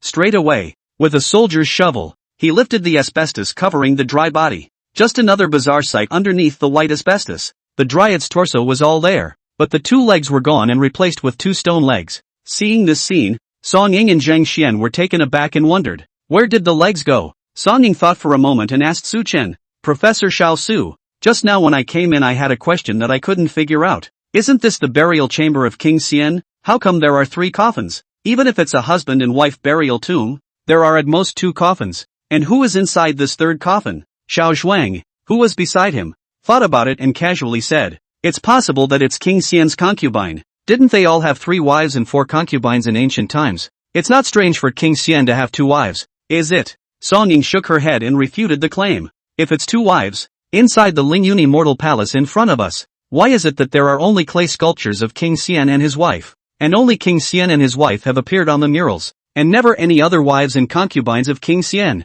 Seeing that the crowd all revealed puzzled looks, Su Chen nodded. In fact, both of you guessed wrong. All 3 coffins are king dedication. And at the same time none of them are king dedication.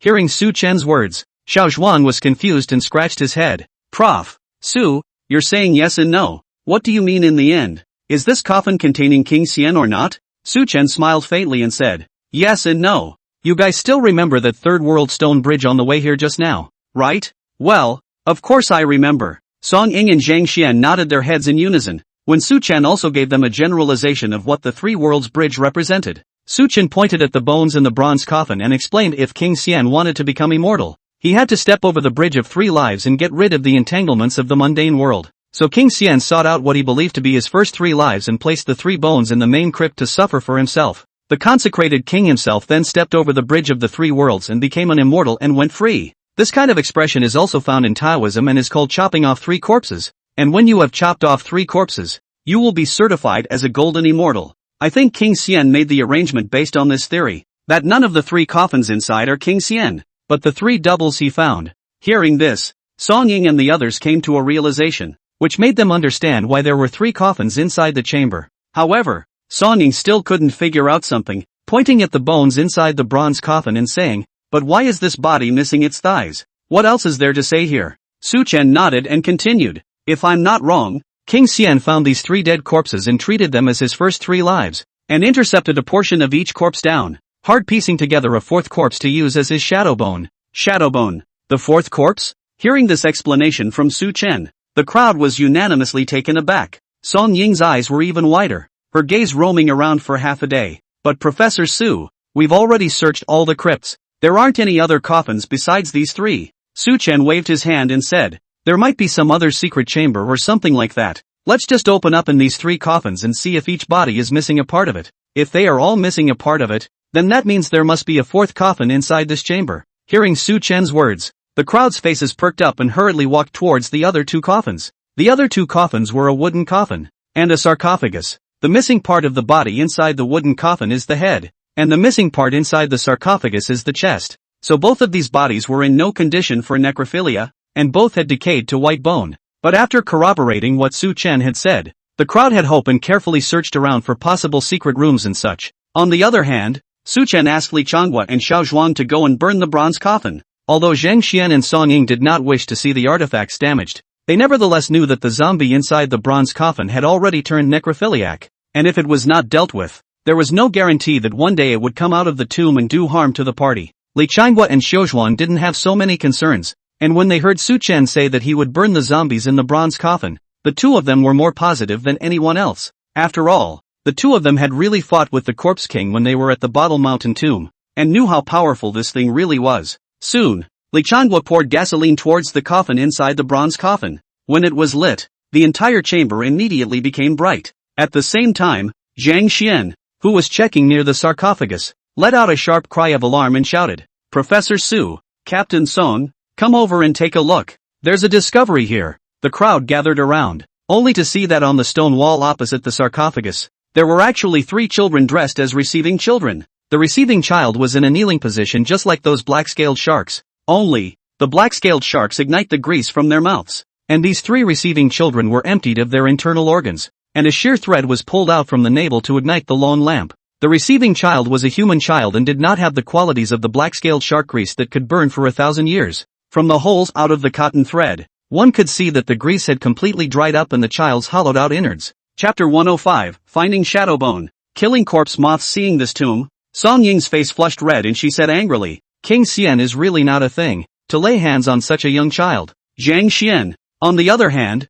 was much more sensible and sighed, there are many things like martyrdom in ancient times, but this King Xian is indeed considered one of the most brutal. After Su Chen heard the words of the two, he nodded and said, "The system of martyrdom has existed since thousands of years ago, and it continued until the period of Ming Dynasty Xingzong before it was abolished. When it comes to Ming Xingzong, one more thing has to be mentioned. He is the famous Great Ming War God, the one who caused the Great Ming Dynasty to be broken in a battle of the spine of Zhu Qizhen. His life was full of grooves, and only the abolition of the system of martyrdom is one of the few good points that can be used to brag about." After lamenting, several people resumed their search. It didn't take long for Chen Jianbing to find another lower level of the chamber. Using a soldier's shovel, he knocked a hole in the ground, and shining his flashlight through, he could see that there was a small chamber of maybe 7 or 8 square feet on the lower level. Inside lay a crystal coffin. The faces of the people were delighted, and one after another they descended into this secret chamber. After opening the crystal coffin, the crowd realized that the bones inside were indeed pieced together by taking a part of each of the 3 corpses above,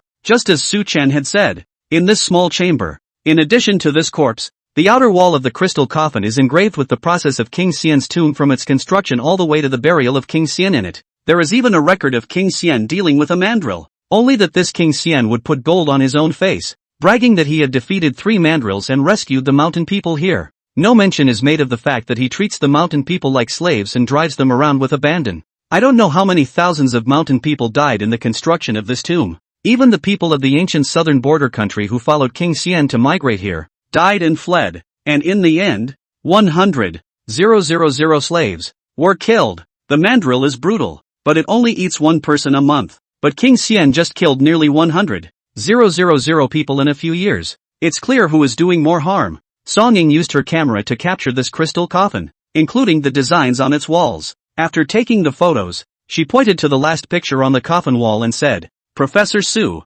look at this picture. King Xian's coffin seems to have been buried up there, not in the chamber where we are staying now." Su Chen nodded and pointed at the bones in the coffin. The 3 bones in the upper chamber represent King Xian's first 3 lives, while this hidden shadow bone represents King Xian's current life. King Xian wanted to get rid of his first 3 lives in this life, and completely detach himself from the mundane world, so the location of his coffin should be right above our heads, directly in front of the shadow bone. After that, the crowd returned to the chamber, then turned their attention to the copper beam that Xiao Zhuang had just climbed over. After going up to the copper beam and carefully observing for a while, several people did see an inconspicuous passageway at the top of the white tomb. Xiao Zhuang pried open the passage with a soldier's shovel and dug out a hole through which an adult could pass. After several people went up one after another, they realized that there was an upper floor to this chamber. This level has a ramp that swirls upwards, narrow at first and much wider at the back. After roughly 30 meters or so of forward travel, a wall blocked the path of several people. The walls appear white and the material looks like white quartz. The walls, on the other hand, were painted with a lineage of murals from the ancient southern borderlands, most of which consisted of the consecrated king himself bragging about himself, saying how powerful he was and such. Most strikingly, in the middle of the wall, a woman is painted. The woman was gorgeously dressed, and her facial expressions, in particular, were practically lifelike. Seeing this woman, Su Chen's gaze froze. According to the original storyline, this woman is the one who was sealed in the wall and used the corpse to raise the necromorph, as well as the consort of King Xian. Speaking of which, this King Xian is really perverted. It's not even enough to have one's consort martyred, but to use the body of a consort to raise a corpse moth. It really is true that for the sake of becoming immortal, all sentiments are left behind. Thinking of this, Su Chen took a deep breath and reminded the crowd, "There's something odd about this wall, so be careful." As soon as the words left his mouth, he only saw the wall suddenly crack open. Immediately after that, the woman on the mural, surprisingly, violently rushed out. Su Chen was quick on his feet and kicked her directly to the bottom of the slope with a Kuei Xing kicking bucket. This scene really happened too fast, so fast that the crowd didn't react. It wasn't until the woman was kicked down by Su Chen that the crowd reacted and gasped in shock. What the hell was that? It can't be a ghost, can it? Professor Su, are you okay? Is that a zombie? Just as a few people were talking, their eyes dead set on the woman at the bottom of the slope. Suddenly, the woman sat up with a jerk. This horrifying scene instantly made Xiao Zhuang and the others' scalps numb, and a chill went straight to the sky. Crap! Crap! It's a real swindle! Xiao Zhuang exclaimed, while Chen Jianbing and Li Changhua had already turned the rifle's safety on and aimed their guns at the female corpse. As long as the female corpse made any movement, they would pour out bullets. However, in the next second, the crowd saw through the flashlight that the female corpse's stomach suddenly swelled up. Immediately afterward, the whole thing looked like a blown-up balloon. When she was swollen to the max, she exploded with a thud. In the next second, many corpse moths flew out from inside the female corpse. Seeing this scene, the crowd not only had their scalps tingling, they also felt goosebumps falling all over the place. From the looks of things, the female body should have been sealed in the wall, and inside her body, she kept corpse moths. It's been thousands of years, and the female corpse hasn't decayed, and the corpse moths kept in her body haven't starved to death. So I don't know how the hell she did it. Just as everyone was spitting in their hearts, those corpse moths that flew out of the female corpse's body fluttered their wings and chased after Su-chan and the others. All be careful. The powder on these corpse moths contains corpse poison. Don't get stained. After Su-chan finished speaking, he smoothly took out a few cans of propane flamethrower from his backpack. This kind of spray gun was probably only the size of a handheld oxygen tank. Not very powerful, but the flame could also be sprayed out 1 or 2 meters, which was enough to deal with these corpse moths. When the corpse moths were almost close, all 4 propane flamethrowers fired simultaneously. Under the 4 fiery flames burning, the corpse moths were scorched and dropped on the slope before they could get close to Su-chan's few people. This corpse moth is rare, but its habits are not different from those of ordinary moths, which both love light and moths. It's obvious that so many moths have been burned to death and they still don't want to fight the fire. After about 4 or 5 minutes, with all 4 propane flamethrowers almost out of fuel, it took these corpse moths to be completely wiped out. Su-chan looked at the slope and realized that the ground of the slope had already accumulated a thick layer of corpse moth corpses. Plus, these corpse moths were roasted and smelled like roasted meat. Not to mention, Xiao Zhuang smacked his lips and actually said he was hungry. Su-chan laughed and pointed at the corpse moths on the slope. There happens to be a live barbecue. It's up to you if you dare to try a bite. Chapter 106, Finding the Dust Bead. Tai Sui's Recovery Vomit. Xiao Zhuang blushed and wanted to vomit on the spot. He looked at Su-chan grudgingly and said helplessly, "Little Professor Su, stop it now. I'm about to vomit out even my bile." The other side, the king's wife burst out of the wall, making an extra large hole over half a man's height in the white quartz-like wall. Chen Jianbing used a soldier's shovel and tried to open the hole wider, but after he shoveled twice he realized that the hole was oozing yellow water outward, kind of like the sewage they'd seen under the Third World Bridge, with a putrid odor. A few people were a bit overwhelmed by the fumes and hurriedly put their gas masks on. Song Ying asked curiously, "What kind of material is this? It looks like a quartzite-like substance, but why is there so much liquid inside?" Su-chan smiled and didn't answer. If they were to know that the place they were actually staying in now was not a cave, but a flesh chi taiyan that had been growing for an unknown number of thousands of years, and all of them are now inside the corpse of flesh chi teo, I'm afraid a few of them are going to be sick to their stomachs. That's right, the location that Su-chan's few people were in was not some natural cavern. It was actually a flesh chi teo as big as a mountain. This Tai Sui had been growing for an unknown number of years, and after it was obtained by King Xian, who used its flesh to make an immortal elixir. The body is used as a coffin for his own tomb.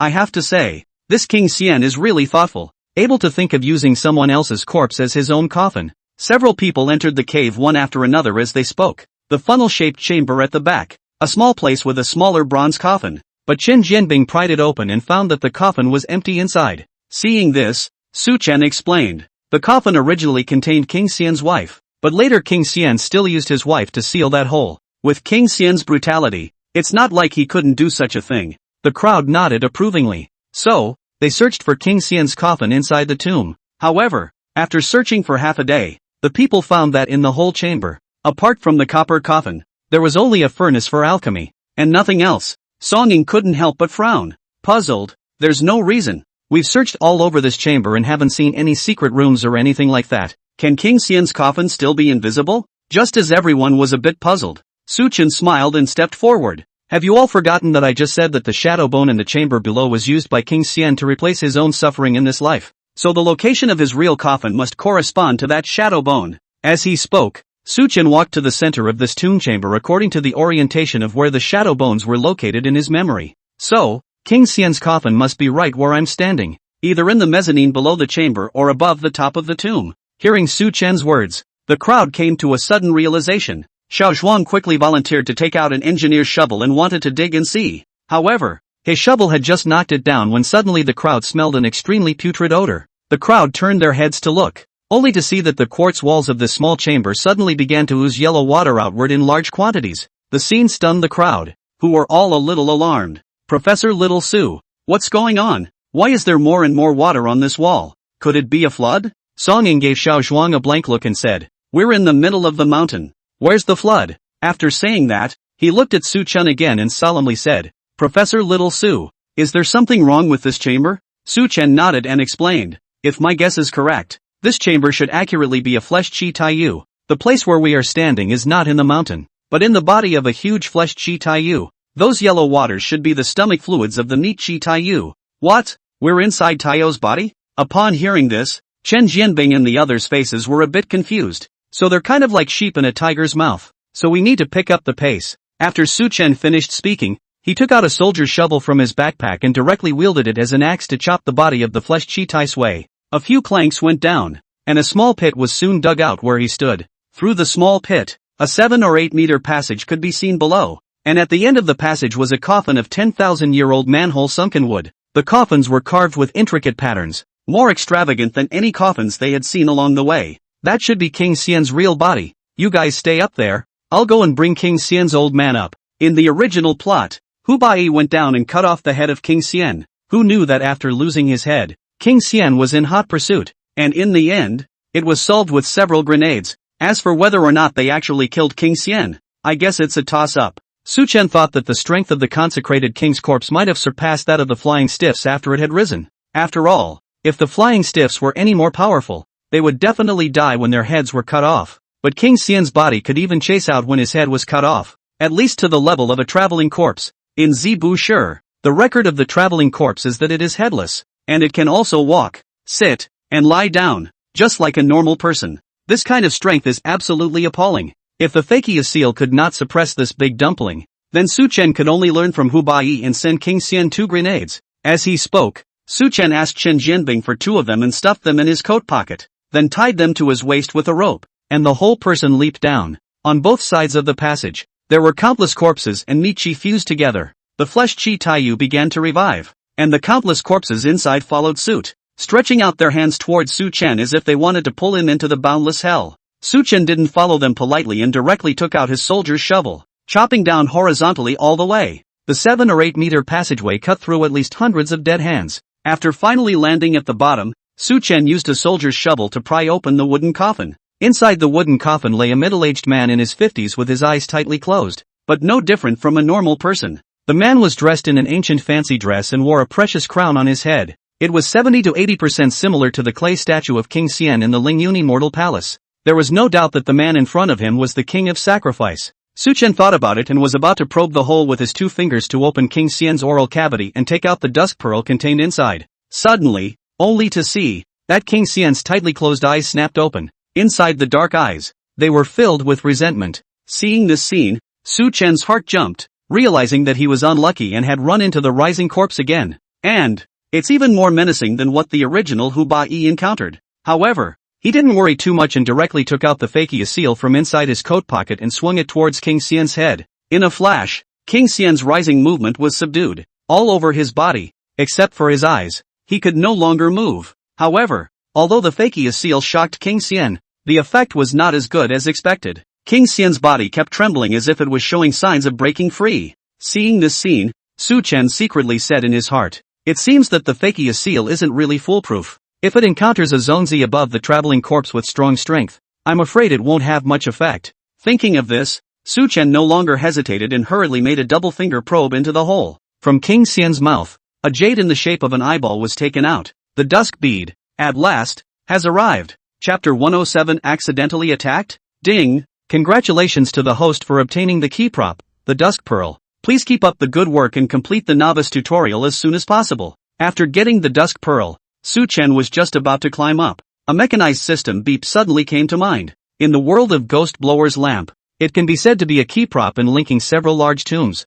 or the eyes of the snake god. The system decided that it was a key prop, and Su Chen was not surprised. But what the hell is a newbie tutorial? He had all gone through several great tombs and acquired many divine techniques. Now the strength, not to say fight all over the world, at least than the partridge whistle. Little brother Zhang Qilin much stronger, right? Why didn't you even pass the newbie tutorial? Many questions flashed through Su Chen's mind one by one, but the current situation did not allow him to think much. He temporarily pressed these doubts to the bottom of his heart, then put away the Fakia seal and used his light energy to climb upwards. As soon as Su Chen moved, the consecrated king in the coffin revived and let out a hoarse roar. His eyes were as if they were spitting fire, and his face was full of resentment. When Su Chen saw the scene, the corner of his mouth twitched and he said in a cold voice, You've been dead for thousands of years and you're still restless. In that case, I'll send you to hell again. After saying that, Su Chen took out 2 high explosive grenades, removed the pole ring directly and throw it into King Xian's coffin.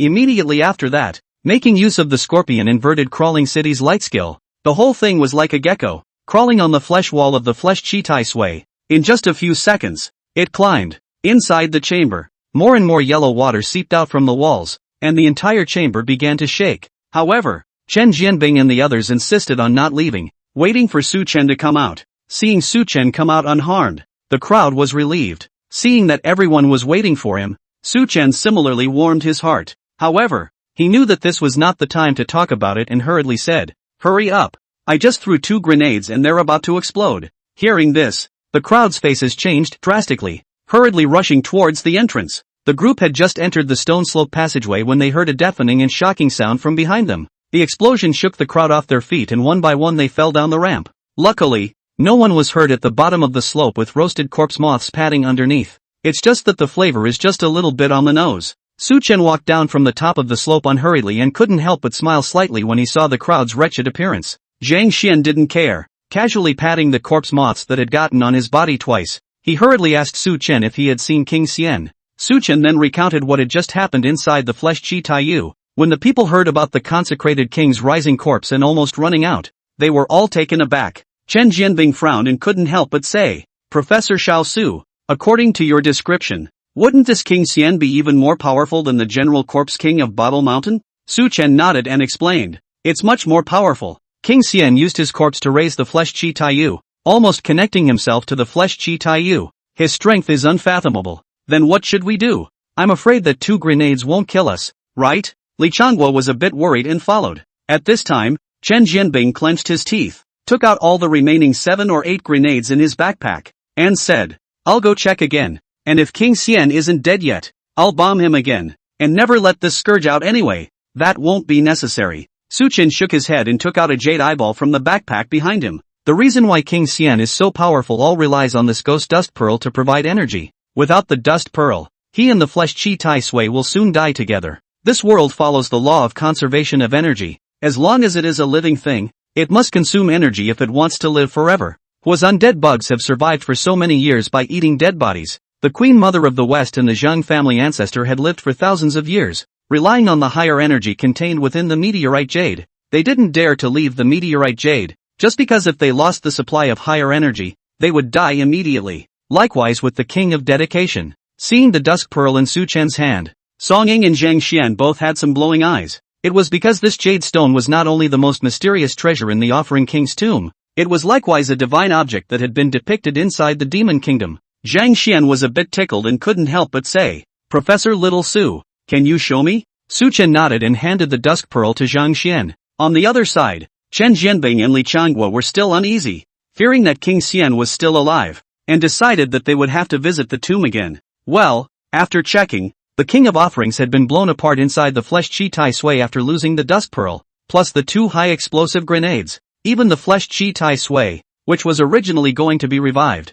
slowly dried up and died of old age because of the loss of the energy support from the dust pearl, and no longer oozed yellow water outwards. After the inspection, Chen Jianbing and Li Changguo then relaxed. Several people left the middle chamber and returned to the bridge over the third world, and after a short rest, decided to make their way back. This time, the process of dedicating the king's tomb was considered to be a thrilling one, and several times they encountered dangers. Because of Su Chen's advance reminder, they all passed through peacefully. To Song Ying's delight, she took many photos of King Xian's tomb this time. These photos would absolutely shock the world if they were released. Was immortal worm, Ling Yun immortal palace, black-scaled shark. Either way, it's a big deal that could shake up the archaeological community, and even the scientific community. After resting for 10 minutes or so, the group set off again, following the way they had come back to the mountain temple where they had first camped. It just so happened that it was also getting late, so we all planned to rest at the mountain god temple for the night and return to the nearby county tomorrow. During this time, Zhang Xian was still studying the dusk pearl, almost to the point of neglecting his sleep and food. He didn't even bother to eat the self-heated meals that Xiao Zhuang had sent him with prepared military food. Seeing this, Xiao Zhuang scratched his head and didn't say much. Not long after, perhaps tired from his research, Zhang Xian said that he wanted to go outside to get some air. Xiao Zhuang hurriedly stood up and patted the rifle in his arms. Zhang Xian, I'll accompany you. This is a primitive jungle after all. In case you run into wild beasts, you can still be protected with me. Good thing too. Zhang Xian thought about it and nodded his head in agreement. The rest of them didn't think much of it and watched the two walk out of the mountain god temple. But, after this, more than an hour had passed, and there was no sign of the two returning. Chen Jianbing instantly sensed that something was wrong and hurriedly opened the communication device that came with the protective suit, wanting to contact Xiao Zhuang, but he called for half a day and never saw any response from Xiao Zhuang. The crowd looked at each other in disbelief, finally realizing that something was wrong. Su Chen frowned and said in a deep voice, Captain Chen, like this, let's split into two groups to search. One for you guys, one for Captain Song and I. If we find anything, we'll contact immediately. If the situation is urgent, fire a warning shot. Okay, that's it. After the several people had conferred, they hurriedly split up to look for Xiao Zhuang and Zhang Xian. After searching for another half hour, there was finally news from Chen Jianbing's side. Chapter 108, Who is he? Su Chen and Song Ying rushed over and went to see only Xiao Zhuang alone. Moreover, Xiao Zhuang was seriously injured and was still in a coma. Where's Zhang Xian? Seeing this scene, Song Ying's face immediately changed as she hurriedly asked. Chen Jianbing shook his head and said in a deep voice, Zhang Xian disappeared when we arrived, and I just searched the perimeter and didn't find any traces of a fight. The injury on Xiao Zhuang's head looks like he was attacked from behind. Hearing this, Su Chen's heart was startled. Captain Chen, do you mean Zhang Xian him? Chen Jianbing's face was grave as he slowly nodded. Su Chen was stunned in his heart, unable to figure out Zhang Xian's reason for doing so, to steal the Daphne beads? But this is China. Even if he gets the Dusk Pearl, can he escape?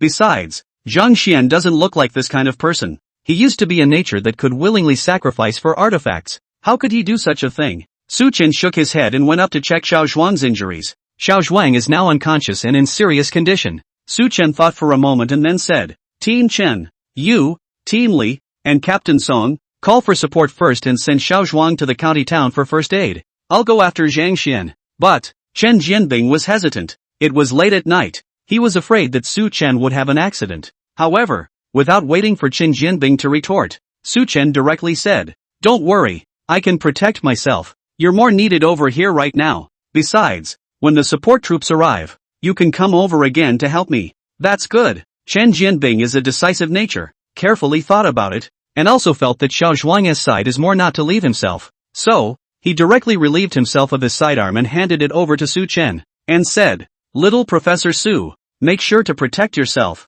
If there's an accident, don't fight hard. Wait for me to bring someone back. After the instructions, Chen Jianbing then joined Li Qianghua, carried the unconscious Xiao Zhuang, and prepared to leave Chalong Mountain overnight. Rushing to the county, only after they left did Su Chen breathe a sigh of relief. He looked down and observed the nearby traces, recognizing the direction Zhang Xian had left and chased after him. Su Chen had lightness in his body, and without Chen Jianbing and the few of them dragging his feet, the speed was instantly pulled up to the highest, and the whole person was like an arrow off the string, running wildly in the Shadow Dragon Mountain range. During this time, whatever obstacles were encountered were deftly avoided. Sprinted along for 10 minutes. Su Chen realized that the tracks along the way were becoming more and more obvious and knew that he was getting closer to Zhang Xian. Finally, on a cliff face, he saw Zhang Xian standing with his back to himself. You're here? Strangely enough, Zhang Xian didn't seem to be surprised by Su Chen's arrival at all. Moreover, despite having his back turned to Su Chen, his tone of voice sounded as if he had been waiting for Su Chen's arrival for a long time.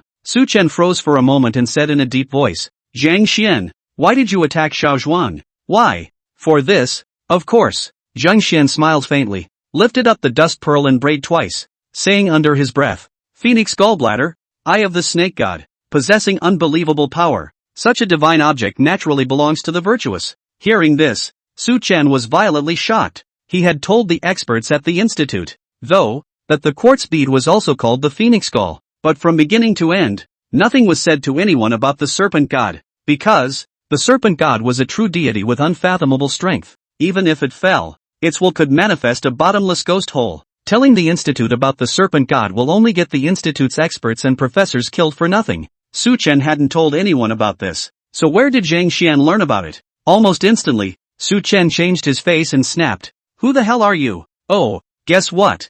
Zhang Xian. Or rather, this person who looked exactly like Zhang Xian jumped off the cliff without looking back after saying this. Su Chen's face was shocked and he hurriedly chased after him, but he was still a step too late. and could only see the other party taking advantage of the moonlight to turn on the winged flying device he was carrying and glide off into the distance. Su Chen, I hope that the next time we meet, you'll grow a bit. After this person leaped off the cliff, he still didn't forget to shout a sentence to taunt Su Chen. Hearing these words, the doubt in Su Chen's heart reached its peak. He couldn't think for the life of him who this person was. Who in this world can know about the serpent god? But, since he couldn't figure it out, Su Chen didn't bother to think about it. Don't you know if you bring someone back and ask them yourself? Thinking of this, Su Chen waved his hand and directly beckoned Little Red out of the imaginary number space. Go, get the man. Su Chen pointed at the Zhang Xian who had already flown away and gave an order to the female puppet Xiaohong. In the next second, Little Red soared into the sky, as fast as lightning. After just less than half a minute, she caught up with Zhang Xian and grabbed the other party back as if she was carrying a chicken. Soon, Zhang Xian was thrown to the ground by Xiaohong, his entire body still a bit dazed. Seeing Su Chen's smirking expression, his face suddenly became a mixture of shock and anger. Then, in a horrified rage, impossible. All this way here, the female puppet hasn't even appeared. You're cheating. This time, it was Su Chen's turn to mock. To think that you still know about female puppets. It seems that you know quite a lot. Humph. I didn't expect this situation to be turned around by you. Su Chen. I'm getting more and more curious as to which sect or faction you belong to. This Zhang Xian was also honorable. Seeing that he was captured and there was a female puppet eyeing him, he decisively threw the dust pearl back to Su Chen and did not go for unnecessary resistance. Immediately afterward, Zhang Xian took a deep breath and slowly said, You won, but it's useless even if you win many times. This world is ultimately ours. Remember, next time you won't be so lucky. After saying this, Zhang Xian's expression suddenly became pained, and his face even began to turn black and purple in an instant. Su Chen hurried forward and pried open Zhang Xian's mouth. It was only then that he realized that Zhang Xian's mouth contained poison and he had already bitten through the poison pill packet just now. It's a blood-staining poison that will kill him in no time. Seeing this scene, the doubt on Su Chen's face intensified. Why did this Zhang Xian say he lost again? And who is this we he's talking about? Also, judging by the way he doesn't take his life seriously and says he'll kill himself, the organization behind him is definitely not simple. The next day dawned. Chen Jianbing then rushed over with support troops. Seeing Zhang Xian's corpse on the cliff, Chen Jianbing's face changed and he hurriedly said, Professor Xiao Su. The institute received the news and immediately went to search Zhang Xian's residence, and it found the dying Zhang Xian inside, who had been tied up for 3 days and 2 nights. You mean? That's right. This Zhang Xian who came with us. I'm afraid he's someone else pretending to be him. Speaking of this, Chen Jianbing let out a bitter laugh and said, I don't know what this person's identity is. How could he look exactly like Zhang Xian? Even his voice is similar. If it wasn't for the fact that Zhang Xian's family has been single for 3 generations, I would have suspected them to be twins. Mention the look-alike. Su Chen's mind flashed and immediately remembered the Tomb Raider's notes. In it, both the Old Nine and the Wang seem to know how to make human skin masks and even replicate the cloning technique. Make a dozen Wu evil, a dozen Wu San province. Could it be that the organization behind this Zhang Xian was the Old Nine sect or the Wang family? Su Chen thought about it and still felt that it wasn't reliable. If the Old Nine sect was behind the manipulation, why did they not have any news at all in this world? With so many people in the Old Nine doors, it's impossible for them not to communicate with the outside world at all. Besides, how did the Old Nine sect know about the snake god and risk their lives to grab the dust pearl? Most importantly, they seemed to know that I was the heavenly official and that I had 2 female puppets under me. You know, in this world, except for the dead Iron Masked Shang, no one knows his true identity. Just as Su Chen thought of Iron Mask, a flash of light came to his mind. Captain Chen, how is Xiao Zhuang's situation now? It's not great. It's out of danger. But the doctors can't say when they'll wake up. Chen Jianbing sighed. Although Xiao Zhuang was Li Changhua's warrior, he also quite liked this cheerful little warrior after these few days of contact. Originally, everyone was waiting to go back happily. Xiao Zhuang also said that he wanted to take a vacation to go back to his hometown, to visit his parents. Who knows? Captain Chen, I suspect that there is a mysterious organization behind this fake Zhang Xian, and I need to return to the capital immediately now. You give a word to Team Li for me. And also remember to inform me if Xiao Zhuang is out of danger. Chapter 109, The Second Iron Mask Capital. Institute. After Su Chen returned to the capital, the first thing he did was to find Zhang Xian and inquire about his kidnapping a few days ago. Inside the conference room, Zhang Xian's complexion had not yet recovered and his face was permeated with fatigue. According to Prof. Chu, who rushed back, Zhang Xian had been kidnapped since the day before yesterday, during which time he hadn't taken a sip of water, almost died of thirst at home. Luckily, After the institute learned that someone might be posing as Zhang Xian, the first thing they did was to go and search the place where Zhang Xian lived, and that's how they were able to rescue him. Looking at the pale Zhang Xian, Su Chen asked in a deep voice, "Do you still remember the person who kidnapped you the day before yesterday? What did he look like and what did he once say?" Zhang Xian hesitated for a moment and slowly opened his mouth to recount the encounter from the day before yesterday. On that day, he had just received a notice from the institute and knew that Su Chen had named him to participate in the archaeology of King Xian's tomb, so he returned to the capital in a hurry. Originally, he was going to meet Su Chen and the others at the airport the next morning. Who knows, when he went home to organize his luggage, he was suddenly attacked from behind and given a direct knockout. By the time he woke up, it was almost midnight, and when he opened his eyes, the first thing he saw was a face exactly like his. At that time, Zhang Xian was almost frightened and thought he had seen a ghost. When he reacted, he realized his mouth was taped shut, and the man didn't even talk to him, and surprisingly knew the setup of his house by heart. Pack his bags, the usual archaeological tools. The familiar appearance of the other party once made Zhang Xian wonder if the other party was his own shadow. After the man finished packing his bags, he finally said something before he left, which probably meant that Zhang Xian had a bad fate and was picked. Let Zhang Xian blame Su Chen if he wanted to. In the conference room of the institute, Su Chen was violently stunned when he heard this. On the side, Zhang Xian comforted, "Professor Xiao Su, don't blame yourself. I didn't mean anything else. Even if I had to choose again, I would have agreed to go to King Xian's tomb with you. It's just a pity that there was an accident this time and I wasn't able to see the archaeological process of King Xian's tomb with my own eyes." Su Chen smiled and took out a USB flash drive from his backpack. "These are the photos and videos I copied from Captain Song. They're all from King Xian's tomb. You can take them." After saying that, he nodded to Professor Chu again. The two of them left, giving the conference room to Zhang Xian, who had just recovered. After leaving the conference room, Su Chen looked for a clean hallway and said in a deep voice, "Professor Chu, besides these, have any other strange things happened in the institute in the past few days?" "Other strange things?" Chu Muyun stroked his chin and recalled for a moment. "Oh yes, to say something strange, there is only one. After you guys went to the southern border, there was a theft at the ancient tomb site of King Luzhen of Izhou, and at that time, what was lost was just a very ordinary copper knuckle, so we didn't care about it." "Copper knuckles? Is it the two pieces of brass knuckles with the phoenix and flight engraved on them?" "Yes, that's the one." Chu Muyun hastily nodded his head. Hearing Professor Chu's words, the doubts in Su Chen's heart were slightly solved. Inside those two pieces of wrong joints, the route path of the Queen Mother of the West's palace is hidden. If there was anyone else in the world who knew, it could only be Iron Mask. It was just that Su Chen had personally chopped off Iron Mask's head in the first place. Could he still be resurrected? If the Iron Masked Shang was this powerful, Su Chen felt that he could wash his hands of it. But, even if that fake Zhang Xian was an Iron Mask, he must be inextricably linked to him. What's more, the other party likewise knew that the wrong section hid the roadmap of the Queen Mother of the West's palace inside. Only, they didn't realize that the roadmap had already been taken away by Su Chen. Thinking of this, Su Chen's heart stirred, and he hurriedly said, "Professor Chu, where is that bronze coffin in King Luzhen's tomb now? There are many dead skins in it. Has it been cleaned up?" "This is not. Those are cultural relics. I was last night Ruzhen Wang ancient tomb record work. Let the archaeological team sealed up. Yesterday that bronze coffin also transported to the capital, ready to go to the capital museum exhibition in a few days." "Okay, let's not rush the exhibition. Take me to see that bronze coffin." Professor Chu didn't ask anything more and directly took Su Chen to the capital museum. They took some samples of the dead skin from the bronze coffin and then had Chen Jianbing airlift the fake Zhang Xian's body back from the southern border,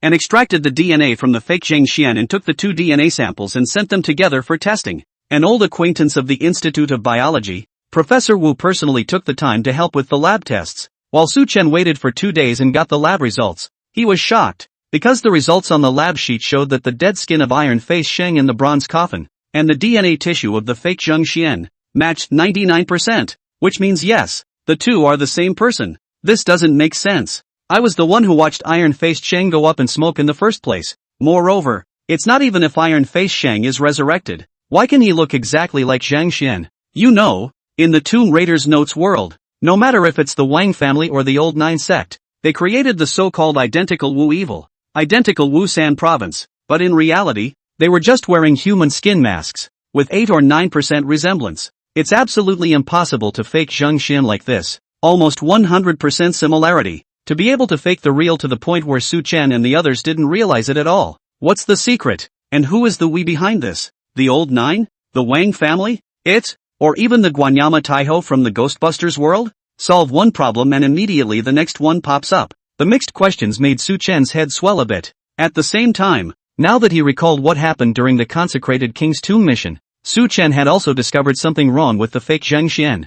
For example, that fake Zheng Xian was unusually active when he saw himself make the Kuei-Shing kick do, and even tentatively asked to have himself teach him the move. Obviously Song Ying was the one who had learned Taekwondo, and she didn't want to learn it, but it was Zheng Xian, who had never practiced martial arts and wasn't even interested in practicing martial arts before, who said he wanted to learn it. Then again, Zheng Xian's physical fitness wasn't bad, nor was it particularly good. In the line for the tomb of King Xian, the crowd climbed mountains and descended into the water, and also traveled through the dense primitive jungle. Even experts like Song Ying, who had a lot of experience, would sometimes sweat from exhaustion. On the contrary, Zheng Xian seemed to have been swimming with ease from start to finish. Physical fitness was quite a bit better than a few of Chen Jianbing's soldiers. Thinking of this, Su Chen couldn't help but feel a bit chagrined. He should have been able to see all the things that were wrong, but at that time, he was so focused on King Xian's tomb and the Daphne beads that he completely ignored them. Just as Su Chen froze, Professor Chu couldn't help but open his mouth and ask,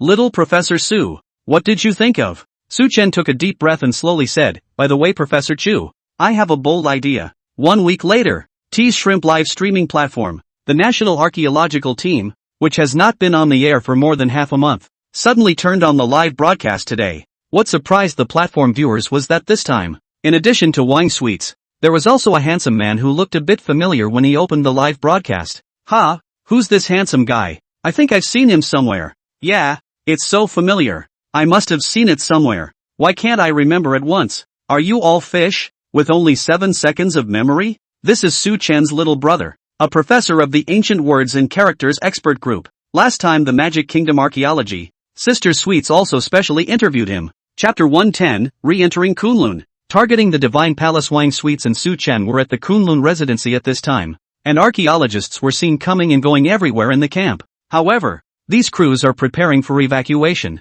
Su Chen, on the other hand, was packing his bags and seemed to be preparing for a long trip. "Little brother Su Chen, I heard Captain Zhang Guoguang say that you intend to go deep into the Qilin Glacier to look for the legendary ruins of the Demon Kingdom. So can you?" Some time ago, Professor Chu and the others deliberately returned to the capital for the dust beads, while Wang Sweetness stayed in Qilin. This period of time had suffocated her, so when she heard that Su Chen was going to go deep into the Qilin Glacier, she immediately came over, wanting to follow her to the live shoot. But Su Chen was there to go to the Qilin Divine Palace, which was full of dangers. So how could he take her there? Without waiting for Wang Sweetness to finish her sentence, Su Chen decisively refused. "Can't." When Wang Sweetness heard this, her little face collapsed and she exaggerated. "Little brother, you are also too heartless and cold-blooded. My heart, is shattered into 2 halves. Cut it out. I don't eat that." Su Chen pointed his hand at Zhang Guoguang, who happened to walk over, and said, "The depths of the glacier is no joke.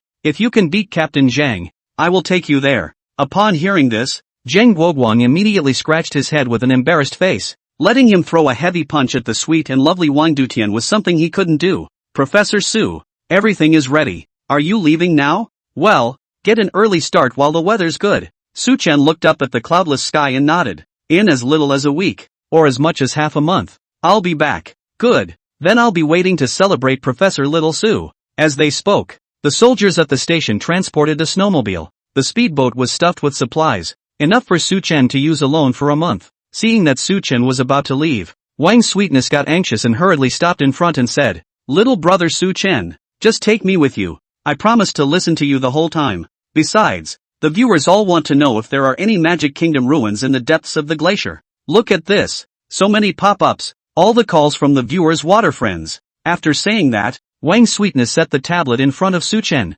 intending to move and reason. Su Chen gave a slight lurch and nodded after thinking for a moment. When Wang Sweetness saw this, her face was delighted. "Little brother, you promised? What are you thinking? I mean, you reminded me that the Institute had already given me live streaming access to the National Archaeology Team before coming here. So, speaking of this," Su Chen smoothly took the live broadcasting equipment in the hands of Wang Sweetie and the camera boy. Then he waved his hand and started the snowmobile, heading deeper into the Qilin Mountains. Seeing this scene, Wang Sweetness was tearless. The man didn't follow through and the job is still gone. A few hours later, a snowmobile appeared among the pale snowfields. Driving continuously for dozens of kilometers, Su Chen went deep into the depths of the snowfield and finally arrived at the glacier rift. There is still sling equipment left behind by the archaeological team, as well as warriors who stayed behind in the camp next to the rift. Seeing Su Chen coming over, the warrior came over and saluted. Helping Su Chen unload his salute, send Su Chen down the rift valley again. During this half a month, the archaeological team examined all the Demon Kingdom Ghost Mother's tombs. Lights set up by the archaeological team are everywhere in the middle of the rift valley. I heard Professor Chu say that if the situation permits,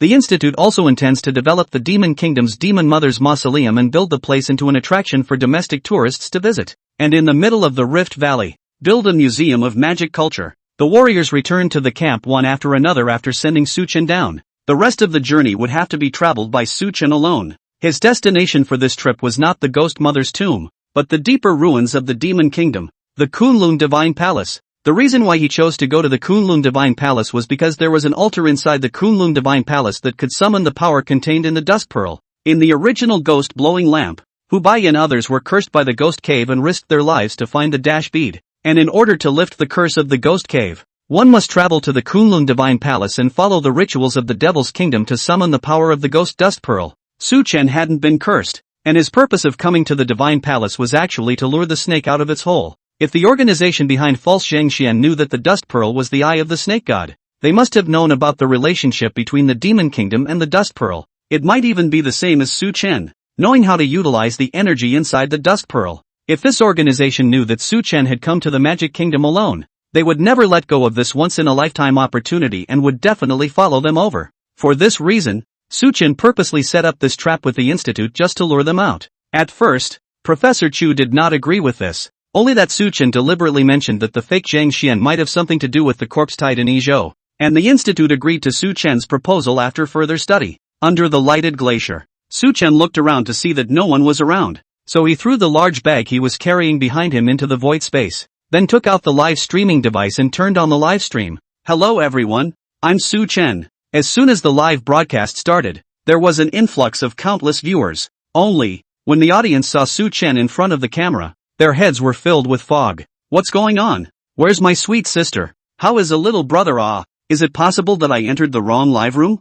I'm going. Change of host? Rolling. I won't look at anyone but Sugar. Looking at the chaotic pop-ups in the live broadcast, Su Chen didn't care. While walking deeper into the Rift Valley, he introduced, where I am now, is the Dark River Rift Valley under the Kunlun Glacier. I believe many viewers have followed Professor Chu and the others down this road, and know that a dozen kilometers ahead is the tomb of the Demon Kingdom's Ghost Mother. However, what I'm going to go to this time is not the Demon Kingdom Ghost Mother's tomb, but the deeper Demon Kingdom city. Hearing Su Chen's words, the pop-ups in the live broadcast instantly increased. Crap, bull, big brother, this is ready to fight the glacier alone? Isn't this the live room of the National Archaeology team? Little brother, you're alone, okay? Is there still a Magic Kingdom city deep within the Kunlun Glacier? Then why don't Professor Chu and the others come? Seeing the last pop-up, Su Chen smiled faintly and casually explained, Professor Chu and the others have more important tasks to do. In addition to the fact that it's uncertain whether or not there really are ruins of the Devil's Kingdom, I'm sort of going to explore the way this time, to prepare for the archaeological operations that will follow. As for the other archaeologists, they had a major archaeological discovery and have all returned to the capital. Just like that, Su Chen made small talk with the audience along the way. From time to time, he gave the viewers of the live broadcast a little bit of anecdotes about the Devil's Kingdom, such as the Jinling spectrum that the archaeological team found in the tomb of the Devil's Mother of Ghosts in the Devil's Kingdom, or something like that. The 2-hour journey was not dull as he explained in a witty manner. In the end, most of the audience in the live broadcast also recognized him as a live archaeology broadcast in place of Wang Sui's. Soon, Su Chen then came to the tomb of the Ghost Mother in the beginning. This place has been completely protected by the archaeological team. Inside the 9-layer demon tower, all kinds of murals have been done to protect the sealing process, some valuable funerary objects, cultural relics and the like, but also most of the transfer to the Capital Institute, ready to one-by-one numbered research, then sent to the museum exhibition. Plus during this period of time, Wang Sweetness often came over here to open a live broadcast, and the audience was tired of watching. Su Chen then roughly live-streamed it and continued to walk deeper into the glacier. About a kilometer further on, the lighting set up by the archaeological team dwindled until the last bit of light disappeared. Overhead are glaciers weighing tens of billions of tons. and underfoot are gravelly riverbanks. The reach of the ground was accompanied by the sound of the dark river's rushing water. It gives an unspeakable feeling of heart palpitations. Chapter 111, Sneak Attack of the Overlord Salamander Snap. Su-Chen turned on his flashlight and illuminated the road ahead. Continuing on, surrounded by unchanging riverbanks, overhead is the Qilin Glacier, which has existed for an unknown number of billions of years. The viewers of the live stream were a bit confused and launched pop-ups. Little brother Su-Chen, can you tell us about the ruins of the Demon Kingdom? Right, little brother, you're really going to the depths of the glacier alone? Last time, Professor Chu said that this dark river leads to the deepest part of the Qilin Glacier, and a drone was sent to search it. It seems that inside the Qilin snowfield, there's a large canyon several thousand meters deep. There's also electromagnetic interference inside. Drones can't even get in. Seeing the pop-ups in the live broadcast, Su-Chen smiled. Opening his mouth, he explained, the ruins of the Demon Kingdom are deep within the Qilin Glacier. If we can find them, then we can unlock the secrets of the Demon Kingdom. For example, why did they choose to settle in the depths of Qilin where people are rare? And, speaking of this, Su-Chen took out the mistletoe bead from inside his backpack. At this moment, the Duncan's Pearl, with its light and splendor restrained, was from the outside a gray stone with a spiral eyeball carved on it. Also, what I have in my hand is the legendary sacred object of the Demon Kingdom, the Grey Dust Pearl. Finding the ruins of the Devil's Kingdom will also unlock the secrets of the Dusk Pearl. Seeing the Dusk Pearl in Su-Chen's hand, the audience in the live broadcast room was confused. So there were questions. Greystones? What's that? Magic Kingdom's sacred object. Why do I look like a rock? Little brother, you're not lying to us, are you? Su-Chen shook his head and laughed. Of course not. Then, he briefly gave the audience a generalization of the origin of the Daphne beads and the magical abilities of the Daphne beads. When the viewers of the live broadcast heard that the Dusk Pearl could summon all kinds of creatures from the other world, and also had the ability to teleport people to the other world, they were all stunned. Crap, is this stone so powerful? No wonder the Devil's Kingdom was able to enslave the neighboring tribes back in the day. With such a powerful force, who could resist? I don't believe it. There's no such magical thing in this world. If there were, why would the Demon Kingdom be destroyed? I'm afraid it would have unified the world long ago. There is no shortage of barbs anywhere in the world. Su-Chen is a barbarian himself. Seeing that someone questioned the ability of the Dust Pearl, he shook his head and said, the reason why the Demon Kingdom perished was because the Demon Kingdom had internal strife and the Dust Pearl was lost. The newly inherited demon mother lost the magical abilities of the Dust Bead, and that's why she was overthrown by the tribes that were oppressed by the Demon Kingdom who banded together. But that doesn't mean that the powers of the Ghostbusters are fake, despite Su-Chen's patient explanation. But inside the live stream, there were still barred viewers who didn't buy it. I don't believe you unless you demonstrate. You summon an otherworldly creature to show me. Against this kind of person, Su-Chen is not polite with him, directly banning and kicking a dragon. Not to mention, Su-Chen was used to being kicked himself, and now that it had changed to him kicking others, it was quite refreshing. After kicking out a few barbs, the atmosphere in the booth was much better. The audience was discussing whether or not Su-Chen would be able to search for the ruins of the Demon Kingdom. After all, what's deep in the glacier is anyone's guess. Even when the archaeological team was there, they didn't dare to go too deep into it. After that, Su-Chen walked for a few hours. It was about 7 or 8 p.m. when this took out the sleeping bags and was ready to set up camp. Su-Chen pitched his tent on the riverbank and put his sleeping bag. Then a meal prepared by the hotel chef was taken out of the void space.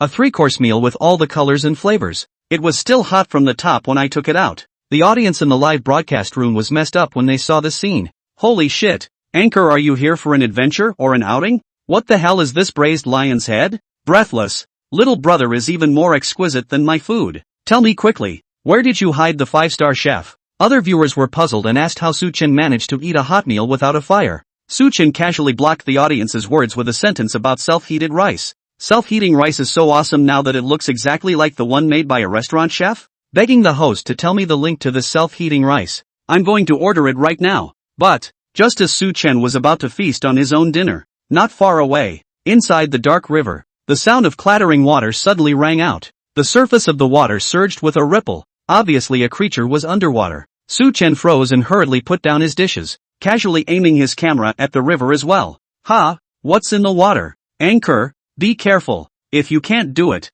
pull out. You guys, look, is that a dominant salamander? The viewers of the live broadcast, including Su-Chen himself, saw what seemed to be a long black shadow swimming in the dark river. Su-Chen observed it for a while and realized that it was a prehistoric overlord salamander. Earlier the archaeological team caught a large and a small prehistoric bully salamander, and tried trapping them a couple of times after that, but with no luck. Everyone just assumed that the dominant salamander inside the dark river had been cleared out, but I didn't realize that there was still a leaky fish here. Su-chen guessed that it should be the aroma of the meal that drew this prehistoric dominating salamander out. Also, looking at the length, this prehistoric bully salamander is a bit smaller than both of the previous two. It's roughly the size of an average saltwater crocodile. But Su-chen wasn't too worried. Such a small prehistoric overlord salamander was nothing threatening. Thinking of this, Su-chen took out the pistol in his pocket and casually fired 2 shots at the dark river, wanting to scare away the other party. After all, it wasn't easy for these ancient creatures to live this long,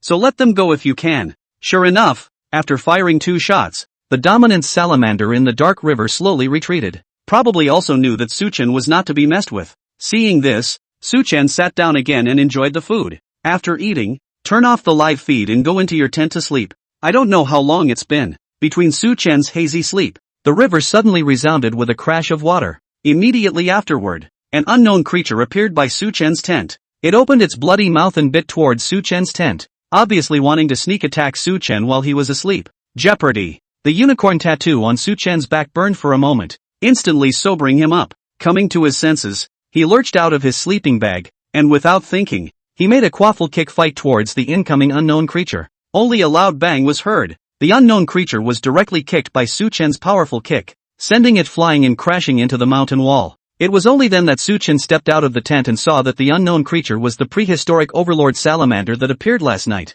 The dominant salamander was about 2 meters long, much smaller than the 2 captured by the archaeological team. Also, being hit by Su-chen's powerful kick, this overlord salamander flew out several meters in the air and directly hung up. Seeing this scene, Su-chen skimmed his mouth. I've already let you off once, and you still came to sneak attack. Now it's good. Even your little life is on the line. As he spoke, Su-chen looked at his watch and realized that it was now past 5 in the morning. Anyway, he was so sleepy now that he simply put away his tent. Also, the live streaming was turned on. The live stream had just opened for 3 minutes and immediately flooded with tens of thousands of online viewers. Woohoo! It's finally on. I've been waiting all night. Anchor little brother, can you open the broadcast 24 hours? You sleep also open.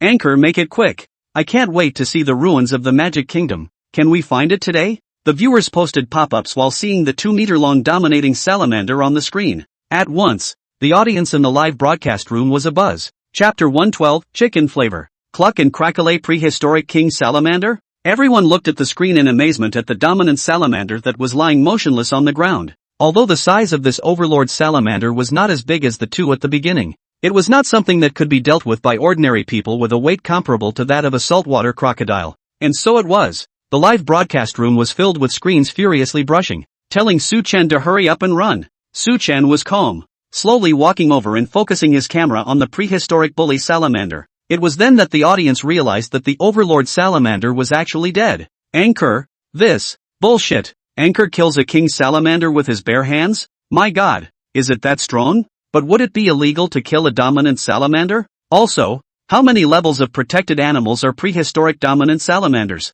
It's so rare. It must be at least first class, or even special class, right? Bullshit. This kind of creature is prehistoric creatures, not at all in the list of protected animals. Okay. Besides, even if it's really a protected animal, if its life is threatened, it can fight back in self-defense. And even if it kills a protected animal, it can only be considered an emergency. Learned. It turns out, the more the audience in the live broadcast room discussed it, the more they strayed, and some of them were so outrageous that they even started discussing how this dominant salamander tasted. What was even more outrageous was that when Su-chen saw this pop up, he actually prepared to roast this overlord salamander after pondering for a moment. Soon, Su-chen took out the barbecue grill and charcoal from the imaginary number space and raised the fire first. Then he cut off a piece of the finest ribeye from the dominant salamander and put it on the fire. During the barbecue, went to the river to settle down for a wash. It didn't take long for the roast to bubble over with a moist pop of grease. An aroma of meat overflowed, making Su-chen's fingers tingle.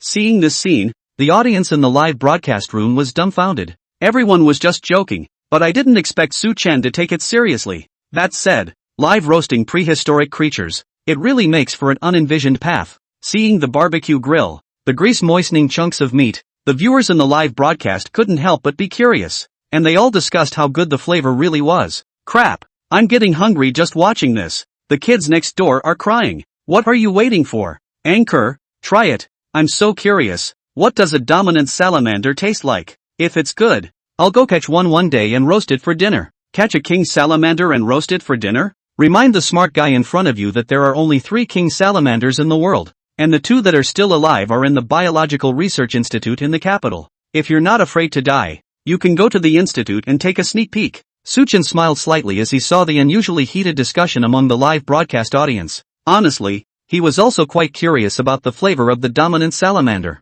Inside Ghostbusters, there are quite a few prehistoric creatures. For example, the Hwa's immortal worm, the 6-winged centipede, and the dominating salamander in front of us, to name a few. But the first few, which either eat dead bodies or poisonous insects, don't taste very good when you think about it. Right now the dominant salamander looks quite tasty. I just don't know how it tastes. Thinking of this, Suchan no longer hesitated, and directly used a small knife to cut the roasted meat, then sprinkled some chili powder, cumin powder, and gently took a bite. After chewing on it repeatedly for half a day, it was then that Suchan said with certainty to the camera, "It tastes okay, like chicken flavor, a little chewy." Seeing that Suchan was really scoping out the flavor of the Overlord salamander in style, the viewers in the live broadcast room were all in a bad state of mind at once. Drunk. Anchor, you are here for adventure. Adventure, you understand. Tense and exciting. Life is in danger at any time. Not to travel and do food broadcasting. Ha ha, I do like little brother Suchan's live broadcasting style. Then again, why is this underground dark river so long? Little brother has been walking for a day. How come it hasn't reached the end yet? Seeing the last pop up, Suchan finished off the Overlord salamander roast in 3 tries. Then he explained to the camera. According to the archaeological team's mapping, the dark river underneath the Qilin glacier is probably close to hundreds of kilometers, directly penetrating into the deepest part of the Qilin glacier. But because of the strong magnetic field inside the Qilin glacier, neither helicopters nor drones can go deeper. Currently mankind is still in the dark as to what is actually in the depths of the Qilin glacier. After a slight pause, Suchan got up to organize his belongings. While working, he continued to give the audience science. However, the Archaeological Research Institute has unearthed many documents of the Demon Kingdom from the ruins of the Demon Kingdom's Ghost Mother's tomb, and there are quite a few accounts of the depths of the glacier on them. It is rumored that there is an ancient city of the Demon Kingdom deep within the glacier, called Evil Luo High City, which was built by the Demon Kingdom's first ghost, where not only does it harbor the mystery of the Demon Kingdom's Ghost Mother's superpowers, but also the gateway to hell. Wicked Lohai City? The gates of hell? Seeing these 2 important pieces of information, the viewers in the live broadcast room were instantly energized. Anchor, is this true? Is there really a gate to hell in the depths of the glacier? Wow! It's so exciting. Anchor, go.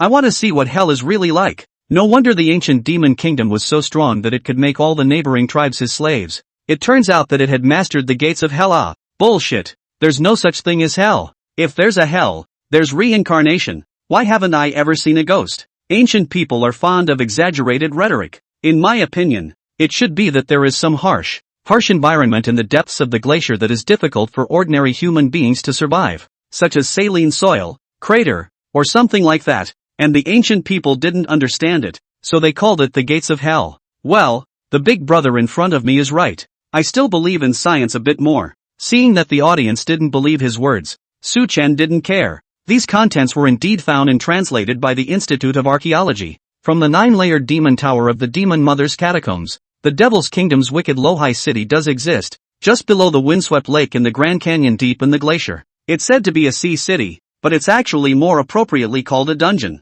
As for the Gate of Hell, Suchan guessed that it should actually be an underground cavern leading to the altar of the Demon Kingdom. There are countless prehistoric plants growing in there. For example, mushrooms several meters high, algae moss that glows. This, coupled with the altar's ability to summon the supernatural power of the serpent god, can bring out the true power of the ghost bead and pull one into the void space. Over time, whether it was the Demon Kingdom itself, or the neighboring tribes that feared the Demon Kingdom, all of them referred to the altar inside the city of wicked Lohai as the gates of hell. It is also true that it is hell for those people, because as long as they are transported by the ghost mother to the void counting space, then they have no hope of surviving and will be banished to the other world for eternity. Suchan quickly packed up his luggage, and after putting his tent away, he set off once again. As I said before, this underground dark river is very long, hundreds of kilometers. Inside Ghost Blowing Light, Hubai and Sherry Young. among others, walked for 3 days and 3 nights before reaching the end. But this time,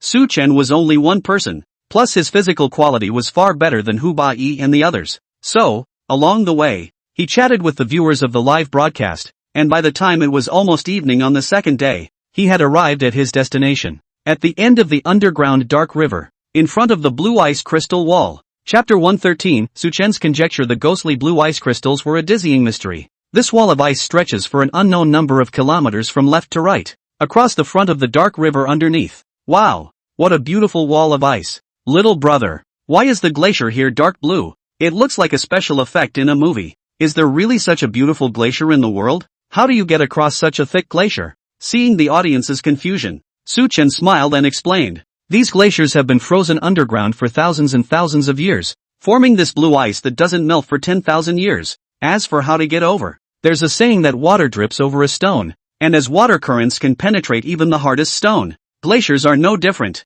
Saying that, Su Chen took the camera, carefully bent down and probed inside the glacier. Sure enough, the underground dark river followed the glacial layer and carved out a waterway about 2 meters wide. If you don't look closely, you can't really see this little waterway. Su Chen packed up his things briefly, then took the camera and jumped right into the waterway. Under the effect of gravitational acceleration, his whole body was like a slide, sequentially sliding towards the depths. After about a minute or so, Su Chen crossed the dozens of meters of thick ice walls and rushed into an open lake. Su Chen raised his head and could see the bright sunlight spilling over the lake, sparkling. After 2 days and a night in the dark underground, the long-lost sunshine not only put Su Chen in a good mood, but also made the audience in the live broadcast room follow and get excited. The lake is probably several square kilometers in size and is nestled in a stunning valley. All around the valley, there were cliffs that were 1,000 meters high. In addition, Su Chen also realized that the temperature in this valley was much higher than the glacier snowfield. Overhead is a snowfield glacier at over 10 degrees below zero,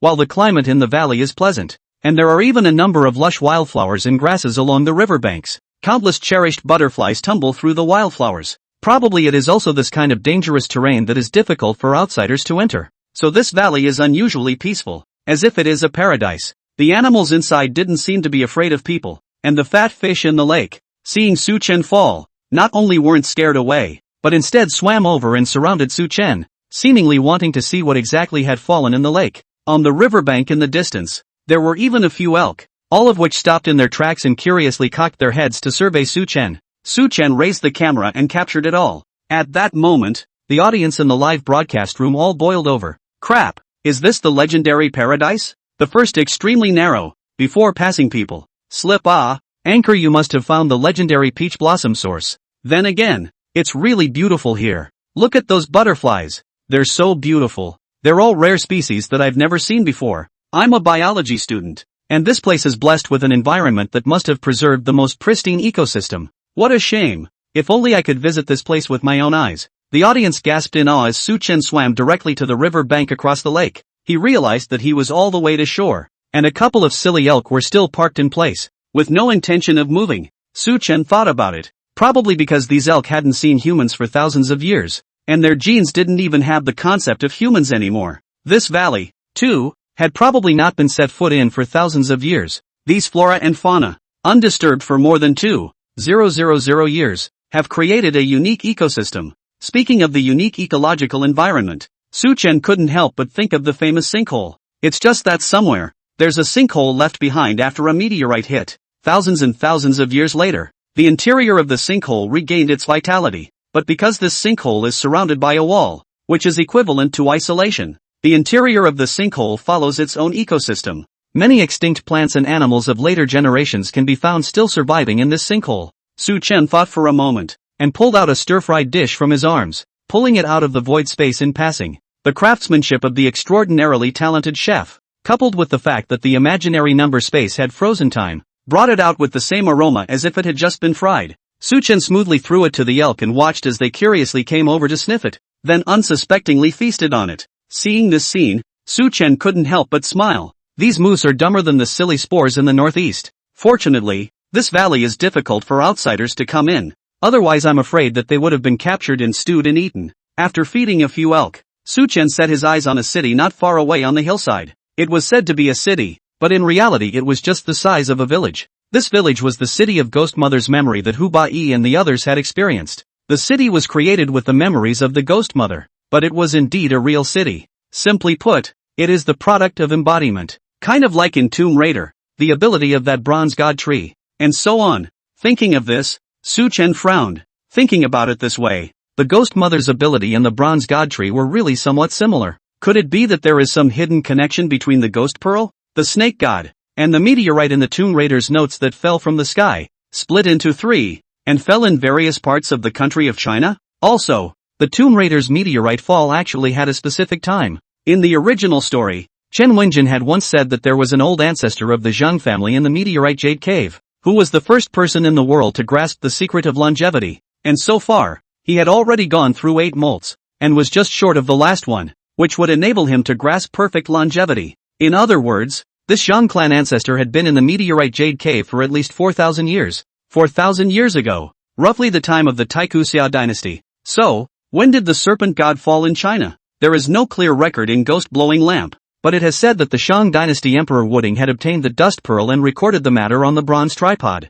In other words, the Devil Kingdom probably migrated to the Kunlun Mountains during the Xia and Shang dynasties and was exterminated. Then during this period, the Zagrama discovered the bottomless ghost cave, and the whole clan was cursed to begin a long mission to find the Daphne beads. After that, until the end of the Warring States period, the descendants of the Devil's Kingdom were divided into 2 branches. One found the Dusk Pearl and went to the southern border, which was the king of consecration. One group went back to the bottomless ghost cave and was the queen of Jingjie. Going back even further, the Demon Kingdom discovered the bottomless ghost cave before the Shang dynasty, roughly around the time of the Swift Summer dynasty as well. In other words, the meteorite fell, and the serpent god fell, almost at the same time. In that case, it all seems to make sense. The meteorite, perhaps not so much a meteorite as a weapon of the serpent god? It was important to know that although Hu Bai and the others had never seen the snake god, according to their side-by-side descriptions, the bottomless ghost cave was feared to be more than 10,000 meters deep. A serpent god that big, with bones that strong after death, was honored as a deity. The meteorite from Tomb Raider is his weapon. Seemingly, it kinda makes sense. Chapter 114 Wicked Lohai City. Thinking of this, Su Chen continued to go deeper into the city ruins. But, technically, the city wasn't considered a ruin, as everything about it was new.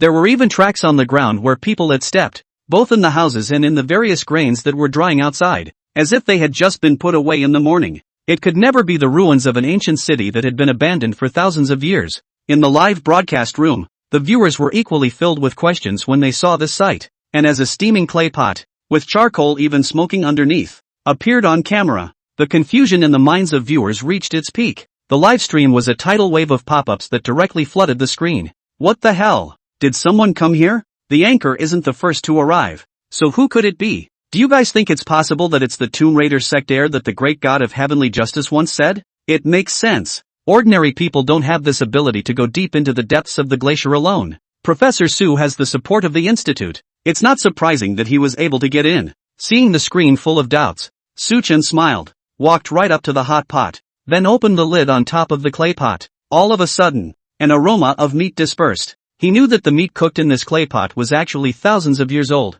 because, where he was now, he was inside the city that the Ghost Mother remembered. It could be said that everything inside this city was somewhere between illusion and reality. Said it is unreal, because it does not belong to this world. Just the Ghost Mother's memory materialized in the illusion. Thousands of years have not changed the appearance, and it is said to be realistic because if someone enters the city, then everything inside the city, again, is real. For example, in the original Hu Bai Wang Fatty they walked for a long time to get here. All hungry. See this pot of meat, cannot wait to eat. That meat that goes into your stomach isn't fake. It's the real thing. Speaking of which, the Kunlun Divine Palace should be the second largest tomb after the bottomless ghost cave in the Ghost Blower world. Nothing that happens here can be deduced by common sense. Though when it comes to shenanigans, the Earth Fairy Village may be superior. However, all the hidden things in the Earth Immortal Village, whether Feng Shiku wanted to cultivate the body of an Earth Immortal, or he laid all kinds of organs and traps, that is the scope of the Chinese people can understand.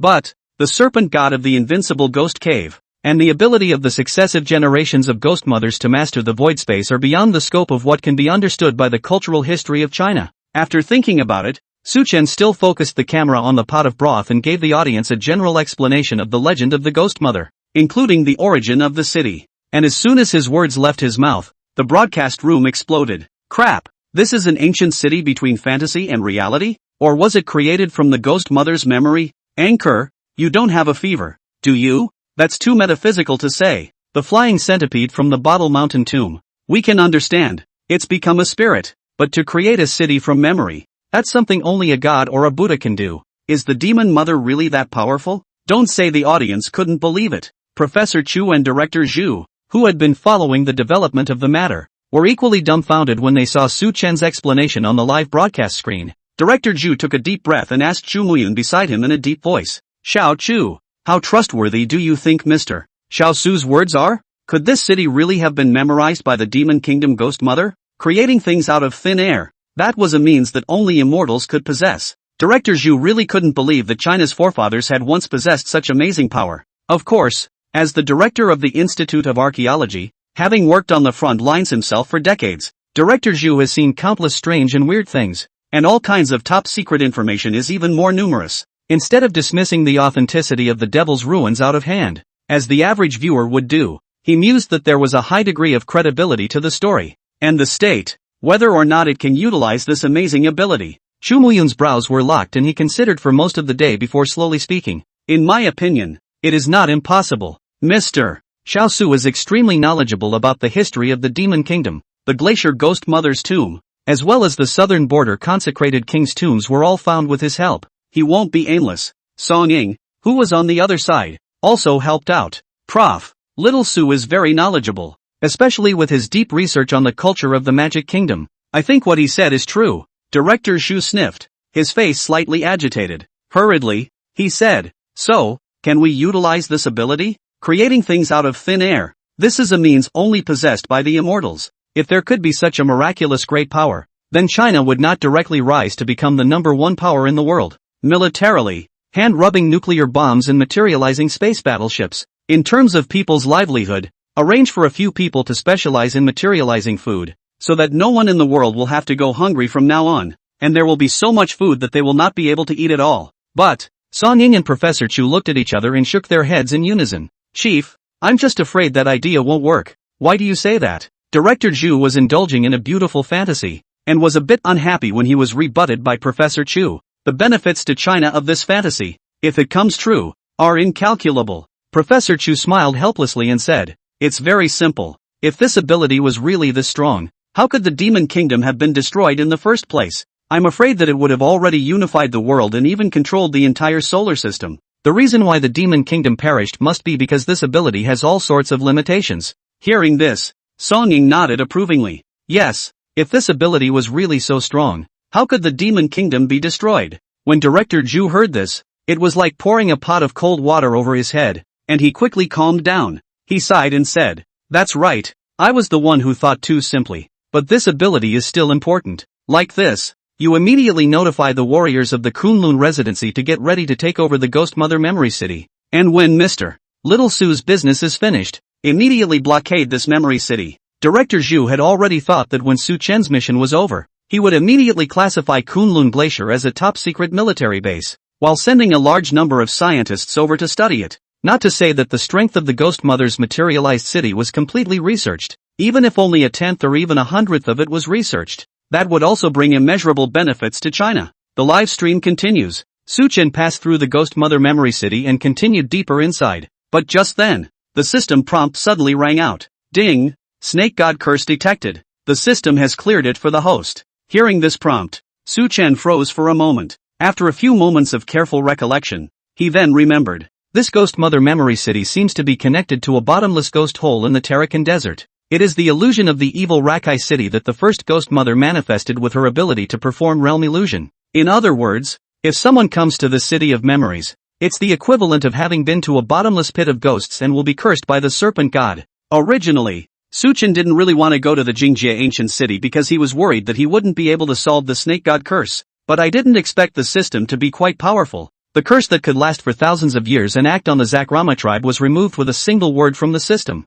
Thinking of this, Su Chen instantly relaxed. Since the system was so powerful, he didn't need to worry too much about the Snake God, and in the future, when his strength was improving a bit, he could go directly to the Jingjie ancient city and unlock the secrets that even Hu Bai had not yet unlocked. For example, where and why did the Serpent God really come from? Chapter 115, Under the Wind Erosion Lake. Emperor Mushroom Su-Chen roughly strolled around the ruins of the city and realized that there really wasn't a single person in this city. Though thousands of years have passed, everything looks as if the people of the ancient city have just moved away. Subsequently, Su-Chen followed the Earth character scroll in the 16-character Yin-Yang Feng Shui secret art, comparing the Feng Shui terrain of the mountain peaks on both sides, projecting the real entrance to the city of Wicked Lohai. A few moments later, he left the ruins of the city and came to the lake where he had swum earlier. This lake is called Wind Erosion Lake, and if you look down from the sky, it looks like a piece of sapphire, set in the earth. Su-Chen explains to the audience as he makes preparations to go into the water. From the information found inside the Demon Mother's tomb,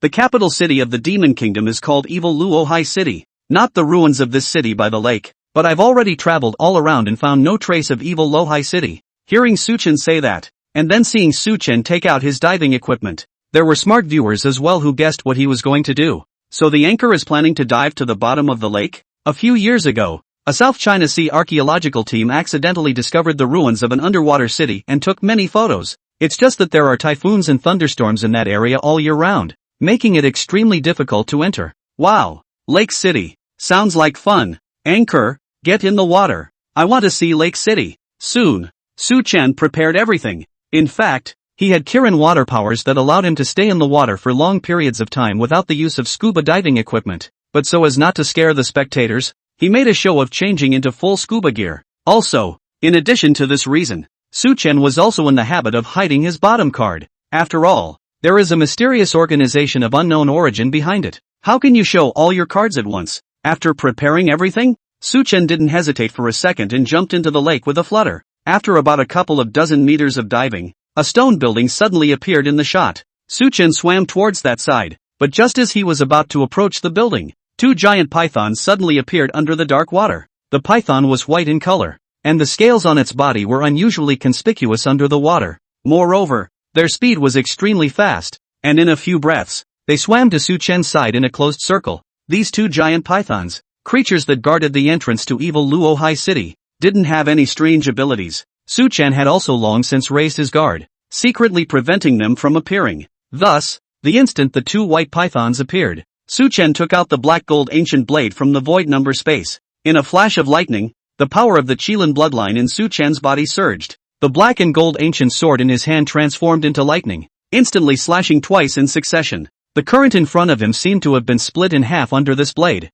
The two white pythons without supernatural abilities were naturally unable to withstand it, and were split in half in an instant. But, right after Su-Chen took out the black gold ancient blade, the audience in the live broadcast room was abuzz. Wow! You guys, look! The knife in the anchor's hand. It looks familiar. Yes, how come it's exactly the same as the black sword of the great god of heavenly justice?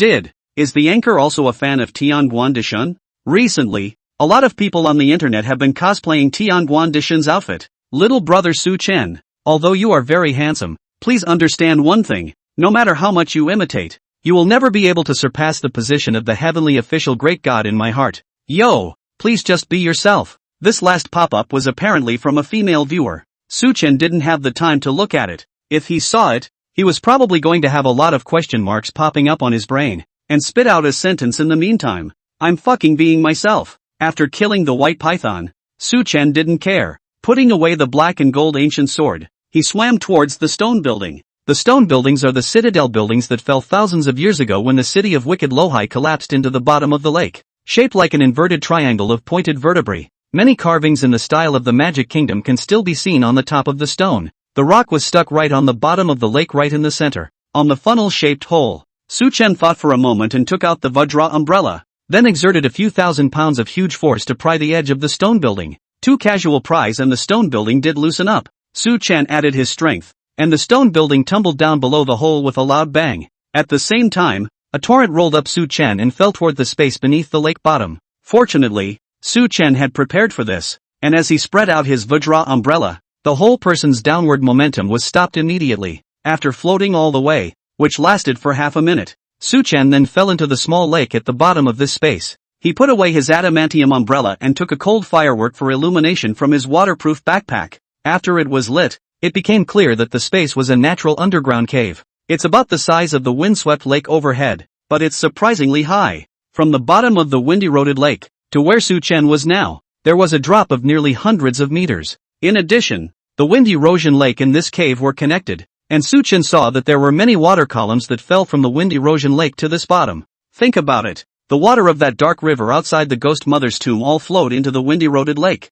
If the wind eroded lake couldn't drain outward, wouldn't it have been flooded long ago? Now it seems that the water from the wind eroded lake is discharged to this underneath cave, where it forms a lake about the same size as the wind eroded lake, and then forms a dark river towards the terrain ground, flowing all the way out of the Qilin mountains. Suchen organized his equipment and continued to advance deeper into the cave. After crossing this lake, Suchen came to a fantastical plant forest. Yes, the plants here are completely different from the outside world. Whether it's fluorescent grasses that emit a shimmering light, or mushrooms, its size, all big and scary. For example, on the edge of the lagoon of the cave, there is a mushroom that you can't even see the top of at a glance. The mushroom's rhizome alone is 7 or 8 meters in diameter. Suchen stepped back a few dozen meters and fired a cold firework once again. Only then did he see clearly that this mushroom plant was as tall as a 10-story building. This scene is shocking. It also made the audience in the live broadcast room look directly dumbfounded. What the hell is this mushroom? I'm a mother. A 10-story tall mushroom. If you dig it up and eat it, I'm afraid 10,000 people won't be able to finish it, right? What the hell is this place? It's shocking. Anchor, shoot more quickly. I want screenshots. I'm a biology student. This is the long-extinct prehistoric king mushroom, and I didn't realize it was still in the Qilin mountains. This is definitely a major discovery in the history of biology. The flying centipede from Bottle Mountain a while back. Your student biology said the same thing. In the meantime, Capital Institute, Professor Chu and the others looked at Suchen's live feed, equally shaken up. Song Ying was a bit better off, as she had experienced King Xian's tomb with Suchen and had seen the immortal worm that had been extinct for millions of years, as well as the mountainous Tai Sui flesh chi. So there's been a resistance to these prehistoric plants and animals for a long time. The other professors, however, were not as calm as she was, and one was ecstatic, screaming and jumping. I can't wait to fly to Qilin to do research now. Archaeology is not only about human civilization. Archaeological excavations about prehistoric creatures also fall under the category of archaeology. The cave underneath is an excellent archaeological site that has preserved the prehistoric plant and animal ecosystems intact. Chapter 116, The Devil Kingdom's Warning. Heavenly Demon Illusion Realm? Crossing over the Emperor Mushroom, Suchen continued to walk deeper into the underground cave. In his ears was the sound of gurgling water, and above his head was an assortment of prehistoric plants of all sorts, odd shapes and sizes. If I had to describe it in one word, it would be glowing. In the meantime, the viewers in the live broadcast room looked at the picture in the Qilin camera, and each one of them was shocked beyond words. Some viewers with fast hands took screenshots of the live broadcast in the first place and uploaded them to various platforms such as Weibo and Jitterbug. Among them was a netizen called Ejo Tangling Guy, who intercepted a segment of Suchen's live broadcast of Emperor Mushroom and posted it to the Jitterbug platform. This Ejo spirit detective guy has sucked up a lot of fans because he took a lot of first-hand videos of the last Ejo corpse tide. It's also a big V with several million followers now. The video was released and immediately caused a stir in his fan base. Damn, is this a special effect? It's a giant fucking mushroom. This has to be as high as a dozen stories. Brother Tangling, where did you get that movie clip from? I'm uneducated, so I'm just going to say that I'm a bully. Just a few minutes after the video was posted, tens of thousands of comments were swiped below, with over 100,000 plays. The Ejo Tanning Spirit guy saw the situation and smiled heatedly, and answered the netizens' question below in passing. Tell them that this is not movie footage, but real live footage. And in the first of the video comments, post the address of Suchen's live room. So, curious netizens, at the first opportunity, opened the link and flocked to the official archaeology livestream. They saw that the live feed was indeed the same as the video just now, with countless mind-blowing prehistoric plants in it. The other side, this video posted by the Ejo Spirit Seeker guy has not only caused a stir in his fanbase, it also created a huge buzz on the Shakeology platform. Seeing this, the official staff of Jitterbug made an immediate decision and immediately gave the tanning guy the best recommended resources. And so it was. In less than 10 minutes, this video hangs high on the first hot list on the homepage of Jitterbug. Countless netizens saw this video, and while being shocked by the content of the video, they also clicked on the link to enter the archaeological livestream. Since the Ejo corpse tide, the official archaeology live room has always been the hottest live room in the network. There are just over 5 million people online on a daily basis. And with the various imperial mushrooms and prehistoric creatures on fire, more and more netizens are rushing to watch the live stream. The number of people online surprisingly skyrocketed straight up, from 5 million to 8 million, to 15 million. In just half an hour, those who watched Su Chen's live broadcast online on the entire network had surprisingly exceeded 30 million people. The heat skyrocketed, but Su Chen didn't feel much of anything. He still does what he has to do. After most of an hour, Su Chen finally came to the main center of the cave, a raised hill. The short hill was probably just over 10 meters tall, but the whole thing was in a regular conical shape. As he got closer,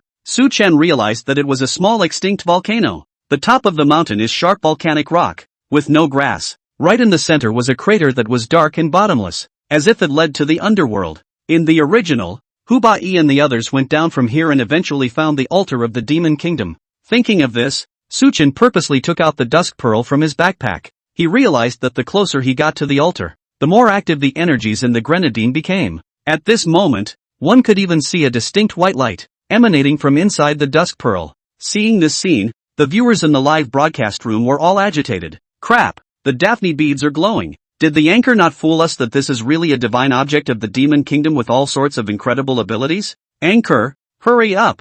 I can't wait to see how powerful the dust pearl is. Previously, Su Chen had purposely given the audience a generalization of what the dusk pearl was, only that the netizens at the time basically didn't believe it. At this moment, seeing the Duncan's bead light bloom, especially the spiral eyeball on it, as if it carries a mysterious magic, the netizens were not calm, and began to be half convinced. The netizens who rushed to the live broadcast room in the back didn't know about the mistletoe beads and swiped up their pop-ups to ask questions. And hearing the explanation of the previous netizens, this part of the netizens were shocked. Not only can the mistletoe beads send everything in the world to the other world, but they can also summon the dapper ghost bug? If this were true, then whoever possessed the power of the dusk pearl would not be invincible? Think about it. Even if there are guns and cannons, so what? As long as the owner of the dust bead has a big hand and everything is teleported into the other world, what's the point of a fight? Seeing the increasingly heated arguments inside the live broadcast room, Su Chen smiled faintly, but did not explain the various limitations of the dusk pearl.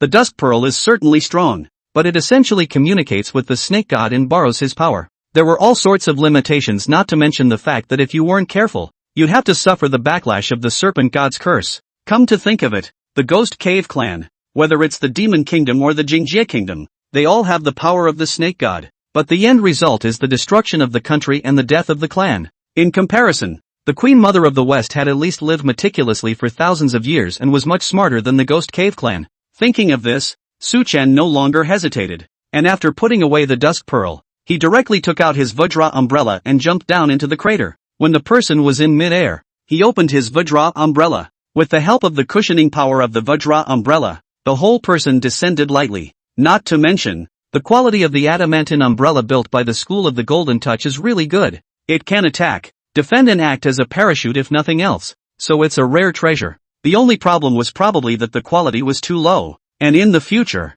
if he found a bronze bell, or a meteorite jade, he would have to allocate a portion of it to upgrade the Vajra umbrella as well. Just as Su Chen was rambling, he also landed at the bottom of the volcano. This is a stone well, roughly the size of 5 or 6 soccer fields. There was a dark river on the west side of the stone well, and Su Chen remembered that there were lizards in this, the same prehistoric creatures as the dominant salamander, not as large as the bully salamander, but much more numerous. Knowing the route, Su Chen lightly avoided the lizard's territory and headed for the west side of the stone well. After walking for about a quarter of an hour or less, he found a clear sign of a man-made structure on the rock face. It was a stone door, 4 or 5 meters high and 2 or 3 meters wide, set directly into the rock wall. On each of the 2 stone door panels, there was a huge spiral-shaped eyeball carved, identical to the eyeball pattern on the ghost pearl. The difference is that the eyeballs on the stone door are closed. Seeing this, Su Chen faintly smiled and directly pushed open the stone door. As you can see, behind the stone door is a long passageway flanked by crystal mines of various colors. When Su Chen shone his flashlight, it emitted various colors of light, which was extraordinarily beautiful. However, Su Chen didn't rush in, but instead, he scoped up towards the live camera. Do you see the 2 closed eyeballs on the door? That's actually a warning. Warning? What does it mean? Tell me more. Little brother, I have a friend who wants to know more. My guess is that the Devil's Kingdom doesn't want its secrets exposed, so it warns those who come that if they're not from the Devil's Kingdom, they're going to have their eyes gouged out. Seeing the general pop-ups in the live broadcast like a tidal wave, Su Chen shook his head and continued. The Devil Kingdom is not trying to gouge out other people's eyes, but rather warns the comers that the passageway in the back is dangerous. and that if you want to pass through, you must close your eyes. Otherwise, it will attract the heavenly devil to harm their lives. This is something that the archaeological team has already unearthed in the Ghost Mother's tomb. This path behind the stone gate is called the Heavenly Demon Illusion by the Demon Kingdom. The Heavenly Devil's Mirage? Hearing Su Chen's words, the netizens watching the live stream froze. Could it be that there really exists some kind of heavenly devil in this world? Chapter 117 Altar. The third iron-faced man. There are certainly no heavenly demons in this world. The reason why this crystal mine path is dangerous is actually because the crystal mine contains special substances that can interfere with a person's vision and cause them to hallucinate. Moreover, inside the crystal mines on both sides of this tunnel, there was also a kind of sound-moving stone, which could make all kinds of weird sounds with just a very slight airflow. The original Hubai, they are all blindfolded, a little groping through the tunnel. Su Chen briefly explained the principle to the audience. Then the corner of his mouth curled up and said quietly, "You guys remember well. If you go this way, you must close your eyes. Otherwise you will be disturbed by the hallucination and lose your life without realizing it." Hearing Su Chen's words, the audience was a bit confused. It's a few hundred meters under the fucking Qilin glacier. How can an ordinary person have this ability to travel over there? The netizens were a bit puzzled, but after Su Chen said this, he changed the topic to something else. Su Chen took a small break in front of the stone gate and ate a meal. Counting from the time he went down the Rift Valley, more than 40 full hours, or 2 days and nights, had passed. This was still the result of his speed and his familiarity with the route. Inside the original, Hubai and his group had traveled for 5 or 6 days from the time they arrived at the glacier before finally arriving at the altar.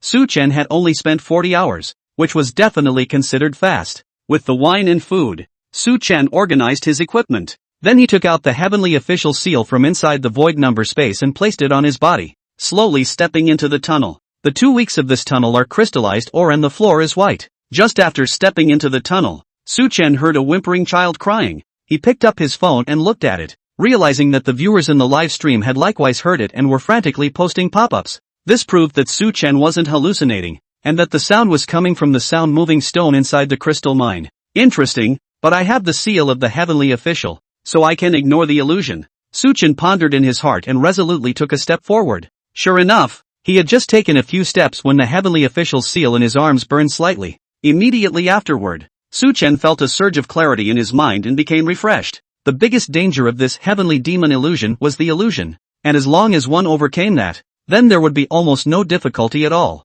Su Chen took big strides forward, and after walking for about half an hour, he finally left the passageway and came to the second underground cave. The second underground cavern was much smaller, probably the size of 2 or 3 soccer fields. Also, on the easternmost side of the cave, there is a jade mountain composed entirely of topaz. The white tunnel is connected to Jade Mountain by an overhead raised stone beam, under which are dense columns of crystallized ore. It looked like a crystal forest and was quite spectacular. There is an altar-style building on the platform at the top of the hill. That was Su Chen's target this time, the Devil Kingdom's evil Luo High City altar. Seeing this, he blushed slightly and stepped up onto the stone beam. After arriving at the Jade Mountain altar, Su Chen saw that there was a not-so-small platform here. There is a pool of the same size on the platform. Dozens of ancient, pale, white stone figures, slightly taller than normal, lined the sides of the pool. They all held stone bowls in their hands, while images of sacrificial rituals were carved into the mountain wall behind the stone figures. Inside,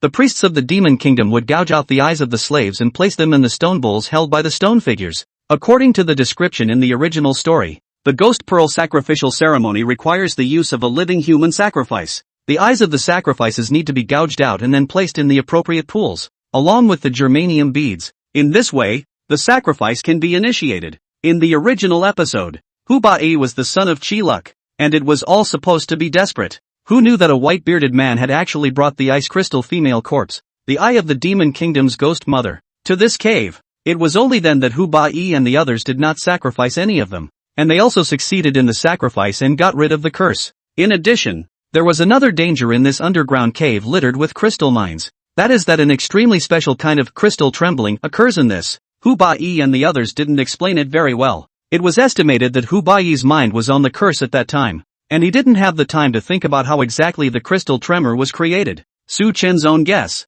probably is the sound-moving stone all over the crystal mine itself will send out a variety of sounds to make the sound waves in the cave maintain in a state of balance. However, if an outsider arrives at the cave and makes a noise, the accumulation of external sound waves to a certain level causes an imbalance of sound waves within the cave. It causes these crystal minerals to resonate. Then the crystal mines in the cave would begin to collapse, posing a danger to the people. As for the crystal mine in this cave, why does it produce such a special phenomenon? Suchun was also not a mineralogist, much less a sonographer, and could not explain the principles involved. Still, he tried not to make a sound, just to be safe. Hubai and the others had white-bearded fish to deliver the offerings, and Suchun hadn't seen any white-bearded fish on his way here, so naturally he couldn't have waited for the offerings to be delivered to his door. However, just as Suchun was holding the dusk pearl, hesitating about what to do, behind him, a familiar man's voice snapped out. Mr. Su, how have you been? Suchun was stunned and was about to turn around.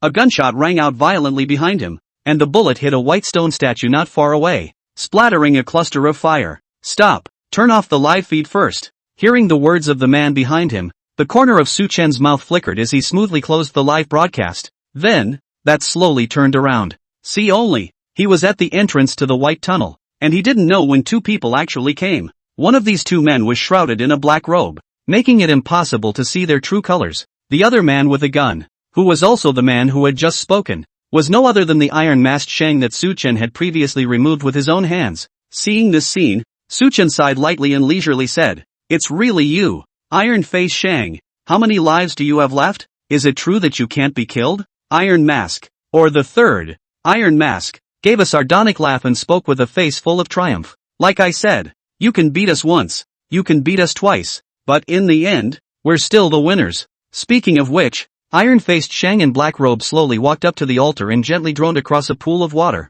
"Throw the dust pearl over here." Suchun secretly smiled in his heart. In fact, this visit to the Qilin Divine Palace was originally a scene played out by Suchun and the Institute to draw out Iron-Face Shang. Now it seemed that Suchun hadn't guessed wrong, and Iron Mask really cared about the dusk pearl. Even at the risk of being exposed, he must follow over to snatch the dusk pearl.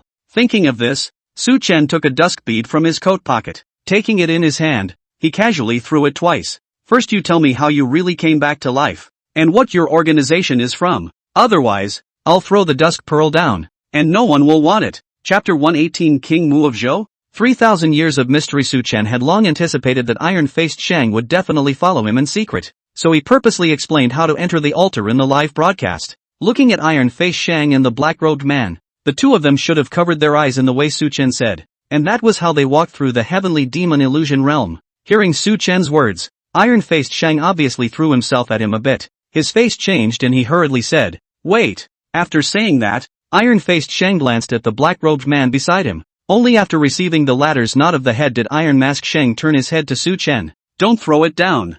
I'll just tell you, we are the Western Queen Mother's men, pursuing immortality." Speaking of this, Iron Masked Shang sighed, and actually advised Suchun bitterly. "Suchun, your strength has long since ceased to be the stream of mortals. Why bother staying in the mortal world? Why not go with us to enjoy eternal life? Wouldn't that be great?" Suchun sneered. "The great Tao of eternal life? With just you? Don't be a fool. If you have truly attained longevity, why would you need to come and grab this dusk pearl?" Speaking of which, Suchun sized up the strange black-robed man, secretly pondering who exactly this person was. Iron Mask said he was a subordinate of the Queen Mother of the West, but hadn't the Queen Mother of the West been staying inside the meteorite jade cave? How did the Queen Mother of the West hook up with him? All sorts of doubts surfaced in Suchun's mind, leaving him puzzled. Suchun wanted to ask again, but the Iron Mask on the opposite side didn't give him that chance anymore. Iron-faced Shang sneered and said, "All right, you don't need to stall for time anymore. No one will come to save you. You'd better obediently give me the dust pearl. Also, this time, we've observed it sonically. Those two female puppets definitely didn't come with you. Your only choice is to obediently cooperate with us, and maybe there's still a chance of survival." Iron-faced Shang's face was smug, and there was a touch of mockery in his gaze towards Suchun. "I also know that you deliberately lured us here, but you would never have guessed that those warriors ambushed inside the snowy plains are now so preoccupied with themselves that they don't have any spare energy left to come over and save you. Right?" Hearing this, Suchun's face instantly turned cold. "What do you mean by that?" Iron-faced Shang laughed. "What do you mean? Of course there are many snow wolves in the snowy plains, and not coincidentally my master happens to know how to harness them." "Snow wolf?" Suchun froze for a moment. He'd forgotten about that. In the middle of the Kunlun Glacier snowfield, there is a white wolf king, leading countless snow wolves. Inside the world of ghost blowers, Hubai and the others were being chased by snow wolves in a miserable manner. It was said that these snow wolves were bred by the first people of the Demon Kingdom and were specifically used to guard the evil Luo High City. Later, after the demise of the Demon Kingdom, these snow wolves still didn't forget their duties and guarded the tomb of the Demon Kingdom's demon mother in the snowy plains. Listening to iron-faced Shang, the warriors should have been entangled by the snow wolves, and there was no way to come over to support them for the time being. However, Su Chen had the imaginary number space, and there were two powerful female puppets hidden inside. There was no worry about his own safety. After thinking about it, he spoke again and asked, "Then how did you manage to come back to life after dying so many times?" The smugness on iron-masked Shang's face became more and more obvious, but just as he was about to open his mouth, the black-robed man on the side gave a disgruntled light grunt. Iron-faced Shang, startled, hurriedly took 2 steps back, retreating behind the black-robed man. The black-robed man said in a deep voice, "All right, no need for more nonsense. Bring over the dust pearl and finish the ceremony earlier." Master." The black-robed man's voice was vicissitude, like an old man on the verge of dying. Strangely enough, his palms, however, were white and looked like the hands of a young man, and did not match his voice at all. In addition, Su Chen also realized that iron-faced Shang was very afraid of this person. Not only did he address the other party as his master, but he did not dare to disobey the other party at all. Who the hell is this guy? In the middle of his hesitation, Iron Mask had already walked over, the barrel of the gun in his hand aimed at Su Chen. "Su Chen, you think beautifully. How could the secret of immortality be so easily known to you? I advise you not to be smart. Be a good boy and hand over the dust pearl." Su Chen laughed. "Isn't it just a broken bead? Just give it to you." After saying that, he threw the dust pearl in his hand to Iron Mask. After successfully getting the beads, Iron Mask was a bit puzzled. He thought that he would have to go through a bloody fight. Who knew that Su Chen would hand over the dust pearl so painfully? After getting the mistletoe bead, Iron Mask had been looking at Su Chen warily, but until he returned to the black-robed man's side, Su Chen didn't do anything overly aggressive. The black-robed man looked at the dust pearl in Iron-Face Shang's hand. His tone seemed a bit anxious, and he also urged Iron-Face Shang to carry out the sacrificial ceremony as soon as possible. Iron-Faced Shang didn't dare to disobey the black-robed man and hurriedly took out the prepared offerings. 2 eyes that I don't know where he found them. Then, together with the Daphne beads, they were each cast into the middle of the pool on the altar. Soon, the water inside the pool suddenly rolled up in a whirlpool. Seeing this, Iron-Masked Shang's face was delighted, and he turned his head to the black-robed man and said, "Master, the sacrificial ceremony has been initiated." The black-robed man hummed lightly and spoke, "You've done a good job this time. When we meet the Queen Mother of the West, I'll ask her to grant you a few more longevity pills." After saying that, the black-robed man removed his black robe and slowly revealed his true face. He was slightly rugged-looking and around 20 years old. It's worth noting that in addition to his voice, his eyes don't look like those of a 20-year-old youth,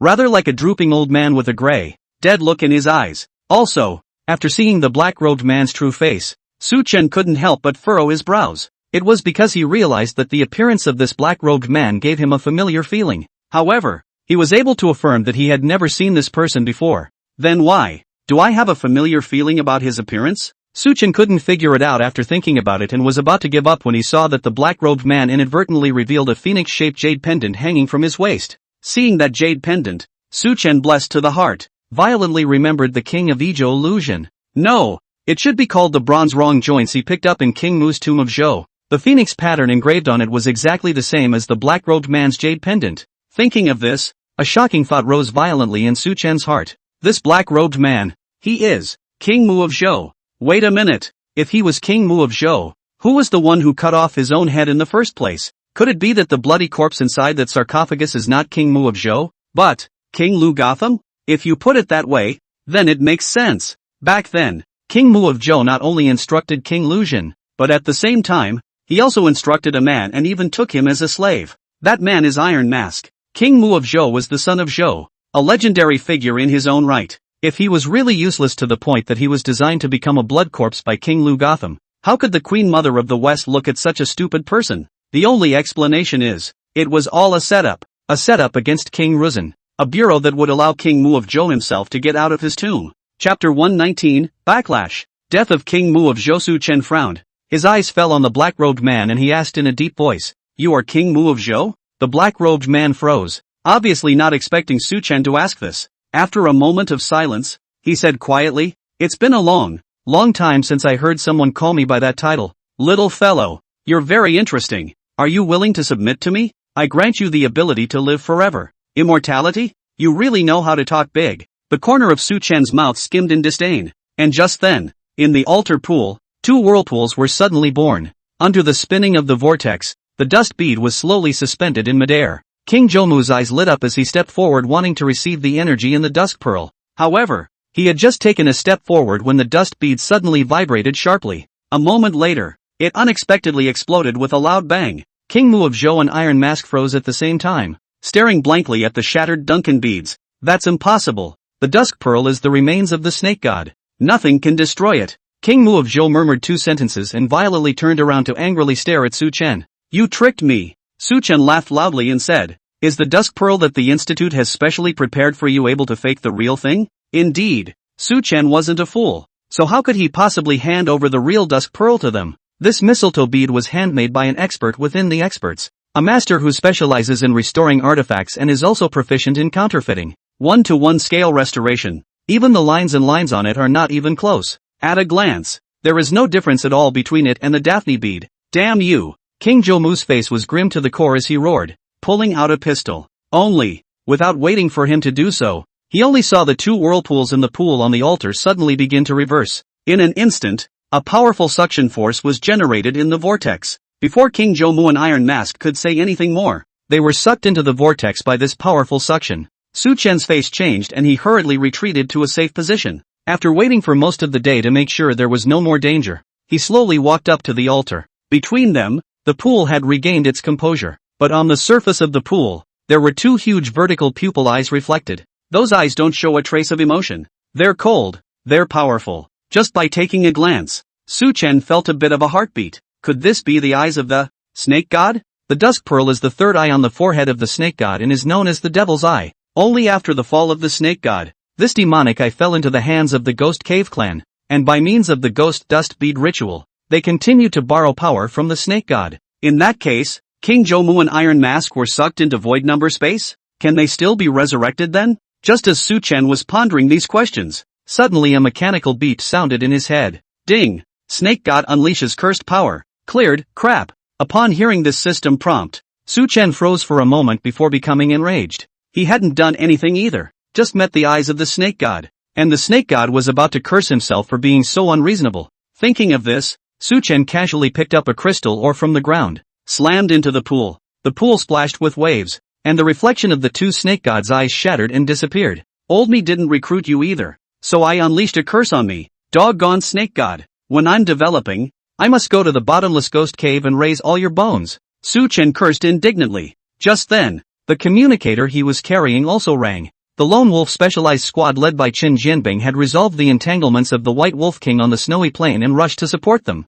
Su Chen told Qin Jianbing roughly what had happened and stayed where he was, waiting for Qin Jianbing to come over. At the same time, in passing, he took out the 3 blue jade toads he had found in the tomb of King Xian in the southern border. For this mission, he had asked for this thing under the pretext of needing the blue jade toad. Feeling the higher energy emanating from inside, Su Chen whispered in his heart, System, extract energy, strengthen. Speaking of this, Su Chen paused for a moment. The blue jade toad is made of meteorite jade, which can strengthen the black gold ancient blade or the Vajra umbrella. Su Chen considered it for a while, but decided to strengthen the Vajra umbrella instead. The black gold ancient blade itself was made of meteoric iron, and the material was quite a bit better than the Vajra umbrella. However, when it came to the usefulness of going down to the grave, the Vajra umbrella was much more useful than the black gold ancient blade. Whether it's against trap organs, used for defense, or used as a parachute with light skills to fall from a high place, it's extremely practical. After making up his mind, Su Chen took out his Vajra umbrella, and with a twist of words, softly said, Strengthen the Vajra umbrella. Ding! Reinforcement successful. In an instant, the Vajra umbrella in Su Chen's hand became Vajra umbrella +3. Additionally, with enhancement +3, the Vajra umbrella has changed dramatically. For example, the umbrella surprisingly has an extra ring of gold thread. Su Chen tested it with the black gold ancient blade. In the past, the black gold ancient blade could cleave through the Vajra umbrella. However, after being strengthened, the black and gold ancient sword would only splash sparks when cut on it, and it would need to be cut 6 or 7 times before the umbrella surface could be cut open. The Vajra umbrella is reinforced to increase its strength by more than 1 notch. Su Chen was satisfied, and then looked at the blue jade toad in his hand. The energy inside was gone, and the color dulled a lot. turning into ordinary jade. When the time comes to return this toad, God forbid. Perfect. Also, to say what place has the most meteoric copper in jade, that would inevitably be the Bronze Gate, the Western Queen Mother's meteorite jade cave, the bronze god tree of the Qilin Mountains, and the piece of meteorite bronze where Qing Wuzi was hiding. 4 places in all. Only. Right. These 4 places. The Bronze Gate is too mysterious and unknown, and the route of the Queen Mother of the West has not yet been found. The Qinling divine tree didn't have much of a clue either. And as for the piece of meteoric copper that King Wuzi had hidden, according to the plot of the Tomb Raider's notebook, it should be in Shazhou. But Su Chen had checked the news of the local archaeological team in Shazhou, and there was no news about the underground mines, or King Wuzi. Either it hasn't been discovered yet, or this side of the world hasn't. However, Su Chen still favored the first possibility. All kinds of tombs have appeared one by one in this world. It doesn't make sense that King Wuzi's underground mines don't have them. Just as Su Chen was thinking about what to do next, the crystal on the altar suddenly began to darken a little and spread outward. During this time, the crystals above the altar, at the top of the cavern, began to vibrate, fluttering and slamming down. Almost forgot. Crystal tremors occur when time exceeds. Su Chen's face changed, and he hurriedly used his light power to lightly leap off the altar. Fortunately, this crystal tremor was not too fast, and with Su Chen's early discovery, he was not affected. He ran across that stone beam and back into the heavenly demonic illusion from which he had come. At this moment, the sound in the heavenly devil illusion is more and more bizarre. In addition to the cries of small children, also mixed with countless low roars and howls, it sounded like the voice of an evil spirit coming from the 18 layers of hell. It seems that it should be because King Zhoumu and Iron-Faced Shang made too much noise in the cavern just now, which activated the crystal tremor. Su Chen thought as he quickly passed through the heavenly demon illusion realm, back to the large cavern under the windswept lake that just started, under the teeny-tiny emperor mushroom. It so happened that Chen Jianbing also arrived with his warriors. As soon as he saw Su Chen, Chen Jianbing hurriedly said, "Professor Su, the Institute has already found out the addresses of these 2 mysterious people." Chapter 120 Western Suburbs of the Capital. Yan Mountain? Oh, Su Chen's gaze lit up. Hurriedly, he joined Chen Jianbing and returned to the Kunlun garrison. Soon, over at the Institute, a document was sent. It contains all the traces of King Mu of Zhou and Iron Mask. Nowadays, in this society, there are eyes in the sky everywhere, and satellite detection. Iron Face and King Mu of Zhou are indeed very mysterious, but even more mysterious, the 2 of them will not fly away, and will eventually leave traces. It can almost be said that if the state wants to check, there is no one who cannot be checked.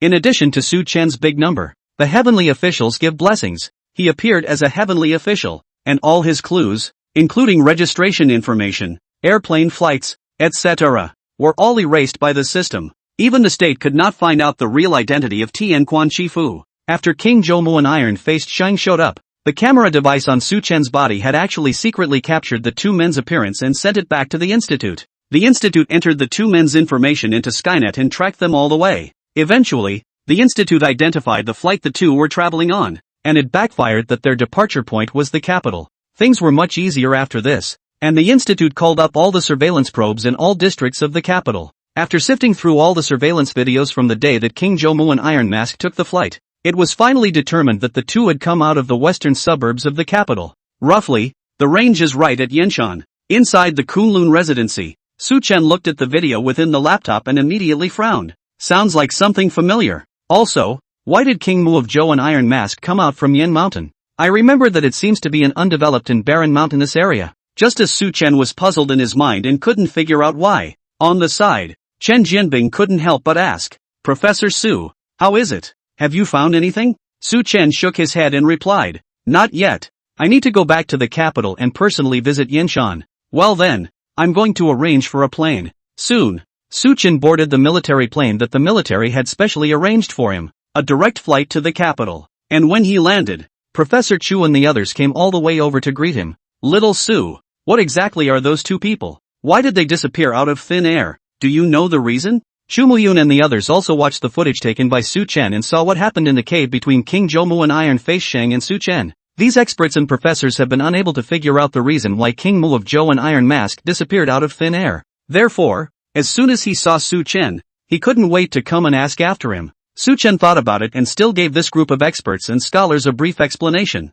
Everyone should know by now that the demon kingdom worships a deity. It is rumored that this deity is a giant snake that covers the sky and is known as the snake god. The snake god possesses all sorts of incredible abilities, the most powerful of which is called the demon eye. It's also called the boundless demon pupil, which is the ability contained in the dust pearl. The boundless demon pupil can open the door to the other world, summon dap ghost bugs from the other world, or banish people to the other world. King Mu of Zhou and Iron Masked Shang. It is estimated that they used the fake dusk pearl to sacrifice to the snake god, and that's why they suffered the backlash and were banished by the snake god's will to the other world. After hearing Su Chen's explanation, Chu Muyun instantly became excited. So it is like this. Snake god, boundless demon pupil. This is all rare and valuable ancient information. Little Su, you have really made a great achievement this time. Behind Chu Muyun, the biologist Professor Wu was impatient and hurriedly interjected to follow up. None of this is important. Professor Su, do you know why that Iron Masked Shang was able to come back from the dead? Didn't he bite through the poison in his mouth and commit suicide last time in South Border? Could it be that Iron-Faced Shang really possesses an immortal body? Actually, Iron Mask died more than twice. In the tomb of King Lucian of Yizhou, Su Chen had also killed him once with the fake seal. Counting, Su Chen killed once. He committed suicide himself once. And this time on the Kunlun altar. He was dragged by the snake god into the void number space. It's been 3 deaths already. If he could still be resurrected, Su Chen would be completely convinced and lie down and recognize him as his big brother. Su Chen thought for a moment and shook his head towards Professor Wu. Why exactly? I'm still a bit confused. But didn't the Institute already find their trail? If we can find their lair, we might be able to find some clues. Mention the sightings of King Mu of Zhou and Iron Mask. Chu Muyun on the side frowned lightly and explained in a deep voice. The Institute has mobilized a large amount of manpower and material resources in the past few days, almost turning over the entire Yen Mountain, and has not been able to find the 2 of them in their hiding place. Right now, Captain Li is still searching day and night. Hearing Chu Muyun's words, Su Chen lightly sighed in his heart. Li Changhua had always taken care of Xiao Zhuang, even implicitly treating him as his own brother. However, on the last mission, Iron Mask pretended to be Zhang Xian and sneak attacked Xiao Zhuang, causing Xiao Zhuang to still not wake up. According to the doctor, if he doesn't wake up within a month, he will most likely become a vegetable. That's why Li Changhua was so angry, fuming like crazy to find out Iron-Faced Shang's lair and avenge Xiao Zhuang's death. After thinking about it, Su Chen directly said, Professor Chu, I want to visit Xiao Zhuang first. Good thing too. Inside the hospital, Su Chen saw the unconscious Xiao Zhuang in the intensive care unit. A few days ago, Xiao Zhuang was happy to say that he would take a leave of absence to go home to visit his family. But I didn't expect. Xiao Zhuang, Captain Li was afraid that your parents were worried a few days ago, and has been hiding this matter. But, then there is no way. Captain Li has notified your parents in the morning, and they are now on the plane, and probably will be able to come to see you at night. After saying this, Su Chen sighed and placed the fruit basket on the table with the intention of leaving. However, just then, the eyelids of Xiao Zhuang on the hospital bed suddenly moved. When Su Chen saw the scene, the footsteps he took out were suddenly retracted. He rushed forward and looked closely for a moment. He saw that Xiao Zhuang's eyes were indeed moving, showing signs of awakening. Su Chen was instantly overjoyed and hurriedly ran out of the ward, yelling for the doctor to come over. It wasn't long before Xiao Zhuang on the hospital bed slowly awoke. He weakly and powerlessly looked at Su Chen and slowly opened his mouth. Little Professor Su, where am I? Where am I? Su Chen hurriedly held Xiao Zhuang and shook his head. This is a hospital. You were injured and have been in a coma for several days. You are only waking up now. Alright, don't talk too much. I'll go inform Captain Li. After listening to Su Chen's words, Xiao Zhuang seemed to remember something and hurriedly pulled back. By the way, Professor Xiao Su, I was about to tell you that there's something wrong with that Zhang Xian. I suspect that he might be a fake. Su Chen froze for a moment and asked, how did you know? We met once before we went to the southern border, and at that time, I made an appointment with Zhang Xian, saying that I'd let him take us for a stroll the next day. He promised well, and when I went to look for him, it was like he had completely forgotten about it. Later, he even deliberately sidetracked me, saying that he was going to Yen Mountain in the western suburbs to sweep the graves of his elders, and that he had bought a lot of candles yuan bao. At that time, I was wondering, Zhang Xian isn't a native of the capital. Who did he run off to sweep the graves of? Later, on the way to the southern border, I realized that this kid had been sneaky, often falling behind us and using his cell phone to send messages to people. And then that night, speaking of this, Xiao Zhuang suddenly covered his head, his expression looking somewhat pained. Seeing this, Su Chen quickly pacified him. Alright, don't think about it if you can't think about it for now. That Zhang Xian is indeed a fake. It has already been detected by us. You don't have to worry. After saying that, Su Chen thought about Xiao Zhuang's words in his heart. and his mind snapped to a flash of brilliance. Going to Yanshan to sweep the graves? It is true that there are quite a number of ancient burial mounds in the western suburb of Yanshan, which used to be even nicknamed as the Hill of Burial Mounds. Couldn't find the hiding place of King Jomu and Iron Mask in Yanshan. So is it possible that the place where they are hiding is not above ground at all, but underground? Chapter 121 Ancient Tomb of Yen Mountain. Underground mystery. Thinking of this, Su Chen immediately laughed softly and said, Xiao Zhuang, you've been a great help, but your body isn't well yet. The doctor said you need to rest more. I'll come back to see you when I have time. After saying that, Su Chen left the hospital and went straight to Yen Mountain. At this moment, Li Changhua was at Yen Mountain, searching everywhere for the former hiding place of King Mu of Zhou and Iron Face Shang, holding his breath to avenge Xiao Zhuang. However, with his warriors, he blockaded Yen Mountain, and was almost on the verge of turning the entire mountain over, but still failed to find the hiding place of King Mu of Zhou and Iron Face. Just as Li Changhua was sighing long and hard, somewhat guilty, Su Chen approached him. Professor Little Su, do you have a way to find Iron Mask in their hideout? When Li Changhua heard the news brought by Su Chen and learned that Xiao Zhuang had come to his senses, he let out a long sigh of relief. Xiao Zhuang is a soldier under his command. Xiao Zhuang coma these days. Li Changhua has been in the middle of self-blame, feeling that he, as a captain, did not take good care of the soldiers under his command. Knowing that Xiao Zhuang had come to his senses, the burden in his heart was then slightly alleviated. Seeing that Li Changhua would be skeptical, Su Chen smiled and nodded. Don't worry, old Li, when have I ever lied to you? If I say I have a way to find Iron Mask's hideout, then I definitely have a way. Great, let's hurry up and find it then. When Li Changhua heard this, he couldn't help but laugh out loud and hurriedly pulled Su Chen along before wanting to go inside Yen Mountain to look for Iron-Faced Shang's hiding place. But just then, Su Chen, however, waved his hand. There's no rush, just wait. Li Changhua froze and subconsciously asked, what are you waiting for? Su Chen smiled faintly and replied, wait for the dark. It's dark? Li Changhua was a bit puzzled, but since his last experience at the southern border consecrated King's tomb, he was all a bit used to following Su Chen's command, because he knew that if he listened to Prof. Su, he would be able to accomplish his mission. So, Su Chen and Li Changhua had the warriors set up a tent on the outskirts of Yen Mountain, getting high while waiting for it to get dark. During the period, Su Chen suddenly remembered that he seemed to have forgotten a very important thing. Live streaming. Last time, the two Iron Masked Sang suddenly appeared and even shot Su Chen to threaten him to close the live broadcast. At that time, the netizens in the live room seemed to be crazy. All kinds of police posting. Su Chen had wanted to start a live broadcast to clarify and show that he was still alive, but he was so busy checking the identity of Iron Mask that he forgot about it for a while. Thinking of this, Su Chen hurriedly asked Zheng Xian to send the live broadcast equipment over, intending to explain the ins and outs of the matter to the viewers. Half an hour later, Zheng Xian arrived with the live broadcast equipment. To Su Chen's surprise, besides Zheng Xian who followed him over, Song Ying was also there. Captain Song, what brings you here? Song Ying blankly glanced at Su Chen and removed the shoulder bag behind her. Can I not come? If I don't come, these two little guys are going to make a scene. As she spoke, Song Ying opened the zipper of her shoulder bag. In the next second, two small, round heads popped out of the duffel bag with a vengeance. It's an eagle owl. When Su Chen adopted the two eagle owls, but ran into the attack on Xiao Zhuang, he entrusted Song Ying to help look after them. The two eagle owls are slightly larger than they were a few days ago. Larger eagle owls have a small tuft of white hair on their heads. The smaller ones have a handful of gray hairs. The two little eagle owls smelled Su Chen's scent and immediately struggled and jumped out from inside the shoulder bag, then took their short legs and ran towards Su Chen. They rubbed against Su Chen's pants leg affectionately, and their mouths made chirping, clear calls. Seeing this, Su Chen couldn't help but laugh and bent down to pick up the two carved owls.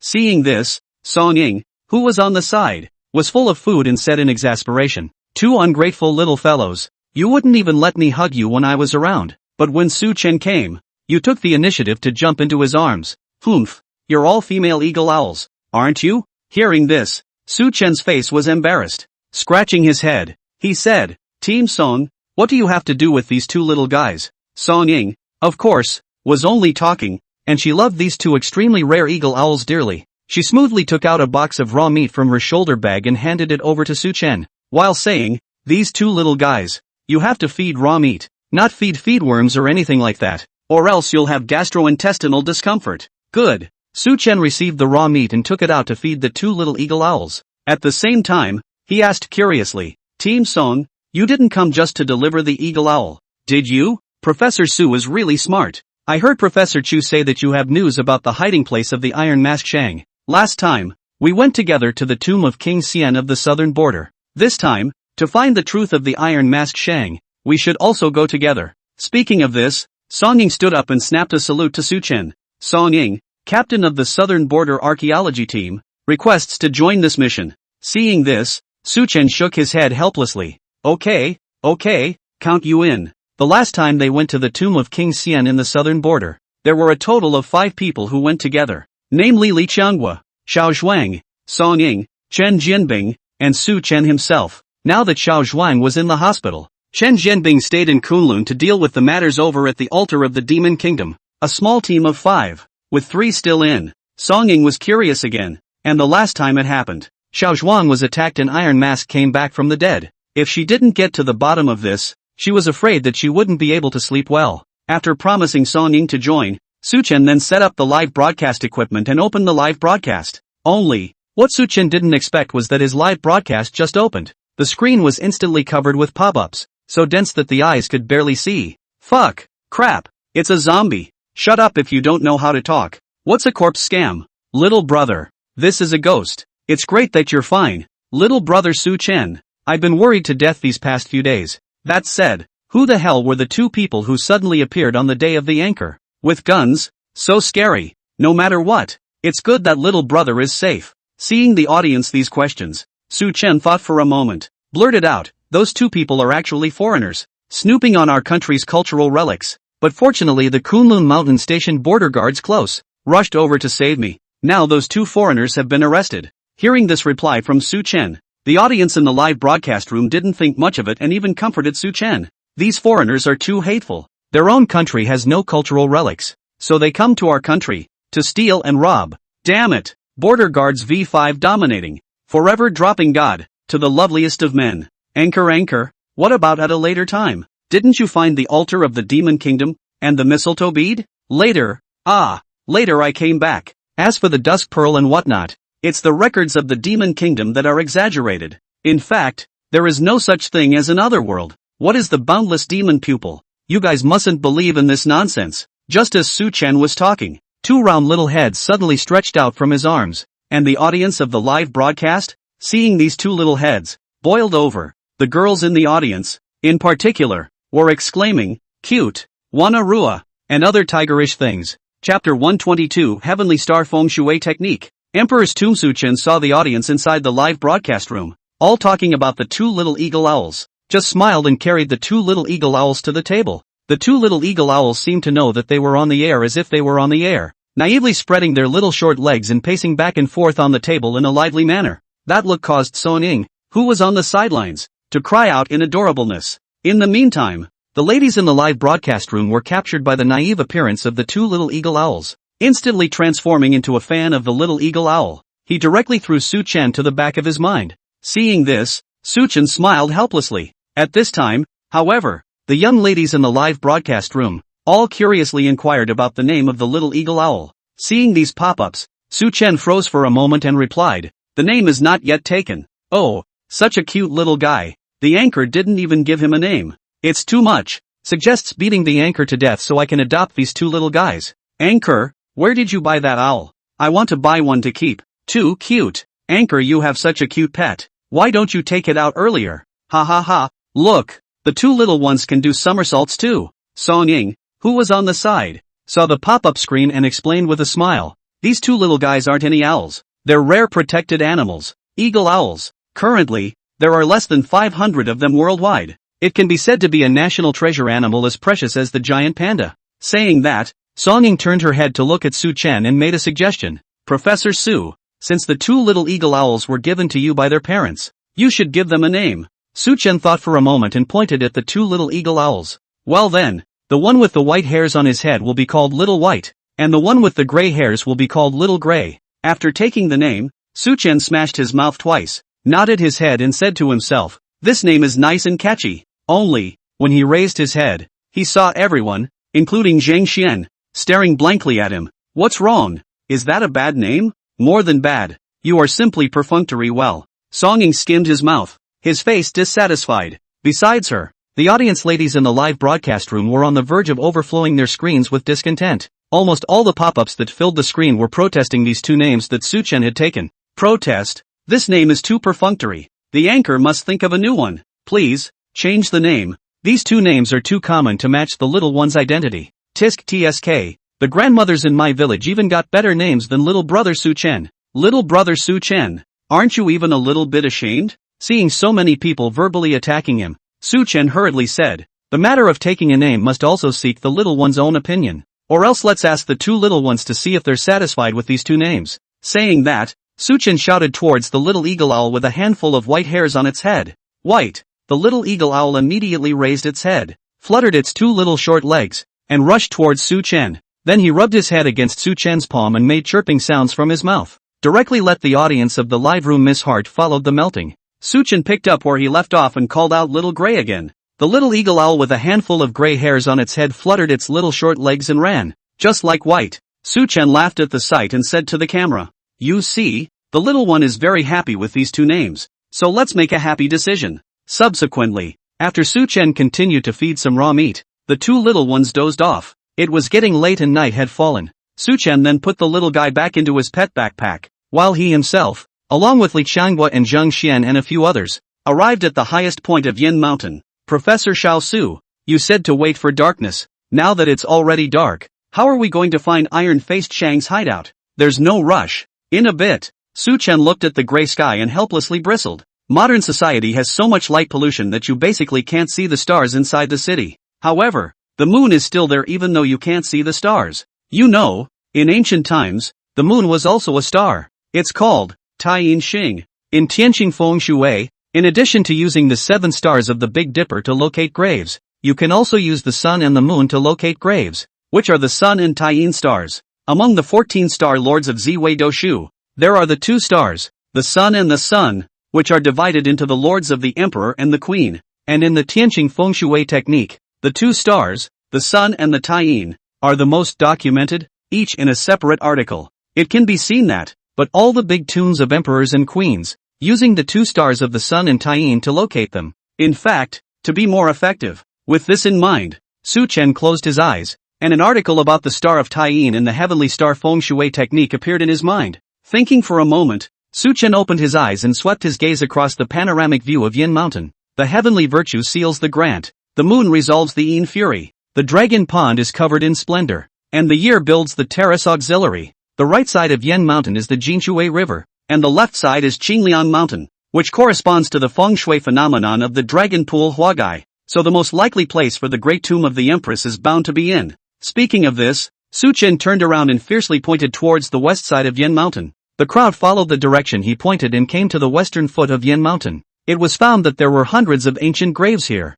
and many of them had some yuanbao candles in front of them. Seeing this, Li Qianghua explained, this is the ancestral tomb of the nearby Neguan village, and the earliest graves are already 200 years old. Su-chen nodded and continued to use the earth character technique from the 16-character Yin Yang Feng Shui secret arc to start exploring the entrance of the tomb. After searching for a few moments, he eventually stopped in front of an inconspicuous ancient tomb. This is it. Dig in. This? Li Qianghua was a bit hesitant at the words and said hesitantly, Professor Xiao Su, are you sure this is the right place? Don't dig up someone's ancestral grave. Don't worry. It must be here without a doubt. According to the burial regulations, this is the entrance to the emperor and queen's tomb. Seeing the crowd's faces full of puzzlement, Su-chen thought for a moment and gave the crowd a little bit of science. In ancient times, all the tombs of emperors and queens had eunuchs who guarded the tombs, and the eunuchs were also called internal officers. Didn't Teamly say just now that there is a village of inner officials here? So I guess there might have been an emperor and empress mausoleum complex here a few hundred years ago. It's huge. However, after experiencing various factors such as wars and fires, the ground buildings of the Emperor and Empress Mausoleum cluster were destroyed, or they were specifically destroyed to hide them. Gradually, no one knew that there was once a large area of Imperial Empress tombs here. Li Qianghua came to a realization and couldn't stop nodding. So it is. But after understanding why there were tombs of emperors and queens here, new questions arose for him. But, if that Iron Face wants to hide, why doesn't he hide in a deep forest, a sparsely populated place, but instead right here on the outskirts of the capital city? Isn't he worried that in case ground is to be broken here? What if someone discovers the hiding place? This question was also what Su-chen had been wondering all along. Iron Mask and King Mu of Zhou. Why must they come to the capital? Even if King Mu of Zhou was the son of heaven and found it degrading to hide in the tombs of other lords or generals, then there was no need to make a special trip to the capital. There are Emperor and Queen Mausoleum Feng Shui Place. How much? Not to mention the other. Say Anzhou, Yangzhou, that are more than a dozen dynasties of the ancient capital. There are tombs of emperors and queens everywhere. Why did Iron Mask and King Mu of Zhou choose to come to the capital? Also, if they can be resurrected, why did they hide in the tomb and not come out? All sorts of questions lingered in his mind, leaving Su Chen puzzled. However, now that King Mu of Zhou's hideout had been found, they had been hiding for so long that there must have been clues left in the tomb. Su Chen thought for a moment and told Li Changhua and the others, the answer to everything may be in the tomb. Chapter 123, The Legendary Life of King Mu of Zhou. With an order from Li Changhua, the soldiers then began wielding shovels and digging up this ancient grave. After digging down about a meter or so, the crowd heard the shovel clank as if it had hit the top of something hard. The crowd froze in unison and hurriedly gathered around. Once the dirt was cleared away, everyone saw that what was buried inside the ancient grave was not the imagined coffin. Instead, it's an iron manhole cover that leads underground. Li Changhua's face was astonished, and he couldn't help but sigh. Professor Su, it's really divine. Hey, there's really an organ here. Speaking of which, Li Changhua directly wielded a shovel, knocked the brass locks off the iron gate, then, with a couple of soldiers, joined forces to lift the iron manhole cover. He turned on his strong flashlight and shined it inside. Then it was discovered that there was a step in here that led deep underneath. Seeing this scene, Li Changhua was so impatient that he was ready to go down on the spot. But at that moment, Su Chen raised his hand to stop him. Don't worry. Probe the air inside first. In ancient times, before grave robbers went down to the tomb, they would either bring a rooster with them or wait for half a day. Rarely do you hit a robber's hole and immediately go down to touch gold. This is because ancient tombs are buried deep underground and remain in a confined space all year round. The air inside is neither circulated, and it is very likely that carbon monoxide poisoning will occur if you go down there hastily. Moreover, there are many mechanisms and traps in ancient tombs, and it is not guaranteed that the owner of the tomb has set up mercury and other highly toxic gases that can be easily volatilized. For example, back in the day there was a team of archaeologists who carelessly opened a mercury-filled coffin, and then the whole archaeological team didn't survive. After this incident, subsequent archaeologists have learned their lesson. Whether you're going down to the tomb, or opening the coffin, you'll be carrying air testing equipment. Only when they are sure that there are no harmful components in the air will they go down to the tomb or open the coffin. As for the ancient grave robbers, they didn't have modern air testing equipment. As a result, many grave robbers habitually take a rooster with them to their graves. Before going down to the grave, a rooster would be tied to a rope and placed in the grave. Only after 10 minutes or so, when there is no difference in pulling up the cockerel, will they go down to the tomb to touch the gold and get the treasure. That's why grave robbers have the three treasures saying,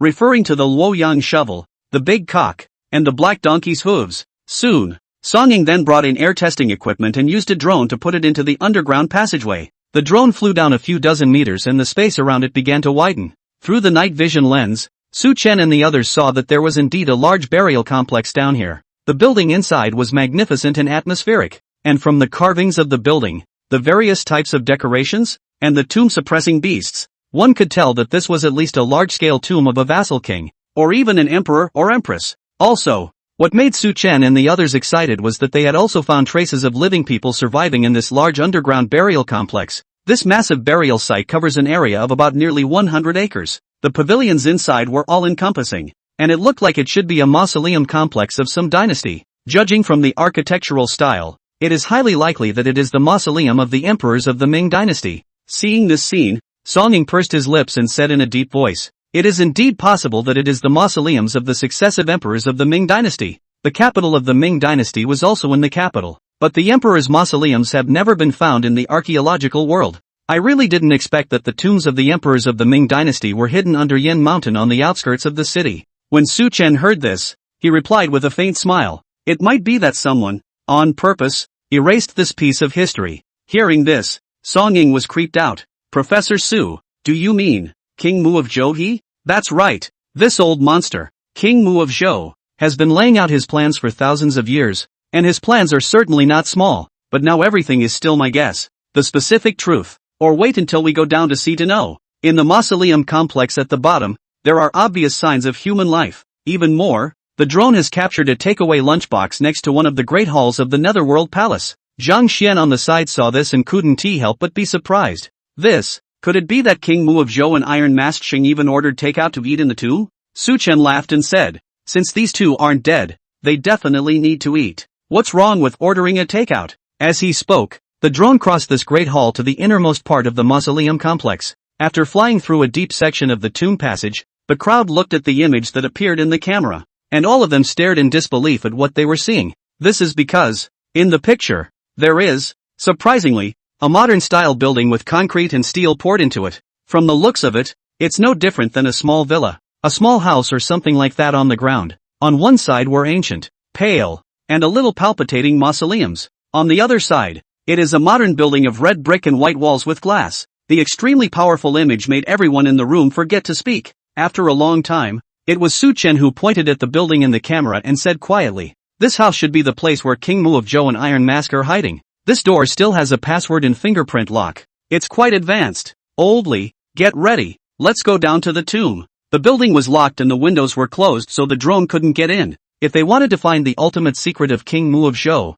they could only go down there personally. Su Chen and the others. Just as Li Changhua and the others were preparing their weapons and equipment, Su Chen looked at the footage captured by the drone. Numerous questions flashed through his mind. Wasn't King Mu of Zhou an ancient man from 3,000 years ago? And how come he still knew how to install fingerprint combination locks on his house? Could it be that he hasn't stayed underground for thousands of years and would regularly come out of the ground and live in human society? But, wasn't he supposed to be trapped in a jade figurine and only come out once every few hundred years? Just as Su Huan's mind was flooded with many doubts and puzzled. On the other side, Li Changhua and Song Ying had prepared the weapons and equipment they needed to go down to the tomb. Professor Su, it's all ready. When are we going down? Su Chen nodded and swept his gaze over the crowd, then waved his big hand. Set off now. Once you're inside the tomb, remember not to run around no matter if you see any strange sights, and listen to my command for everything. Yes, the crowd shouted in unison. Then, led by Su Chen, they entered the underground steps in a row.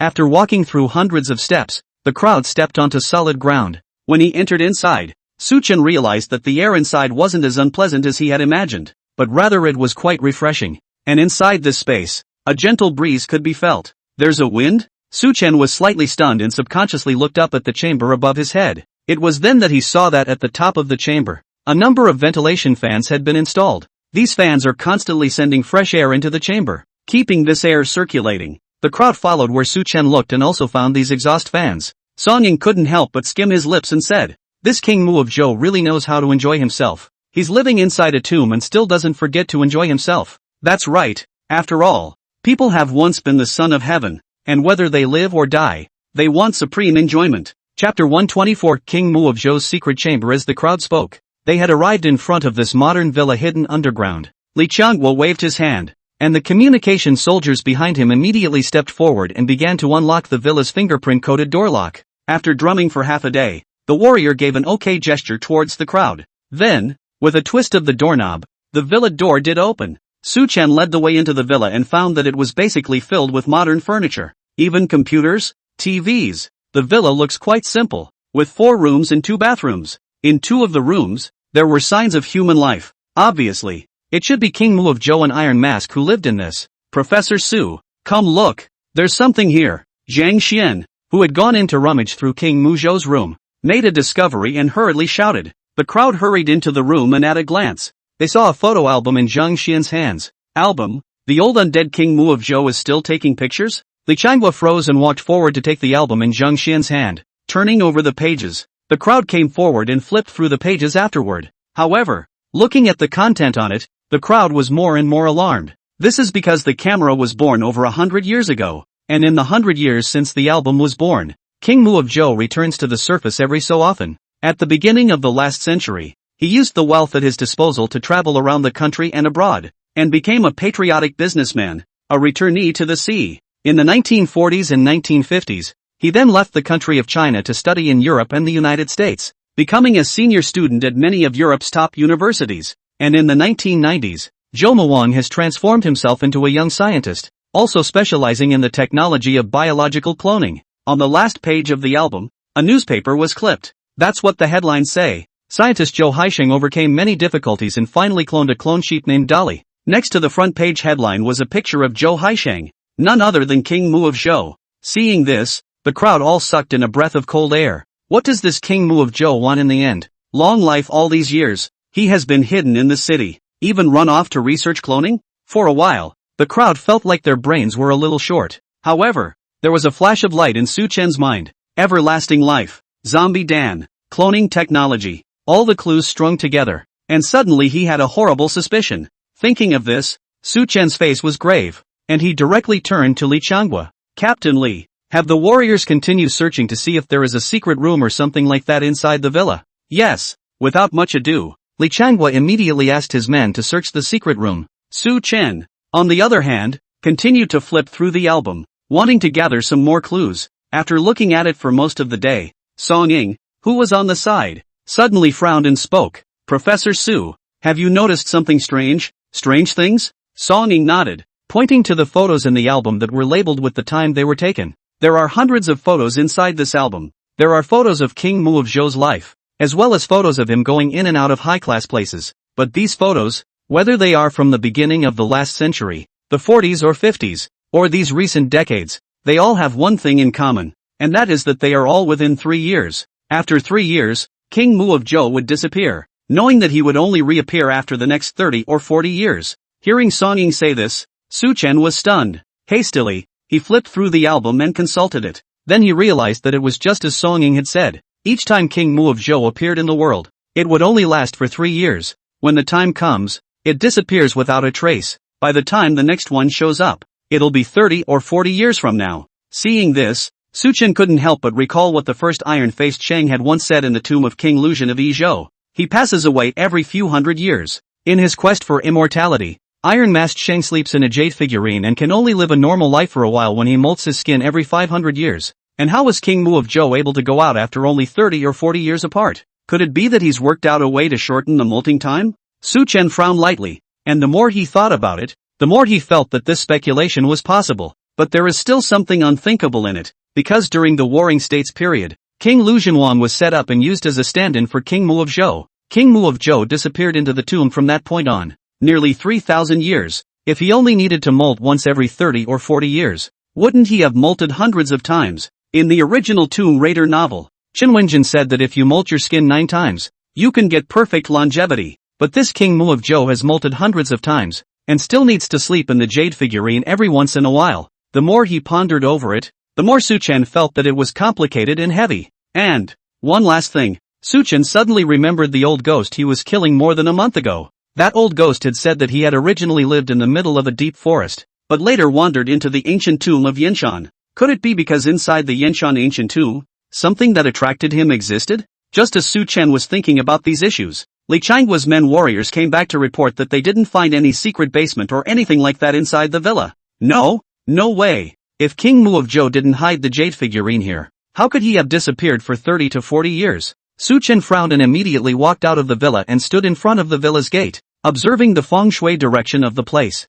Xian is young, Koan is Yin, Kenjin Sun Tuali.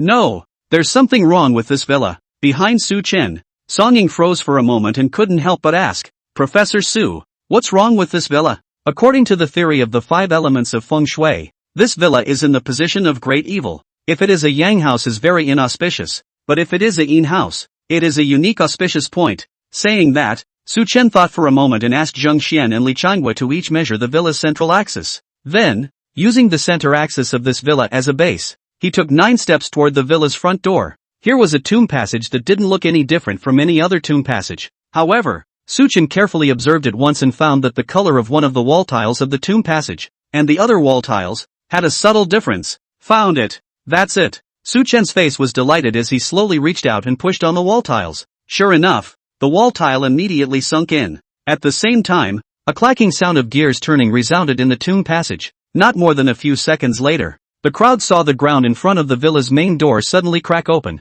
and a secret room leading deeper underground appeared. Good lord, King Mu of Zhou is repairing the secret room outside the villa. No wonder we can't find it no matter how we look for it. Li Changhua spat out a sentence and waved his hand in a hurry, letting the warrior go ahead and measure the air inside. After waiting to test out that the air down here, which also has a ventilation system installed, is not a problem, only then did the crowd continue to probe downward. After walking through hundreds of steps, Li Changhua couldn't help but be a bit shocked. We should be 100 meters deep underground now, right? I can't imagine that King Mu of Zhou was able to build such a huge secret room underground without making a sound. Chapter 125, Laboratory. Metal Coffin. Su Chen nodded. With that, he led the way into this magnificent underground space. The space was about the size of a soccer field. It was littered with countless instruments, and a single coffin-like hunk of metal. On top of those metal blocks, there were also displays that were emitting a faint glow. Zhang Xian walked up and took a look, and turned back. What's displayed on it is the temperature, and humidity, and various vital signs. It's so weird though. What the hell is in here? Su Chen had a hidden guess in his heart. He waved his hand and said, "Don't open it yet. Let's go to the center lab and take a look." In the middle of this underground space, there was another building that was snow white in color and looked like an all-in-one building. Similarly, the exterior doors of this building have combination locks. The communication soldier warrior under Li Changwa's command stepped forward and moments later unlocked the password with his computer. Buzzing, a sound of mechanical operation rang out, and the steel doors of this building slowly rose upwards. And when the gate was fully opened and the crowd saw the scene inside, they were all taken aback, because there are 2 bronze coffins in here, and the lids of the coffins are open, so you can see inside at a glance. Inside the 2 coffins, there are 2 pairs of jade figurine clothes, and at the bottom of the coffins, there is some dead skin. Seeing this scene, Su Chen confirmed the speculation in his heart and sighed. It's really like this. It seems that King Mu of Zhou and Iron Mask are hiding here, especially King Mu of Zhou. I'm only afraid that he has been inside this underground space for nearly 3,000 years, including a few hundred years ago, when the dynasty built the mausoleum. I'm afraid he was behind the maneuvering. Hearing Su Chen's words, everyone present sucked in a breath of cool air. 3,000 years of conspiracy. King Mu of Zhou, what he really wants. And, has he really mastered the way to immortality? And, even if he hadn't been able to master perfect longevity, with him coming out once every few decades now, he could almost be said to be immortal. So why would he need to risk being exposed and show up to grab that dust bead? Just as the crowd was puzzled, Su Chen thought for a moment and said, why King Mu of Zhou wants to grab the Daphne dust pearl? It should still be related to longevity, I guess. This method of longevity that he researched that sleeps for decades and resurrects once is still imperfect. Perhaps the energy contained inside the mistletoe pearl can help him to make up for this imperfection. That's why he's so impatient to grab the mistletoe pearl. Also, Su Chen had one more point about Iron Mask Shang that he concealed and didn't say. When King Mu of Zhou asked Iron Mask to set up a trap,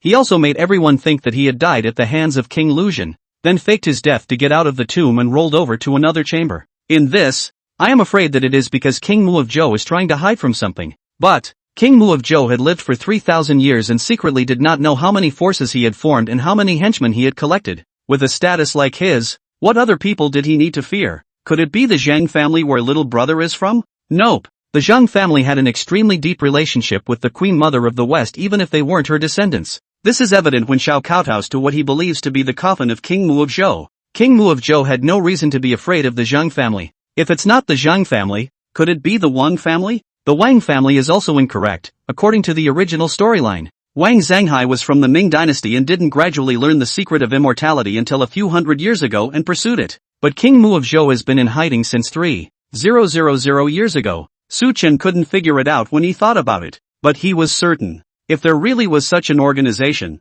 its strength must be incomparably terrifying. So terrifying that King Mu of Zhou was unable to solve it and could only hide and live like a mouse. Taking a deep breath, Su Chen slowly spoke. You guys look around and see if there are any pills or something like that inside this chamber. Hearing Su Chen's words, the crowd hurriedly began to search. After searching for a moment, Zhang Xian made a discovery in a bronze chest. Professor Su, come look. There's a bronze gourd in here. The crowd hurriedly gathered around and looked at the bronze gourd in Zhang Xian's hands, slurping in wonder. This gourd, cast in bronze, has a marvelous shape. Also, from the looks of it, the gourd is feared to be thousands of years old. It's really hard to imagine that the ancients thousands of years ago were so good at their craft that they could cast such exquisite gourds. Su Chen received the gourd and after opening the lid, the crowd immediately smelled an extremely strong fragrance. Zhang Xian's face changed in horror. It's so fragrant. There won't be a problem, right? When Su Chen saw his face, he secretly smiled in his heart. He must have thought of the Bottle Mountain underground palace back then. Those immortal pills made from corpse oil. When he first said that the dregs of the medicine smelled good, he made a point of sniffing them twice more. It's probably a case of once bitten twice shy. Don't worry, there's no problem, and I know what's in here. The crowd stared at the words and hastily asked, what's in this? If I'm not mistaken, this should be filled with corpse cracker Dan. Corpse Cracker Dan? The crowd froze in unison and hurriedly asked, "What is Corpse Cracker Dan?" As mentioned earlier, the Corpse Cracker pill was an imperfect longevity medicine refined by the Queen Mother of the West. For the sake of longevity, the Queen Mother of the West has done many experiments. For example, the not-so-reliable human-animal symbiosis, the king of the kingdom of Manu, and then taking the Corpse Cracker Dan into the meteorite jade cave to wait for the 9 times of molting. Apparently, these Corpse Cracker pills should be the latter method of immortality. Su Chen thought for a moment and gave the crowd a full account of the origin and function of the Corpse Cracker Dan, as well as the hazards. But when Li Changhua and the others heard that Corpse Cracker Dan could make people live forever, at the cost of having to sleep inside a jade figurine and go through 9 molts, they all had some interest in their eyes. It was also true that, after all, what Su Chen was talking about was longevity, which could almost be said to be the ultimate mystery pursued by all beings. How many in this world can resist that temptation? But, don't think too easily. Once you take the Corpse Lame Dan, your memories will be devoured by the Corpse Lame Dan. It will slowly turn into a monster named Forbidden Woman that has lost its nature. But if you sleep into the jade figurine and come out before you finish molting, you'll directly turn into blood corpses again. You'll lose yourself. Only by sleeping into the jade figurine and experiencing a full field of 500 years can one achieve perfect immortality. Of course, I'm skeptical of this argument. After all, conservation of energy, longevity is as unreliable as perpetual motion. Hearing Su Chen's words, the nervous feeling in the hearts of the crowd slightly subsided, and they unanimously laughed. That's right, conservation of energy is the truth of our universe. No creature has ever been able to break it. I believe that even if there is an omnipotent God in this world, he must follow the rule of conservation of energy and give as much energy as he does. Zhang Xian was the first to open his mouth to indicate that he obviously also felt that this method of longevity was too unreliable, and that it would be better to think about how to mechanically ascend and transfer his memories to a computer. That kind of longevity is a bit more reliable. At that moment, Song Ying, who was on the sidelines, raised her hand and asked, "Then what are those metal coffins outside?" Su Chen nodded and said in a deep voice, "I guess, after King Mu of Zhou faked his death, he has been searching for a way to perfect longevity. He has failed many times, but there are also successes. For example, to be able to awaken once after only a few decades of slumber is clearly several steps forward. But the most crucial thing should be the results of his research over the past 100 years. That is, those metal coffins outside." Chapter 126, Clone Body. Imperfect longevity inside the underground space. At a glance, there were hundreds of coffins, dense underground. It made one's scalp tingle as one looked at it. The warrior under Li Changhua went up and fumbled around for a while, and turned back to the crowd and gave an OK sign. "It's already connected to the central computer here. It can open these coffins. Team Li, will it open?" Li Changhua dropped his gaze on Su Chen. For a while now, opening coffins had almost become their worst nightmare. Almost every time a coffin is opened, something more or less goes wrong. Therefore, he left the decision to Su Chen. Let Su Chen decide whether to open the coffin or not. Open. Su Chen was concise. He had roughly guessed what was contained inside these metal coffins. Soon, with a crackling burst of tapping on the laptop keyboard in the hands of the young warrior, the hundreds of metal coffins lining the mausoleum underneath popped open their lids at the same time. Next, the crowd then saw that it was actually filled with a body. "No, these aren't corpses. They're still alive." Zhang Xian stepped forward and observed for a while, his face shocked. The faces of everyone present all changed, and after their eyes fell on the corpses inside the metal coffins, they realized that they were indeed breathing, albeit weakly, but these were all living, breathing people. Even scarier, these people, without exception, looked almost like they were carved out of the same mold, with no differences at all. What's going on? Who the hell are these people? Song Ying's face was shocked as she looked at these metal coffins, as well as the people inside, feeling like her head was in a muddle and she couldn't think at all. Su Chen sighed and spoke, "If I'm not wrong, they're iron-faced Shang." Hearing this, Zhang Xian and the others were all dumbstruck and surprised. They are all? To be precise, they're all clones of Iron Mask.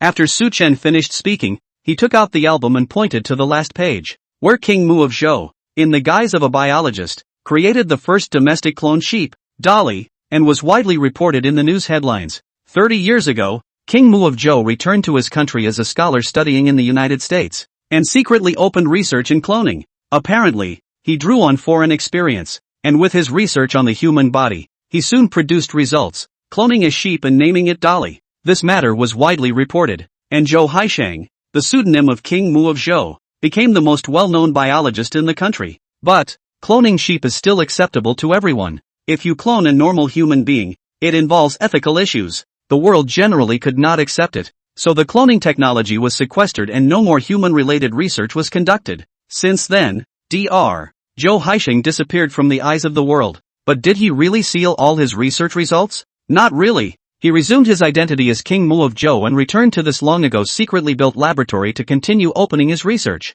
You should know that the technical difficulties of human cloning have all been overcome. In other words, as long as Zhou Haisheng is willing, he can create clones. After listening to this long paragraph of Su Chen's words, Song Ying and the others looked horrified and couldn't help but ask, Professor Little Su, you mean that all these people were cloned by Zhou Haisheng? So what is the purpose of him cloning so many iron-masked Shangs? To realize the perfect immortality he had in mind, Su Chen said, once again taking out that bronze gourd, continuing to explain, if I'm not mistaken, King Mu of Zhou and Iron Face Shang have actually always been in contact. After Iron Mask recovered this year, he secretly came to the Yinshan tomb at the very first moment, and according to King Mu of Zhou's orders, he contributed his DNA and cloned these hundreds of spare bodies. Alternate body? That's right, as I said just now. The corpse Lame Dan is able to suck out a person's memories and gradually turn them into meaningless forbidden women. King Mu of Zhou has been studying how to get around this limitation. Originally, the method he and the Queen Mother of the West researched was to molt his skin and sleep for thousands of years in a jade figurine or a meteorite jade,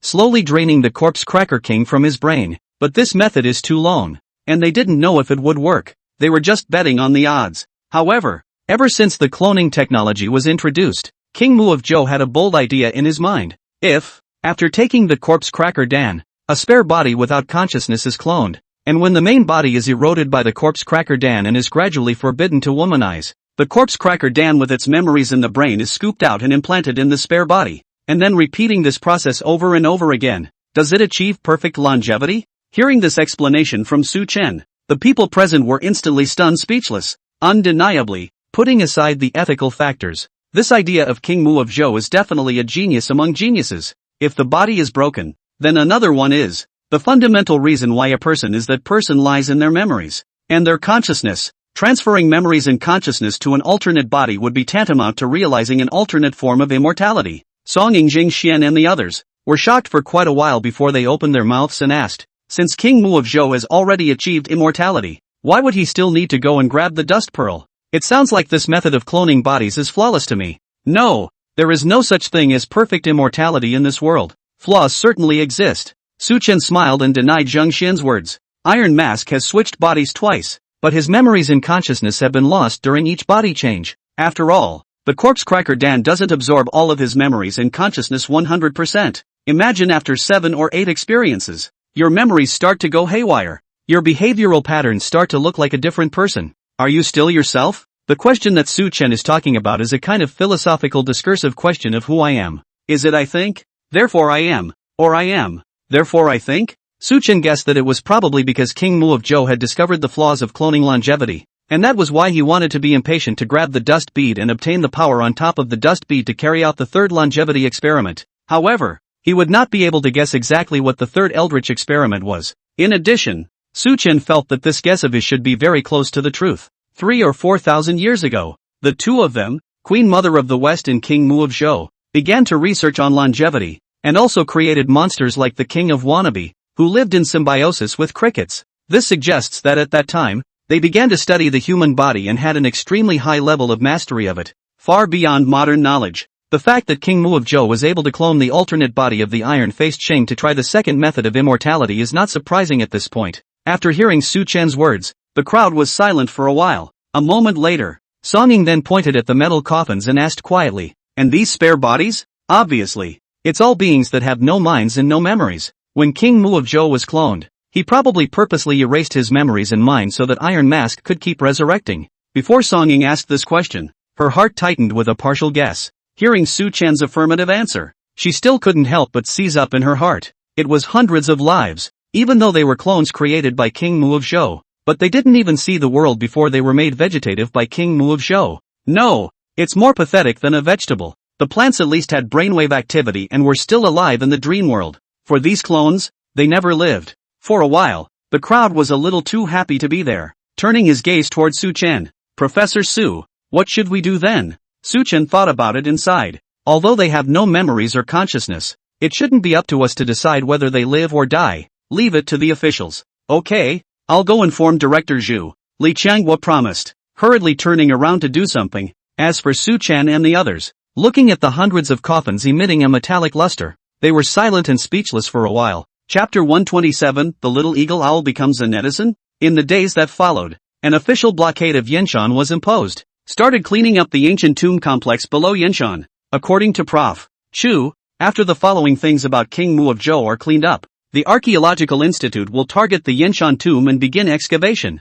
The public will also be informed of this. Of course, the statement will omit the part about King Mu of Zhou. After all, even if it's imperfect immortality, it's still immortality. One can only imagine the upheaval that would have been caused if the matter had been exposed to the public. Not to mention other things, let's say those powerful and rich bigwigs, when they are facing death, will they do whatever it takes to try to get King Mu of Zhou's imperfect way to live forever? Even if it was just humiliating, living underground, they never wanted to die just like that. Someone once said that one of the most unfair things in the world is birth, and one of the fairest is death. No one can choose where they come from, and no one can stop death from coming. Once the fairest of all things, death, also has a choice. I am only afraid that those who are rich and powerful will pursue immortality by all means and against all odds. After Su Chen returned home with the two little eagle owls, he incidentally let Little Red and Little Elephant out for some air as well. The two little eagle owls saw the two female puppets, but they were not the least bit scared, and fluttering his wings,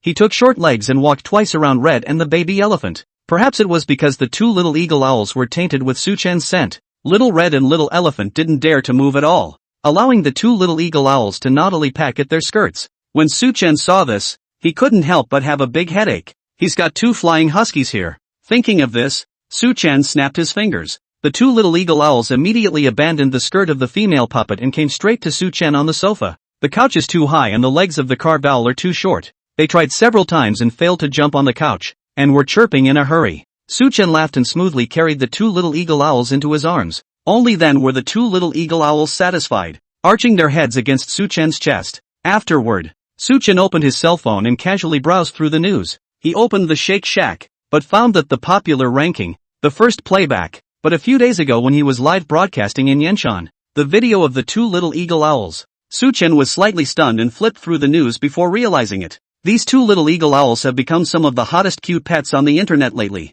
Countless ladies hollering, cute wanting RUA, commenting under countless posts and videos. What's even more outrageous is that the two little eagle owls, the older sister, Little White, and the younger brother, Little Gray, even have their own exclusive backup groups. The heat on the internet was even higher than Su Chen's big number. Tianguan Jifu's, at one point, especially in the archaeological team's live broadcasting room, 24 hours a day, there were young ladies sending pop-ups, urging Su Chen to make the two little eagle owls appear one more time. Seeing this, Su Chen looked down at the little eagle owl in his arms and laughed. Ha ha, I didn't realize you two little guys were so hot. From now on, you two will learn to earn your own food. You know. Speaking of which, Su Chen thought for a moment, retrieved the two female puppets, and then opened the live broadcast. This time, it's still using the archaeology team's live feed. I didn't realize that as soon as the show started, there was an immediate influx of millions of online viewers, and almost more than 90% of them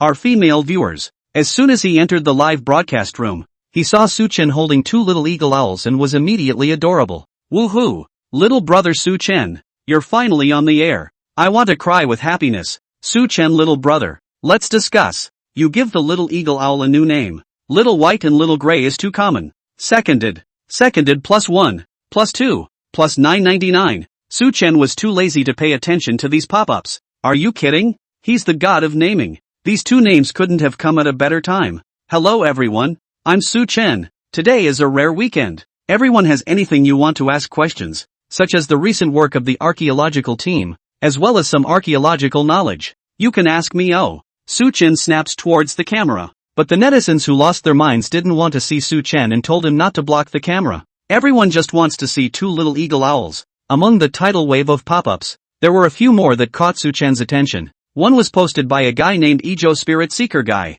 Prof. Su, I think I've heard your voice somewhere before. Can you read the sentence if you don't say anything? I'll take that as a yes. Seeing this pop up, Su Chen's pupils shrunk. Good lord, that was a light hand slash in the first place. I didn't think the little flathead would be impressed. Coughing lightly, Su Chen directly flipped to the next pop-up. The netizen who sent this pop-up, nicknamed A Piece of Mind, looked at the avatar or a girl, and the pop-up she posted immediately made Su Chen square up, only to see. She wrote on it, "Little brother Su Chen. Our archaeological team found an ancient temple in the Longling mountain range of Qilin County. There are a lot of ancient writings on it. Can you help decipher it?" On the back, there was a live streaming address following. Seeing this, Su Chen was slightly stunned. It took a search of memory to remember that a piece of Danshin was Zhang Dandan's screen name. "I've been friend before. I just don't talk much. As far as I can remember." Zhang Dandan seems to have gone to the archaeological team in Qilin County after graduation. Their archaeological team found a temple in the Dragon Ridge Mountains.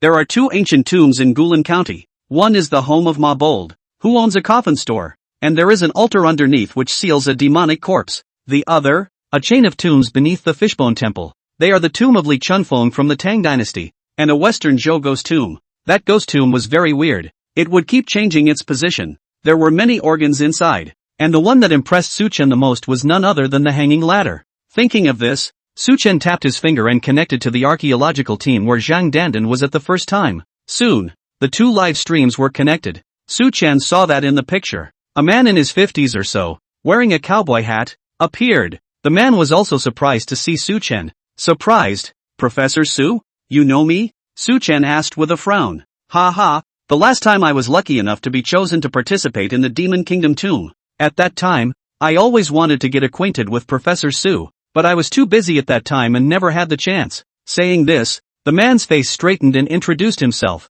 "Hello Professor Su, my name is Xiao Guofeng. I'm the leader of the ancient Blue County archaeological team." After the words, he purposely turned the live camera around. The Qilin County archaeology team can be seen currently amongst a rolling mountain range. This place is different from the strange terrain of Bottle Mountain, the jungles of the southern border, and the glacial snowfields of Kunlun. Between the mountains here, there were hardly any trees to be seen growing.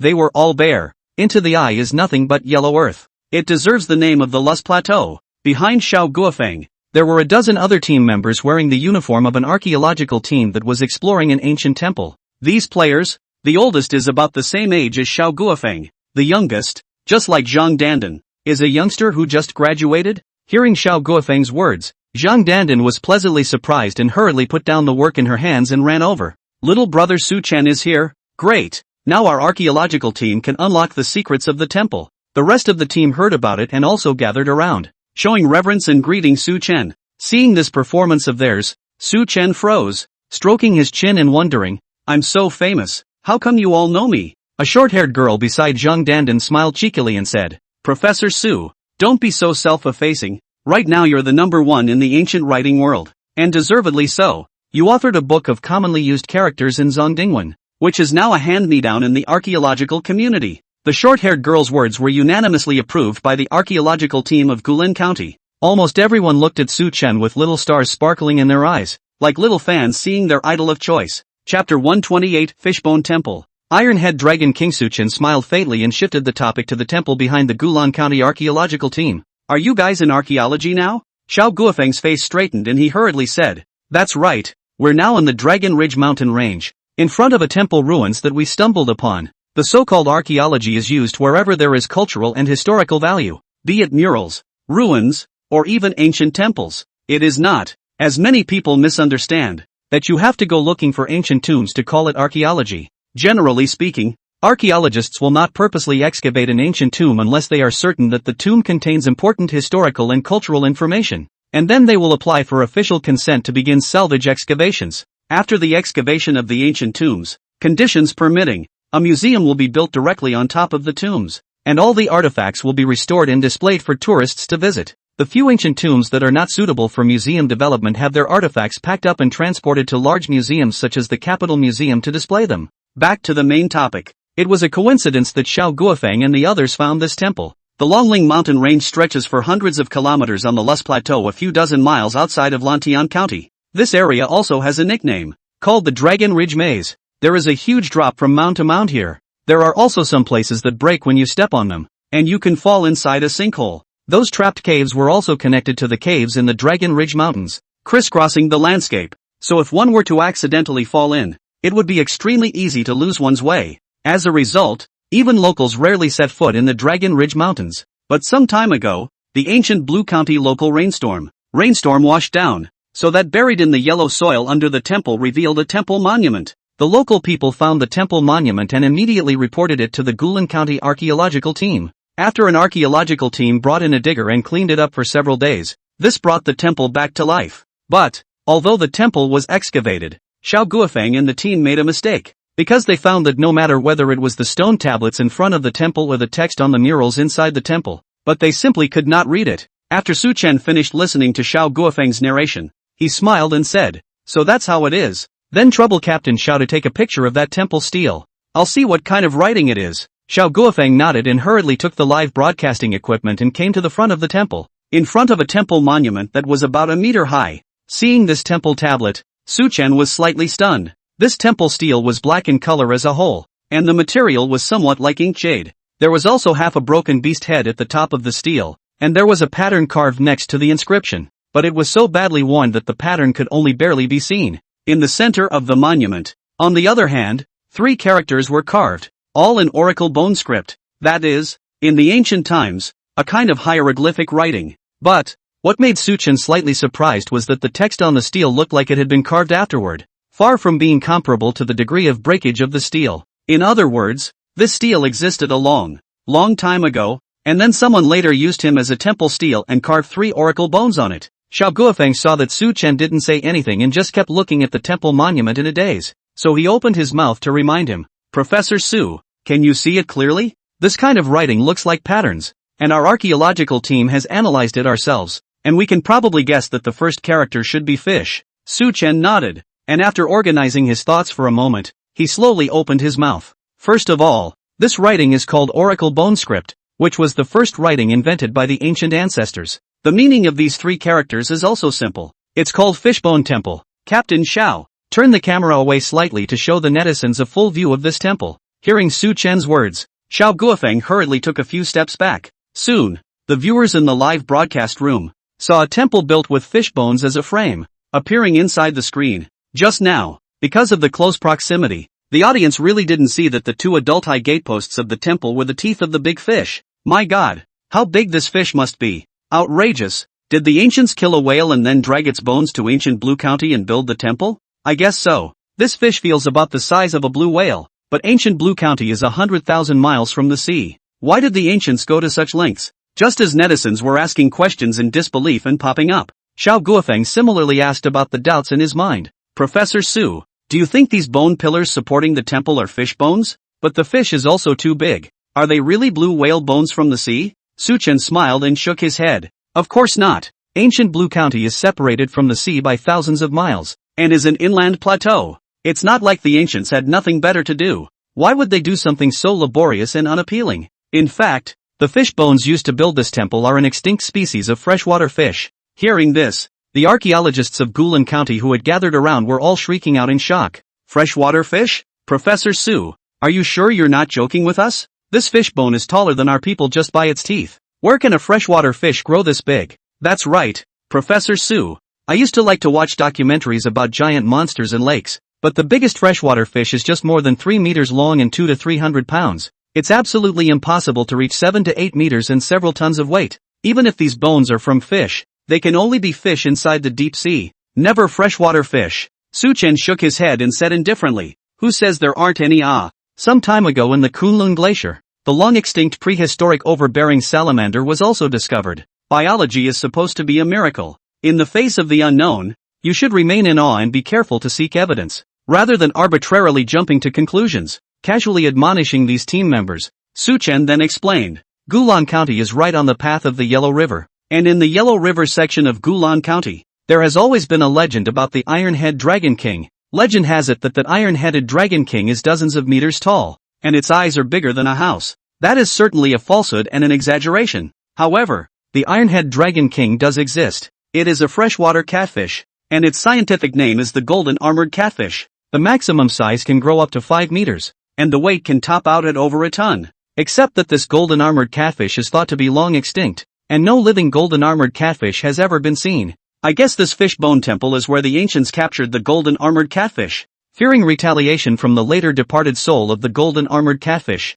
also known as the iron-headed Dragon King, they built this temple with its bones. Seeing that the archaeological team members were still somewhat in disbelief, Su Chen didn't dwell on the issue, and just gave them a rough science. The construction of the Temple of Fishbones was, of course, much more complicated than that reason. The real reason is actually the disciple of the gold-touching inspector Zhang Sanchain, Abacus Qin. He was behind the push for the construction of the Fishbone Temple, while the purpose was for the tomb of Li Chunfeng buried under the Longling mountain range. Chapter 129, The Thief Cave of the Fishbone Temple. Zhang Sanchain had 4 disciples in total. The oldest one was Flying Crash, the second one was Golden Abacus, the third one was Yin Yang Eyes, and the fourth one was Iron Mill Head. Among them, Zhang Sanchain passed the 3 gold-touching talismans to the oldest, the second and the fourth respectively, and warned these 3 people, touching the gold schoolmaster together is life, divided is death, so that the 3 brothers do not separate. Who knows? At that time, these 3 people are high-minded and proud.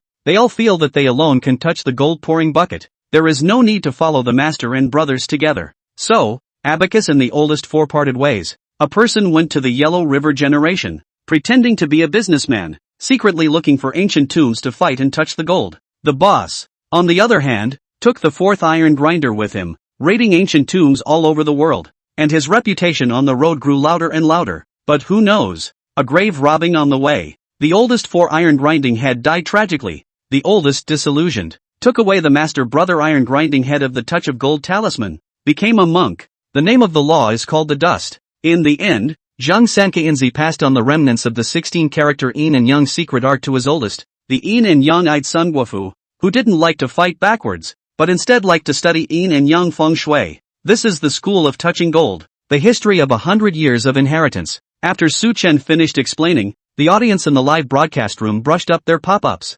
Learned. Little brother Su Chen is really knowledgeable. It's like there's nothing he doesn't know. It turns out that there are such creatures as the Iron Head Dragon King inside the Yellow River. I must visit this Fishbone Temple in Longling when I have the chance. That's why science is the truth. The ancients didn't know that the golden armored catfish was actually a catfish, so they treated it like a dragon king, and that's why they were so afraid of it. In the archaeological team, Xiao Guofeng was rather curious about the oracle bone text proposed by Su Chen. After thinking about it, he couldn't help but open his mouth to inquire. Professor Su, you just said that these words were written in oracle bone script. What dynasty is this oracle bone script from? How come I've never seen it before? When Su Chen heard this, he couldn't help but smile. That's a lot to talk about. Oracle bone script was the first script created in China. And then it took thousands of years of evolution to form the small seal script and big seal script of the warring states, Qin and Han dynasties, as well as the Hanzi we write now. One of the most famous things about the oracle bone script is that King Wen of Zhou once got the dust pearl and realized that the dust pearl contained great energy,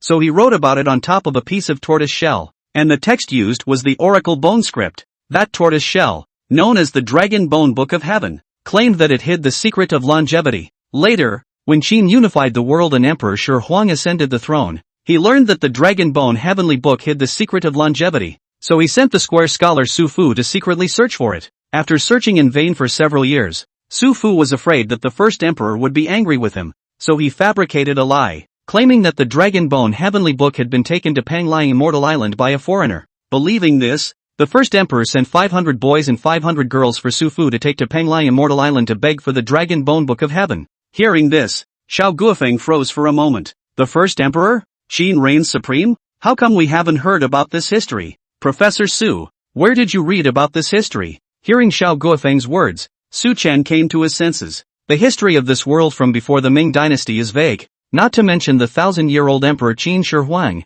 Even the North and South Song, or the Han and Tang dynasties are not understood. Some time ago, because of the appearance of the ancient tomb of Bottle Mountain and the Warring States tomb of King Lu Zhenwang, coupled with the various documents preserved in the tomb, it is considered to have a slight understanding of the era of the Warring States lords and the late Yuan and early Ming dynasties. But about Qin Shi Huang, that is not understood at all. Su Chen thought for a moment and replied. Qin was also one of the warring vassals, but because the Qin ruler, together with his ministers, implemented a change in the law to rule the world, Qin's national strength quickly stood out among the vassals, and eventually spent hundreds of years destroying the rest of them one by one and unifying the world. At that time, the king of the Qin dynasty was named Ing Zhang, and he thought he was invincible, and his achievements far surpassed those of the 3 kings and 5 emperors of ancient times, so he called himself the first emperor. It was also from the beginning of Qin Shi Huang that the monarchs of all the dynasties in China were officially given the title of emperor. Hearing this part of Su Chen's narration, Xiao Guofeng's face was a bit agitated.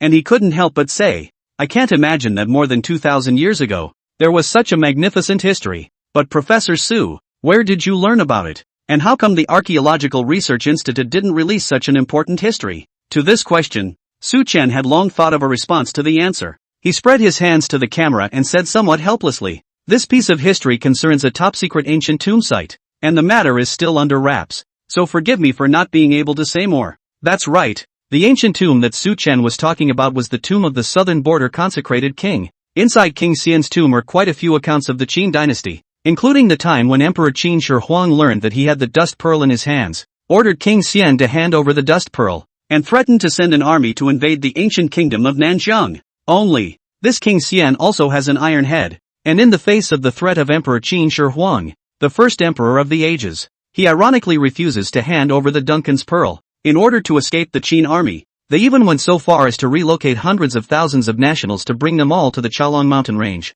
One must know that the Shadow Dragon mountain range was filled with endless white mist and poisonous miasma, and without a special method, even if there were 1,000 armies, they wouldn't be able to get through. Plus at that time, Qin Shi Huang also reached the twilight of his life. Although the heart remembered the dust beads have even been prepared to attack the ancient country of the southern border, but also personally traveled with a large army. But who knows? He passed away just halfway there. This war was naturally not fought. The Duncan's beads were also taken to the grave by King Xian and have not seen the light of day for 2,000 years. Inside the tomb of King Xian, there are accounts of this matter, including those of the first emperor. Su Chen's claim to have learned from this also stands up to scrutiny. It was only that the things that happened inside King Xian's tomb were too mysterious, and the matter of becoming immortal and living forever was too eye-catching. That's why the Institute of Archaeology has always classified this matter as top secret and has not disclosed it to the public. Although not publicized to the public, the official examination of the southern border dedication has not stopped.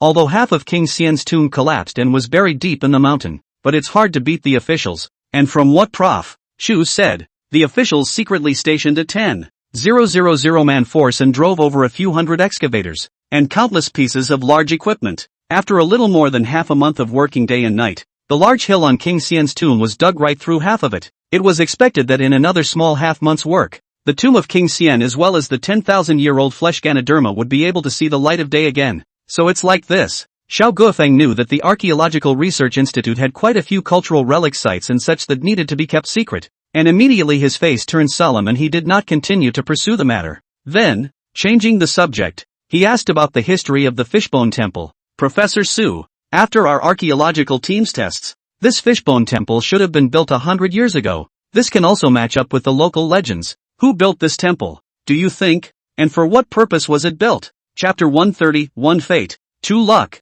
3 Feng Shui. Su Chen smiled. The conversation turned and suddenly said, Captain Xiao, you should also be curious as to why there is such a temple in this deserted mountain, right? Xiao Guofeng sniffed and nodded busily. Yeah, that's just weird. When the ancients wanted to build a temple, it was usually built for the purpose of sacrifice, but this place is dozens of kilometers away from Qilin County, uninhabited. Moreover, there are hollow caves everywhere, and the locals don't even dare to set foot here. So what was the intention of the ancients to build this Fishbone Temple? The people present likewise couldn't figure this out. It made no sense at all. A temple was constructed, but it was hidden in the depths of the Dragon Ridge, making it difficult to offer sacrifices. It is really too unreasonable. Seeing the puzzled gazes of the crowd, Su Chen smiled, then opened his mouth to explain. Actually, the reason is very simple. It's because when this Fishbone Temple was first constructed, it wasn't originally meant to be used for human sacrifices, but rather, it was meant to be a cover for people's ears.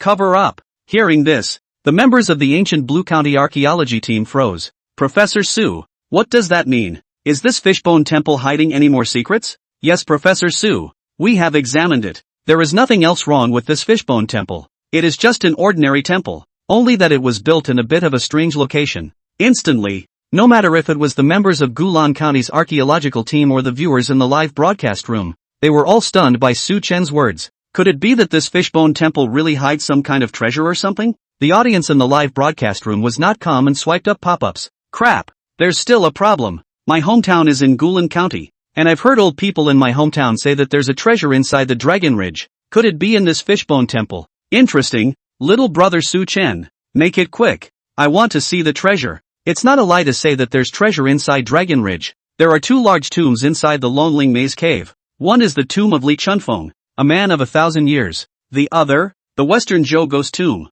In both tombs, many valuable burial objects were buried. Li Chunfeng, in particular, was well versed in yin and yang and the five elements, and many of the mechanisms he devised for his own burial chamber are of great archaeological value. The Spirit Staircase and the Bagua Terrace are not to be mentioned. That dragon bone heavenly book is even the most precious treasure of King Wen of Zhou. What's the matter? It has to be rated as a special artifact. Captain Xiao, like this. You and the team leave the Fishbone Temple first, go to the top of the opposite mountain, and I'll explain to you why this Fishbone Temple is a cover-up. Xiao Guofeng had no choice but to rush to the top of the opposite hill with a dozen or so members of the Gulan County archaeological team. These team members have been in the field archaeology for years and their physical strength is nothing to write home about. Jogging all the way to the hill opposite the Fishbone Temple, Xiao Guofeng raised his eyes. I only saw that the mountains of the Dragon Ridge were heavily mountainous, although all of them were high slopes of yellow soil and there was not much green vegetation. But the high, earth-colored slopes that you can't see the end of at a glance show the majesty that is unique to the northwest. And the Fishbone Temple, right in the middle of the mountains, is like a chicken embedded in the earth. Professor Su, we're at the top of the mountain. Is there anything different here? Su Chen looked at the Fishbone Temple and the camera and explained. You guys take a shot of the Fishbone Temple, along with the panoramic view of the Dragon Ridge mountain range. Xiao Guofeng did as he was told. When the photos were taken, both the audience in the live broadcast room and the archaeologists on the scene were all frozen. Because, this Dragon Ridge mountain range looked like a crouching dragon, and the Fishbone Temple happened to be right at the location of the dragon's head. Both the shape and the position were like a dragon's mouth looking up to the sky. Seeing Xiao Guofeng and the others stunned, Su Chen nodded. That's right. This Dragon Ridge mountain range is a hidden auger vein. You guys look to the left again. A few dozen miles away is the city of Gulan County, which also had the reputation of being a phoenix city in ancient times, saying that it was shaped like a phoenix dance. The auger dragon with the phoenix dance is exactly the phase of the auger rising from the phoenix. In the burial scriptures, this kind of feng shui pattern, although not as good as the Emperor's point where the dragon and phoenix are mirrored, is still a good feng shui point for blessing the descendants. Listening to Su Chen's explanation, Xiao Guofeng's extremely team members, one by one, stared wide-eyed, feeling that their brains were not enough. Taking off the scales? Blessed posterity? Not only did Xiao Guofeng not understand, the audience in the live broadcast room was even more confused. Will a good cemetery be a blessing to our descendants? I don't believe it. That's right, Prof. Su, you're exaggerating. According to you, if we don't work hard and find a good place to be buried when we die, won't we not have to worry about our children and grandchildren? Obviously, the moment this statement came out from Su Chen, it instantly drew a mockery from the live broadcast audience. The idea that choosing a purpose will shield your descendants is something that only the ancients would believe. How can modern people believe such nonsense when they have mastered technology and know what science is? But, Su Chen didn't get angry because of the audience's mockery, but just leisurely said, the ancients talk about one life, 2 fortunes, 3 feng shui, for accumulation of yin virtues and 5 reading. The so-called feng shui, which regulates the qi of heaven and earth, is a scientific study of ancient man and heaven and earth. Just like water can extinguish fire, and fire is strong enough to extinguish water, it is likewise a natural law. It can't be seen, can't be touched, but it actually affects the qi of heaven and earth. Of course, even the ancients recognized that feng shui can only assist if there is no luck or heavenly destiny added. Even the best feng shui is useless. The most important thing is that feng shui is in a constant state of flux, and it is possible that a change in a flower or a blade of grass can change an auspicious point into a point of great evil. Speaking of this, Su Chen smiled slightly, then said to Xiao Guofeng, Captain Xiao, what do you feel the shape of this fish bone temple right at the head of the scaly dragon is like? Like a dragon's mouth. Nice. Su Chen nodded his head and continued. Originally, the auger dragon had no mouth and gathered wind and water, but just because someone built a temple on this feng shui treasure, destroying the original feng shui, the phase of gathering wind and water in the treasure cave was destroyed with it. Xiao Guofeng froze and couldn't help but ask, what do you mean? Su Chen threw down the gauntlet and revealed the answer. This fishbone temple was built 100 years ago by a senior member of a grave robbing sect, in order to cover up and steal the treasures in the tombs underneath.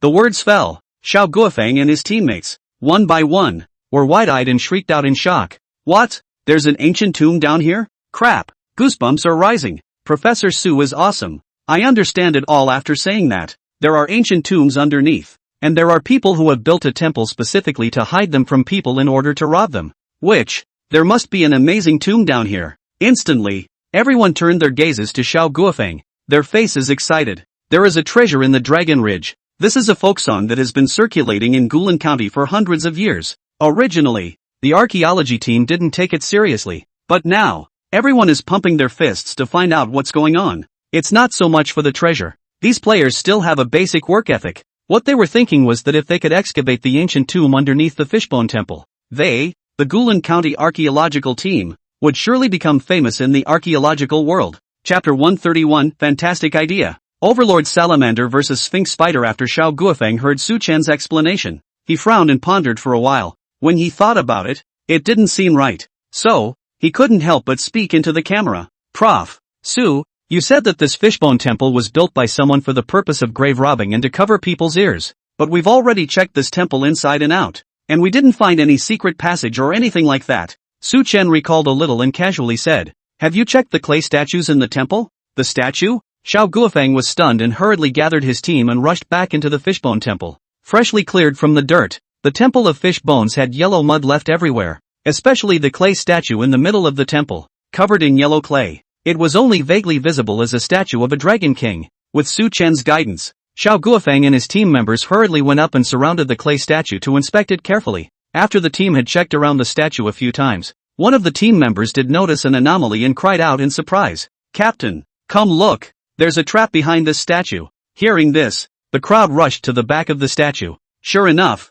I saw that there was a machinima behind the statue. Xiao Guofeng pressed down on the machine's sphincter, and only a clicking sound of gears turning could be heard. The clay statue, which weighed thousands of pounds, then slowly moved away, revealing a dark hole. Seeing this scene, the members of the ancient Blue County archaeological team, all of them had surprise on their faces. There really is a cul-de-sac. Prof. Su is really a god. Hey, Captain, are we going down? Seeing this dark hole, Xiao Guofeng's face was delighted. When he heard the team's inquiry, he waved his hand hastily. Don't rush. Safety first. Xiao Su, go get the equipment over. Let's check the environment inside first. Yes. Among the members of the archaeological team, a young lad was full of joy and hurriedly ran to bring a large pile of equipment. Xiao Guofeng first used an air testing device and put it into the hole to check the air quality inside. After making sure the air was safe, the drone was carefully lowered again. Check out what's going on underneath via the night vision camera on top of the drone. The crowd realized that going down this hole, there was a large intricate underground cavern below. The diverging roads are extreme and incredibly large. Half an hour later, the drone explored a few switchbacks and beeped a warning of low battery. At this time, the young guy who was maneuvering the drone helplessly said, Captain, it's too big down there. The drone doesn't have enough power. Why don't we go down? Xiao Guofeng was a bit hesitant. Just then, Su Chen suddenly spoke. There are many human-faced spiders in here. It's too dangerous for you guys, so it's better not to take any chances. When these words came out, everyone in the Qilin County archaeology team was taken aback. Sphinx spiders? Captain Xiao Guofeng was filled with surprise and couldn't help but ask, Professor Su, what is a sphinx spider? And how do you know there are sphinxes in there? The scientific name of the human face spider is called the human face blackjack, belonging to a rare branch of spiders. The body is pitch black, and the white floral pattern on the spider's back naturally creates the appearance of a human face, with all the outlines of the five senses, and the size of an average black spider is the same as that of a wash basin.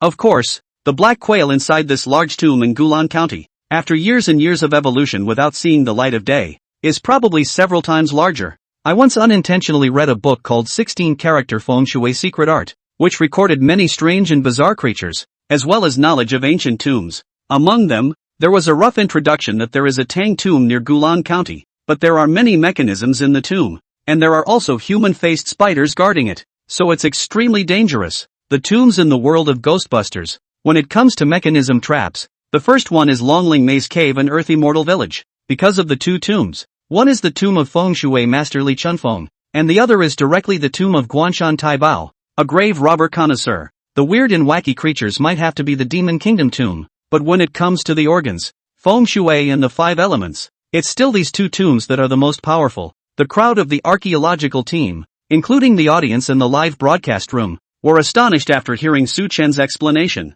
Xiao Guofeng even showed his admiration and couldn't help but sigh with emotion. No wonder Professor Xiao Su knows so much about grave robbing. To be honest, when I was in Kunlun in the past, I still had my doubts if you were a disciple of the heavenly official great god. But, Professor Little Su, is there really no way at all? Su Chen shook his head and replied, "Of course there is a way. Mobilize the army to come here. Directly hundreds of excavators to dig, to ensure that any tomb can be opened for you." Hearing this, Xiao Guofeng immediately shook his head straight. Not to mention the fact that the Qilin County archaeological team does not have such a great authority. Let's say that using an excavator and digging up the entire chamber, that would cause a lot of damage, and Xiao Guofeng would not be willing to take such a measure as a last resort. In Su Chen's previous life, Qin Shi Huang's Lishan tomb had always been only half excavated. The other half was never developed, and a big part of the reason for this is that when the tomb of the first emperor was first excavated, it was done by using excavators to start work at the same time. The terracotta warriors were exposed to the air,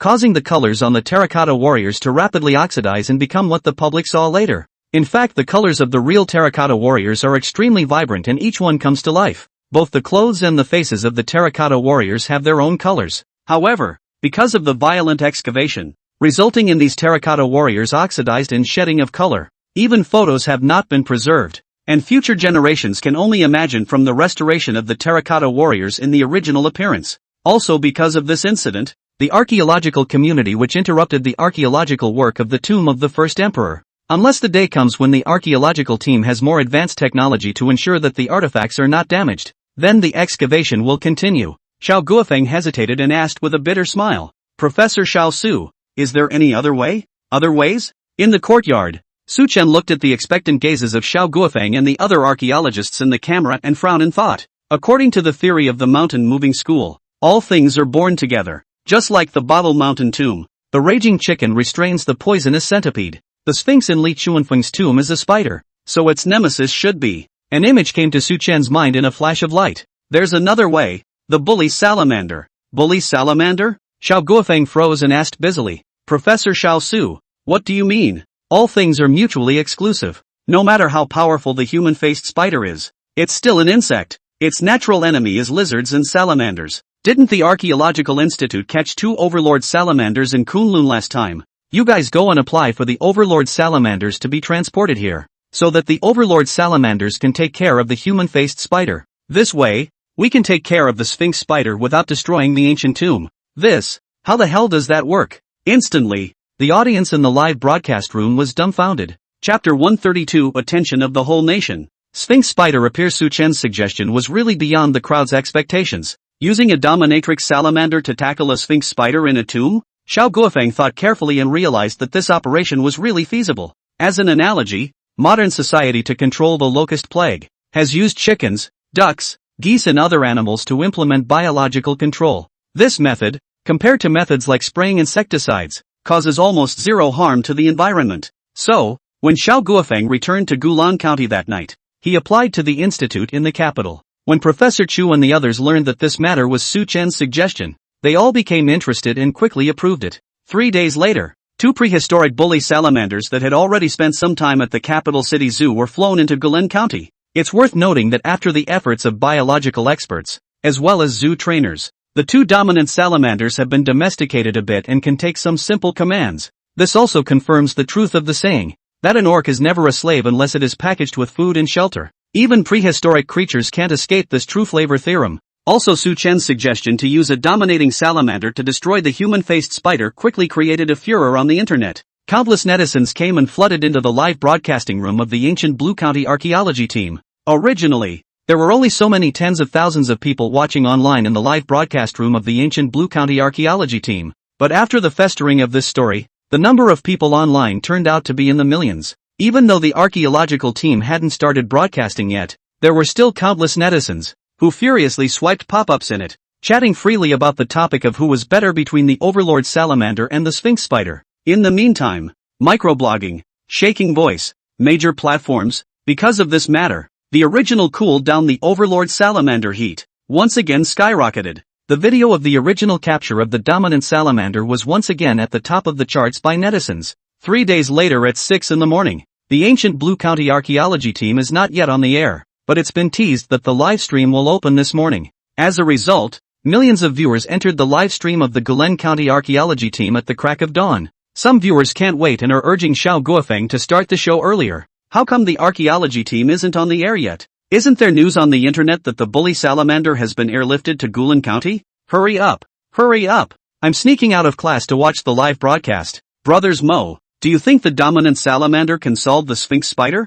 I checked the information on the Sphinx spider, which is more common in Central Asia. I've looked up the information on the Sphinx spider. This kind of spider is more common in Central Asia, and the Sphinx spider is actually very rare in China. However, no matter where, the world record of the Sphinx is less than 1 meter in size. It can only hunt some small rodents. However, the king salamander is a behemoth with a body length of nearly 4 or 5 meters, so there is no doubt about the winner. I see. I've learned. You're an expert. Ha ha, that's right. I'm a biology major, and I especially love those two prehistoric king salamanders. They really are killing machines, and they're so damn cool. The live feeds were soon buzzing with activity. Ancient Blue County archaeology team is assembling Fishbone Temple directly in front of the excavator to repair a soccer field size of a flat open space. The camp of the archaeological team stationed in the open space diagonally above the Fishbone Temple, and the open space below the difference between the fall is exactly 20 meters or so. Xiao Guofeng. They are doing the final check before the start of the live broadcast.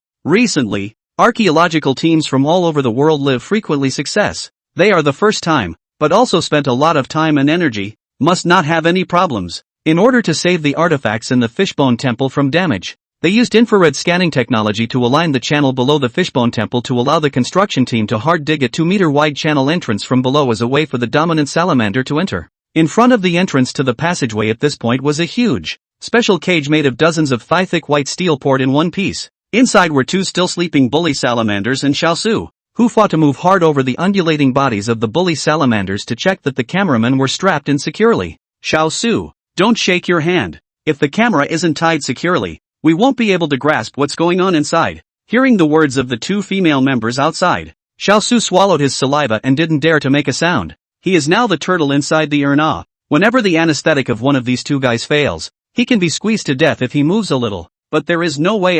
The team engaged in the camera with him and two female team members cannot let the woman rushed in front of their own right, tugging hard on the two special leather strips that bound the neck and abdomen of the dominant salamander to make sure it was right. He practically rolled and crawled out of the cage. The teammates on one side rushed to help the weak-footed man back to the camp, and the two excavators worked in unison to hold the cage against the entrance to the passageway, and blocked the back of the cage with a large amount of sand and soil to prevent the dominant salamander from escaping in reverse after waking up and posing a threat to the archaeological team. 10 minutes later, the sleeping salamander just moved. Xiao Guofeng opened the live broadcast with a command, and the camera on the two dominating salamanders was synchronized to cut into the live broadcast room, and the three-party screen was synchronized. Hello everyone, I'm Dandan Zhang, who is in charge of this live archaeology broadcast from Qilin County. She bang smile sweet big-eyed cute girl Zhang Dandan a mouth. Live instant pop-ups jumped quickly. A series of rainbow farts directly king salamander battle spiders lovers squeezed from the ground. However, Zhang Dandan himself did not realize that he was so popular,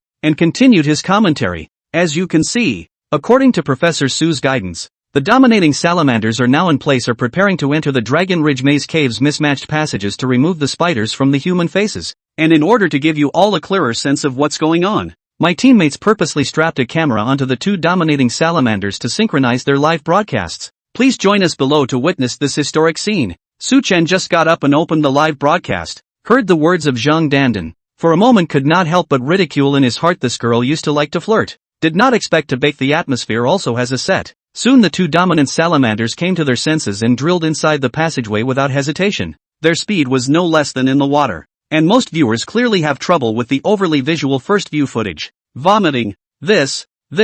It's your first time on the air. You're inexperienced. Slow down. I'm dizzy. I'm not sure what I'm talking about. Toilet froze squatting weak legs. Online help. I'm dizzy overlord salamander how to do. Emergency. Gee whiz. Upstairs are losers. Isn't this the first experience of a seat? Mom, I'm doing great. I'm riding a giant salamander through the maze tunnels. The pop-up screen was whining. When they saw the two overlord salamanders seemed to dislike marching together, and spread out at an intersection. The smaller one marched for about a minute and then suddenly stopped, and everyone was wondering what the guy was doing, when two golden glittering words appeared on the pop-up screen. Here it comes. Before anyone had time to exclaim at Su Chen's appearance, they saw a black object suddenly appear in the upper right corner of the camera. Bang! Accompanied by a landing of loud dust and fog. It is hard to wait until the dissipation, but many people are so scared that they directly throw the phone out. only to see the camera in front of a leg length of nearly 2 meters, body comparable to a hippopotamus spider topped with a miserable white human face staring straight at the camera.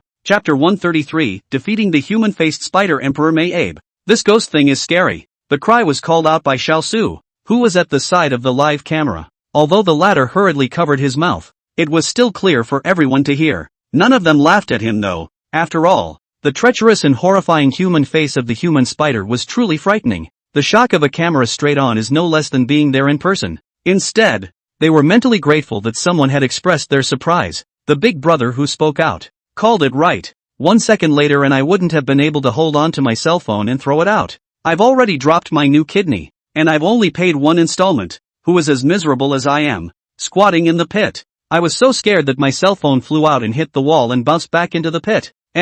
Upstairs I'm already imagining you posting pop-ups from your stick-in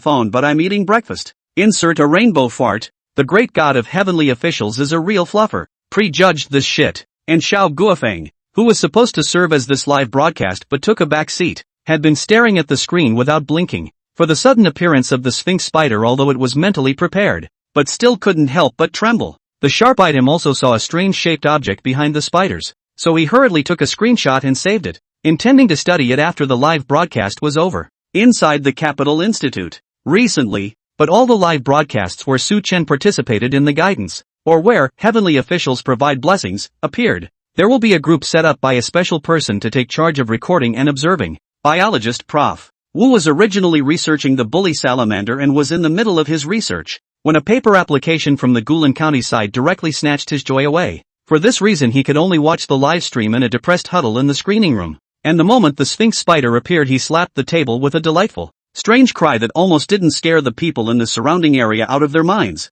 I want one of these things. Even if it's a corpse I must have one. After saying that, he rushed straight out to write the application. And the projection screen on the dominant salamander facing the tall spider not only no fear, but slightly inclined head feet excitedly picking at the dirt. It seemed ready to charge up and bite off the head of a spider embedded with a human face. The original nervous to the extreme audience saw the opposite side of the human face spider, although the appearance of appalling, but not the slightest up to attack the posture. Instant realization, a solid win for Su Chen's species restraint tactics. At the very moment when the two sides were facing each other with swords drawn, the overlord salamander let out a heavy breathing sound, the first to swoop up and launch an attack. The camera instantly pulls in the distance, even the spiky hairs on the Sphinx are clearly visible. Click. The crisp breaks as well as the chewing sounds are creepy. The camera lands, but there is a dark shadow leaping upwards towards the wrong side of the room, still dragging a bunch of streamers with it. A closer look was actually that the human face spider was bitten off half of its body, barely left 4 spider legs to support.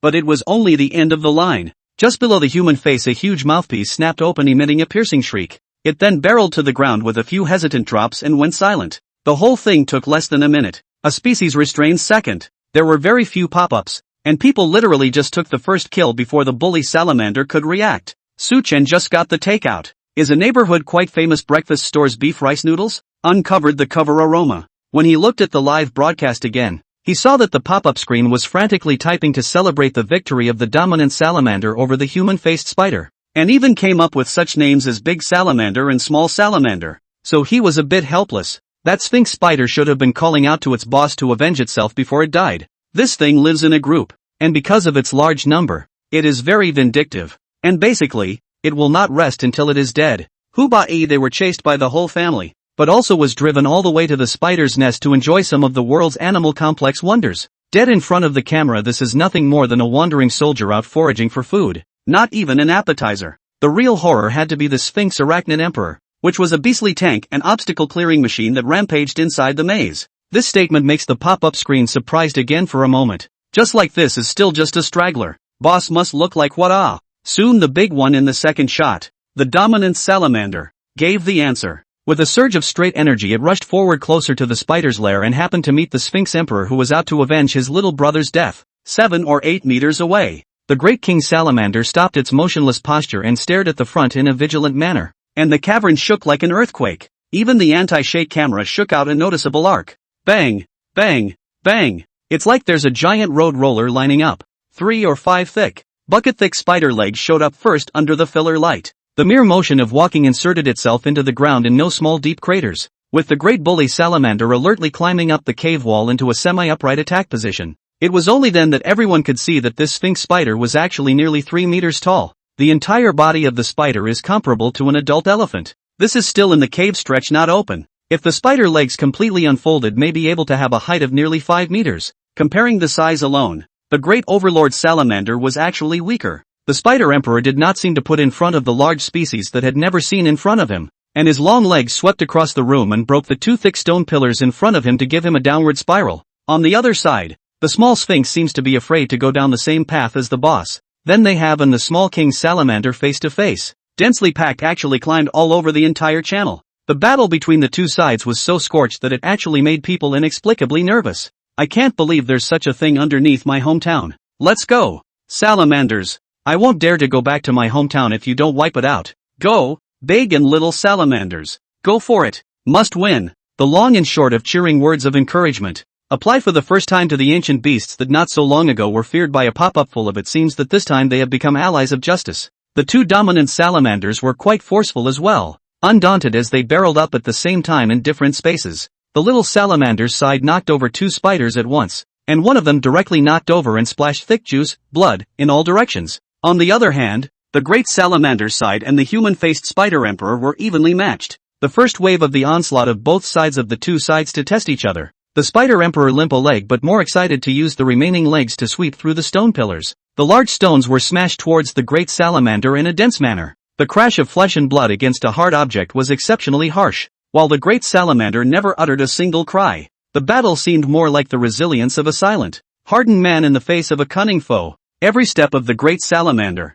who was facing the dense rain of stones, shockingly stepped on the hearts of the spectators. Bang bang, bang bang, one after the other. The whole thing seemed like 2 centuries even though it lasted only 2 minutes. Finally, the surrounding stone pillars are cleared. Spider Emperor without a long-range weapon, 7 legs at the same time pointing to the ground, bending a spring leap, actually want to rely on their own advantage from above to attack. After all, the dominant salamander is indeed vulnerable above the reptile genus, and after seeing so many extinct strange beasts, everyone knows by heart that this level of contraptions are spiritually intelligent. Seeing this, they all felt that the great salamander might be seriously injured. Only while shivering powder while watching the live broadcast, Suchen faintly hooked up the corner of his mouth. The human-faced spider emperor is ultimately too big and slow movements, not compared to that the larger and more flexible overlord salamander. Fruity. In the next second, the camera abruptly flipped 180 degrees upwards, and jumped forward a few meters. A humongous, earth-shattering crash ensued, and the camera swung abruptly downward and violently,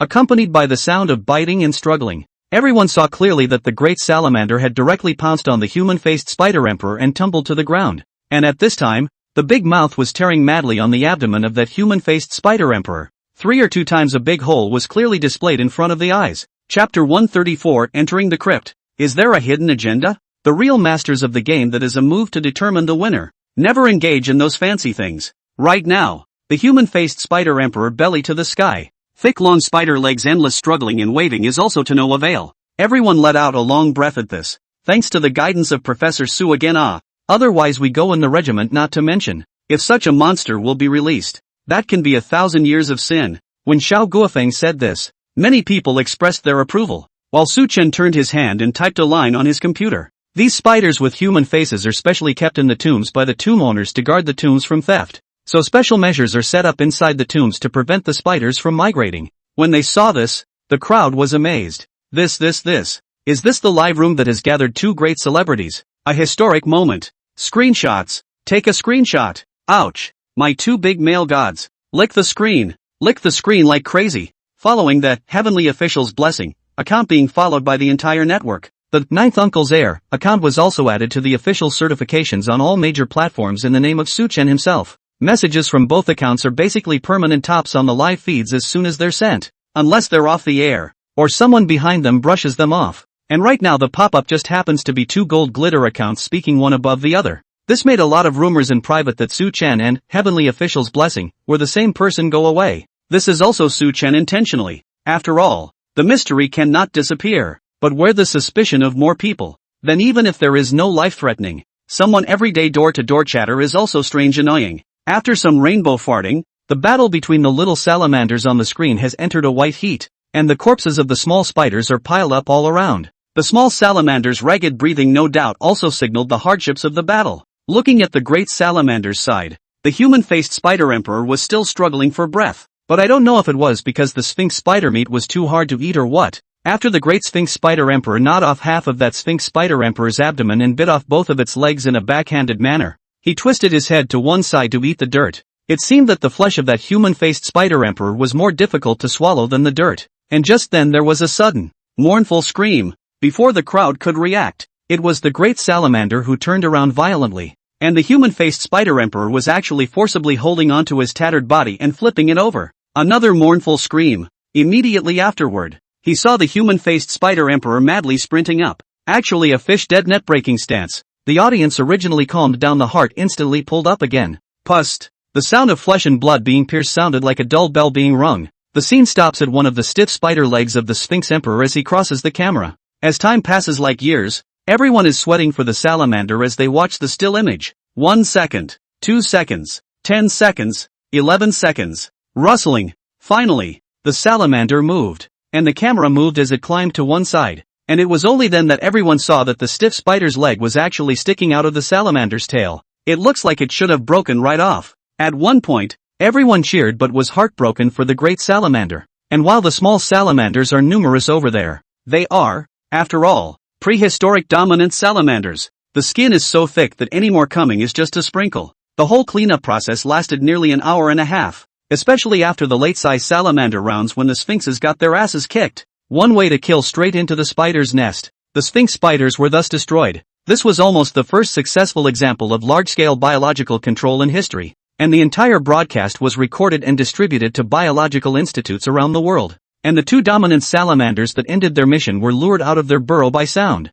anesthetized and transported back by professionals. The live stream was temporarily shut down, but the major platforms were being bloodied by videos and words of prehistoric king salamanders battling human-faced spider emperors. A lot of talent also on such a clip cut into the movie plot to the bloody battle scene. Big change, tear-jerking small short film. For such a result, Su Chen is not surprised. Simply solved the lunch after he sat in front of the computer, just opened the live broadcast in Ancient Blue County Archaeological Team synchronization line. The entire live broadcast directly exceeded 100 million online views. The live bounty alone is 2 years worth of activity for the entire archaeology team. I have to say that the emerging profession is just earning awe. The speed of this money makes people look at it. Xiao Su spat helplessly, completely oblivious to the fact that the live broadcast was already on. But it's true. And people have been commenting online that this is what the archaeology team deserves, and that more live streams can be better funded afterward, or something like that. It is also a kind of indirect consolation for the psychological fallout of these staff members who work silently to contribute to the country. All cheer up. Li Chunfeng is a generation of feng shui masters. His unprecedented ability to deduce stars and perform calculations is basically unrivaled. Even without the gatekeeper, the intricate paths within this maze of caves are enough for you to drink a pot of water. Su Chen faintly uttered a reminder, which was considered to give the archaeological team a shot in the arm. Who is he? Li Chunfeng? It is a benchmark in the world of feng shui practitioners and a masterpiece. Together with Yuan Tiangang, he compiled the pushback diagram, a book that can tell the future. It's just a shame that books like this end up leaking, and are easily erased by history, no matter what world they're in. Li Chunfeng is also in the life of his own tomb will be measured by grave robbers patronized.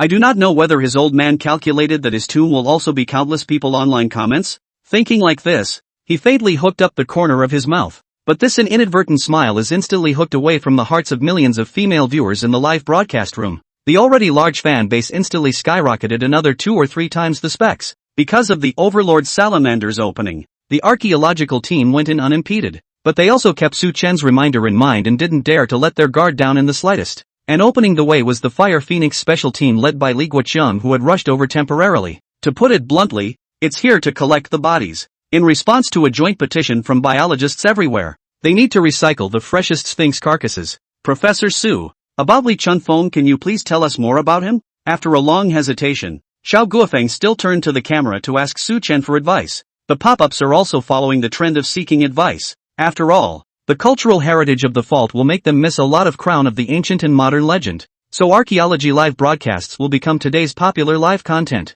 As Su Chen estimated the progress of the archaeological team, he briefly introduced Li Chunfeng's life and achievements before they entered the Underworld Hall. And while it was said to be the home of the Ancient Blue County archaeology team, in reality everyone defaulted to Su Chen being the anchor. drunk on his commentary. Soon the tomb passage became narrower, and the strong flashlight illumination ended in a robber's hole through which only one person could pass. After making sure that the air circulation was perfectly fine, the archaeological team entered the undertow one by one. Xiao Guofeng looked at the empty space of about 200 square meters in front of him for a moment and was a little confused. For further display, the archaeologists placed irradiating lights around the walls. In a flash, the entire chamber structure was in view. On the round below, the dome for the standard yurt shape. Below the corners of the four walls neatly and beautifully frescoed courtesans, but all white without coloring, so that people cannot help but feel strange. Professor Su, are we looking for the wrong passage? How come there are not only no coffins or burial objects in this underworld hall?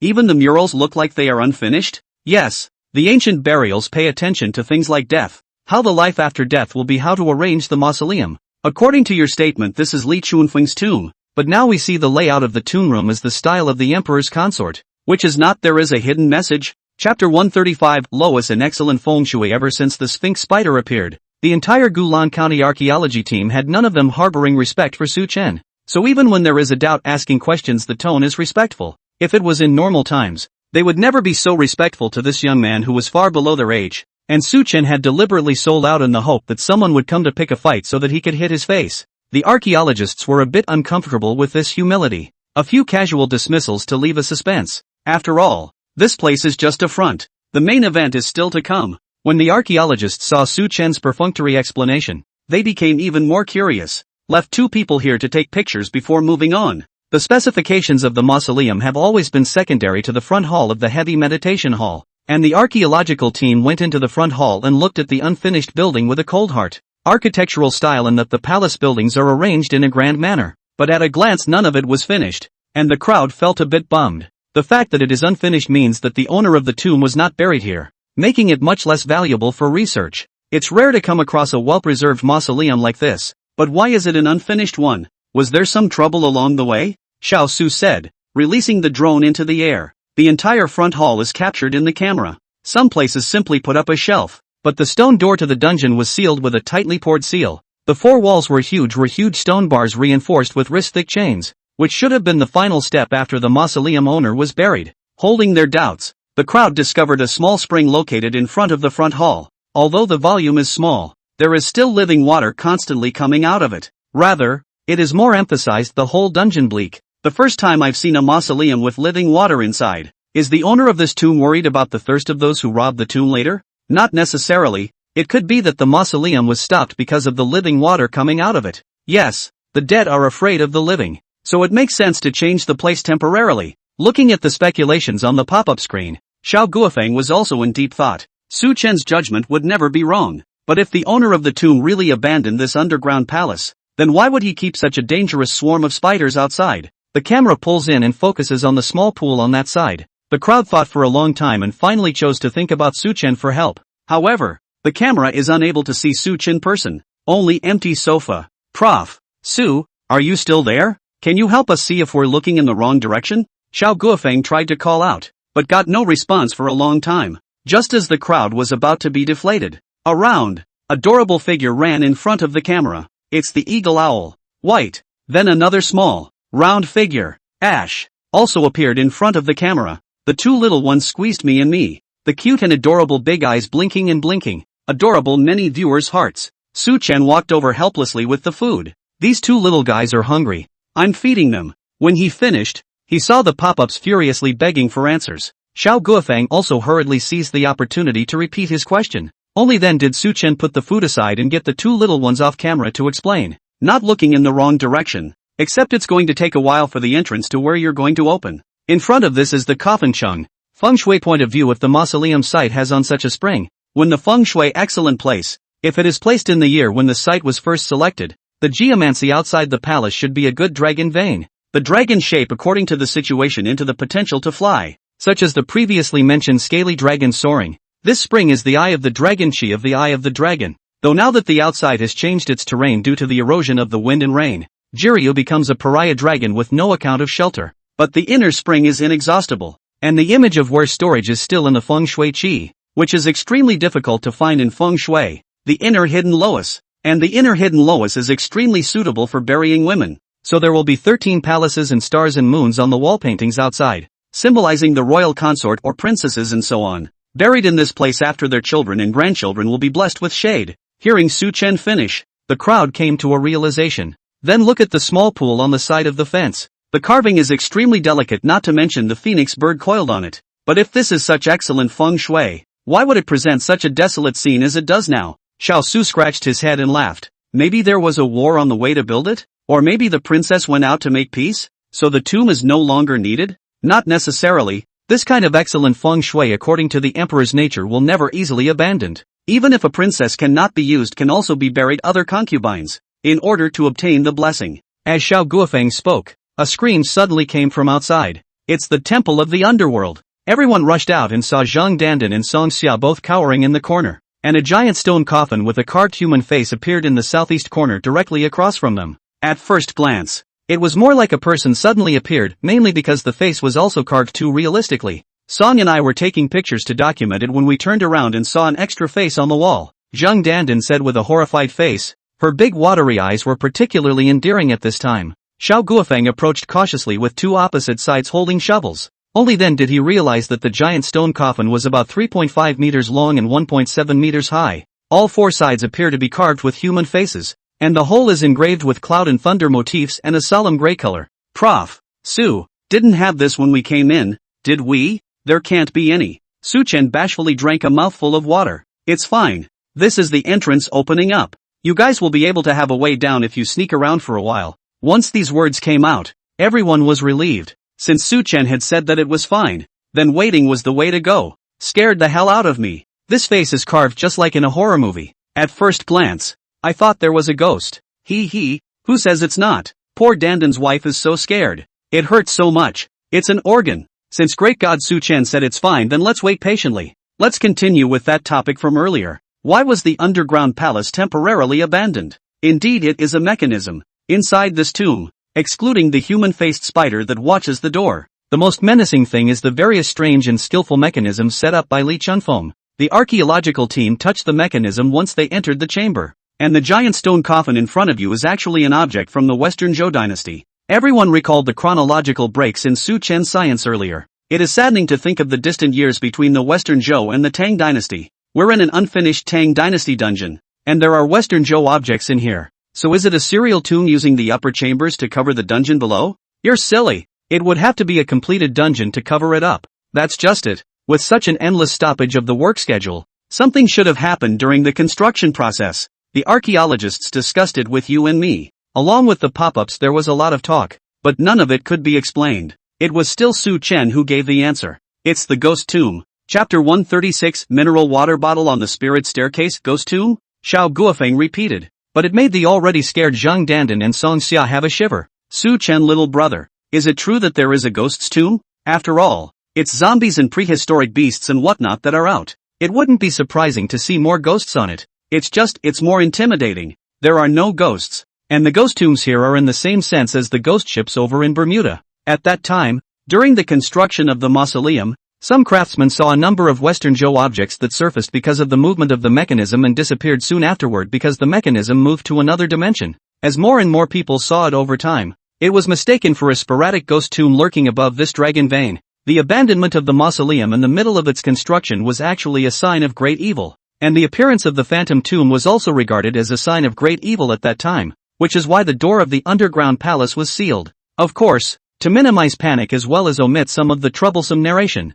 While everyone's attention was drawn to the human-faced stone coffin and the unfinished building in the front hall, Su Chen also didn't say that the entrance he came from had disappeared because of the organ change, but actually taking a good time entrance will also appear again, or just be tough and let Li and the others reopen a road. The construction crews are all standing by outside, and it's just a matter of time before they dig right through the entire chamber. And the main thing now is to get the archaeological team down there to get the treasure inside this tomb. Explain that the passageway happened to appear just in time. There is no need for special instructions either. Because of the bizarre changes in the chamber, no one wanted to stay and all followed into the passage. It's okay to follow where the experts are at times like these. The screen darkens the moment you enter the passage, even if the archaeological team carries a long-distance flashlight. But still, he couldn't see the road below or what lay deep within the pitch blackness around him. The stone steps are wide and each step is made of huge strips of stone piled on top of each other. faced with only 3 or 2 stone steps in front of them that they could see. It was obvious that the 6-member archaeological team needed more courage. Little brother Su Chen, do these stone steps lead to the mausoleum below? How come I can't see anything? Humans have feared the darkness since the beginning of time. It's something that has been deeply embedded inside their genes by long evolution. Thinking out loud in the dark to create fear for yourself is just the basic norm. And this hanging ladder of souls deliberately creates such a dark atmosphere, for the same reason that the people trapped on it are completely desperate. That's why the hearts of those who play psyops are dirty. The architectural structure that could originally be explained clearly by science was arranged in such a way by Li Chunfeng. People trapped up there are bound to scare themselves to death when they think of certain things that are remnants of feudalism. This was also the initial reason why Hu Bai and the others were stuck on the hanging soul ladder thinking of a whole bunch of has-beens to scare themselves. As for now, seeing that the pop-ups were becoming sky-high because of his commentary, Su Chen felt that he could have some fun. According to the information I've gotten, once you pass this ladder you'll be able to find the entrance to the mausoleum below. This was not an empty claim, but was deduced from the second half of the volume of the 16-character Yin and Yang Feng Shui secret art.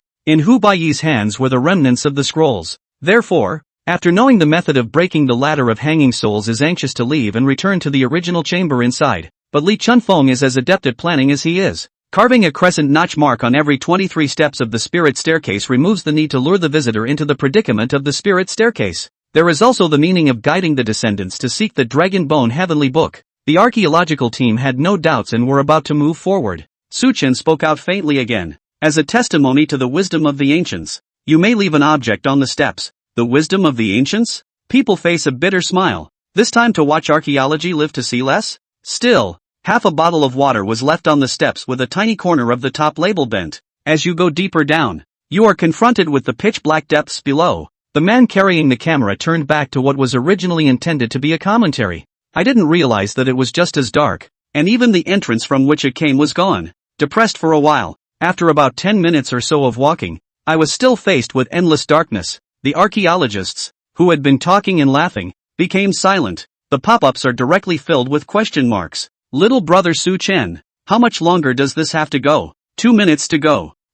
Looking down into the darkness below, the collective question mark face, so he can only grit his teeth and resist the urge to question in his mind and continue down the road. 2 minutes were quickly approaching, but with the stairs still going down in front of them, the team was completely out of patience. Prof. Su, didn't you say that we would reach the entrance of the mausoleum in 2 more minutes of walking? Exactly. How is this still a step downward? You don't know what this place is deliberately teasing us, and you're still pretending to say something about seeing the wisdom of the ancients. Even though the public, who were convinced of Su Chen's words, saw the archaeological team in such a predicament, the dull and depressing feeling given by that endless darkness also made them follow and question Su Chen. Yes, Professor Su, do you simply not know where the archaeological team is now located? So you deliberately made up the strange and weird name of Hanging Spirit Stairs to play God. I also think the Hanging Soul Ladder and all that is a bit of a stretch, but this broadcast is really depressing. Help! I came to watch the live broadcast to relieve my stress. Why is the pressure getting worse?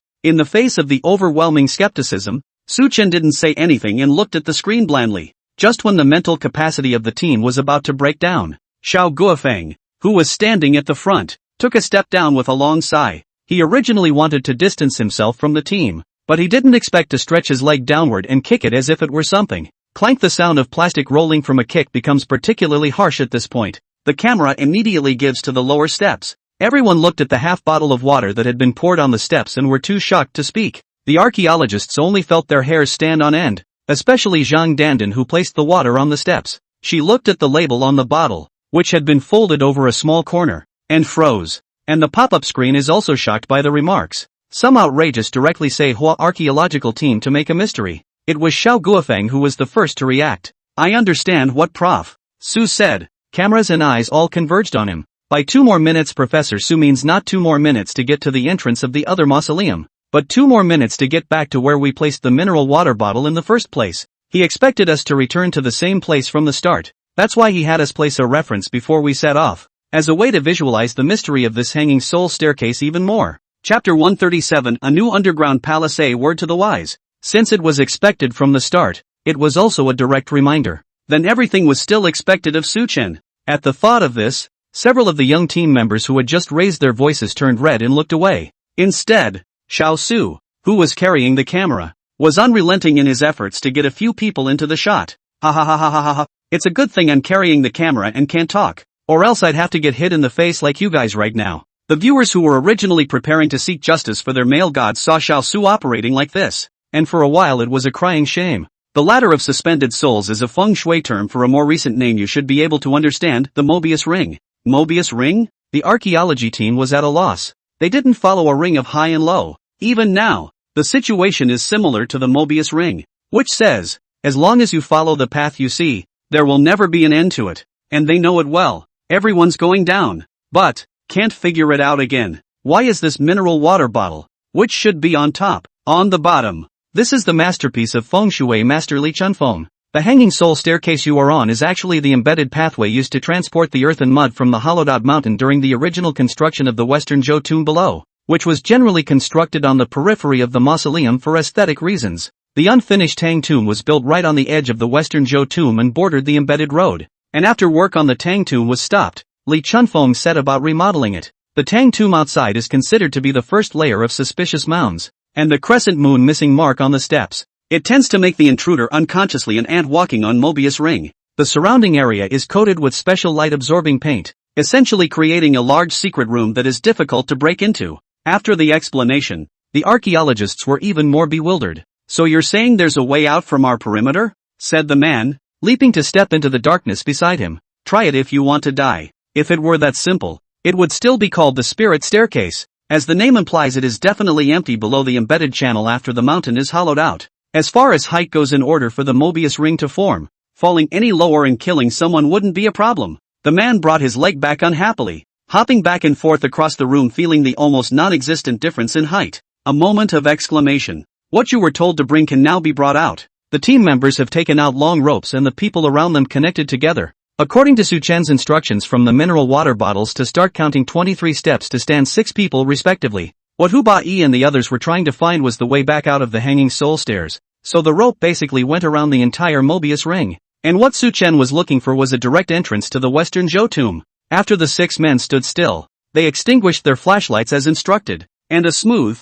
twisted, fluorescent line in the darkness leapt out at the camera. Surprisingly, the rope was pre-soaked in fluorescent liquid. On the camera, the rope twisted in the same arc as Su Chen had predicted, right at the junction of the twisted side view of the Mobius ring. The junction of the 2 closed loops should be visually distorted, and that's exactly why it feels upside down. Zhang Dandan, you feel your way to the right of the next step of the stone staircase with the missing moon mark. Hearing this, Zhang Dandan looked at the endless darkness to his right and walked down a step, then apprehensively tried his shovel to the right. Clank. A crisp crash made everyone breathe a sigh of relief. With that, he hurriedly followed the rope to where Zhang Dandan was. It was still a downward stone step, but the moment I walked down that stone step, it was clear in front of me. There were only 6 stone steps and a stone door carved with the face of a man with a different look. The thunderbolt carving lines are smooth and fluid, but the face is not gendered in any way, and the ears of the human face are different from normal, which is even more incomparably bizarre. Not much of a mechanism appeared, and the archaeological team opened the stone door and walked in. It was a slightly leveled tomb passage, very dry, and the carved murals on both sides were actually in the style of the Western Zhou dynasty. The content is the same as the door. Happy and sad faces are painted almost all over the tomb passage. This tomb owner, what hobbies are out of reach of the secret room. Human face graffiti tomb passage. The foreigner's hobby of modern graffiti was practiced by our ancestors more than 1,000 years ago. Who says it's not? I'm completely convinced by that latter. The time of discovery abroad was also too late. There's one thing to be said for this crypt, it's so much fun punching the clock. There's a team. This side of the archaeological team continues to move forward. Su Chen temporarily turned off the camera and only logged into the account, stretching long and hard. It was already time to go out and forage for food at mealtime. After coming to this world, the sky is the biggest and eating is the biggest, is his guideline. And with the neighborhood pretty much mapped out, he chose a remote, middle-ranked restaurant on popular reviews. Good reviews get paid to just brush them off. But it's the stores in the center where diners find fault with a bunch of things but don't mention the taste of the food at all that tend to taste great. Arrived at the place, lipped out and ordered some homemade stir-fry. When the live stream was turned on during the course of the dish, it was seen that the archaeological team had successfully reached the new dungeon. The architectural style of the entry was dilapidated, but it was good to be able to distinguish the basic general layout of the underworld hall and the front hall. But a phantom tomb is a phantom tomb. And Li Chunfeng himself built his own mausoleum on the foundation of this already dilapidated Western Zhou tomb. Mixing instead is more effective in concealing one's burial chamber. As expected, Xiao Guofeng and his men searched the entire underground palace before and after, and failed to find a new entrance to the chamber. One could only ask for help towards Su Chen once again. Up there? Up there? The crowd looked up at the top of the tomb embedded with stars, dumbfounded. Didn't they just come down from up there? This is Li Chuanfeng's mastery. No matter how the mechanism works, the two chambers always wrap his chamber in the very center. When ye are above, the chamber is below, and when ye face below, the chamber is above. That is, endless chasing after the crypt. Initial projections into the chamber organ's running time should be 2 hours. Watching live for 3.5 hours. Su Chen then told the archaeological team to eat something in place to recuperate first. Half an hour later, he too had finished his meal. Watch the livestream after disliking those few malicious fault-finding reviews on Popular Review in passing. The chamber hadn't changed at all, and the team was a little restless. Professor Su, when are we going to move? Sitting on my butt hurts. Yeah, it's pretty big in here, but the thought of moving on is idle. Su Chen didn't say anything as the archaeological team stayed at the entrance into the underground palace. The fact that the entrance behind him had not disappeared meant that the next path that Li Chunfeng had guided him to had not yet appeared. There's no other way but to wait, unless the archaeology team is willing to have large machinery come in and clear the way. It was only the thought that Li Chunfeng had counted on the fact that sooner or later, someone would enter his own crypt, and in turn, leave such guidelines to screen people. Su Chen was a bit curious. Had Li Chunfeng counted himself? After all, in the book, the archaeological team took out the Dragon Bone Heavenly Book from his tomb. After the surface of the book, coincidentally met with an airplane crash damage. Is this because the archaeological team that took out the Dragon Bone Book of Heaven did not follow Li Chuanfeng's guidelines? Chapter 138, he has calculated that you will enter his tomb today. Of course, the two addresses vary, and there are legends that Li Chunfeng foresaw the end of his tomb. Therefore, he split the Dragon Bone Heavenly Book he had obtained into 2 halves and hid it in 2 tombs. But these are all rumors. Look right at the eyes. A long-lost system beep suddenly sounded in his head. Ding! Pointing out the archaeological team was successful. Reward. It was the critical moment. But the screen was yelling. Moving. It's moving. Professor Su, what are you doing? What's all the fuss about? The camera moves up to see a tombstone falling steadily right above the entrance. This stuff has been touched more than seen by archaeological teams. Not only does it weigh 1,000 pounds, but after the sealing stone hits the ground there is an unmeasurable amount of yellow sand flowing down the outside to flood the tomb passage. It can be said is that even if you can drive the crane inside the tomb, that cleaning up the yellow sand will take quite a bit of time. Anything that goes wrong inside during that period is isolated. What to do? Professor Su, are we going out now? The grave sealing stone did not descend quickly or slowly, more like the slow-motion scenes inside certain dramas that specialized in separating the hero and heroine from each other's yin and yang. Only now the passageway outside is empty of ghosts. Get out of here. What's wrong with you? Yes, Dandan's wife. Run quickly. What if there's poisonous gas or something after we close the door? Please, don't freeze. You can go archaeologizing wherever you want afterward. Wife walking fast. Professor Su may not be asleep. Don't wait for him to make arrangements. The archaeologists were still waiting for Su Chen's reply, but the pop-up screen was in a panic. Just as the tombstone had dropped halfway down, the team members' shaking legs were ready to run outside at any moment. Su Chen's voice finally came out from inside the live broadcast. Although the camera was still not turned on, the sound was a great comfort to the archaeological team.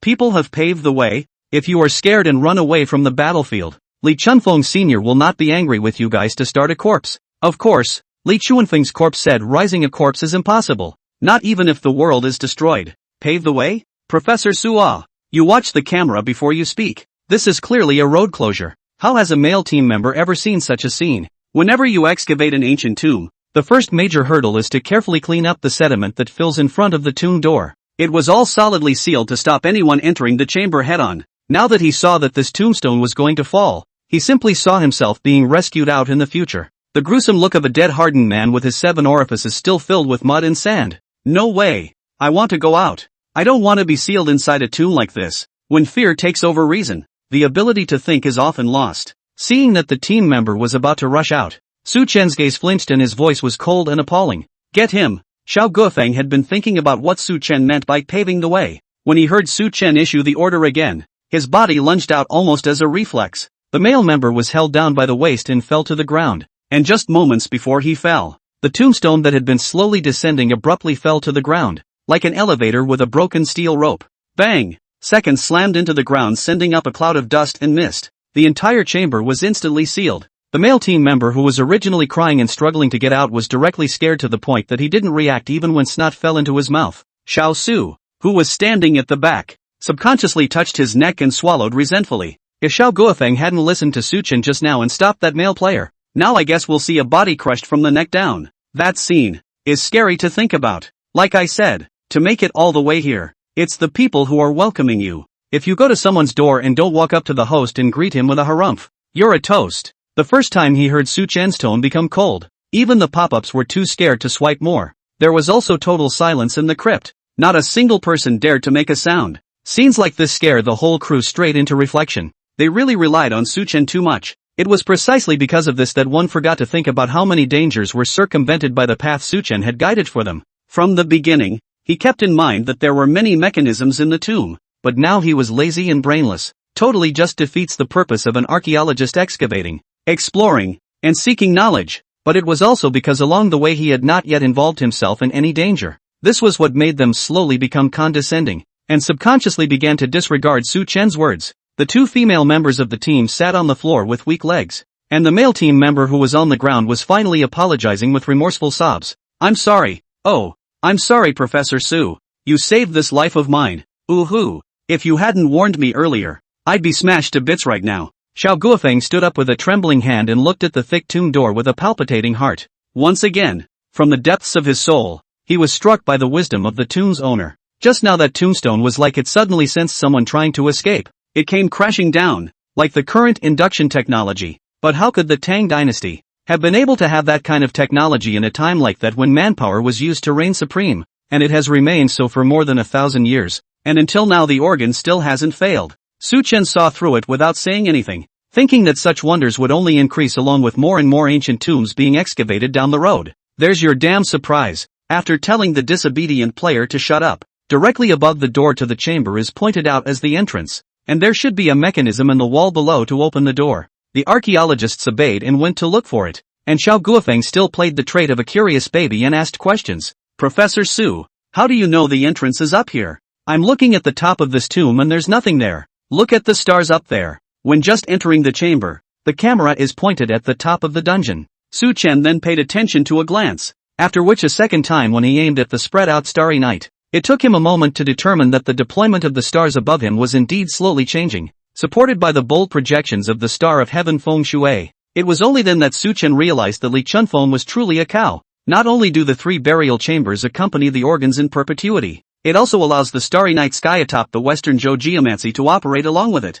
and it's still perfectly synchronized with the present time. Today happens to be the main Willow host, and it is a fitting Willow Earth roe deer. Speaking of self not breaking the coupon too then and died, has not traveled far from the property ambush. Li Chunfeng was really counting on the fact that you would enter his tomb today, and directly set out the stars to tell you that the stuff hadn't been put far away to hide. It was waiting for you right where it was. Feng Shui techniques are cut off. Even if they are paired with the starry night directly above, everyone can't understand what Su Chen is saying, but any fool can hear how much bull hashtag in the latter sentence. And the fifth floor of the Capital Institute. 6 or 7 people stared intently at the big screen. After hearing Su Chen's analysis of Feng Shui, hurriedly, he turned around and went back to look for the previous starburst shot, eyes full of maniacal desire to seek. They are a group that specializes in documenting and researching the secret art of Feng Shui, which has only been mentioned by 2 people in the world. And groups like this one fill dozens of rooms directly on the 5th floor. None of them were specially divided down to specifically study the remarks made by Su Chen and heavenly officials' blessing in the live archaeology.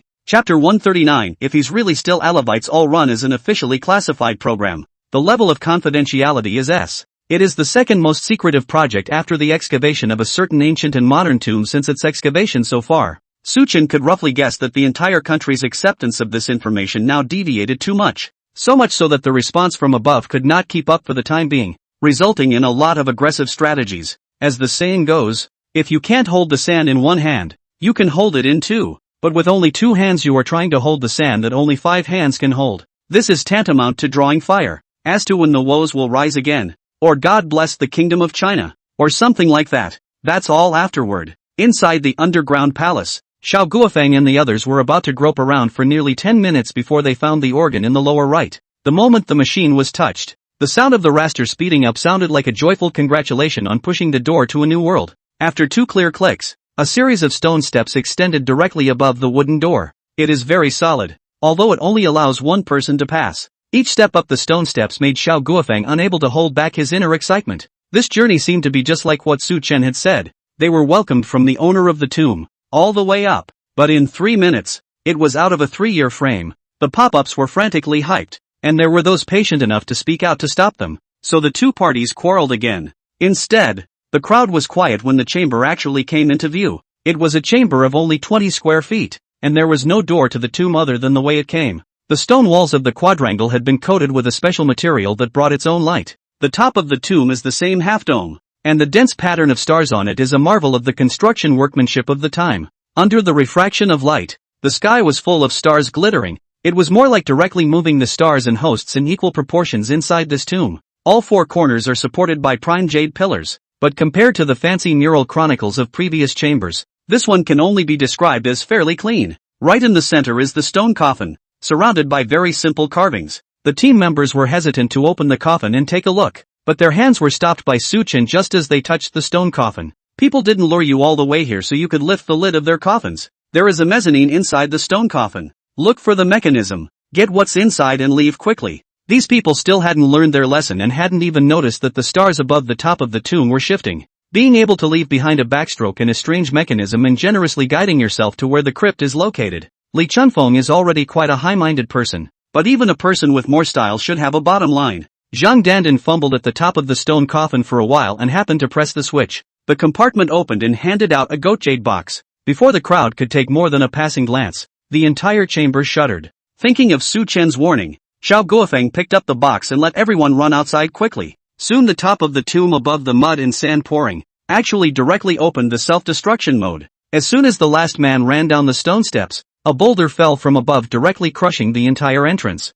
The whole thing was just right, and the huge tombstone that originally blocked the entrance even slowly rose at this time. Such a treacherous sight, as if someone was sitting in the main control room of the entire chamber, monitoring and manipulating the organs inside the chamber as it were. The hot searches on all major platforms have been dominated by the 3 words Li Chunfeng, as well as words like God's tomb fraud. Some people even directly speculated whether such a 1,000-year-old feng shui master would have left himself behind. Pretend you're dead, but in reality, the golden cicada is dead. It's watching the live feed right now, pinpointing the right time to run the organs for the archaeology team. Naturally, these comments also appeared inside the live broadcast. Everyone was looking forward to verifying their pie-in-the-sky guesses from Su Chen's mouth. But Su Chen went off the air after the archaeology team got the box of goat jade. It seems that being hotly debated by the whole country doesn't hold any appeal for him. What's even stranger is that after the archaeology team got the box, the entire chamber's mechanism looked like it had stopped working. The way out is clear. As if verifying Su Chen's words,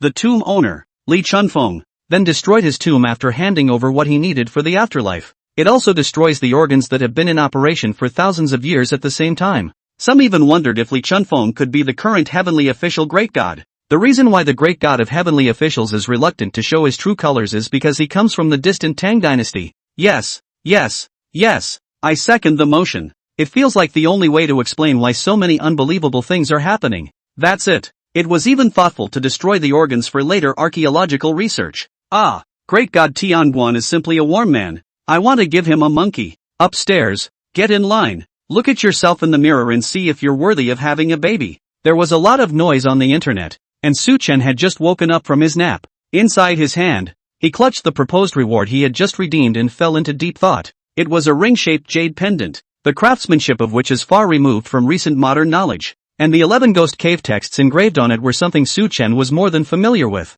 The reward this time was actually the jade pendant of Wang Kaixian, the Ghostbusters world piece. Of course. Instead, it was the exact same jade pendant that he had seen earlier inside the institute. The fact that the system didn't prompt for fusion this time indicated that this was a prop that existed independently. But what is the point of having 2 identical jade pendants in one world? For the first time, the system was silent. Su Chen was also too lazy to look deeply into the matter, and closed the net for a few days one after another to go to the countryside to take a break. After all, whenever he had just finished going down to the grave, the institute side would invite him over to ask questions. So much the better to leave it alone for a few days and make it easier to respond uniformly afterward. Another thing of course is the bronze piece engraved with the map of the Queen Mother of the West's earthly palace that was supposed to be placed on the side of the amniotic box when the mechanism was opened. It was actually stowed away together in a sheepskin box. Su Chen, who originally didn't know about this and intended to have the archaeological team look for it properly, being alerted by the system at the right time, he was also a bit dumbfounded. The mind made up its own bizarre scene of Li Chunfeng pinching his fingers and helplessly packing up all his things. Maybe, Li Chunfeng is still alive like Iron Face Shang, Zhou Mu Wang and the others? But this idea was quickly dismissed again by Su Chen with a smile and a shake of his head. Ancient thinking is hard to figure out. That Iron Mask zombie siege thing to come once on the line. More than that, he's really lazy. In the capital, in the large conference room on the 6th floor of the Research Institute, experts from various parties gathered, looking at the Dragon Bone Heavenly Book as well as the Beast Horn Mystic text gold plate that was projected on the large screen. Even the extremely senior old professor couldn't say anything about it. These two objects are the biggest takeaways from the archaeology of the lost caves of ancient Blue County, but they are labeled with things that are completely beyond our comprehension. Chapter 140, What's the relationship between going to the grave and the end of days? That was slammed mercilessly just as soon as it was said. Professor Lee, aren't you talking nonsense? If we can decipher what these words above mean, do we still need to sit here and discuss it now? Because of the major changes and discoveries made in recent months, a high-level meeting was called from above for almost half a month. The director and deputy director of the institute have gone to a meeting. That's why it was the turn of the third-in-command, Li Changyin, to preside over this meeting. But he was, after all, a man who focused on research and socialized very little. So as soon as he opened his mouth, he was disliked by people in the institute who were extremely well-liked but far inferior in research. The atmosphere was a little awkward for a while. People have been whispering about it down there. People were overly reliant on Tianguan Jifu and Su Chen before. The first time you encounter any problem is to go online and squad live, or find someone to dial Su Chen's phone number. This time, Su Chen's phone is turned off, and heavenly officials provide blessings hasn't appeared since the live broadcast of Gulan County appeared once. It should have predicted that we would be so incompetent. So this is why they have gone into hiding to see us laugh. Don't say it. We're really not as good as others. Yes, these days out of the strange and weird things we do not understand half of it. The geology of that group of old guys, how to say? It can't really be the end is coming, right? The results of the archaeology of a number of foreign civilizations point to an apocalyptic future. And China, because of the cultural disconnect, even knowing the long history of their country, progress is still slow. And after the appearance of the heavenly official's blessing, the archaeology progressed rapidly. It was originally a perennial hit list dominated by those who clamor and scratch their heads. It is now also directly recognized as a briefing list for archaeological progress. And now remove the flashbacks to the previous archaeological process and the idle 3 or 2 sentences about the progress of the archaeological chamber. They really just don't have any progress to announce to the entire population. And once one side is dormant, the other must rise. Doomsday theories are all over the internet. A number of bloggers have linked a doomsday prophecy from a foreign country with the surprising discovery of archaeology. In a few words, it was summarized as our ancestors appearing in a concentrated and unified manner at one time is telling us that the end is near. Some people even directly spread that zombie siege in Jinxiao Mountain is the old ancestor is worried that we will suffer more in the end of the world, and is trying to transform us into zombies to cope with it, right? You're putting hashtag motherfucking fart on it. As a scholar in a field of study actually relying on internet rumors to speculate on facts. An angry roar shook the entire conference room into silence. Those words really touched Li Changyin. Even more so, the researchers, who were already not taking the meeting seriously, bowed their heads in shame. Yeah, they've completely forgotten why they got into the business in the first place. As a researcher, it is important to study the questions in depth and draw conclusions to disseminate them to the world. Nowadays they are the ones who start relying on rumors on the internet. You were asked to come to a meeting to discuss how to decrypt the written message on this. Not to come to a meeting to be shady. Are you the keyboard warriors on the internet? You are recognized research scholars in the national community. We are carrying the expectations of the entire community on our shoulders. We must hold fast to our professional ethics. People who have been silent for a long time start cursing for half an hour. So much so that when a call came in behind him, he also picked it up and cursed. Something's wrong. No, I'm busy. After yelling, he handed the cell phone over to the man, but his face was white as a sheet as he reminded him to glance at the screen. He looked down impatiently and was met with lurid 3 large letters. Chu Chenping. Clunk. The phone crashed mercilessly to the ground before the crowd could react to what was happening. The hands-free outgoing voice had come through. Yo, Li, you've been on fire lately. The crowd instantly stifled their laughter, while Li Qingyan picked up his cell phone in a sorry state. After 3 or 2 answers, the phone hung up. He looked at the crowd with a greenish-white face, a trembling voice in the midst of all the anticipation. The chief said that the Tenguins want to trade with us and to send someone to deliver the stuff. Whoosh almost at the same time. All rise. Gee, I feel like I know how to interpret the one I'm in charge of. Go ahead. Hey, don't tell me. I've got a thought on my side too. This beast horn's mini gold plate is so fluffy. Cheer up, Professor Lee. I have to get back to my post as well. Those new postdocs sent me a message that they're making progress. Conduct, at this point in time, is worthless. Li Chengnian looked at the empty conference room and could only stiffly take out the bronze piece inside the goat jade box and go up to the top floor to wait for the deal. Suddenly, he rushed back as if remembering something. It's broad daylight. Trading hours are at night. Then look at the hot search bomb, disappeared for a long time. Tianyuan Jifu, finally online. I'm in the middle of a live broadcasting room ranting about an anchor who has recently increased his fan base quite quickly, Ijo spirit-seeking boy. You're talking about the end of your life. If you can't figure out the cause and effect, you're on the internet hashtag lie lie. If your brain is kicked by a donkey, you'll go back and let others kick it back to you. Listen up. I'll only explain once. The heavenly officials have nothing to do with Li Chunfeng. The recent ability to excavate so many ancient tombs as China is strong. Who the hell told you it's those dumplings warning about the end of the world? After typing, Su Chen lay down on the sofa in comfort. I didn't realize that after he disconnected from the internet and went out to play in the suburbs for a few days, this, Ijo spirit detecting boy, had created a wave of public opinion on the internet. He insisted that he had been in contact with heavenly officials' blessing and produced evidence. Many people were directly convinced and rose to over 1 million fans. It's really just saving a trouble. I should have known to let him follow into the zombie army at that time. Su Chen said indifferently and directly exited the live broadcast as the spirit seeker guy was preparing to take on the line. And after he exited, a large number of fans who had caught wind of the situation attacked the live stream directly. Those fans who were convinced that the Ijo spirit seeker guy had really been in contact with the heavenly official god and had roughly guessed the real person weren't bombarded with private messages to the point of quitting their internet addiction for a while.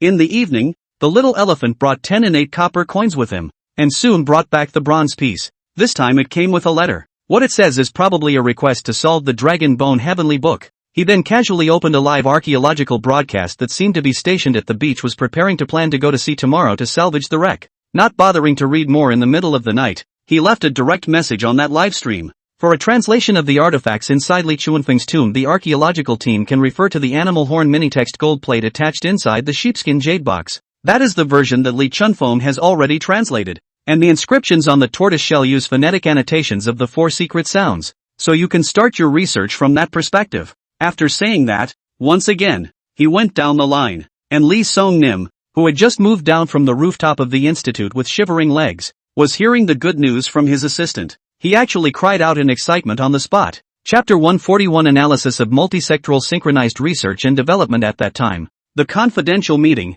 which had lasted for a week, finally came to an end. Chu Muyun just returned to the institute and went straight to the second basement floor. The institute has 3 underground levels. They are all confidential items for archaeological research or many ancient artifacts that have not yet been analyzed and are not yet available to the public. And the second basement is basically to study the material properties of ancient artifacts and so on. Because of the deal with Tiangong Jifu, a number of new departments were temporarily established here to conduct specialized research. Putting on his protective clothing, Chu Muyun took large strides into a research room.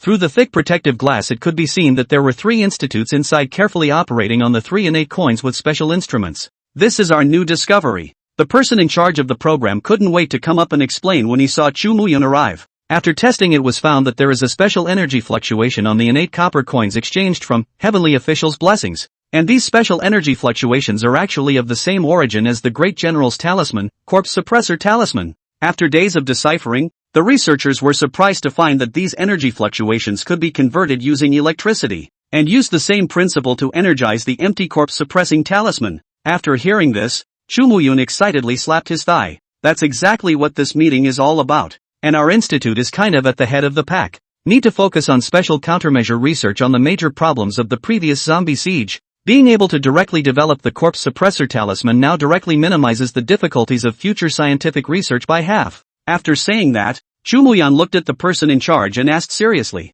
has the current quantitative exchange amount of copper money energy converting talisman paper been determined? It's kind of a direct splash of cool water on the guy in charge. The originally gleeful face suddenly turned gloomy. We consumed 3 and 8 copper coins to get the rationing of the energy interchange figured out. And roughly 1 and 8 copper coin can create 2 corpse-quelling talisman papers. And all they had left in their hands now was the 10 and 8 copper coins they had just exchanged. But the fundamental problem has not been solved, the power has not yet been tested in combat. Although there were living zombies inside the next section, they were of low rank, and have been tortured by those paleontological maniacs. There's no point in trying at all. I remember when you notified me by phone that there were still some difficulties hoping for help from above. After Qilin heard this, a bad feeling flared up in his heart. The man in charge was then seen scratching the back of his head and smiling awkwardly. I went up to hand in my report last night and saw that old Lee was scared out of his wits, so I asked more about it. Doesn't that heavenly official's blessing have two very powerful female puppets under his hand? We just thought.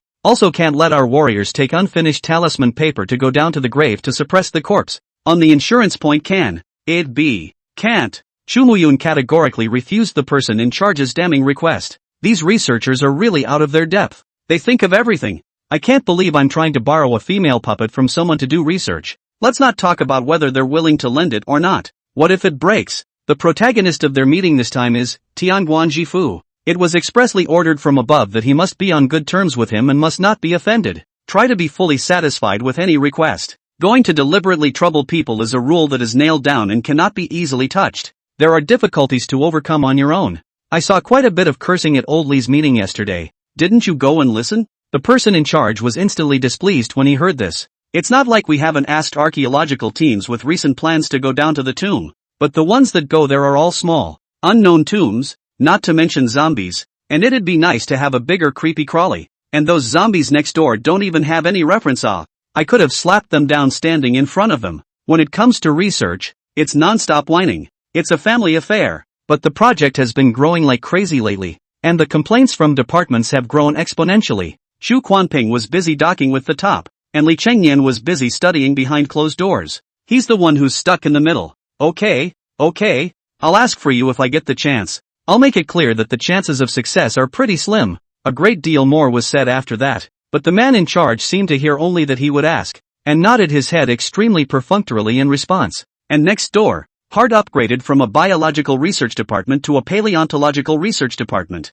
is the team led by Wu Qingping. He's kind of been witnessing all the way through the various unseen creatures that have appeared since he went down to the tomb to archaeologize. When Qilin made his rounds, Wu Qingping was inside splitting the large, miserable white face of the Sphinx spider, and in response to calls from viewers of major platforms, the study was given special permission to be streamed live. What you are seeing now is exactly what Professor Wu is dissecting the face of the Sphinx spider with his knife. According to previous instrument scans, this human face and the spider itself are completely one and the same. This party narrates as the edges of the human face are cut away in front of the camera, followed by the peeling off of a complete face. The surprise came after it was confirmed that the spider had been dead for almost a week, during which time the spider carcass was kept refrigerated. Now the cut-off human face is actually still active. Wu Qingping and his assistant compared the spiders again and again under a microscope and determined that the spiders themselves were dead, but the cells still active on the man's face were a little creepy. Hissing, "What the hell is this? Hasn't the human-faced spider been destroyed by the big and small salamanders?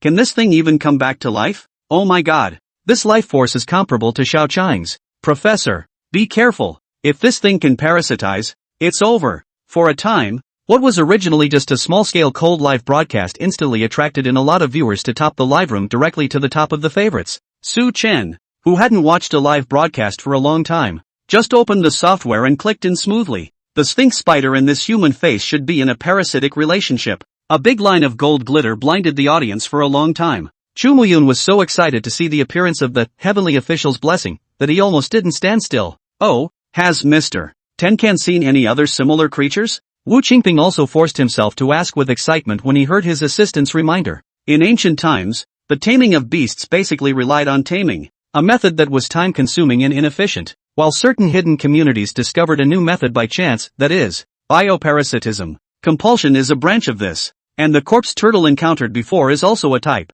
but the corpse turtle relies on killing the host's nerves as a way to control the host's body. But there are many other creatures of the same species. I have read before in an ancient book that there exists a living group of monkeys in one of the great tombs, all with masks on their faces, but their consciousness has not been killed, and they are able to eat on their own, and to mate and carry out normally all the things necessary for the survival of living creatures. Chapter 142. The archaeological team that salvaged the shipwreck was lost. I know you said this, but it should be a symbiotic relationship among parasites, right? It feels very common. Now this is completely bonded together by flesh and blood. It should not be one of those that can be compared together. Wu Qingping looked at the pop-up screen and couldn't help but make a sound. Su Chen was a bit helpless when he heard this. It's not like I'm making this up. And I can't tell you that there's also the creepy sphinx bird and the monkey in the mouth at Changbai Mountain. That damn thing is a symbiotic relationship that grows completely together and still communicates with each other. Say it, and a bunch of brain-dead people will have to spew what nonsense. Not really. The situation I'm talking about is similar to this one, except that the timing is slightly off, and it's divided into a completed version and an evolved version. The thing wrapped around the face of that monkey in the mountains is called a chi compulsion, relying on inserting its tentacles directly into the host's nerves, and in the process of parasitizing it will secrete a breath that paralyzes the host as a means of fooling the host's defense mechanism, and the chi compulsion can survive on its own after being stripped of its host, and the host won't die, it will just lose the memories of when it was parasitized. And the human face you've got now is also a parasite, only it's a worm that's still in an evolved version. To put a finer point on it, they are all bred to specialize in controlling large creatures that are difficult to tame, and as a fairly effective and quick means, the giant spiders of the time were captured and then tamed with sphinxes. The two sides were also bred for so long that their genes fused to create the current sphinx spider. The reference is to the sphinx bird of Changbai Mountain, where the sphinx worm controls the bird, and in the bird's belly are the aggressive monkeys that play a defensive role. The two that have been forcefully bred to still assemble in large groups in the snowy mountains in harsh conditions thousands of years later are pretty strong tamers. To be clear, it's not a coincidence that the Tomb Raider world and the Ghostbusters world merge. Too many similarities existed between the two worlds. Even the cultivated tomb guardians were controlled by the same means. The dead spiders in front of you and the active human faces are the best explanation for the genetic gap that is difficult to change even after thousands of years. Wu Qingping looked at that human face dumbfounded, and for a moment was unable to refute it. Immediately, he took out 2 samples for his assistant to take to compare the genes. While waiting for the results, a few more questions were asked of Su Chen. Su Chen also patiently answered them all, and the results of the genetic match came out quickly. Holding the 2 reports in his hands, Wu Qingping sat on his butt in excitement. This is truly a miracle of the species. Such a fusion of organisms is simply unheard of in the history of biological development. The forced fusion of completely unrelated organisms is not only a violation of the common sense of reproductive isolation that has developed over hundreds of millions of years, it also directly breaks the symbiosis of genes across species. The fusion of cross-species genes often creates catastrophic species destruction, and this sphinx spider instead grows stronger and stronger. Could it be that the biotechnology of the ancients of 1,000 years ago was already far ahead of the present? After all, the infamous germ warfare is the prime example of how species can't live together. Cross-species genes are even more likely to bring about various genetic defects as well as diseases.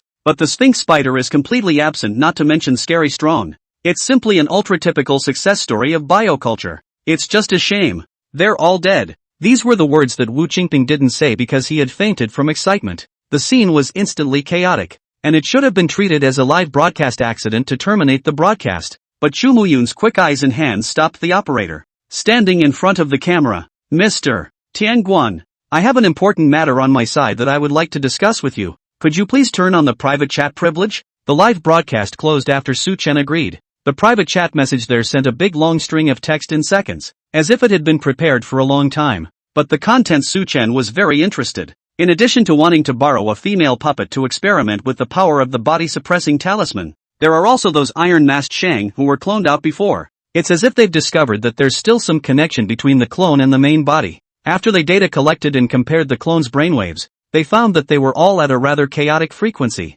To put it bluntly, a normal person reaching that frequency would have been brain dead long ago, but Iron Mask's clone was still maintaining basic life activities, and a researcher captured a special energy fluctuation on the clone, which was extremely similar to the energy fluctuation on top of the innate copper coins. This instantly attracted Su Chen's attention. If the energy fluctuations of the two were similar, then it meant that King Mu of Zhou had put a lot of effort on both of these clones, and it is highly likely that modern substances will be developed to transform the human body. That's why extremely sophisticated scientific instruments couldn't detect the shenanigans in those clones that had long since become vegetative. And studies have shown that twins have a special sensory connection with each other. Then these 1,000 or so iron-masked Shang cyborgs' brainwaves are all abnormally active. Does it mean that the 2 guys who were transported to the void number space are still alive and well now? Or how about, those 2 guys are clones too? Thinking of this, Su Chen couldn't sit still. The thought that there are still turtle grandchildren in the dark who want to backstab themselves makes me feel uncomfortable. The baby elephant was immediately sent to the institute to assist in research.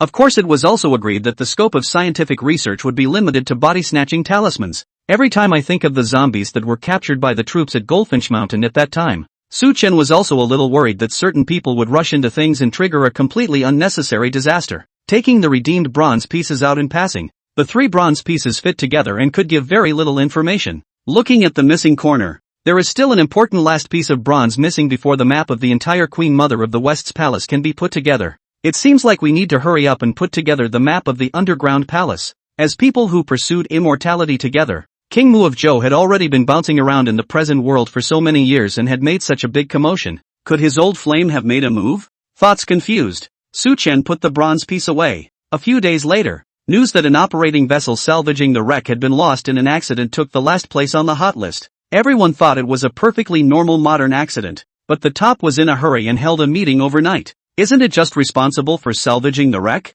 Why is the entire archaeological team lost? There's another team member who isn't lost, but he happened to be sick and recuperating inside a local fisherman's home. Is this any information worth reporting? The presiding officer of the meeting burst into a rage, and the man could only continue in a trembling voice. The team member had turned to local fishermen after the archaeological team was lost, wanting to go out to sea to search for traces of the team. But, Chapter 143 Participation in the rescue of an archaeological team. But what? You tell me. But the local fishermen refused to go as soon as they heard where the archaeological team had salvaged the wreck, and kept emphasizing that the place was cursed and anyone who went there would be punished. Hearing this, there was a silence inside the conference room. This was followed by greater anger from the host. Just a sea on which there is no wind or waves, and at best the ship has run aground. The local fishermen are superstitious. Are you superstitious too? Organize people for me tonight. No matter what happens, bring back the missing archaeologists. The meeting was dissolved. The person in charge who knew the truth became the immediate leader of the operation.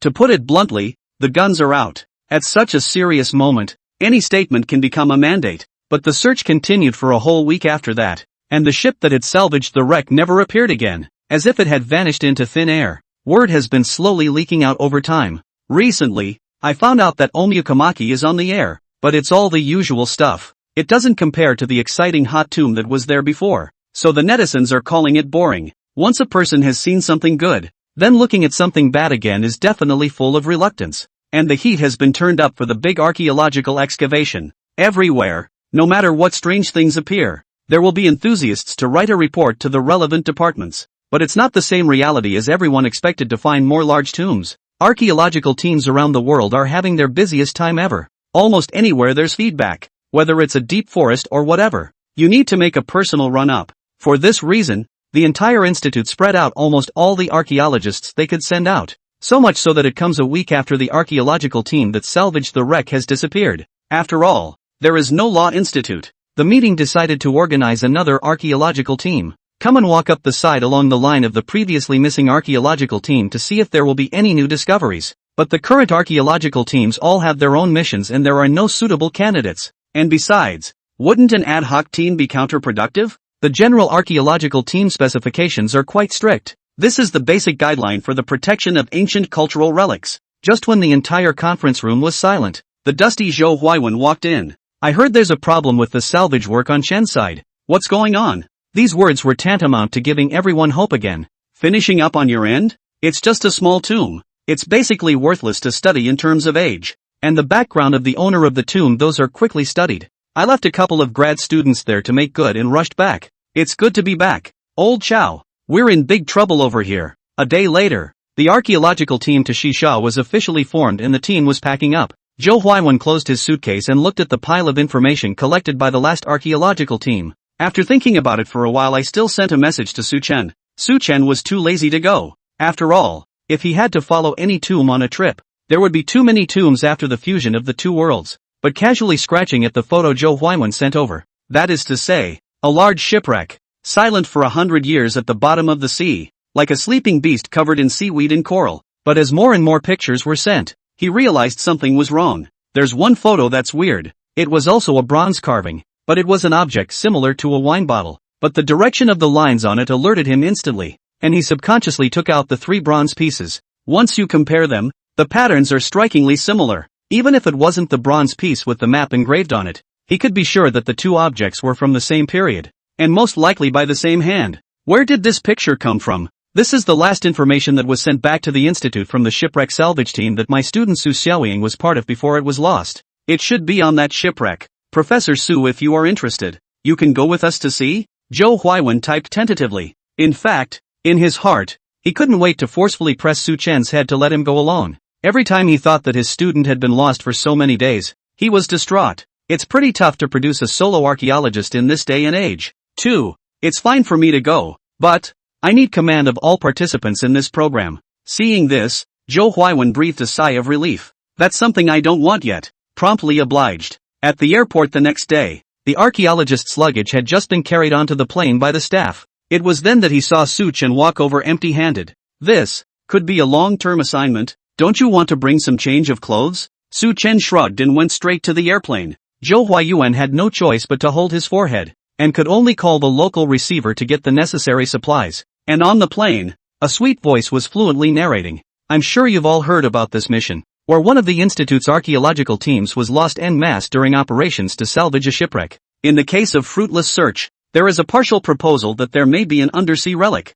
So what about this time? I will specially send Sweetie Me over to live broadcast for you all. I hope that I will live up to my promise. The last dainty words drew pop-ups of comfort. What are you talking about? Sweet wife, when have you ever let me down? Yes, yes, yes. Central Mom's own daughter naturally deserves it. TSK, TSK, it's not those Ruig talking about you in private message. Honey, tell me the account number of the other party and I'll go punch him to death. Hey, hey, hey, who's behind that? Is Prof. Su. I'm knocking. It's really something. This is the first time in a long time that a pair of people are on the same screen. Shut up upstairs. Little brother Su Chen is my husband. Seeing the pop-up mentioning Su Chen, Wang Sweetness hurriedly turned around, pointing the camera at Su Chen. He smiled. Professor Su is the leader of our archaeology plus rescue operation this time. Everyone can call Su leader yo. Faced with Wang Sweetness' sweet smile, Su Chen faintly smiled as a greeting. Then he found a seat and sat down and put on his blindfold and went to sleep.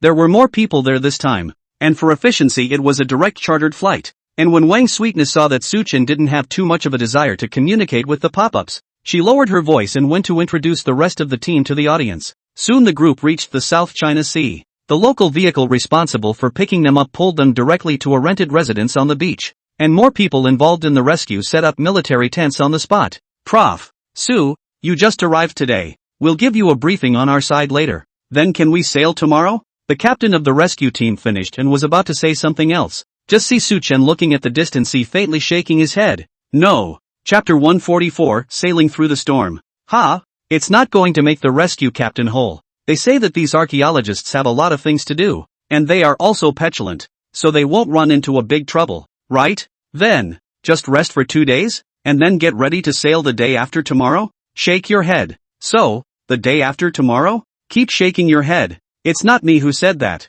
Professor Su, our team has been searching the sea for over a week. Now let's not talk about the fact that the ship hasn't been found yet. Even if the ship is fine, the supplies should have run out a long time ago. If we keep dragging this out, we're going to get killed. Finishing with a flourish, the rescue captain flushed red. He was really panicking. Having experienced countless rescues, the difficulty is the highest as far as sea rescues are concerned, because there are currents to consider. Tidal rises. Even this time the top ocean current experts were sent from above to help analyze it. In fact, they have expanded the range given by the experts by more than 10 times looking for it. But not even a life preserver in sight. This hashtag motherfucker isn't going to just rush off to another ocean, is he? The more he thought about it, the more scared he became, but the person next to him didn't answer for a long time. Just as the rescue captain was about to resist opening his mouth to curse, Su Chen finally retracted his eyes, his sight blandly looking at him, thinking what? I just think it's too late for tomorrow, and tonight the timing is just right. After saying that, he didn't care about the rescue captain whose jaw was about to drop in shock, and turned back towards Wang Dangtan and the others to greet them. Hurry up and pack. We'll leave in the dark. The crew froze for a moment, then responded with alacrity to go gather their things and throw them all aboard. The rescue team leader was completely confused. But to think that yesterday the experts seemed to predict rain tonight. Sailing in the rain is a big no-no. One whole bad. There will be a team of people lost again. Then the responsibility can be all his rescue team leader. No, he thought. There's got to be a way to get this layman to cancel his idea of sailing tonight. Even if you're in a hurry, you can't disregard the rest of the piece. Then he hastened to convey this information to the archaeologists, and even popularized a lot of knowledge about the dangers. But the response was simply an oh, I see. Even Wang Sweetie, who was facing the camera and was broadcasting live, just replied with a sweet smile, "Aha, got it. Thanks for popularizing this knowledge to everyone." Looking at the pop-ups, which were also a bunch of rainbow farts, the rescue team leader couldn't help but explode after all. "I'm talking about the possibility of heavy rainfall at sea tonight. You guys can't go out to sea. It'll have to be windy and sunny like tomorrow if you wanna go." This cry could be described as roaring out all the pep in the rescue captain's life. Everyone in the room froze for a moment, but still didn't stop preparing their hands. It was Joe Wywan who sighed and came over to pat him on the shoulder in a serious manner. "This comrade. I know you're looking out for us, but Professor Su is the most prestigious person we have here. Since we invited him here and agreed to listen to him and everything, we will certainly carry it out." On the side, Li Changwei came over carrying a large white machete. "That's right, brother. You must not have had time to watch the live broadcast when you were busy with the rescue, but this time you can take advantage of the rescue to take a good look. This Professor Su of ours, he looks civilized and weak, but in reality, he can even kick away ancient beasts. With that kind of vigor, he might even be able to help us carry the boat right back in a storm." Plus, although it was an exaggeration, none of them were amused by Li Changwei's words. Even Wang Sweetie, who was broadcasting live, couldn't help but cover her mouth and laugh out. "I've never seen my wife smile so sweetly. It's the first time I've seen my wife smile so sweetly. It's like smiling into my heart. Ha ha ha ha ha. Don't tell me. Ever since I saw that live broadcast, I think Prof. Su might just be a civilized slugger. Ha, is looking at the weak but fierce handsome man okay? I know how powerful my husband is, but there is a say Professor Su more powerful. That is also on land. The sea is unpredictable. A wave beat over the boat. That even more powerful will not help harm. Who says not? I'm a little worried about my wife. Or sweet wife, you don't go. Too dangerous." The rescue captain, seeing that there was finally something to say in his favor, couldn't wait to see it with his face directly on the screen. But that doesn't stop anything. After everyone had eaten, drank and rested enough, we left promptly at dark in the evening. The ship then traveled all the way to where the previously disappeared archaeological vessel had vanished from the map installed. "We've skipped around this area every day from here, but we haven't found anything." The camera is directed toward a sky full of stars. Dense, like brilliant diamonds, one can't help but want to lift a hand to touch. The team members saw Su-chan calmly resting, so they each quietly watched the scenery and blew the sea breeze. An hour later, Su-chan suddenly came out of the cabin. "There's a storm coming. Find a good place to stay." The team did as they were told, but the rescue captain frowned as he looked at the sky full of stars burning his eyes and not the slightest semblance of clouds. "Maybe it's the latter part of the night? You see, it's still a beautiful day with no clouds. And how can it be a storm when the experts are predicting showers?" The words were not finished, and a drop of dampness fell from the bar of his head. He looked up toward the sky, and in an instant the rain fell in torrents. Except for the people manning the ship, everyone went back inside the cabin to get out of the rain. And soon the wind and waves became stronger and the ship swayed frighteningly. But fortunately there were measures explained by Su-chan in advance, so the inside of the cabin was kinda cozy. The phoenix feather didn't stop all night. The signal was also temporarily blocked, so Wang Sweetness could only record it all by way of recording. On shore, the rescue teams and experts left behind were distraught after failing to reach anyone, but there was no rainfall at all on their side, and for a time it was only assumed that the ship might have traveled farther out to sea. Paralyze yourself in your mind that you might get the connection in the morning, but also synchronize to have helicopters on standby. Even if Su-chan had specifically explained before he left that he would not use flying tools to participate in this rescue, they had to prepare on it first. On the internet, the netizens who were enjoying the sky and beautiful women 1 second saw the live broadcast directly disconnect the next. For a while there was a flurry of thought that the ship had been wrecked. Many people thought about the earlier exhortation of the rescue team leader and sought the image out. The verbal attacks directly scolded Su-chan on the hot search. Even if the fans are willing to excuse, but still cannot defeat the many sense of justice full of netizens. This was also the first time Su-chan Backup Fan Club was scolded to the point where it was difficult to fight back. Inside the institute, a team was once again lost, with 2 heavyweight professors inside. Chumuyun anxiously dropped a large handful of hair, and was thinking about whether to directly let the search and rescue team out of the cave overnight. A broad palm fell on his shoulder. "Don't panic. The leader is panicking. What kind of chaos should be below?" Chapter 145, Network Riot. Seeing that Chu Chenping was still smiling, Chumuyun felt even worse. How can you still smile? It's not even if old Joe is lost. Su Chen was among those who were lost along with him. As a newly issued key program inside, he is second only to heavenly officials provide blessings, the key protection talent. It would be a serious loss to the country if this was gone. He's perfectly fine even if he's dragged off to be sentenced. Chu Chenping was bashful. If you let old Chow hear that, he'd only be sad. Shu Muyun was completely dumbfounded. Shu Quanping was still smiling, and he subconsciously reached out to feel his body temperature. Thought the other guy was so pissed off and feverish that he was no longer in his right mind, but the latter slapped his hand away in disgust. Alright, stand up. What's it like to shrivel up like this? With that, he placed a document on the table. Shu Muyun unwrapped it and his entire body was dumbfounded. Hoping that this Su Chen is doing this on purpose? The next day dawned slightly light and the rescue team couldn't wait to get out and search. But just when everything was ready, a paper was sent down from above. They can only stay put. And the archaeological team's live broadcast? The platform deliberately online virtual candle blessing. Throughout the night, the number of virtual candles taken out from the live broadcast was enough to line up 5 times around the globe. And it was at this time that word spread that the rescue team was pressing on. In a split second, online opinion has completely exploded. The above completely became the object of the netizens' catharsis. The blatant swearing over a live stream that was called is all over the place. This time, the platform is silly. The heads of the major platforms urgently had the relevant blocking words set up below. Delete post, delete video, delete comment, delete word. A one-stop package comes together. That means, if you don't want to live, don't drag me into it. Platforms are also rushing to join hands with each other to set up specialized countermeasures groups to prevent more radical behavior from occurring among netizens. After all, internet speech is free, but you're just asking for death by using the platform I've given you to attack indiscriminately. What's up there? That's the old man's foothold up there. And let's not talk about whether people are right or not, even if they really aren't. Then, if you don't like me, it's still a matter of blocking me with a single word. And just when public opinion was on the verge of getting out of control, the Shisha archaeology team live is on. Wang Sweetie stood in front of the camera intact, still smiling sweetly. Hi, good morning everyone. Hey, haven't seen you all night, seems like something is going on. After saying that, she took the cell phone handed over by the person on the side, and when she took a look at the message on it, she smiled helplessly. We're fine, with little brother Su Chen around. How could we be alright? It's true that there was a storm last night, but that's what you have to go through.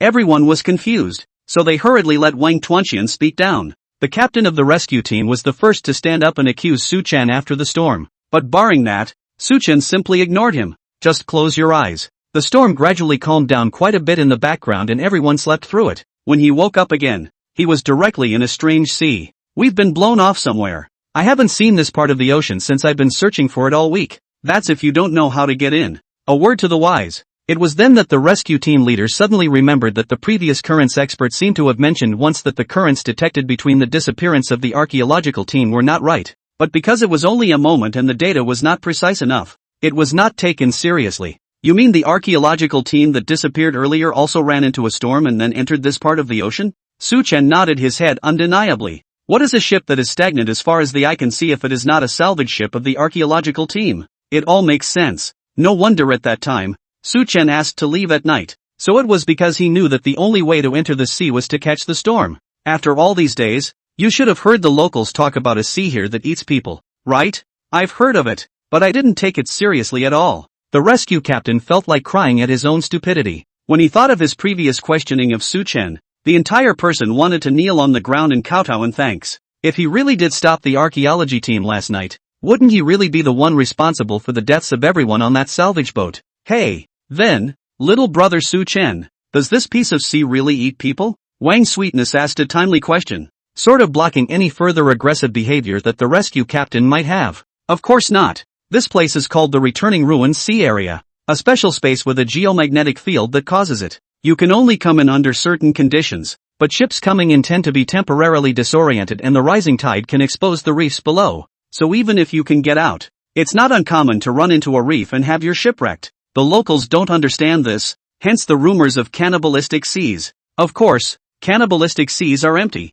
and there are indeed cannibalistic contraptions here. After the explanation, some of the viewers watching the live stream were furious and some were mortified. The Su Chen Fan Support Club even seized the opportunity to counterattack with a single move, instantly bringing Su Chen to the highest position. Many of the people who trolled Su Chen all night yesterday were glad that the platform deleted their posts quickly enough. But there are also people whose posts have been screenshotted and just put up for all sorts of abuse. They, who the night before had been performing finger dances on their keyboards, had no choice but to turn off private messaging and unplug the internet connection inside their homes. Endless silence in the room. Well, now let's follow the camera and find out what condition that missing weeklong is in now. After trying to call the other person several times with a communication device to no avail, they eventually chose to get on board to get a good look at the situation. Could it be a ghost ship if there's no answer? After being sucked into the sea, time passes so fast that the crew members who found it were already turned into white bones? Ah, it's you again. You pussy. I'm going to report you for causing a panic.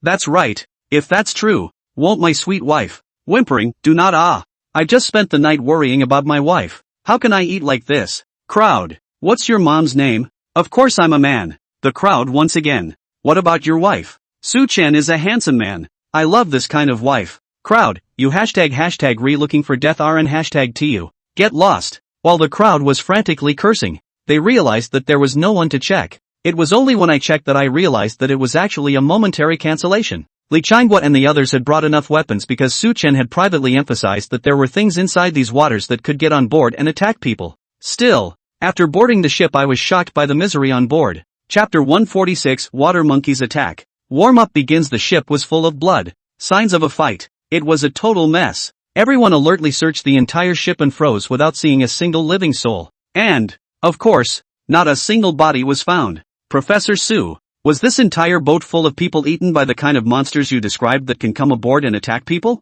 Li Changwa came over to inquire. After all, he did plan for the worst before he came, but not even a body left will completely give him a whole won't. Wang Sweetside is also considered to have seen a big scene, so the scene of such a thrilling ship is also very calm in the narration, and it leads the viewer's mind to the good side. The whole thing is live, or at least not in a pinch. Otherwise, people do not enjoy watching. A public opinion in all directions cannot be explained. It's the truth being called false after that's the trouble. But yes, the salvage ship now has no information, and the pop-ups are suspicious. She had no choice but to turn the camera around to focus on Su-chen. This will be explained afterward. Now, all those incapable of fighting gather in the middle of the deck. Hearing this, Li Changwa immediately understood what Su-chen meant. Immediately, he waved his hand for Xiao Zhuang to gather up warriors and surround the deck. Wang Sweetsweet is also nervous. Atmosphere does not dare to utter a sound. The whole camera shows the atmosphere is very depressing. What's going on? Isn't it calm around here? Why are you suddenly on guard? Am I missing 10 minutes? How come I'm not keeping up with the live broadcast at all? Bubbles. Front row friendly tip, you can breathe. No need to close your breath. Just when everyone was puzzled, the sea suddenly exploded with splashes, while something on the hull of the ship frantically climbed upwards. It's only 3 or 5 meters away, but the shot will penetrate the hull. Li Changwa simply had all of them take out their machetes and come out. Bullets are still easy to miss these days, and melee combat is always a god. Only to see a water monkey suddenly jump on the deck, a mouthful of fangs in a hideous pose about to rush up and tear at the person in front of him. Everyone was a little too scared to react by its strange speed and the scales on its body that glistened with strange light under the sunlight. Seeing that the water monkey's sharp claws were about to grab off the man's head, bang! Su-chen made a kuwashing kick do, and with a single kick in the air, he sent that water monkey flying and crashing hard into the railing. With just one blow, the water monkey twitched a few times and died on the spot. The crowd then responded, "Is that a fucking monkey? Or a mutant fish? Water monkeys, watery dungeon watchers. I'd advise you to buck up. This thing is going to kill a nest and hold a grudge." In the novel The Iron Triangle, that's a full 2 vicious battles. If we hadn't found out that water monkeys can't enter the tomb, we would probably have to kill them all at once. But things are different now. A group of nearly 30 people were to enter together into the entrance of that chamber whose entrance had sunk to the bottom of the sea. Gee, might as well get your body moving then. Su-chen had just finished speaking when Li Changwa and the others woke up as if in a dream.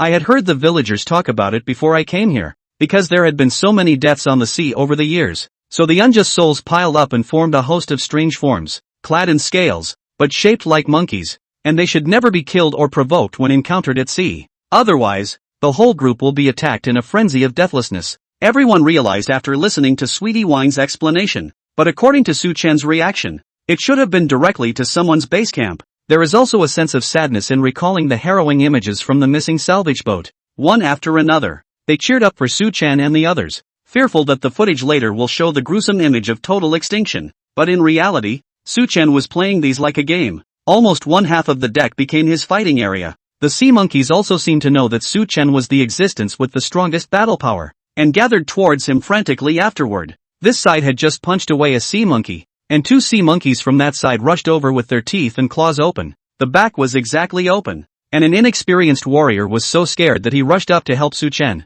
But before he could get close, he saw a stern figure in front of him abruptly rushing over, followed by two more horrifying screams. Those two sea monkeys were actually kicked out at the same time. The entire battlefield contrasted. Li Changhua and their hard to gather around one side to fight with the sea monkeys, and almost the strength was not comparable to each other. And Su Chen's side was simply like kicking a melon. Almost every 4 or 5 seconds, two sea monkeys were kicked off and died outright before they even hit the ground. The audience watched in awe. In the past, it was Su Chen who acted alone, although they knew that Su Chen fluffed. But now when you compare it to the troopers, it's a hashtag mom that's like 4 or 5 blocks away. It wouldn't be too much to directly say that Su Chen was comparable to a regiment, right? Li Changhua had just cut the neck of a water monkey with great difficulty when his afterglow caught a glimpse of a warrior about to be pinned down by a water monkey. Then he hurriedly rushed over and slashed that water monkey. But just as he was about to pull the warrior up with a sigh of relief, there was a sudden sharp yelp behind him. "Captain, watch out!" The horrified pupils of the warrior below were reflecting the hideous appearance of a water monkey that had leapt to the exact back of his neck. This distance, he couldn't even turn his head in time. Done. After so many years of campaigning, I can't believe I'm going to fold here. In this instant, Li Changhua even wrote his last words in his mind at a rapid pace. But in the end, he had no choice but to pull a raw smile. At the very least, this warrior must not be made to feel at fault. But the smile was just halfway pulled out of its rawness. A strong wind kicked up behind his ears. The water monkey that was close at hand was actually sent flying by Su Chen's blatant kick. And that water monkey smashed into the railing at the same time. Everyone heard a tearing sound that could be described as horrible. Attention was instantly drawn to it. It was actually the railing that had been broken off hard into the sea. There was a lot of gulping. That's a scary secondary force for a kick. The water monkeys in the midst of the fierce battle were also thoroughly intimidated. Retreat in a hurry. The ones inside the sea don't dare to climb on board. The warriors finished cleaning up the deck and lay down on the pile of water monkey corpses in direct exhaustion. The entire battle lasted no more than 10 minutes, but it is fantastically wonderful. This side has just finished the fight, and the clip video on the internet has once again rushed to the front page. Even the major entertainment companies were dumbfounded, wanting to get Su Chen's contact information to negotiate a signing with him. After all, every video that just has Su Chen appearing in it is now also sitting on a guaranteed broadcast volume of hundreds of millions of minutes. But the actual search was incredibly difficult. But just as there was action on this side, a penalty notice was issued directly from above, and a permanent warning not to harass Su Chen's private life. Chapter 147, Getting into the Water.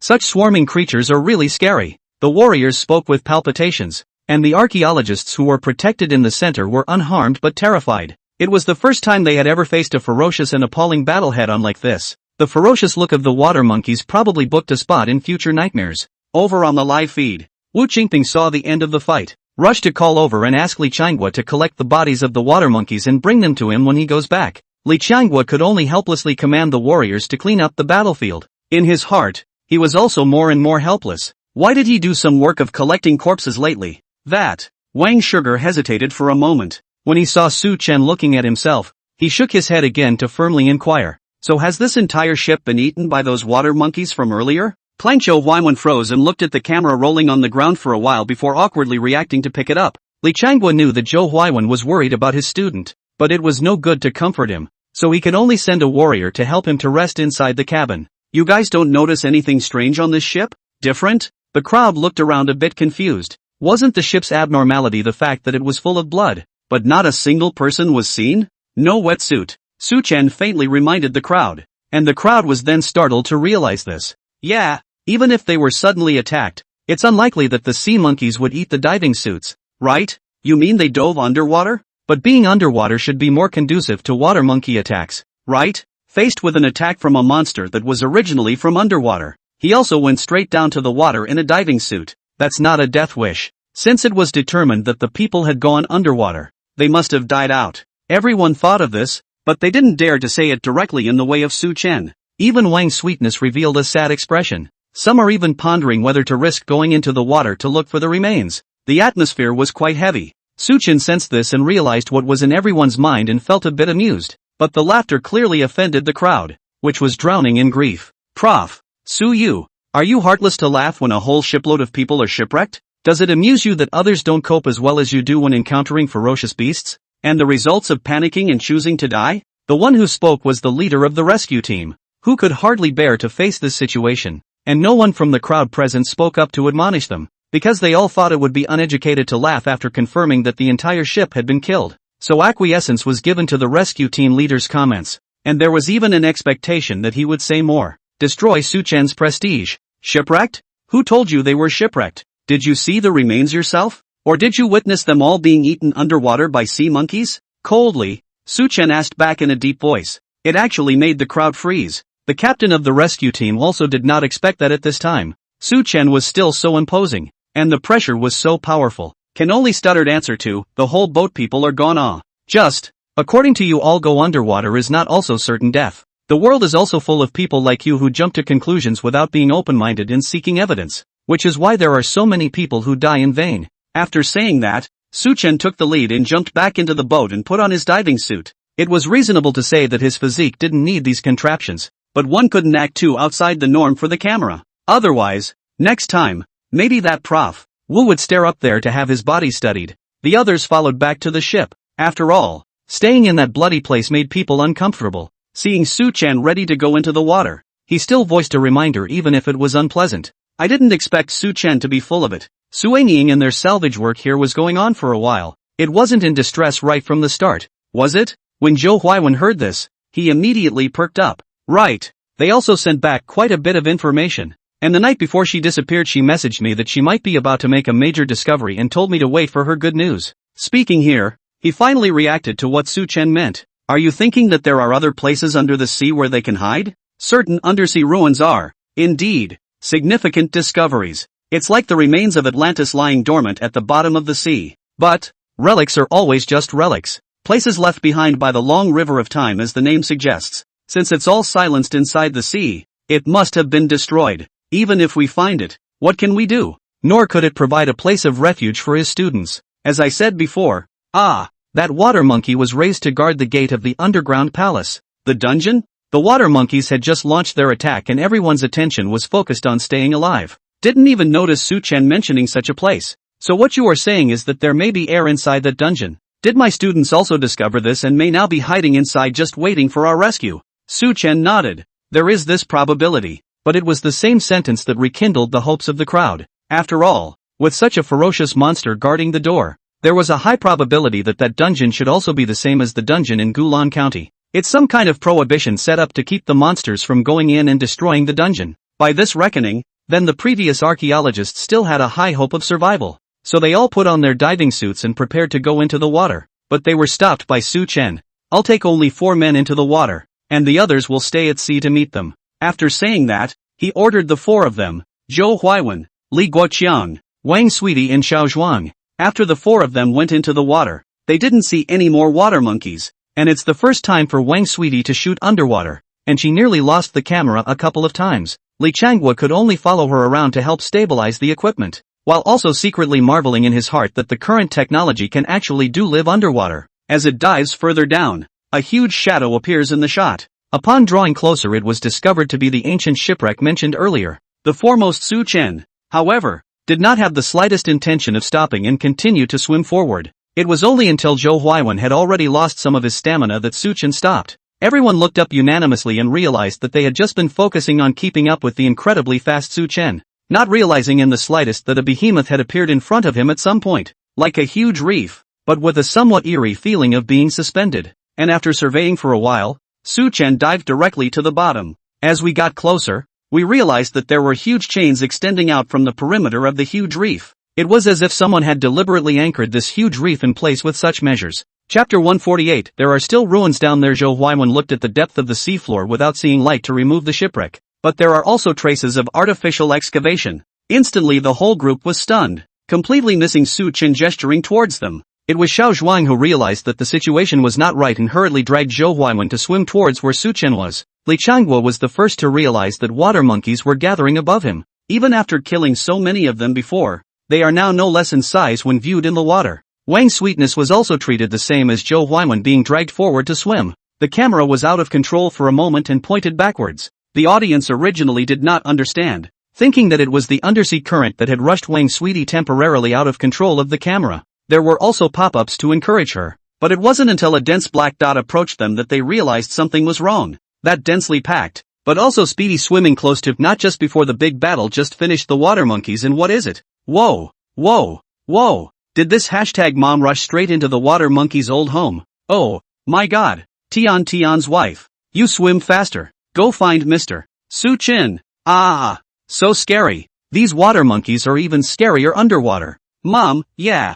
I feel like I'm being chased by a bunch of water monkeys. This first view is so immersive. Someone, help me, call me an ambulance. My heart seems to be a little uncomfortable. Upstairs. You hang in there. I can't help you if I don't know your address, but you've got to hang in there. Many people looked at the water monkeys that were getting closer and closer. Being scared. I just dropped my cell phone. There are even people who can't wait to get into the cell phone inside the stick. Wang sweet swim faster. But someone had actually already helped Sweetie Wang swim forward. But humans are ultimately no match for creatures born in the water. Soon the two were caught up. And just as the water monkeys were about to pick up the camera, inside the hall where the institute was broadcasting the live feed, someone let out a piercing scream, directly overwhelmed by the excitement. As the person in charge of this rescue plus archaeology mission, Shumuyun was sweating over Wang's sweetness, just barely stood still from the scream. Many people had looked at the person who had made the screaming noise with a sly grudge. The guy was then seen pointing at the screen with a trembling hand. They turned around strangely and saw that the camera was rapidly moving away from the group of water monkeys.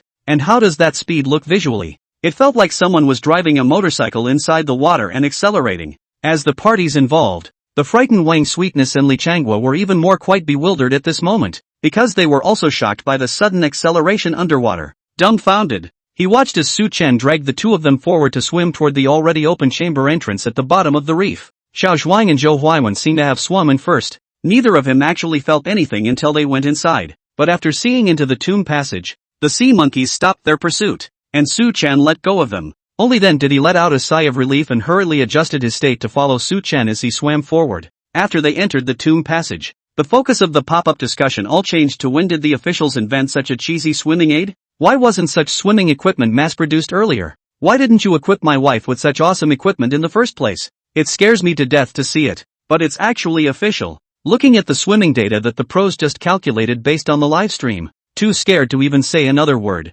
Is this hashtag mama speed that a human being can fuck up? This can't be a mermaid from the sea. Phew. As the channel swam upstream to the surface of the water after climbing ashore, Wang Sweetness couldn't wait to take off her mask and gasped for air. It took a moment to react to the fact that he had completely failed to take into account that at the moment they were still underwater and in a closed chamber. Is there oxygen in here? Is there poisonous gas? Panicked, she was busy looking at Su Chen, but saw that the other party was already taking off her wetsuit. Subconsciously turning her head, a blush rose to her cheeks. This scene is really no matter who cannot top off. There's plenty of oxygen in here for you to move around. When he finished, he pulled out food and water to distribute. Probably because they had just been scared and hadn't reacted yet. Everyone was well behaved and took the food to replenish their energy. After trimming up, Su Chen led the group forward by virtue of the memorized route. The undersea tomb, which was also an entire organ tomb, had been a good deal of trouble before Innocent and the others were trapped inside. And the most troublesome and scary thing in here, excluding the organs, would be the Forbidden Woman. But with the fakiest seal in his own hand, there was no threat. But there's no point in continuing to follow the roadmap inside the book. After all, you know all the information you need to know. The primary objective was still to find Su Ying and the others first. After all, the picture with the clue to the bronze piece was the one they sent back. Wang Sweet Live looked at the human faces engraved in the canopies on both sides. There are 13 faces in this action from the opening to the closing of the eyes. Couldn't help but feel a little weird. Instead, Su Chen was suddenly inverted back to stand in front of the penultimate face, i.e., a demeanor with slightly narrowed eyes. Then suddenly he stretched out his fingers and plunged them into the pair of eyes. With that, the hairy mound of fingers lengthened violently, and there was a trap inside as expected. After snapping his fingertips 3 or 2 times, a dark door appeared in everyone's line of sight. Su Chen took the lead and walked in. The few remaining people looked at each other in disbelief. There were so many questions they wanted to ask, but for a moment they didn't know where to ask them. Fortunately, after traveling halfway, Su Chen took the initiative to explain the origin of this tomb. Of course, people have absolutely no idea who Wang Zhanghai is. It just seems like it's possible to design an underwater tomb inside the sea and successfully build it. Should be quite the architect. And after Su Chen mentioned that the changes in the organs in here were quite impressive, they didn't dare to take it lightly and followed Su Chen almost without moving an inch. According to your projections, this chamber upwards is a heavenly palace structure, corresponding to ascension to immortality. So isn't that a bit strange? After all, the bottom of the sea is the farthest place from the sky. To build a dungeon in such a place and still think of ascending to immortality, isn't that a dead immortal? This is, of course, where Wang Zhanghai's shrewdness comes in. After all, this undersea tomb is just a front to swindle people. The only things of value inside were the information about the Cloudtop Heavenly Palace and that snake-browed copper fish. But the opposite is true. If there is a heavenly palace, then it must correspond to the earth. Projecting the time Su Yingying and the others entered this place, as well as the pattern of changes in the organs of the entire undersea tomb. They can't go up, only down. Inferring from the shape of the dungeon, that place connecting the reef and the seabed should be the place leading to the underground ruins, and that place is equally full of air and is following the movement of the undersea tomb. So, you deduced that Su Yingying and the others are also in that underground relic, Zhou Huaiwen said excitedly, even though right now he couldn't understand Su Chen's deduction at all. But if it's a foreign legend-level relic like Atlantis, it could very well be able to shake up the basic theories of the current world's construction. Chapter 149, at last, something to go on after all. Even 1,000 years ago, they could be absolutely certain that this place was the bottom of the sea without a doubt. If it's because the undersea tombs were built further back in time, then it means that the development of civilization can continue to be pushed forward in time. But when Su Chen spoke of the era in which Wang Zhanghai existed, Zhou Huaiwen was vaguely disappointed. But then it turned to be interested in the matter of the king of Munnu. Modern technology is so advanced that it is not sure that a structure of this size can be successfully built in such risky waters. And we are now witnessing the ancients surpassing our current construction techniques. This should be considered a historic moment once again. Wang Sweetness explained rather excitedly. The thought that he was still under the sea and with plenty of oxygen. Then he could not restrain his admiration for this underwater tomb. If it weren't for the thick reef outside, it wouldn't be too much of a stretch to say that the ancients built an undersea base down there. However, everyone was more and more suspicious of Su Chen's skillful behavior of reaching all the way into the walls to precisely find the organs. What's going on? Is this the script you guys showed us after visiting the tomb ahead of time? Upstairs. Big dummy, I'll say it again. I told you this is a real-time broadcast. If you don't need your brain, please contribute it to the national soccer team's practice. But, on the matter don't you guys think that Professor Su's stance feels quite familiar with this script? Yeah, didn't they say the organs were complicated? Why is it similar to going back to your own home and opening the door with a key? Sensing that the pop-up was not right, Wang Sweetness hurriedly turned the direction of the camera away. At the same time, he told Su Chen to look at the pop-ups, but he was bemused. Oh, when the place is developed in the future, you can listen to it well when you come to sightsee. Once he came to be full of confusion, Li Changhua couldn't help but ask, what are you listening to? The sound of the organs running, so noisy cannot be improved properly is also the technical limitations of the ancient times.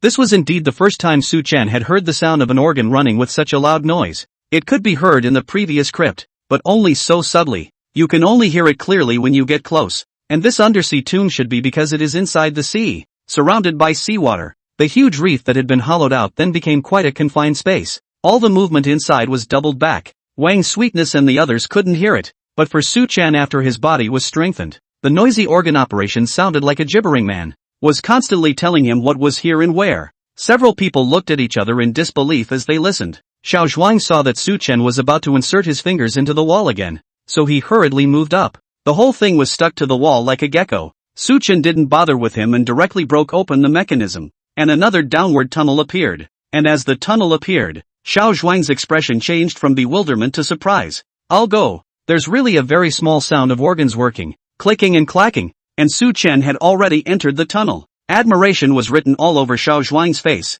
leading Li Changhua to want to hear it as well. But he didn't hear anything for a while as he pressed himself against the wall. Instead, the door that had been opened nearly slammed shut, shutting him out. Frightened, he hurriedly dug in and grunted to keep up with Su Chen and the others. Is this mechanism the same as the one in ancient Blue County? It's been running since the intruder went in? Su Chen shook his head without even thinking. The two designers thought differently, and the tomb is running even when no one is there, powered by seawater, and it never stops. As you can see from the book, Wang Zhanghai has quite a deep heart. To be able to think of recording information to fool the king of Munnu with an object created by such a strange skill as a snake-browed copper fish. But to put it bluntly, this tomb is actually used to kill people. Not to mention the fact that anyone who could find this place was quite the expert. The very fact that they could come in showed that the people who came in were not ordinary. In the undersea tomb, even if we mention the organs, the pets, forbidden women, Jared ghosts, and the like that were let in alone would be enough for a person to eat. Not to mention the bronze bells on the giant coral tree in the topmost heavenly palace chamber.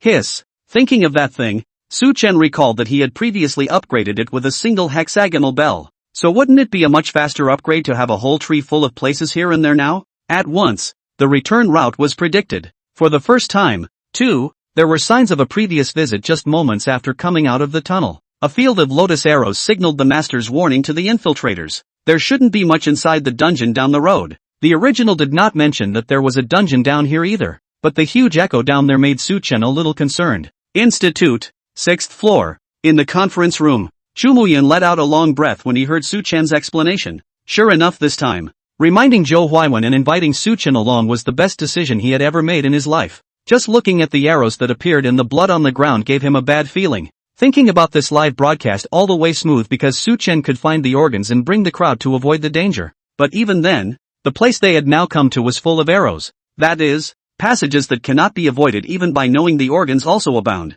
The archaeologists, who knew nothing about it, trickled thunder all the way here. How much organ damage should that have taken? After waiting bitterly for more than a week, there was finally a trace of the missing archaeological team. But Chu Muyun really wasn't happy at all. Deputy Director. First floor lobby. The families of the missing archaeologists have come to the door. The security guards can't stop them anymore. No matter what excuse they use, they emphasize the need to get in touch with the team immediately. Looking at the young man who had come to report a scratch on his face that was still oozing blood, Chu Muyun refused the sidekick's offer to volunteer. It's time to come sooner or later. Has been hidden from the family for such a long time is also my deputy director's dereliction of duty. After saying that, he finally looked back at the screen that was broadcasting live. Su Chen's resolute back made a lot of courage well up in his heart, and then he went downstairs. But the families of the missing team members downstairs happened to include people in the journalism profession. When he saw Chu Muyun coming, he nonchalantly took out his cell phone and opened the live broadcast. And the questioning was like a barrage of words. Deputy Director Chu, right? I want to know the archaeological team that salvaged the shipwreck has been missing for nearly half a month. Why are you only now officially notifying the public of the start of the rescue? Why weren't we, the families, notified in the first place? Why did you try to get security to throw us out when we just saw the live feed and came to your door? May I ask if the lives of the team's missing archaeologists are lesser than anyone else's? We are quite disappointed by your response to this. Chapter 150, Fragrant Fairy Sister. In the face of this series of questioning, Chu Muyun only felt as if he had been smashed head-on with a heavy boulder. There were also family members whose emotions were mobilized by these words and who struggled frantically to come forward.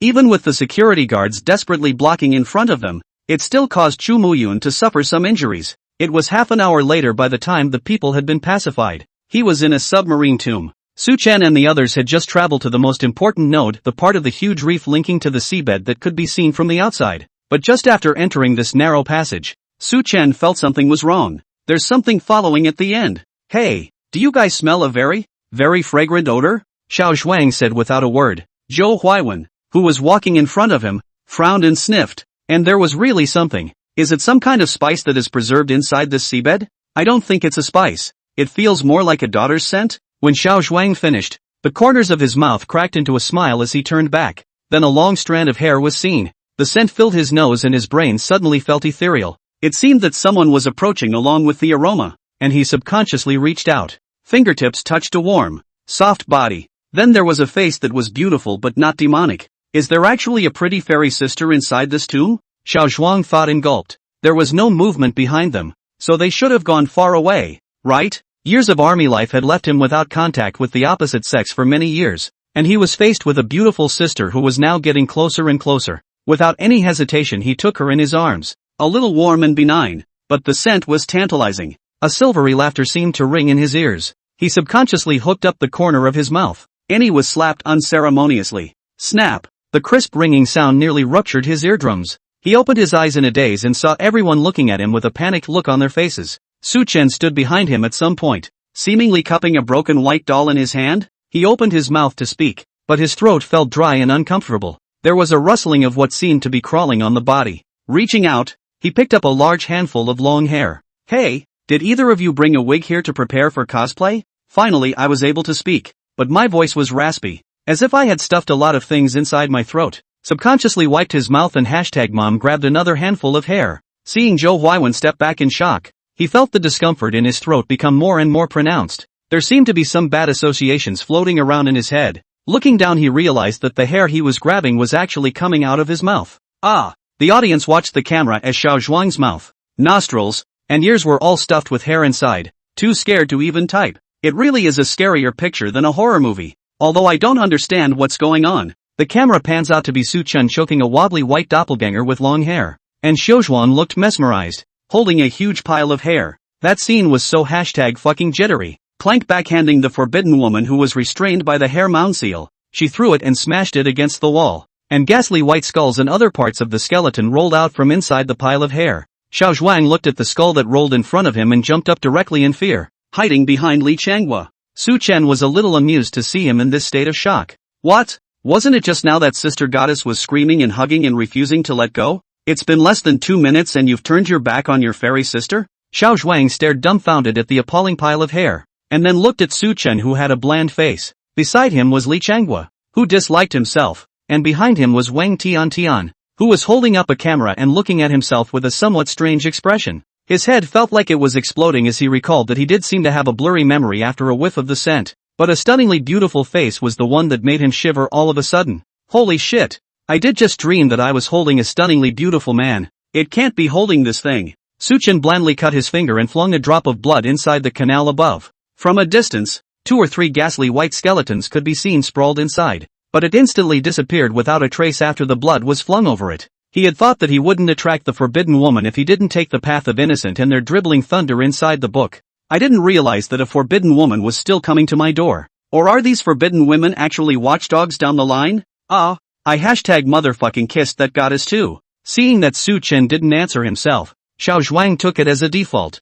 and the whole person was directly in a state of frenzy. Then he was backhanded by Su-Chen with another big mouth. That thing is called the forbidden woman. You lost consciousness because you smelled the forbidden woman's incense. And that thing paralyzes the 5 senses and causes people to hallucinate. The path we came from should be crawling with that thing by now. And if you want to be stuffed with hair by your fairy sister, you can keep ghosting. What responded to Su-Chen was a retching bout of vomiting from Xiaozhuang's stomach. But nothing came out. When Li Changhua heard that the lurid thing was already crawling behind him, he hurriedly picked up Xiaozhuang and followed Su-Chen's pace. Luckily, the journey down seemed to go exceptionally well after that, with no more forbidden women or other monsters appearing. Wang Sweetie, who had been scared all the way to the ground and didn't dare to speak, was also finally relieved. After all, she was following behind Su-Chen, and when Su-Chen turned around violently and ran backwards, she felt keenly that there should be some kind of change in the back. So the first to witness the pitch-black hair frantically burrowing its way inside Xiaozhuang's body, it was probably the most frightening image she'd ever seen in her life.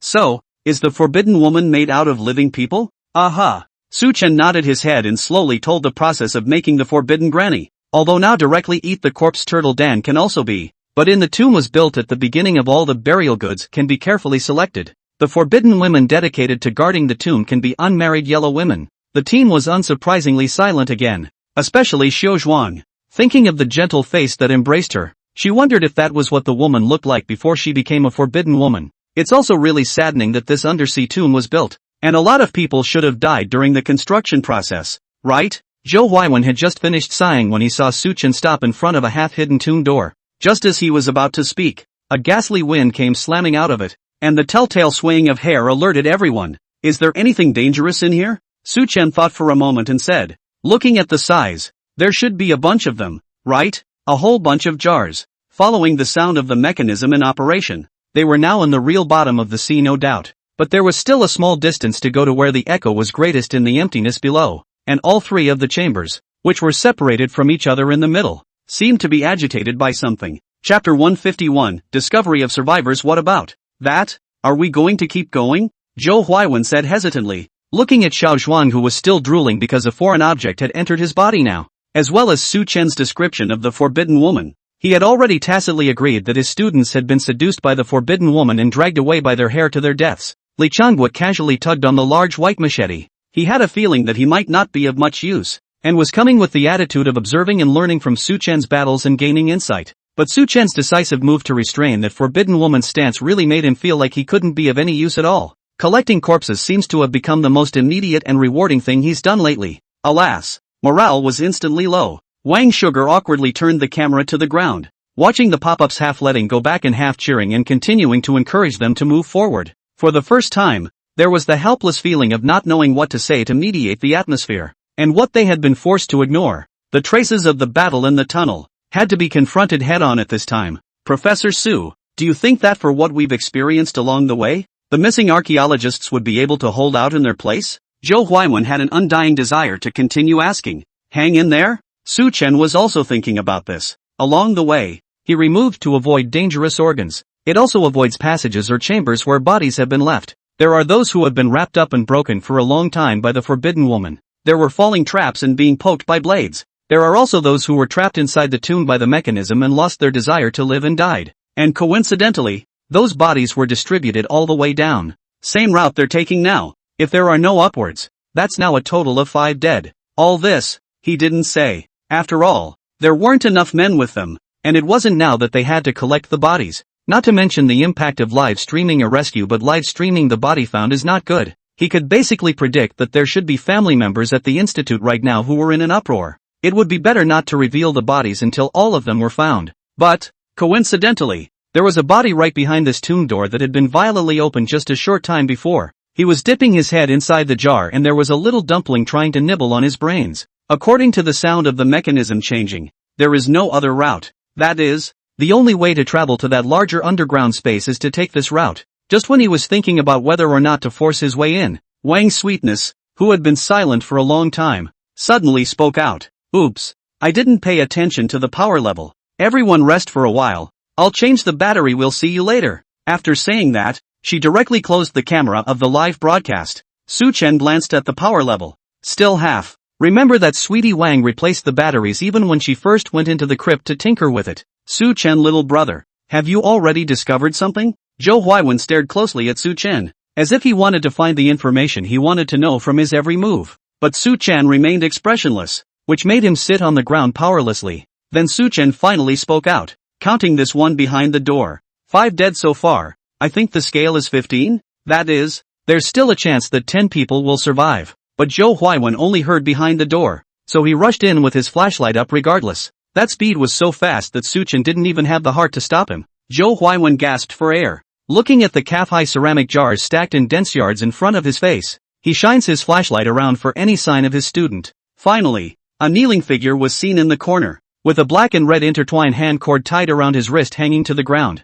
Little King. He walked over excitedly, but the figure didn't respond in the slightest. As the distance shortens, he, who had been able to hear only the sound of his own breathing, began to hear strange noises. It was like someone was shaking the jar, and the collision between liquid and solid echoed throughout the chamber. He froze in place, thinking it was the ground under his feet that was starting to shake, but it took a moment to realize that he hadn't moved. It was the jars that had moved. The little king also moved, and his whole body slowly turned around. There was a large jar over his head. As he moved to stand up, the sound of the water sloshing around inside the jar became more and more shrill. Zhou Huaiwen was so shocked by the appalling scene that he couldn't move. He regrets it, regretting why I rushed in. It also suddenly figured out why Su Chen, who had not hesitated all the way, would stop in front of this chamber. There's something in here that even he probably can't clean up. Gee, you see, to cater to your enthusiasm, these little guys are drumming up a welcome for you, too. Just as he was thinking, Su Chen's blandly snarky voice made him almost cry out.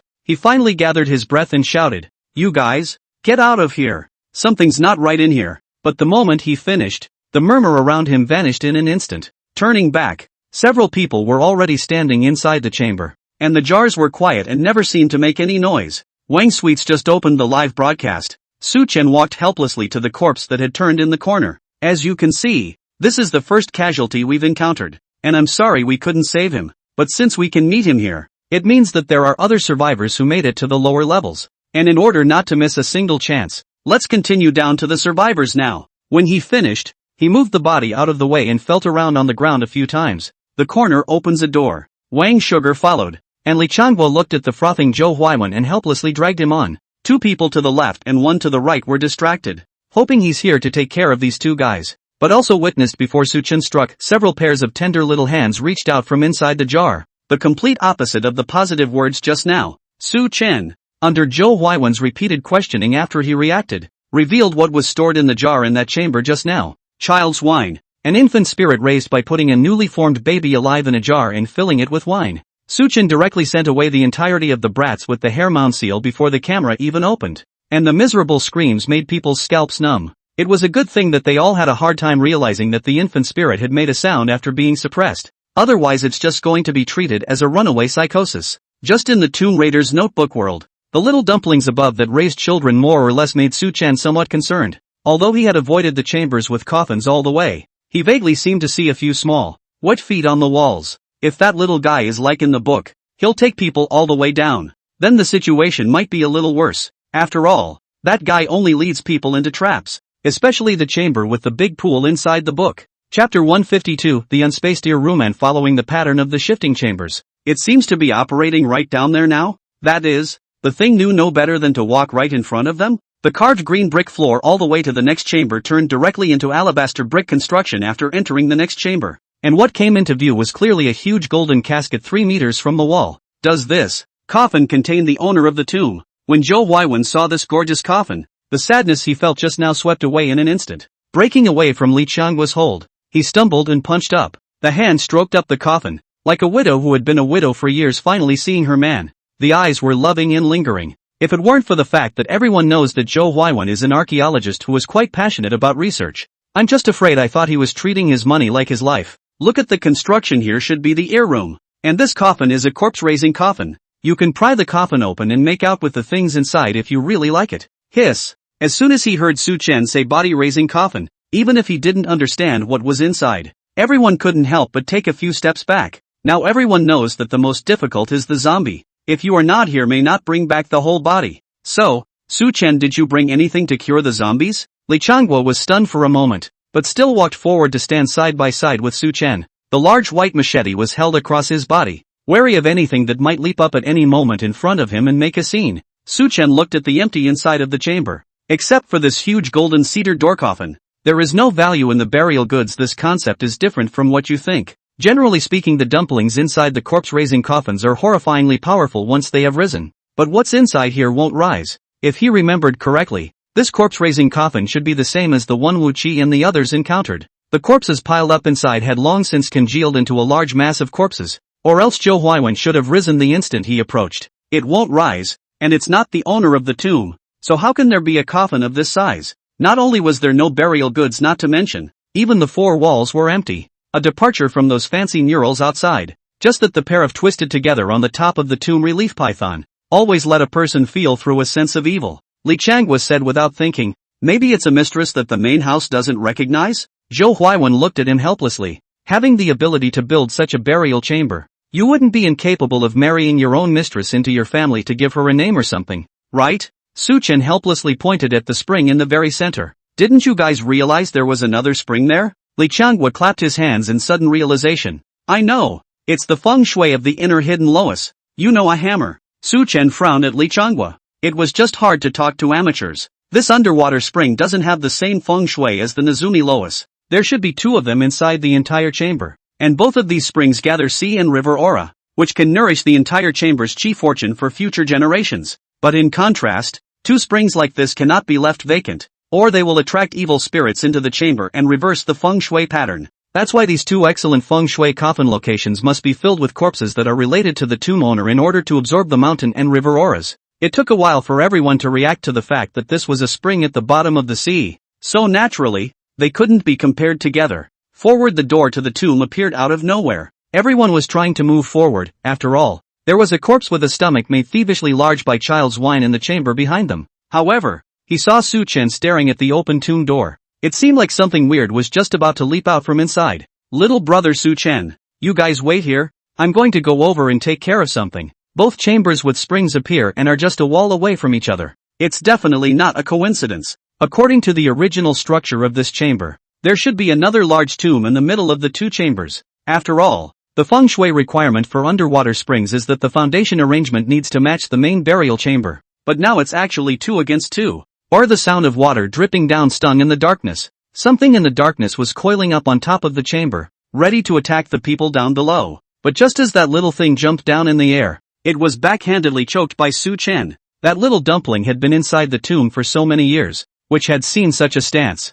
There was a panicked struggle, but Su-chan didn't give it the slightest chance, and the fakey seal was pressed directly onto its head, transcending it on the spot. And there's a big coffin in this chamber made of goldenrod. The moment the small dumplings were resolved, the golden casket swayed in distance. Something inside was scratching frantically, And it was a good thing that the 8-pronged lock on the coffin was strong enough. A loud clunk didn't make it break free. Su Chen was not polite, and threw the body of that little dumpling backhandedly, and the fakiest seal was pressed on the coffin. It was only a second or two before the world was quiet again, nor did he bother to open the coffin to see the 12-armed monster inside. When he heard that the organ change had reached a critical point, he called Wang Sweetie and the others over, and for the first time, the camera recorded the moment when the chamber shifted without sound. There was a lot of marveling. Through the last chamber, the steps down become green brick again, but the style of the murals on either side began to shift. From the beginning of the immortal, all things are miracles. It turned out to be quite a grounded folk record, but it's not a realistic account either.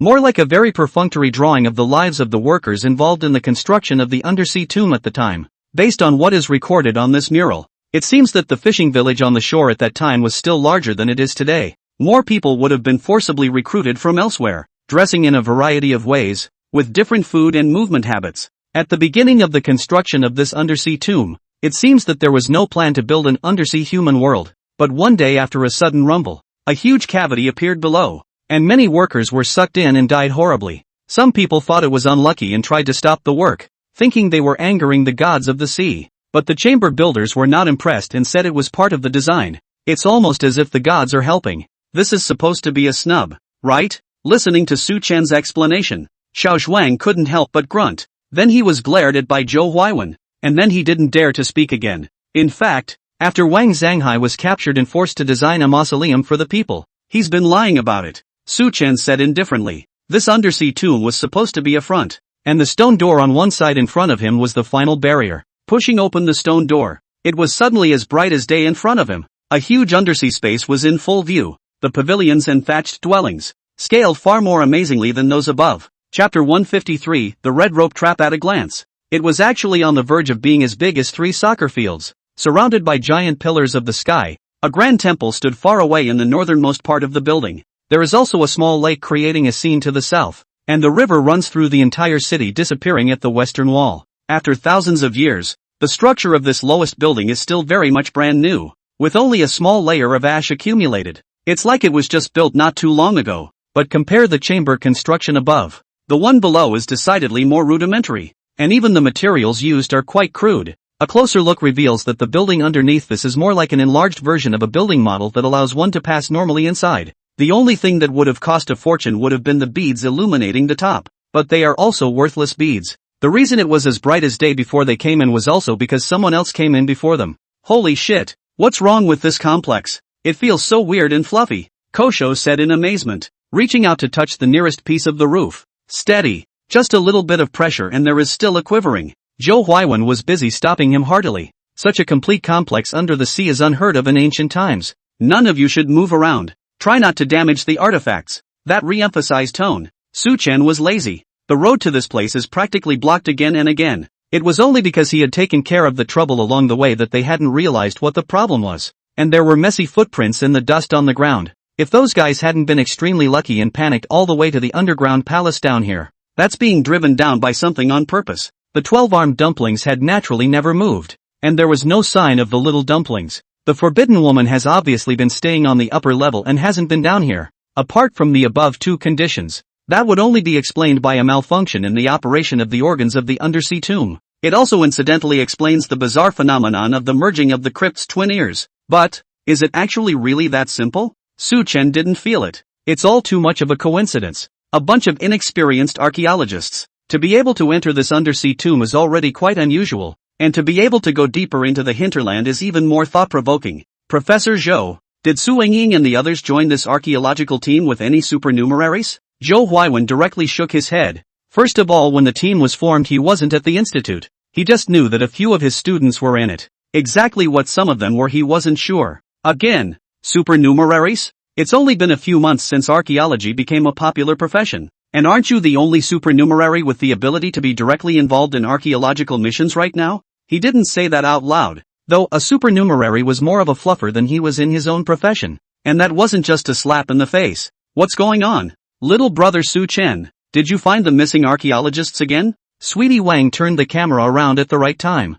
mostly because she had wanted to for a long time. It didn't take long for the pop-ups to brush up trying to see Su Chen, but the atmosphere of the previous chamber was just too strange. and she didn't dare to act rashly for fear that her extra moves would affect Su Chen's play. And now they were in a position just above the entire city. After taking in the scenery of the city, they could only wait for Su Chen's call. There are footprints on the ground. Follow them and you should be able to find someone. And judging by the number, they should be all the rest of them in here. After Su Chen finished speaking, he turned his hand and directly pressed Zhou Huaiwen, who was about to loudly call out to someone. I'm not sure if there's anything in here yet, so keep your movements down. Then he descended the steps into the silent city. It is said to be the structure of the earthly realm, but there are no living beings depicted in it. There were only empty buildings, and dust and messy footprints silted up on the ground. Those people must have been chased by something in here. But what's strange is that there are only human footprints. If it's a water monkey or a forbidden woman, you can still tell the difference. If something else. Just as she was thinking about it, Wang's sweetness exclaimed, and she saw that she was holding a red rope in her hand. Zhou Huaiwen hurriedly took it. This is Su Engying's. We organized a lecture at the temple a year ago, and she bought one specially. And there wasn't even a single footprint where the red rope was seen. The dust piled up thickly, as if the realization had vanished out of thin air. Directly above, there is nothing odd about the flying buttresses that extend out, but the sight is one that invariably creates a sense of panic. The ground should be solidly claimed underneath the feet, and even with the force, there was no hollow echo coming through, and yet it always gives off a feeling of insubstantiality. It's supposed to be in the ocean to feel like this, right? Li Changhua thought and took a step forward. And the collar was yanked violently. He subconsciously struggled, but a cloud of dust and mist rose up in front of him. Something crashed down with a loud thud and a huge deep crater appeared in front of it. At that height, you'd have to be half dead to jump, but there's no one down there and no bodies. Phew! Li Changhua is still in shock. After being released, he hurriedly thanked Su Chen, but saw the latter's gaze fixed on the opposite side of the deep pit. The appearance of a deep pit in the middle of the street undoubtedly cut off this entire street directly. The line of sight remained unobstructed, and there was nothing on the other side. There really is something in here, so be careful and stay behind me. Faced with a sudden change of heart, everyone was terrified. Hearing this, they obediently lined up behind Su Chen. If they weren't not allowed to, they would even have the heart to pickpocket on Su Chen. As you get closer to the deep pit, you can see that the four walls are covered with ghastly white bones. Looking at the base forms, there are human bones, fish bones, and creatures of extremely large unrecognizable size. One of the huge bones that resembled a tailbone at one end and was about 2 meters long caught Su Chen's attention. It should be a terminal skeleton, but the length and rounded to tip shift is more like an amphibian tail. What creature in the sea could have a tail like that? Of course, what he didn't understand even more were the traps down here and the construction of the entire city. It doesn't feel like a problem when you're up there taking a general view of the whole thing,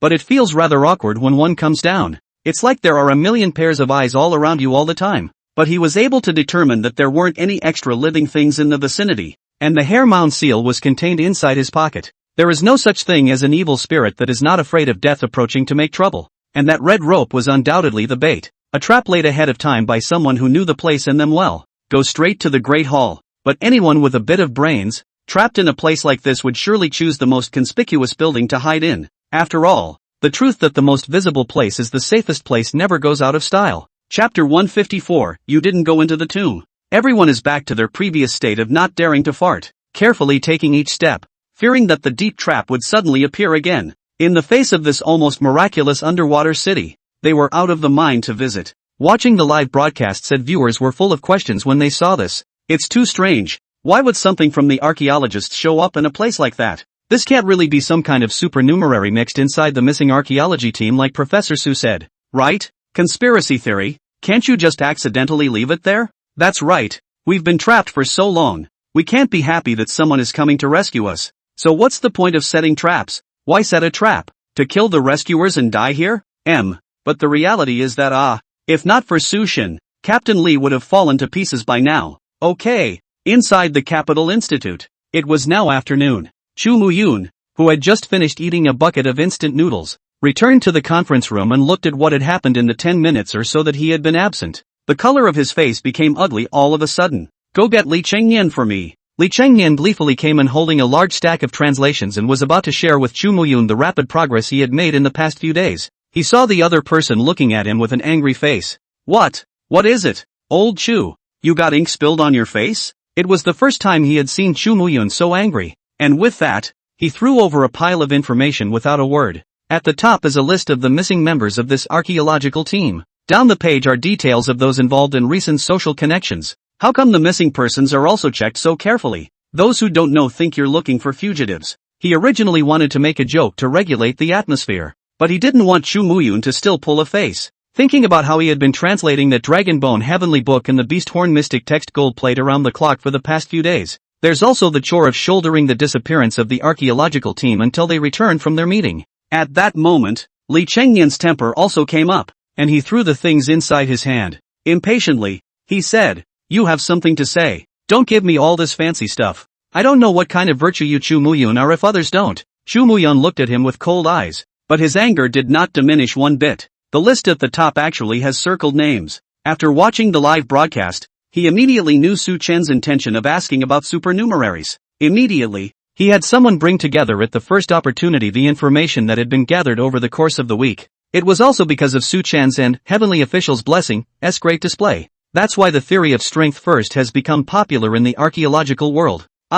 If you're good enough to show me what you've got, I'll let you on our team. You need a resume in this day and age? Gee whiz, that's not even a thing. Such a policy. After the institute was severely understaffed due to the frequent discovery of ancient tombs around the world, being bred up invisibly. As a result, many laymen who are capable of taking over temporarily due to manpower shortage have appeared in the recent gravesite project. You still don't realize how serious the situation is right now. Li Chengnian. The archaeological team that salvaged the shipwreck this time was really victimized by you. If this time even Su Chen was folded in the tomb together by that suspicious person, everything could be really over. Inside the undersea city, the group had walked to the front of the temple. The masonry laid here is still rudimentary and some of it is even cracked. It also doesn't rule out that it was cracked when it was built in the first place. The owner of the undersea tomb seems to care nothing for the place. This was the thought that lingered in Su Chen's mind all the way. It seemed that even after discovering this place, he didn't take it seriously. It seems like this place was meant to be discarded as soon as it was built.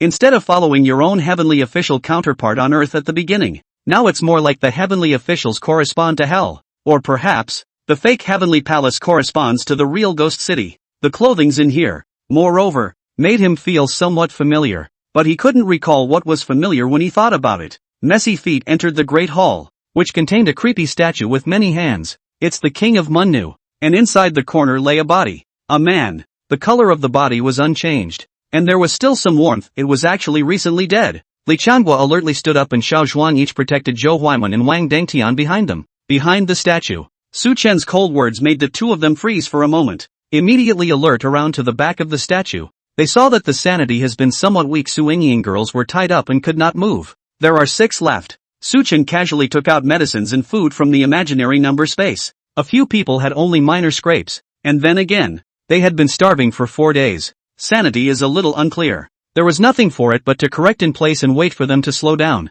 and that break went straight through to just after 10 p.m. Su Yingyin woke up in a daze, looking at the person who suddenly appeared beside her, obviously startled. It wasn't until he saw Su Chen that he breathed a sigh of relief. Su Chen, little brother, am I dreaming? I thought I was dead. Reaching out and touching Su Chen's solid arm, Su Yingyin directly cried out. The professor who had been guarding her on the side was also tempted to cry when he saw that the student he had been worrying about all the way had no eyes at all. It's all right. I'll take you out of the tomb when all of you have slowed down. A sentence that had originally filled people with hope, but it caused Su Yingyin to frown. Out of the tomb? What tomb? So this relic is a mausoleum? Now even Su Chen was confused. Didn't you guys run down from the chamber above? Su Yingyin shook her head doubtfully, then pointed to the west in the direction where the river had disappeared. We encountered storms during the salvage process, as well as dragon suction. The boat was swept up in midair, and when it woke up again it had reached a shoal. It was dark all around, and we could vaguely see a large cave. And looking at the crew and the boat, we thought we'd come in first and see if we could find fresh water and food. I didn't realize it was scratched right into this. And upon entering, the team marveled at the ancient city of ruins that bordered on being a miracle inside. By the time they remembered to get out of there and go back to report the good news, the large cavern they had entered had disappeared, replaced by a wall of seeping rock. The first thing Su Yingyin realized that something was wrong was that there was a strange echo in here. But the crew doesn't take it seriously until the first night the crew on night duty goes missing. It took them a moment to react to the fact that something was wrong with the city. But by this time it was too late. Everyone in the group was on their own and began to get paranoid. Chapter 155, The Tomb That Merged. After listening to Su Yingyin's account, everyone couldn't help but be alert. They had always assumed that the route Su Chen took was the route taken by the missing archaeologists. The truth caught them off guard. Su-chan was even more incomprehensible. It's reasonable to assume that even if there is an underground spring, that swimming in is normal. But Su-ying they actually rode in? After asking the number of people who had come, it was determined that only 15 people from the archaeological team had come down. The blood on the ship as the crew that stayed behind and drove the ship were killed. Counting the bodies he detected inside the tomb was only 6. At first he felt something was wrong when he sensed this huge underground space, but it was also only assumed to be a new space that emerged after the integration of the two worlds. After all, there were more and more changes occurring now, and this one underground space was nothing. But the emergence of new passages and routes is completely different. It's the bottom of the ocean. You guys rode into the bottom of the sea? I'm afraid you didn't fall asleep and make it up. Xiao Zhuang frowned and spat. But next, after seeing the kayak below the stone wall, he smacked himself twice straight in the mouth. Outrageous! What's wrong with this place? Li Changhua slashed at the wall in one smooth motion. Hard objects collided, and a loud buzzing noise shook everyone's face. Solid walls, not an illusion or a space converted by an organ. At the bottom there were also the marks that Su Yingying and the others had scratched out earlier for the test. Just really outrageous. That's how the water flow was cut off. But it's still living water. The source was constantly flowing, but it was impossible to find the channel where this water flowed. It wasn't very deep either. Just a meter or so at a guess. Is this place really a ghost town? We're not going all the way to hell, are we? Or did the ship actually capsize after the initial storm and everyone hung up en masse? Snap! Li Changhua slapped Xiao Zhuang on the back of the head without mercy. That sound screamed clear and loud. Su Chen didn't say anything and proceeded to walk along the river himself. Following the flow of the river, he sensed something was wrong. The water was clear, but it felt muddy, especially in such a bright environment. It should be crystal clear. Backhandedly, he picked up a stone and threw it down. The sound was the absence of the solidity of the crashing bottom. Those corpses up there should have wandered into the underwater tomb by mistake after getting separated. It wasn't what he expected at first, but at least it explained why the archaeologists were able to break in here. The routes are reversed, which does create a huge amount of doubt. But what wasn't explained why they were tied up after passing out. Why didn't the one who did it take control of all of them from the start, but only after most of them were lost? Is it meant to be deliberately obfuscatory? But there's no need for that. It's also the best chance to do it while everyone is still unconscious after a rainstorm. Is it the Wang family? And no, he hasn't run into a single person from modern times that the protagonist of either book would have encountered. All the people who could realistically assist in grave robbing don't exist. It's reasonable to say that grave robbers of this era are suffering from a chronological disconnect. At the novice white as white can be stage. According to this, it can go down to the tomb and do things. And the ones who collided with him going down to the tomb should be people with the same purpose. Did that guy Jomu not get locked up in the void space? As he was thinking about it, a small lake of decent size appeared in front of him. It was more of an abrupt presence in a group of depressed buildings. After all, living water in the midst of deadness symbolizes life. As for what kind of life was inside, Su Chen didn't have the heart to figure it out. Just looking at this strange lake accidentally mesmerized. When the reaction came, a scream was heard. It was the direction he came from and rushed back to see Wang Sweetie and the others looking at him with panicked faces. There are so many sharks inside the water. Xiao Zhanghe. The clear water swooned a burning red color. Undoubtedly, the Chang they were talking about has now been fed to the sharks. It should be looking at the shallow water want to go down to take a look. Did not expect to startle the ferocious creature in here. Since people can paddle in, it follows that animals can come in with the current. Then there must be a passageway down there. But it's hard to tell if there are sharks in there. And rather than find a new way out, it's safer to return the way you came in. It was a while before the water finally cleared. Looking at the sharks that were coiled up inside and swimming in groups, sure enough, the bottom was as deep as Su Chen expected. But he didn't know what caused it to look shallow. It may also have been a barricade put in place when it was built. Hey, aren't these sharks supposed to be incompatible? Why does it feel like the different groups are getting along so well? Wang Sweetness suddenly spoke up, and only then was Su Chen reminded to take a closer look at the group of sharks below. There are actually several species of sharks. Saw sharks with serrated protuberances on the right and left sides of the abdomen. Great white sharks with pale gray backs and snow white bellies, as well as hammerhead sharks with transverse bones in the head, a T shape, and eyes that look like two small green beans mounted on either side. There are also tiger sharks with backs as reddish as teal and red spots on the side of the body. This isn't the chaotic swarm of sharks only found inside the South China Sea returning ruins in the Ghostbusters world? How did it get in here? In a trance, Su Chen looked at this huge space and thought again of what Su Yingying said about their journey to this place. Suddenly something dawned on me. A huge space revealed by the earthquake had appeared on the mural when it came. But that mural wasn't finished. And the reason it wasn't finished was really just a cover-up of the truth. if he hadn't guessed wrong. It was the Ming Dynasty shipwreck down here, and because of the spatial dislocation caused by the merger of the two worlds, causing them to be connected in a line under special effects, the people at that time, in addition to discovering the huge space, also discovered that Ming Dynasty shipwreck, and ghosts like Wang Zhanghai are presumably going along for the ride, using the name of making this feng shui burial chamber complete to cover up the excellent feng shui of this underground underwater spring that has long been broken open. No wonder that the little dumplings are spreading around, and the ghost baby spirit in the chamber is also arrogant and haunted. Combine Wang Zhanghai this lack of morality to build a tomb for others is to the death to drive made murderous tomb. That is, under certain circumstances, there are connected cave waterways between here and the outside, but it's closed now, most likely in extremely bad weather. Something like a dragon sucking up water. The entrance only appeared briefly because of the wide gap between the undulations of the sea, but after they came in the sea returned to its original state and the entrance this disappeared. After thinking clearly, Su Chen did not inform everyone of this discovery. For one thing, it was a pain in the ass. He just wanted to get the bronze piece quickly then go back to rest. Secondly, it was too much trouble to explain and he was too lazy to do so. Moreover, in order to conserve power, Wang Sweetness turned off the live broadcast, and only opened it again after the action. But unbeknownst to the public, this initiative has some big implications. Chapter 156, Someone's Got a Problem Capital. Inside the Institute. Because after Wang Sweetness managed the power, the accompanying transmitter also ran out of power supply. So none of them realize that the people inside the Institute are literally going crazy trying to reach them right now. Still no contact? What did the people on the ship say? Chu Muyun said with an anxious heart.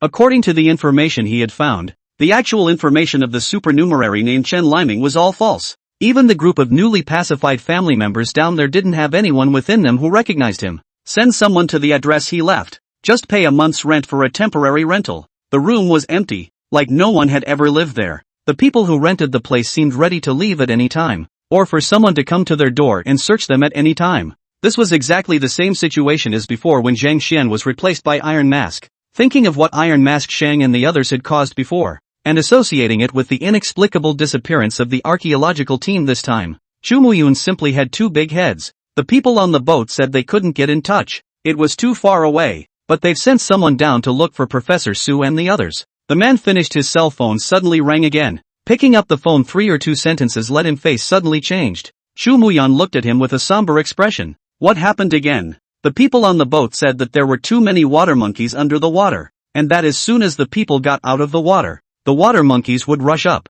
and they couldn't get into the chamber at all. Bang! After Chu Muyun heard this, he sat on the ground in a disheveled and deflated state. He was basically certain that it was Iron Mask and the others who had returned, and it was likely to be right next to Su Chen and the others right now. But offhand this time they turned off the live stream. If they couldn't recognize Iron Mask's true colors even though, it might really be the end of them. Undersea tomb. Su Chen saw that although the sharks emerging from below were numerous, they were all relatively small in size. Think of that giant white shark in the book carved to be 5 or 6 meters long. If there really is an ancient shipwreck from the Ming Dynasty hidden under that lake, it wouldn't be a big deal to hide an extra shark. The biggest problem now is still the barrier that is created by the refraction of light on this that affects the line of sight. It was possible for someone to see the oddly deep river as more than a meter deep at first glance, so it wasn't theoretically impossible to see the entire city off kilter. Su Chen decided that for now, he still needed to find out the person who was in the way first. There are 5 of you left, and 6 bodies up there, which means there are 5 more to be found.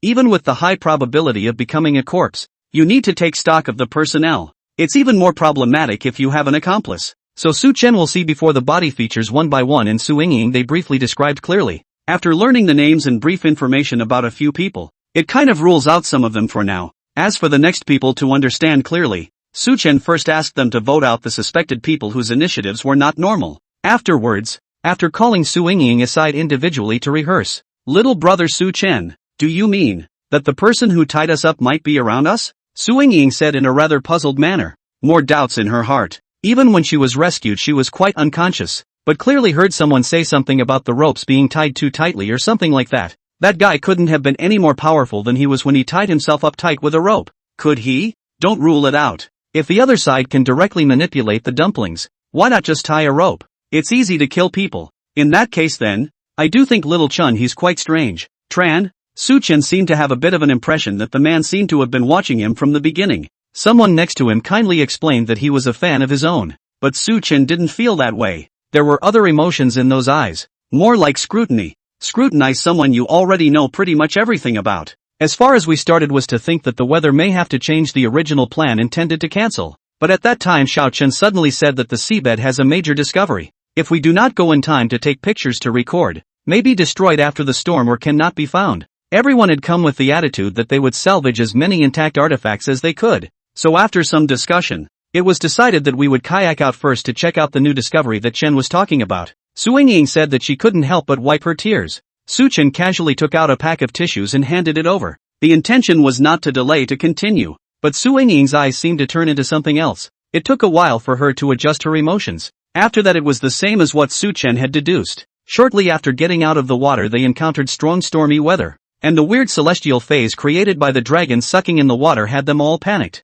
Then after that it was rolled right up to the entrance. Since most of the things on their bodies were pretty much lost, they could only think of a way to find a place to rest first. A signal for help was also left outside, but after that the entrance was closed they never had any illusions that they would be rescued. Once this was discovered, everyone started frantically trying to find a way out. Hopelessly, the entire city had gone all over without finding any exits. Under pressure, Chen opened his mouth again to tell everyone to calm down and wait for rescue, and swore that they would wait for help. We all know in our hearts how much truth there can be in that statement. So there were two camps. One side wanted to continue to find a way out, and the other side felt that with the food they had now they could save their strength and wait for help. The two parties didn't come to terms and the food ended up being split in half, and they were completely out of food support after 3 days, surviving only on the water they called in. In that case, I saw a man with quite a bit of food on his body when I arrived, so he must have been killed shortly after finding the entrance to the chamber above? Because the brother who brought the food was the first to be gone.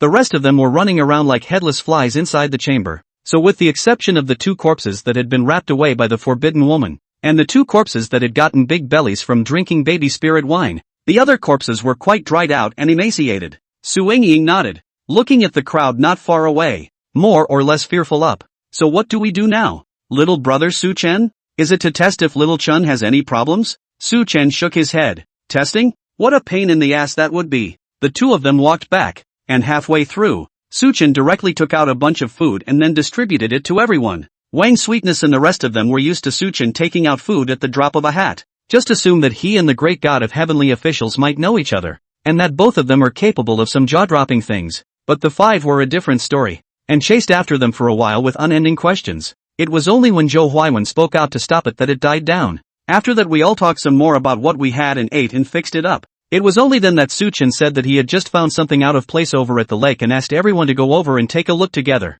Chapter 157. The one who went wrong wasn't Su Chen Wang Sugar and the others found the problem. It had always been Su Chen who had solved whatever problems there were. They were also the only ones to question Su Chen. How could it be Su Chen's turn to ask them questions? Let's not even talk about the possibility of them having that ability. That's basically zero. So a few people slowed down to a combined pace behind them. The unanimous feeling was that Su Chen might be trying to mess things up by saying that. So for the rest of the time, they were all alert and separated from Su Chen by a distance. Not so with those archaeologists. Ever since they realized that it was Su Chen who led the rescue and also brought them all the way here unharmed. Following Su Chen all the way to blow rainbow farts without saying anything. He couldn't wait for the whole thing to stick straight up. Soon several people were following the river to the edge of the lake. The scenery was a little weird and disjointed, but it felt okay at a cursory glance. Wang Sweetie then found the right angle and prepared to start the live broadcast. The whole network was waiting to see the follow-up. Seeing that the Wang Sweet live broadcast was important to open, the message was sent out thick and fast. Watching the pop-ups jumping fast seemed to be spreading some kind of message. Wang Sweetness then frowned and looked closely for a while. Then a line of gold glitter appeared in her field of vision. It's Chu Muyun's official certified account. There's something wrong with Chen Liming. Quickly alert Su Chen. This sentence topped 10,000 sentences. And Wang Sweetness was about to raise her head to remind her, when she saw Su Chen was standing at the edge of the lake, and a hand jerked out behind him about to push him off. Su Chen, be careful. Plop, the camera was flipped over in her excitement the moment she shouted it out. The synchronized sound of falling water made the hearts of the audience, who could not see the picture but only hear the sound, sink hard. Finished.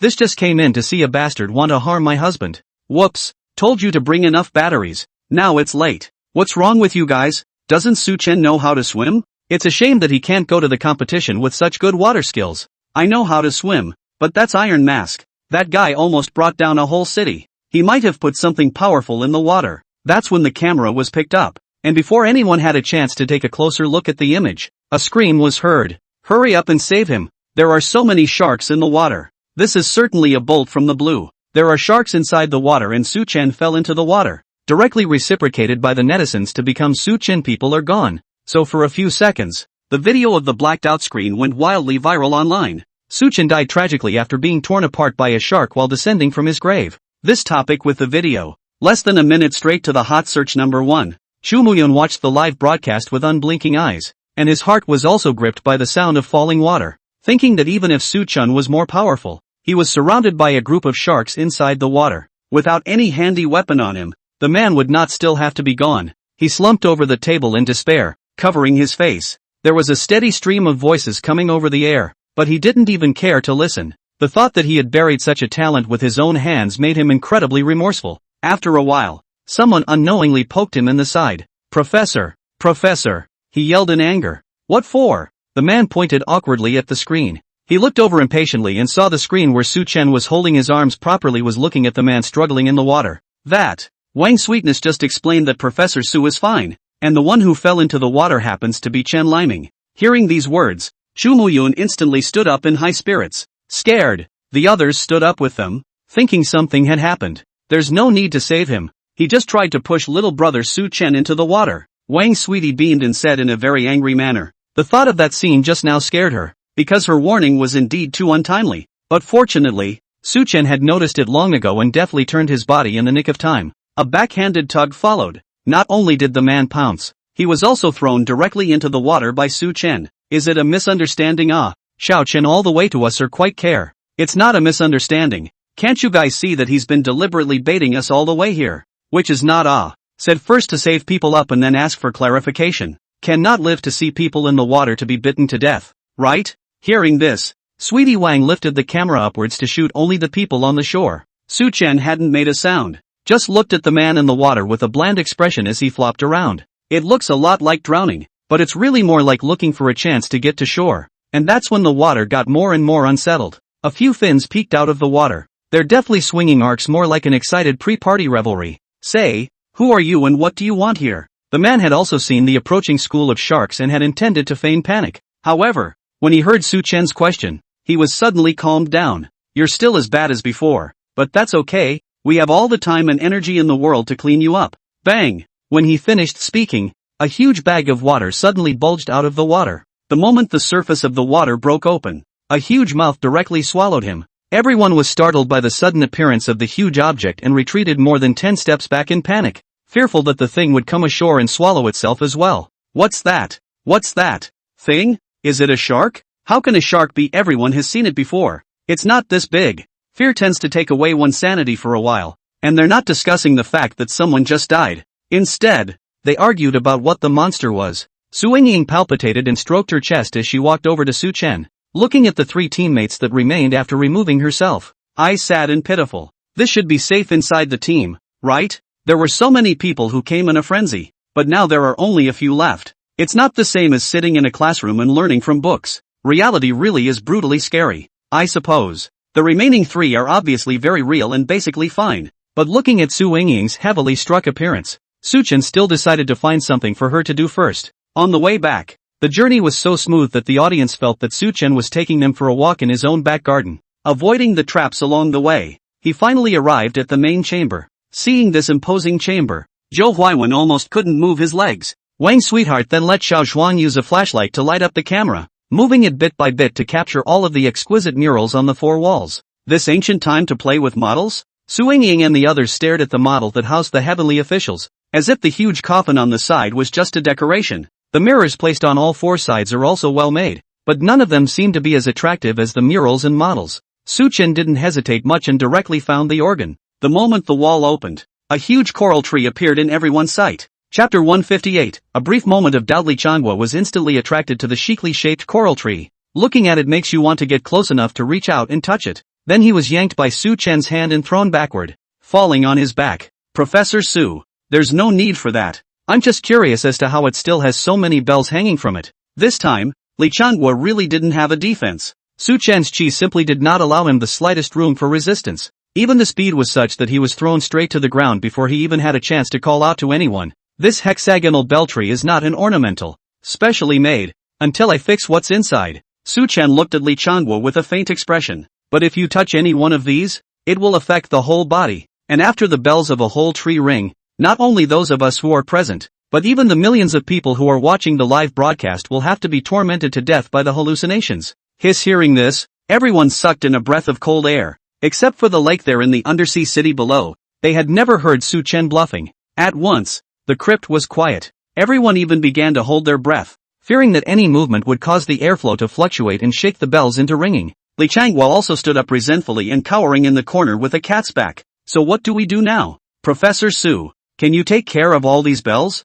Zhou Huaiwen, however, looked at Su Chen without saying a word. If he remembered correctly, the previous institute had gotten a hexagonal bronze bell by fluke. He hadn't looked at the thing closely, but the description seemed to be not unlike the hexagonal leader of the tree in front of him. Going out there was some golden coating vaguely remaining on it, making the whole coral tree glow under the flashlight. At that time, Heavenly Official's blessing was willing to give a great general's talisman for them to study, and the opening bid was for that hexagonal bell. Everyone was sure there was nothing special about the bell itself that wouldn't ring. Therefore, to this day, there are still people who wonder what Heavenly Officials provide blessings is going to do with that hexagonal bell. And now, Su Chen also opened the mechanism to find the hexagonal bell of this tree. They were also directly informed that it was quite dangerous. A hexagonal bell that can attack people with sound? But how can sound attack people? Could it be the ability to hallucinate the human brain through a special band of sound waves? Just as he was thinking, he saw Su Chen take a step backward. A shocking scene ensued.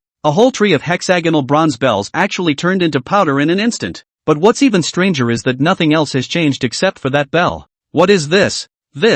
That's right, Professor Su. Didn't you just say they were dangerous? How come they're all gone at once? Su Chen didn't say anything as he was listening to the system report to him the results after the upgrade. The black gold ancient blade is currently upgraded to attribute plus 40, from level 1 to level 2. The Vajra umbrella attribute is upgraded to plus 63, or level 2 plus 13. What wasn't clear before is kind of thoroughly explained now. The black gold ancient blade was one level up for every 40 points of attributes, and the next stage of upgrading would only begin once the 9 levels were full, while the Vajra umbrella was one level up for every 50 attribute points, and the next stage of upgrading began after the 7 levels were full. Now that both items are in void space, there is no change in appearance, and it is assumed that there will be no major change in appearance until the upgrades after the full level. It's nothing. I guess it's the properties of the pigment apply to the outer layer that self-destructs when it encounters air. After all, an object that's been around for nearly 1,000 years is kind of fulfilling its mission to be recorded on camera. That was a relief to everyone,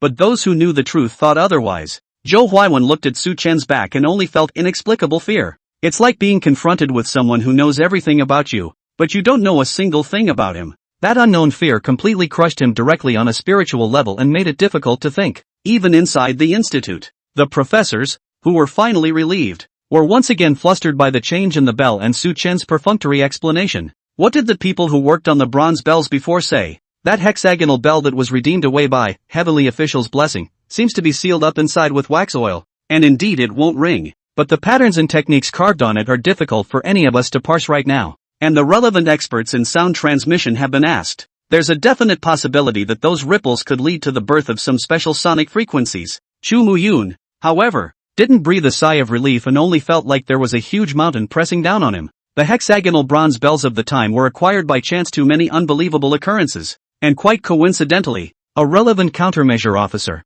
In natural selection, before a thing is to be destroyed, its natural enemies are sent forth accordingly, and before trying to save a thing also gives a corresponding creature save. Su Chen's appearance was undoubtedly the emergence of a calm handle on top of the Heavenly Official's blessing that they had difficulty controlling. But on the flip side, it's more like it's exposed as much to appease their fear of the unknown. While they marveled at the greatness of the Heavenly Official's blessing, the populace just appeared to be in a panic theory. Before there was even a climate, Su Chen happened to show up. Like Teng Kanzui, he was introduced to archaeology in the livestream and had the professors of the archaeology team bowing down to him in a matter of 3 words. Get someone to look into Su Chen's bottom line, and report back to me no matter what's wrong. He had thought it would turn things around, make his fears dissipate, but Su Chen's family history was too clean, so clean that he was fully drafted in less than an hour. Looking at the thick information, and then looking at Su Chen who was seriously helping to explain the content of the mural on the live broadcast, he was actually incredibly confused for a moment.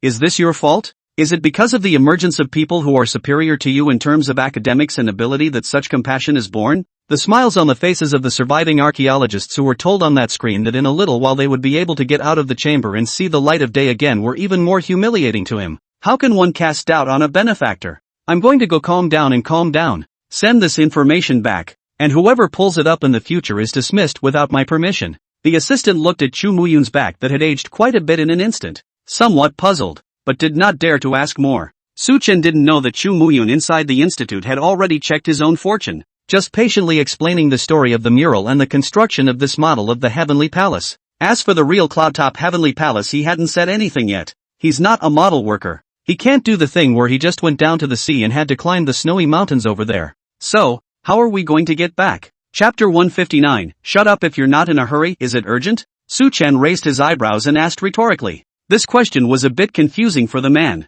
As he looked around, the murals were exquisite and the model of the Heavenly Palace was breathtaking. But, what a huge coffin of gilded wood sitting on the side. Even if he was an archaeologist by nature, he wouldn't like to stay inside a strange chamber with no idea of its roots when his life was still safe, right? The thoughts are written directly on your face. It seems that since that zombie riot at Goldfinch Mountain, archaeologists have been extraordinarily worried that the corpses inside the coffins will turn into zombies and attack people. I just don't feel very grounded in this. What are you afraid of with me? The forbidden woman I can restrain. The zombie rising corpse I can cut it down again. And the water monkey can't get in as long as the top of this doesn't break. Saying that with a bashful face, with the air of if I'm too lazy to leave you'll have to live inside this chamber for the rest of your life. The man cried out of sheer terror. I just don't want to continue in here, don't you? You guys think it's scary in here. According to him, the teammates who came are all dead inside the chamber under our feet. Aren't you afraid? A few people on the side answered. Su Chen still had little emotion. I said fear is not the reason. You want to get out. Is it urgent? Another soul questioned 3 words. The man was utterly dumbfounded and threw himself into the arms of the man at the side and bawled. It seemed to be greatly aggrieved. If you're in a hurry, you can just punch through the dome of this chamber. And according to the calculations of organ shifts and seawater tides, the roof of the cave should only be about 50 meters from the sea at the moment. If you're a fast enough swimmer to make it to the surface in 3 minutes, then you'll be successfully rescued. Of course, the moment you punch through the dome, the sea will instantly pour in and this undersea tomb will be completely destroyed. And if you can't swim to the surface in 3 minutes, by that time this chamber will be flooded with seawater and the swarm of sea monkeys that smell it will tear you to pieces. Su Chen said in a cold voice and looked at the people around him. It took a while for a big smile to appear. The same goes for these people around you. If they can't swim to the surface in 3 minutes, they're all going to die. And as for you, who's in a hurry to get back? You're the one who's going to get them killed. Hiss when it's really a smile. It's a knife. Everyone was silent after hearing that. It wasn't like saying, shut up if you're not in a hurry. It's true that powerful people are even ferocious in a way that makes people afraid to even remember them. They usually follow along and watch some archaeological live streams sequentially to broaden their horizons. Of course they had seen Su Chen's live broadcast. The appalling aspect of kicking away the prehistoric overlord salamander that the troops had tossed around for a long time in order to kill was enough to make them not dare to refute any of their words right now. But after all, it was nearly a week of being locked up in here, and his sanity was almost destroyed. But I don't want to stay with anymore with these coffins and ancient buildings. I just came here to observe the salvage of the shipwreck to make a record. I didn't think that I could still go inside the more horrifying chambers. Yeah, if it weren't for the unfathomable purpose of the Iron Mask, they would not have been subjected to such a plague, and there were only 5 of them left dead. A normal person would probably have gone crazy if they had suffered such a blow. It's nice to be able to talk normally now, but swim out of the tomb with 5 people who don't even have wetsuits until you're ready for anything. Not to mention the fact that the water pressure could have taken a serious toll on their bodies. Let's just say there's a bunch of gawking water monkeys out there. That's a good one. It's going to catch up with mountain torpedoes, and all in groups. When they came, if it wasn't for the bar with Su Chen in it, they all almost suffered. Not to mention the beckoning of having more than 5 people to swim up with. It was questionable whether Su Chen could even take it into account. Li Qianghua thought, only able to be patient to go and explain well to those few people. But how can people break down to the extent that they can just listen to someone else's explanation? Li Qianghua said half a day. People just do not want to go back. That's close to having I want to go back right now. Right now. Right now. Written in your eyes. In their eyes. Wang Sweetheart looked at the pop-up screen hot tirade and tangled whether to turn off the live broadcast first. Looking at Su Chen's bland face again, she couldn't help but sigh. I am really a person who has seen the world. The troubles in front of me are all eliminated, and the worries behind me are also pretended not to know. It does feel weird. Even if she hadn't broadcast enough, she was still thinking of showing as much of this amazing underwater tomb as she could in the limited time she had. Of the people who came together, Xiao Zhuang and Li Changuo were the ones who were completely at Su Chen's command. If Su Chen didn't open his mouth, they were able to sit along until Su Chen got impatient before making a move. Zhou Huaiwen was quite interested in the contents of this chamber, feeling that he wouldn't have any problem with it even if he were to be left in here to study each and every floor tile clearly. Among the survivors, Su Yingying also seemed to trust Su Chen and never doubted his words. The only ones in trouble now are the ones who won't relent. She does want to get off the air. As this development continues to air, it's possible that netizens will flesh out these guys,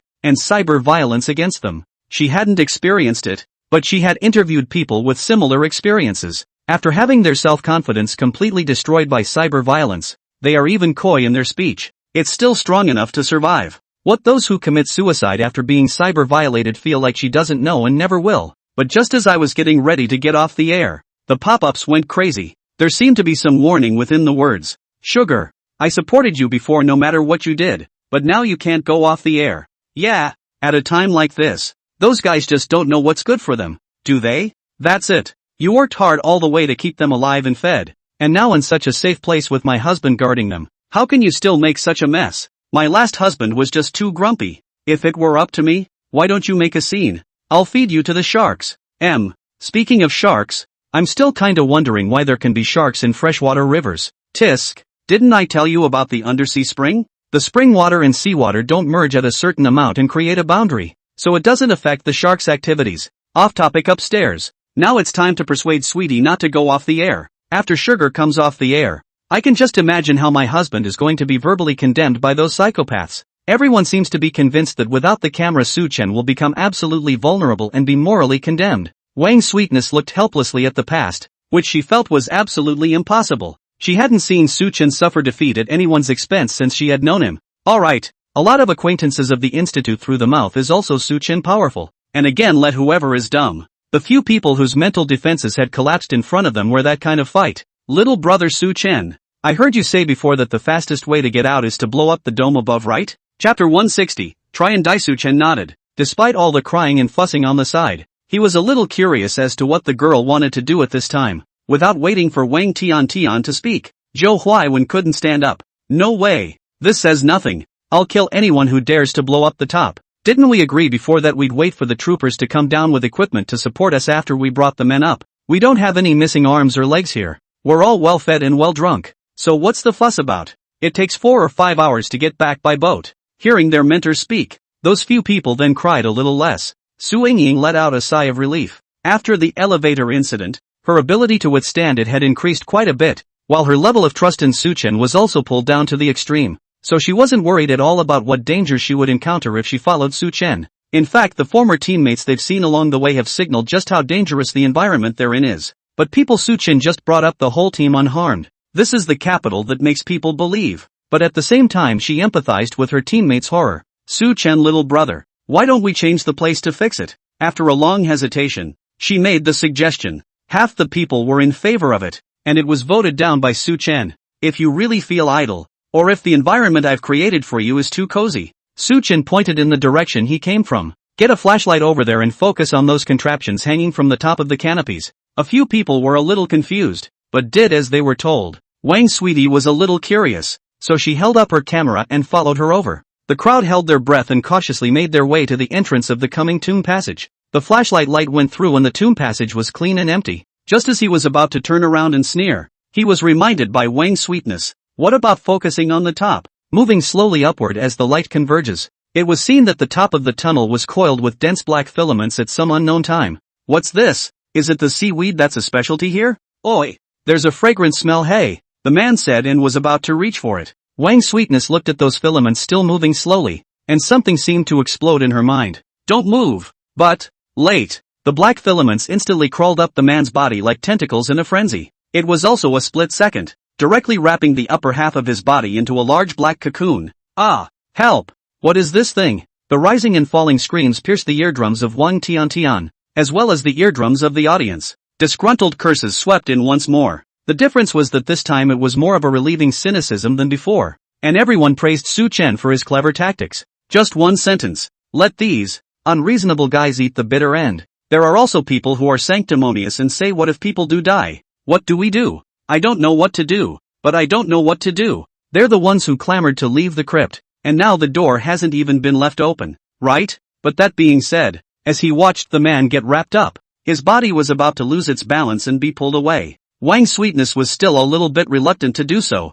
Little brother Su Chen. Me so. In a flash of lightning, the crowd only felt as if they were flashed by the light of a knife in front of their eyes. The man who was about to be hoisted up fell to the ground with a thud. All those black filaments on his body lost their activity, and a sharp, miserable cry came from the very top of the tomb passage. Thereupon a ghastly white and bloated body fell heavily into the tomb passage wrapped in black filaments. There was no more breath after only a moment's struggle. The man on the ground had just struggled to get a face out, breathing in large gulps of air. Turning his head, he met the blistered and still swollen face. Scared, he rolled on the ground and crawled to Su Chen's feet. Scared now? Strange. Weren't you just about to leave here without fear? Su Chen said with a gentle smile, and pointed to the densely packed bulges above that were wrapped in his hair. These forbidden women can be forlorn underwater for 1,000 years. So if you want to warm them up, you can go ahead. Those few people's legs went weak when they heard this, and they hurriedly helped the man on the ground up. With trembling hands, he finished yanking his hair in 3 tugs and hurried into the crypt,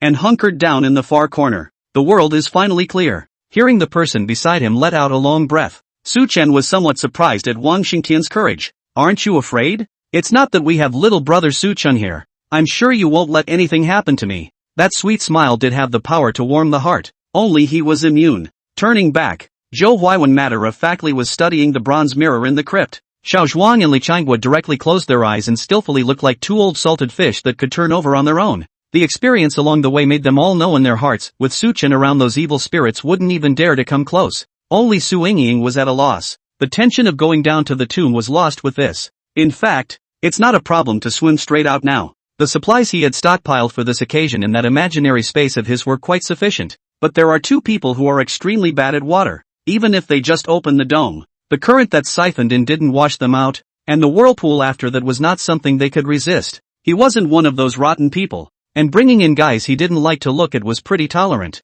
Little brother Su Chen, I haven't finished asking you the questions I was going to ask you earlier. Sweetie Wang came over with a smile on her face, holding up the camera. It's this dome that looks like it doesn't have a lot of beads on top of it, big and small, and it still gives off light when you don't have a flashlight on it. It feels a lot like the night pearl that's so famous in archaeology. So I'd like to ask if it's a real night pearl? Said Camera turned to look at him with an expectant face. Of course it's fake. The legend says that the night pearl is worth a lot of money. If you can really put so many night pearls on this treasure top, can it still be worth a lot of money? This bead is called a fisheye stone, and fisheye is the word for it. After hearing this, Wang Sweetie lost her mind and went back to the crypt to photograph other objects for the audience to explain. Assistance from the sea came an hour later. As agreed, Su Chen led the group of people back the same way to meet them at the entrance. Exiting the chamber, I was surprised not to see the sea monkeys. Swimming up to the surface, this revealed that 2 warships were besieging something not far away. This is official,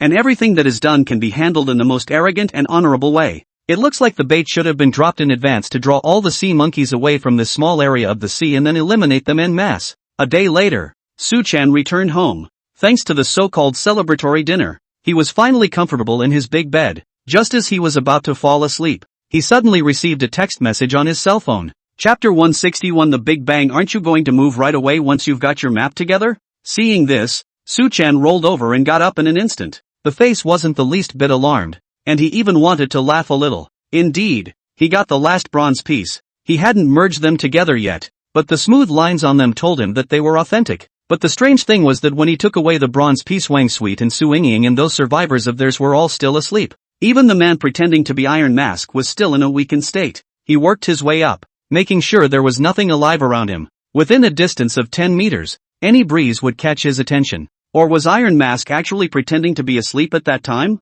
Is that why he said something as concerning as that before he died? Still have all the time and energy in the world to deal with yourself? Strange. Shouldn't their goal be immortality? It's amazing how unfocused you can be in doing things and how halfway through you can run into yourself. You're not dead yet? Speak up thoughtfully and sent a slow reply. The other side replied in seconds, sending over a half-decayed and bloody corpse with unidentifiable slime. The posture was hideous. The arms and legs were cringing but kept struggling upwards, so you could tell it was still suffocating before death. Dead through and through, but not all the way through. One Iron Mask falls, and there will be a million iron masks to carry on his thought. Su Chen, if you dare to teleport Lord Zhou Wang to suffer in a place like that, we definitely won't spare you. It's a good thing that there are still clones like the ones inside the Yenshan underground villa in other places. It's also true that a sly rabbit has 3 caves, not to mention the fact that they are an old bastard who has lived for thousands of years. It's not like you guys are in a hurry to get over there yourselves. What can I do? But now it looks like there's quite a connection between the brainwave fluctuations between those clones and the iron faces. It's likely that some sort of program is set up directly one dies, activating one or more clones to continue the operation. And these guys only got as far as the fact that they were collecting maps of his old favorite dungeon. Gee, don't be embarrassed if you're not jealous. It also saves time. It's better to come to the door on your own than to be passive on this side. Su Chen thought and lay down again once more, then dialed a phone number. Tracked it? Li Changhua is also anxious, looking at Xiao Zhuang's finger crackling on the keyboard of operation, but the positioning on the screen on the motherfucker froze no reaction. Asked you, how much longer? Xiao Zhuang didn't say anything. His fingertips were almost typing stumps on the keyboard. There are just too many protection programs over there. And if it weren't for the fact that he usually runs next door to the anti-international fraud squad to rub the computers and play with them when he's not doing anything, with the encryption on it, it would be hard to crack given a couple hours. Hey, asking you a question, Li Changhua said and went to press Xiao Zhuang's shoulder, but the latter did not respond at all. Su Chen could basically imagine Xiao Zhuang's anger at this moment. And in order to help him stall for a bit of time he also continued to nag that iron-masked Shang. Do you know how terrifying that imaginary number space is? If we didn't have clones that could share the mental damage, I'm afraid that only thousands of clones would be waking up out of control and storming out right now. Humph. Just like you such a lowly, solve that zombie horde rely on the ghost seal, clone crowd absolutely get you dead. Having said that, Su Chen had basically sensed that this guy was already quite abnormal mentally. What kind of old undead who has lived for thousands of years still talks like a child playing house? Or it's just that it's still mentally normal, but it's been tortured by being transported to void space and is in a state of extreme rage. Then why don't you release it now? I just came back from the grave and was worried that I had nothing to do. There was no message back from there for a while, and Su Chen thought that the topic ended there. I didn't expect to receive a bunch of photos one after the other on my cell phone the next second. The first one is at the bottom of the sea, that illusory city that hides an ancient shipwreck. It was still bright as day there, except for a few small black spots not far away. The second one is an overhead shot of a deep pit. Something placed inside the pit lit up with red dots and the shot was too far away to basically see what it was. The third one is under a reef in deep water. What appeared to be wrist-thick iron bars held a massive squishy fend-off densely writhing creatures. The fourth one is on the sea. 4 or 5 salvage boats are operating in an orderly fashion, and someone looks momentarily horrified at the sight of the camera. Without reading the rest, Su Chen yelled at the other end of the phone. Hurry up and get that group at sea back. That stupid hashtag tried to blow up the undersea tomb. Li Changhua's brain went down for a few seconds, and he hurriedly asked people to report the situation. Also contact your comrades on the salvage side of the job. Luckily, the call came through right away. With a secret sigh of relief he yelled, sail away. Quickly sail away from that sea. But before he could get a reply from there, a loud explosion came through.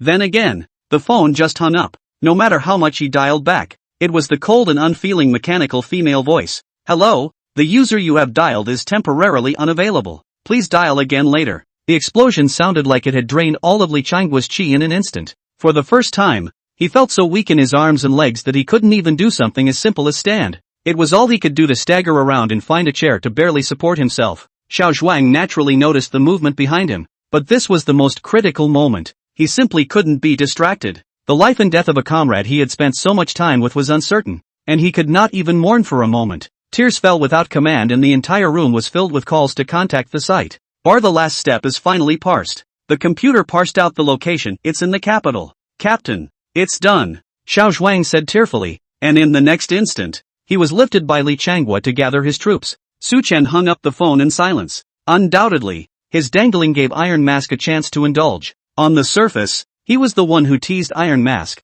but behind the scenes, he was the one who was set up by Iron Mask. The last photo is a selfie of Iron Mask facing the explosion. A huge mushroom cloud rose into the air. The undersea tomb was destroyed, not to mention the fact that the number of those sea monkeys that were released far exceeded the number they had killed so far. For the first time, the clear blue South China Sea sky was covered with a thick gray. People along the coast were stunned by the huge explosion, and officials urgently evacuated local residents and tourists. In response to the impending tsunami due to the Big Bang, what also seemed to have been blown away was the bizarre weather barrier of the returned ruins, with a cloudy thunderstorm spreading rapidly across the land. The images coming back from satellite cloud maps are almost like movie posters of the destruction of the world. But this time it's a solid lack of any special effects. A beautiful tourist area. A wintering mecca for everyone. It was completely destroyed in such a ridiculous farce. Chapter 162. The major platforms have just celebrated a wave of Su-chan and their triumph. Celebrating the survivors still alive and running. Just one day later there was no choice but to change to a gray background and observe a moment of silence for the victims of this great man-made disaster. I'm on the beach right now, and you can visualize that the sky above is still quite gray due to the effects of the explosion. And it's only just after 3 in the afternoon. Search and rescue teams have gone out in 3 waves so far and have yet to see any survivors returning. And the official side of the tsunami is predicted to come back in an hour. As you can see, there is still a lot of marine garbage on the shore that was sent back by the previous tsunami, which clearly means that the earth is getting angry at what human beings are doing. And I would like to call on everyone once again to not litter from today onwards, and to protect the earth from me. The current situation is probably like this. The officials have no thoughts about who the culprit is, but I always feel it's the same as the rumors. Wasn't the person who appeared in the footage before revealed to have the name Timashang? Officially, it's a foreigner, but it's actually a domestic. And inside the underwater city, the one who warned Professor Su sternly, I think it might just be that a terrorist has appeared. Most of the remarks on the internet everyone has probably already read pretty much everything. I reckon that the zombie horde riot over at Goldfinch Mountain before wasn't just some archaeological accident. That's what someone did on purpose. Tianguan Dishin and Su-chan are most likely the faction whose tone is antagonistic. But the current state of affairs has already developed to the point where even bulls like them can't stop it anymore. According to me that's not a terrorist attack at all. It's simply some black fans whose brain wattage can't stand to see the heat of Professor Su's current archaeology live streaming on the internet. So they're deliberately looking for things to do to him. I think the officials can change their mindset and look for suspects from within Professor Su's black fans.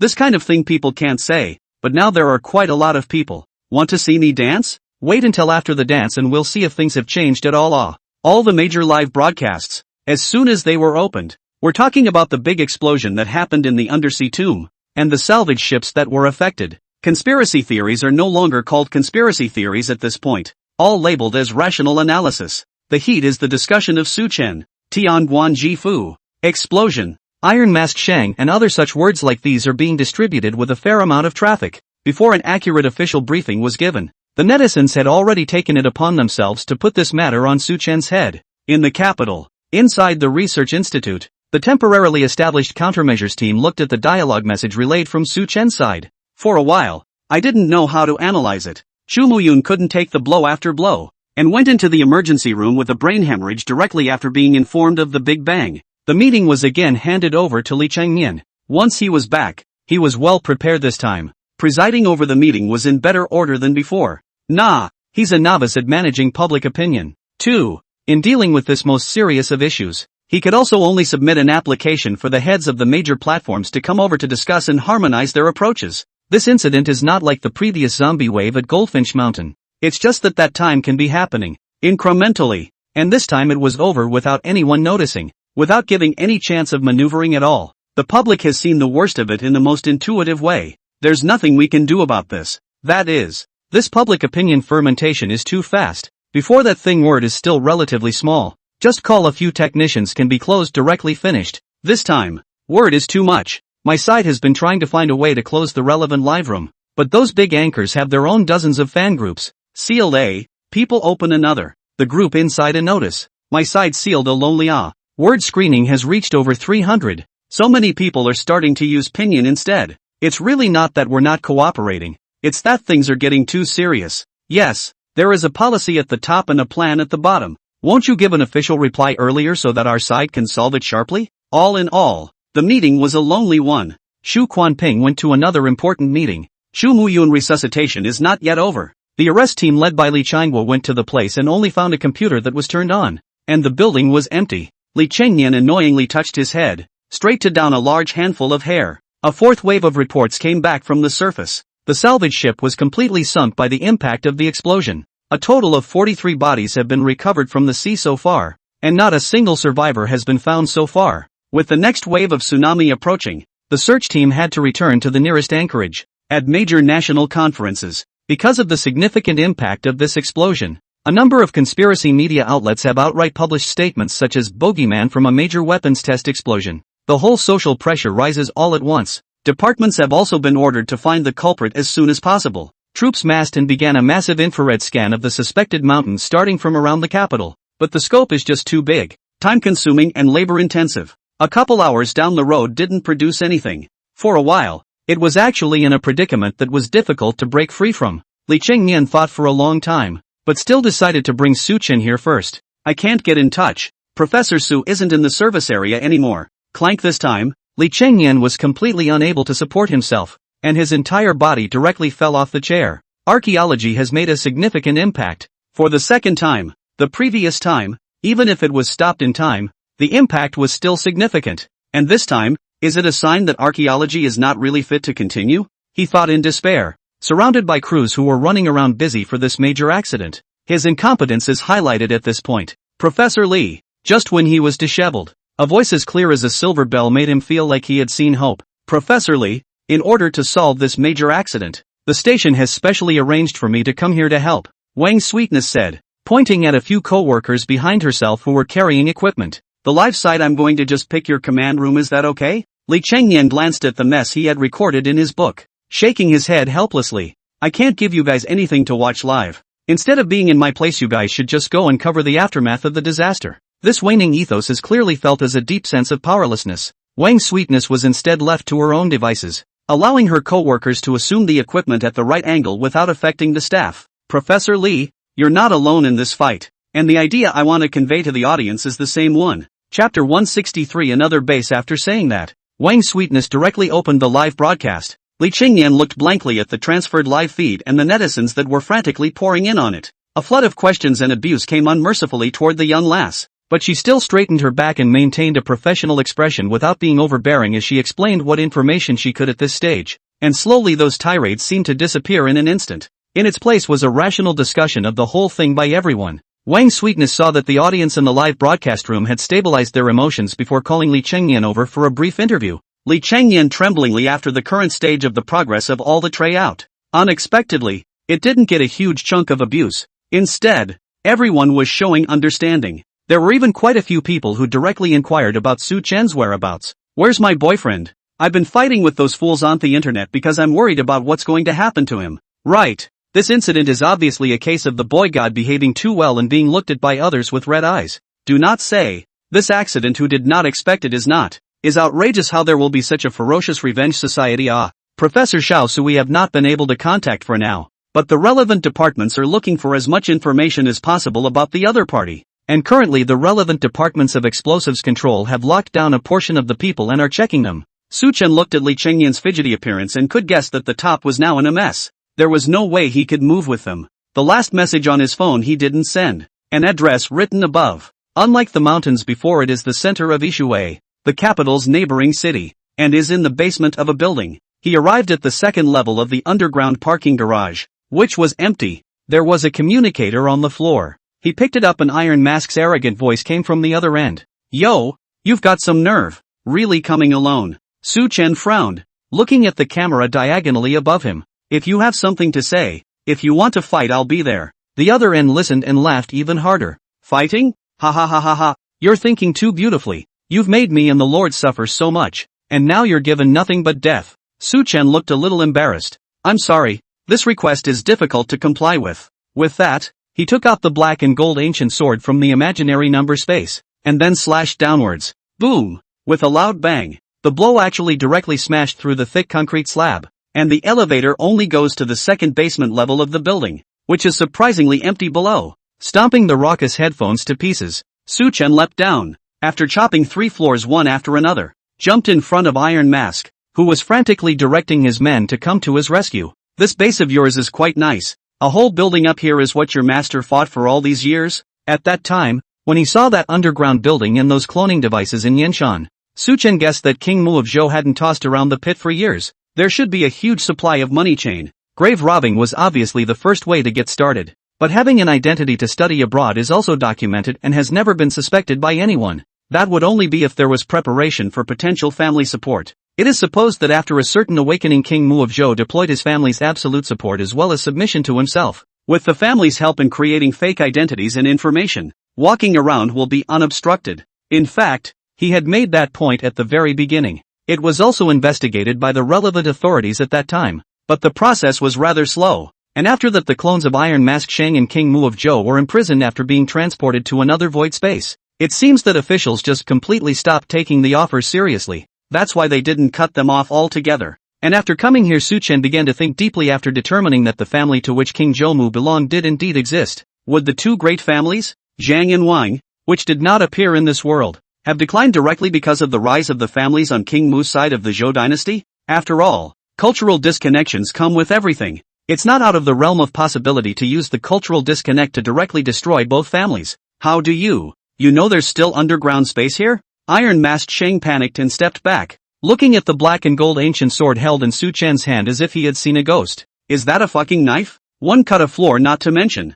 Just all the way to the end. The blade is not curled and not even a little bit damaged. Not to mention that he #s not even a little bit of dust on the blade. Looking at Su Chen again, his face didn't change, and he didn't even take a breath. This #mom isn't even a normal person, is she? Dense footsteps came from the upper floors. An Iron Mask should have deployed no less than 200 people. Su Chen glanced at each floor in passing as he came down. Except for the top 3 floors, which I don't know what they're for. These lower floors are filled with sleeping pods. Look at the state are in a mental breakdown. The guess is that Iron Mask and King Mu of Zhou used this batch of clones to transform the stimuli they received in void space in a decentralized manner. Otherwise, even if the person is still alive, that would have gone crazy a long time ago. Instead of going around doing evil like they do now. Infrared scanning. I left that machine outside in the car. Didn't you see it? Su Chen said with a faint expression and backhanded the knife directly into the ground. Pulling over a chair to one side, he sat down in a dashing motion. A simultaneous message came over the Iron Mask's communicator that it had detected a suspicious machine on a bicycle on the side of the road outside the building.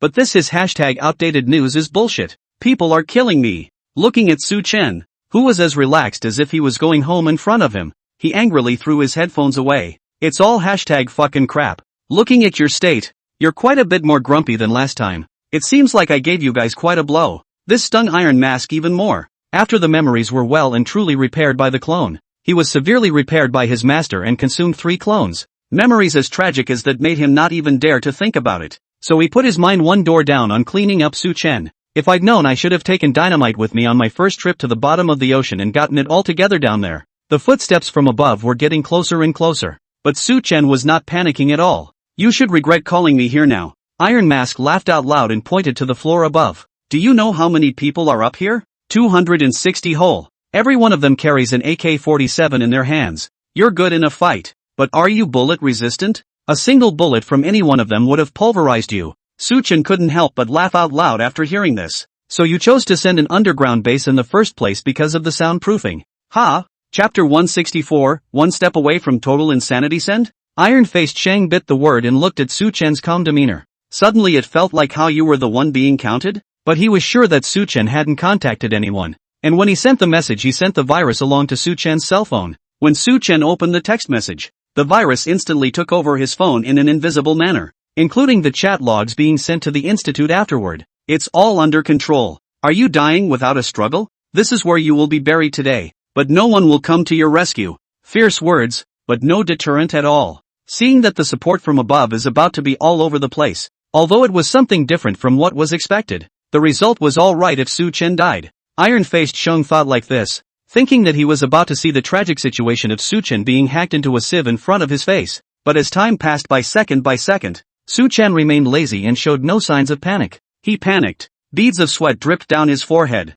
What's in your gourd? Su Chen propped his hand on his chin and watched the iron-masked man sit upright, eyebrows wrinkled in what seemed to be a bit of a one-liner. I didn't come over here specifically to see what kind of drugs you're selling inside your gourd. How come you're asking me the opposite? Me? Forget it. I've seen enough of the monkey show. Let's stop here. Su Chen got up and backhandedly picked up the black and gold ancient sword and casually flung it, scaring Iron Mask. You were full of confidence when you fought earlier, weren't you? Why are you wimping out now? Of course Iron Mask saw Su Chen's serious disdain, but there was nothing he could do about it. It's totally conditioned. After losing the first fight, he was a bit wary of Su Chen, especially after being imprisoned in an unexpected void space. He suffers. Coming back for a clean slate, he gritted his teeth and swiped Su Chen's livestream. After seeing him waste the giant overlord salamander with a single kick, he sort of realized how huge the gap between the two was before. That's why this time around, he had lured Su Chen here with such a great deal of vigor. The purpose was to catch a turtle in a jar, so that Su Chen could also taste the feeling of being set up. Wait. Iron Mask Shang ultimately hesitated, trying to stop Su Chen's movement forward. Even if there were millions of other clones available to him, this might be the only time he could say it face to face. But Su Chen was unmoved, and the sound of the knife's sharpness cutting through the air was extraordinarily ear-piercing. He couldn't help but clench his fists and roared, "Don't you want to know why I blew up the undersea tomb?" Su Chen froze for a moment. He's taken everything of value inside ahead of time, so what's left to wonder about? But it's like this guy is trying to stall? But he still hadn't gotten the game right, and those guys couldn't save him today even if they came carrying cannons. That's my revenge on you. The reason why the online public opinion has fermented so quickly is all because I spent a lot of money on hiring professional momentum-building water armies. Su Chen, even if you were able to kill me, they wouldn't feel any gratitude towards you. Right now to that group of straw men, there is no difference between you and me. With your skills, there's absolutely no need to listen to the command of that group of backwoods men. Why don't you join us to work together for a great cause? And immortality will not be a problem at all. That's a terrible thing to say, when it comes down to it. But Iron Mask's gushing, and that arrogant look from before were completely two-faced doings. Even the way he spoke was quite a bit more vulgar. Even if there were still millions of clones waiting for him, just such a state of mind realistically wouldn't last more than 3 body changes. I remember when he went to the institute. The professor in charge of researching those clones pulled him one by one to show off. This is a living case. The constraints of the moral dimension have kept us from conducting human experiments. But these clones are different. They're all complete bodies of the experiment. And we can fully grasp the entire flow between the experimental data and the results of the experiment by simply reasoning the sequence against the results. To put it bluntly, it's a puzzle for you. Also gave you the answer by the way. Gave the answer to go against the process which is not simple. The trial and error rate went up hundreds of times at once. But the efficiency of the experiment was greatly improved. With professors of psychiatry who questioned it, that study called for an obsession. That is, after locking the two of them up in the void space, that professor made it a point to inform Su Chen of the unusually active spirit of the clone's large batch. Since that time Su Chen had a number in his heart. Thinking of this, he looked at Iron Mask with more compassion. Don't you think your spirit is already in a dangerous state compared to our first meeting? It's like the WSA archaeologists who were locked up inside the Jelmo sanatorium at the time. There must be a spiritual dimension to the reason why they are incarcerated. Apart from the physical aspect, the forbidden woman's incense itself can disrupt a person's mind. And to be slowly transformed from human form into a monster like that, that's a pretty hard and fast indicator in and of itself for mental endurance. It was obvious that Iron Mask, who was now mindlessly bent on dealing with only himself, was on the verge of a critical massive collapse. I just don't know what that master of his is doing now. It would have saved him a lot of work if the master and servant were both nearly scrapped. When Iron Mask Sheng heard Su Chen's words, his gaze froze for a moment. Then it was as if his brain was shaking, and he was so horrified that his eyeballs bulged out in fear. You haven't seen the horror of that space. She's not trying to get us killed. She's just using us as a tool to relieve her boredom. He was panting heavily, as if he would fall to the ground anytime and anywhere without catching his breath. Undoubtedly, in this life, even if he didn't have a mental breakdown, such a psychological shadow would have to accompany Iron-Faced Shang for the rest of his life. A monster of the perverted level of the Sperm Queen had lived for so many years and remained inside that nook and cranny. It's natural to find a way to have some fun with it. Looking at the little pets people have, it's not hard to guess how sick the torture is. It's not likely that even if you guys go to someone with normal beads, you won't get any favors. It was with great difficulty that Iron Mask broke out of his memories and saw Su Chen standing right where he was. There was some momentary confusion that he didn't take the opportunity to cut off his own head. But what puzzled him even more, there was silence all around him at some point. The footsteps of the original large group of people had disappeared without even realizing it. Somebody!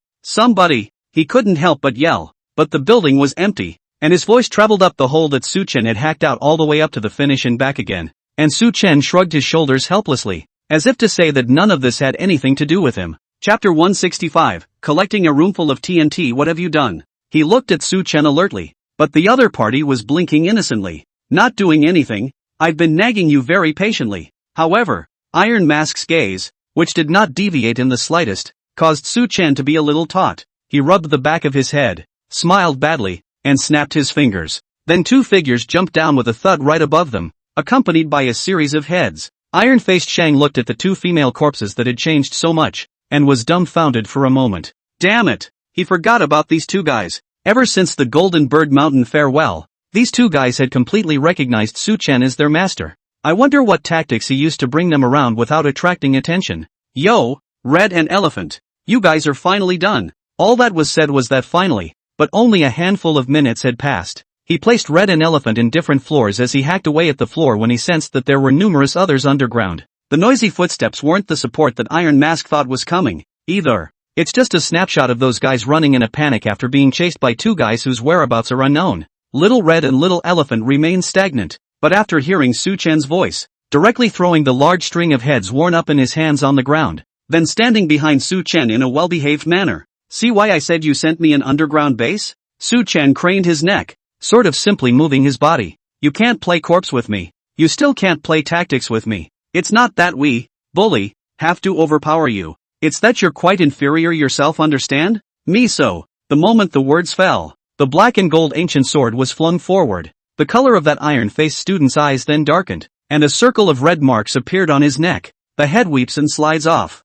the face maintaining its shocked demeanor. Retrieve the black gold ancient sword and the two female puppets back into the void number space. Su Chen turned off the record button and sent the audio with a smooth edit. Turning to the clone's control room, it was exactly the same as before. The clones here are really just all scrapped. It's still an abandoned place. He turned his hand and downloaded the data on his computer, vaguely feeling as if something was wrong. He heard the system remind him that the self-destruct system in this basement had been activated. He was still as relieved as he could be. He felt that this Iron Mask wasn't much of a fool, and to come up with a life for a life, although it doesn't really work is all. Following the system's instructions, he successfully found the place where the bomb was located. Nice guy. A whole room full of TNT. But unlike the dynamite-timed explosives at the bottom of the ocean, this thing is in instant destruction mode. It seems to be activated as soon as it monitors an unrelated program in order to protect the residual information elsewhere connected to the computer program here. 1 minute countdown. If it wasn't for the system reminder, Su Chen felt that it wouldn't really be a problem for these explosives to blow himself up. Conservative estimates are that the 3 kilometers around here would probably have to be blown up. Seeing the time directly into the countdown, the pile of bucket-thick screw-together lines froze Su Chen's eyes. 7, 6, 5. In the nick of time, Su Chen thought about whether or not he could just put these things into the void space. After all, the area is about the same, and the imaginary number space can put objects into a stagnant state. With that in mind, he threw out the contents of the imaginary number space in his head, then fought to shove an entire room full of TNT inside the void space. The explosion was successfully stopped as the last corner of TNT disappeared into thin air, and there's still a flat space left. Su Chen loaded back the important objects, leaving a large pile of his stored supplies. Not only that, even the 2 female puppets couldn't fit back in. All he could do was dress the 2 guys in heavy doll clothes and instruct them to go back on their own when it got dark. And after he finished copying everything on his computer, he called Li Changhua to come and clean up the mess. On the other side, the countermeasures team, which was making slow progress, had just received news that Li Changhua was preparing to travel to Ishui City. Before he could ask more questions, he was stunned speechless by a live video that had suddenly exploded online. Even Wang Sweetie, who was live streaming, was reminded by the pop-ups to watch that video. Don't you want to know why I blew up the undersea tomb? That's my revenge on you. The reason why the online public opinion has fermented so quickly is all because I spent a lot of money on hiring professional momentum-building water armies. Su Chen, even if you were able to kill me, they wouldn't feel any gratitude towards you. Right now, to that group of straw men, there is no difference between you and me. Some people with sharp ears found out the video of the confrontation between the 2 outsiders and Su Chen in the tomb at that time. That online rumor, Ironwood sang, sounded exactly like the audio that's being revealed now. Some skeptics even extended the band and analyzed it frame by frame. It ends with definitely not synthesized audio. It's real, first-hand audio. The network of mixed speech at this time is just like the rough sea jumped up a column of imposing water tornado. Everyone was forced to look up and be forced to accept such flat-out thunderous news. It suddenly dawned on me that the previous mixed and unending rhetoric was actually controlled by the waterbenders. One after another, they just feel like their intelligence has been fooled. And Iron Mask's word strawbag undoubtedly threw 2 big mouths on their faces. Did Su Chen put out this news? Why is he such a cheater? It's not like he's pressing his head to find Mr. Iron Mask for his offense, is it? What the hell are you talking about? This message was recorded and then submitted to Ejo Spirit Detective Boy, M. Who says it's not? This pussy relies on rubbing the hotness of my 2 big male gods to increase fans by 1 million at a time. Just ask you if you're angry. I'm fine. I'm just being realistic. I'm just trying to clarify the situation after I got the first-hand report. But I still don't see eye to eye with this pussy. He still said that the heavenly official god in Su Chen and the others are in big trouble. He #S. Then one size fits all. Punch him in the face. Hours of fermentation. Hours of fretting. Officials still haven't given a final briefing on the results. But rumors filter through fingers like quicksand and are gone in an instant. When Li Chengnian saw that the online public opinion had finally stopped, he sat on his butt and burst into tears. The sudden disappearance of the excessive pressure was a relief to the entire staff in the command room. After a long time, Li Chengnian stood up with tearful eyes. The hardest thing has been taken care of for us, but it's not time to slack off yet. All buck up and don't let those fading lives down. Chapter 166, the last message. The scene was momentarily captured and live-streamed online by Sweetie Wang. It was the same moment when the netizens looked at the man who was half 100 years old and whose hair was already mostly gray. It actually feels a bit sad. Some people are starting to reflect on all this.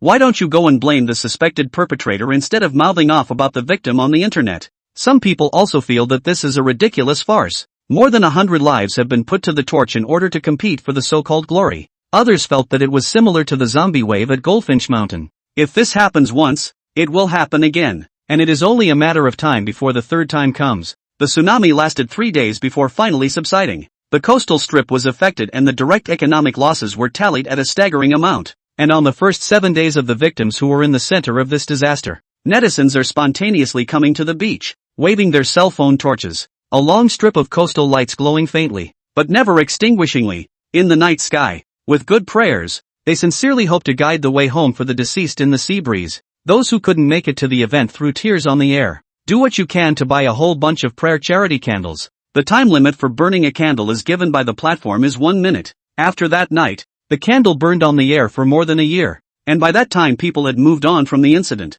But they still mourn others. Of course this is all an afterthought. The whole thing was finally dealt with after half a month. It was only after the group presented a chrysanthemum to the victims that the institute was fully operational again. Professor Chu, you've just been discharged from the hospital. How come you're back? Didn't I tell you to recuperate? Chu Muyun sat in his motorized wheelchair and made his way into the underground research room. Li Chengnian rushed to meet him and help him push his wheelchair, his displeasure written directly on his face. Idle. It's been half a month. I can't even touch a book more than once. It's rare to come out for air. You leave me alone. This is not breathable. Through the protective glass, Wu Qingping wielded a kitchen knife. The look was menacing, similar to a murder scene with a split body. Who can't think straight before coming to a place like this for a break? You're not comfortable with what Mr. Tenkan left for us, right? After the public opinion subsided, the accounts, Tianguan Jifu, and Ninth Uncle's heir, fell silent in the public eye. It was felt that the two of them had been stung by public opinion and no longer wanted to do anything to save strawman humanity. So whatever happens in the future will have to be resolved by the state. If things get too serious to fix, then we'll all just take some sleeping pills and die together before the end of the world. This is by no means a joke. Rather, it's a result that plays out based on the butterfly effect created by a series of changes. The third mega change is coming soon. Like this big bang on the ocean floor that triggered crustal movement, the tsunami was just one of the disasters. A volcano on the edge of the plate that experts have long warned is bound to erupt within a century. Clearly the mass eruption began. That nice guy traced the plate on the satellite cloud map all at once. The eruptions were all sloppy in size, and the only serious one was still right in the middle of the ocean. Didn't cause too many casualties, except of course for the tsunami that goes with it, and volcanic ash filled the air, along with cold and warm streams of acid rain that nearly cleared the coast of Rations. And while the domestic coast was also affected, it shouldn't be said that it was either fortunate or preceded by a natural disaster. That previous wave of undersea explosions had indirectly reset the climate clearing of the Linhai. It can be understood that it is because of the previous Big Bang that created an artificial climate cover over the waters. It's also just as the cold front is moving south, so it's kind of indirectly blocking a wave of volcanic ash. Not to mention, it also blocked the pollution contention with a flourish. In the wake of this incident, the phrase "a blessing in disguise" was popularized on the internet, and everyone has a greater respect for the staff members who were killed in this disaster. There is a qualitative lift in the overall wind direction. Are you talking about the rush of large batches of bioweapons? Li Chengnian said, once again thinking of the heavenly official's blessing message within the account at that time. The iron mask that was strung up this time was just a clone, and they should have similar bases in the country. I hope you won't let your guard down, let alone cut off your search for their base. Both are monsters who have meticulously survived from thousands of years, and their knowledge of history is no less than mine, but definitely higher than yours. Both times were just small moves on their part. If they could increase the scope of their inquiries, go back as far as you can and look for people similar to them in your known history. Search for rumors or biographies with words like sensational, far superior, etc. as much as possible. Their development should be closer to family-oriented, and the next hijacking to come may cause more damage.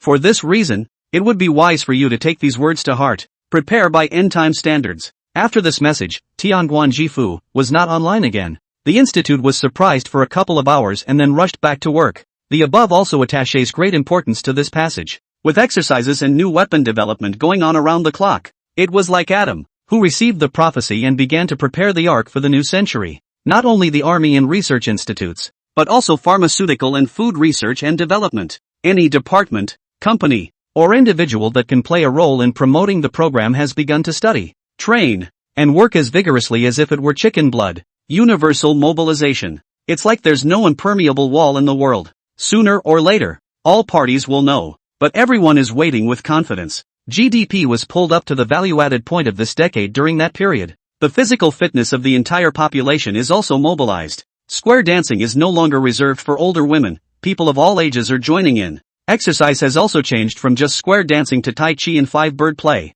The netstorm of the undersea explosion seems to have turned out to be something from a distant era. Netstorm is also a thing of the past. People are still online, still watching live streams and discussing topics, but far less hostile. The accounts, Tianguan Jifu, and Ninth Uncle's Transmitter, were still placed on top in the live broadcast room, but others say the two names are like a crystalline monument. Suffered the worst of the netstorms, but it was also completely stifled. Pretty much, dreaming about that part, if there really is a third disaster. And if we know about it and don't do anything substantial to try to stop it, there's no chance that I might want to be like those zombies who rise up and never be able to swallow that breath. Xu Muyun said, his gaze looking out the glass window. The sun was setting in the west, but it was still stubbornly shedding its searing light on the earth. Chapter 167, Su Chen reappears. The villa, which had been unused for a month, was once again open. The dust that was spread out caused Su Chen to sneeze. Even though he was neatly dressed, he could not cover his dusty and windy odor. Skin color has changed from a cool white to a healthy wheat color. The muscles that arched from carrying the bag made passers-by look at him a little more. He hesitated, but decided on the old rule, first go find a proper store and have a good meal. After calling housekeeping on his cell phone, he headed straight out the door. Long-lost city buildings are more like ferocious beasts made of steel and concrete. Blocking out the natural scent also blocks out the life at the same time. The cubicles behind the glass windows are filled with numb, walking corpse-like workers. The only thing that evokes their humanity is also the mouth-watering food in the concrete forest. Su Chen came to the first place of the most white-collar-loving restaurant called by bloggers on a platform. It's a Szechuan restaurant that specializes in hot pot, but you can also order today's special recipe separately. The recommendation says that the emergency special recipes are done quite brilliantly. Su Chen ordered one as well. The dishes came up one by one and the waiter introduced them one by one. The whole thing was quite a ritual. Su Chen ate patiently until the last course, the dessert chestnut Mont Blanc cheesecake. This is the main dish that the blogger promotes and repeatedly emphasizes that you must have this dessert to make it worthwhile.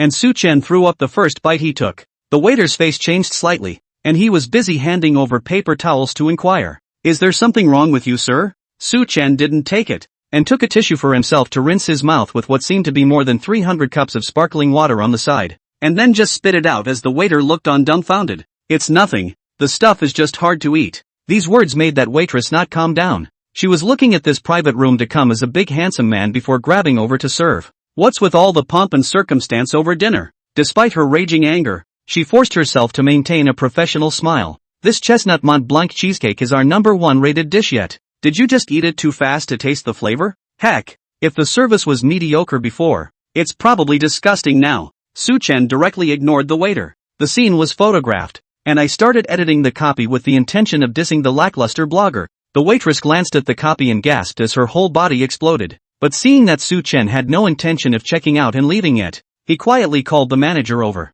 If you think our food is not good, you can directly tell us the reason why it. We promise to accept the advice to improve with a false sense of humor. That's what she said. But in her heart she already thought Su Chen was a scoundrel who didn't have money to eat and wanted to blackmail others. Su Chen ignored it. And the next second the manager came in with 2 security guards aggressively. This customer, can you stop looking for things inside our store? It's not good to pick on anything. How dare you pick on the #1 popular dessert? If you want to have a bully dinner just say so. I'm throwing my money away here. I'll treat you to a meal today, but please don't start any reckless rumors on the internet, okay? Su Chen still didn't care. That manager wasn't brought in, and the fire went up. Directly greeted 2 security guards to go forward to control the person ready to grab the phone. 2 against 1. The two guards are confident. But just as their hands were about to press on Su Chen's shoulders, there was a sudden blur before their eyes. A solid punch to the nose ensued. Click! The crisp sound of cartilage breaking caused them to be instantly startled into forgetting about the pain.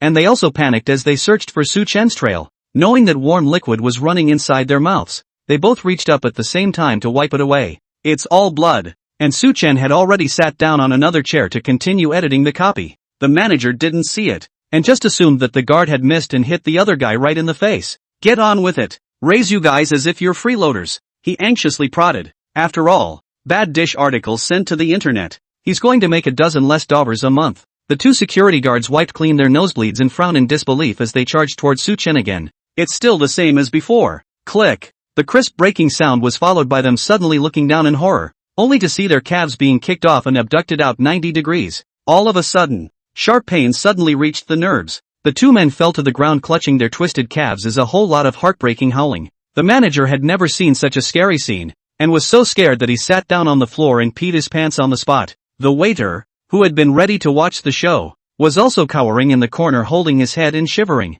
constantly repenting of what he did to get himself into such a mess. Well, now you've met a prick. Su Chen finally edited the copy and sent the notes out to the blogger who messed up the amenity in passing. But he didn't realize that his account on the daily platform was also marked gold. Once the post was up, it was a bullseye, and Mom didn't even recognize it. Throughout the text, while retaining readability, the strokes are gold, straight up gold, blinding kind of tracery. When the article came out, everyone was confused. Even the head of the platform was confused when he swiped it. Rushed the technician over for questioning. When did you guys come out with the feature? Why don't you get me one? The technician was confused at first, then came to a realization when he read the gold glittery nickname. This is a month ago you asked for a Tianguan big god account we do not know. Just dead skin. On. Efforts went to find other platforms to join forces to copy Professor Su's phone number, and sign some special non-disclosure agreement. And then as soon as you came back you had me design the account registered to this number like this. The technician spoke with trepidation, observing his boss's face from time to time. After all, this style is really a little bit of green in a million flowers. The dog has to shake his head to get anxiety when he looks at it. The platform style goes for a cute, everyday look. Suddenly out of nowhere came a golden one, almost as if the tycoon had fallen out of a latrine in a golden airplane. You said evaluate it. You're not qualified. Don't rate it. He's there again with the gold glitter saying the old man is here. It took a while for the boss to come back to his senses. Well, look at what this article says. The flash hurt his eyes, and the more he removed the picture he could read, the more the rest of the text hurt his head, presumably dissing the recent hot blogger Coco for recommending restaurant garbage. Before the technician could finish his sentence, the boss slapped his thigh in excitement. Topping. Go into the front page of the software and push it up. Use every promotion you can. That was Su Chen, who had disappeared for almost a month. He actually showed up on his platform when people were all over the internet praying for him to come back. This is not God's food. The second half of the performance sprint. The push pulled full circle. While many people were still covering their eyes at the sharp restaurant review article, users on other platforms got the push and flooded in like crazy.